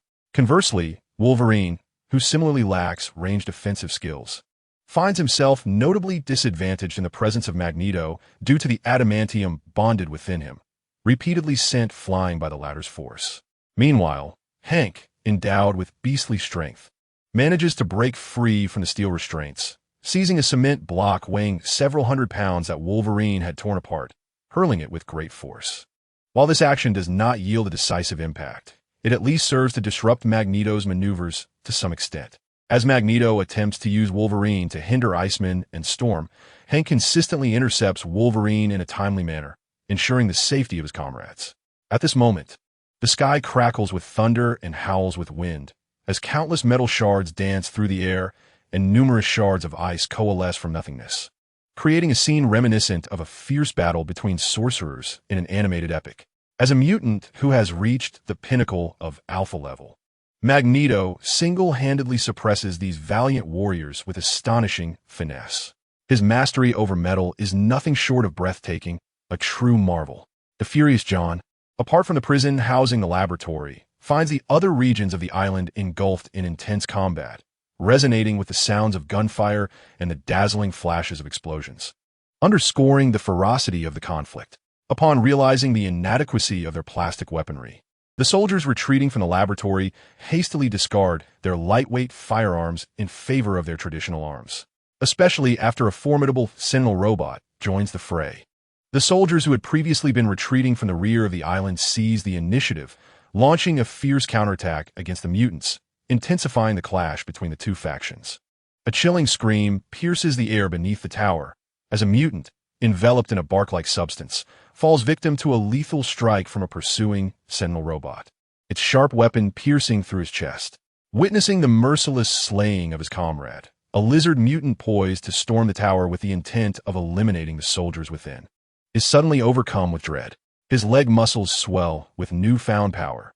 With a powerful thrust, the lizard mutant leaps into the air, only to be met with the gruesome fate of being impaled through the head by a 5-meter-long, fist-thick spear. After successfully dispatching this mutant, the Sentinel robot retracts its spear-like arm, returning to its original form, all while the terrified eyes of the soldiers within the tower bear witness to this grim spectacle. The lifeless body of the lizard mutant crashed heavily to the ground, emitting a dull thud. Having effortlessly dispatched 2 ordinary mutants, the Sentinel robot was poised to pursue others. However, at that very instant, a howling gale erupted in the sky above. A shadowy figure descended with lightning speed, nearly approaching the supersonic velocity of 400 meters per second. In the fleeting moment that the shriek resounded, this entity struck the Sentinel robot with cataclysmic force. Boom! A tremendous roar reverberated, shaking the earth itself. Under the gaze of the soldiers, the once formidable robot exploded instantaneously, shards and flames scattering in all directions, enveloping the battlefield in a cloud of smoke. Illuminated by the raging inferno, a tall figure clad in obsidian battle attire stood proudly. Around him, spiraling gusts entwined with the flames of the explosion, his hair dancing wildly in the tempest like a demon birthed from fire. He was, without a doubt, a monstrous apparition. Within the tower, a soldier screamed in terror, instinctively pulling the trigger of a submachine gun, unleashing a barrage of bullets that erupted like a torrential downpour. To John, possessing extraordinary dynamic vision, the bullets flying at hundreds of meters per second seemed to move in slow motion, gradually approaching him, making it almost effortless to evade the onslaught. Yet, John chose not to dodge, allowing dozens of bullets from the emptied magazine to strike his body. Bang, bang, bang. The bullets impacted against John, producing sounds akin to metal colliding, before falling harmlessly to the ground, inflicting no injury whatsoever. In John's perception, the bullets never truly touched him. They were halted mere millimeters from his skin by an immense, invisible force field. Consequently, not a single hair on his body was harmed, nor was there a scratch on his battlesuit. This was the manifestation of his indomitable, ironclad physique. The scene left the 3 soldiers in the tower in stunned silence, paralyzed with indecision on whether to continue firing or surrender. John slightly raised his head, casting a cold, indifferent glance at the trio, before gently clenching his right fist in preparation for action. The swirling air around him roared like an enraged beast, and with an explosive surge of immense power, John thrust his fist forward. Boom! In an instant, the air seemed to tear apart, a sound of detonation filling the space. Under the influence of that terrifying force, the air was ruthlessly compressed and shattered, creating a transparent passageway that surged towards the tower over 10 meters away, accompanied by a piercing whirlwind. Boom! With the force of his overwhelming punch, one side of the tower crumbled, sending the 3 soldiers hurtling through the air, blood spewing from their mouths like marionettes with severed strings. To the ordinary individuals who dared to shoot at him, John merely retaliated with a swift punch, and in an instant, his figure vanished amidst a cacophony of piercing howls, as if traversing hundreds of meters, reappearing directly behind the prison laboratory. Boom! The prison wall, a formidable half-meter thick and 5 meters high, crumbled like paper under John's brutal impact. Amidst the swirling dust, John's silhouette flickered like a phantom, effortlessly crossing over 10 meters to materialize behind the laboratory building, subsequently crashing through the wall with ease. Boom! Within the haze of dust, John's figure emerged in the corridor that once housed inmates, and he promptly unleashed a powerful punch to the left, unleashing a violent force that compressed the air, creating a devastating shockwave. Boom! The doors several meters away shattered into fragments under the pressure of his fist, while a soldier, hidden behind, prepared to fire tranquilizer rounds, only to let out a horrific scream as his chest caved in, blood erupting as he was sent flying backwards. In the blink of an eye, from around the distant corner, another soldier wielding a plastic gun appeared, firing at John without hesitation. Whoosh! Whoosh! Whoosh! Several plastic healing rounds shot forth. Yet, in that fleeting moment, the soldier's vision blurred, and the mutant John, once 7 meters away, seemed to employ a teleportation spell, suddenly standing before him. The force of the airwaves erupting around him so intense that it nearly blinded the soldier. The wall collapsed with a thunderous crash. Bang! The soldier was hurled back as if struck by a colossal force, crashing against the rear wall, resembling a bag of broken meat, blood splattering everywhere. Before he limply slid down. Bang! In another room, a mutant poised to assault a woman suddenly burst apart. His blood sprayed like raindrops, staining the woman in crimson, who gazed in terror at the figure enveloped in a swirling cyclone departing outside the door. Amidst the swirling currents, John traversed the laboratory like a harbinger of death. His expression impassive, anyone daring enough to attack him, be they mutants under Magneto or the soldiers of the laboratory, were obliterated by a single punch. Even the doors and walls that obstructed his path fell victim to his might, crumbling under his blows, showcasing unparalleled dominance. Bang! John once more smashed through a wall, dust flying, as he stepped into a spacious room.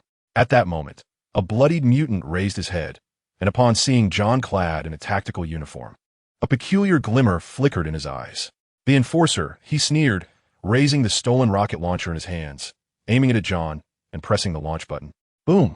The rocket launcher erupted with a blinding flash of fire, a rocket hurtling toward John, imbued with an aura of destruction.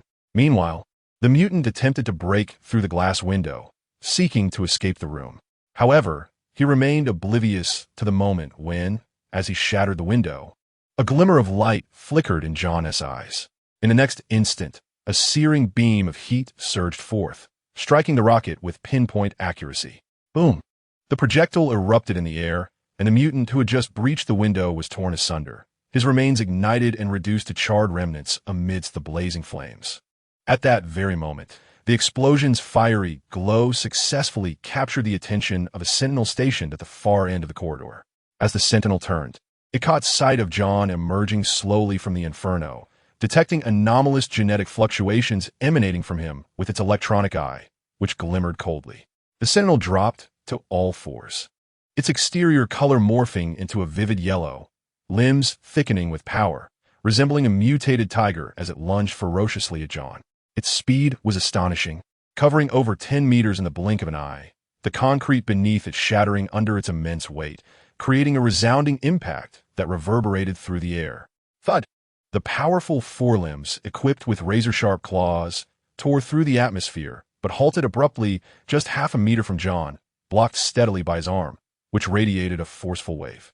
Observing the Sentinel before him, which appeared to have mimicked a certain mutant's abilities, John remarked coolly, a force output of approximately 20 tons and a velocity of around 30 meters per second.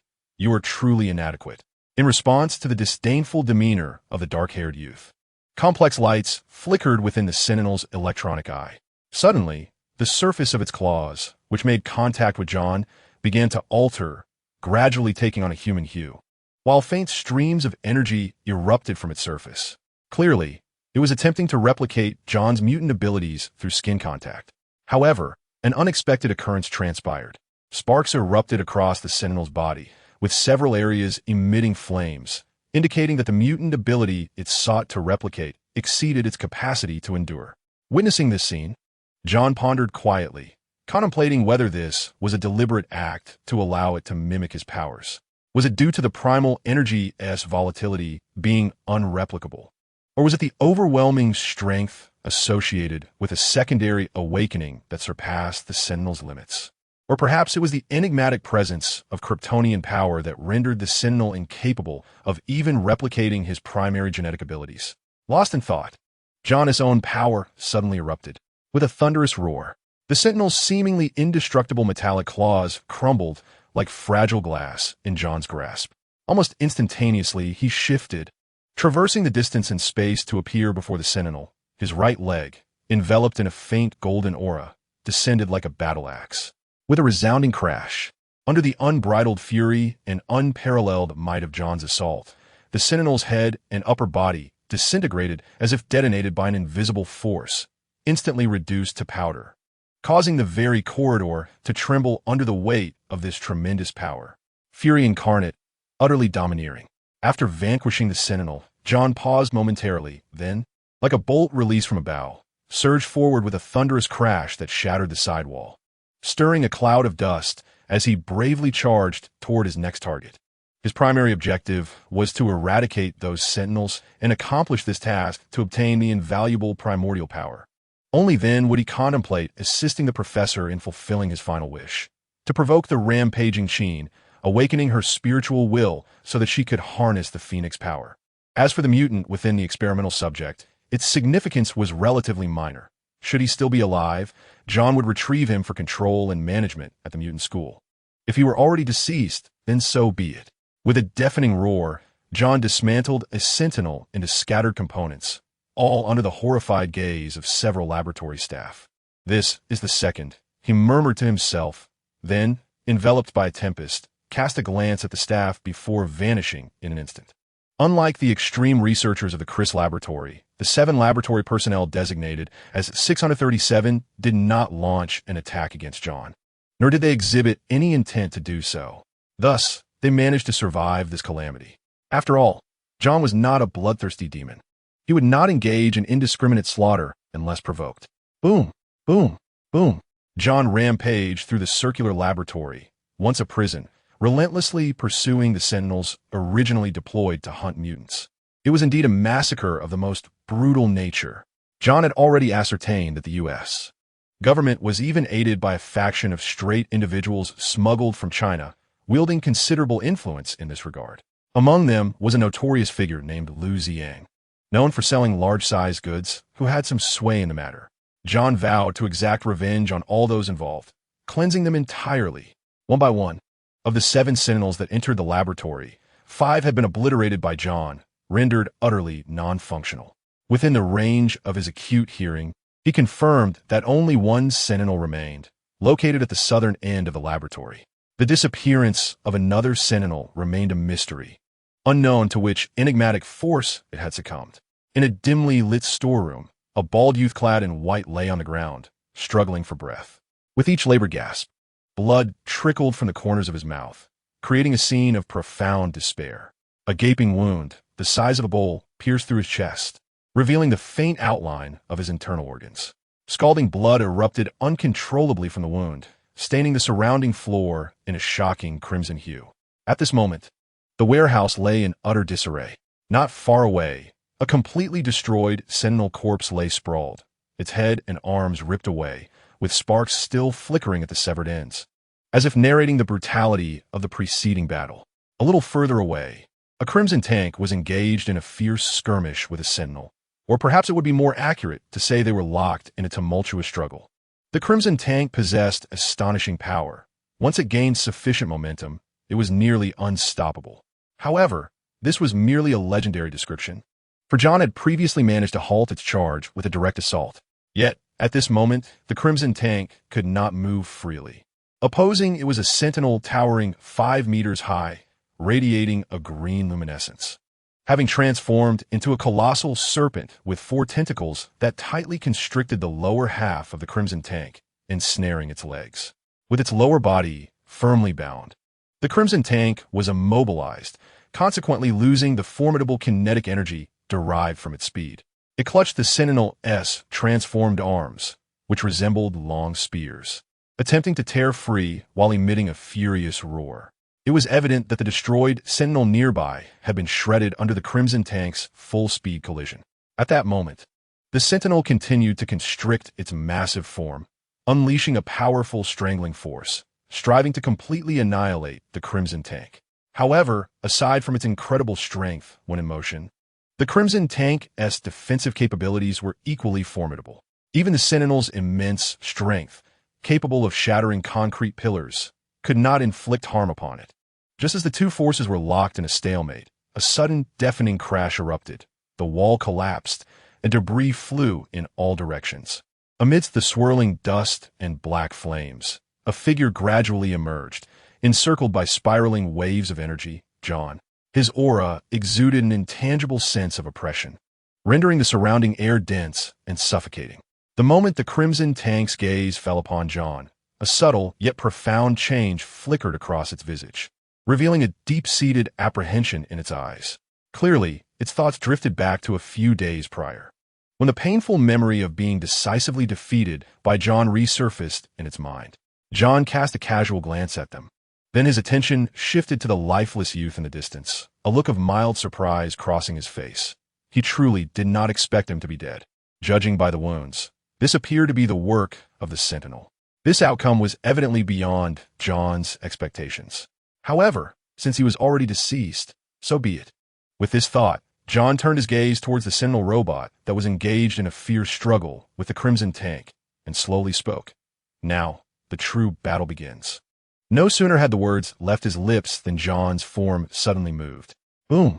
As he sprang into action, a deafening sonic boom erupted in the air.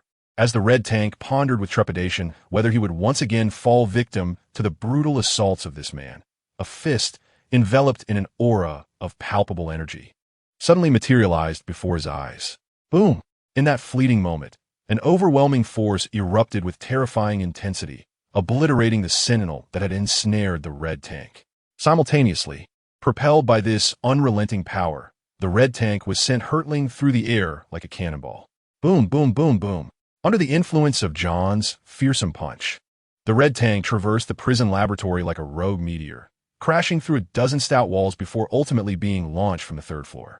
On the prison yard, the battle between the Human Torch Quartet and the Silver Sentinel intensified into a fierce confrontation. Under the relentless onslaught of the four, the Silver Sentinel quickly found itself in dire straits.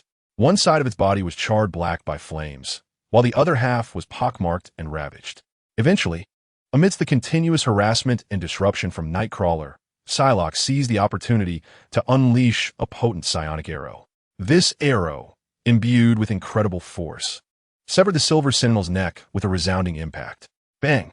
Deprived of its head, the mangled body of the Silver Sentinel crashed heavily not far from Jean. Witnessing this spectacle, the Human Torch Quartet donned triumphant smiles. The robot, which had long been a source of frustration and challenge, was finally vanquished. After successfully dispatching the Silver Sentinel, the four turned their attention to the distant battle against Magneto, their eyes glinting with cold intensity, clearly harboring discontent and hostility toward these adversaries who perpetually thwarted their endeavors. At this moment, amidst the fierce clash between the two sides, Magneto's relentless manipulation of surrounding steel led to the collapse of half of the rooftop and building. In this chaotic melee, both factions plummeted from the sky to the ground. How terrifying was the scene of utter devastation. The howling winds continued to rage, lightning flickered incessantly, and metallic debris flew in all directions, intermixed with orbs of ice capable of freezing everything. Rapidly, walls of ice began to rise from the ground, plunging the conflict into a stalemate. Before Iceman and Storm stood the formidable Hank McCoy and Colossus, auxiliary warriors aiding them in fending off Magneto's metallic assaults and sudden ambushes. As for Wolverine, he had long distanced himself from the battlefield, his expression grave as he sought the opportune moment to rejoin the fray. The only one yet to make an appearance, Shadowcat remained at the far end of the rooftop, guarding Scott. Witnessing this scene, Johnny Storm and his companions sprang into action, especially Johnny, who, from a distance, waved his arm, instantly releasing a scorching pillar of fire that roared toward Iceman, radiating an unbearable heat. During their time at the School for Mutants, the relationship between Fireman John and Iceman had always been fraught with discord, much like their powers, which were as incompatible as fire and water. Confronted by the oncoming columns of flame, Iceman furrowed his brow and forcefully pressed his hands against the ground. In an instant, a layer of azure ice spread across the surface with astonishing speed, erecting 3 walls of ice more than 10 meters away. Boom! The collision of flames and frost triggered a violent explosion, sending fire soaring into the sky and countless shards of ice scattering, only to be melted by the encroaching flames, an awe-inspiring spectacle. Simultaneously, Nightcrawler refocused her attention on Storm. In a flash, she traversed the distance of several meters and appeared right before Storm. However, standing resolutely in front of her was Colossus, who unfurled his arms without hesitation, staunchly shielding Storm. Clang! The sharp dagger struck Colossus, igniting a spark but failing to inflict any harm. Nightcrawler was taken aback by Colossus's extraordinary defense, yet her reflexes were swift, and she immediately dodged. With a thunderous roar, as Nightcrawler evaded with remarkable speed, a violent bolt of lightning struck the very spot she had just vacated, raising a cloud of dust and electric sparks. Meanwhile, at the other end of the battlefield, Psylocke leapt gracefully, conjuring once again the ethereal energy bow that emitted a haunting purple glow. With a steely gaze, she aimed at the distant beast Hank and unleashed 3 psionic arrows that whistled through the air towards him. Boom! Boom! Boom! These arrows were devastatingly powerful, akin to artillery shells, catching Beast Hank off guard as he desperately maneuvered to evade the lethal assault. On another front, Wolverine Logan, armed with keen agility and exceptional combat instincts, had swiftly closed the distance to the formidable wave. However, just as he attempted to engage in close combat, he was directly propelled away by a shockwave unleashed by Wave, crashing heavily to the ground. The newly allied mutant warriors under Magneto displayed astonishing strength, turning the tide against the X-Men, who found themselves at a disadvantage. The disparity in overall combat power was glaringly evident, confirming John's earlier assertions that the X-Men had acted recklessly, lacking a meticulous plan and strategy. At this moment, deprived of Iceman's supportive presence, Colossus found himself entangled with the incredibly swift Nightcrawler, while Storm faced an overwhelming surge of pressure from Magneto. Alone, how could she withstand the tempestuous onslaught? Observing this scene, a cruel smirk crept onto Magneto's lips. He manipulated over 20 metallic shields in the sky, causing them to swirl around and absorb Storm's lightning attacks, while extending his other hand into a slight fist. Suddenly, 5 of the metallic shields before him began to undergo an extraordinary transformation, gradually morphing into sharp, spear-like steel weapons. The steel javelins were aimed at Storm, exuding a chilling aura that sent shivers down the spine. Boom! At that moment, a violent explosion erupted from the 3rd floor of the prison laboratory, and a figure shot forth like a cannonball from the epicenter of the blast, traversing the space between the crowd with astonishing speed, ultimately crashing forcefully onto the nearby square. The impact shook the earth, sending debris flying and a cloud of dust billowing into the air. This sudden turn of events left Magneto and Human Torch momentarily stunned, before they could comprehend the situation. They witnessed the dissipating smoke from the collapsed opening on the 3rd floor, as a shadow darted past at lightning speed, extinguishing the remaining flames in an instant. With deep contemplation, Magneto's expression shifted dramatically, undeterred by the wrath of the heavens descending upon him. He deftly manipulated over 40 sturdy metal shields to form an impregnable line of defense before him. Just as the last shield was positioned, a fist glowing with a golden radiance crashed against the foremost shield. A deafening roar followed. Under the onslaught of that overwhelming force, The metal shields collided with one another like leaves caught in a tempest, erupting in dazzling light and explosive sounds. It was only after more than 30 shields had been twisted into a mass of mangled scrap metal that this contest of strength reached a temporary ceasefire before Magneto, the once palpable kinetic energy finally dissipating into nothingness. As Magneto stood in astonishment from the sheer force of that punch, John appeared before Nightcrawler at a supersonic speed exceeding 300 meters per second, as if teleporting. Nightcrawler, the woman with tattoos adorning one side of her face, felt an overwhelming dread wash over her. Her powers ignited instantaneously, propelling her into a state of high-speed movement, causing her to vanish from sight. "Your speed is simply too slow." Accompanied by John's cold voice, Nightcrawler reached the limits of her velocity, suddenly feeling a hand gently rest upon her shoulder, followed by an immense force that hurled her away. Another thunderous crash. Nightcrawler collided violently with a fallen wall in the distance, unable to utter a single scream. Her body crumpling to the ground, blood spilling from her lips, gravely injured and unable to rise. Having nonchalantly dispatched Nightcrawler, John's figure flickered once more, leaving a dazzling trail of afterimages as he brushed past Quake and Wolverine. In that fleeting instant, before Quake could react, John's palm, imbued with terrifying power, struck her back with brutal force. Under this strike, Quake was hurled through the air as if struck by a speeding train, her anguished scream echoing as she collided with Psylocke, the two of them tumbling into a chaotic heap. At this juncture, Human Torch had regained his composure from the shock. Without hesitation, he swung his right hand, unleashing a searing column of fire directed towards the swiftly approaching John. However, as the fiery column erupted, it was instantaneously obliterated by an overwhelming force. Almost immediately, a fist magnified dramatically within John's gaze, ultimately crashing forcefully against his chest. A dull thud resonated through the air. Under the controlled might of John's punch, the fiery being let out a pained shriek, blood gushing from his mouth as his body was propelled over 10 meters away, rolling helplessly for several revolutions before coming to a disheveled halt. Buzzing. At that very moment, a piercing shriek erupted from behind John as 5 2-meter-long, razor-sharp metallic javelins sliced through the air with a velocity that seemed capable of rending the very heavens. Meanwhile, the distant Magneto wore an expression of cold ruthlessness and unwavering resolve. Yet, regrettably, these javelins, moving at a speed akin to that of bullets, appeared to John as if in a slow-motion cinematic replay, strikingly sluggish. With unhurried grace, John pivoted, extending his right hand. As the javelins approached him languidly, he effortlessly grasped one of them. Bang, bang, bang, bang. In an instant, as he secured one javelin, John flicked his wrist lightly, sending the remaining 4 javelins flying with ease. But in that fleeting moment, the javelin in his grasp suddenly morphed, coiling around his hand and arm like a serpentine creature. Simultaneously, a powerful force sought to yank him skyward.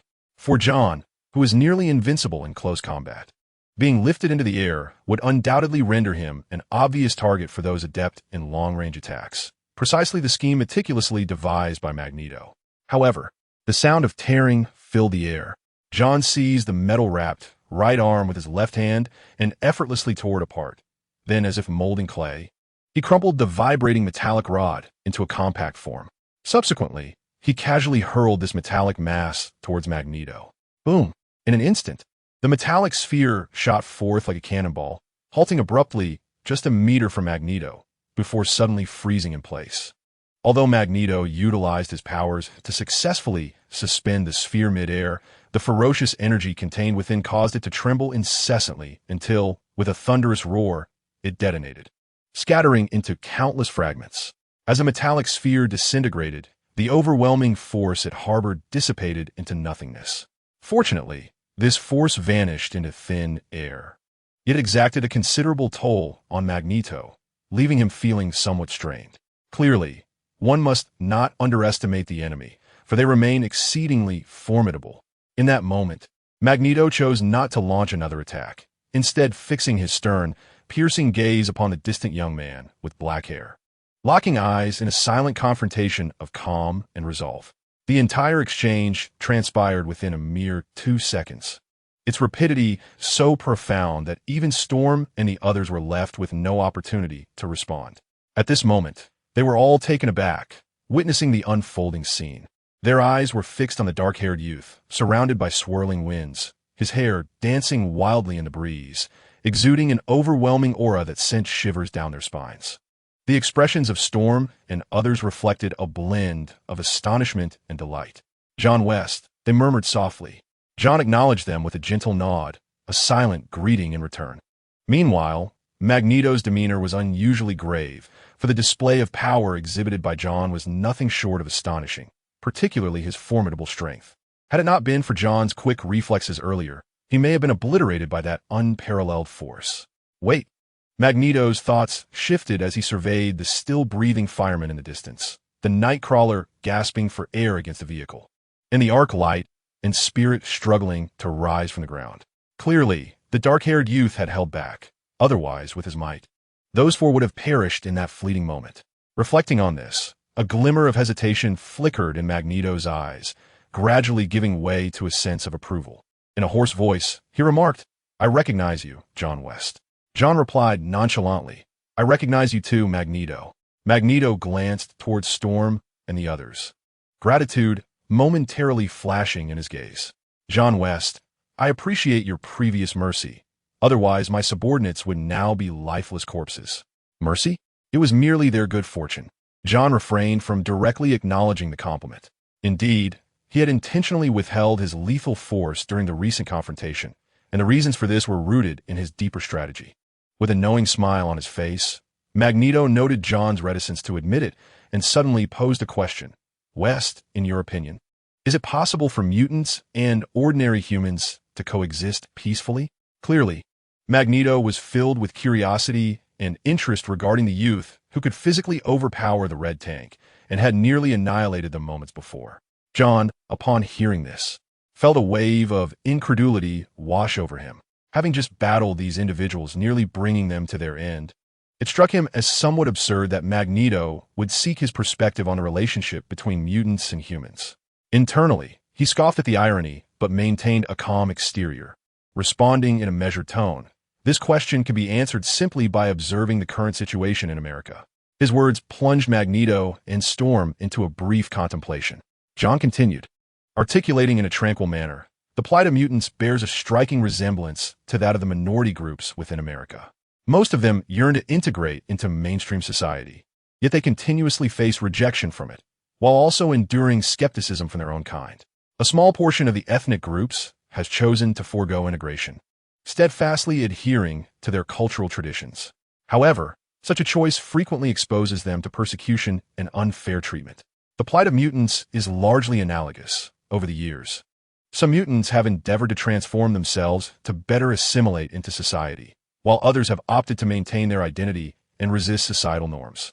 Those who choose integration often face skepticism from fellow mutants, whereas those who remain true to themselves continuously endure societal persecution and oppression. This conundrum appears nearly insurmountable.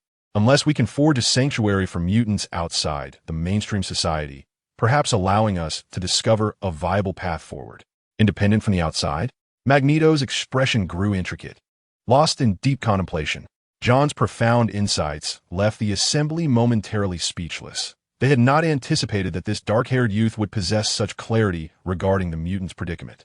After a considerable pause, Magneto exhaled slowly, his voice bearing a weighty and aged timbre. "You are correct, Vester. The situation of mutants indeed shares numerous parallels with that of minority groups. In this world, there are always mutants yearning to blend into the mainstream, perhaps having faced little persecution, thus harboring hope of coexisting harmoniously with ordinary humans and leading a normal life. Yet, there are others who choose to stand firm and resist, for they are acutely aware that humanity will never genuinely accept them. In the eyes of humans, they remain perceived as potential threats." At that moment, the Red Tank struggled to rise from a distant pit, his figure appearing somewhat frail. Magneto turned to him and inquired, "Red Tank, what is the status of the subject?" "Dead," was the Red Tank's succinct and direct response. "Dead?" Magneto paused, momentarily taken aback by the revelation. The Red Tank reaffirmed, "Yes. He has been killed by that peculiar robot." How is this possible? Storm and others expressed their astonishment. It seems that even fate lends me a hand. A smile gradually emerged on Magneto's face. Since the subject has perished, our objective has been achieved, and there is no need to continue the assault. With that, Magneto turned his gaze to John, admiration glimmering in his eyes. Vester, your performance has indeed been remarkable. No longer associate with those inept traitors. Join me. I plan to establish a true nation for mutants, a sanctuary that exists independently from mainstream society. What? You intend to create a mutant nation? You must be insane. Hank stared at Magneto in disbelief, while Iceman and other mutants shared his astonishment. In the eyes of Hank and others, while Magneto frequently rallies certain mutants to protest and resist the actions of the authorities, those actions remain within the realm of their understanding. However, the establishment of a nation is an entirely different matter. From where would the necessary human resources originate? For what territory and land would it be derived? How would one secure financial support? More importantly, would mainstream human society permit such an endeavor? This notion is nothing short of fantastical. John pondered whether this individual had lost his mind. Such absurd ideas, yet it is worth noting that a powerful figure from a parallel universe next door has indeed accomplished this feat. However, that individual possesses the requisite strength. Having acquired the ability to manifest physical forms and simultaneously wield the powers of both the Golden Superman and the Silver Superman. My dear friend, do you possess such capabilities? That individual merely traversed to this realm and spent a few years as an assassin, while I stumbled upon Superman Clark, and his son encountered Gwen Spider-Man, and his daughter formed bonds with Charles and Magneto, both brothers in misfortune. Can you truly compare to such prowess? Magneto let out a derisive snort, his tone laced with disdain and scorn, as if scrutinizing a swarm of insignificant ants. He mocked, "Do you believe I, unlike your worthless existence, would be content with the hypocritical peace offered by humanity, wallowing in impractical fantasies day after day? Although the history of mutants is fraught with unimaginable challenges and hardships in the pursuit of constructing our own nation, if we were to abandon this noble aspiration merely due to the arduous journey ahead, then mutants would forever remain shackled by oppression, unable to achieve true ascendance." At this juncture, Magneto passionately gestured with his arms, his emotions surging like a tumultuous tide, and he continued his eloquent discourse. For years, I have tirelessly fought for this lofty goal, seeking those comrades who share my vision to join me in this monumental revolution.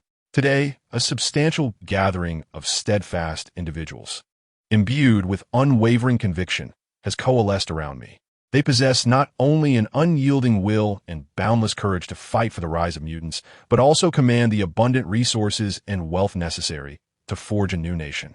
Furthermore, there are those brave warriors who steadfastly remain on the front lines of this struggle, such as John, Nightcrawler, and the one endowed with the latent power to potentially upend the world, Jean, a heart-stirring force, under the spellbinding rhetoric of Magneto. Akin to that of a passionate orator, the faces of Firestar John, Nightcrawler, and others reflected a blend of astonishment and pride.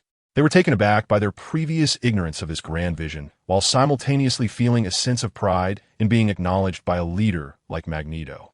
The passing of Charles has plunged me into profound sorrow and regret. Therefore, I fervently hope that one day you, a being of boundless potential, will not sacrifice yourself in vain for the elusive fantasy of peace. John, join me on this path. Magneto gazed at John with eager anticipation, his eyes alight with fervor. Your recent remarks resonate perfectly with my contemplations over the years. Let us unite our efforts to forge a new world for mutants. Storm, taken aback, cried out with urgency and forewarning, "No, John, do not fall prey to his seductive words. He is merely a fanatic, consumed by war and destruction, and his ambitions will lead to the suffering of countless innocent lives." "Indeed, John, do not be swayed by his honeyed rhetoric," echoed Colossus, his voice tinged with concern for his friend. He held a deep friendship with John and wished to steer him away from the thorny, dark path that Magneto proposed. In the face of Magneto's enticing invitation, John maintained his composure, responding with serene clarity.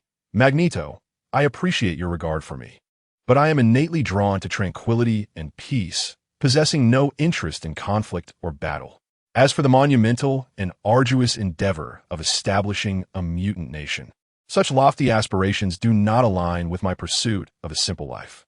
Despite my genetically endowed abilities, I am not inherently a mutant.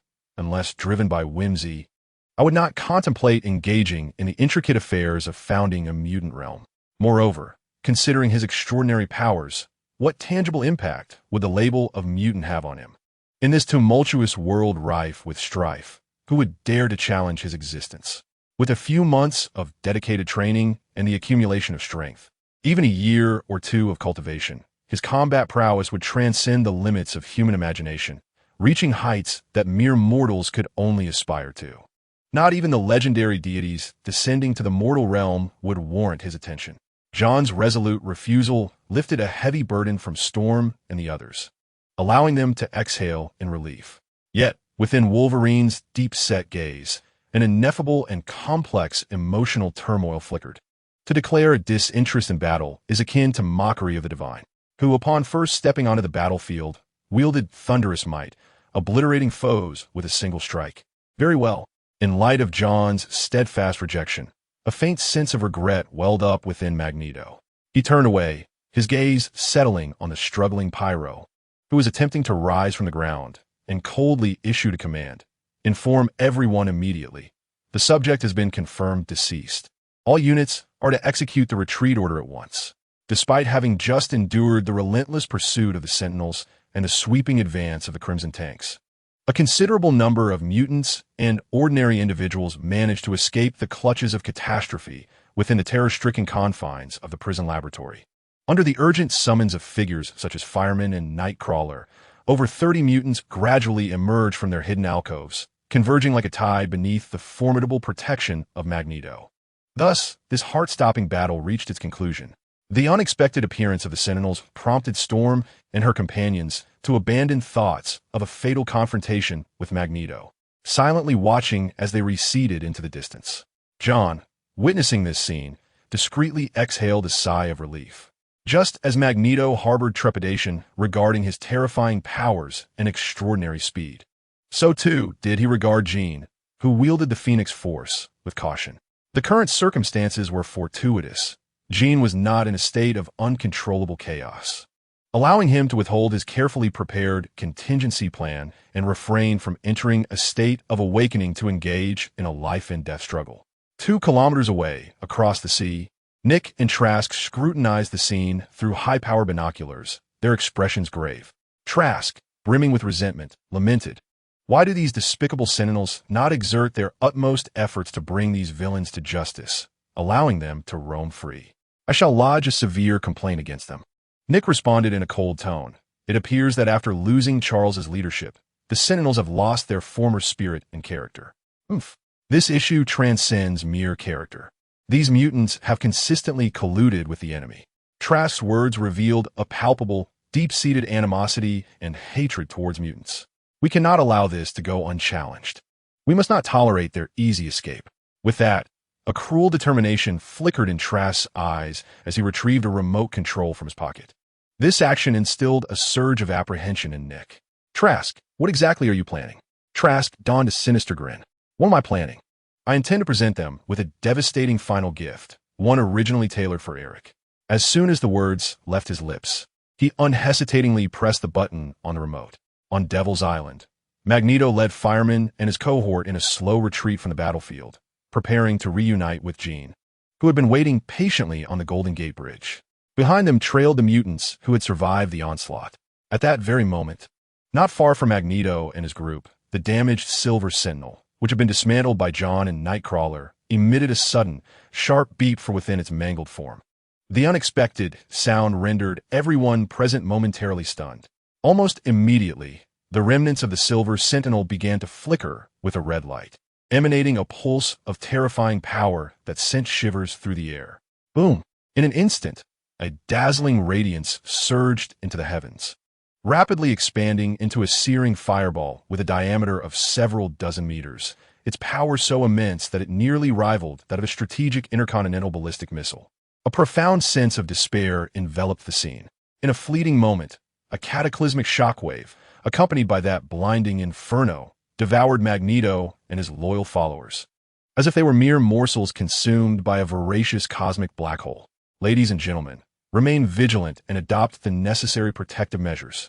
Seek out reliable refuge immediately to evade the impending onslaught of explosive force. This unforeseen calamity rendered every participant present profoundly shaken. As Storm and her fellow superpowered allies hurriedly sought a sanctuary to shield themselves from the looming threat of annihilation, Wolverine and the indomitable Colossus, positioned perilously close to the blast radius, were violently hurled into the air by the overwhelming shockwave, rendered powerless against its might. Even the formidable Devil's Island trembled under the impact of the explosion, as though the entire land writhed in agony under this divine retribution. On the opposite shore, Nick's eyes widened in terror as he beheld the blinding fire igniting the dark night sky like daylight. In disbelief, he inquired, "Could it be that you brought a devastating intercontinental ballistic missile into this operation?" That was unthinkable. If it were a ballistic missile, it would be utterly incapable of eluding Magneto's acute perception and control. Trask chuckled derisively, elaborating, within the Sentinel robot, specifically designed to manipulate metallic objects. We ingeniously installed a supercompressed bomb encased in a high-tech composite of plastic and carbon fiber. It is meticulously packed with up to 100 kilograms of high-density solid explosives, possessing explosive potential comparable to that of a 50-kiloton yield.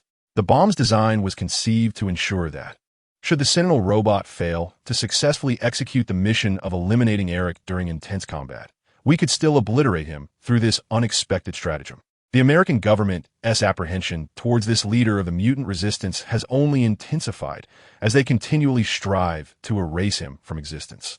Regrettably, Eric's movements are as elusive as a specter, while the majority of modern weaponry appears feeble in his presence, including those typically deemed lethal, such as missiles. Consequently, they were compelled to develop this unique bomb devoid of any metallic components. It shall certainly not escape the clutches of death. Trask gazed at the radiant conflagration that nearly engulfed a vast expanse, a satisfied and triumphant smile gracing his features. Yet at that very moment, the distant explosion's fiery glow appeared to be suddenly suspended by some enigmatic force. Subsequently, amidst the swirling flames that adorned the sky, a chilling aura of terror gradually permeated the atmosphere, as if the very order of the cosmos was trembling in that instant, with the waves surging restlessly in response to this ominous presence. What manner of bizarre phenomenon was this?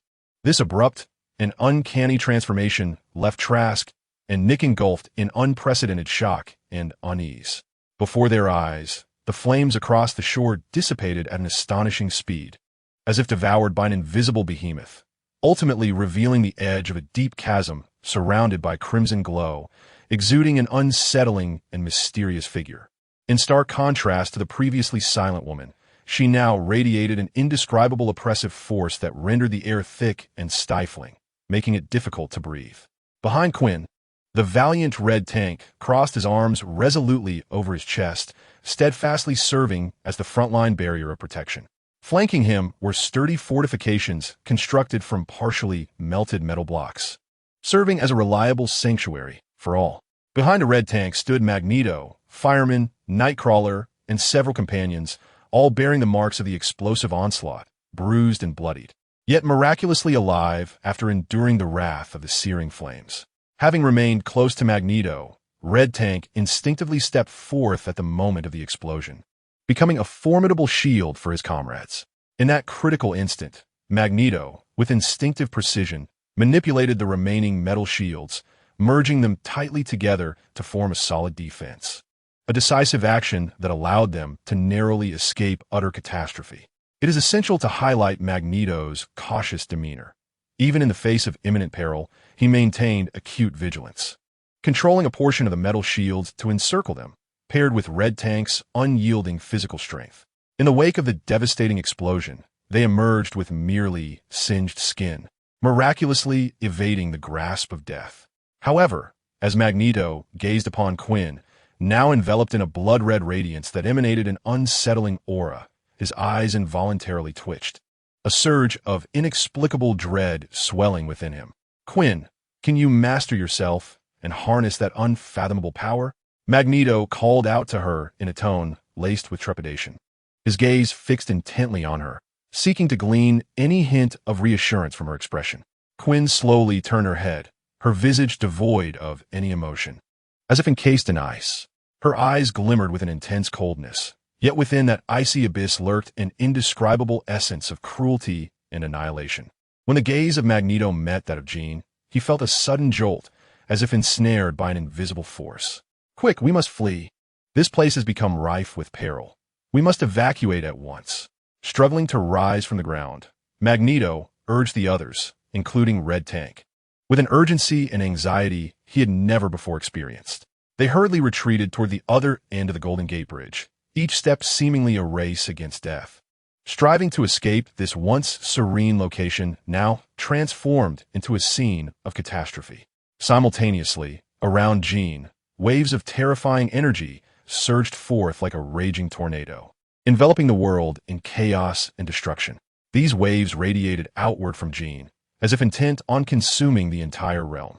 Under the influence of this unparalleled power, ominous clouds converged from all directions, swiftly coalescing into a massive vortex that shrouded the entire island of Doom in impenetrable darkness. Every inch of land on the island trembled under the weight of this destructive aura, as if it might be torn asunder at any moment. The spectacle upon the sea was even more harrowing. Hundreds of thousands of tons of seawater seemed liberated from the shackles of gravity, drawn upward by an unseen force, forming towering curtains of water that blotted out the sun.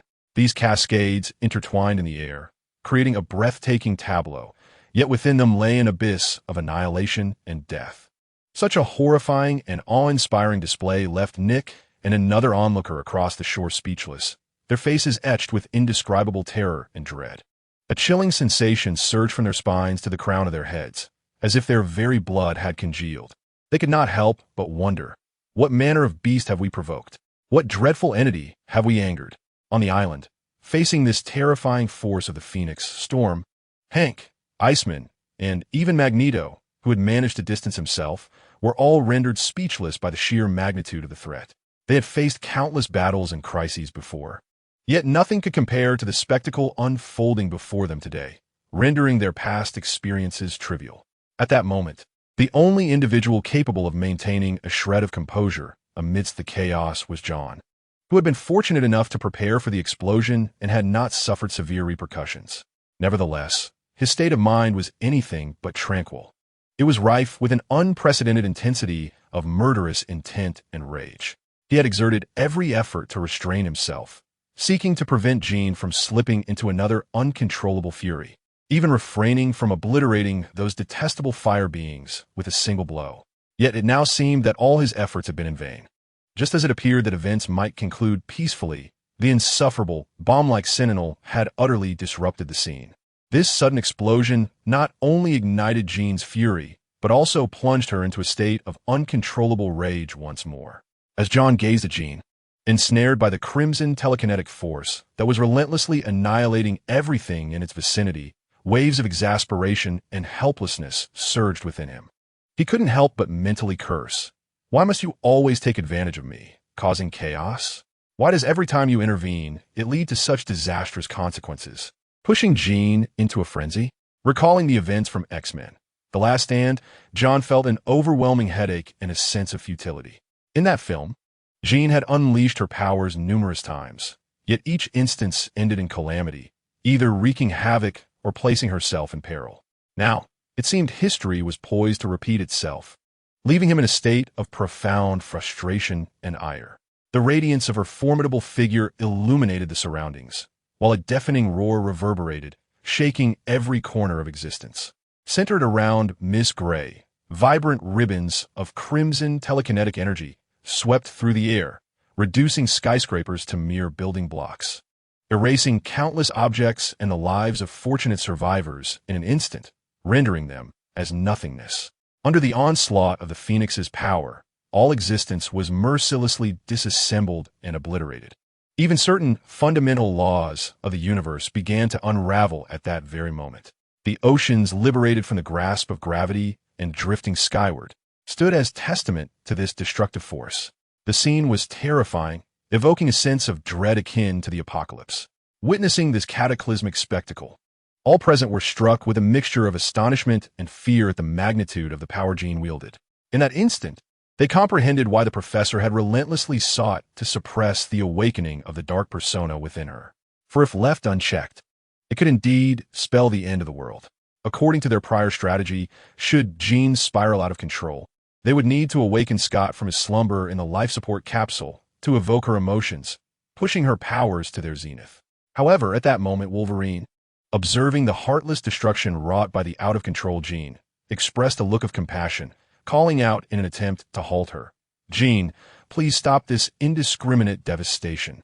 Before his words could fully escape his lips, Wolverine charged towards her recklessly, relying on his extraordinary healing abilities to reach her. Yet, as he approached within mere meters of Jean, she cast a cold glance in his direction, her eyes revealing an unyielding resolve. In an instant, a chilling wave of telekinetic energy erupted as if from a volcanic eruption, accompanied by a deafening crash. That devastating telekinetic force, akin to an invisible giant hand, mercilessly hurled Wolverine into the sky. In that fleeting moment of suspension, his corporeal form began to undergo a peculiar disintegration process, as if being torn apart by some arcane force into countless minuscule particles. Subsequently, spurred by his remarkable healing ability, his body gradually began to restore itself, only to be interrupted once more by the relentless force of disintegration. The relentless cycle of restoration and disintegration, even for one with the steely resolve of Wolverine, proved unbearable. He emitted a chilling and mournful scream, ultimately plummeting to the distant ground like a severed kite. Given Wolverine's extraordinary prowess, confronting the uncontrollable Jean under normal circumstances rendered any effective assault, or even approaching her, a mere fantasy.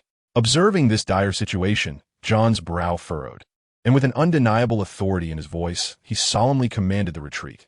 "Professor Aurora and esteemed companions, please initiate the evacuation at once. You cannot withstand that cataclysmic force." As his words lingered, John's consciousness surged, awakening a mysterious and formidable power lying dormant within him, akin to an abyss. With a resounding boom, reminiscent of an atomic explosion, the boundless energy within John was unleashed, manifesting as a tangible golden wave that erupted violently outward, amplifying his overall aura manifold in mere moments.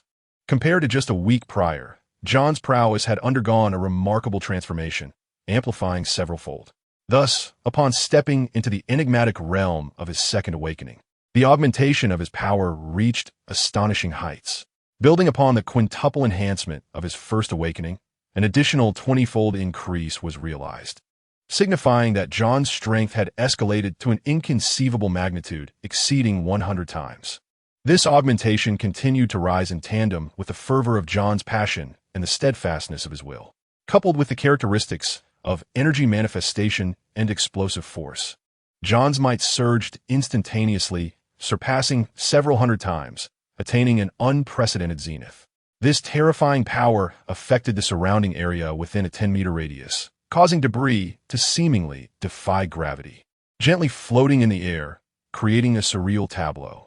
The air itself was compressed to its limits by this overwhelmingly domineering force, ultimately erupting into concentric circles of tangible white shockwaves, the spectacle reminiscent of an apocalyptic event. In that moment, John appeared as a deity traversing the earthly realm, his eyes and hair enveloped in a shimmering golden radiance, exuding an oppressive aura that rendered all beings trembling in fear. Magneto and his companions, having retreated to a safe distance, felt the sudden onslaught of this formidable presence and involuntarily turned back, their expressions a mix of astonishment and disbelief as they beheld the magnificent figure radiating brilliance, akin to a celestial being descending to earth.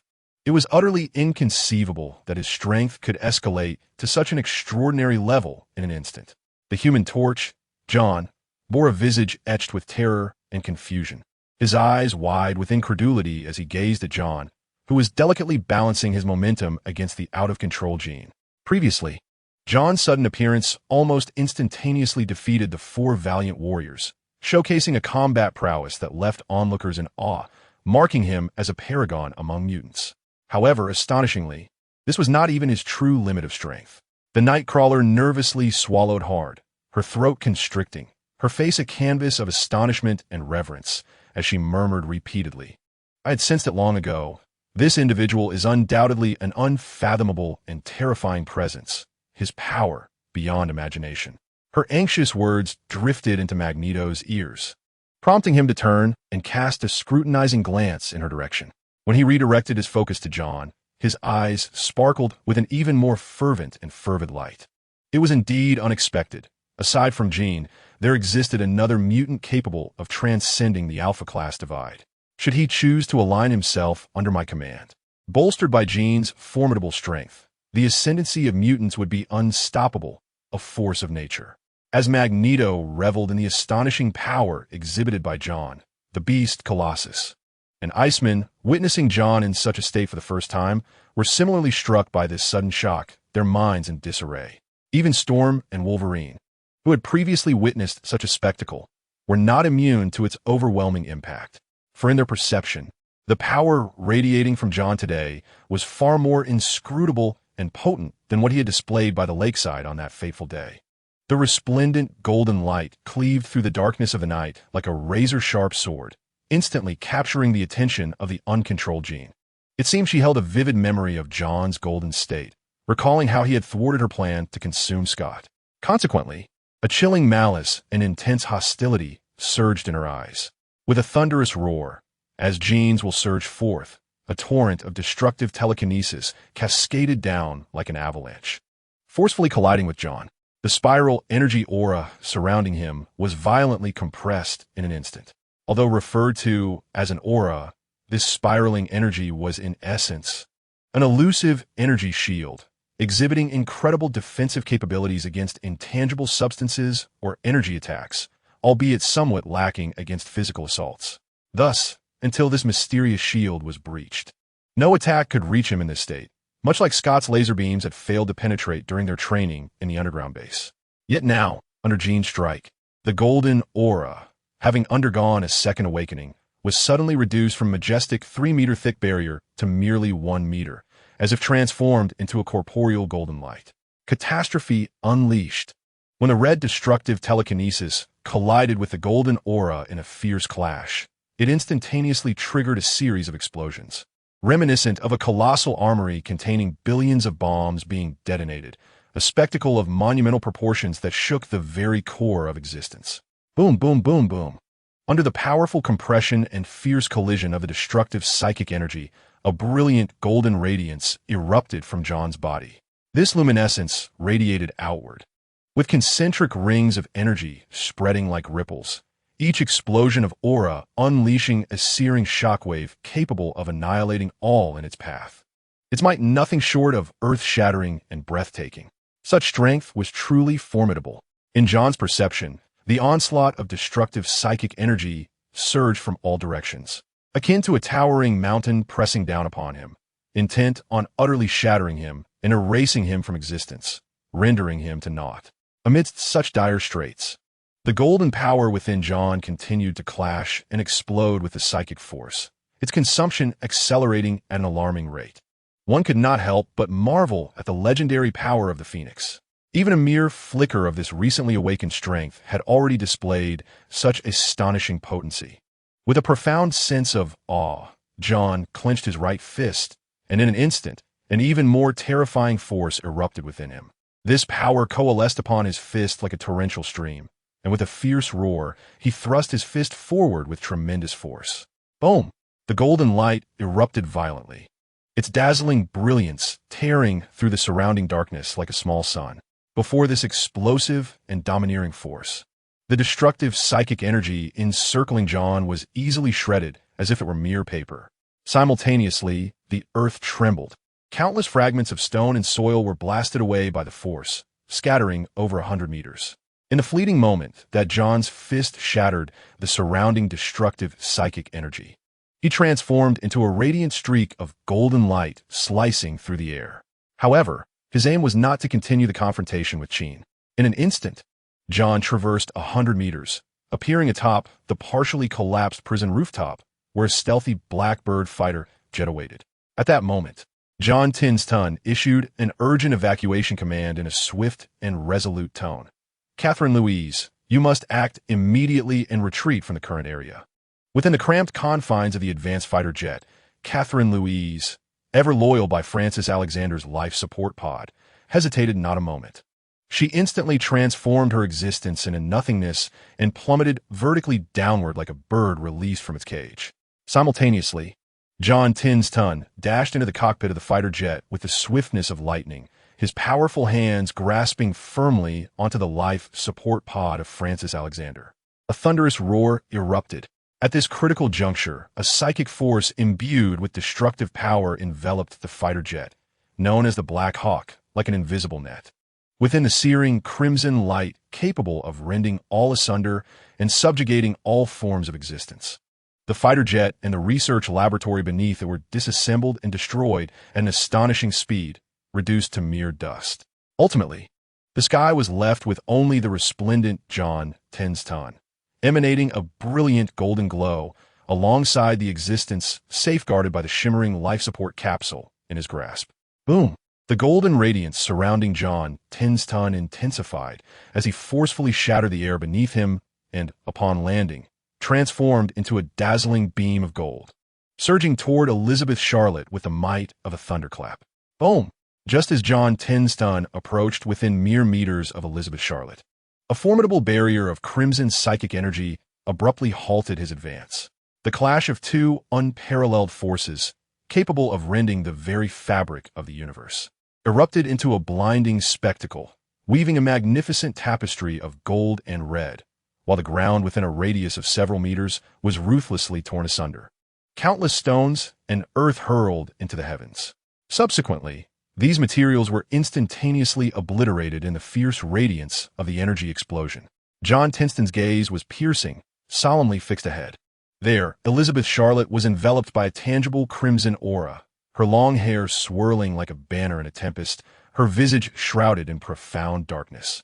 Coupled with her cold, merciless, and frenzied dark red eyes, which seemed intent on erasing all existence from the world, she appeared as a cataclysmic deity awakened from the abyss, exuding a chilling aura of terror. Meanwhile, the entire demon island began to crumble under the onslaught of this destructive force. Fissures resembling the claws of a demon crisscrossing the land, stretching hundreds, even thousands of meters away. At this moment, the island bore no signs of life aside from the survivors, like Storm, who were desperately struggling on the brink of death, seeking a path to escape. Even those, like Magneto, who had nearly reached the shoreline, found their retreat arduous under the weight of this oppressive power. The surrounding seas roiled violently, raising waves as towering as mountains, mercilessly crashing against everything in their path, obliterating all. Even far off in San Francisco, the city trembled under this cataclysmic force. The cracks in the streets resembling the tears of the city, bearing witness to the brutality and ruthlessness of this disaster. Natural calamity and human misfortune. This was the epitome of disaster. It was precisely at this moment that John approached Jean, calling out to her, "Look, who is this?" A thunderous roar erupted. John swiftly positioned the life capsule as a shield before him, revealing inside a gravely injured and unconscious Scott. The instant Scott's figure came into view, the violent force emanating from Jean appeared to pause for a fleeting moment, a flicker of complex emotion flashing in her eyes, as though she were grappling with a harrowing choice deep within her soul. However, this brief hesitation was quickly overwhelmed by a more intense frenzy and primal impulse. As the destructive force surrounding John grew increasingly wild, its might reaching unprecedented heights. Beneath this terrifying force of annihilation, all material entities within a radius of several meters around John were almost instantaneously disintegrated, leaving even the ground beneath his feet non-existent, resulting in a void of nothingness.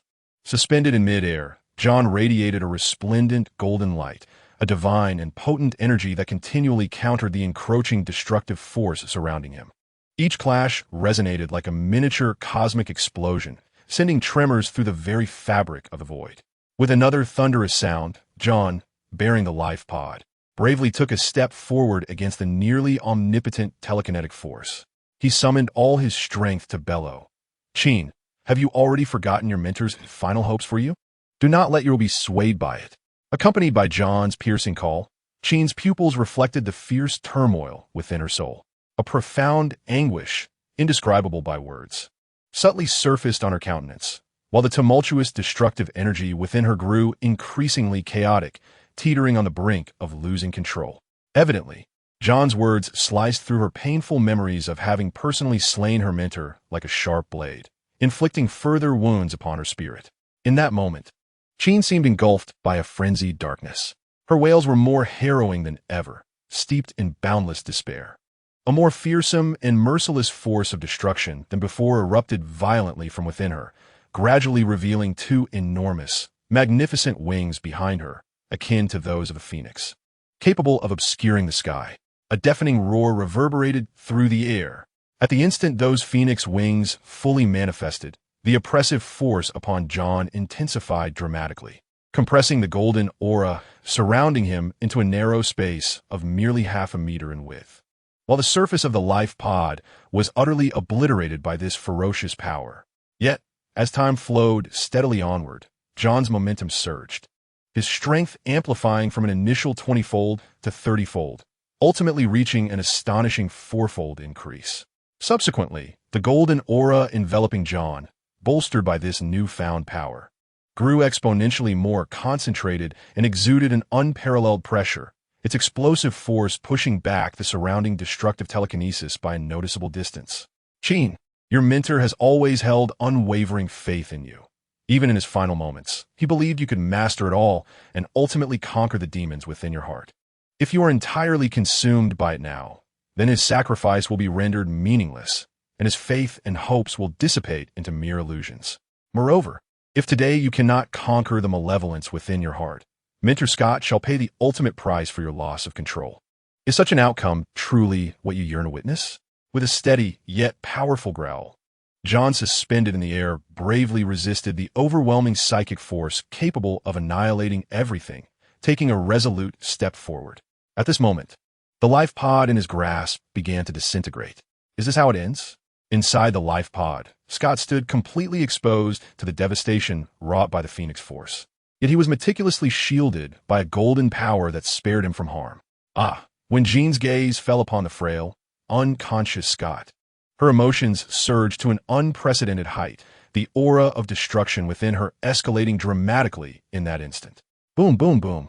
As the boundless force of annihilation continued to unleash its fury, the entire demon island seemed to experience an apocalyptic onslaught, plunging into utter chaos. In the face of such cataclysmic power, the expansive island, spanning dozens of square kilometers, was swiftly rendered to nothingness, the earth splitting apart in utter disorder. Enormous boulders collided with the ocean-esque surface, sending towering columns of water into the sky, a spectacle both magnificent and terrifying. Confronted with this scenario, the warriors arrived at the shoreline, standing atop a massive iceberg crafted by Iceman. Storm exerted her utmost effort to manipulate the fierce winds, attempting to propel the iceberg forward. Meanwhile, Iceman pressed his hands firmly against the solid ice beneath him, striving to generate more frost to rise above, forming a protective barrier overhead to shield against the occasional sweeping waves of destructive psychic energy. Beside them, Wolverine, Hank, Shadowcat, and others could only watch helplessly as events unfolded, their hearts heavy with a sense of powerlessness. The destructive psychic energy unleashed by Jean was, in essence, a form of energy with immense strength and unparalleled destructive capability. Decisively, the energy she emitted represented an extraordinarily unique and powerful form, possessing both astounding intensity and significant destructive potential. John had calculated the conversion of energy into an offensive form. If it were the version of himself from the first episode, he would likely be obliterated in an instant. Surely, the horror would surpass mere obliteration, rendering his very visage to dust. How terrifying indeed. Even Iceman's formidable iceberg, constructed by freezing seawater, was visibly eroded at a breathtaking pace, rapidly collapsing, only to freeze and restore itself anew, a process that greatly drained his physical and mental stamina, the speed astonishing to behold. And this was merely the residual impact of that destructive force. Within the iceberg, Wolverine witnessed the collapse of Demon Island, where a colossal rock island towering dozens of meters high and weighing millions of tons under the glow of that red light, was utterly disassembled into nothingness in the blink of an eye. The overwhelming force of destruction left him squinting, a slight twitch at the corner of his eye. Were he to be directly engulfed by that annihilating power, even with his extraordinary self-healing abilities, he would likely be unable to withstand it.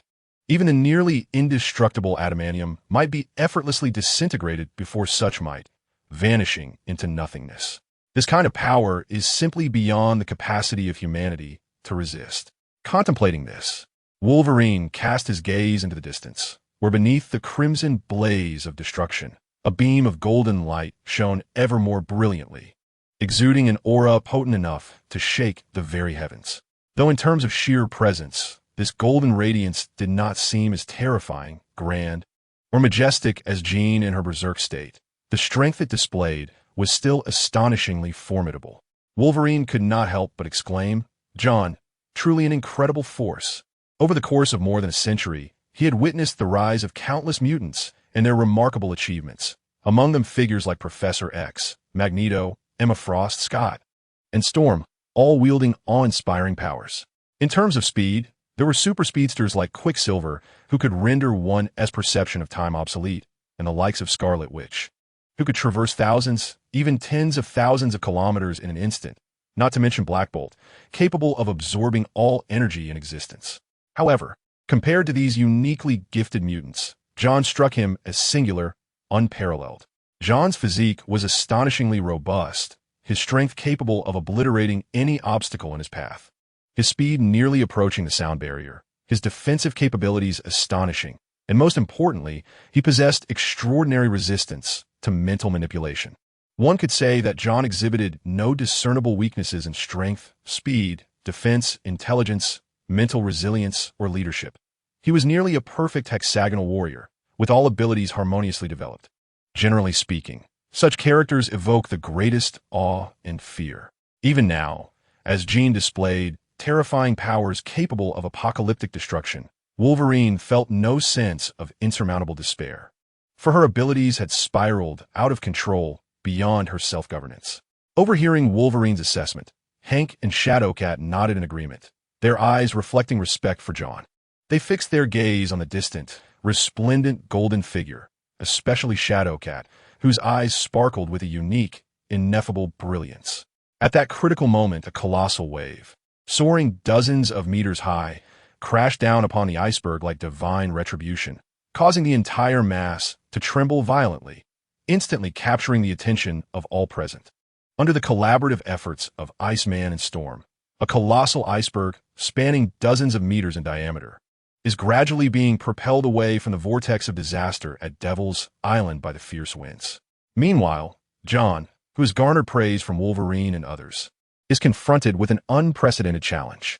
The very matter surrounding him has been obliterated by a devastating force, leaving no trace of its existence. The chaotic surge of destructive telekinetic energy relentlessly assails the golden energy shield enveloping his body, resulting in a series of violent explosions. The power within John swells like an impending volcanic eruption, expanding to a staggering magnitude of 70 times its normal capacity, illuminating the surroundings like a radiant golden sun. Even the formidable Phoenix Force struggles to suppress this tangible explosion of golden energy. Both forces are locked in a fierce confrontation, each depleting the other's strength, with the outcome hinging on which side can endure until the final moment. The intensity of the standoff is immense, with the consumption of energy reaching staggering levels. And the decisive factor in this battle lies in which party can withstand the longest. John feels that the pressure he experiences is not solely due to the uncontrollable power of Jean, but rather from the dawning realization that if he continues to unleash his strength at such an extreme level, he may soon reach his own limits and be unable to maintain this state for long, despite sensing an immense power within him. Capable of shattering any obstacle with a single blow, John's countenance betrays no joy. Instead, he gazes solemnly into the distance, pondering whether he will ever reach the aspirations he holds dear. Under John's incessant provocation, Jean's emotional fluctuations have become exceedingly volatile and unstable. Particularly when Scott's life support system begins to show signs of disintegration due to Jean's uncontrollable power, her reactions escalate to a climax, her behavior growing increasingly wild and uncontrollable. Yet, even in such extreme circumstances, the dark persona lurking within her remains unvanquished, emerging more frantically and cruelly. John moistens his dry lips, a sign of tension, and speaks in a low voice. If this situation persists without any improvement, we may have to consider a strategy for retreat. As soon as he finishes speaking, he takes a deep breath, bracing himself for a potential withdrawal from the battlefield. He has a premonition that with his current physical strength, should the power surge from a second awakening exceed 100-fold, his body might reach its breaking point, leading to irreversible and severe consequences. As for the situation with Jean, which had spiraled out of control and threatened to yield catastrophic consequences, one could rest assured that other forces would intervene. After all, this realm is not merely a straightforward world of heroes and villains. It is a complex and ever-shifting Marvel universe, where powerful entities capable of addressing such emergencies exist on Earth. Yet, before he made his decision to depart, he resolved to make one final attempt, hoping for a turn of fate. With this thought in mind, John fixed his determined gaze upon Scott, enveloped in his golden aura of protection, and spoke calmly. "Professor Scott, I trust you do not wish to witness Jean completely lose herself, transforming into an irretrievable monstrosity. I understand you, too, would abhor such an outcome. Hence let us make one more attempt, for her sake and for all of us." As his words resonated, John gradually withdrew the protective barrier surrounding Scott, poised for a decisive moment. In this tense and weighty instant, John cautiously retracted the vital protective force he had imposed upon Scott. Almost simultaneously, Scott's garments disintegrated under the onslaught of that destructive energy, and the skin on his face and hands vanished in the impending storm of power, exposing the raw, crimson flesh beneath, a sight both shocking and terrifying. Just as Scott seemed on the brink of total obliteration, stepping into eternal darkness, Jean emitted a piercing scream filled with despair and sorrow, her fists clenched as if she were expending every ounce of strength she possessed, causing the rampant destructive energy surrounding John to momentarily falter. "No, Scott." At that moment, Jean appeared as pale as lifeless parchment, severely eroded by the cataclysmic force. Terror-laden veins coursed through her eyes, which were fixed like arrows upon Scott, revealing an endless struggle and unwillingness. Ultimately, from her sorrowful and pained gaze, blood-tinged tears began to flow, unmistakably signifying the profound anguish and resistance within her had reached unimaginable depths. Even in such dire circumstances, John could distinctly sense the previously immobilized destructive force around him beginning to shift, regaining its chaotic fervor. Concurrently, the flicker of humanity in Jean's eyes was once again overwhelmed by the primal, tempestuous desire, as she fought valiantly to reclaim control over the power within her, though it seemed to far exceed her grasp. Alas, confronted with this heart-wrenching scene, John could not help but release a long, sorrowful sigh from the depths of his being, filled with resignation and grief. This sigh is laden not only with profound respect for the selfless sacrifice of that great professor, but also with a yearning for his noble ideals, a desire to nurture a formidable presence capable of shaking the world within this realm of aberrations. The professor, fully aware that this path leads to death, unhesitatingly chose this irreversible route, solely to allow Jean to unleash the unspeakable fury and anguish that resided within her heart. For this venerable elder, who devoted everything for his ideals and beliefs, John was filled with boundless admiration and reverence. Thus, he undertook the action of carrying Scott on his shoulders, bringing him here with the intent of stirring the deepest emotions within Jean, igniting her latent spiritual power in an attempt to harness the nearly untamable force of the Phoenix. This plan was fraught with peril and uncertainty. Were it not for such considerations, John could have easily chosen to flee, irrespective of whether Jean spiraled into uncontrollable rampage. For facing insurmountable foes was not a daunting challenge for him. After all, in a world teetering on the brink of impending cataclysm, there will always be brave souls who rise to take necessary actions to avert disaster. With a long, resonant sigh filled with resignation and determination, John's gaze suddenly hardened with unwavering resolve, and he ceased to suppress the formidable genetic power coursing within him. In that fleeting moment, his aura surged drastically, amplifying his strength 100-fold. Boom, boom, boom. With this newfound might, the edges of the spiraling golden energy surrounding John began to flicker with a blue luminescence, akin to a raging blue flame, spectacular and fearsome. The terror of this power lay in its capacity to compress the surrounding space, generating waves of translucent fluctuations as it surged and flickered, a force beyond imagination. Even the rampant red force of destruction around him began to be gradually consumed and annihilated in the presence of this blue flame. The confrontation of these two energies reached a delicate balance, undeniably showcasing the overwhelming and potent nature of John's power. In that moment, John resembled a deity descended to the mortal realm, his presence radiating a brilliant light that illuminated the entire expanse, instilling awe and trepidation in all who beheld the spectacle. As John prepared to unleash his full speed to escape with Scott, suddenly, in the distance, Jean, with tears of blood streaming from her eyes, unexpectedly heard a gentle and soothing voice echoing in her mind. Jean, do not allow that power to manipulate your will. You possess the strength to overcome it.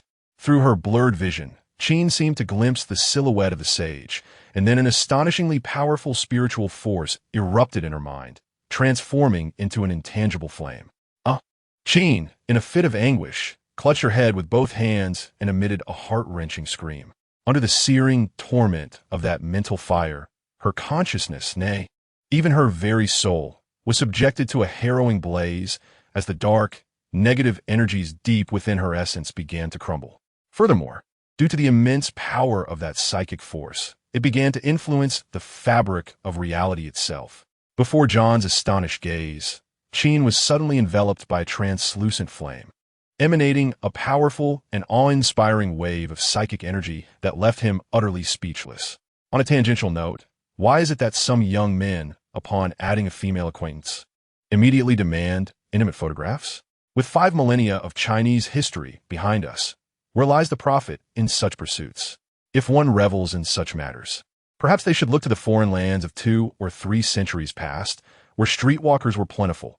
What does this signify in the context of China? I am astounded.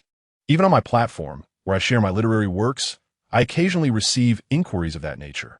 The divine power, that astonishing surge of energy emanated from our esteemed professor.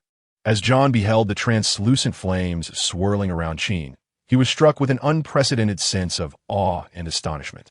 This potent and singular psychic force, in all his life experiences, he had never perceived so profoundly in anyone other than the revered professor. Compared to the ancient one of this universe, it was likely that he too possessed such formidable psychic strength. Yet, if he remained hidden, it must be the professor's power reigning supreme in the mortal realm. In truth, the psychic force referenced here is merely another unique manifestation of spiritual or soul energy, differing only in its external expression.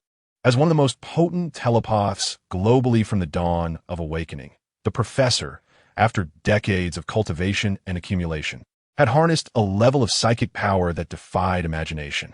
At this critical juncture, that surging force was ablaze within Jean, transforming into an exquisitely pure psychic energy. Engaging in a fierce battle against the dark persona instilled by the phoenix power that had infiltrated her soul, gradually expelling it from her essence. This process of combustion resembled a valiant act of self-sacrifice, nearly equating to a complete annihilation of the self. Understanding this, John S.'s expression became exceptionally complex and profound. He could not fathom that, in aiding Jean to master this force within her, the professor would resort to such an extreme and tragic method. This ultimately elucidated why, for many days past, news of the professor's successful consciousness transfer had remained elusive. Originally, the professor's consciousness did not transfer to his brother, who had long been in a vegetative state, as initially intended. Instead, at that pivotal moment, it stealthily nestled within Jean's body, coinciding with the destruction of her form. Regrettably, when the professor's consciousness infiltrated Jean, it seemed to have been ruthlessly suppressed by the overwhelming force of the phoenix, which bore an intense sense of oppression. Devoid of a corporeal anchor, the essence of the mind became akin to floating weeds stripped of their solid foundation, destined to be gradually eroded by the cataclysmic might of the phoenix until it ultimately dissipated without a trace. Unexpectedly, under John's incessant provocations today, Sheen's emotions and the power within her spiraled into a state of extreme chaos and loss of control. This dramatic shift inadvertently bestowed upon the professor an opportunity for resurgence. As if sensing John's concerned gaze, the increasingly fierce and blazing transparent flames enveloping Sheen began to roil and surge, gradually coalescing behind her into the professor's translucent and elusive silhouette. Confronted by John, who radiated a golden light, exuding a breathtaking aura that shook the cosmos and unsettled the earth, the professor offered him a smile imbued with gentleness and tolerance. I knew that this cunning old fox would not succumb easily. In his wise eyes lay a myriad of emotions, profound relief, silent gratitude, and an affirmation of John's actions. However, this ethereal figure vanished as swiftly as it had appeared, for within Sheen erupted an exceedingly violent force that forcibly suppressed the burning flames of the mind. This force unleashed boundless fury, brutality, and primal desires, accompanied by a raw, untamed essence reminiscent of the universe's inception, unbound by any moral or legal constraints, driven solely by the most primal instincts and desires. As the most primordial breath emanating from the Phoenix emerged, the professor's consciousness within Sheen reignited with even greater intensity. The professor's mental prowess engaged in a final contest against the most primal dark instincts of that flicker of Phoenix power, marking the climactic confrontation between the professor and the Phoenix's might. Amidst the fierce blaze of mental energy, the aim was to counteract the effects of the rampant violent force. Gradually, the agonized expression on Sheen's contorted face and the fierce turmoil within her began to ease and settle. Simultaneously, the destructive energy radiating from her also slowly transitioned towards tranquility and peace. After successfully liberating themselves from the torment of the Phoenix Force, the intense energy fluctuations that had affected a radius of over 100 kilometers began to gradually diminish and ultimately vanished. The immense volume of seawater, suspended in the air due to this force, came crashing down, returning to the embrace of the ocean. Thunderous roars echoed as tens of thousands of tons of seawater plummeted from the sky, raising colossal splashes that formed towering waves, which surged forth with an unstoppable force in every direction. On the coastline, Nick and his companions, who had previously been forced to prostrate themselves under the overwhelming might of the Phoenix Force, had just managed to catch their breath when they were once again engulfed by the mighty waves crashing ashore. Coughing violently, they were fortunate that the encroaching seawater was not overwhelming, allowing them to quickly rise and hurriedly flee towards higher ground. Soaked to the skin and caked in mud, they appeared utterly disheveled, breathless, and leaning against the trunk of a large tree. Nick and Trask exchanged fearful and bewildered glances, their eyes fixed upon the unfolding chaos before them. At that moment, the dense clouds that had shrouded the sky had completely dissipated, revealing a vast and tranquil night sky, adorned with twinkling stars and a radiant moon that cast a soft, cool glow. Such a beautiful and serene moonlit scene was a rarity amidst the highly industrialized modern metropolis. However, neither of them had the heart to appreciate this rare natural beauty, instead staring blankly at the boundless ocean before them. Trask, in a daze, murmured softly, "Devil's Island. It no longer exists."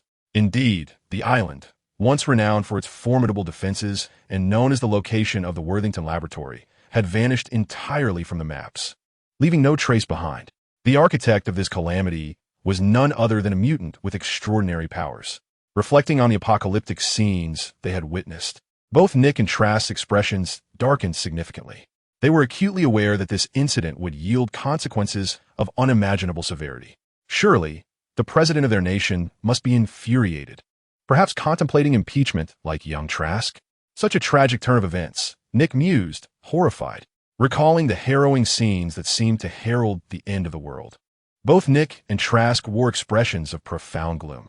Nick's mind was filled with thoughts of misfortune, lamenting how fate had conspired against him, placing him in the crosshairs of the American president's ire. They understood deep down that this incident would precipitate a cascade of monumental troubles and unrest. When an individual emerges within the mutant community whose powers nearly rival those of the divine, nations across the globe will undoubtedly be compelled to make significant adjustments to their perceptions and policies regarding mutants. It is likely that the 5 permanent members of the Security Council are hastily convening to deliberate. One wonders if the Eastern superpower and the Slavic nations will set aside their animosities. The possibility of reconciling with mutants seems plausible, at least until an effective strategy is devised or a method to neutralize this formidable mutant is discovered. No one would dare to provoke or incite her recklessly. In such a moment, not only Nick and his companions, but even Magneto and his followers, standing upon the remnants of a steel bridge not far away, bear the weight of profound psychological burdens. Meanwhile, on the coastline several kilometers away, those mutants, including Storm, who successfully escaped the epicenter of disaster, gaze intently towards the direction of Devil's Island, striving to discern the current circumstances there. Unfortunately, the night is deep, and despite the illumination of the moon, the considerable distance makes it difficult for anyone to distinguish any details. This challenge, however, poses no obstacle for Magneto.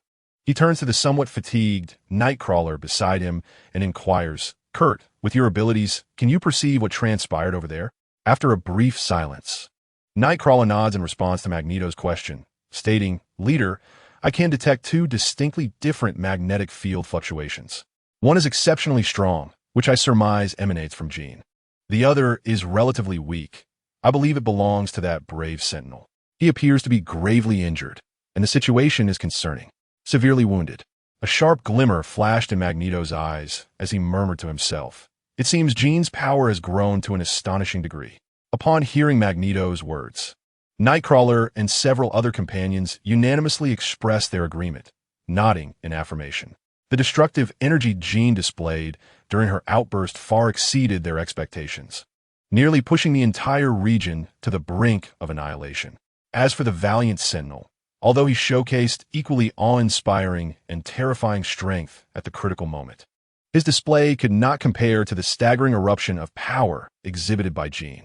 Moreover, given their current conditions, it is evident that the ultimate victor of this fierce battle is undoubtedly Jean. Otherwise, that courageous Sentinel would not find himself in such a dire state. Gravely injured and on the brink of death. On the sea, waves churned and surged, while 2 figures hovered in the sky, one of whom was the red-haired Jean, her hair billowing in the wind, yet her expression remained remarkably serene. Not far from her stood John, who had recently emerged from a state of secondary awakening. At that moment, John's complexion was so pallid it was almost translucent, devoid of any hint of color. His eyes were deeply sunken, encircled by dark shadows, and his body had visibly withered, presenting a weary, slightly hunched posture. His breath was faint to the point of fragility, as if it could dissipate into the ether at any moment, the spark of life on the verge of extinguishment. This condition resembled that of a laborer who had toiled incessantly for a month, enduring more than a dozen grueling burdens each day, leaving every ounce of vitality drained, teetering on the brink of depletion. Cough. John managed to extract a couple of dry, feeble coughs from his throat, his hand weakly dragging along the similarly breathless, tattered, and grievously wounded Scott. At that moment, both of them faced an exceedingly grim and harrowing reality. Just then, Jean's body swayed gently before slowly moving towards them. Witnessing this, John's gaze flickered slightly, yet he refrained from taking any action to prevent her. Despite his appearance of utter fragility, hovering near death, he still possessed the capacity to summon the last vestiges of strength for a desperate struggle should the moment of survival arise. Fortunately, Jean bore no hostility at that juncture. She approached them, her gaze filled with a complex cascade of emotions as she fixed her eyes upon Scott, whom John supported. The sight of her beloved enduring such cruel torment stirred her, and her lips moved softly as if she wished to articulate countless sentiments. However, after a prolonged moment of hesitation, she ultimately released a sigh laden with resignation and sorrow, uttering no words. In that moment of profound silence, John summoned his remaining strength, his voice a mere whisper as he struggled to speak. "Senior Jean, I believe you have regained your clarity from the chaos." His gaze fell upon a young warrior clad in battle garb, with dark hair, while a gentle glimmer of concern illuminated Jean's eyes. "Thank you, John. I have indeed retrieved my sanity," she responded. John, mustering his dwindling energy, managed a faint nod, his voice trembling as he said, "That is truly a comforting revelation." Observing John's extreme frailty, As if he might succumb at any second, Jean, filled with worry and compassion, proposed, "Your current state is exceedingly weak. Allow me to wield my power to provide the necessary healing. Senior Jean, please prioritize the treatment of Teacher Scott. I can endure for the time being and do not require your healing." John gently shook his head, subtly declining her well-meaning offer. Although he was uncertain when Jean had mastered the ability to heal, and despite his own physical exhaustion not yet reaching a life-threatening level, he felt no necessity to request her assistance, lest he inadvertently reveal certain secrets of his body during the healing process. Observing John's resolute demeanor, Jean chose not to press her own opinion. Instead, she gently nodded in understanding and respect before placing a hand softly upon Scott's forehead. Immediately, from the point of contact, a warm and gentle red light began to flow in concentric circles, gradually enveloping Scott's entire being in this vibrant glow of vitality. Under this radiant warmth, the severely damaged areas of Scott's body commenced a healing process at a visibly remarkable pace. The once faint breath and nearly imperceptible heartbeat began to regain strength, stabilizing into a vigorous rhythm due to this miraculous energy. Witnessing this extraordinary transformation, John's gaze flickered, his mind contemplating that the Phoenix Force not only possessed the power to obliterate all, but also harbored the astonishing ability of rebirth. It was only when Scott's life signs had fully returned to normal that Jean slowly withdrew her hand. She cast a tender glance at John, who was carefully supporting his beloved, her expression a tapestry of complex emotions and conflicting thoughts. Finally, she sighed softly and spoke in a low voice. "I entrust his future care to you. Farewell." With her words hanging in the air, Jean turned and soared into the distance. In response, John merely shook his head silently, letting out a sigh, refraining from any gestures to retain her, fully aware of the profound pain and difficulty Jean faced in accepting the professor's death. Meanwhile, on the distant, crumbling bridge by the coast, the Shadow Cat's gaze suddenly sparkled with intensity, and she quietly alerted her companion, "Leader, she is coming." Magneto was about to inquire further when everyone turned to see a woman with flowing red hair soaring above the sea, emanating an intangible yet oppressive aura. Instinctively, Shadow Cat and her three companions stepped back, while Magneto stood firm, unwavering as a mountain. Upon witnessing Jean calmly descend before them, devoid of the suffocating destructive energy she once carried, a smile of satisfaction and relief spread across Magneto's face.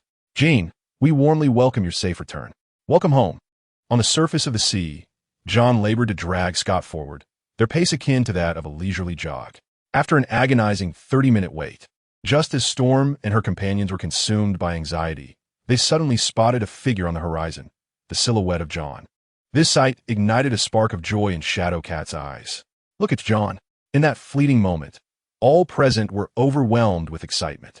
However, their exhilaration quickly morphed into profound shock and concern upon observing John's extreme frailty, as if he might collapse at any moment. Seeing this dire situation, Iceman swiftly plunged his hands into the frigid sea, unleashing a wave of cold that instantly solidified the surrounding waters into a sheet of ice spanning hundreds of meters. Steelman and several other companions hastened across this icy expanse.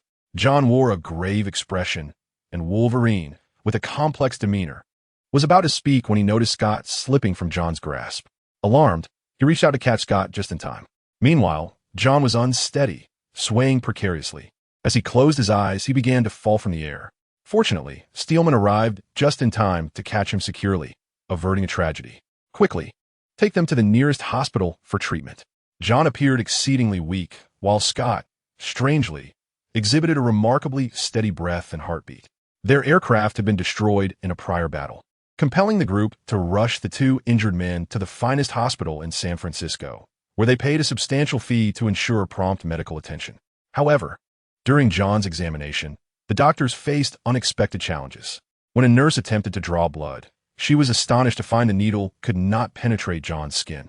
Observing this, Shadowcat interrupted the nurse, advising her to forego any further attempts at extracting blood and instead conduct basic vital sign assessments, such as heart rate and pulse. Ultimately, the results revealed that, aside from being somewhat weak, John's physical condition was remarkably normal. Similarly, Scott, in an adjacent room, also displayed signs of good health. Upon seeing these results, everyone finally exhaled a collective sigh of relief. Shadowcat, overwhelmed by the potential gravity of the situation, collapsed into a chair, drenched in sweat, having feared the worst. As Storm and her companions learned that John and Scott were safe and free from life-threatening conditions, their tense nerves finally relaxed, and they breathed deeply in relief. Meanwhile, the fierce battles on Devil's Island stirred considerable upheaval and panic in the outside world. High-ranking officials in the United States government were utterly astonished by the intelligence relayed by Nick and Trask, particularly the news regarding the mutant responsible for the complete disappearance of Devil Island, which also triggered a magnitude 6 earthquake in San Francisco and a colossal tsunami along the coast, was almost beyond their comprehension. This group, who considered themselves noble, found themselves feeling insignificant as ants in the face of the formidable power wielded by mutants. The urgency to eliminate such uncontrollable elements intensified within them. In the wake of this sudden catastrophic event, even as Magneto and his entourage found temporary refuge in a hotel in San Francisco, no official dared to act recklessly or provoke them, opting instead to monitor from a cautious distance.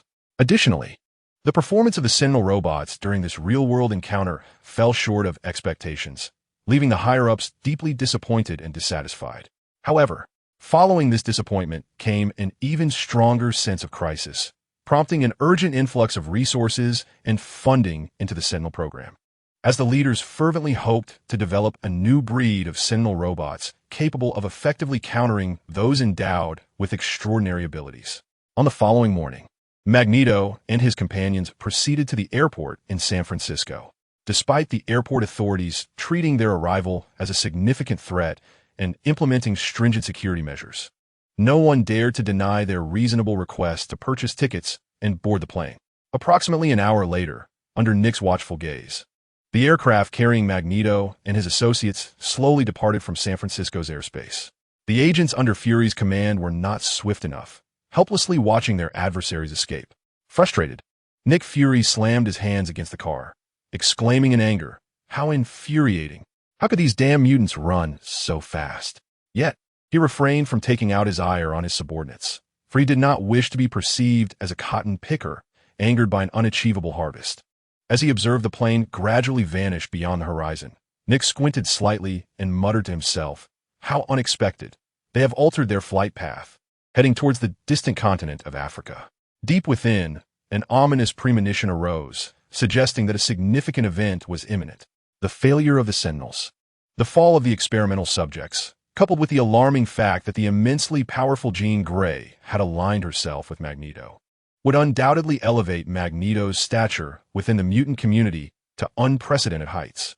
With a mere wave of his hand, he could summon a fervent response and support from countless mutants around the globe.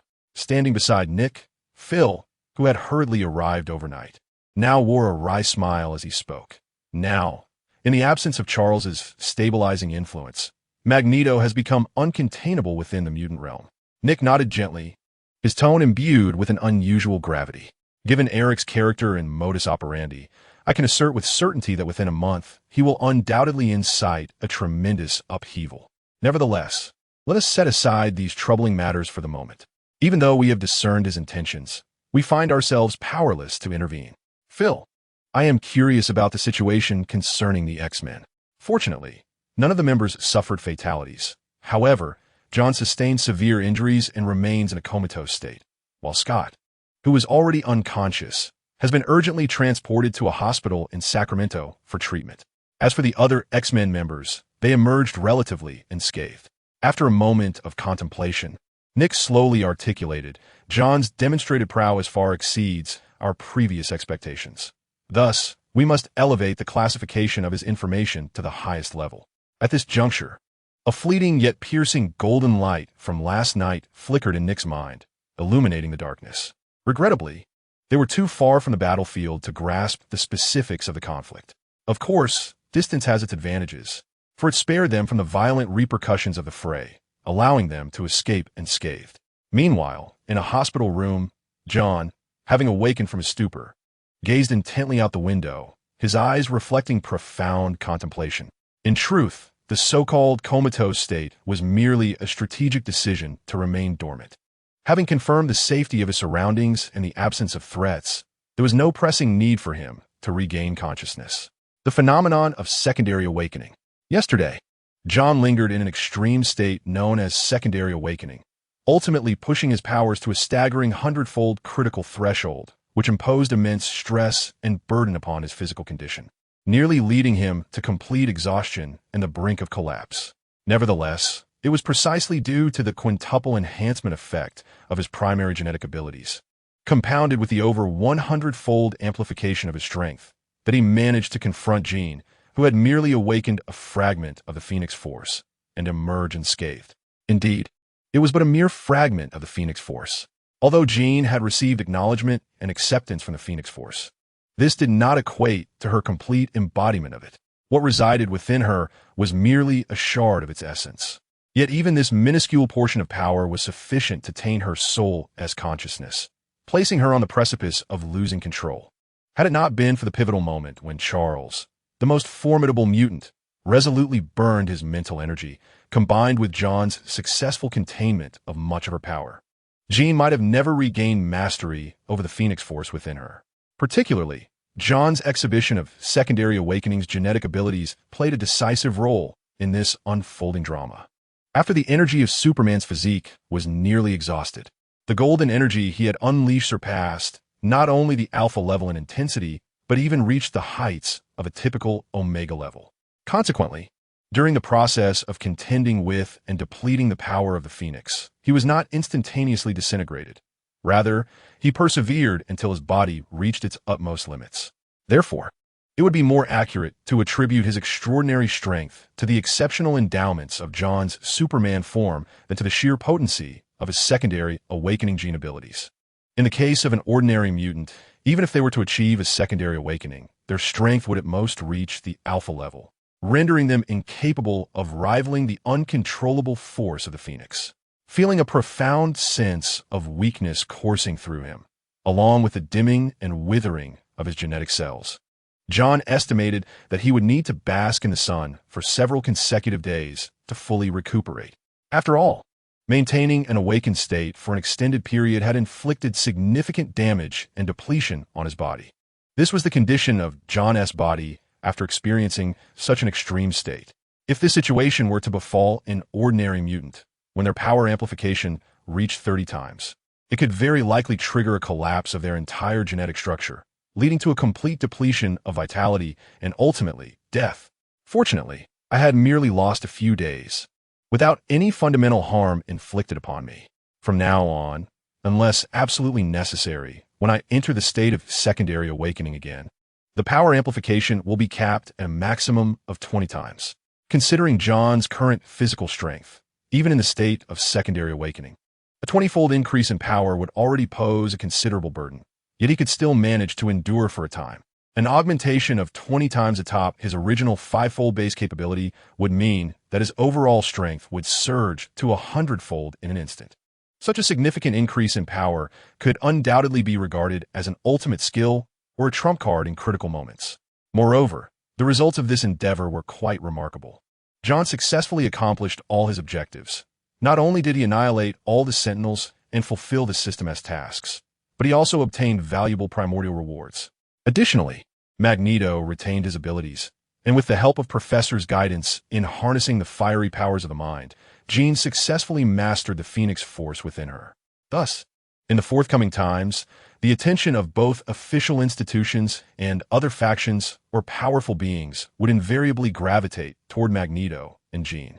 As for John, who had displayed a hint of brilliance, he would naturally attract less external scrutiny, allowing him to focus on the steady enhancement and development of his own strength.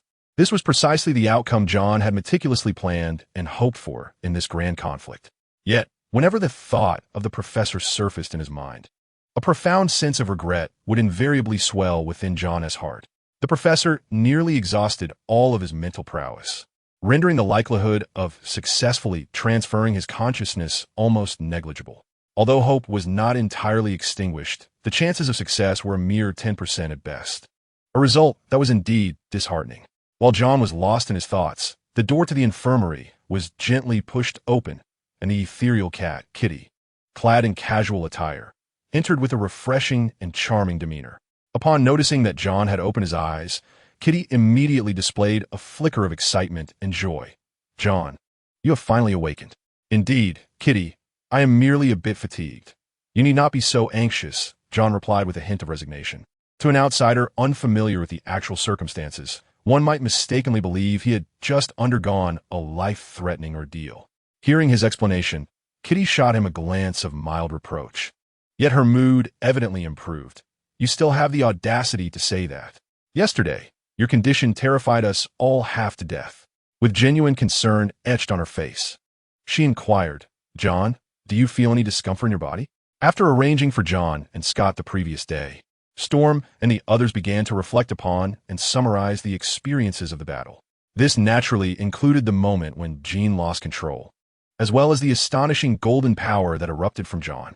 Storm and Wolverine were somewhat aware of this matter, since the events at Akali Lake. The professor had mentioned to them that the state John entered was referred to as a secondary awakening of his genes. Although this state could bestow extraordinary power far exceeding the norm for a brief period, it came at the cost of depleting one's life force.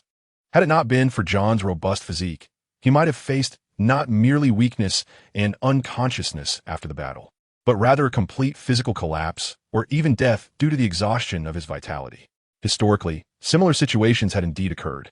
Feeling the girl's concern, John offered a slight smile and tried to speak lightly. "Rest assured, Kitty, I shall be fine. I merely require some time to regain my strength."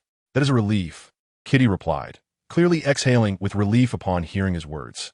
With John's awakening, it was not long before Storm and the others arrived at the infirmary to express their care and greetings. Surrounded by Storm and the others, John, despite still feeling quite weak, endeavored to reassure them. "You truly need not worry excessively. I simply overexerted myself this time. My life is not in danger." Seeing that he was indeed not in serious trouble, Storm and the others finally set aside their worries.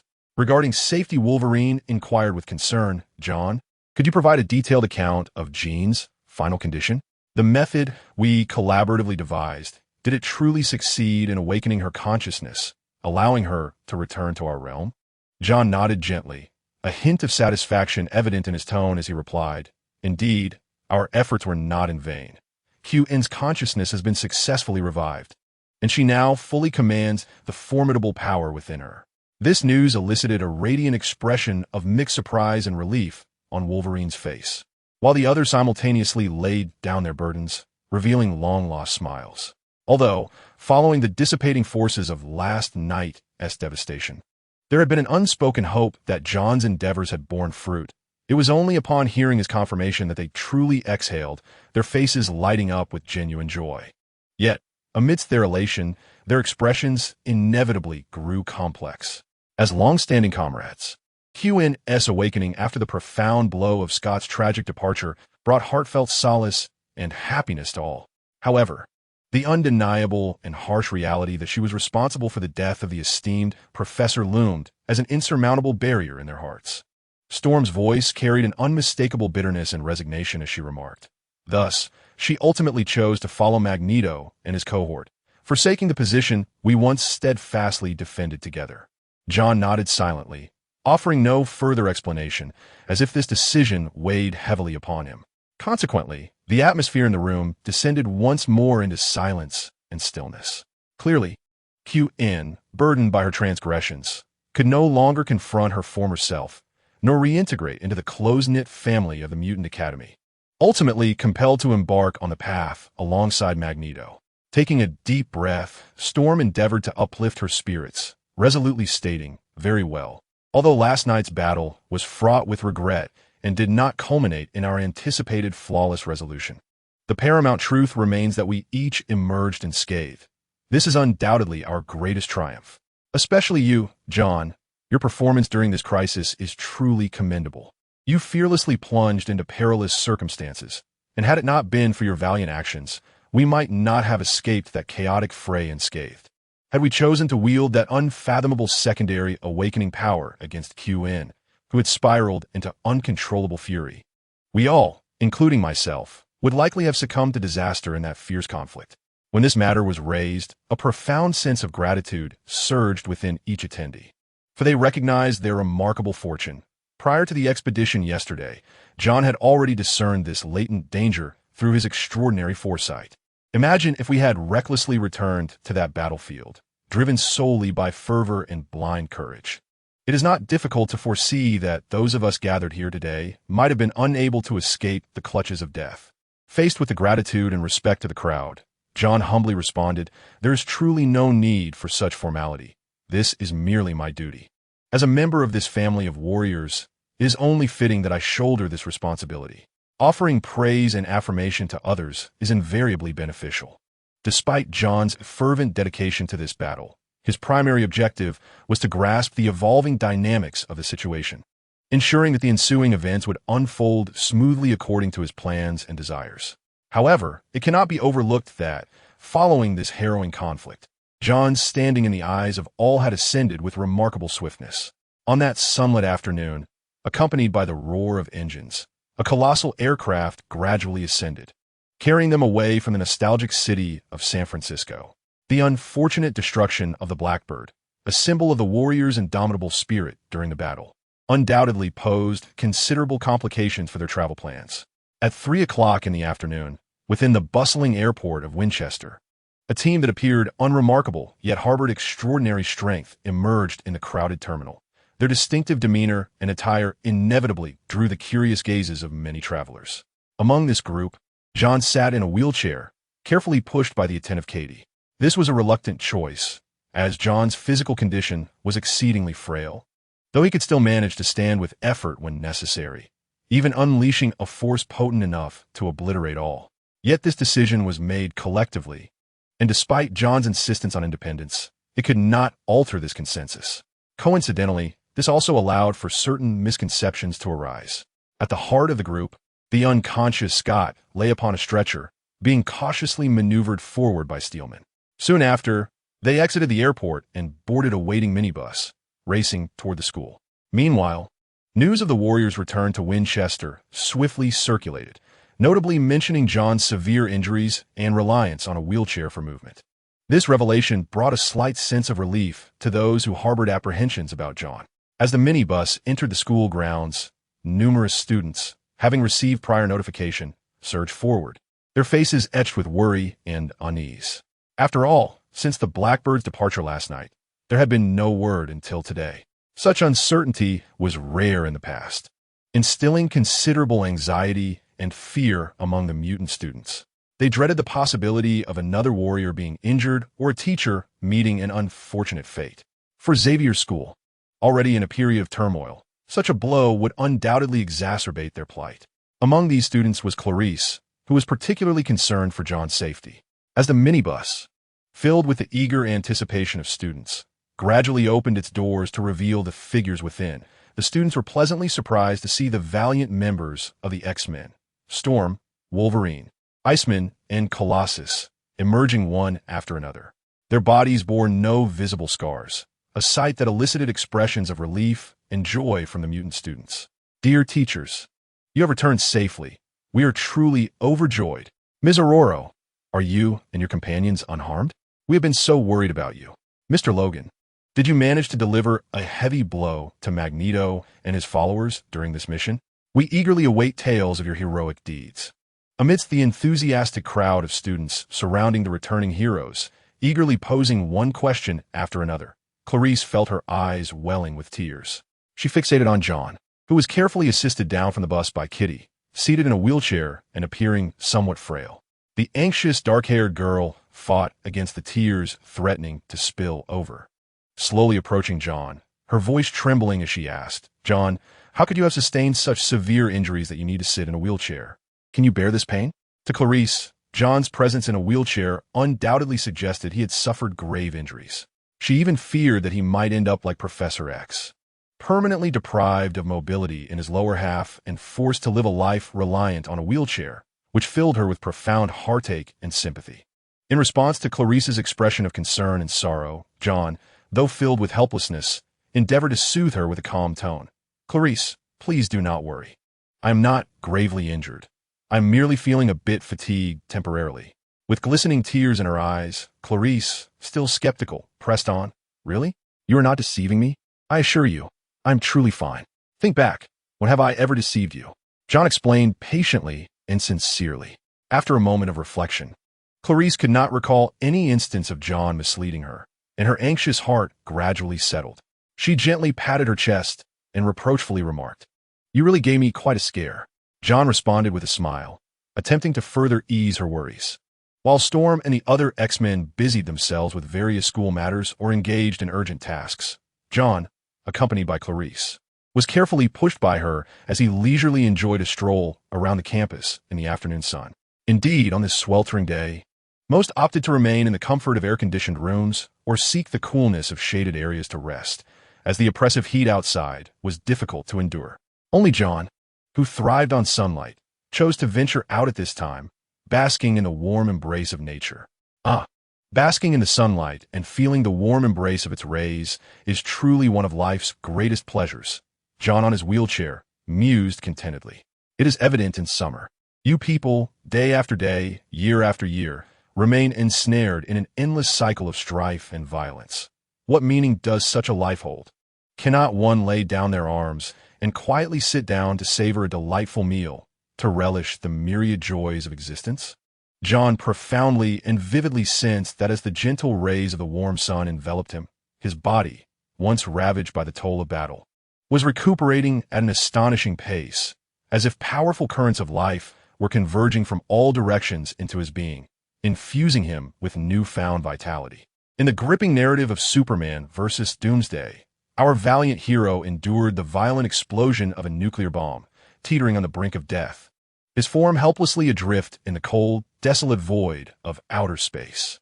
Yet, just when all hope seemed to be waning, as the life-giving sunlight once again illuminated his figure, he astonishingly recovered with breathtaking swiftness, returning to Earth in a state more robust and powerful than ever, ready to safeguard his cherished home once more. Of course, at this moment, John stood in stark contrast to the Superman who had undergone countless trials and had been nourished by decades of sunlight, still a considerable distance from that invulnerable state.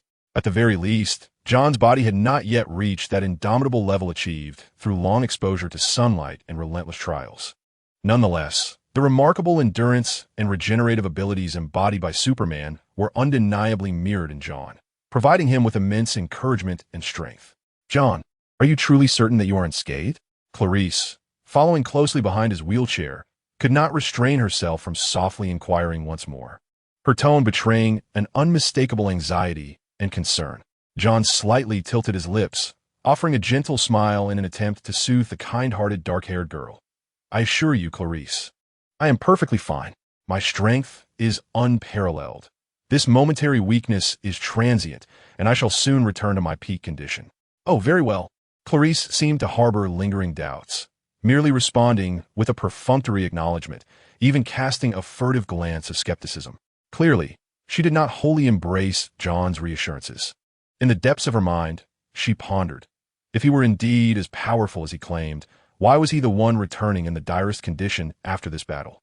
While the other members of the squad emerged unscathed and invigorated, he alone returned seated in a wheelchair, a scene that had nearly sent her into a panic.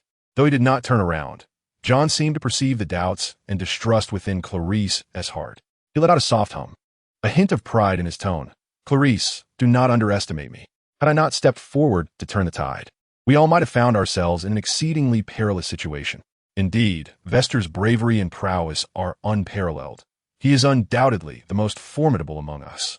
At the very moment when Chun-Tian was gently nudged by Clarice, basking in the warm sunlight, Magneto and his entourage, after a series of convoluted travels and flight changes, finally arrived at their destination in southern Africa as the sun descended and twilight approached.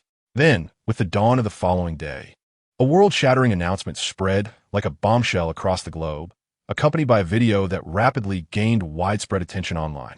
In the video, Magneto, devoid of his signature helmet, stood at a podium, arms outstretched with fervor, proclaiming to all present with his resonant and unwavering voice, "My dear mutant brethren, I am Eric, the man many refer to as Magneto, and I trust you have heard of me. Just the night before, I led my brothers in a courageous assault on Alcatraz in San Francisco, a once-dreaded prison that has since become the site of the Worthington Laboratory. Our mission was unequivocal: to seize the key source deemed the cure for mutants, the test subject designed to suppress our abilities. Regrettably, I must inform you that during the fierce combat, one of our compatriots, codenamed Leech, was ruthlessly slain by a combat robot dispatched by the U.S. government, a machine that astonishingly possessed abilities akin to ours. Yes, you heard correctly. I refer to a robot capable of utilizing mutant powers, even capable of preliminarily replicating the abilities of other mutants. It is evident that this is a meticulously crafted tool of slaughter designed by the U.S. government to combat us mutants, revealing their hypocritical facade and malicious intent towards our kind. The power of fear. Once, those who prided themselves on justice solemnly declared they would harbor no discrimination against mutants, insisting we should enjoy rights identical to those of ordinary citizens. Yet, in the shadowy corners hidden from the public eye, they have secretly engaged in weapon research targeting us mutants, never genuinely contemplating peaceful coexistence. Their ultimate aim has always been our complete annihilation, even to the point of extermination, reminiscent of the historical atrocities committed against the Native Americans. We mutants are undeniably a part of humanity, representing a more perfected existence along the path of biological evolution. Therefore, we must rise and resist. We shall not passively allow others to bully and butcher us. Here, I have a momentous announcement to make. On the 3rd of May next month, I shall establish a nation for us mutants upon the fertile land of Narnia in South Africa. In this realm, no one shall question you, nor shall anyone discriminate against you. All of us mutants will be free to walk under the radiant sun. Pausing momentarily, Magneto continued, "Of course, I am fully aware that some of our brethren may harbor concerns regarding the establishment of our nation and whether it will proceed smoothly. To this, I urge you not to worry excessively, for within our ranks stands a most formidable mutant, the one endowed with the power of the Phoenix gene." As these words fell from his lips, Magneto pointed into the distance, and then the video abruptly transitioned to a breathtaking aerial shot captured by a helicopter, gradually zooming in to reveal Magneto and his companions standing upon a vast plain. Below the elevated podium, throngs of local government officials and fully armed soldiers amassed in dense clusters. Simultaneously, the video screen was divided into 4 segments, 3 of which focused on a desolate, silent expanse. These frames captured the silhouettes of 2 long-range missile launchers, along with a woman with crimson hair and a red dress, her expression cold and commanding as she hovered in the air. In that fleeting moment of transition, the 2 missile launchers, lying dormant across the expansive plain, seemed to awaken like colossal beasts, rising slowly and powerfully, their mechanical structures glinting with a steely sheen in the sunlight. Then, amidst the astonished and spellbound gazes of the audience, 2 gargantuan projectiles, each measuring 8 meters in length and 2 meters in diameter, monuments comparable to intercontinental ballistic missiles, roared to life, emitting a deafening bellow as they soared into the sky, cutting through the tranquil horizon with flames and exhaust in their wake. In this meticulously orchestrated and thoroughly prepared video presentation, it was evident that Magneto had executed extensive planning and careful preparation, with every detail meticulously considered. Thus, as the 2 missiles ascended in that awe-inspiring moment, the footage shifted continuously, capturing the breathtaking spectacle of the missiles slicing through the sky with precision. Each shot resonated with power and beauty. Ultimately, these 2 missiles, traversing dozens of kilometers, appeared before Jean like arrows of exquisite accuracy, her figure dwarfed beneath their looming shadows. Under the watchful gaze of countless eyes, the long focus lens captured the scene with a calm and composed demeanor. Her gaze was resolute and tranquil, remaining unperturbed until the missile approached to a mere few dozen meters, at which point it detonated with a thunderous roar reminiscent of an apocalyptic event. The deafening explosion seemed to tear the very fabric of the sky, as 2 radiant fireballs, each several meters in diameter, illuminated the twilight sky. The shockwave generated by the blast resembled an invisible giant hand, dispersing the clouds at an altitude of 1,000 meters, creating a spectacle that was nothing short of breathtaking. Simultaneously, the earth below trembled violently under the force of the explosion, akin to an earthquake, with waves of air rolling and dust swirling, causing all 4 video frames to shake in unison. evoking a profound sense of awe at the terrifying might of modern warfare weaponry. This was the formidable power of contemporary civilization's weaponry, its destructive capability instilling a deep sense of dread and reverence for the forces humanity has harnessed. Yet, in that fleeting moment, the fiery explosion in the frame suddenly froze, and as the astonished audience looked on in disbelief, the flames gradually receded, revealing the unscathed and composed figure. In her grasp, she held a dazzling, radiant sphere of light, embodying the energy released by the two missiles' detonation, which she had bound and compressed with unimaginable strength. At that instant, all who watched the video were engulfed in profound astonishment, their hearts filled with awe and confusion. She had not only effortlessly withstood the bombardment of high-powered missiles, but had also managed to bind and compress the explosive energy, a display of power that transcended human limitations. Ultimately, within her hands, the energy transformed into a beam of light encircled by crimson power, radiating brilliantly as it struck a small hill several kilometers away. Where the beam passed, everything was purified and obliterated. With a resounding crash, the earth trembled, and an overwhelming brilliance reminiscent of a nuclear explosion ascended on the horizon, instantly consuming the 3 frames within the video, leaving only the aerial perspective above Magneto and others. From that height, the scene resembled the end of the world.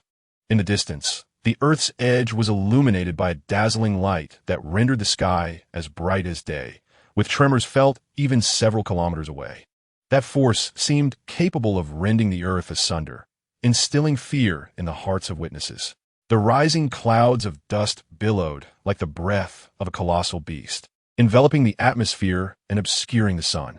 Subsequently, the video fell into a silence lasting over 10 minutes, during which no sound emerged, save for the smoke rising from the crater and the distant trembling earth, recounting the recent cataclysm.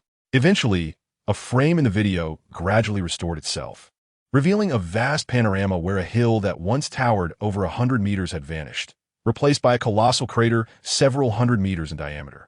The surrounding landscape lay shattered, as if a terrifying force had completely stripped away the surface, exposing the bare rock and soil beneath.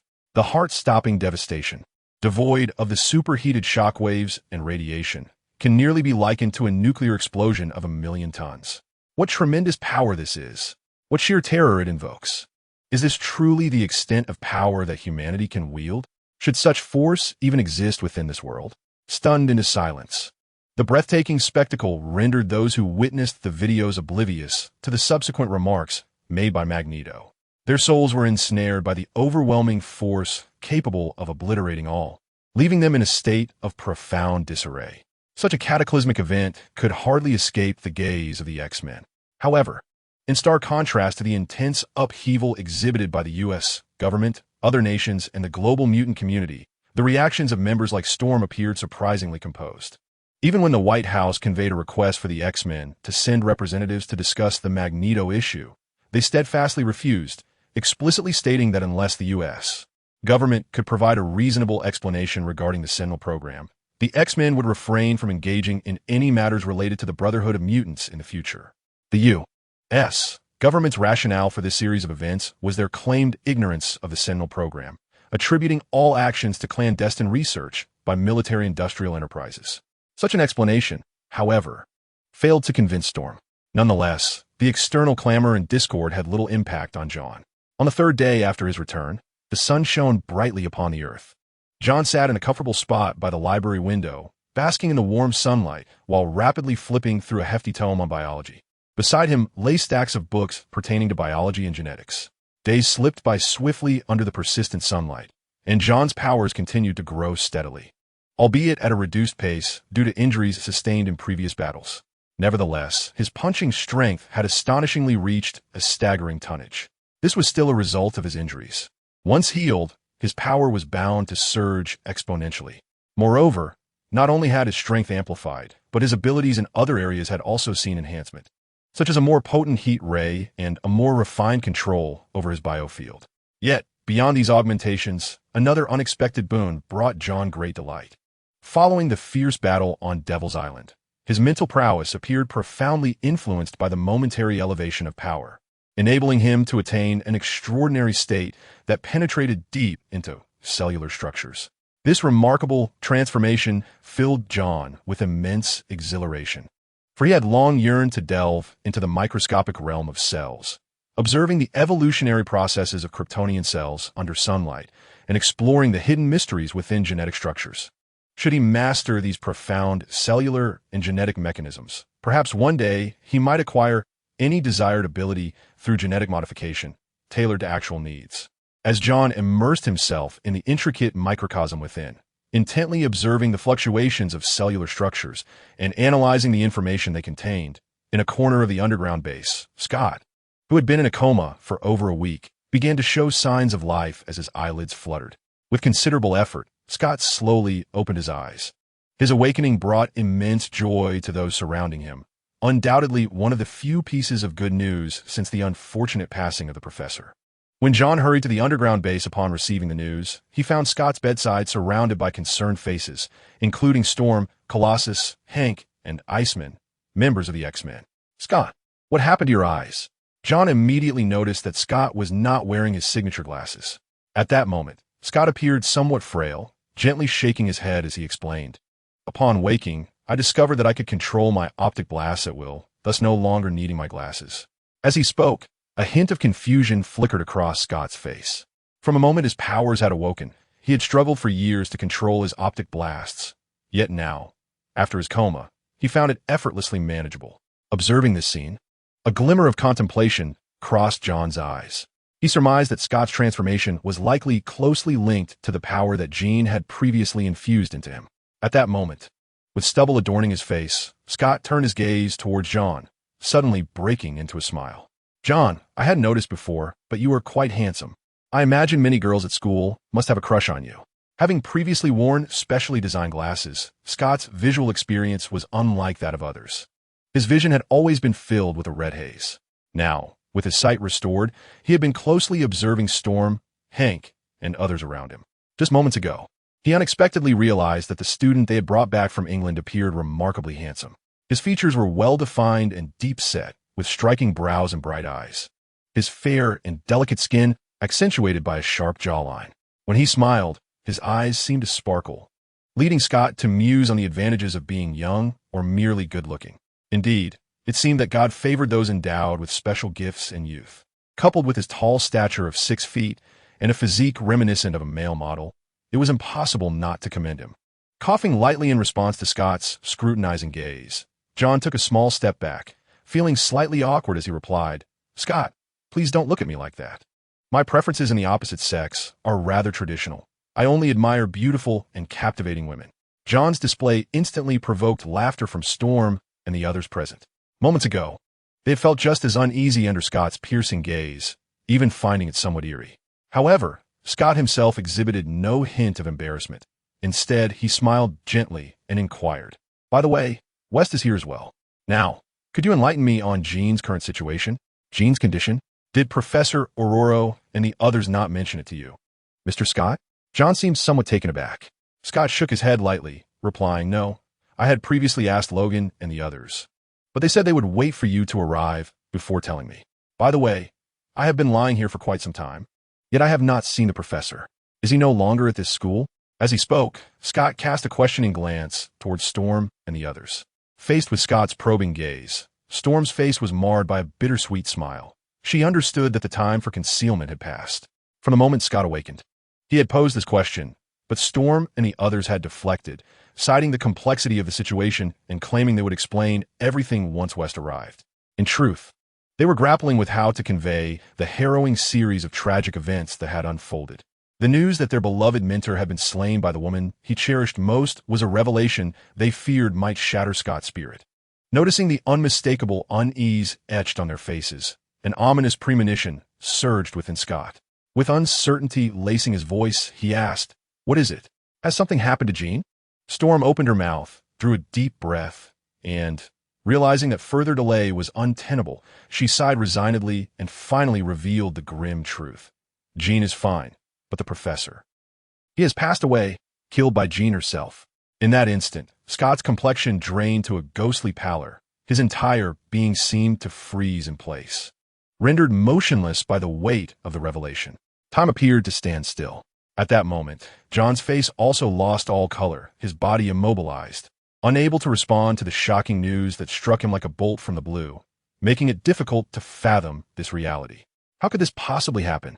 Suddenly, John's emotions flared, and he urgently implored, "Please tell me this isn't true. How could our mentor have died?" And at the hands of Jean, witnessing John's near collapse, every person in the vicinity could not help but express sympathy and sorrow. Especially Hank, who had known John since childhood, found himself unable to confront the scene. He could only turn away in anguish, at a loss for words of comfort. Amidst the oppressive atmosphere, John sighed softly and remarked, "Professor Scott, the truth surrounding this matter is far more intricate than it appears. The professor's demise, rather than being solely the consequence of Jean's direct actions, is more accurately described as his own decision and choice." John's words not only left Scott in utter shock, but also plunged Wolverine and the others into deep contemplation. "West, what do you truly mean by that?" Faced with the puzzled gazes of the assembly, John pondered for a moment before slowly responding. "In fact, during our quest to find Jean that day, the professor engaged in profound telepathic communication with me. He sought to assist Jean in mastering the formidable power within her, thereby enabling her to become a genuine Omega-level mutant. For in this world, the mutant community requires a tactical powerhouse capable of instilling global deterrence. And to achieve this goal, the professor was even willing to sacrifice his own life." Subsequently, John selected certain pieces of information to share with the group, detailing the peace agreement, the current plight of mutants, the Sentinel robot initiative, and the professor's consciousness transfer scheme. After John concluded his narration, he elucidated to Scott a series of events that transpired during his unconsciousness, as well as the intricate details of the battle on Krakoa, including how he had attempted to provoke Jean's emotions at the critical moment, yet still failed to control the Phoenix Force, until the professor appeared and purified her dark persona with his mental prowess. These revelations, even Storm and the others had not known, as John had not elaborated on them that day. Upon finishing his account, not only Scott but also Wolverine, Storm, Hank, and the others were left speechless, their faces gradually reflecting profound astonishment. They had never fathomed the extent of the professor's quiet sacrifices, nor could they have anticipated the tangled web of truth concealed behind Jean's rampage. Particularly striking was the realization that the professor was prepared to lay down his life for the emergence of an Omega-level mutant to serve as a global deterrent. In contrast to the professor, who had tirelessly balanced the various powers while worrying about the future of mutants over the years, their own contributions seemed utterly trivial. "Wait a moment, West, what's going on here? Why would the professor divulge such a multitude of confidential matters to you?" At this juncture, Shadowcat suddenly perceived the crux of the issue, casting a look of bewilderment towards John. Indeed, her inquiry instantly resonated with everyone present. Why would the professor confide so many hidden secrets to him? After all, John had only been at the school for a mere month, while each of them had spent years there, especially for members like Storm and Scott, who were among the professor's closest and most trusted allies. Yet, while they remained oblivious to these secrets, John seemed to possess an intimate understanding of them, raising suspicions that perhaps he was indeed the professor's illegitimate son. In that fleeting moment, this peculiar thought resurfaced in the hearts of the onlookers. John, oblivious to the doubts swirling in their minds, responded to the specter of the cat with a gentle smile and replied with ease, "Perhaps it is because the professor has recognized not only my remarkable abilities, but also my commendable appearance." Regardless of whether Vester's prowess was indeed exceptional, his confidence was undeniably greater than that of his peers, as none among them could boast of themselves with such self-assurance. At that moment, the atmosphere noticeably lightened, even Scott, who had previously been engulfed in despair, upon learning that the professor had not truly departed from this world, but had instead orchestrated a meticulous plan for consciousness transfer. Their sorrow dissipated, leaving them feeling relieved. However, before their smiles could fully blossom, Storm's expression suddenly turned rigid. With a slight tremor in her voice, she said, "You previously mentioned that during the final confrontation, even at the moment you were prepared to give up, the professor's spirit unexpectedly manifested deep within Jean's heart. It was at that pivotal juncture that the professor, willing to sacrifice his own mental fortitude, aided Jean in purifying her inner darkness, enabling her to ultimately harness the immense power within her." Noticing the shift in her demeanor, John sighed softly within, yet he nodded affirmatively, indeed. Does this not imply that the professor, having completely expended his mental willpower, has truly departed from us? Storm enunciated the last few words through clenched teeth, each syllable tinged with anguish. In that instant, the atmosphere in the room became palpable, and the smiles on every face froze in place. They had nearly forgotten this crucial point, or rather, in their discussion, John had glossed over it so lightly that their focus remained solely on Jean's revival, overlooking the professor's ultimate fate after depleting his mental energy. Consider, when the essence and willpower of a life have been utterly consumed, can that life persist in this world? The answer is evidently no. At this juncture, John spoke slowly. Professor Aurora, in such extreme circumstances, ordinary individuals may indeed perceive themselves as having reached the end of life. However, we must maintain unwavering faith in the professor. Given his extraordinary prowess as the world's most formidable telepath, we have reason to believe he has made comprehensive preparations, such as implementing consciousness partitioning or completing a backup of his consciousness. Therefore, there is no need for excessive worry. Perhaps the professor has already returned to our world. John's words seemed to soothe their spirits to some extent, as the tension on their faces visibly eased. With the discussion concluded, everyone gradually dispersed, embarking on their respective training endeavors. Indeed, training is essential. Following the harrowing battle on Devil's Island, these valiant warriors became acutely aware of their own fragility. So much so that they found themselves relying on a mere freshman who had been enrolled for merely a month. This realization struck like a thunderbolt to Wolverine, who had lived for over a century, Storm, renowned in the realm of mutants for decades, and Iceman, who consistently regarded his own prowess as formidable. Consequently, upon their return, each one retreated to solitary training chambers, delving deeply into the exploration of their abilities in hopes of unlocking greater powers. Just as John casually reassured them, suggesting that the professor might have awakened, in a secluded village in British Columbia, Canada, there lay a lesser-known institute, nestled in an idyllic setting. Within one of its rooms, an elderly man, adorned with a respirator and myriad tubes, slowly opened his eyes. Initially, his gaze was clouded and devoid of life, yet as time meandered on, clarity began to seep back into his eyes, and consciousness appeared to gradually return.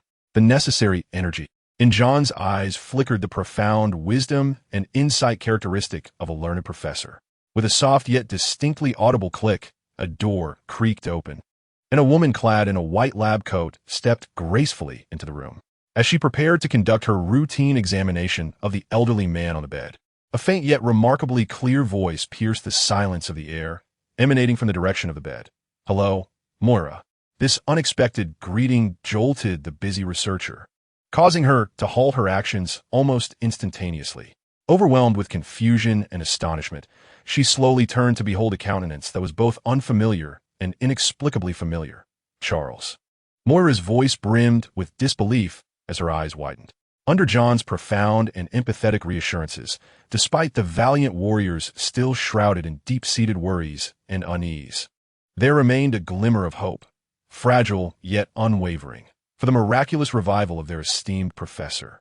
Thus, over the subsequent 2 precious days, the mutant students, endowed with extraordinary abilities, unexpectedly observed that the usually stern and serious faces of their instructors occasionally revealed warm smiles akin to sunshine, standing in stark and heartening contrast to their previously unyielding, solemn demeanor.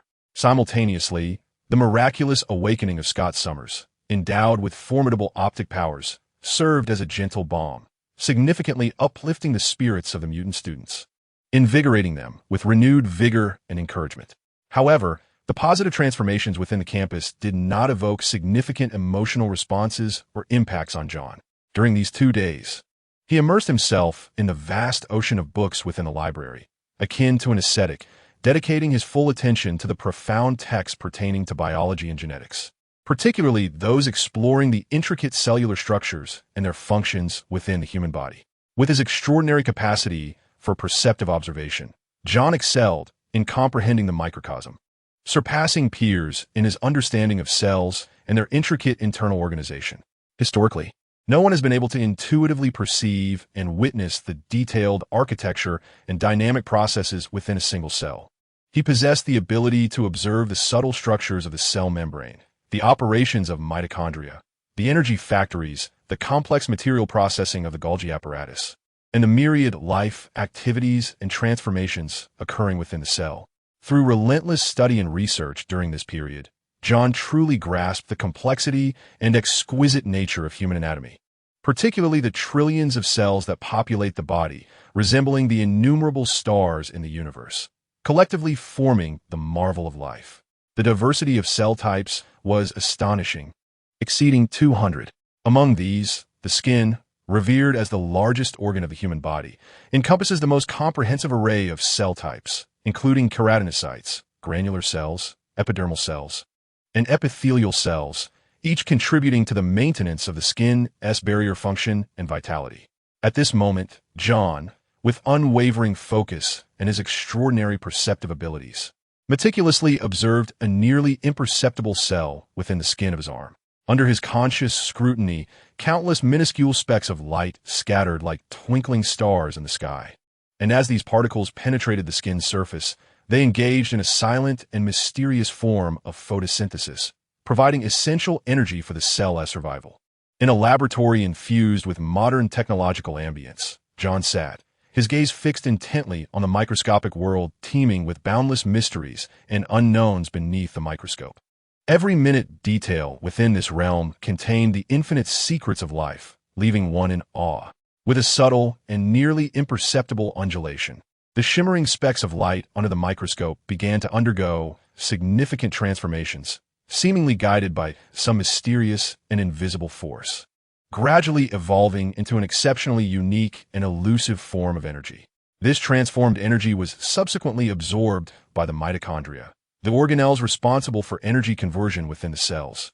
And through a series of intricately complex and precisely regulated chemical reactions, it was ultimately converted into a usable form of energy for the cells, supplying the essential materials for the life processes of the entire organism. The structure of the entire cell resembles a meticulously designed and efficiently operating industrial production line, where those luminous points play a crucial role as raw materials. They undergo countless processes and transformations in this minuscule world, ultimately being precisely delivered to the cell's command center, the nucleus.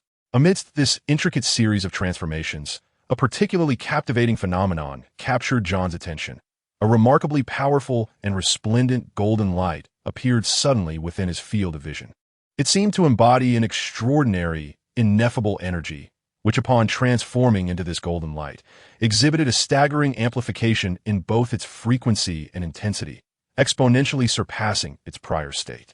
As this golden light reached the nucleus, it emitted a subtly nuanced wave of light that was almost imperceptible to the naked eye. The cellular regions touched by this wave began to undergo delicate yet astonishing changes. Some substances silently vanished, others rapidly expanded, and still others transformed into entirely new forms of energy. John beheld all of this, his consciousness gradually becoming hazy, a warning signal of the excessive depletion of his mental faculties. Despite his formidable mental prowess allowing him to attain such an extreme state of microscopic observation, sustaining this state demanded a tremendous psychological toll, akin to engaging in prolonged and intense battles on a virtual battlefield, which was immensely taxing. As waves of fatigue continuously washed over him, John slowly withdrew from the limits of this microscopic state. He gently massaged his brow in an attempt to alleviate the severe headache induced by prolonged concentration. Initially, John was filled with confidence, believing that once he achieved this ultimate microscopic observation, he would unveil the enigmatic veil surrounding the secrets of life and grasp the direction of Kryptonian cellular evolution, thereby creating extraordinary abilities at will. However, after several days of in-depth observation, he gradually came to realize that matters were far more complex than he had initially imagined. At present, his consciousness could merely exist as a spectator, unable to directly intervene in or control the natural evolutionary processes of the cells.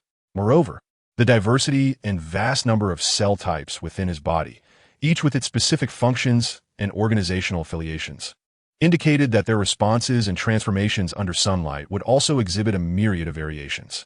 Compounding this complexity, Even the internal structures of a single cell are composed of different biological tissues, each performing distinct life functions. To entirely comprehend and meticulously document all these changes is undoubtedly a formidable endeavor. Coupled with the immense mental exhaustion induced by this ultimate microscopic state, John had managed to record the transformation processes of merely over 30 different cell types in the past few days. These records swiftly lost their practical value. For within the brief span of 2 days, the Kryptonian cells had undergone numerous evolutionary iterations, rendering many of their original structures and organizations unrecognizable and vastly different from their initial state. Consequently, John had to concede that deciphering the evolutionary patterns of all Kryptonian cells in such a short time was nearly an insurmountable task. Faced with this unprecedented challenge, John fell into a profound contemplation, ultimately deciding to shift his research focus towards more stable and less variable genetic cells. Given the rapid evolution of Kryptonian cells, which made capturing their patterns exceedingly difficult, perhaps one could begin with the stability of genetic cells. Through several days of observation, John noted that in stark contrast to the swift mutations of the Kryptonian cells, the genetic cells within him remained relatively stable. According to the data analysis provided by the Crisis Institute, most mutants' genes tend to stabilize after awakening, undergoing no significant changes unless subjected to intense external influences, which might lead to alterations in their powers. It is precisely due to this stability that cases of artificially created mutants have emerged in this world. Once the genes stabilize, the secrets behind them become more readily revealed and understood. Through this realization, John gained a deeper appreciation for the immense potential and infinite possibilities of Kryptonian cells. As John was immersed in his thoughts, Clarice, seated opposite him, lifted her gaze towards him, her fingers gently tapping on a complex formula in her book. I have calculated the answer to this formula, but during my mental calculations, I encountered some perplexing issues. It seems that certain components of the formula do not align. John, roused from his reverie, shifted his attention to the intricate mathematical formula Clarice indicated. He spoke gently. This formula does not adhere to conventional mathematical problem-solving paths. We must begin with this specific step. He patiently and meticulously explained the analysis method of the formula for approximately a minute. Upon seeing the spark of understanding illuminate the eyes of the dark-haired girl as she grasped the issue at hand, she nodded appreciatively and then devoted herself entirely to her studies, as if the clamor of the outside world bore no significance to her. In the past few days, while John had nearly perused all available materials on biological genetics and various other subjects in the library, Clarice had not idled away her time. She had been diligently striving to learn. Under John's careful guidance and patient instruction, Clarice not only demonstrated astonishing learning capabilities during the foundational stages of mathematics and computer science, but also progressed at an astonishingly rapid pace that was almost unbelievable. Now, she has achieved a high school level of mathematical knowledge through self-study and is capable of independently writing basic programs in computer programming. Her academic accomplishments are undoubtedly remarkable. It is noteworthy that before Clarice arrived at this school, her mathematical proficiency was merely at the 2nd or 3rd grade level. However, within just over a week of enrollment, thanks to John's daily meticulous guidance, her mathematical performance saw a significant enhancement. Now, in less than a month, she has attained such extraordinary achievements, which can be attributed not only to her innate aptitude for learning, but also, more importantly, to the substantial amount of time and effort she has devoted, tirelessly striving for excellence. Particularly, when John remarked that mastering mathematics and computer hacking skills would greatly benefit her future capabilities, Clarice poured her entire enthusiasm into her studies, even refraining from frequently urging John to continue creating her beloved Dragon Ball comics, as she had in the past. It is evident that Clarice possesses exceptional talent in the realm of academic research. Perhaps I should contemplate nurturing her to become my experimental assistant, John thoughtfully mused. Since his intellect has undergone an extraordinary enhancement, both his computational ability and comprehension have significantly improved, liberating him from the sole pursuit of physical strength. In fact, he has realized that he no longer needs to engage in deliberate physical training, as he discovered that simply basking in ample sunlight each day allows his strength to grow naturally. Thus, he plans to devote more energy to the field of scientific research, particularly in the in-depth exploration of genetics, hoping to unlock certain abilities he yearns for in advance, thereby further refining his combat techniques. One phone call. Even after ascending to the status of a silver-level super being, he will possess the power to manifest his desires, achieving a level of strength that is truly formidable, surpassing the limits of countless universes. However, the crux of the matter lies in the uncertainty of when he will reach the realm of a silver-level super being. Currently, he is still a considerable distance away from attaining the pinnacle of bronze level, and he has only accumulated 6 points of the primordial energy that could facilitate his evolution into a silver-level super being. Moreover, he finds himself in the perilous and treacherous Marvel universe. Hence, John maintains a heightened sense of crisis awareness, feeling compelled to enhance his abilities as much as possible to prevent unforeseen circumstances from arising before he is fully matured. Just like the current crisis posed by the Phoenix Force. Had it not been for his ability to enter a second awakening state, temporarily amplifying his strength by hundreds of times, the mere act of provoking her emotions might have been a challenge, let alone approaching her. John is acutely aware that, in reality, he is not as powerful as he imagines himself to be. Merely possessing a 1,000-ton punch and achieving supersonic speed is indeed remarkable. However, it does not imply that he has reached an omnipotent level of strength. Even during the battle on Devil Island, his ability to exhibit such formidable power was due to the materialization of the force within him, which transformed into a tangible and domineering energy. This enabled him to unleash a punch that generated a palpable pressure, consolidating power to obliterate any obstacles in his path. At that moment, a gentle vibration coursed through every cell of John's body, followed by a subtle wave of contentment. A smile graced his face. Had he finally returned to his normal state? The explosive surge of power on Devil Island had taken a significant toll on his body, necessitating 5 consecutive days under the sun to completely eradicate the lingering sense of weakness.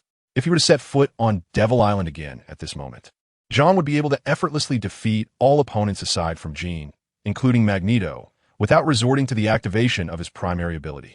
Confronted with a being capable of delivering a punch with a force of 2,000 tons, capable of generating sonic booms and executing supersonic movements, one can scarcely fathom the terror he embodies.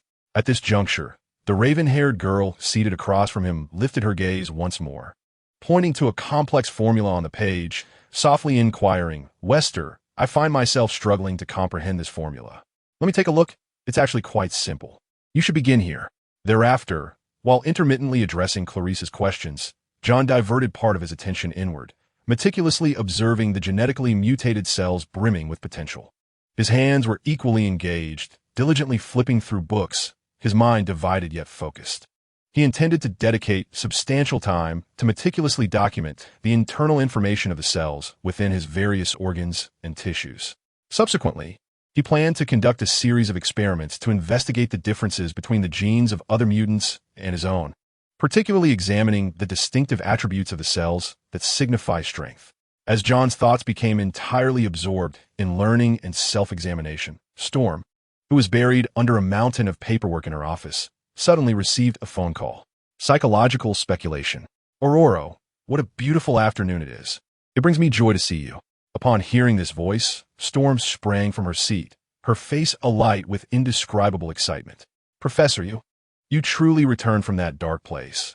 This is an unbelievable miracle. The word resurrection, I presume, is something that young Wester conveyed to you.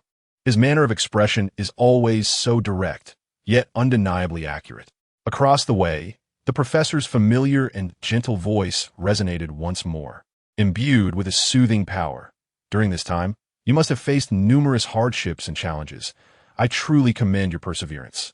Although I have been far removed, I have gleaned much from the news regarding recent events." He continued, "By the way, has that fellow Scott awakened from his coma?" Storm endeavored to suppress her inner excitement and nodded vigorously in response. "Yes, Professor, Scott has been awake for 2 days. His recovery is progressing well. Yet we are all quite concerned about you and wonder when you shall return to us. Professor, in which part of Canada are you currently located? Please inform me, and I shall promptly arrange to bring you back with John." The professor elaborated on his precise location in Canada. Shortly thereafter, Storm and Cyclops hurriedly sought out Wolverine, John. After briefly updating him on the situation, they departed swiftly, prepared to reunite with the professor in Canada. As the new Blackbird jet was still under construction, they opted for a regular commercial flight. Despite the journey promising to be lengthy and cumbersome, the anticipation of reuniting with the professor filled their hearts with exhilaration. The hasty departure of John Storm and Eric inevitably caught the attention of Jonathan, who gently turned his head towards the direction of the campus entrance. Could it be related to matters concerning the mentor? A contemplative expression flickered in Jonathan's eyes. Given the current circumstances, the ability to render John Storm and Cyclops so tense must surely pertain to news about their mentor, he surmised. This thought crossed his mind, eliciting a faint smile of delight upon Jonathan's face, while he remained oblivious to the intricate details of how the mentor achieved consciousness transfer under such extreme conditions. Those particulars were of little consequence. What mattered was that the mentor had been reborn. In the days to come, with Magneto and Phoenix drawing the public's attention outside, and the returning mentor captivating the campus within, he could immerse himself in scholarly pursuits without a care in the world. With this in mind, Jonathan stood up, prompting Clarice, seated across from him, to take notice. Gazing at the girl who looked up at him, he smiled gently and reached out to caress her flowing hair. "You are here reading, while I must proceed to the logistics department to discuss some matters with the responsible teacher." "All right," the girl nodded obediently. Upon reaching the school's logistics management department, Jonathan located the individual in charge and greeted him with a smile. "Mr. Silt, I extend my sincere regards this afternoon." Silt, a middle-aged Caucasian man of ample stature, was also a mutant possessing the peculiar ability of adiposity, or rather, a robust layer of fat. Despite Sirt's lackluster combat capabilities, he adeptly manages all logistical affairs within the school, thanks to his unassuming appearance. Whether it involves procuring ingredients from the city or acquiring office supplies and student uniforms, he handles it all with finesse. Upon seeing John, Sirt's face instantly illuminated with a brilliant smile as he cheerfully inquired, "Mr. West, do you have any procurement needs today?" After all, it was through his assistance that the easel and brushes John had recently purchased were acquired. In light of a series of recent events, John's reputation at Xavier School has seen a remarkable ascent. Previously, the carefully selected art supplies that John successfully procured were sourced through this trustworthy conduit. Given the tumultuous and transformative nature of recent times, John has significantly elevated his standing within the illustrious halls of Xavier. For the ordinary mutant students, John's identity is multifaceted. He is both the valiant war cop and the creator of the iconic series Dragon Ball.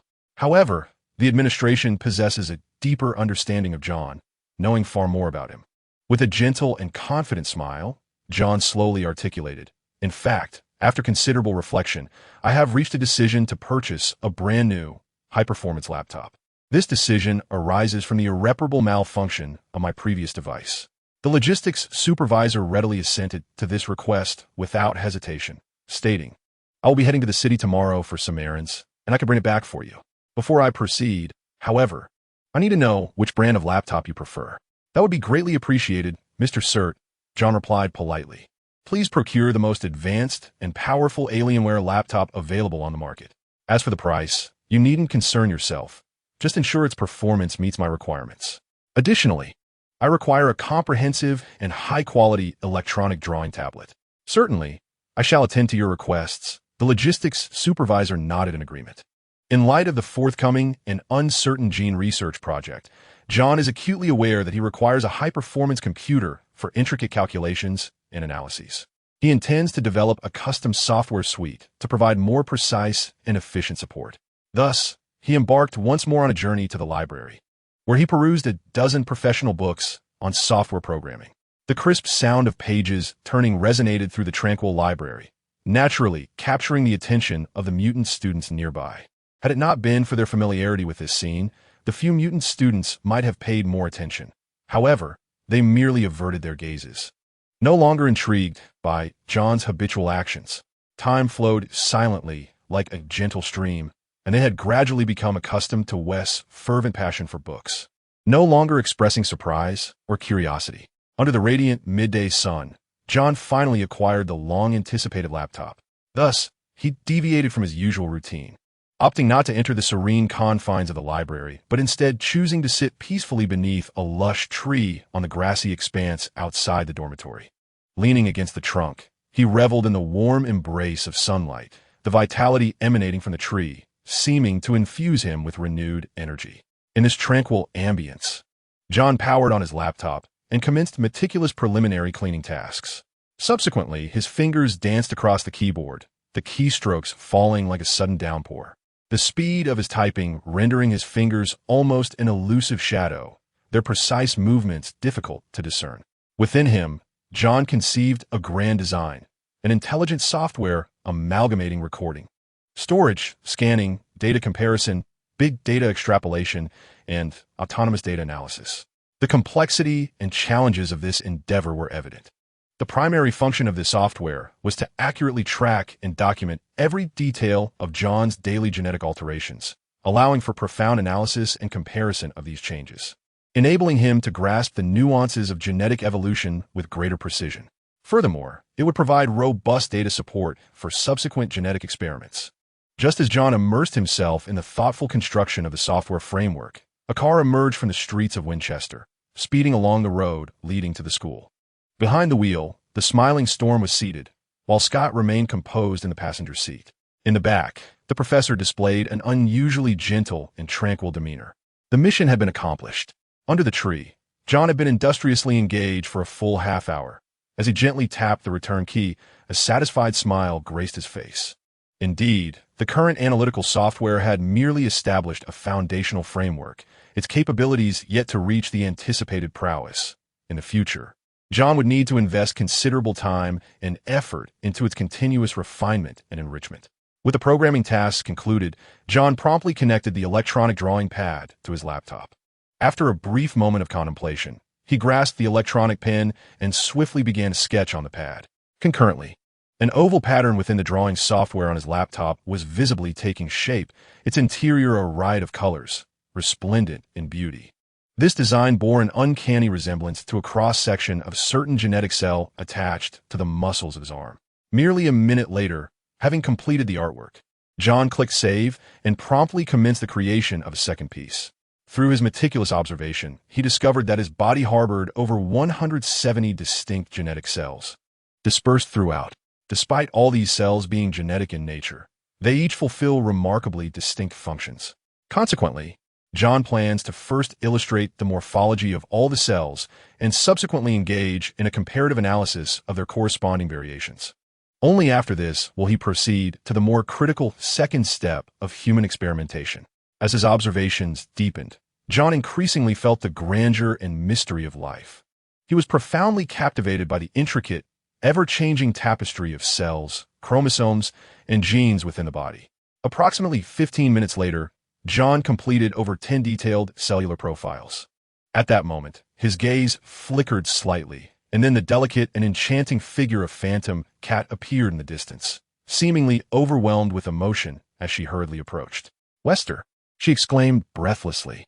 "What has happened, Katie?" John asked, observing the excitement radiating from the young girl, already harboring some suspicions in his mind. Phantom Cat eagerly conveyed the news. Just moments ago, Professor Aurora had contacted her by phone, instructing her to gather everyone at the main entrance of the school. For the professor had returned. A smile blossomed on John's face. Indeed, he had sensed that the sudden departure of Professor Aurora with another companion the previous day might herald the professor's return. "Let us depart," he said, beginning to organize his notebook and sketchpad before rising to his feet. As John and Katie set off, the students of the school, all mutants, exhibited extraordinary excitement. Rushing towards the school's entrance. On their way to the destination, John encountered Clarice, who was hastily making her way from the library. Upon their arrival at the school gate, they discovered a throng of people gathered there. Not only students, but members of the entire academy had congregated, creating a scene of vibrant enthusiasm. Is this news truly reliable? Has our esteemed professor indeed escaped that tragic fate? One student questioned, filled with confusion and disbelief, struggling to accept this sudden wave of good tidings. Absolutely reliable. This is the exact message conveyed by Professor Aurora herself through the telephone. Another student responded with unwavering certainty. Deep within my heart, I have always harbored a firm belief that a legendary figure like the professor could never quietly depart from this world without a trace. He is widely regarded as the unparalleled, one-of-a-kind, strongest telepath on this planet. amidst the exuberant emotions of those around him. John stood quietly on the steps at the back of the crowd, his gaze piercing through the layers of air, fixed upon the distant, indistinct horizon. Within his line of sight, approximately 1,000 meters away on the winding road, a black sedan leisurely approached the school, with Aurora and Scott seated at the front, while that familiar, cherished figure sat comfortably in the back seat.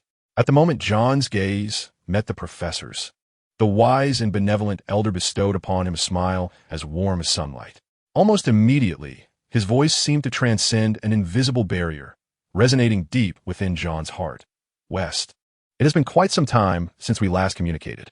Sensing this familiar spiritual resonance, a look of solace gradually unfolded on John's face, and he responded telepathically, "Professor, your return is undoubtedly exhilarating news for all of us." Amidst the eager and excited gazes of all the students, a sleek black car finally came to a gentle stop at the school's entrance.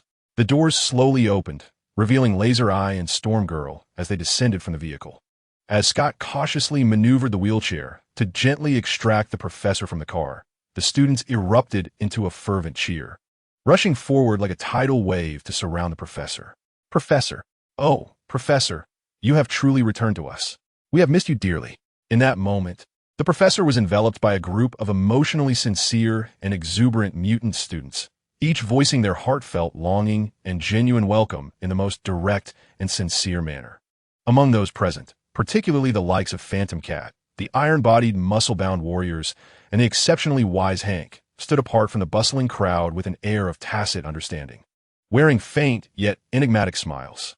Amid this throng of exuberant and animated individuals, John's gaze appeared strikingly complex, tinged with an elusive peculiarity. His eyes subtly revealed a profound sense of confusion and curiosity. Unconsciously, John's focus settled on the professor, who remained seated in the wheelchair, stirring within him a surge of intense bewilderment. He pondered, according to reason, the professor had undergone a physical rebirth and transformation. Why then did he persist in occupying that wheelchair, seemingly unperturbed by any change? After a lengthy wait of over an hour, the professor finally addressed the emotionally stirred and shaken students with his gentle and empathetic words, soothing them one by one. Subsequently, the group slowly made their way into the familiar conference room. Once seated prominently at the distinguished head of the table, the professor cast his wise and inclusive gaze over every member present, then, with a meaningful smile, spoke. "I deeply comprehend that within each of you lies a multitude of pressing questions and confusions yearning to be expressed. Indeed, as you have articulated, Professor." John, brimming with impatience, interjected eagerly, his voice laced with curiosity and inquiry. "Professor, I still vividly recall the harrowing battle on Devil's Island, where I witnessed you expend your precious mental energy at any cost. Yet, I find myself utterly perplexed. How did you accomplish such a feat?" His words faltered momentarily, as he struggled to find the appropriate vocabulary to continue his question. "You are likely pondering how, after such a severe depletion of mental fortitude, I not only evaded the brink of death, but successfully transferred my consciousness into a new vessel. Am I right?" The professor, with his calm and steady voice, deftly picked up where John left off. A hint of awkward laughter escaped John's lips, as his insatiable curiosity burned like an unquenchable flame, eager for answers. The presence of the American officials only intensified this intrigue. Moreover, John's curiosity was not isolated, for the surrounding steel warriors and other battle comrades shared his profound interest and confusion. The others exchanged bewildered glances, their expressions reflecting a collective perplexity. However, John's gaze held a peculiar intensity as he contemplated the unexpected reality of the professor's extraordinary ability to achieve the separation of consciousness from the corporeal form. The professor patiently elucidated, "Perhaps you might consider consciousness as a manifestation of the soul, while mental energy is the essence derived from that soul, an elusive, unique spiritual force. Although I sacrificed decades of mental training during this incident, prior to that, I had skillfully extricated my soul from my physical body, accomplishing a remarkable transcendence beyond material boundaries. Yet, this process was far from the simplistic portrayal the professor had offered. The intricacies of how he could detach his soul and separate his mental energy from it presented challenges that seemed almost insurmountable, bordering on the fantastical for the average person. After all, for the vast majority, even perceiving the realm of the soul is a task that appears daunting and nearly unattainable. In that moment, John posed a second question. Professor, since you have achieved a new body through the transfer of consciousness, why do you still rely on a wheelchair as an aid? At this, the professor revealed a bittersweet, resigned smile. This is because, despite this body relying on medication to sustain its vitality and my engagement of specialists for regular muscle massages and rehabilitation, I remain bound to this assistance. Regrettably, due to decades of immobility, the lower half of my nervous system has deteriorated to a state of atrophy. Consequently, even within this new body, I remain ensnared by the confines of a wheelchair, a reality that is undeniably sorrowful and disheartening. Upon hearing this, the audience could not help but lament. Indeed, it is a tale laden with profound melancholy and endless regret. It appears that the professor is fated to be accompanied by this assistive device for the entirety of his life, a destiny that seems irrevocably sealed. As the meeting drew to a close, the professor engaged in brief exchanges with those present before announcing the adjournment. After the attendees gradually departed, he deliberately retained John for a moment. I am grateful for your presence, for without you, the situation we would have faced might have been unthinkable. In the corridors of the school, John and the professor walked side by side, one walking while the other maneuvered in a wheelchair. On their return journey, the professor inquired in detail about the events that transpired following his demise. He sighed deeply, reflecting on how a strategy born out of necessity ultimately hinged upon the newly joined member, Vester, for its realization. By the way, Vester, the professor continued, I have heard from Aurora that it was you who infiltrated the White House's intranet through your remarkable internet skills, which enabled us to gain early insight into the Sentinels' ambush plans. Indeed, John confirmed with a nod. The professor expressed his astonishment. I had not anticipated that you, Vester, possessed such prowess in internet technology. With a smile, John replied, Professor, you need not be coy. My skills are surely beyond your expectations. Let us simply refer to it as hacking, for here we are all allies, and there is no need for secrecy from the outside world. In truth, my command of hacking techniques is not particularly refined. I merely devoted some time to research one day and attempted it. Much to my surprise, it was remarkably effortless to penetrate. The professor smiled faintly at John's words, choosing not to comment further. He understood that if the White House's intranet were indeed so easily compromised, the United States would not maintain such stringent security measures globally. After concluding this topic, the professor spoke gently. Next, the world's attention will shift toward Eric, which signifies that our school may finally enjoy a spell of relative tranquility. Vester, do you have any plans or specific needs moving forward? It was evident that the professor was subtly indicating his willingness to accommodate John's desires and gratitude for his contributions during this time. After a moment of contemplation, John responded, I intend to delve deeper into the mysteries of mutant genetic abilities to see if it could aid in my mastery of secondary awakening. Professor, did you not previously mention that during the destruction of those mutant laboratories in the past, we had acquired some invaluable data? John inquired further. Might I have the fortune of glimpsing the true essence of those documents? Is that all? The professor appeared somewhat taken aback.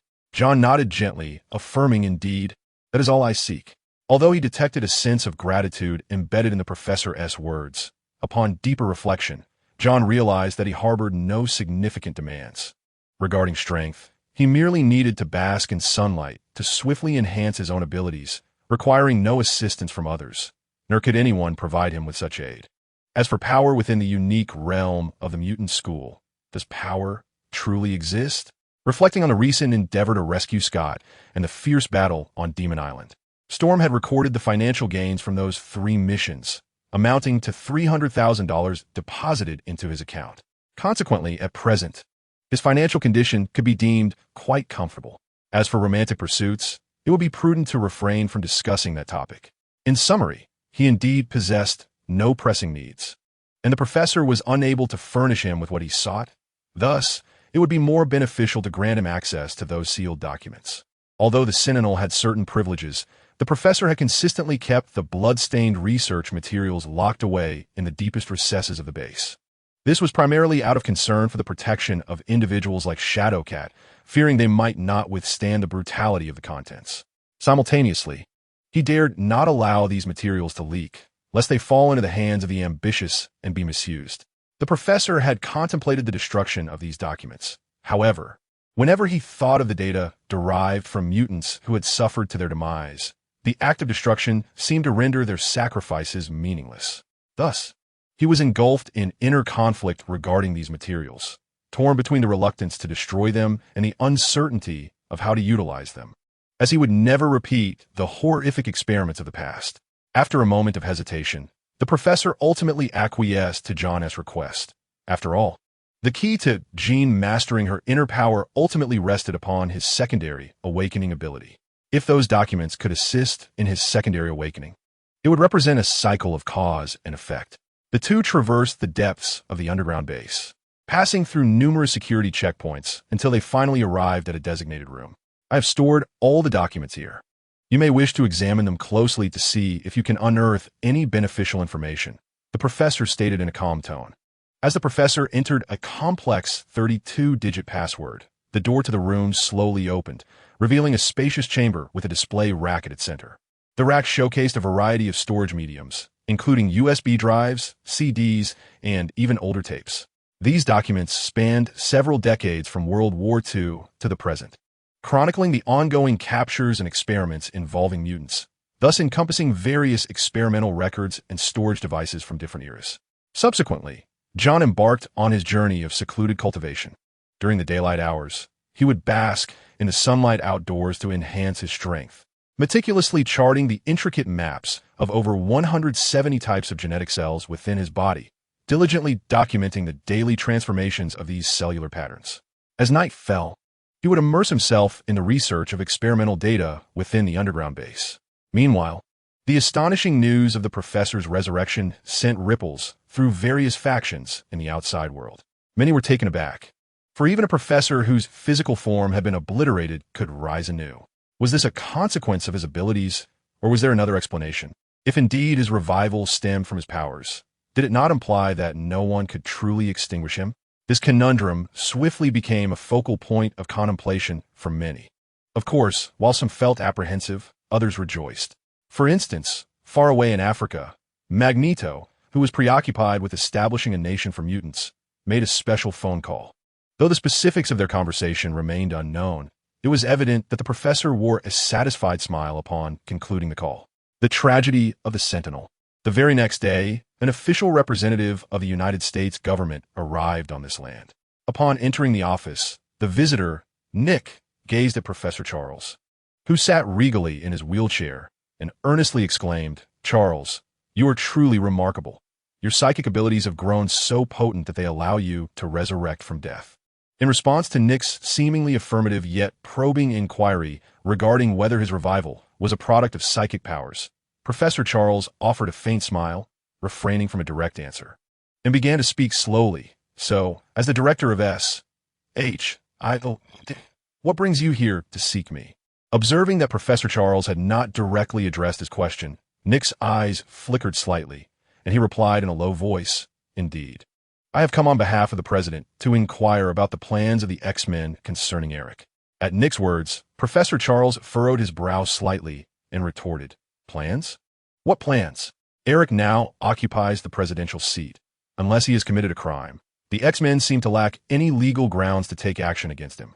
According to the agreement we reached years ago, the primary duty of the X-Men is to combat criminal elements involving mutants and to maintain global peace and stability, rather than to interfere in the internal political affairs of other nations.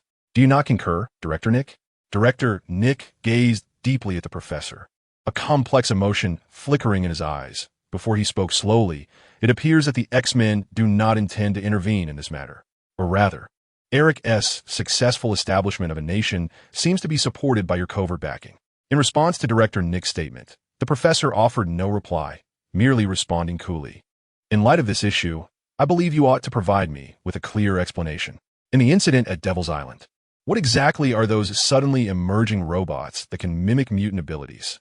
Does their appearance signify the lurking of some undisclosed conspiracy?" John was inwardly seething, thinking, are they not creations of your privileged class, the American elite? Can the blame be placed elsewhere?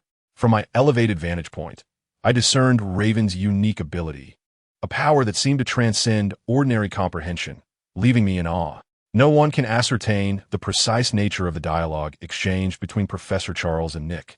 Yet it was palpable that when this representative from the American government departed, a grave and complex expression lingered on his face, as if he were grappling with a significant dilemma. On the 5th day after Professor Charles's return, as the first rays of dawn light permeated the underground base, John Chun emerged, his footsteps heavy, burdened by an unshakable concern. He made his way toward the cafeteria, brow furrowed, lost in contemplation of a troubling conundrum. So much so that when someone called his name from behind as he traversed the corridor, he remained oblivious, entirely absorbed in his thoughts. Arriving at the food counter, John casually selected 2 hot dogs, 5 fried eggs, a piece of bread, and a glass of milk, choices that seemed to serve merely as a temporary relief from his hunger. He carried his plate to his usual seat, a spot imbued with personal significance, as if here he could discover a modicum of tranquility. Wester. Oh, what is it? Clarice? Startled, John turned to the dark-haired girl sitting across from him, his gaze revealing a hint of bewilderment as he struggled to recall the interruption of his thoughts. Clarice. The dark-haired girl, who was the object of John's attention, appeared preoccupied, somewhat detached from her surroundings. Noticing his distraction, she blinked her curious eyes and softly inquired, John, what have you been busy with lately? I've noticed you haven't returned to your room for several nights in a row. John Chun, typically calm and composed, now seemed somewhat distracted. He replied, casually, Oh, I've been immersed in research at the underground base, trying to unearth useful information from the materials. Research materials? Clarice echoed with a hint of concern in her voice. John, do you need me to assist you with anything? Perhaps I could help lighten your workload. Noticing the genuine concern in Clarice's gaze, John offered a faint smile, attempting to reassure the girl who cared for him. There is no need to worry, Clarice. I've made considerable progress and have already achieved some preliminary results. Upon hearing John's response, Clarice gently nodded, her demeanor obedient as she uttered a soft, Oh. Thereafter, she refrained from saying anything further, as if she understood that at this moment, John required some time and space to address his own matters. She comprehended that everyone has their own life and rhythm, and John was no exception. He needed time to navigate his affairs, while she simply needed to offer him support and understanding when he required it. After finishing breakfast, John did not return to the underground base to continue his research as he usually did, nor did he attend classes. His focus was nearly entirely devoted to his own concerns, having not attended classes for quite some time. His friends, including Storm and the others, held no objections. They recognized that John had his own plans and arrangements, and they trusted that he would manage his affairs well. As John arrived at the back of the dormitory building, he gazed toward the horizon, witnessing the sunrise gradually ascend from the horizon. The golden rays of sunlight cascaded upon him, enveloping him in a warm embrace. He inhaled deeply, then exhaled slowly. Subsequently, he slightly crouched, as if preparing for an impending eruption. In an instant, the formidable power within him awakened like a slumbering beast, releasing from his muscles and converging between his legs. Boom! With a thunderous sound, the ground within a few meters was torn asunder. Countless clods of earth and fragments of vegetation hurled into the air, creating a scene of chaos. Propelled by this tremendous recoil, John's figure instantaneously transformed into a shadow, soaring skyward with astonishing speed, ascending to heights exceeding 1,000 meters in a single breath. At this altitude, John felt a significant pulling force emanating from the earth below, while his ascent began to gradually slow. However, this time, John chose not to descend. Instead, with a mere thought, the biological force field within him, now exponentially amplified, unfurled instantaneously. An invisible wave of the biological force field spread forth, neutralizing the magnetic field of the heavens and the earth. In that instant, John's figure hesitated slightly, as if cradled by an unseen force, suspending him in midair. John arrived at the back of the dormitory building, gazing toward the horizon. Witnessing the sunrise gradually ascend from the horizon, the golden sunlight cascading upon him, bringing a warm touch. He inhaled deeply, slowly exhaling, preparing for the imminent eruption. In an instant, the terrifying power within him awakened like a slumbering beast, releasing from his muscles and converging between his legs. Boom! With a thunderous sound, the ground within a few meters was torn asunder, countless clods of earth and fragments of vegetation hurled into the air, creating a scene of chaos. Propelled by this tremendous recoil, John's figure instantaneously transformed into a shadow, soaring skyward with astonishing speed, ascending to heights exceeding 1,000 meters in a single breath. At this altitude, John felt an immense pulling force emanating from the earth below, while the ascent of his body began to gradually decelerate. In that moment, rather than succumbing to a plummet, John concentrated his thoughts, and the extraordinarily amplified biofield within him unfurled instantaneously. A resonating hum filled the air as an invisible wave of the biofield permeated, neutralizing the magnetic forces of the universe. Instantly, John's form hesitated slightly, as if cradled by an intangible force, suspended in midair. Subsequently, under John's somewhat unpracticed control, the biofield swiftly adjusted its vibrational frequency and unleashed a formidable repulsive force beneath him. With a thunderous boom, the air erupted as if ignited. John shot forth like a bullet, soaring upwards with breathtaking speed, the howling wind by his ears narrating the swiftness of his ascent as he pierced through the clouds. Emerging at an altitude of 10,000 meters. Here, the fierce gales roared around him, causing his sleeves to flutter and his hair to dance wildly, as if showcasing his newfound strength to the world. Indeed, I have taken flight. Above a boundless sea of golden clouds, illuminated by sunlight, John's face glowed with exhilaration. During this period, his power had been escalating at an astonishing rate, doubling in strength each day. His grip strength had reached 2,000 tons, while his punch power had escalated to a staggering 10,000 tons. Such tremendous force, concentrated in the diminutive surface area of his fist, could obliterate anything with a single blow. Additionally, John's overall capabilities had experienced a similar surge. His speed, strength, and endurance continually enhanced, seemingly without limit. The temperatures achieved by thermal rays had far surpassed human comprehension, soaring above tens of thousands of degrees Celsius, while the energy and impact they contained surged at an astonishing rate. Concurrently, John's physical strength, along with the biofield that had long been overlooked by humanity, underwent a monumental transformation, witnessing unprecedented amplification. This morning, upon exiting the underground base, he felt an overwhelming sensation, as if he had acquired the ability to fly. Thus, he resolved to test this notion, and to his delight, he successfully ascended into the sky. Consequently, he no longer needed to worry about inclement weather inconveniencing him, for even amidst the most adverse conditions, he could effortlessly soar above the clouds and bask in the warm sunlight. However, while flying seemed effortless, he pondered the potential attention it might attract if he did so frequently. I wonder, he mused aloud, if I could master my biofield to distort the surrounding light, thereby achieving invisibility. John contemplated this possibility, hoping to discover a method that would allow him to fly undetected by others. He believed that mastering this skill would grant him the freedom to soar through the skies without the fear of being discovered. Majestically, as John stood atop the clouds, basking in the warm embrace of sunlight and savoring the tranquility and gentleness of the moment, his thoughts drifted back to a distant past, recalling the challenges and hardships he had faced, as well as the friends and family who had accompanied him along the way. In the distance, a new figure emerged from the mutant school, a young girl with vibrant red hair, whose presence immediately captivated the attention of many. She was astonishingly beautiful, reminiscent of a princess stepped right out of a fairy tale, compelling onlookers to steal a few more glances. In the corridor of the academic building, this girl, standing at 5 feet 7 inches tall and clad in a fitted black suit, walked gracefully and cheerfully. She strolled with a curious demeanor, frequently pausing to observe her surroundings and the throngs of people. It was the break between classes, and the corridor bustled with students. Upon spotting her, they couldn't help but halt, their faces adorned with expressions of awe, as if witnessing an extraordinary spectacle for the first time. Even the female students were drawn to her allure, casting envious glances and yearning to uncover her identity and the secret behind her enchanting beauty. Her face was a canvas of porcelain delicacy, with features that were both strikingly Western and infused with the refinement and fairness of Asian descent.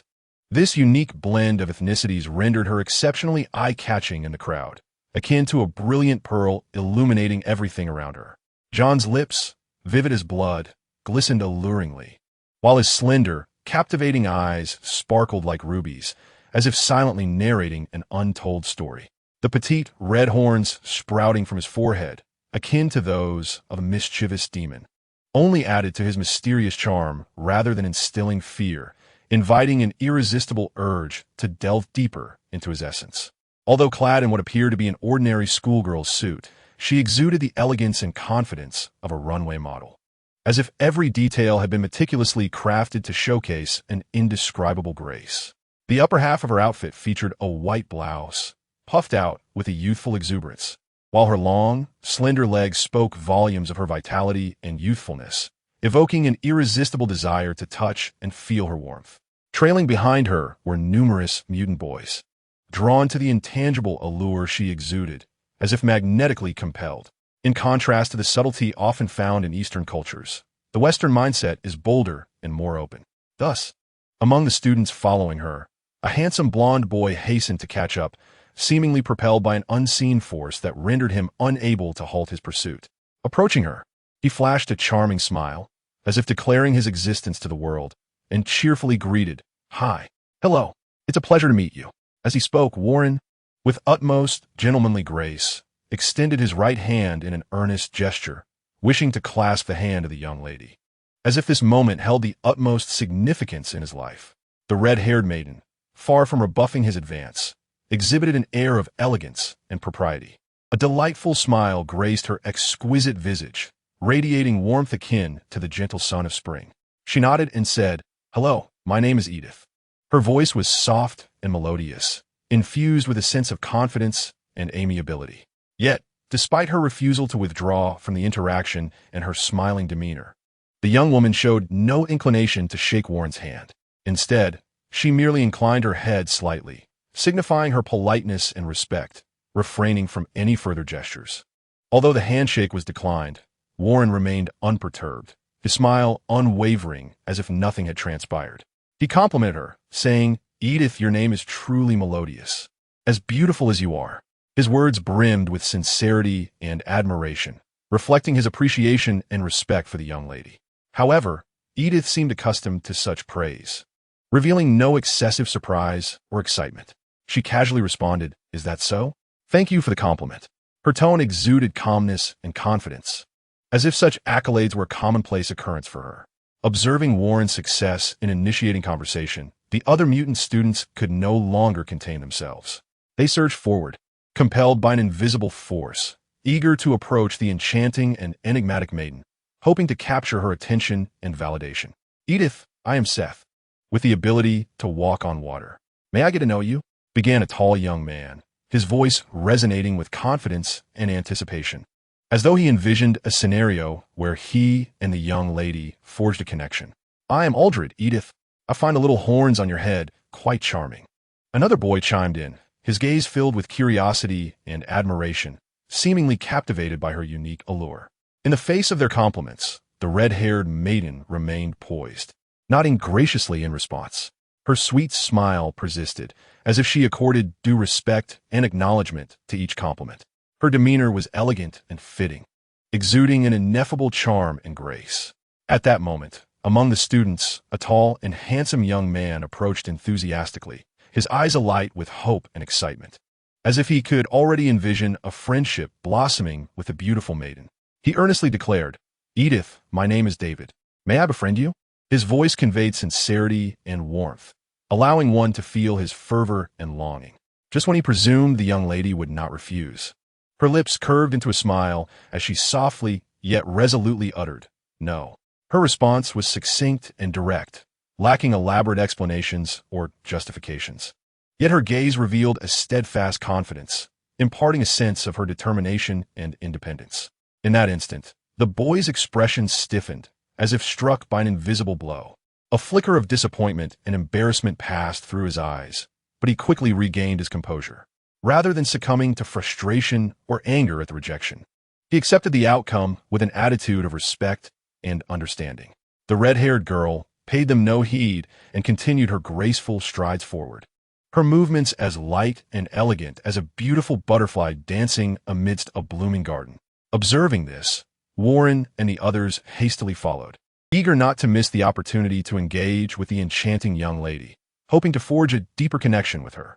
In the corridor behind, Phantom Cat leaned against the wall, arms crossed, her gaze imbued with intrigue and amusement. She glanced at the adored red-haired girl, and then at the nearby Steelman, playfully inquiring, "Peter, don't you wish to introduce yourself as well?" Her tone was laced with teasing and mockery, as if hinting at Steelman's fondness for the girl.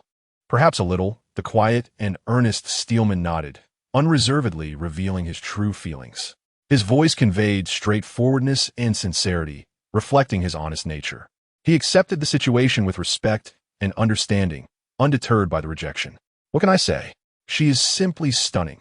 Any man would wish to know her," he continued, his tone tinged with a sense of helpless admiration, his eyes glimmering with appreciation for her unique allure. Speaking of which, even Phantom Cat couldn't suppress a twinge of envy. She regarded Steelman, silently acknowledging, "Indeed, she is breathtaking. Her charm captivates anyone." A glimmer of yearning and aspiration flickered in her eyes, as if she too wished to embody the beauty and confidence of that remarkable girl. Clearly, her feelings were more of admiration than jealousy. Meanwhile, both of us were struck with astonishment, for we had never anticipated that the mutant, drenched in blood and exuding the aura of a fearsome warrior that night, could transform into such a stunning young woman. Just as envy and admiration swirled among the mutant girls, the red-haired girl appeared to be searching for someone in the corridor. As she passed each classroom, she would peer inside, seemingly in pursuit of something. Yet time and again, she would depart in disappointment. Her eyes revealed a trace of despondency and helplessness, as if the person she sought was not present within those walls. Noticing this, Warren took the initiative to inquire, "Idolus, are you looking for someone?" His voice resonated with concern and curiosity, as if he wished to assist her in her search. The red-haired girl nodded and replied, "Yes, I am looking for someone, but it seems he is not in the classroom." Her voice carried a hint of worry and unease, as though she was genuinely anxious about the whereabouts of that individual. Warren eagerly offered, "Do you know his name? Although I've only been at the school for a little over 10 days. I am acquainted with most people and can help you find him." His voice brimmed with confidence and fervor, as if he believed he could assist her in locating that individual. The crimson-haired maiden hesitated momentarily before shaking her head and responding, "I don't know." A hint of helplessness and confusion laced her tone, suggesting that she too was unaware of that person's identity, merely relying on intuition to guide her search. Though she had endured an intense battle alongside him that fateful night, ultimately being rescued by his hand, she now found herself perplexingly ignorant of his name. This realization left her feeling somewhat bewildered and resigned. She seemed to recall hearing her companions call out his name during the fray, something akin to Tay. Yet the exact pronunciation eluded her at the time. The name lingered in her mind like a hazy specter, just out of reach. At that moment, the red-haired girl added, "However, I saw him this morning. He must be at school." A note of certainty and anticipation colored her voice, as if she believed he was indeed present at the school, just temporarily lost to her sight. Warren pondered for a moment before continuing. "Is the person you seek male or female? Approximately how old are they? We might know them." His voice resonated with curiosity and enthusiasm, as if he yearned to aid her in her quest, while simultaneously wishing to forge a deeper connection with her. The girl furrowed her brow slightly, lost in contemplation. She began to strain her memory, attempting to extract clues from that night. She mused silently. He must be around 16 or 17, no, perhaps in his 20s. Her thoughts lingered on the matter of age, striving to pinpoint an accurate assessment. Although John's actual age was merely 15, his height had already reached 6 feet, and combined with his mature gaze and decisive demeanor, he appeared significantly older. This mature facade and bearing left Ethelize unable to accurately gauge his age. She simply felt he ought to be in his 20s. After all, the fellow warriors accompanying her that day were quite imposing, one even sporting a full beard.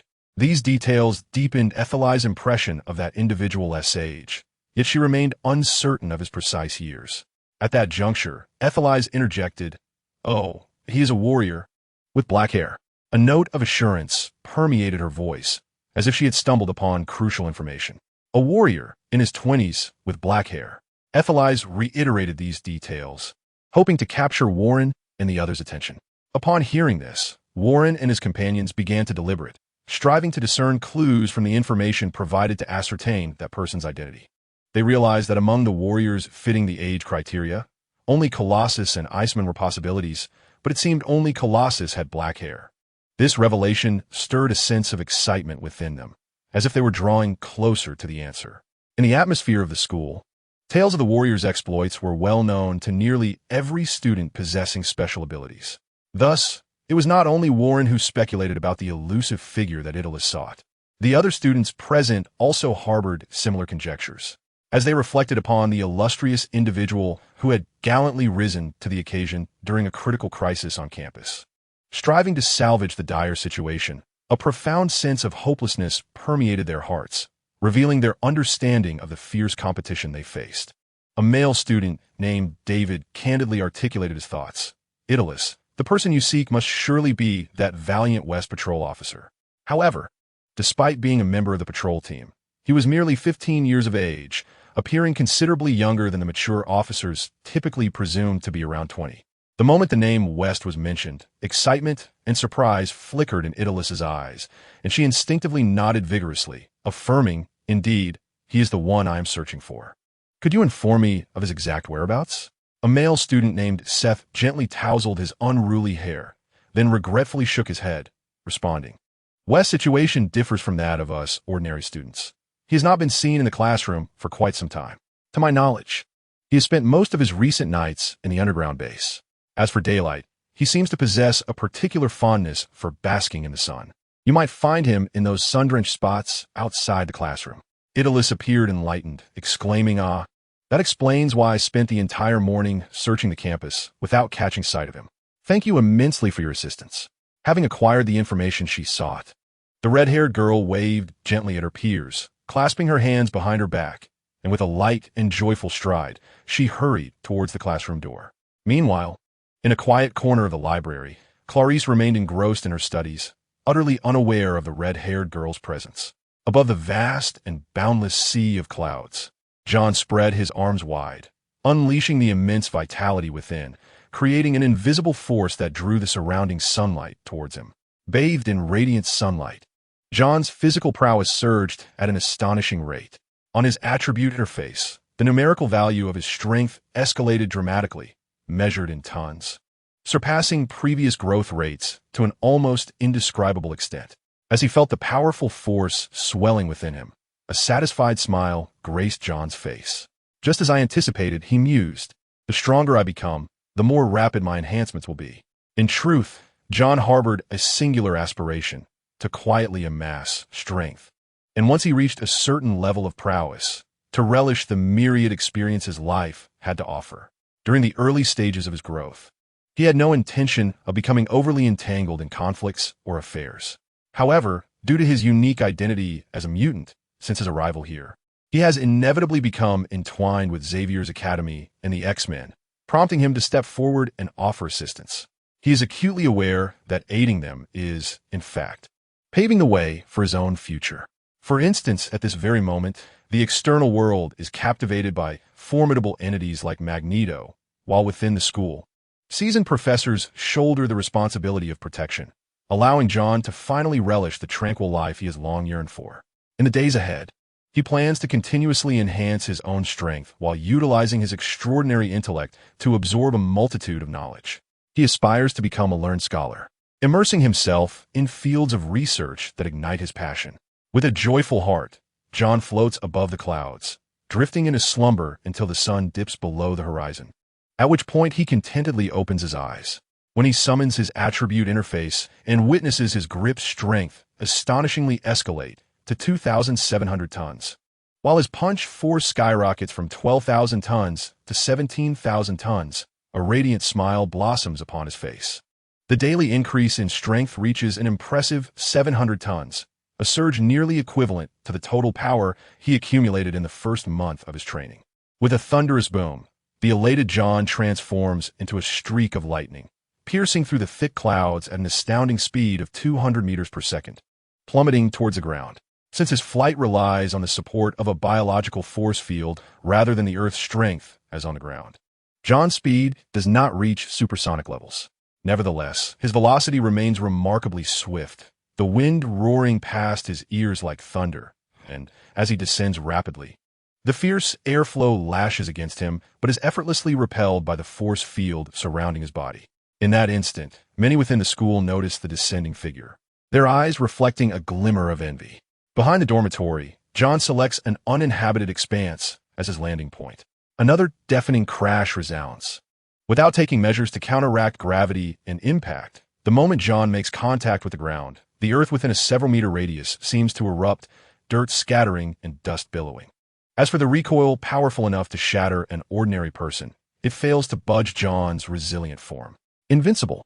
Given that John's flight is sustained by the potent biological force field within him, rather than the solid ground that enhances strength, his flying speed does not reach the astonishing supersonic level. Nonetheless, his velocity remains impressive, the wind's roar echoing in his ears as he descends rapidly. The fierce currents slicing against him, all effectively thwarted by his biological force field. At this very moment, within the campus, the gazes of numerous students were captivated by a figure descending from the sky, their expressions involuntarily revealing admiration and envy. In a shaded area behind the dormitory, John selected an unoccupied expanse as his landing spot. A tremendous sound reverberated through the surroundings, as he took no measures to mitigate the force of gravity and impact. The instant John's feet touched the ground, the earth within several meters around him seemed to have suffered an explosive assault, with countless clods of earth erupting like a fountain and dust swirling into the air. The recoil force, potent enough to shatter an ordinary person, felt merely like a tickle to John, leaving his robust form unshaken. As the dust settled, John emerged unscathed from the crater created by his landing when he suddenly sensed a figure swiftly approaching from behind. Not detecting any malice from the individual, John refrained from evasive action. Almost immediately, a soft and warm body pressed against his back, arms encircling his neck. Accompanying this was a sweet and excited voice of a young girl. "Darling, I finally found you. Wait, what is happening?" John's body trembled intensely, and in an instant, he effortlessly extricated himself from the girl's embrace, his figure flickering and reappearing a few meters away. He then scrutinized closely, finally recognizing the person before him. "It's you, Ethelris. You have awakened from your slumber at last." Her strikingly vivid, flame-like red hair, along with the slight crimson horns peeking through her tresses, immediately identified her to John, stirring a wave of unexpected delight within him. Moreover, unlike the image he had seen in photographs, the real-life version of her was even more enchanting, exuding an irresistible allure. "Yes, I have awakened from my slumber, my beloved." The red-haired girl nodded gently, her gaze filled with fervent emotion, fixated intently on John. The profound feelings and evident affection shimmering in her eyes perplexed him. The endearment, "my beloved," only deepened his confusion, prompting him to inquire, "Ethelris, what compels you to call me my beloved?" Her tone radiated a natural confidence. "It is simply because, in this world, you are the one I cherish most dearly, and hence, it is only natural for me to address you as my beloved." Gazing at the young maiden with hair that blazed like a radiant flame, adorned with delicate crimson horns, and affectionately calling darling, John couldn't help but be reminded of a character from an anime he had once admired, the girl designated as number 02 on the national team. Idyllis, he thought. "I find myself in urgent matters and must take my leave." No sooner had he spoken than an astonishing surge of power erupted from John's being, the air around him seeming to ignite with his energy, emitting a sharp, piercing howl, and in an instant he vanished from sight, leaving only the girl, her hair swirling in the fierce wind.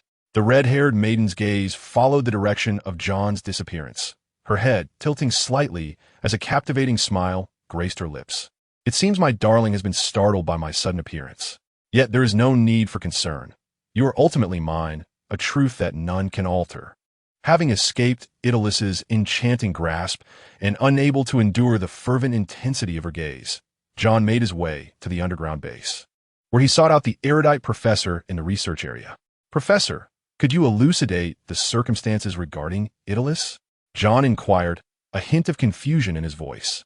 The professor lifted his head from the mountain of documents, his gentle eyes meeting John's. "West, what has transpired? You appear somewhat perturbed." John proceeded to recount Idalus's peculiar behaviors and emotions in detail. Upon hearing John's account, the professor nodded slowly in understanding. I grasp the essence of your confusion. You question the origins of Idalus's extraordinary feelings toward you. Indeed, John confirmed. My interactions with her were limited to just a few hours that night, after which she has remained in a state of slumber. Even if she harbors gratitude for my act of saving her, it should amount to mere fondness, not the intense passion as if she has loved me for an eternity. John recognized that while he possessed a certain charm and handsomeness, such an emotional response left him bewildered. He felt his appeal insufficiently potent to inspire such profound feelings in a girl with whom he had shared but a single encounter. After listening to John's narrative, the professor couldn't help but smile, his tone remaining gentle. Regarding this query, I believe I have discovered the answer. Professor, what then accounts for this phenomenon? John asked with curiosity. The professor did not answer directly, but instead spoke thoughtfully. When you brought her back to the base that day, I observed that while Idalus appeared to be the least injured, her wounds were, in fact, the most severe. Her injuries transcended mere physical harm, delving deeply into the realm of her psyche. In the midst of those cruel and merciless experiments, her mental fortitude was repeatedly pushed to its limits. Although this ordeal rendered her extraordinarily powerful, it simultaneously fractured her essence, leaving her exceedingly fragile. It is akin to a canvas riddled with holes, resilient yet perpetually at risk of complete collapse. Surely, you can grasp this analogy, John? Thus, as she lay serenely within the embrace of the life pod, sinking into a profound slumber, I deftly employed my unique abilities to gently guide her consciousness into a fathomless abyss of sleep. In tandem, I artfully evoked the warmest, most luminous memory nestled deep within her soul, a time that was as poetic as it was picturesque. One must recognize that the inner potential of the human spirit is akin to the vast and infinite cosmos, profound and expansive. During this mysterious journey woven from dreams, she would become enraptured in a fantastical realm crafted from joy and beauty. Her soul would shine like the brightest star in the night sky, emanating a healing luminescence capable of delicately and tenderly mending her once fractured consciousness. This process would flow like a gentle stream, continually nourishing her spirit until her awareness, akin to a phoenix reborn, emerged rejuvenated, allowing her to gradually awaken from that interminable dream. I had initially presumed that the most cherished memory within her heart would be her carefree, laughter-filled childhood. Yet, unexpectedly, the professor paused, his gaze revealing profound sentiment. At that moment, John was overwhelmed by an unprecedented tenderness, fully comprehending the profound implications of the professor's words. Surprisingly, the memory that shone most brightly in Edith's heart was that of John heroically rescuing her in a moment of peril, a romantic instant where hero met heroine. Deep within her dreams, her spirit must surely be weaving romantic tapestries alongside John, perhaps depicting their sweet rendezvous beneath the moonlight, or hand in hand as they entered the sacred realm of matrimony, or even tender scenes of companionship as they traversed the long corridors of time together.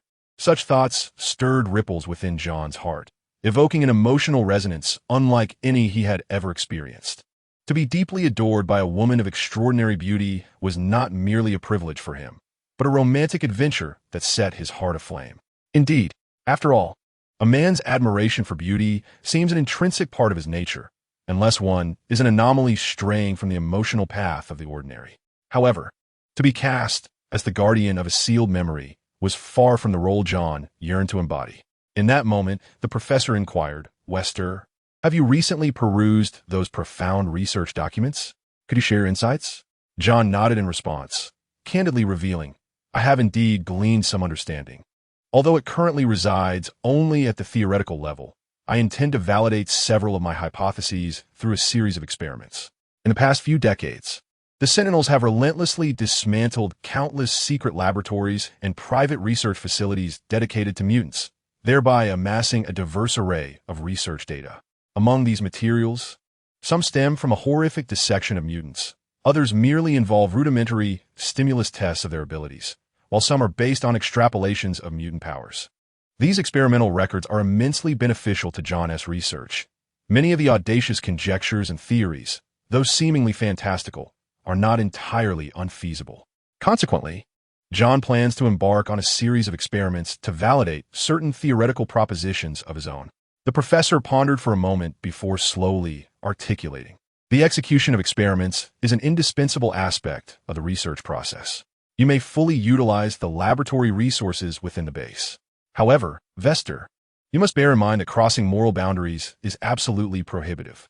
In this intricate world, there are initially no purely virtuous individuals nor entirely malevolent villains.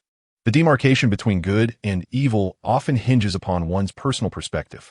Yet, as some individuals repeatedly forsake their moral compass, they may ultimately devolve into true embodiments of malevolence. Their souls warped like that of a devil. The professor held high hopes for Vester, his expectations even surpassing those for his companions, such as Scott and Storm. Thus, he was loath to see the young man stray onto a misguided path, descending into a dark abyss. As he absorbed the professor's earnest admonitions, John nodded in understanding.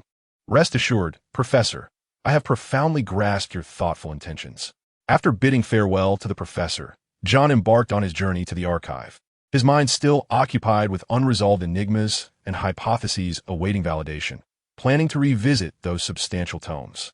Unbeknownst to him, this endeavor would lead to a sleepless night. It was only at dawn that John emerged from the subterranean secret base, heavy with drowsiness. My dear, just as John stepped out of the elevator, a sweet voice of a young girl called out to him, instantly awakening him, prompting him to swiftly extend his arm.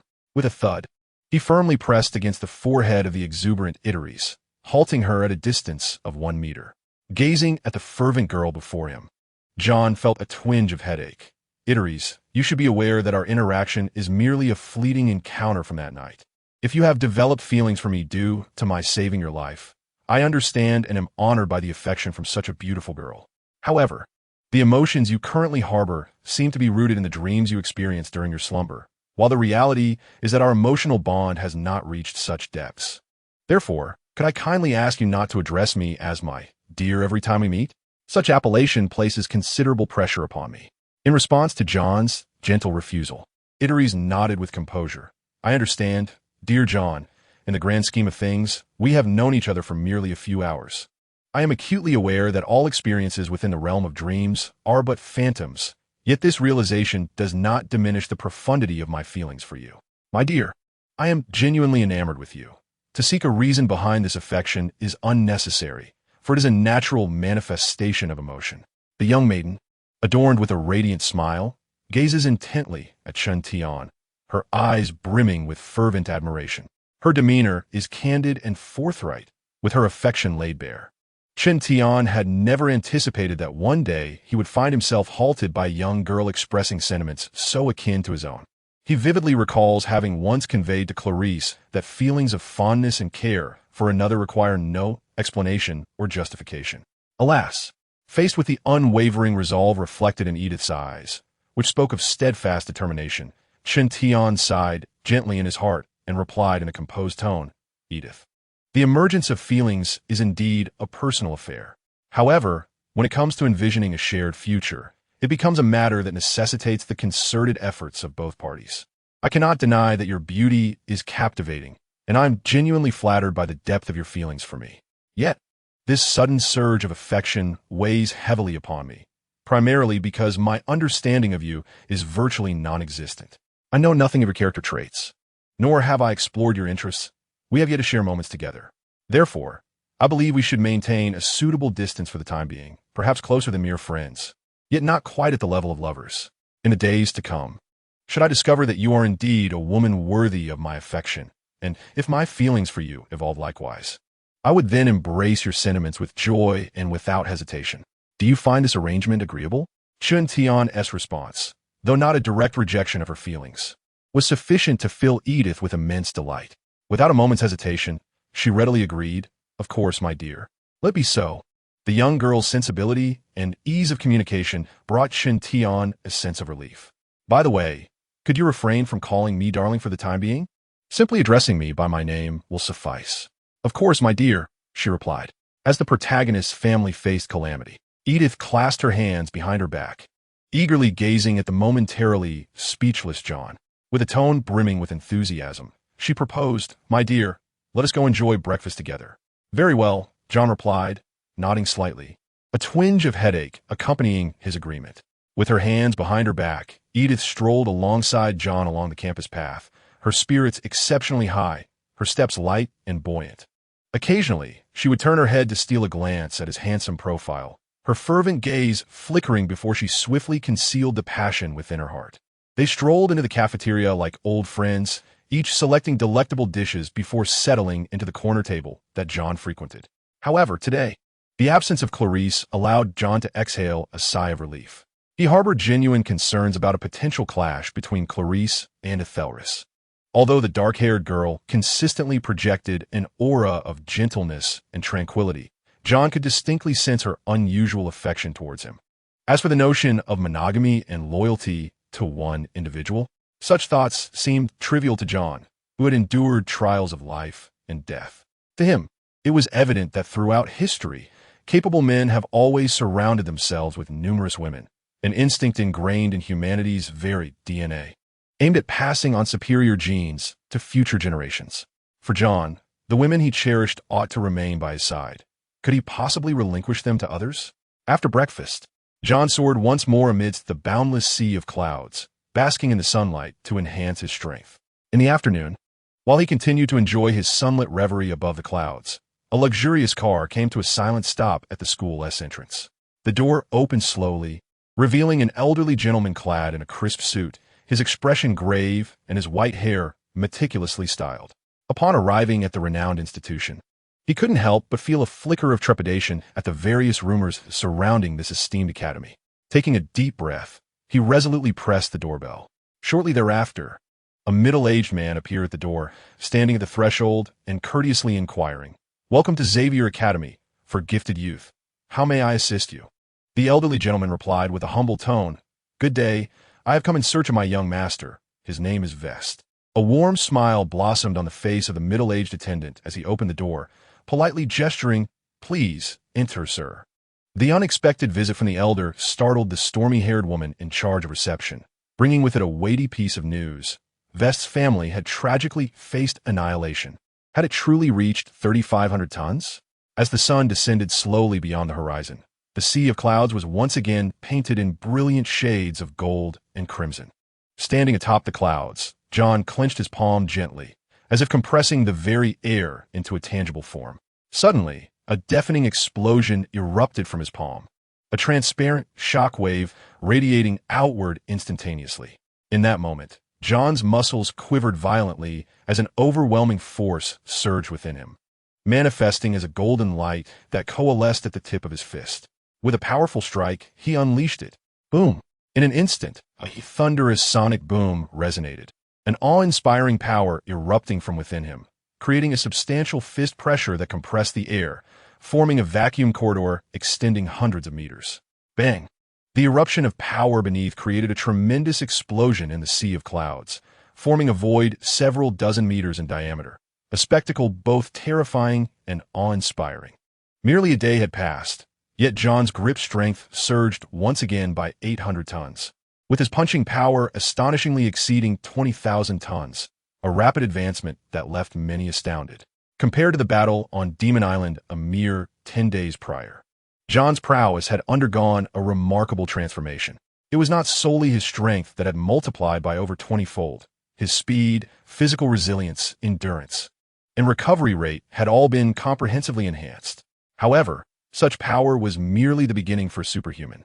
Only when his grip strength reached the level of 1,000,000 tons could he truly be said to have attained the pinnacle of the Bronze Age.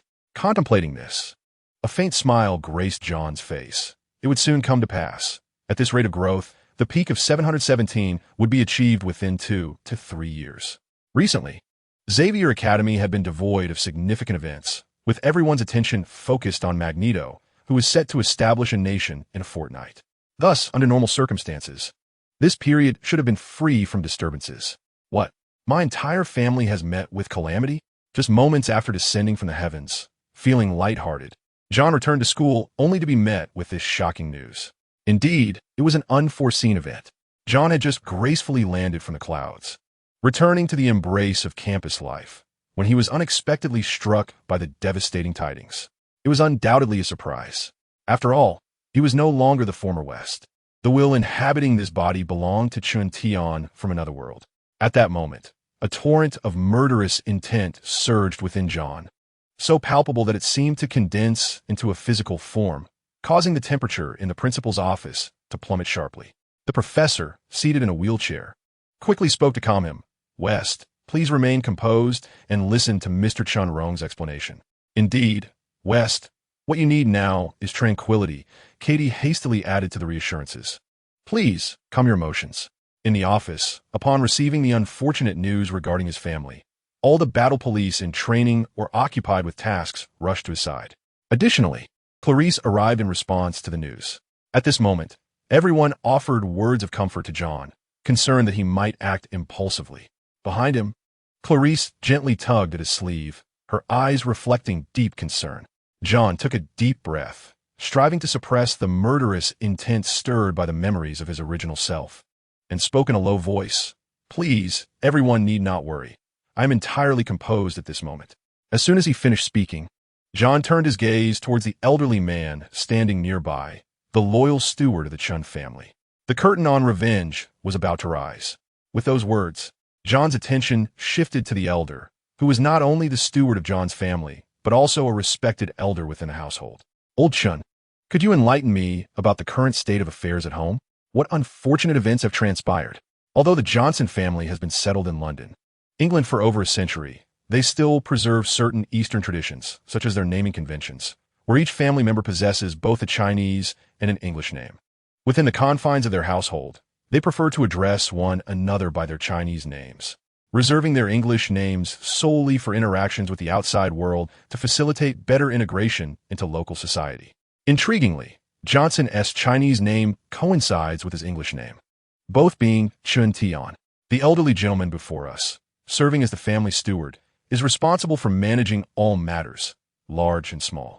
Despite Johnson's unfamiliarity with him, having lived in the old town house with his grandmother since childhood, tending to a modest farm away from the turmoil of the world, he now seeks answers. Upon Johnson's inquiry, a look of profound sorrow crossed Chun Rong's face. The tale begins approximately a week ago, when a gentleman named Mr. Blonsky made an unexpected visit. As the elder recounted the events, those present gradually came to comprehend the misfortunes that had befallen the Johnson family. About a week prior, Mr. Blonsky approached them, seeking an alliance between the Blood Hand Society, which the Johnson family controls, and another underground faction to jointly locate a specific individual in the city of Pochet. He offered a substantial sum of $100,000 as compensation. Were it merely a matter of locating someone, the Johnson family might have entertained the request. However, collaborating with a faction with which they had long-standing friction and conflict was unequivocally out of the question.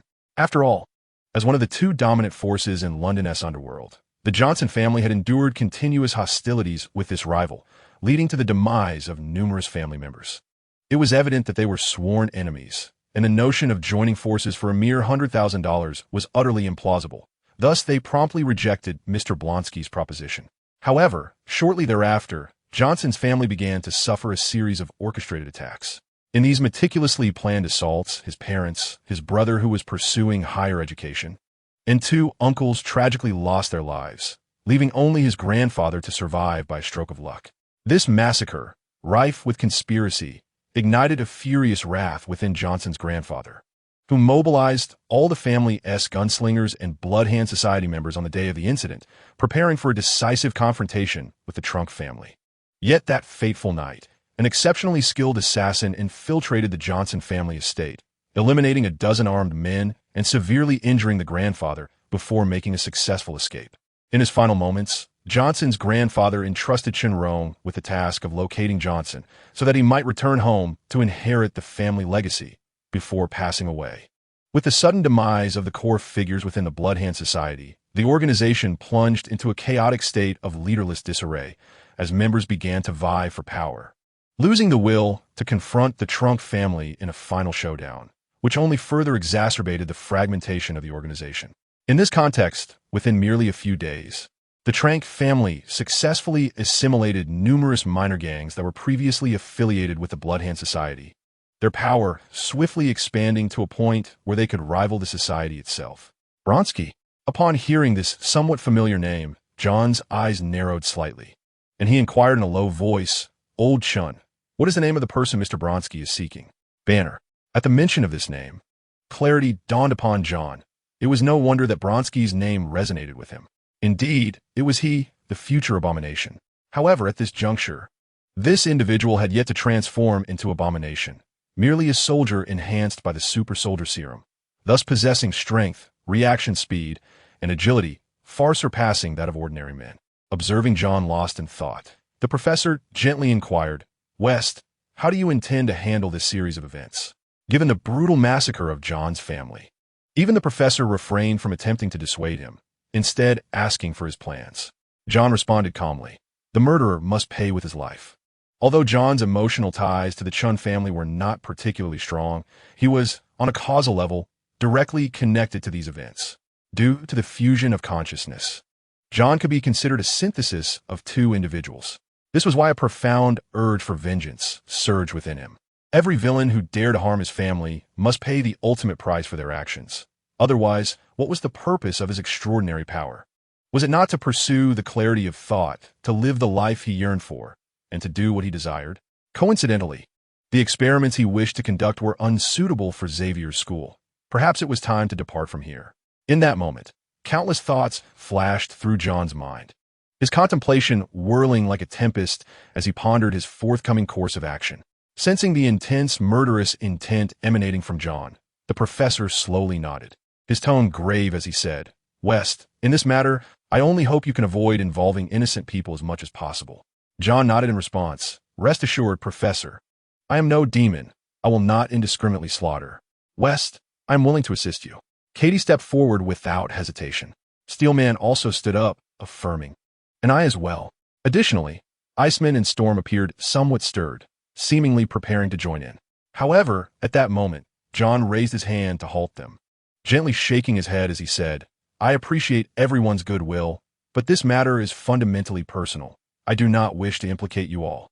Crucially, your identities as Avengers mean that if you intervene, the nature of this incident will fundamentally change, potentially becoming a lever in the hands of others. After all, our school currently finds itself at the very epicenter of a storm, where any action may incite unwarranted scrutiny." John's words cast a shadow of hesitation over Phantom Cat and the other members. Indeed, although the school appears serene on the surface, this tranquility is merely superficial. As a prominent figure of the Peace faction, with Magneto, the leader of the mutant resistance, on the verge of establishing his own nation, the American government and various factions anticipate that the professor will rise to the occasion. They hope he will intervene to thwart Magneto's endeavors, arguing that his ideologies are perilously radical. Should he succeed in founding a mutant nation and rallying those endowed with formidable powers, it could spell catastrophe for the world. This perspective, both audacious and self-righteous, was met with the professor's firm rejection. His rationale was clear. The mutants under Magneto's leadership had not instigated chaos or indiscriminately taken lives. The act of nation-building itself does not constitute a crime. "I shall accompany you." At that moment, the voice of Idolus echoed from outside the door as the red-haired girl strode in with fervor and indignation. "Those who dare to harm your family deserve the ultimate punishment. My dear, I will assist you in vanquishing them all."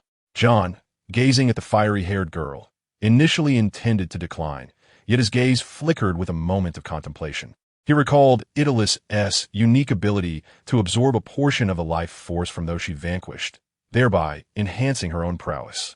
Revenge. This was undoubtedly a disquieting power. Should her absorption and conversion be remarkably efficient without any limitations, it could indeed birth a relentless deity of slaughter.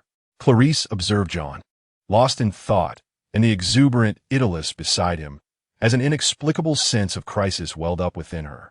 She gently tugged at John's sleeve. "West, I too wish to accompany you." John lightly shook his head, reaching out to tenderly stroke her hair.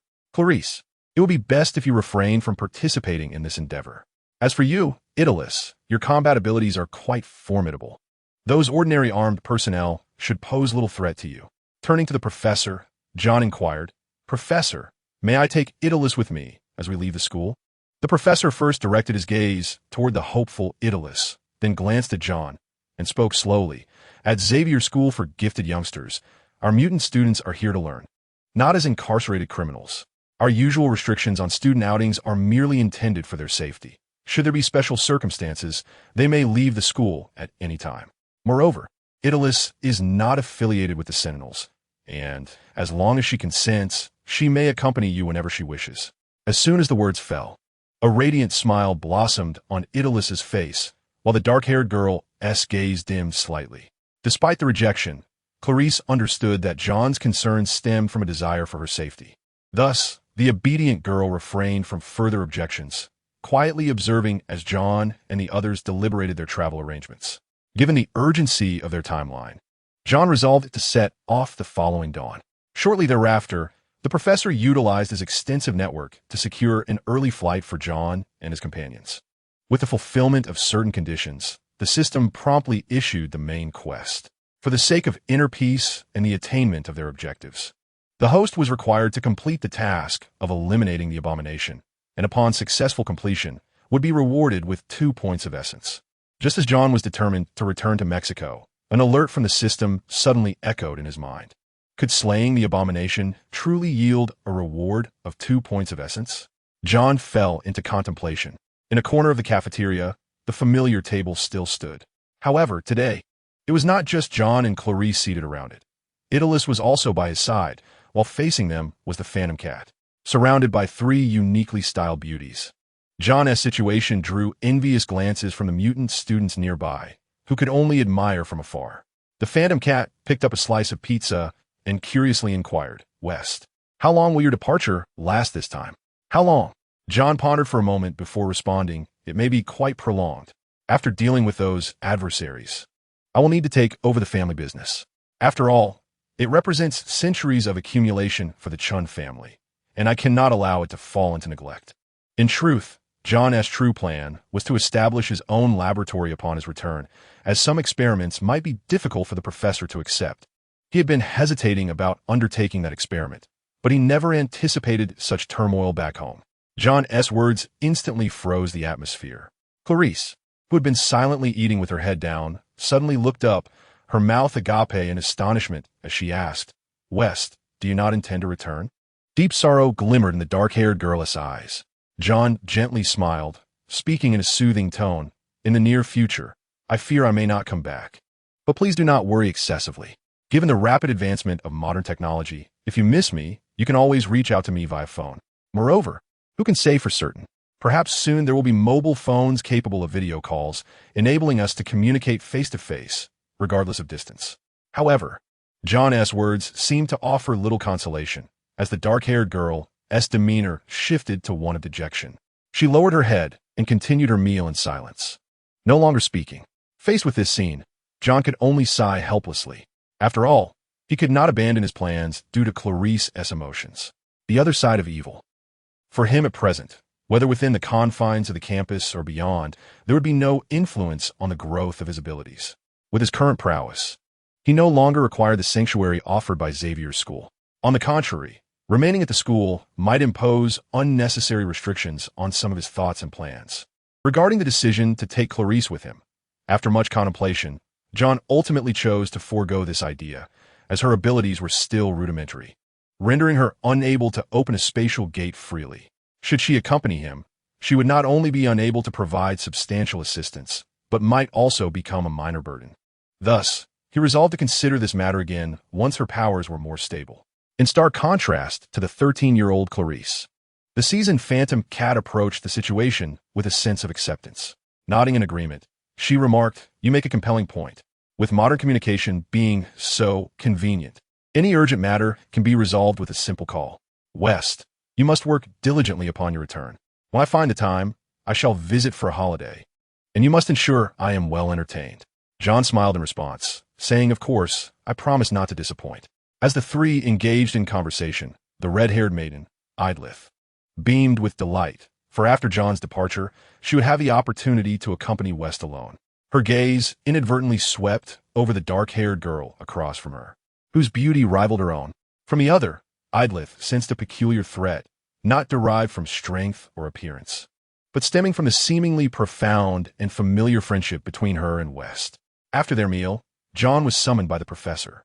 On the serene campus path as dusk settled, The professor spoke slowly. West, considering your current abilities, I harbor no concerns regarding your safety. However, you must remain vigilant. This world conceals formidable individuals yet to reveal themselves. Some among them may possess superpowers acquired through genetic mutation, while others might wield ancient magics. And there are those endowed with the powers of demons or dark deities from other dimensions. Furthermore, there exist extraterrestrial visitors hidden among humanity, each possessing formidable capabilities or weaponry surpassing the current technological standards of Earth. One must never underestimate these entities. As an unparalleled powerhouse in the realm of psychic abilities, capable of utilizing a brainwave amplifier to cover the globe, few secrets escape the professor's perception, despite his public declarations that the amplifier's purpose is solely to seek out mutant children in distress. Whether this is truly the extent of its use is a matter known only to the professor himself. For instance, John understood that the professor likely often concealed himself in underground bases, eavesdropping on various global secrets. Otherwise, how could he possess such intimate knowledge of these matters? In response to the professor's warning, John nodded, signifying his understanding. Professor, rest assured, I do not harbor the arrogance to believe myself invincible. As long as those individuals do not provoke me, I shall refrain from interfering with them. However, should I unfortunate enough to encounter them, I will not hesitate to eradicate them with overwhelming force. Observing John's calmness and rationality, the professor felt a measure of solace and nodded in satisfaction. Regarding John's potential for violence, the professor did not dwell too much on it, for although he yearned for peace, he was not one to take on the mantle of a savior for all. In moments of necessity, he would still make morally ambiguous choices, as exemplified by his decision to inhabit the body of his comatose brother to resurrect himself. At this juncture, the professor continued, there is another matter concerning Iterise that warrants mention. Is there an issue with her? John inquired, somewhat taken aback. Unlike the other mutant children, her situation is rather unique. The professor elaborated slowly. At present, her mental state appears stable, yet this is merely superficial. In truth, her condition bears resemblance to that of Jean Grey, possessing two distinct states. Please elaborate, the professor replied in a tranquil tone. From what we observe, her mental state seems to maintain a facade of stability. However, this is merely an illusion. Her situation mirrors that of Jean, where two starkly different states coexist within her. One state, as you now witness, is quite normal. She behaves just like any ordinary 15-year-old girl. Yet, deep within her psyche, I perceive an entirely different tableau, one rife with unending bloodshed and carnage. Her murderous intent as fierce as that of a demon from the abyss. It is as though she has severed her personality into two distinct halves, one before the age of 15 and the other after, resulting in a unique duality of character. Fortuitously, unlike Jean's plight, she currently seems capable of autonomously controlling these dual aspects of her personality. Nevertheless, I cannot predict how long this delicate equilibrium will endure. Therefore, I wish to caution you to avoid plunging her into that state of slaughter, lest her murderous impulses gradually erode her normal consciousness. John nodded thoughtfully, seemingly enlightened. I now comprehend why her mental state could rebound so swiftly. It appears that her consciousness has undergone fragmentation and shielding. Under ordinary circumstances, a person subjected to such frequent and brutal experimentation would surely descend into madness, much like the tyrannical chaos we witnessed with Iterise. Yet, astonishingly, after just over 20 days, she miraculously returned to normal after a single night's rest. This is evidently extraordinary. I understand. John pondered thoughtfully, a sense of understanding dawning upon him. He had been contemplating how her mental state could recover so swiftly, and now it became clear that her consciousness had undergone a process of segmentation and shielding. Under normal circumstances, an individual subjected to such frequent and cruel experimental torment would likely descend into madness, even if their psyche had not yet reached the brink of collapse, much like the brutality and chaos we had witnessed in the case of Idyllus. However, it was perplexing that merely 20 days had elapsed, and after a single night of restful slumber, she was able to return to normalcy, an evidently extraordinary situation. After all, the children rescued alongside her, such as little Violet, still exhibited unstable mental states. Upon encountering anyone clad in white, she was seized by terror. Subsequently, The professor imparted several important reminders to John before they both parted ways. After bidding farewell to the professor, John encountered Storm, Scott, Iceman, Colossus, as well as Wolverine and Hank. Clearly, everyone was aware that John would be absent for an extended period. Despite having spent just over a month together, they had forged profound friendships through their numerous battles. They held this brave and wise companion in high esteem. On the following morning, at the school entrance, John stood with his luggage in hand, accompanied by the loyal old butler and the excited Idyllis, brandishing her long knife. For this farewell, all the members of the X-Men had gathered, with Clarice among the crowd. Facing these familiar faces, John could not help but feel a surge of emotion. An ancient proverb from the East echoed in his mind. To send one off 1,000 miles, one must ultimately part. And so, he declared, "Let us bid farewell here. Until we meet again." With a slight shift in tone, imbued with anticipation, he added, "As we part, none can predict when we shall reunite. But may each of you continue to excel in your respective fields until that time. Take, for instance, Professor Logan. I hope that when next we meet, you will have devised a strategy to counter Magneto, so that each encounter does not leave you tossed about like a mere ball. And you, Professor Aurora, with your ability to manipulate the weather, why limit yourself to close combat or singularly casting lightning in one spot? Why not wield the atmosphere itself, summoning forth devastating tornadoes that could lift an entire city into the air, regardless of who your adversary may be? As for you, Senior Bobby, your extraordinary power to freeze water molecules is remarkable. Why confine yourself to creating mere ice blocks for attacks? Why not unleash your strength all at once, freezing every water molecule within 100 or even 1,000 meters, creating a realm of absolute zero? And Peter, your abilities extend beyond mere self-hardened steel. You can transform others or objects into steel as well, granting you boundless strength. In battle, why resort to brawling like a street thug? Do you not realize you could seize a lamppost from the roadside, wielding it as a weapon to vanquish your enemies in one fell swoop? Moreover, there is the esteemed Professor Hank. Just as John was about to mention him, Hank hastily cleared his throat and interjected, "Wester, I am merely a researcher, possessing little interest in combat. There is no need to elaborate on my matters." Faced with John's sudden, elder-like demeanor, pointing out their shortcomings, Iceman retorted defiantly, "Indeed, Wester, I am no deity. How could I possibly freeze everything within a kilometer radius?" Storm, arms crossed and a slight shrug of her shoulders, expressed her agreement. "Indeed, Wester, the notion of upheaving an entire city is rather exaggerated." Wolverine, with a wry smile, added, "My skeleton is composed of adamantium, entirely at the mercy of Magneto's powers. I'm truly powerless." John, however, shrugged nonchalantly, stating if one does not try, how would one know the outcome? Yet, following this light-hearted exchange, the poignant atmosphere of impending farewell dissipated in an instant. After sharing these words, John turned his gaze towards the dark-haired girl in the corner and gently said, "Clarice, should you encounter any difficulties in your studies after I depart, feel free to consult with the teachers. Also, remember to eat more. You are far too slender." The girl softly pressed her lips together and replied quietly, "Regarding the development of your abilities, there is no need to rush. Mutants undergo a growth phase after awakening their powers, which will gradually enhance as you age." Clarice responded softly once more. "As for the continuation of the Dragon Ball saga, if I find some leisure time in the future, I shall compose additional chapters and send them to you." Indeed, at this moment, John resembled a loquacious mother, repeatedly admonishing the dark-haired girl until, after several minutes, he reluctantly ceased his words. Once all necessary advice had been conveyed, John waved farewell to everyone and stepped into the vehicle. However, just as the vehicle began to slowly pull away, the previously silent dark-haired girl suddenly rushed forward, her eyes glistening with unshed tears. She gazed intently at the receding car and called out loudly, "Wester, I will definitely come find you." The window gradually lowered, and John extended his hand in a wave, smiling as he replied, "I will be here waiting for you, Clarice."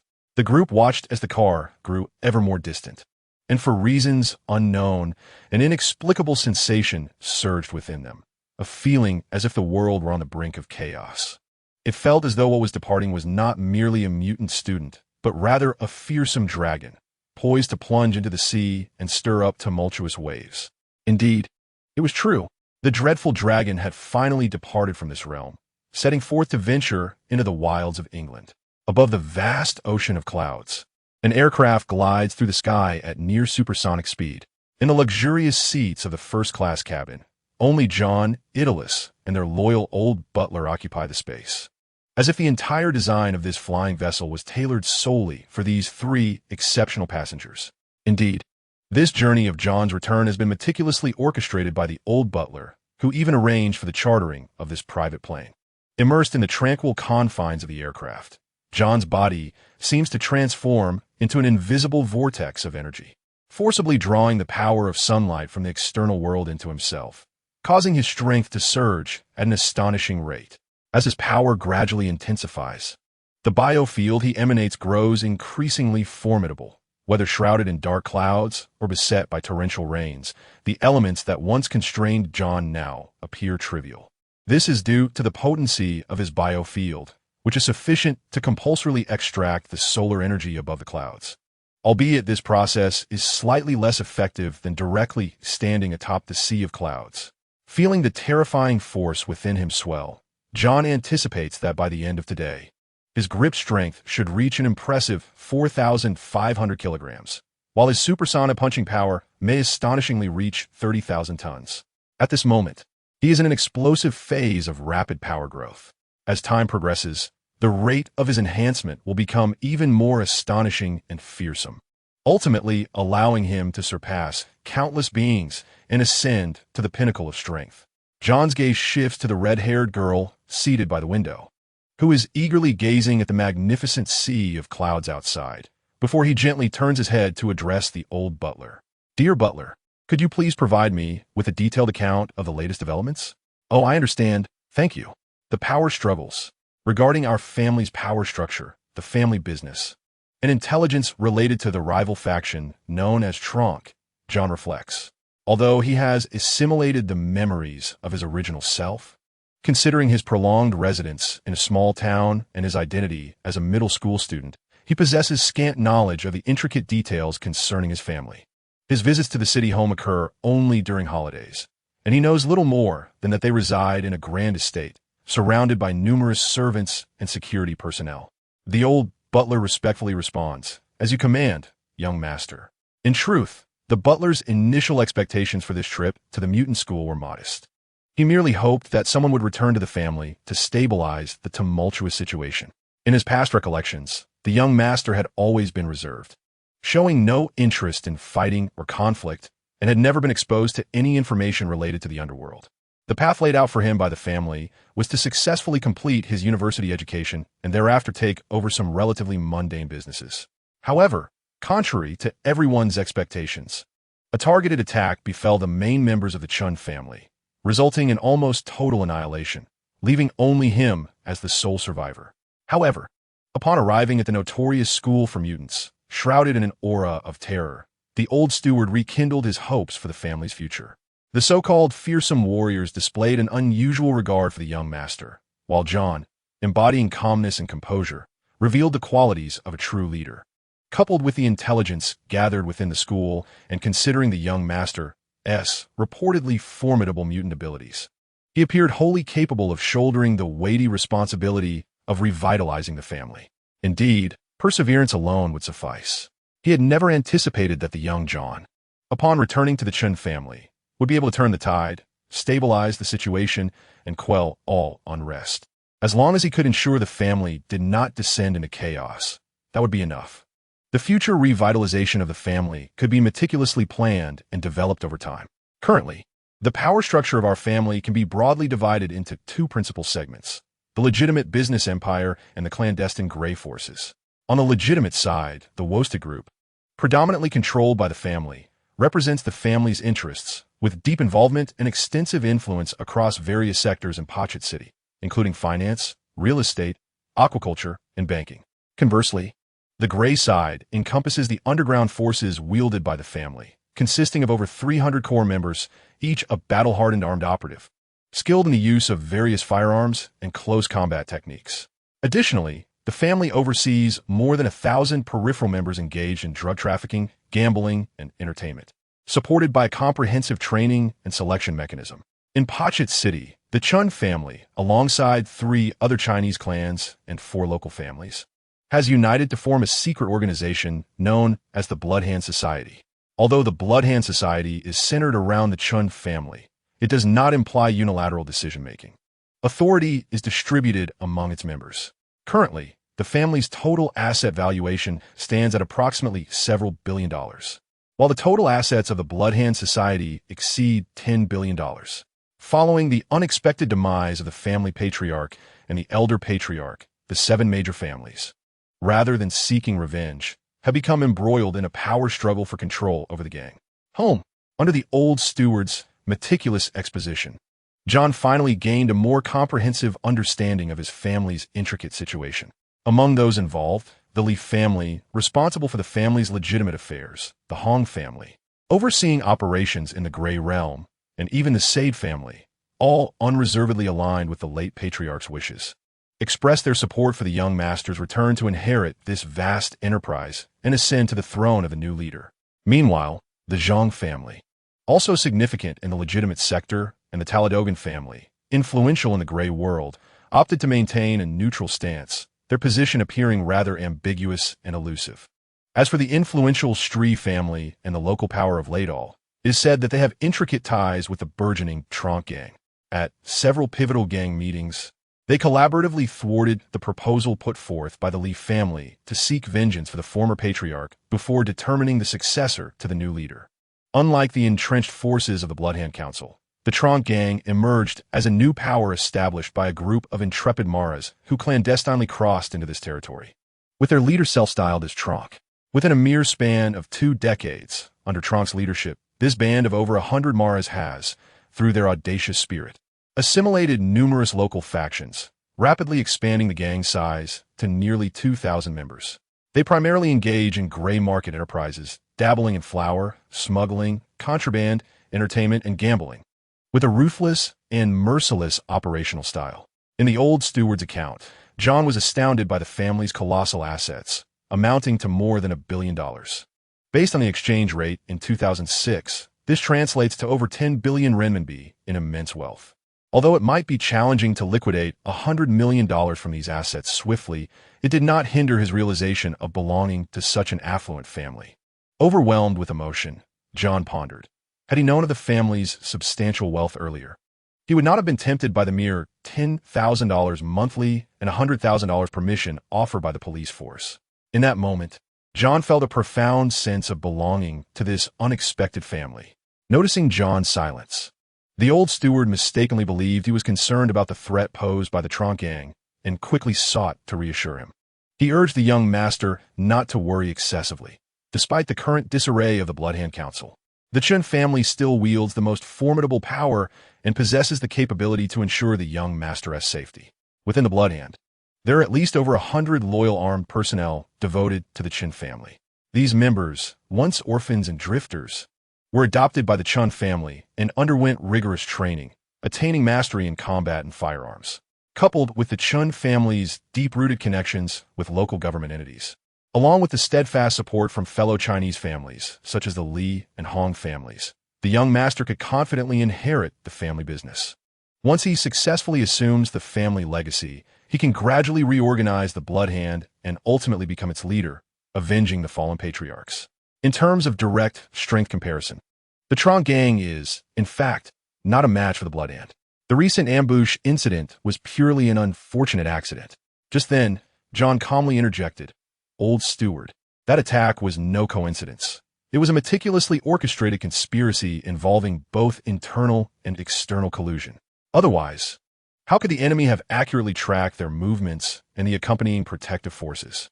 As you mentioned, the Chun family has long operated in Poshut City for nearly a century, and the absence of timely assistance during the incident is clearly not a matter of chance.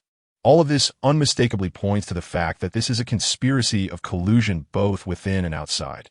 The old steward was momentarily taken aback, then displayed a bitter smile. It seems that the young master has also discerned this truth. In fact, the late master had his suspicions, believing that there must be a traitor among us. However, he had not yet had the opportunity to unveil the true identity of the internal spy before falling victim to an assassination. Before our return, I had arranged for the elite personnel of the Chun family to lead a team to await the young master at the airport, in order to prevent such unfortunate incidents from recurring. John's gaze revealed an air of indifference. No, old steward, that so-called ambush poses no substantial threat to me. Rather, I believe you should disseminate my whereabouts widely. Shortly, I request that you immediately make contact with them, in my name, to convene an urgent meeting with all the family heads. As long as the traitor lurking among us is among those summoned, I am confident I can expose his true identity. Young master, is such an approach not overly perilous? The old steward appeared somewhat hesitant. Perilous, John calmly replied. To me, on this planet, apart from those few who could genuinely threaten me, other so-called risks are nothing more than trivialities. You need not worry excessively. I have everything under control. Just act according to my instructions. Understood. Faced with John's unwavering confidence, the old steward recalled the various rumors he had heard while eavesdropping at the Mutant Academy and ultimately chose not to insist on his own opinion. Although, under normal circumstances, phone communications are prohibited on airplanes, such regulations evidently pose no obstacle for those aboard a private charter. As the old steward went to execute the task of making the phone call, John was deep in contemplation. A multitude of thoughts swirling in his mind as he meticulously planned the subsequent steps of action. While the image of superhero is often perceived as one who sweeps everything aside with sheer strength, in truth, his mental resolve is equally formidable. With each passing day in Mexico, as John's physical form became increasingly fortified, so too did his mental prowess. Although he had yet to reach the stage of directly influencing reality with his mental strength, it was effortless for him to use his powerful psychic abilities to hypnotize an individual or perceive another's thoughts and emotional fluctuations. If he so desired, no ordinary person could conceal any secrets from him.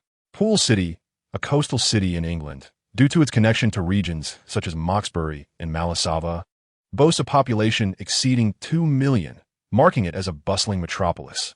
The overall power structure of the city is primarily composed of the government, military, and local gangs.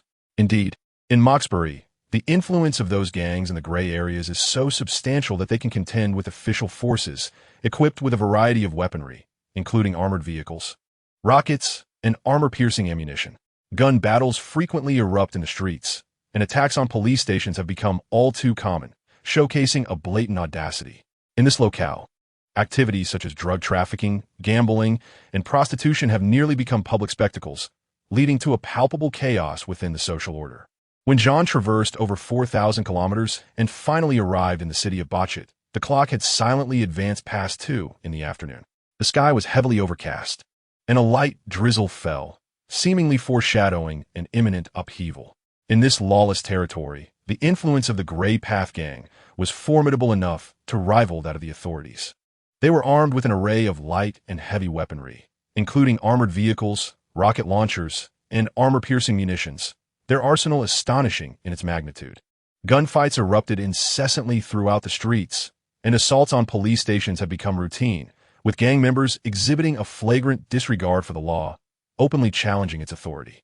The city was rife with drug dealings, gambling, and prostitution, activities that have become a superficial norm, reflecting the extent of societal disarray. As John completed his arduous journey of over 4,000 kilometers and set foot in Bochet, the clock had quietly passed 2 o'clock in the afternoon. The sky was shrouded in thick clouds, and a gentle rain fell, as if hinting at the turbulent changes to come.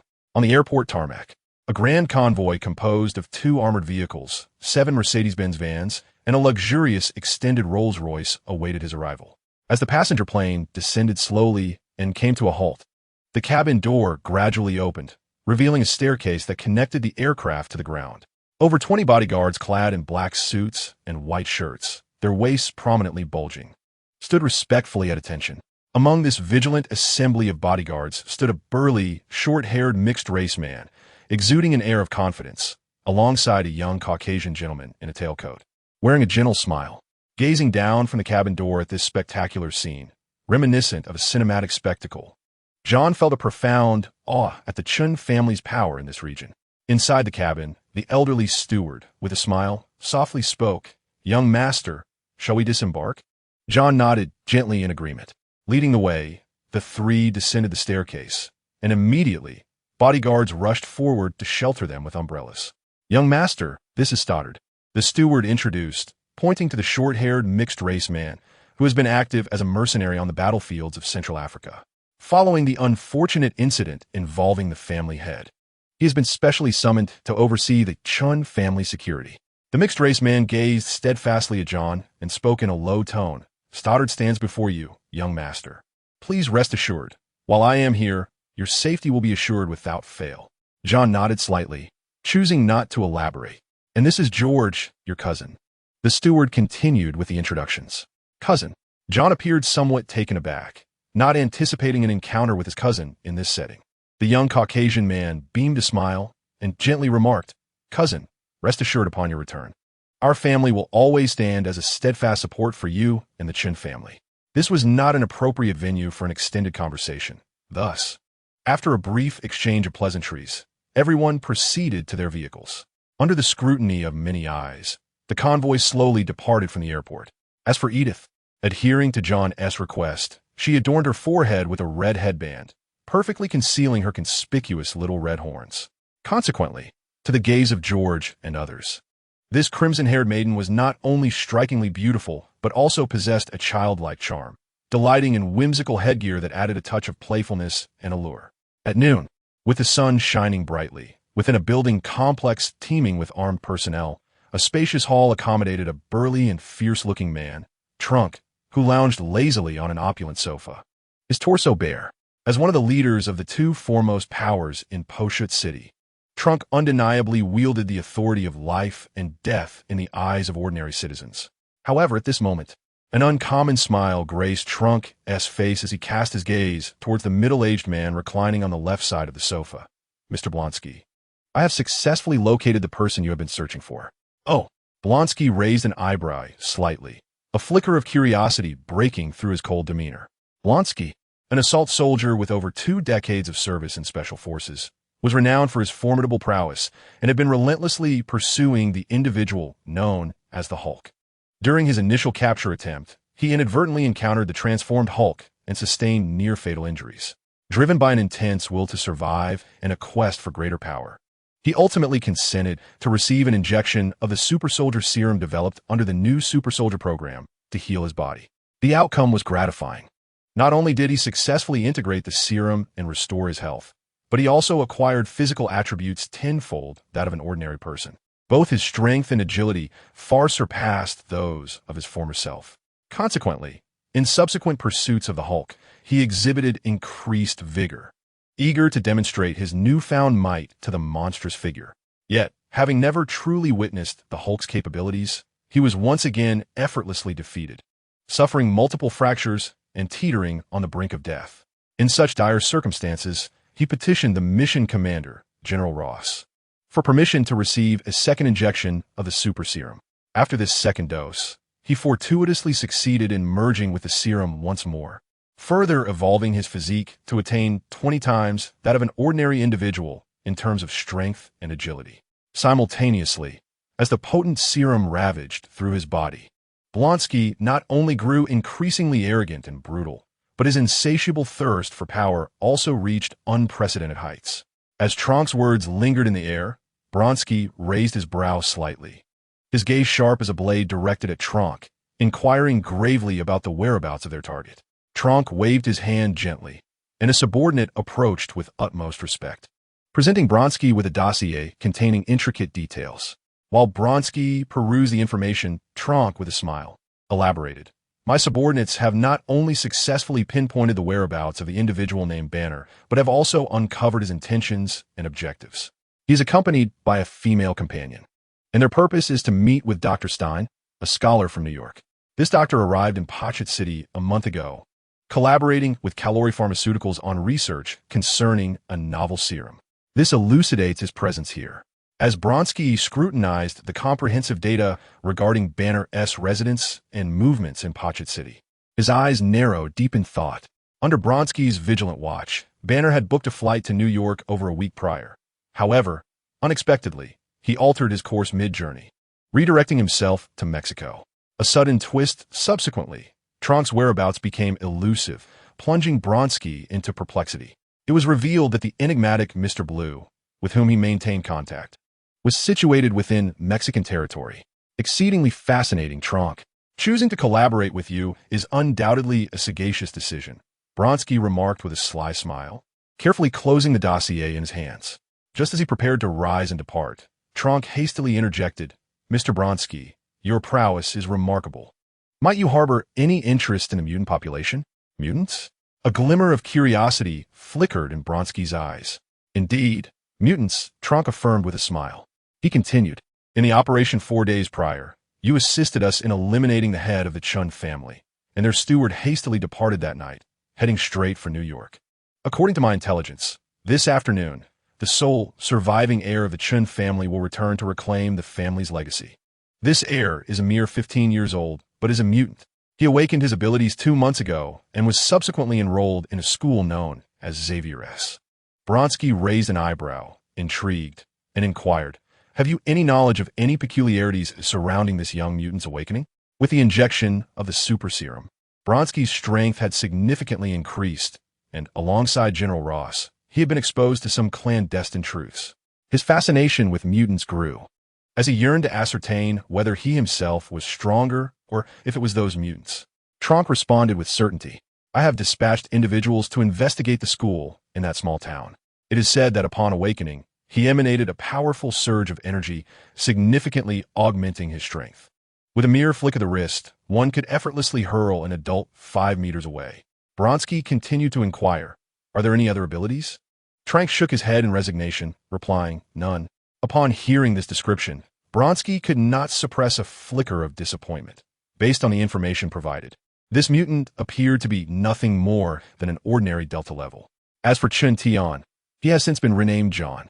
His abilities seem limited to mere enhancements in strength. Hardly remarkable, as a handful of skilled gunmen would suffice to bring him down. As Bronsky spoke, he rose with apparent disinterest, intending to take his leave. Had the mutant possessed power comparable to that of the Hulk, perhaps he would have felt a twinge of curiosity. However, faced with a mutant who was merely slightly stronger than the average person, he had no desire to pursue him, for the search for the Hulk was of paramount importance. Tronk responded with a hint of regret. In that case, I shall not trouble Mr. Bronsky any further. In this vast world, while mutants are not uncommon, their presence is exceedingly sparse. For instance, in the city of Pochut, sightings of mutants are rare. Furthermore, due to the malicious sensationalism perpetuated by certain media outlets, the general populace tends to regard mutants as monsters, each possessing bizarre and formidable powers. For example, the widely circulated video online, featuring a woman who single-handedly obliterated a hill with a single strike, showcased the terrifying might of a mutant, instilling fear in the hearts of many. Therefore, when Tronk learned that the Chun family steward had summoned that mutant heir back, he felt an unprecedented sense of threat and pressure. He had initially sought to leverage Bronsky's strength against the mutant, but upon realizing that the individual was not as formidable as he had imagined, he could only watch Bronsky depart, sneering to himself, I thought I was facing a formidable adversary, but it appears to be nothing of the sort. How foolishly I worried. If you seek revenge, then come forth. This time, I am not only to seize control of the Kudo district, but to bring the entire Bloodhand Society under my dominion. Tronk's gaze turned menacingly to the scar-faced man on his left, commanding, find out the route that person from the Chun family took upon his return. I wish to prepare a surprise for him. As you command, boss. On the way to the city center, John, seated on the luxurious sofa of a Rolls-Royce, inquired, Old steward, you have informed the heads of the various families to convene as per my instructions, have you not? The steward nodded respectfully, young master. Everything has been arranged, as you directed. After a brief pause, the elder, with a hint of hesitation, cautioned, young master, you have just returned, and you're not yet familiar with those family heads. Is it not a bit hasty to call for a meeting? Hasty? John replied calmly. Those so-called dignitaries may appear formidable in your eyes, but to me, they're nothing more than inconsequential dust. I return with a heavy burden, and I have no time to entangle myself with these mortals. Faced with the resolute demeanor of the raven-haired youth, the elder knew he could not alter his decision and could only offer a resigned smile. Beside John, Idyllis gazed with keen interest at the scenery outside. Upon hearing John liken ordinary people to ants, she nodded in agreement. To both her and John, indeed, the common folk were no different from ants, easily extinguished. However, seated opposite them, George sipped his wine, his expression one of astonishment, inwardly perplexed by his cousin's audacious arrogance. At that moment, the convoy gradually approached the city, poised to turn right at the next intersection, embarking upon the road leading west. Yet at that instant, John calmly spoke, "Butler, please inform the convoy to halt immediately after the turn." "Sir, what is the matter?" The old butler appeared somewhat bewildered. "There are ambushers concealed among the trees to the left, 50 meters down the road." "What?" The butler was taken aback, filled with confusion. They were still several hundred meters from the intersection, not to mention the distance after entering the road. How could John foresee an ambush? Despite his doubts, the old butler resolutely commanded, "Did you hear that? The sir says there are ambushers beyond the intersection. Notify the convoy at once." "Understood." The driver, though puzzled, picked up the radio. "Captain, the sir says there are ambushers in the left woods 50 meters after the turn." "Ambushers?" Inside the armored vehicle at the front of the convoy, Stoddard's expression hardened as he inquired in a low voice, "Please inform the sir. Should we alter our route to retreat, or simply eliminate them?" Although Stoddard had no knowledge of John's capabilities, the notion of an ambush. To discern the secrets of the ambush, John chose not to question, but instead sought the counsel of others. Through the radio, the driver's voice pierced the silence. "The sir directs that the convoy should proceed along the established route, but must pause at the intersection after the turn." "Understood." Stoddard, the man anticipated to take the lead alongside John, responded in a low tone, then relayed this command via the radio to all personnel, particularly to the machine gunners aboard the armored vehicle. Meanwhile, tactical preparations concerning the armored vehicle were set, and the rocket launcher within the sedan stood at the ready. Creak! At John's command, the convoy abruptly halted the moment they turned the corner and entered the intersection. Inside the vehicle, John's gaze shifted to Idyllis, a smile gracing his lips. "Idyllis, would you care to stretch your limbs and join in this hunt?" A glimmer of desire flashed in Idyllis's eyes. "My dear, may I unleash my full potential?" John nodded gently. "I brought you here for you to wield the sword of slaughter. Come, let us descend." With that, John pushed open the door and stepped out with a composed stride, followed closely by Idyllis, her excitement palpable as she gripped her long blade tightly. The old butler and George exchanged glances before also stepping out of the vehicle. Meanwhile, the doors of the other business vehicles in the convoy swung open, and warriors clad in battle attire, armed with submachine guns and rifles, swiftly disembarked, forming a defensive line around their vehicles. Approaching John from the front, Stoddard, also dressed in combat gear and wielding an AK-47, advanced with urgency, his expression grave as he inquired, "Young master, why have you personally come to the battlefield?" "Naturally, to harvest lives," John replied with a calm demeanor. "You need only hold your ground here. I shall deal with the lurking enemies ahead, as I intend to stretch my limbs beforehand." Stoddard, the old steward, George, and the others were momentarily taken aback. "Are you concerned for my safety?" John surveyed them with a piercing glance. Then, with swift dexterity, he seized Stoddard's sidearm. Before they could fully comprehend the situation, John had disengaged the safety and aimed at the palm of his left hand, pulling the trigger. Bang! The sudden gunfire startled everyone, prompting instinctive reactions as they tightened their grips and scanned their surroundings. In the center of the convoy, Stoddard, George, and the others stood dumbfounded, their eyes wide in disbelief as they beheld the deformed bullet lodged in John's palm.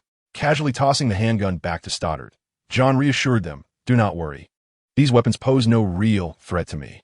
Now, we simply await the unfolding of events." With that, John led Idyllis forward, eager to witness firsthand her astonishing ability to devour vitality.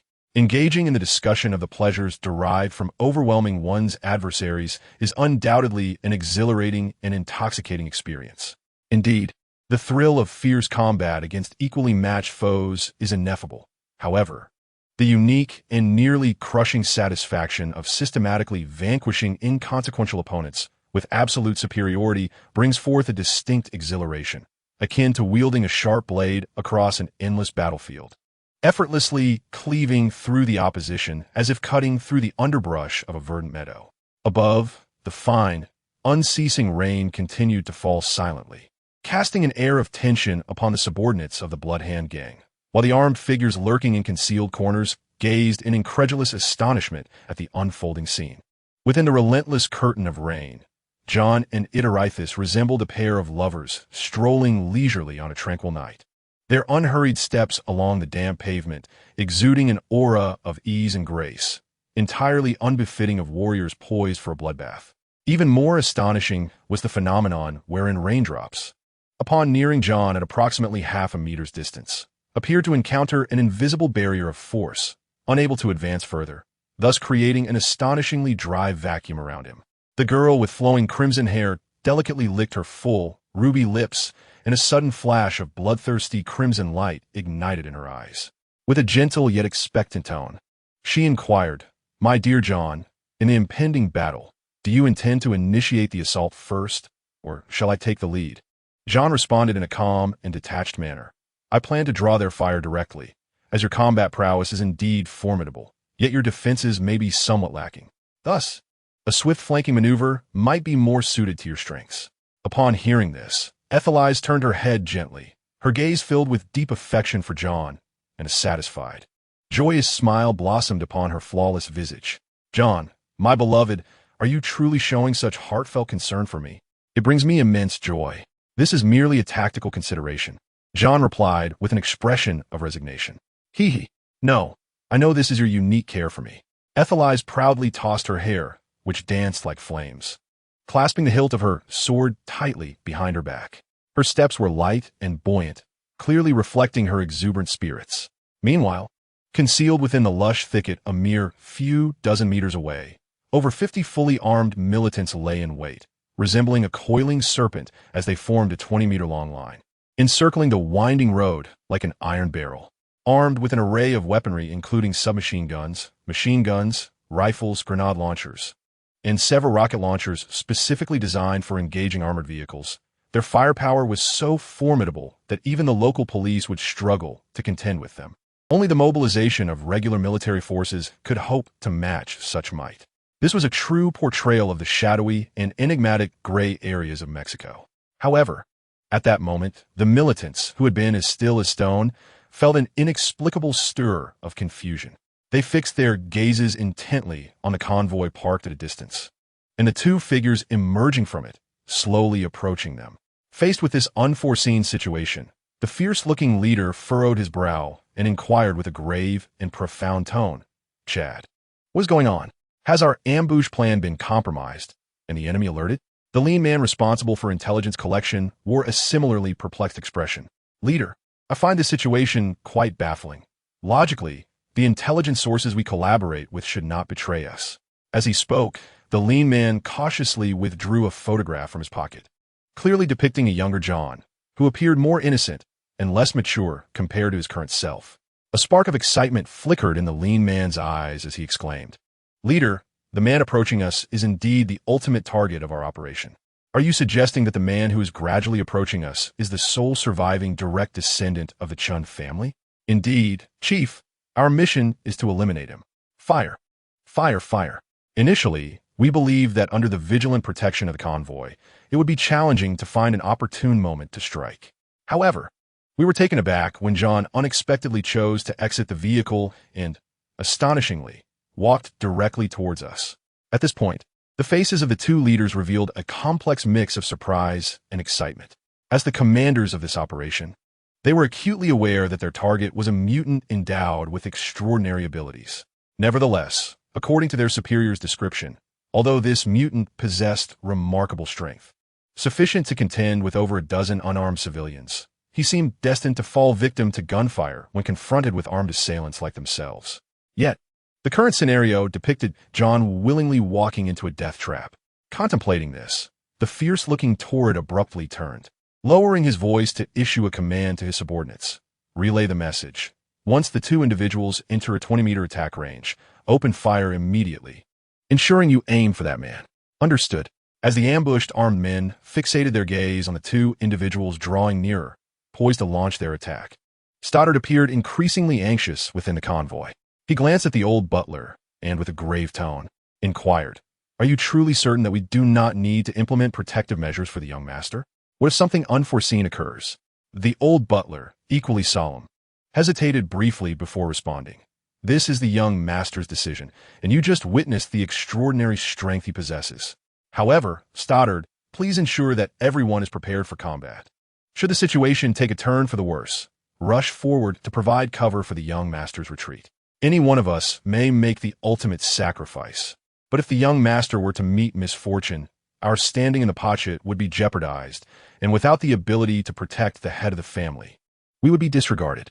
Despite John having previously demonstrated his immunity to bullets, the two remained vigilant, for John's significance to the Chun family was indisputable. Stoddard's expression turned serious. I understand my duty.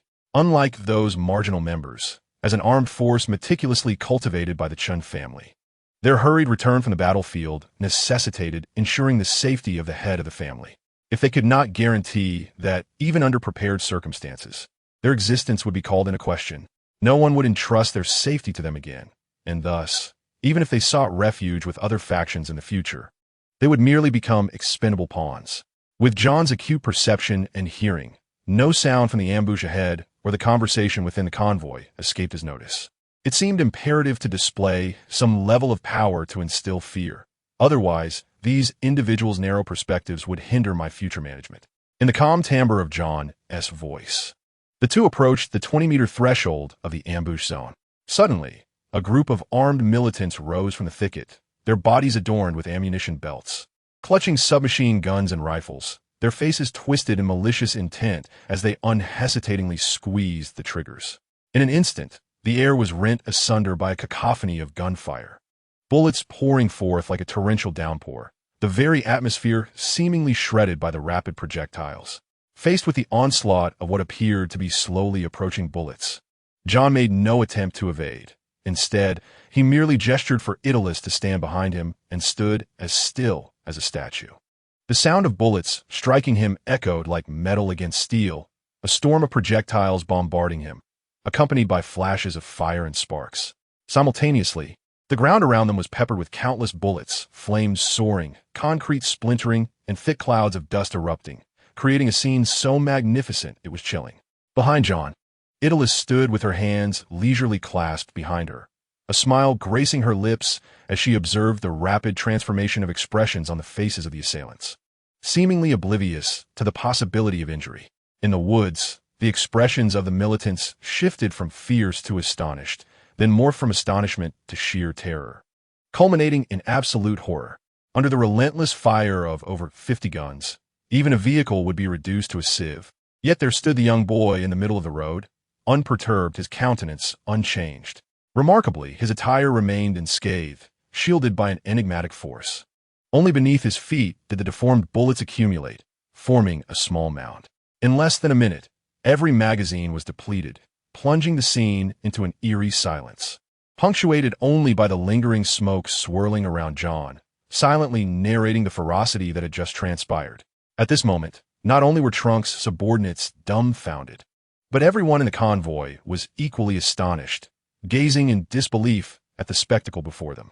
These henchmen had never fathomed that their master, whom they were sworn to protect, possessed such terrifying power, his physique so robust that it could disregard the concentrated fire from numerous submachine guns and rifles. At last, John made his move. He reached up to gently remove a twisted bullet lodged in his hair, his voice resonating in the ears of all present. Have you finished firing? Now it is your turn to experience my fist. As soon as the words left his lips, John clenched his right fist, gathering an unfathomable power within.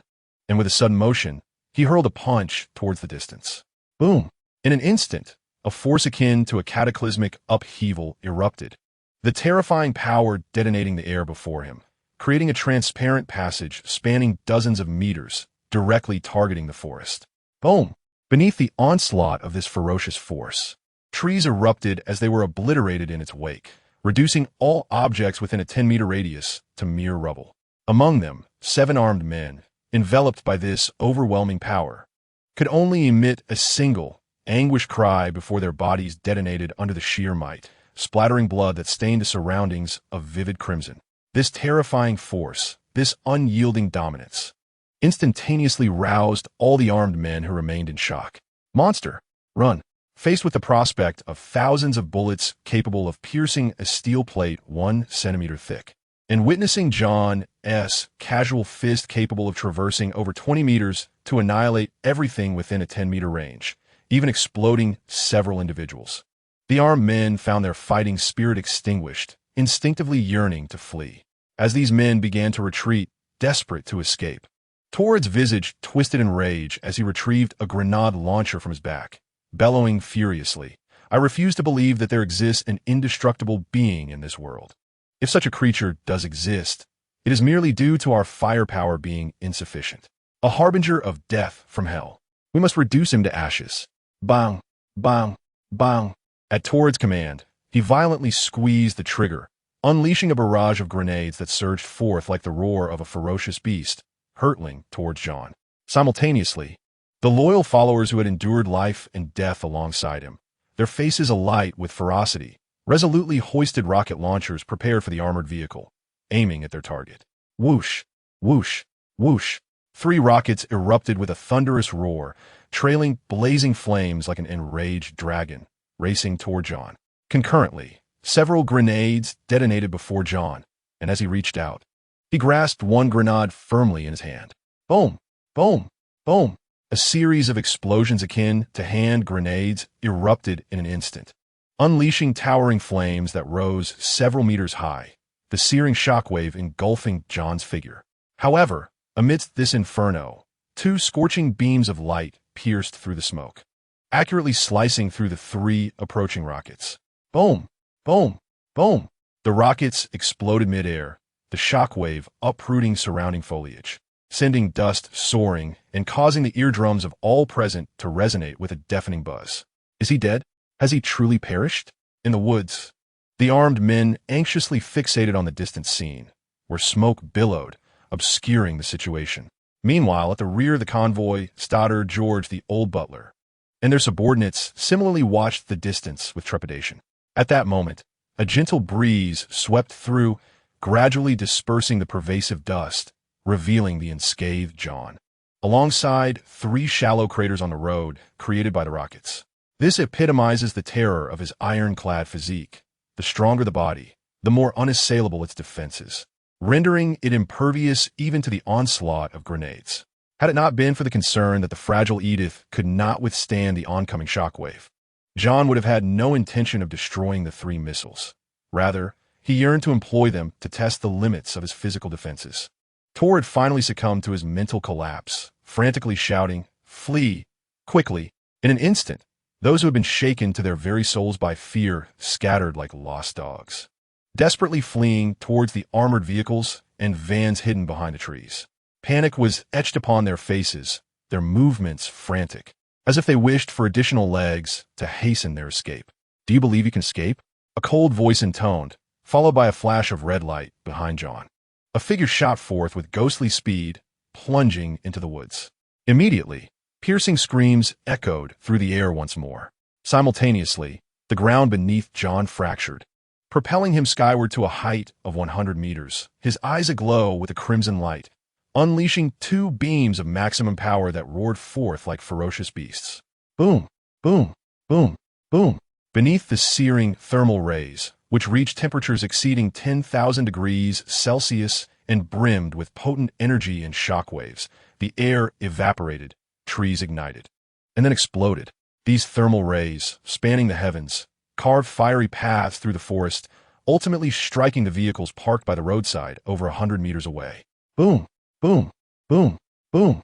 One by one, the vans and armored vehicles succumbed to the intense heat, their exteriors melting, their bodies punctured, and fuel tanks detonating in violent explosions. The scene utterly horrifying. In that moment, John, suspended in the air, resembled a deity descended from myth, mercilessly harvesting the lives of mortals. His power was insurmountable, his will unimpeded. This was the ultimate manifestation of strength. Amidst the cacophony of explosions and the inferno consuming the woods, those once cold-hearted and merciless marauders now found themselves in a frenzied flight, panic and chaos overwhelming their minds. Individuals were struck by the beams slicing through the sky, instantly cleaved in 2, their corpses turning to charred remnants in the sweltering heat. Behind these desperate fugitives, a spectral red figure flickered into and out of existence. Each time this eerie apparition silently passed an armed assailant, a flash of lethal steel would appear, severing the individual into fragments that scattered across the ground. Even their rifles were cleaved in twain by the sharp weapon, rendering the scene grotesquely terrifying. Such a nightmarish tableau shattered the resolve of the lagging combatants. With three of the slowest deserters turning around to scream, "A monster! I shall take you down with me!" Rat-a-tat-tat, spotting the fleeting red shadow in the distance. These three armed men frantically pulled their triggers, but their bullets merely tore into the surrounding trees, leaving them splintered and branches flying, achieving nothing of consequence.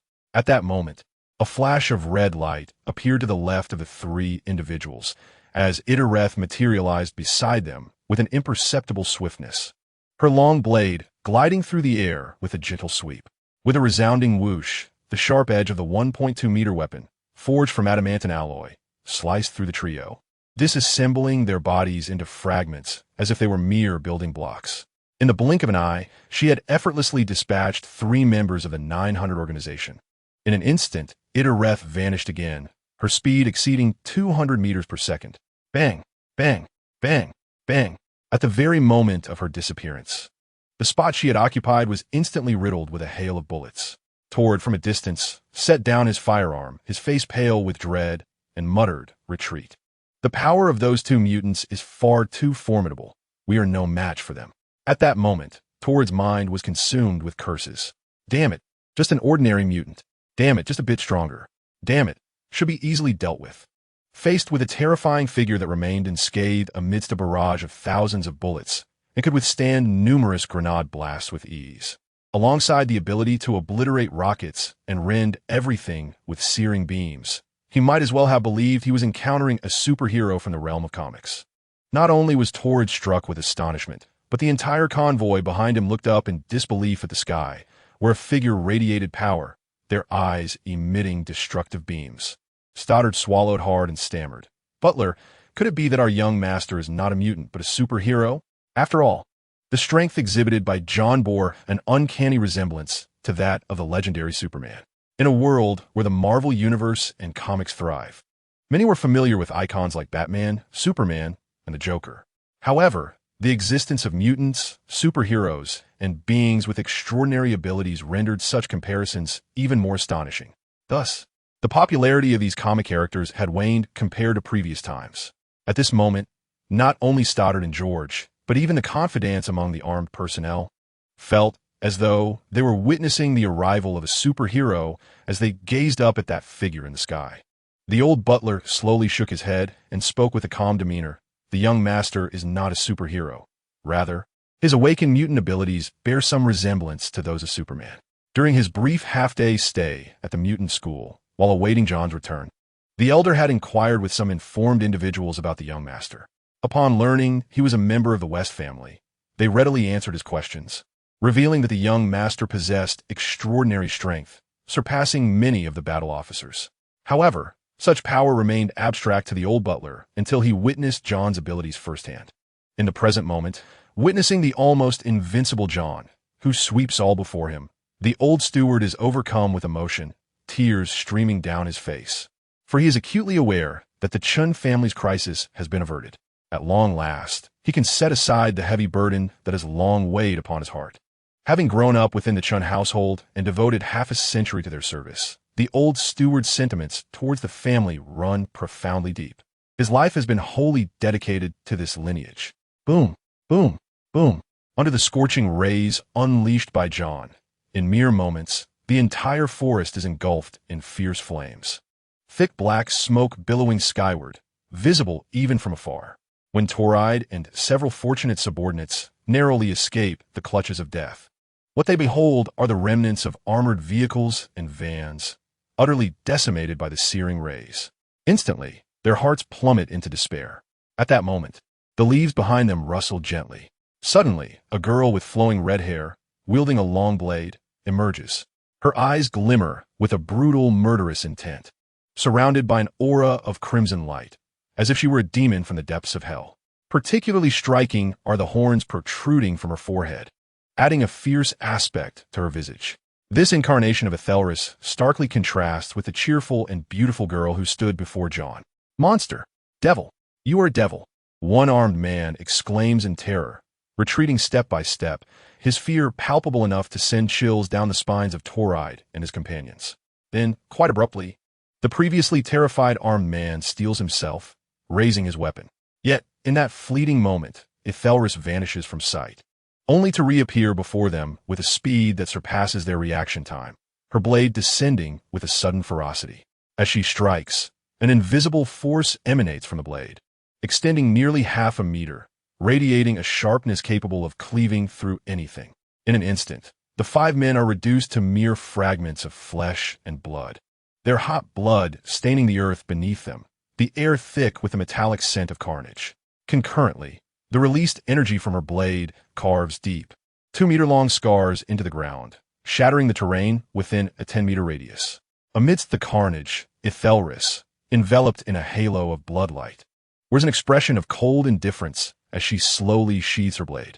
Simultaneously, unnoticed forces begin to rise from the corpses, drawn to Ethelris and absorbed by her. With the influx of 5 faint energies, her presence intensifies, and her physical form gains a measure of fortitude. Savoring the exhilaration of her renewed strength, Ethelris's countenance reflects satisfaction, the murderous and ferocious glint in her dark red eyes intensifying. Just then, a thunderous explosion reverberates through the air as John materializes before Ethelris. John paid no heed to the brutality reflected in her eyes. His attention was wholly devoted to her, attuned to the rhythm of her breath and the palpable energy radiating from her form, nodding thoughtfully. Ignoring the ferocity in Idalus's gaze, he remained fixated on her essence, sensing her vitality and the power fluctuations emanating from her body, lost in contemplation as he nodded. Among the 50 adversaries present, you had already vanquished over 30, and by absorbing their life force, your physical strength had increased by nearly half. A satisfied smile graced John's face. Such an absorption rate was indeed gratifying. Unlike Idalus, who belonged to a class of mutants, John's abilities were singularly unique. Merely basking in sunlight would exponentially amplify his physical prowess at an astonishing pace, while mutants struggled to attain even the slightest enhancement in their abilities. This was evident from the decades that had passed since the emergence of Laser I as a mutant. Despite an enhanced control over his powers, his overall strength had seen no significant improvement. Similarly, decades prior, the professor had been capable of perceiving the globe through a cerebral wave amplifier, and his capabilities remained unchanged to this day. Though many mutants had experienced a growth in their abilities, it was typically through the deeper exploration and application of their existing powers, which had long since reached their limits. In stark contrast, Idalus was a rare breed of mutant, one who could augment her strength by vanquishing foes and absorbing their life essence. A mere 30 kills had already granted her a remarkable 50% increase in her physical prowess. This enhancement was not merely a simple augmentation of strength for Idalus. Under comparable circumstances, her speed, power, and explosive force had been significantly amplified, showcasing a combat efficacy that had increased manifold. As John sensed the changes within Idalus, the young girl's gaze inadvertently fell upon his neck, her eyes swirling with a murderous intent, filled with brutality and madness. Yet, in that fleeting moment, John's gaze brushed over her, and the ferocity of her murderous desire seemed to waver, evoking memories of past stern interrogations and the lessons that followed each response, delivered through punishing blows. The crimson light in Idalus's eyes gradually faded, the bloodthirsty intent dissipating until her gaze returned to that of clear and radiant rubies. Simultaneously, the sanguine aura enveloping her receded into her being. In an instant, her demeanor transformed, the hellish warrior morphing into a stunning young maiden, her face adorned with a joyful smile. "Darling, how did I do?" Regarding Idalus's transformation, John had anticipated this shift, nodding in acknowledgement. "You performed admirably, saving me considerable time." "Hee, I'm truly delighted to assist you, darling." At that moment, the girl's smile was as radiant as a blooming flower, making it hard to believe she was the terror that had instilled fear in countless armed foes. "Let us retaliate. We should depart from this place." "Very well, my dear master." Following closely behind John, the young girl gripped the hilt of her blade tightly, positioning it horizontally behind her. She tread lightly upon the fallen leaves, as if a pair of lovers were leisurely strolling through the woods. Behind them, however, lay a sprawling inferno and a multitude of corpses. By the roadside, Stoddard and his entourage had arrived, disembarking from their vehicles, their eyes filled with a mixture of awe and fervor as they beheld the two figures emerging from the thicket. In mere minutes, akin to a force of nature, John and Iteres had obliterated over 50 heavily armed assailants, reducing the entire forest to ruins while remaining unscathed themselves. Such power, to these ordinary folk, was undoubtedly akin to a miracle. "Young master," the old butler spoke, his voice tinged with barely concealed excitement. John waved his hand gently, his tone calm. "Let us board the vehicle. We need not keep those waiting, nor the traitors, for too long." "As you command, young master," Stoddard replied respectfully. "Everyone, into the vehicles. We shall return." Indeed, the convoy set forth once more, this time with an even more formidable momentum. Meanwhile, this abrupt turn of events drew numerous gazes, particularly from passengers in vehicles passing through the area. After all, amidst the persistent rain, the billowing smoke was strikingly conspicuous, and the flames raging in the forest, though gradually diminishing under the relentless downpour, remained a sight to behold. Soon after, the wails of fire engines and the presence of numerous police vehicles arrived at the scene. On the western outskirts of Botchet City, a sprawling estate stood, its architectural style a blend of western opulence and eastern elegance, heavily guarded with armed personnel visible at every turn. At this moment, the front yard was filled with an array of luxurious cars, while bulletproof vehicles lined the streets outside, surrounded by a cluster of fierce-looking men, weapons slung over their shoulders. In these tumultuous times, heads of various families exhibited extraordinary caution when venturing out. After all, the tragedy of the Chun family loomed large. They had believed that a century of operations in Botchet City would ensure their safety, only to suffer a catastrophic blow due to insufficient bodyguards during an outing. Within the villa of the main building, a conference room spanning over 100 square meters housed a 10-meter-long mahogany table at its center. On either side of the table, 9 chairs were neatly arranged, all now occupied. These 9 individuals represented the heads of the 7 prominent families of the Blood Ant Council, alongside the leader of the Bloodwolf combat team and the head of the peripheral members, Minister Bloodfox. Behind them stood several subordinates, each face marked with defiance and eyes brimming with lethal intent. In the chaos of Mexico, those who emerged were all ruthless characters, their hands stained with blood. Among this assembly of individuals, the bald Caucasian seated at the leftmost position fixed his keen gaze upon the gathering and, with a sardonic smile, remarked, "You have summoned us here and yet kept us waiting for an eternity. Does the heir of the Chun family already consider himself the chairman?" The middle-aged Chinese gentleman across from him, possessing an affable demeanor, responded with a smile. "Salada, those who aspire to achieve great endeavors must possess patience. It is merely a matter of brief waiting, and there is no need to take offense. Let us treat this as an act of courtesy towards the heir of the Chun family. After all, it is thanks to the support of the Chun family that we have flourished over the years. With but one heir remaining, it is only fitting, both emotionally and rationally, that we extend our assistance." As the Chinese gentleman concluded his statement, a youth of South American descent seated beneath the bald Caucasian nodded in agreement. "Chadley speaks truthfully. Our 8 esteemed families have risen from a conglomerate of foreign wanderers to our current standing through years of unity and collaboration.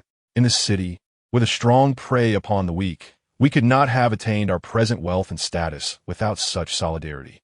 Thus, as long as the Chin family has even one member remaining, we must offer our unwavering support." At this juncture, Mora, representing the Stree family, shifted the conversation. However, the passing of the chairman and others has caused significant upheaval within the Bloodhand Society.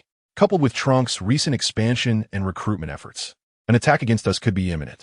Therefore, we must swiftly determine the chairman's position to consolidate our power and prevent fragmentation at a critical moment, leaving us vulnerable to our adversaries. I propose that upon the arrival of the Chan heir, we deliberate on this matter to establish the chairman's successor, Morris said, glancing around the assembly with a smile, seeking consensus. The representative from the Zhang family, also of Chinese descent, slowly nodded in agreement. Indeed, this matter cannot be delayed any further. Amidst the lurking wolves, a leaderless group, is merely courting extinction. Conveniently, the Chun family members are on their way back. Once we select a chairman, we shall launch our counteroffensive against Trunk. Death penalty. To honor the two former chairmen of the Chun family, we vow to exact our revenge. If we fail to eradicate Trunk, or at least severely wound him and expel him from Poshut City, the prestige of our Bloodhand Society will be insufficient to instill fear in those petty individuals. After all, if we cannot avenge the chairman's demise, who will continue to regard us with reverence? Such words resonate profoundly. I, too, concur with this sentiment. According to the old steward's disclosures, 3 of the 7 families are eyeing the chairman's position with keen interest. The Li family, the Hong family, and the Sade family all lean toward supporting him, while the Taladog family remains neutral. Furthermore, among these 7 families lies a traitor, the very individual who betrayed the Chun family. However, as the representatives from the Stri family and the Zhang family put forth their suggestions, all present feigned agreement, including the leaders of the Bloodwolf and Bloodfox factions, directly under the chairman's command. Subsequently, the hall fell into silence once more. Some appeared lost in contemplation, others bore smiles, while a few gazed out at the incessant drizzle beyond the window, seemingly deep in thought. Suddenly, a woman clad in a suit hastily entered the hall, making her way directly to a strikingly alluring blonde lady in her 30s seated on the left. She whispered certain information to her. The blonde lady's gaze sharpened, a flicker of coldness flashing in her eyes as she waved her hand dismissively at the suited woman. Once the suited woman retreated, the blonde lady spoke. I have just received news that John S. Convoy has been ambushed. What? Someone has leaked his whereabouts. The hall erupted in an immediate frenzy. The heads of the 7 prominent families displaying expressions of anger and bewilderment, their sharp eyes scanning every individual present. The leader of the Bloodwolf combat team, a burly man with stubble and mixed heritage, stood up in a fit of rage. I have long suspected the presence of a traitor. Otherwise, the convoy would not have been so easily ambushed. His eyes gleamed with murderous intent as he spoke deliberately. If I uncover that traitor, I will crush him into a pulp. As his words fell, his gaze locked onto a bald, fair-skinned man. Sarada scoffed in response. Aldous, what do you mean by looking at me like that? Do you suspect I am the traitor? Although I have ambitions for the chairman position, I would never betray the Bloodhand Association. Aldous retorted with equal disdain. Sarada, your denial is rather effortless. How do you explain the frequent contacts between your associates and Trunk S people of late? You are investigating me? The bald man narrowed his eyes, a glint of cold light flashing within. And if I am? I have long suspected that betrayal lurks behind the deaths of the chairman and the others. I will spare no one from the Bloodhand Association. Aldous surveyed the crowd with a fierce gaze, and the atmosphere in the hall grew, so tense it felt ready to ignite at any moment. At that moment, the blonde lady spoke slowly. Aldous, there is no need to fret. John and the butler are both safe and are currently en route. Safe? Aldous paused, his anger slightly abated as he murmured. That is good to hear. It seems Stoddart still proves to be of some use. Sarada scoffed once more. In light of the ambush on John S. Convoy, the atmosphere in the hall grew heavier. The gazes of the attendees flickered uncertainly, each lost in their own thoughts. Half an hour later, everyone's attention shifted toward the outside as they witnessed the grand entrance of a convoy through the slowly opening gates of the estate.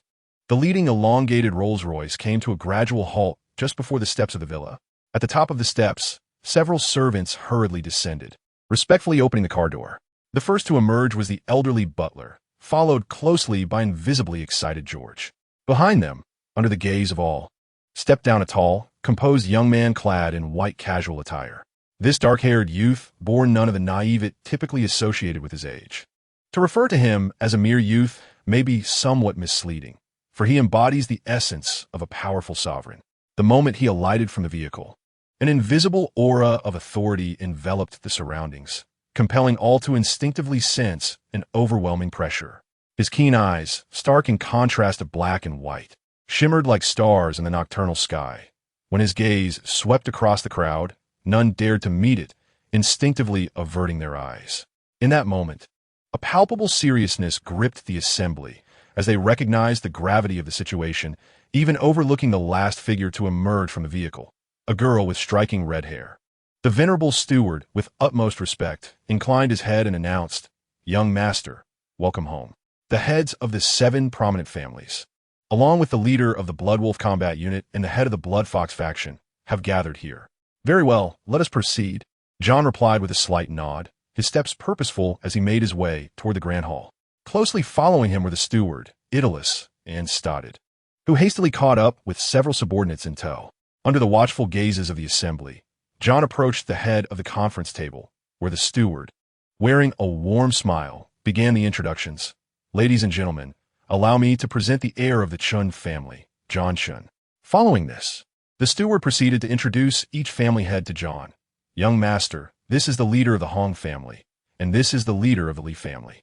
With each introduction, the respective leaders offered cordial smiles and nods of acknowledgement to John. At that moment, none dared to underestimate this legendary youth. Although he had remained largely untouched by family affairs, spending most of his time in a quaint town with his grandmother, he now exuded an extraordinary presence. Once the introductions were complete, John surveyed the assembly of evidently formidable gang members and spoke in a tone of calm authority. The purpose of gathering you all here today is twofold. The bald-headed Salada inquired solemnly, "Might I ask what matters John wishes to discuss with us?" John gently shook his head, his demeanor cool and detached. "You misunderstand. This is not a discussion, but rather a notification. Firstly, from this day forth, the position of president shall remain with the Chun family, and that individual is me. Secondly, to the one who betrayed my parents and colluded with Tronk, should you choose to reveal yourself, I may consider granting you a complete end."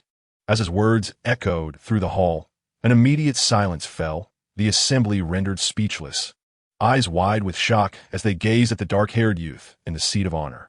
Who would dare to speak up, risking immediate execution? Who would be so foolish as to reveal themselves? Doubt crept into the minds of many, questioning whether they had misheard John's proclamation. Was this audacious and domineering declaration meant to regard all present as ignorant fools? Or did he believe he possessed a flair for the dramatic, jesting? At that moment, a lean, dark-skinned, middle-aged man seated to the right broke the silence, his voice steady yet probing. "Master of the Chun family, are you jesting with us?"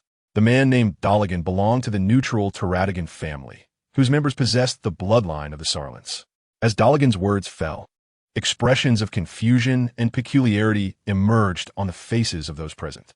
John slightly turned his head, his gaze coldly directed at Daligan, and with a calm tone, he retorted, "Do you truly believe I am jesting at this moment?" As his words concluded, a faint, cruel smile crept upon John's lips. "Moreover, I never anticipated that the traitor would be you, who has always maintained neutrality, or rather, the Taradigan family." As he spoke, a chilling mental force began to swirl in John's eyes, fixating on Daligan. "Tell me, what has compelled you to betray the Bloodhand Society?" Just as Daligan attempted to defend himself, the moment his gaze met John's, his consciousness became a tumult of chaos, and he involuntarily blurted out, "Because I yearn to become the leader of the Bloodhand Society." His confession left all present in a state of shock, while John's eyes shimmered with a crimson glow, and two searing rays of heat erupted forth. Boom! A piercing scream shattered the air as Daligan was directly pierced through the chest by the blazing ray. The scorching beam continued onward, instantaneously tearing apart a subordinate standing behind him, reducing him to charred remains, before violently crashing into the wall behind, triggering a tremendous explosion. How utterly insane to kill someone so casually. For those confused, let me clarify that this is the second volume. The protagonist's life has always been manipulated by another, but he has now broken free from that influence, requiring the other to overturn the chessboard and rewrite the narrative, ensuring the protagonist continues his inevitable fate within his own story. At the rear of the convoy, Stoddard, George, their seasoned butler, and a contingent of loyal, well-trained subordinates watched with intense anxiety and trepidation, their eyes fixated on the scene unfolding in the distance, now coming into clear view. Suddenly, a powerful gust, like an invisible hand, swept away the dust and smoke that hung in the air, revealing John, unscathed and composed, alongside three relatively shallow craters on the road caused by rocket fire. This exemplified the terrifying strength possessed by that formidable steel frame. As his physical form strengthened and hardened, his defensive capabilities were significantly enhanced. Even when faced with the ferocious direct impact of a grenade launcher, he could endure it as if walking on thin ice, unscathed. Had it not been for his contemplation regarding Edelai's potential inability to withstand the overwhelming shockwave's aftermath, John might not have even considered destroying the 3 rockets. But instead, he sought to seize this rare opportunity to rigorously test the limits of his body's defensive prowess. Torrid could no longer bear the turmoil and pressure within. He cried out in a hoarse, frantic voice, "We must flee." No sooner had the words escaped his lips than the crowd, already consumed by terror and trembling with fear, scattered like startled birds, frantically fleeing into the impenetrable depths of the forest. Their armored vehicles and vans stood silently, while each individual wished fervently for additional legs, enabling a swifter escape from this sudden calamity. Would they manage to elude the shackles of this place? A voice, cold and devoid of emotion, echoed through the air, as if it were the judgment of fate itself. Suddenly, a brilliant red light flickered behind John, and a figure shot forth with breathtaking speed, gliding like a specter into the shadowy woods. In quick succession, haunting and blood-curdling screams reverberated through the forest. Meanwhile, the ground beneath John fissured, and he felt as if he transcended mortal bounds, soaring to dizzying heights of 100 meters. His eyes glimmered with a chilling red light, as 2 beams of scorching energy, infused with boundless power, erupted from his gaze, accompanied by a thunderous roar. On the outskirts of London, a charming villa nestled amidst a lush, verdant lawn. Its garden, which had begun to show signs of autumnal decay as early as September, was adorned with several chimneys, deep in hue like congealed blood. Within one of the villa's bedrooms, beneath a delicately carved window, stood an antique desk, upon which lay a seemingly unremarkable notebook, casually opened. A pale hand, with pronounced knuckles, gently lifted the notebook, flipping it to the beginning before swiftly thumbing through its pages. The rustling of the paper revealed densely packed text, faintly exuding the aroma of ink. The following lines were obscured, leading to new content if granted a precious opportunity for choice. I would unhesitatingly transform into the mysterious and affluent guardian, Batman, from the realm of comic books. Meanwhile, I yearn to embody the valiant Spider-Man, who traverses the skyscrapers with grace. His superhuman abilities not only bestow upon him extraordinary strength, but also bear the weight of immense responsibility. As the saying goes, with great power comes great responsibility.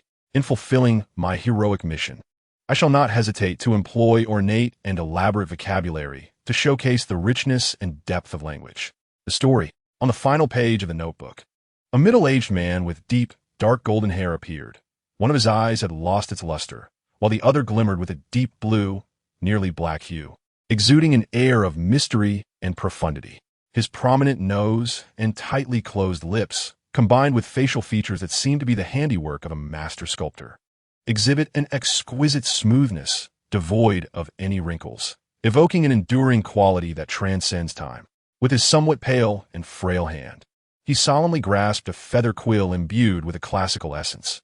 Despite the nib being untouched by ink, it effortlessly inscribed words upon the page. In silence, this man left behind a brief yet profound sentence. The tale of England, nestled within this grand city, has reached its definitive conclusion. As his pen descended, the pages appeared to be animated by an invisible force, rustling rapidly. Ultimately, these sheets chronicling the narrative closed tightly, leaving behind a hefty manuscript with its brown cover facing outward, quietly narrating the end of a story. A piercing wail, characteristic of infants, echoed relentlessly through the frigid streets, seemingly proclaiming his existence and helplessness. At this moment, John felt an overwhelming sense of hunger and cold. His stomach was empty, devoid of sustenance to provide even a modicum of warmth. This newly reborn infant, with soft and flaccid limbs, possessed no strength and could only rely on instinct to emit the distinctive cries of a baby, seeking assistance for survival. After a period of deep contemplation and introspection, Lise finally grasped the gravity of his current predicament. Astonishingly, following the battle, he had returned to the very genesis of life, transformed into an exceedingly fragile and helpless infant. His existence had been distilled to the most fundamental needs: incessant feeding, slumber, and excretion. Struggling to turn his tender neck, he beheld the overcrowded and haphazardly arranged houses flanking the street, where, in the narrow crevices between these structures, a ferocious stray dog might emerge at any moment. eyeing his defenseless life as a delectable meal. At this critical juncture, the most pressing task was to find a way to sustain his life. He could not ascertain whether he would be granted another miraculous chance at rebirth. Cursed fate, what cruel jest are you playing? What is the nature of this bizarre situation? Shouldn't all this be in service of valiantly defending the esteemed and inviolable honor of the Chun family on the battlefield? What absurd reason could have led to my transformation into such a defenseless infant? This metamorphosis is utterly unfathomable.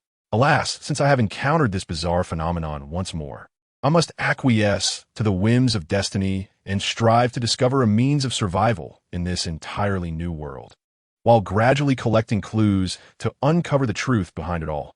In his line of sight stood a grand and imposing wooden portal, unmistakably marking the entrance to a private residence.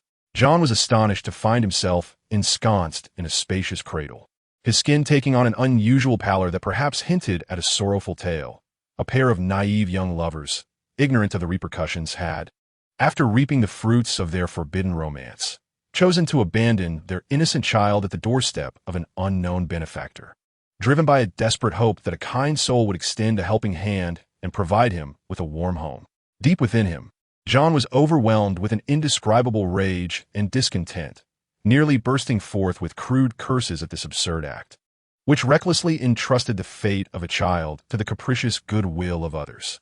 Such an act could only be perpetrated by those impetuous youths lacking in foresight, who thoughtlessly act without contemplating the consequences. In this dire situation, John felt compelled to cry out with all his might, hoping to attract the attention of passers-by. Simultaneously, he engaged in fervent prayers deep within, wishing that the occupant behind that door would not be a hypocritical religious figure or, even more terrifyingly, a monstrous deviant with a predilection for consuming their own kind. John's cries were deafening, not merely a lament for his tragic fate, but also a vehement expression of his profound dissatisfaction and protest against this abyss of despair. His heart brimmed with an insatiable yearning to return to a haven filled with love and care, the place he longed to call home. Fate. Inside, Ben's countenance was etched with unmistakable sorrow as he fixated on the heavy report handed to him by the police, his heart laden with boundless grief. For his beloved brother and sister-in-law had perished in a sudden aviation disaster, leaving behind their young son, Peter Parker, as an orphan. The middle-aged man, utterly devastated, concealed his face with trembling hands, while his compassionate wife, May, gently placed her hand on Ben's shoulder, offering solace. "Ben, at least we still have Peter with us." Slowly lowering his hands, Ben turned his sorrowful gaze to the living room, where young Peter remained blissfully unaware of the tragedy, engrossed in his toy cars. With a heavy sigh, he spoke solemnly. "Indeed, I must shoulder the responsibility of caring for Peter. After all, he is now their only child." Thus, the couple was enveloped in a dialogue of grief and obligation, while little Peter seemed to be drawn by some invisible call, suddenly rising and darting out of the house. "Peter, don't run off," Ben called out urgently, fully aware of the treacherous world that lay beyond, knowing all too well the darkness that the night concealed in America. New York, often referred to as Little Gotham, was riddled with dangers that were all too apparent.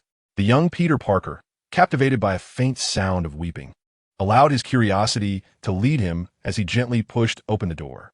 At the entrance, he discovered a carefully arranged cradle. His curiosity piqued, he approached cautiously, his eyes widening at the sight before him. A piece of pristine white fabric enveloped a small infant, resembling a delicate sculpture of jade, who blinked its cerulean eyes, intently gazing at Peter. "Uncle Ben, Aunt May, there's a tiny baby outside," Peter exclaimed, his voice brimming with wonder. What could this possibly mean? Ben hurriedly rushed out, quickening his pace to arrive at the doorway almost simultaneously with his wife. Their gazes fell upon the adorable life nestled within the cradle.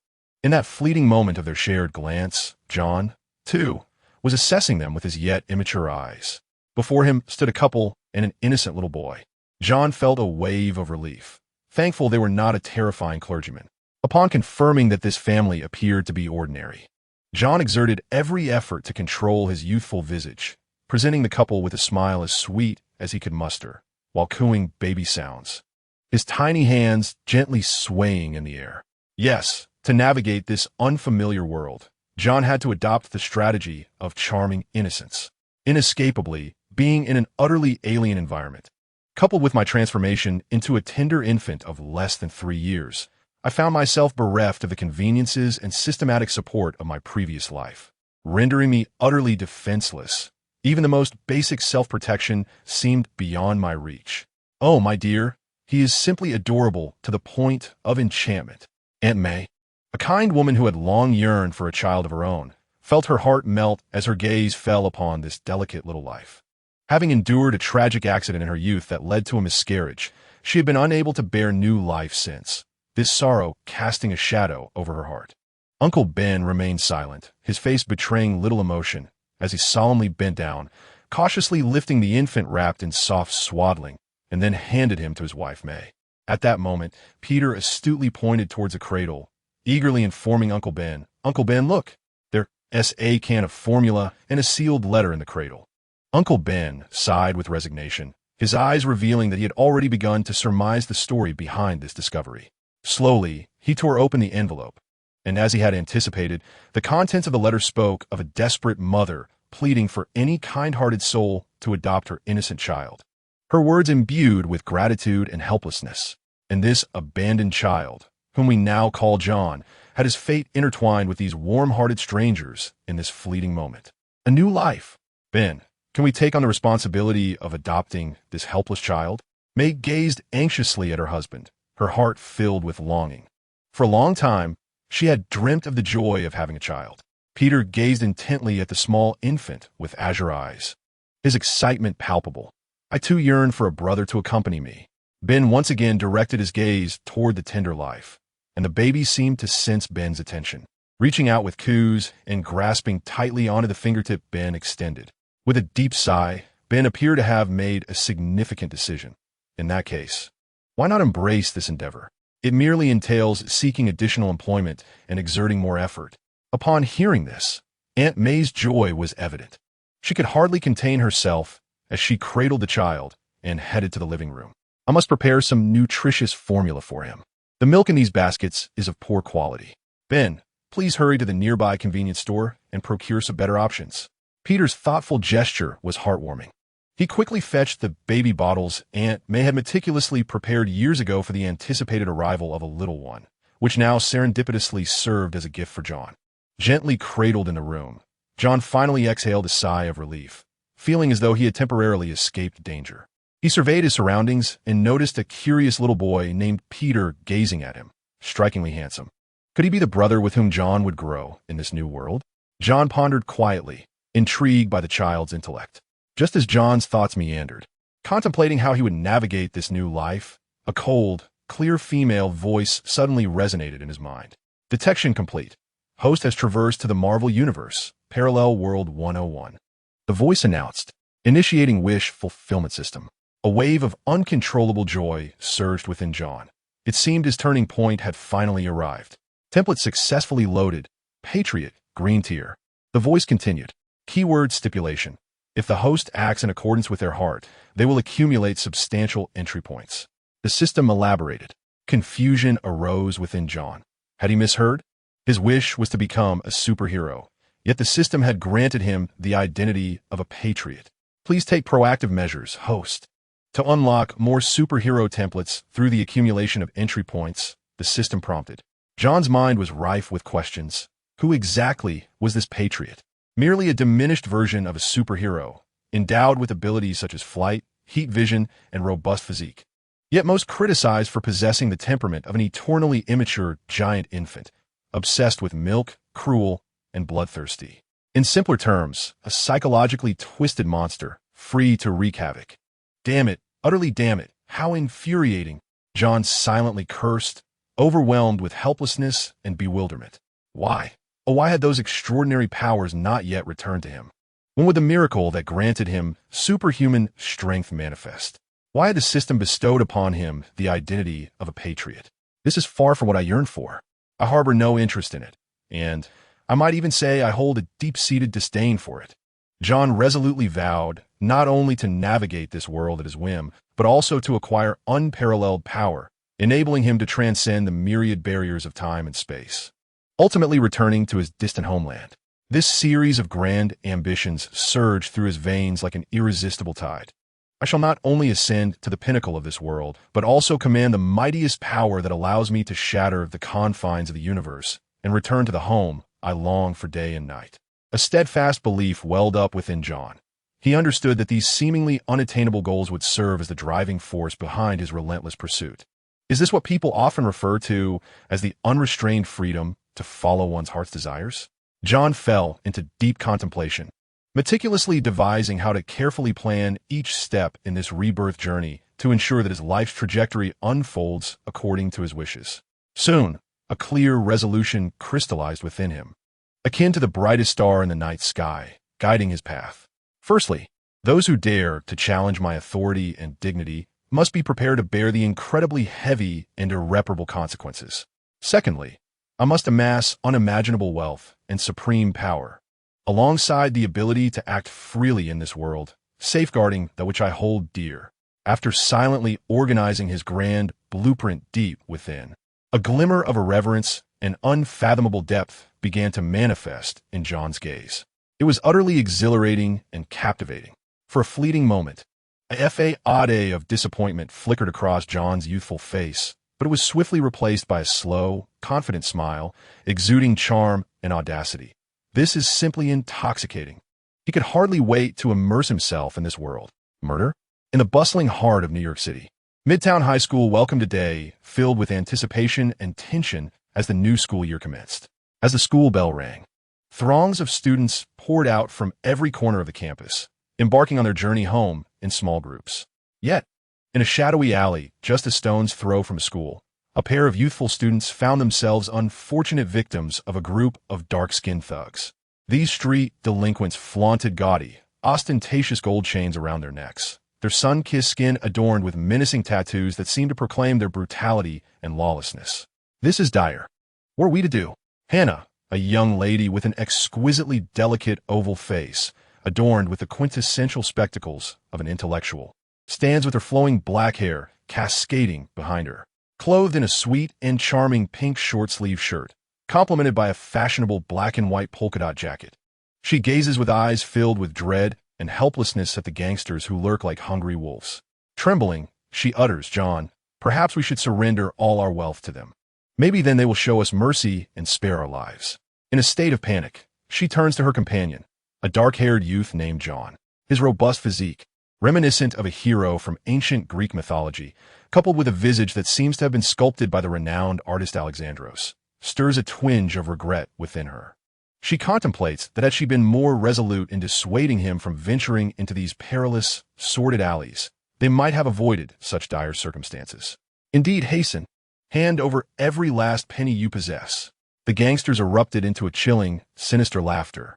These cunning individuals understood that should they truly harm the innocent students, the New York Police Department would not stand idly by. Societal pressure would compel swift action to bring them to justice. However, if they merely pilfered a trifling sum, it would hardly raise an eyebrow in the vibrant, chaotic tapestry of New York City. After all, which genuine New Yorker has not faced the indignity of robbery? To claim otherwise would be to feign authenticity. Well then, gentlemen, are you indeed planning to rob me? John S.'s face betrayed an unmistakable fear, starkly contrasting with his imposing stature. He appeared so unnerved that his entire body trembled, his hands instinctively shielding his face from perceived harm. "Listen, hand over your money. You two insolent little rascals." The gang members erupted into raucous laughter, finding the scene before them comically absurd. "Yes, indeed.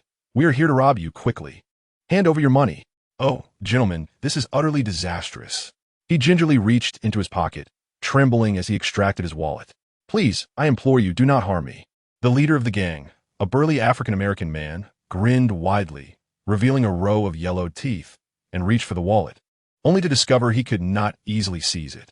His expression darkened instantly, and he barked at Phil, "Kid, I command you to let go." "No, sir, before I comply. May I ask you a question?"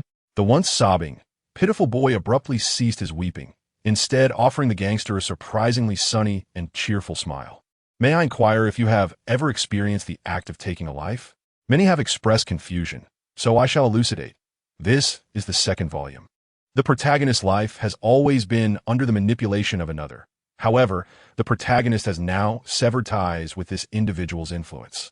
Consequently, this person must overturn the current scenario and rewrite the script, ensuring that the protagonist continues on the path of their destined fate. This is, of course, a given. The tone of the man of African descent betrayed a palpable impatience as he spoke, ostentatiously displaying the tattoos on his arms. Do you see these designs? Each pattern represents a life I have taken and the wealth I have seized from them. So, you would do well to release your grip before I take action. Oh, how delightful, how utterly reassuring, John remarked with an understanding smile. Had you informed me sooner of your villainy, I could have spared myself this precious time. What did you just say? The man had yet to fully comprehend Phil's words when suddenly a dazzling crimson light flickered in the young man's eyes, akin to a sword's edge, swiftly dispatching the thugs one by one. In mere seconds, the four henchmen lay lifeless in the alley, devoid of breath. With the fiery glare extinguished, John thrust his hands into his pockets, coldly surveying the fallen bodies. He recognized the faces of these men from the police wanted posters. Undoubtedly, each had committed heinous acts of murder and assassination.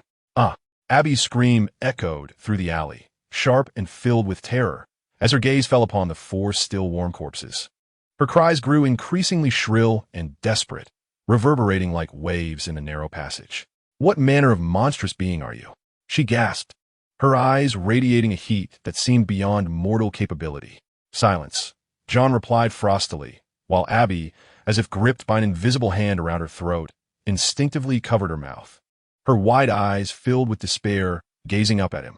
You wouldn't harm me, would you? Why would I kill you? He offered a nonchalant smile. These four individuals are escaped convicts, their hands stained with the blood of innocence, wreaking havoc in this lawless hellhole. Upon hearing John's explanation, Hannah clasped her hands together in fervent excitement, as if in prayer within a church. Oh my God, thank you, merciful Lord. What is your will, Almighty God?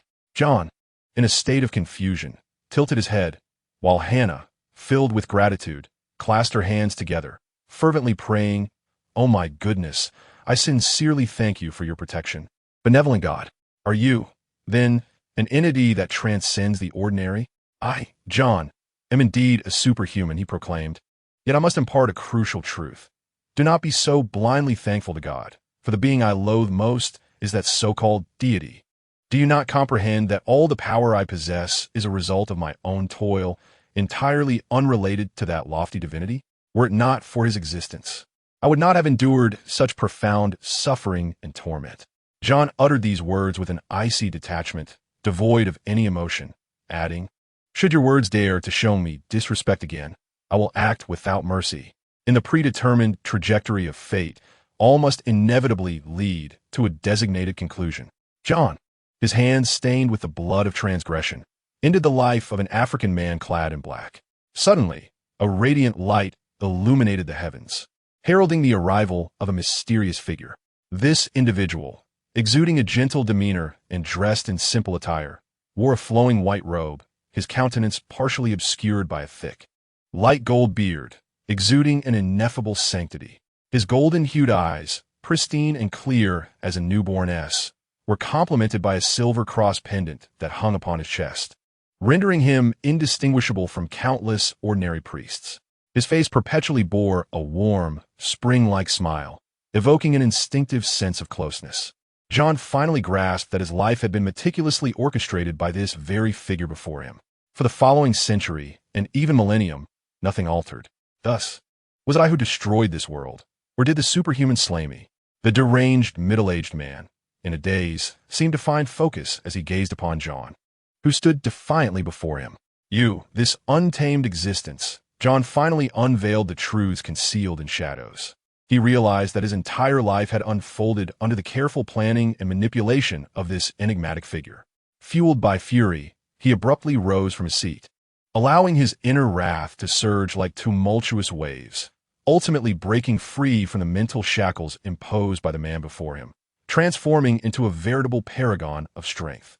John surged to his feet, his fists like stone, and with a force akin to thunder, struck the middle-aged man dressed as a priest with great might, sending him crashing to the ground. Within the man, it appeared as though slender shadows from multiple universes filled his being, flowing like molten wax.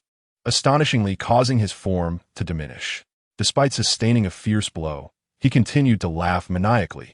However, that chilling and maddening shriek of laughter, echoing through every corner, abruptly ceased, as if one's throat had been tightly grasped, rendering any sound impossible.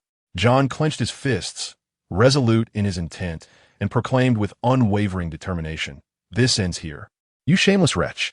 His seething rage was directed at the meticulously orchestrated nefarious schemes of his adversary, schemes that sought to confine both his existence and that of another world. Much like captive animals, in an attempt to forge a bias strip, creating an endless cycle. What purpose could such actions serve? Truly, an unforgivable scoundrel. At that moment, John was unrestrained. He unleashed the formidable power within him without reservation, a force akin to a wild stallion galloping freely. Before him stood a middle-aged Caucasian man, whose source of strength traced back to a higher echelon of cosmic administrators. He was a member of the enigmatic organization known as the Illuminati, which was dedicated to the entrapment and manipulation of the multiverse. Within this mysterious organization, all supernatural forces were meticulously controlled and maintained by an elite cadre of members. Thus, the power wielded by the Illuminati actually stemmed from the realm we refer to as the dimension of reality. The man who once manipulated John's fate had now become a discarded pawn, despite possessing the supreme ability to shatter the sixth wall and traverse the fourth wall into different dimensions and spaces. In this moment, however, he lost control of his own corporeal form, having been implanted with uncontrollable chaotic power by higher dimensional administrators, plunging him into a state of utter helplessness. Those entities residing within higher realms of danger intervened with their immense power, thereby irrevocably altering the trajectory and direction of the original narrative. Consequently, it appeared that the middle-aged man was destined to remain ensnared within the established confines of this world. Yet, those higher dimensional beings seemed to harbor a deeper intention, to permanently imprison John in this place and subsequently obliterate the world he once inhabited, thus allowing the progression of the story to culminate in what seemed a reasonable conclusion. If so, can you truly not bring about my demise? After all, this multiverse is on the brink of a reboot, and those fallen superheroes, those destroyed parallel universes, may find a chance for rebirth after the reset. Amidst the ruins of the skyscrapers he had once demolished with his own power, the middle-aged man lay sprawled, shouting with a piercing and acrid voice, "If you truly kill me, thereby preventing the multiverse from rebooting, then those heroes and universes will vanish forever, with no prospect of resurrection. The friends and family you hold dear in this world, I can control them, I can eliminate them. Should you slay me, you shall never return to that world. You will ultimately be buried here with me. I harbor no interest in the potential reawakening of the multiverse, nor do I care for the myriad lives that hang in the balance. My sole pursuit is to vanquish you, rendering you incapable of rising ever again. This is my singular objective." As he articulated these thoughts, John's gaze emanated a resolute determination. "I am acutely aware that circumstances may turn exceedingly unfavorable for me, possibly leading to my demise, yet my resolve remains unshakable. I shall remain here to entomb you forever, ensuring you shall never rise again. Would you care to speculate on my forthcoming intentions?" he inquired, a subtle smirk curling at the corners of his mouth, painting a portrait of mockery. He continued in a playful tone, "Should you manage to deduce my plans, perhaps I might consider granting you clemency." Under the moonlight, a trace of melancholy graced John's smile, as he foresaw the conclusion of his fate here. Nonetheless, he was acutely aware that someone had relinquished control over the power within him, and thus, he resolved to unleash that very force, obliterating the villain who sought to ensnare his life in an endless cycle. In doing so, he could extricate himself from the perpetual loop and terminate this monotonous existence. A formidable power had already begun to alter the fabric of time. As night descended, the moon hung in the sky like an indifferent observer, suspended among the stars. The chilling wind howled, carrying the harshness of winter as it swept through the desolate ruins of the city. John stood atop the debris of a collapsed building, his silhouette starkly solitary in the moonlight. His hands were clenched tightly, the definition of his muscles accentuated by the lunar glow, his body slightly inclined, resembling a beast poised to pounce upon its prey. Though a smile graced his lips, it bore an air of tragic resolve. His gaze remained fixed unwaveringly upon the middle-aged man, devoid of any hesitation. The man lay amidst the rubble, terror etched upon his face, struggling to rise. Yet his body was held fast by an unseen force, immobilized, within this grand narrative of the cosmos. All storylines and character arcs would inevitably succumb to a fate akin to that of a dimming sun, spiraling into their final conflagration, marching towards ultimate extinction. A farewell to this once thriving world. John uttered these words coldly, then firmly grasped the middle-aged man's collar, hurling him with immense strength toward the edge of the earth, casting him into the heart of the blazing sun. In swift succession, John too plunged into the sun's inferno, absorbing every fragment of its power until the once resplendent star dimmed into obscurity, ultimately vanishing, becoming a part of John's incredible might. The temperature soared relentlessly, surpassing tens of millions of degrees, rocketing to 10,000 degrees Celsius, even reaching extreme levels in the hundreds of millions. The intensity had transcended the very limits of numerical description. The devastating flames ruthlessly consumed everything in their path, while the twisted, elongated shadows shrank under the searing heat, releasing tendrils of dense smoke imbued with nightmarish power. Even as I approached the twilight of my existence, the multiverse would inexorably spiral into an endless cycle. There would still be antagonists like myself, engaging in monotonous narratives with those so-called superheroes. I am acutely aware that at the pinnacle of this world lies an organization known as the Illuminati, and you and I are but discarded pawns in their game. While I may not pose a threat to them, I possess the capacity to extinguish your life, do I not? John said coldly, following his words with a powerful punch that struck the middle-aged man's nose with precision, causing a torrent of crimson blood to erupt from his nostrils. All of this shall come to an end. I have the ability to alter the current state of affairs, to craft a narrative that is far more captivating and rife with infinite possibilities. Under the scorching sun, the two embraced tightly, allowing the relentless rays to sear their bodies, ultimately culminating in a cataclysmic explosion. The deafening roar echoed through the air. With the complete demise of the middle-aged man, his life reached its terminus at that very moment. In stark contrast to the dark rift that opened to parallel worlds, this portal to another realm was clearly of a different caliber. The entire universe was being mercilessly torn asunder by this pure and profound black energy, the very fabric of the cosmos, gradually unraveling under its influence.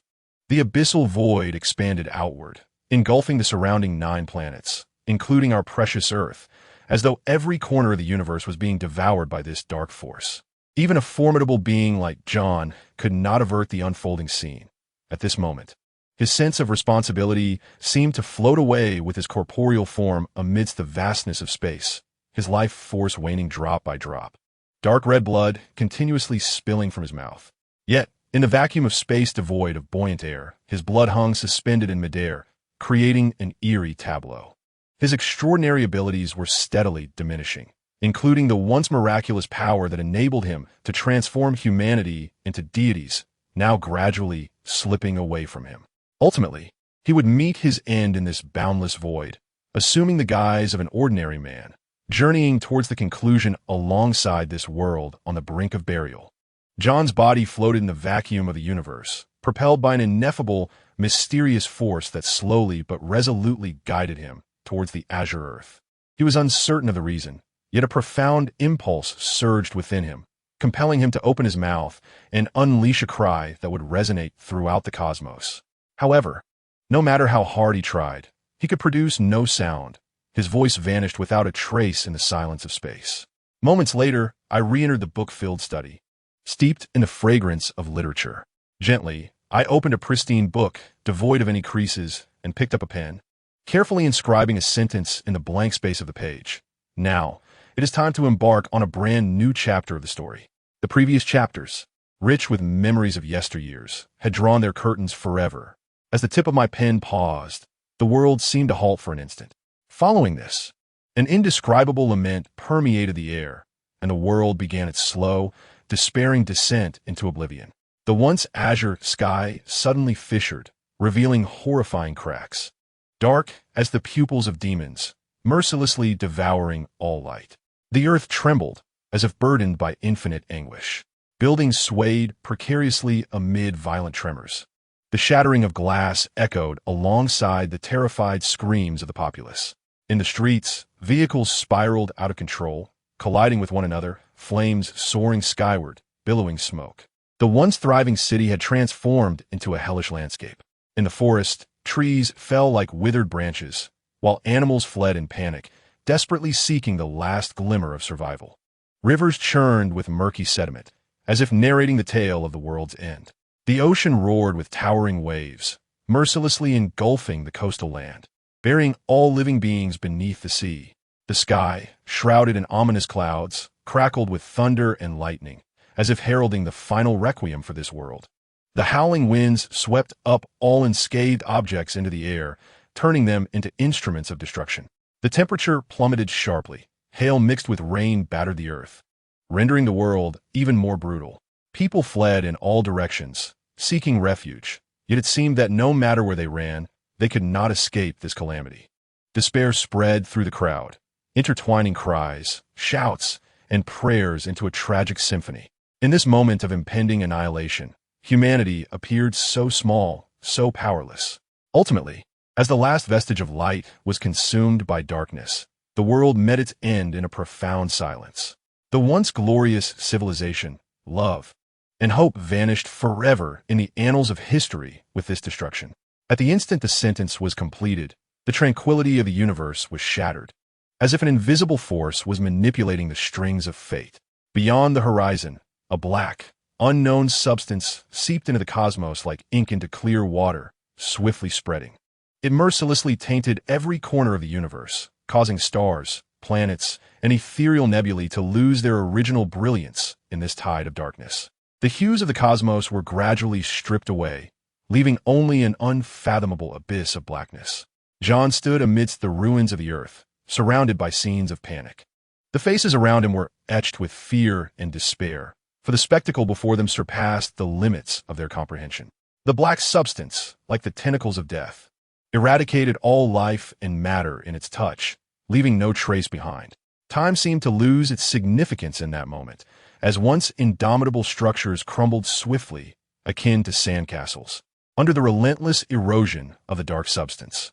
Space itself contorted and warped, transforming once linear beams of light into incomprehensible shapes.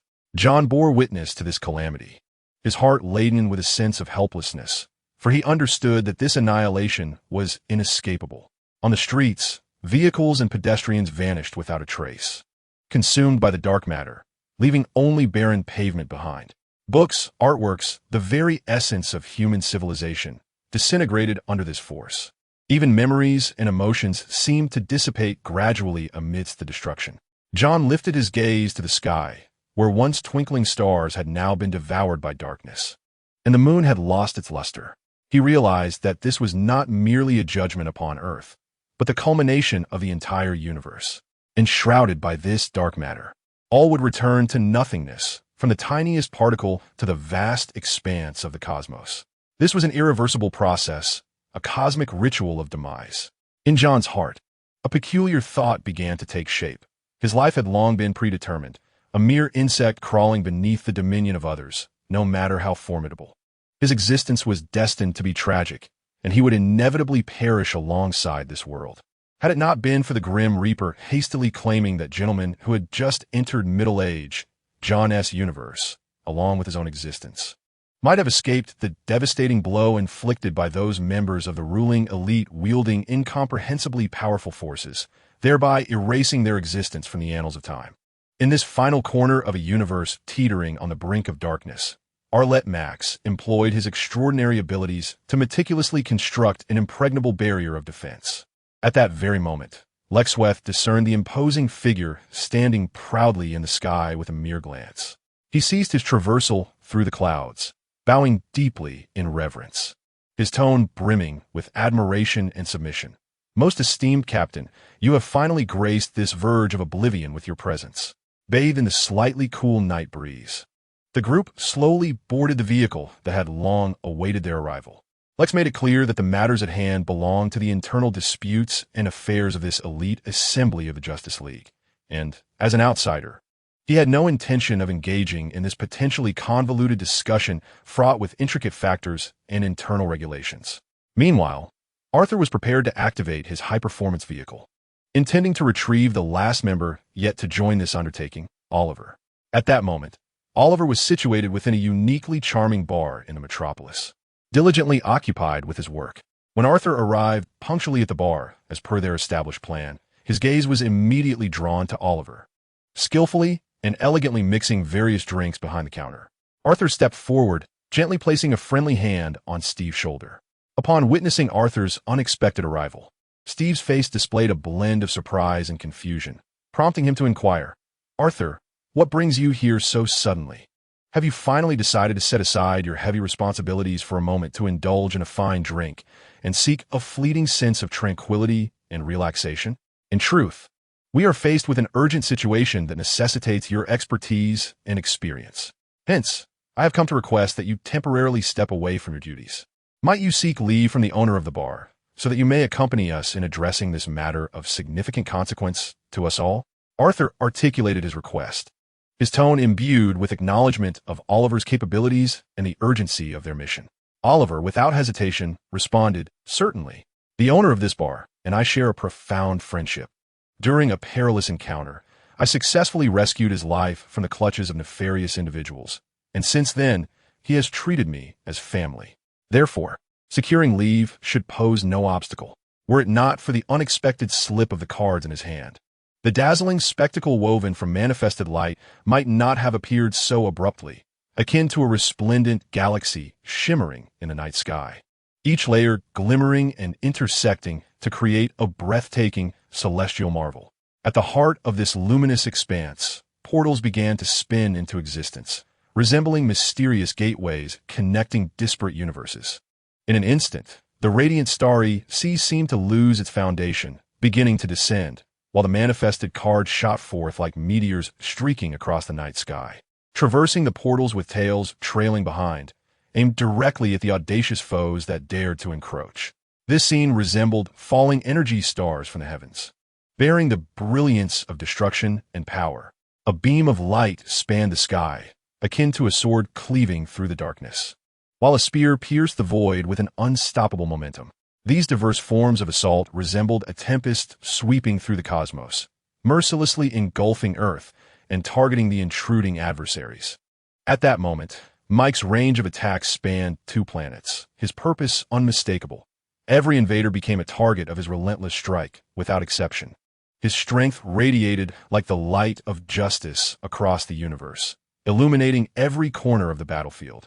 Chapter: Miss Target. Even though Wanda exhibited an unprecedented display of power at that moment, the incessantly emerging rifts in time and space devoured hope like an abyss, evoking an indescribable sense of despair within each soul present. Soon after, another foe materialized on the battlefield, as if caught in an endless cycle of this relentless conflict. Amidst this atmosphere of despair, the Avengers found their inner sense of loss and helplessness spreading like a plague, gradually eroding their will to fight. Yet in this critical juncture, an unforeseen change transpired. Boom, boom. The continuous cacophony of explosions resonated, akin to the wrath of the cosmos, as stars composed solely of pure energy materialized from the void, striking down the newly emerged foes with tremendous force, sending them crashing to the ground. With the violent tremors of energy, an unfathomable chasm rapidly expanded before the onlookers, its vastness seemingly intent on devouring all in its vicinity. Within that abyss, the man who had just exhibited an aura of invincibility now bore a countenance of utter bewilderment, as if he were grappling with the bewildering turn of events. Truly, he was unaware of the vastness of the heavens. Suppressing the raging fury within, he murmured softly, his wounds visibly mending at an astonishing rate, his gaze, filled with malice and coldness, fixed like a deadly arrow upon the Avengers. Before he could articulate his thoughts, an abrupt assault interrupted him. Whoosh! A blood-red spear cleaved through the very fabric of space, descending upon him with a sound that shattered the air. In the face of this fierce strike, the man merely emitted a soft grunt, nonchalantly raising his hand to effortlessly deflect the blow. As the host of the Phoenix's power, he showed no concern for such an onslaught, possessing a confidence and strength that transcended the ordinary. In the blink of an eye, an intangible force emerged stealthily, manifesting as an invisible guardian, transforming into an indomitable shield that enveloped the man, providing him with additional protection. Si Chulin, the hero of ancient legends, had been summoned to the battlefield by Mike through the manifestation of magic, appearing in the valiant guise of a spearman. Yet, he was not an ordinary spirit. He was a being meticulously enhanced by Mike. He was a permanent character card ingeniously crafted from the powers of the space and reality stones within the Infinity Gems. Such cards were rare, yet Mike had created more than one, and at this moment they proved invaluable. Witnessing this spectacle, Tony and his companions could not help but exhale in relief, for they understood that reinforcements had arrived, a clear testament to Mike's ingenuity. In the next instant, the spear beneath Si Chulin began to pulsate with a surge of blood-red particles. With a low growl, Si Chulin thrust the spear through the seemingly impenetrable psychic barrier, resembling a crimson star in the night sky, descending upon the man with destructive force. Thus, the curtain was drawn on the battle, heralding the commencement of a life-and-death struggle. One by one, the series of heroic spirits meticulously manifested by Mike, having undergone his clever enhancement and fusion, unleashed their significantly amplified powers upon the invading enemies, transforming the previously tumultuous battlefield into a gradually stabilizing scene. Charles, who had been vigilantly monitoring the dynamics of the battlefield with his exceptional telepathic abilities, finally breathed a sigh of relief at this moment, feeling a sense of solace as the tides of battle turned favorably. Splendid. The situation is finally stabilized, Charles inwardly rejoiced.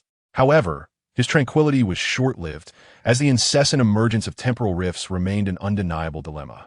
He was acutely aware that if this predicament persisted, the equilibrium on the battlefield would inevitably be shattered once more, plunging them into an uncontrollable abyss. With this thought, the momentary relaxation Charles had experienced was replaced by a renewed tension, his anxieties cloaking his mind like ominous clouds. This sentiment was palpable among all combatants. Yet they remained undeterred, for they understood that the true battle had not yet commenced, as Mike had yet to personally engage. His power would be pivotal in determining the outcome. At that moment, above the battlefield in Kent City, the atmosphere was charged and oppressive, as if heralding an impending storm. A glimmer flickered in Mike's eyes. A weapon, seemingly consumed by some arcane force, vanished instantaneously from his side, leaving behind a slowly dissipating golden thread, like a trace forgotten by time. In that fleeting instant, the unremarkable weapon, in an abrupt and unforeseen manner, precisely penetrated the heart of a host of the Phoenix Force. Immediately, the host's body seized up, blood gushing forth like a torrent unleashed, golden particles of Phoenix energy erupting from the wound in her chest, resembling a magnificent fountain of energy. A look of shock and disbelief spread across her face as she emitted a pained groan, struggling to comprehend the reality before her. She remained oblivious to the weapon's origin, which seemed to transcend the boundaries of space and time, wielding an irresistible force of fate that, at this precise moment and location, inexorably pierced her form. Was this the astonishing power harbored within the Infinity Stones?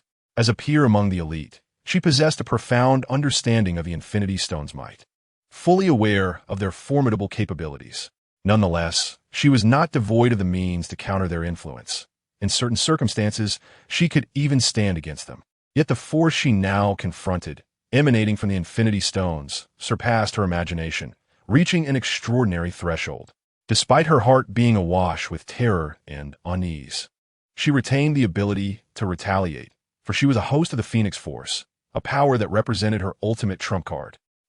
She let out a piercing scream, and under the command of her will, the golden Phoenix energy surged wildly within her, acting as a miraculous restorative, swiftly and effectively mending her wounds in a bid to restore her combat prowess. Her body suddenly stiffened, her mind momentarily blank, but before she could react, more weapons appeared like phantoms, transforming her into a porcupine bristling with spikes. In an instant, a formidable surge of Phoenix power erupted from her being, only to mysteriously dissipate into the air, as if it had never existed. Thus a host of Phoenix power fell in the blink of an eye, her life extinguished from this world. Those witnessing the scene, engaged in fierce combat above Kent City, found themselves momentarily stunned, as the cacophony of battle seemed to pause at that very moment. Two other hosts of Phoenix power, their faces etched with shock and disbelief, felt tumultuous waves of emotion rise within them. What manner of force could so effortlessly obliterate a host of Phoenix power? Did this not imply that entities wielding such power could just as easily extinguish their lives? The mere thought of this possibility instilled within them a notion of retreat, as fear began to creep into their hearts.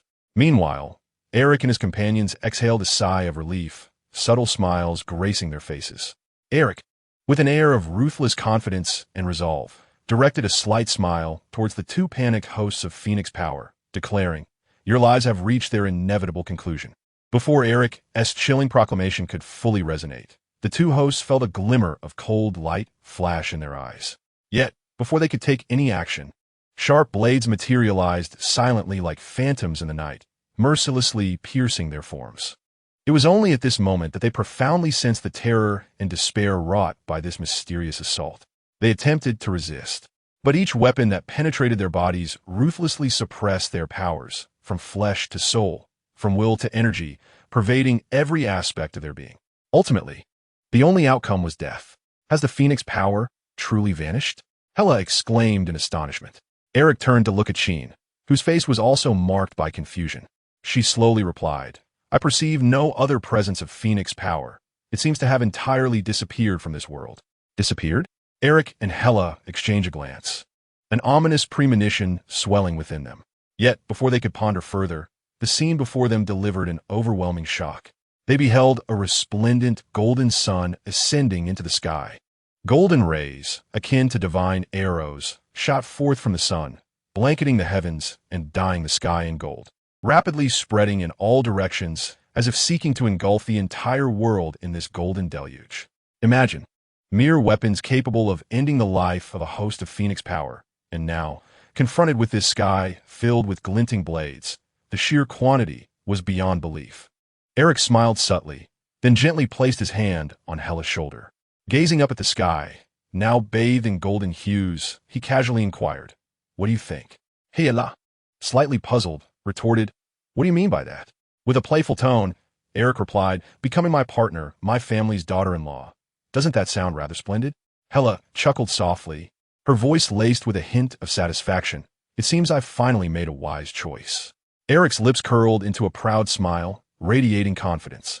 Observing the couple from nearby, Emma lightly tucked a strand of hair behind her ear, her gaze drifting towards the ever-changing sky as she mused softly.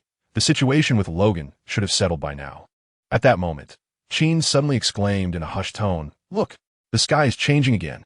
Little Lamb couldn't help but gasp, while Raven and several others stared in awe at the surreal spectacle, their hearts brimming with astonishment. They beheld a celestial river, seemingly composed of pure gold, resembling a grand bridge connecting the distant Kent star to Earth. As this golden river cascaded from the heights of Kent, crashing onto Earth's surface like a mighty waterfall, it erupted into a myriad of golden splashes. Yet, those splashes were not mere droplets of water, but an array of weapons, each shimmering with a dazzling golden light. The moment these weapons touched the Earth's surface, they appeared to be absorbed by some mysterious force, instantly transforming into beams of golden light, vanishing from sight before the astonished onlookers.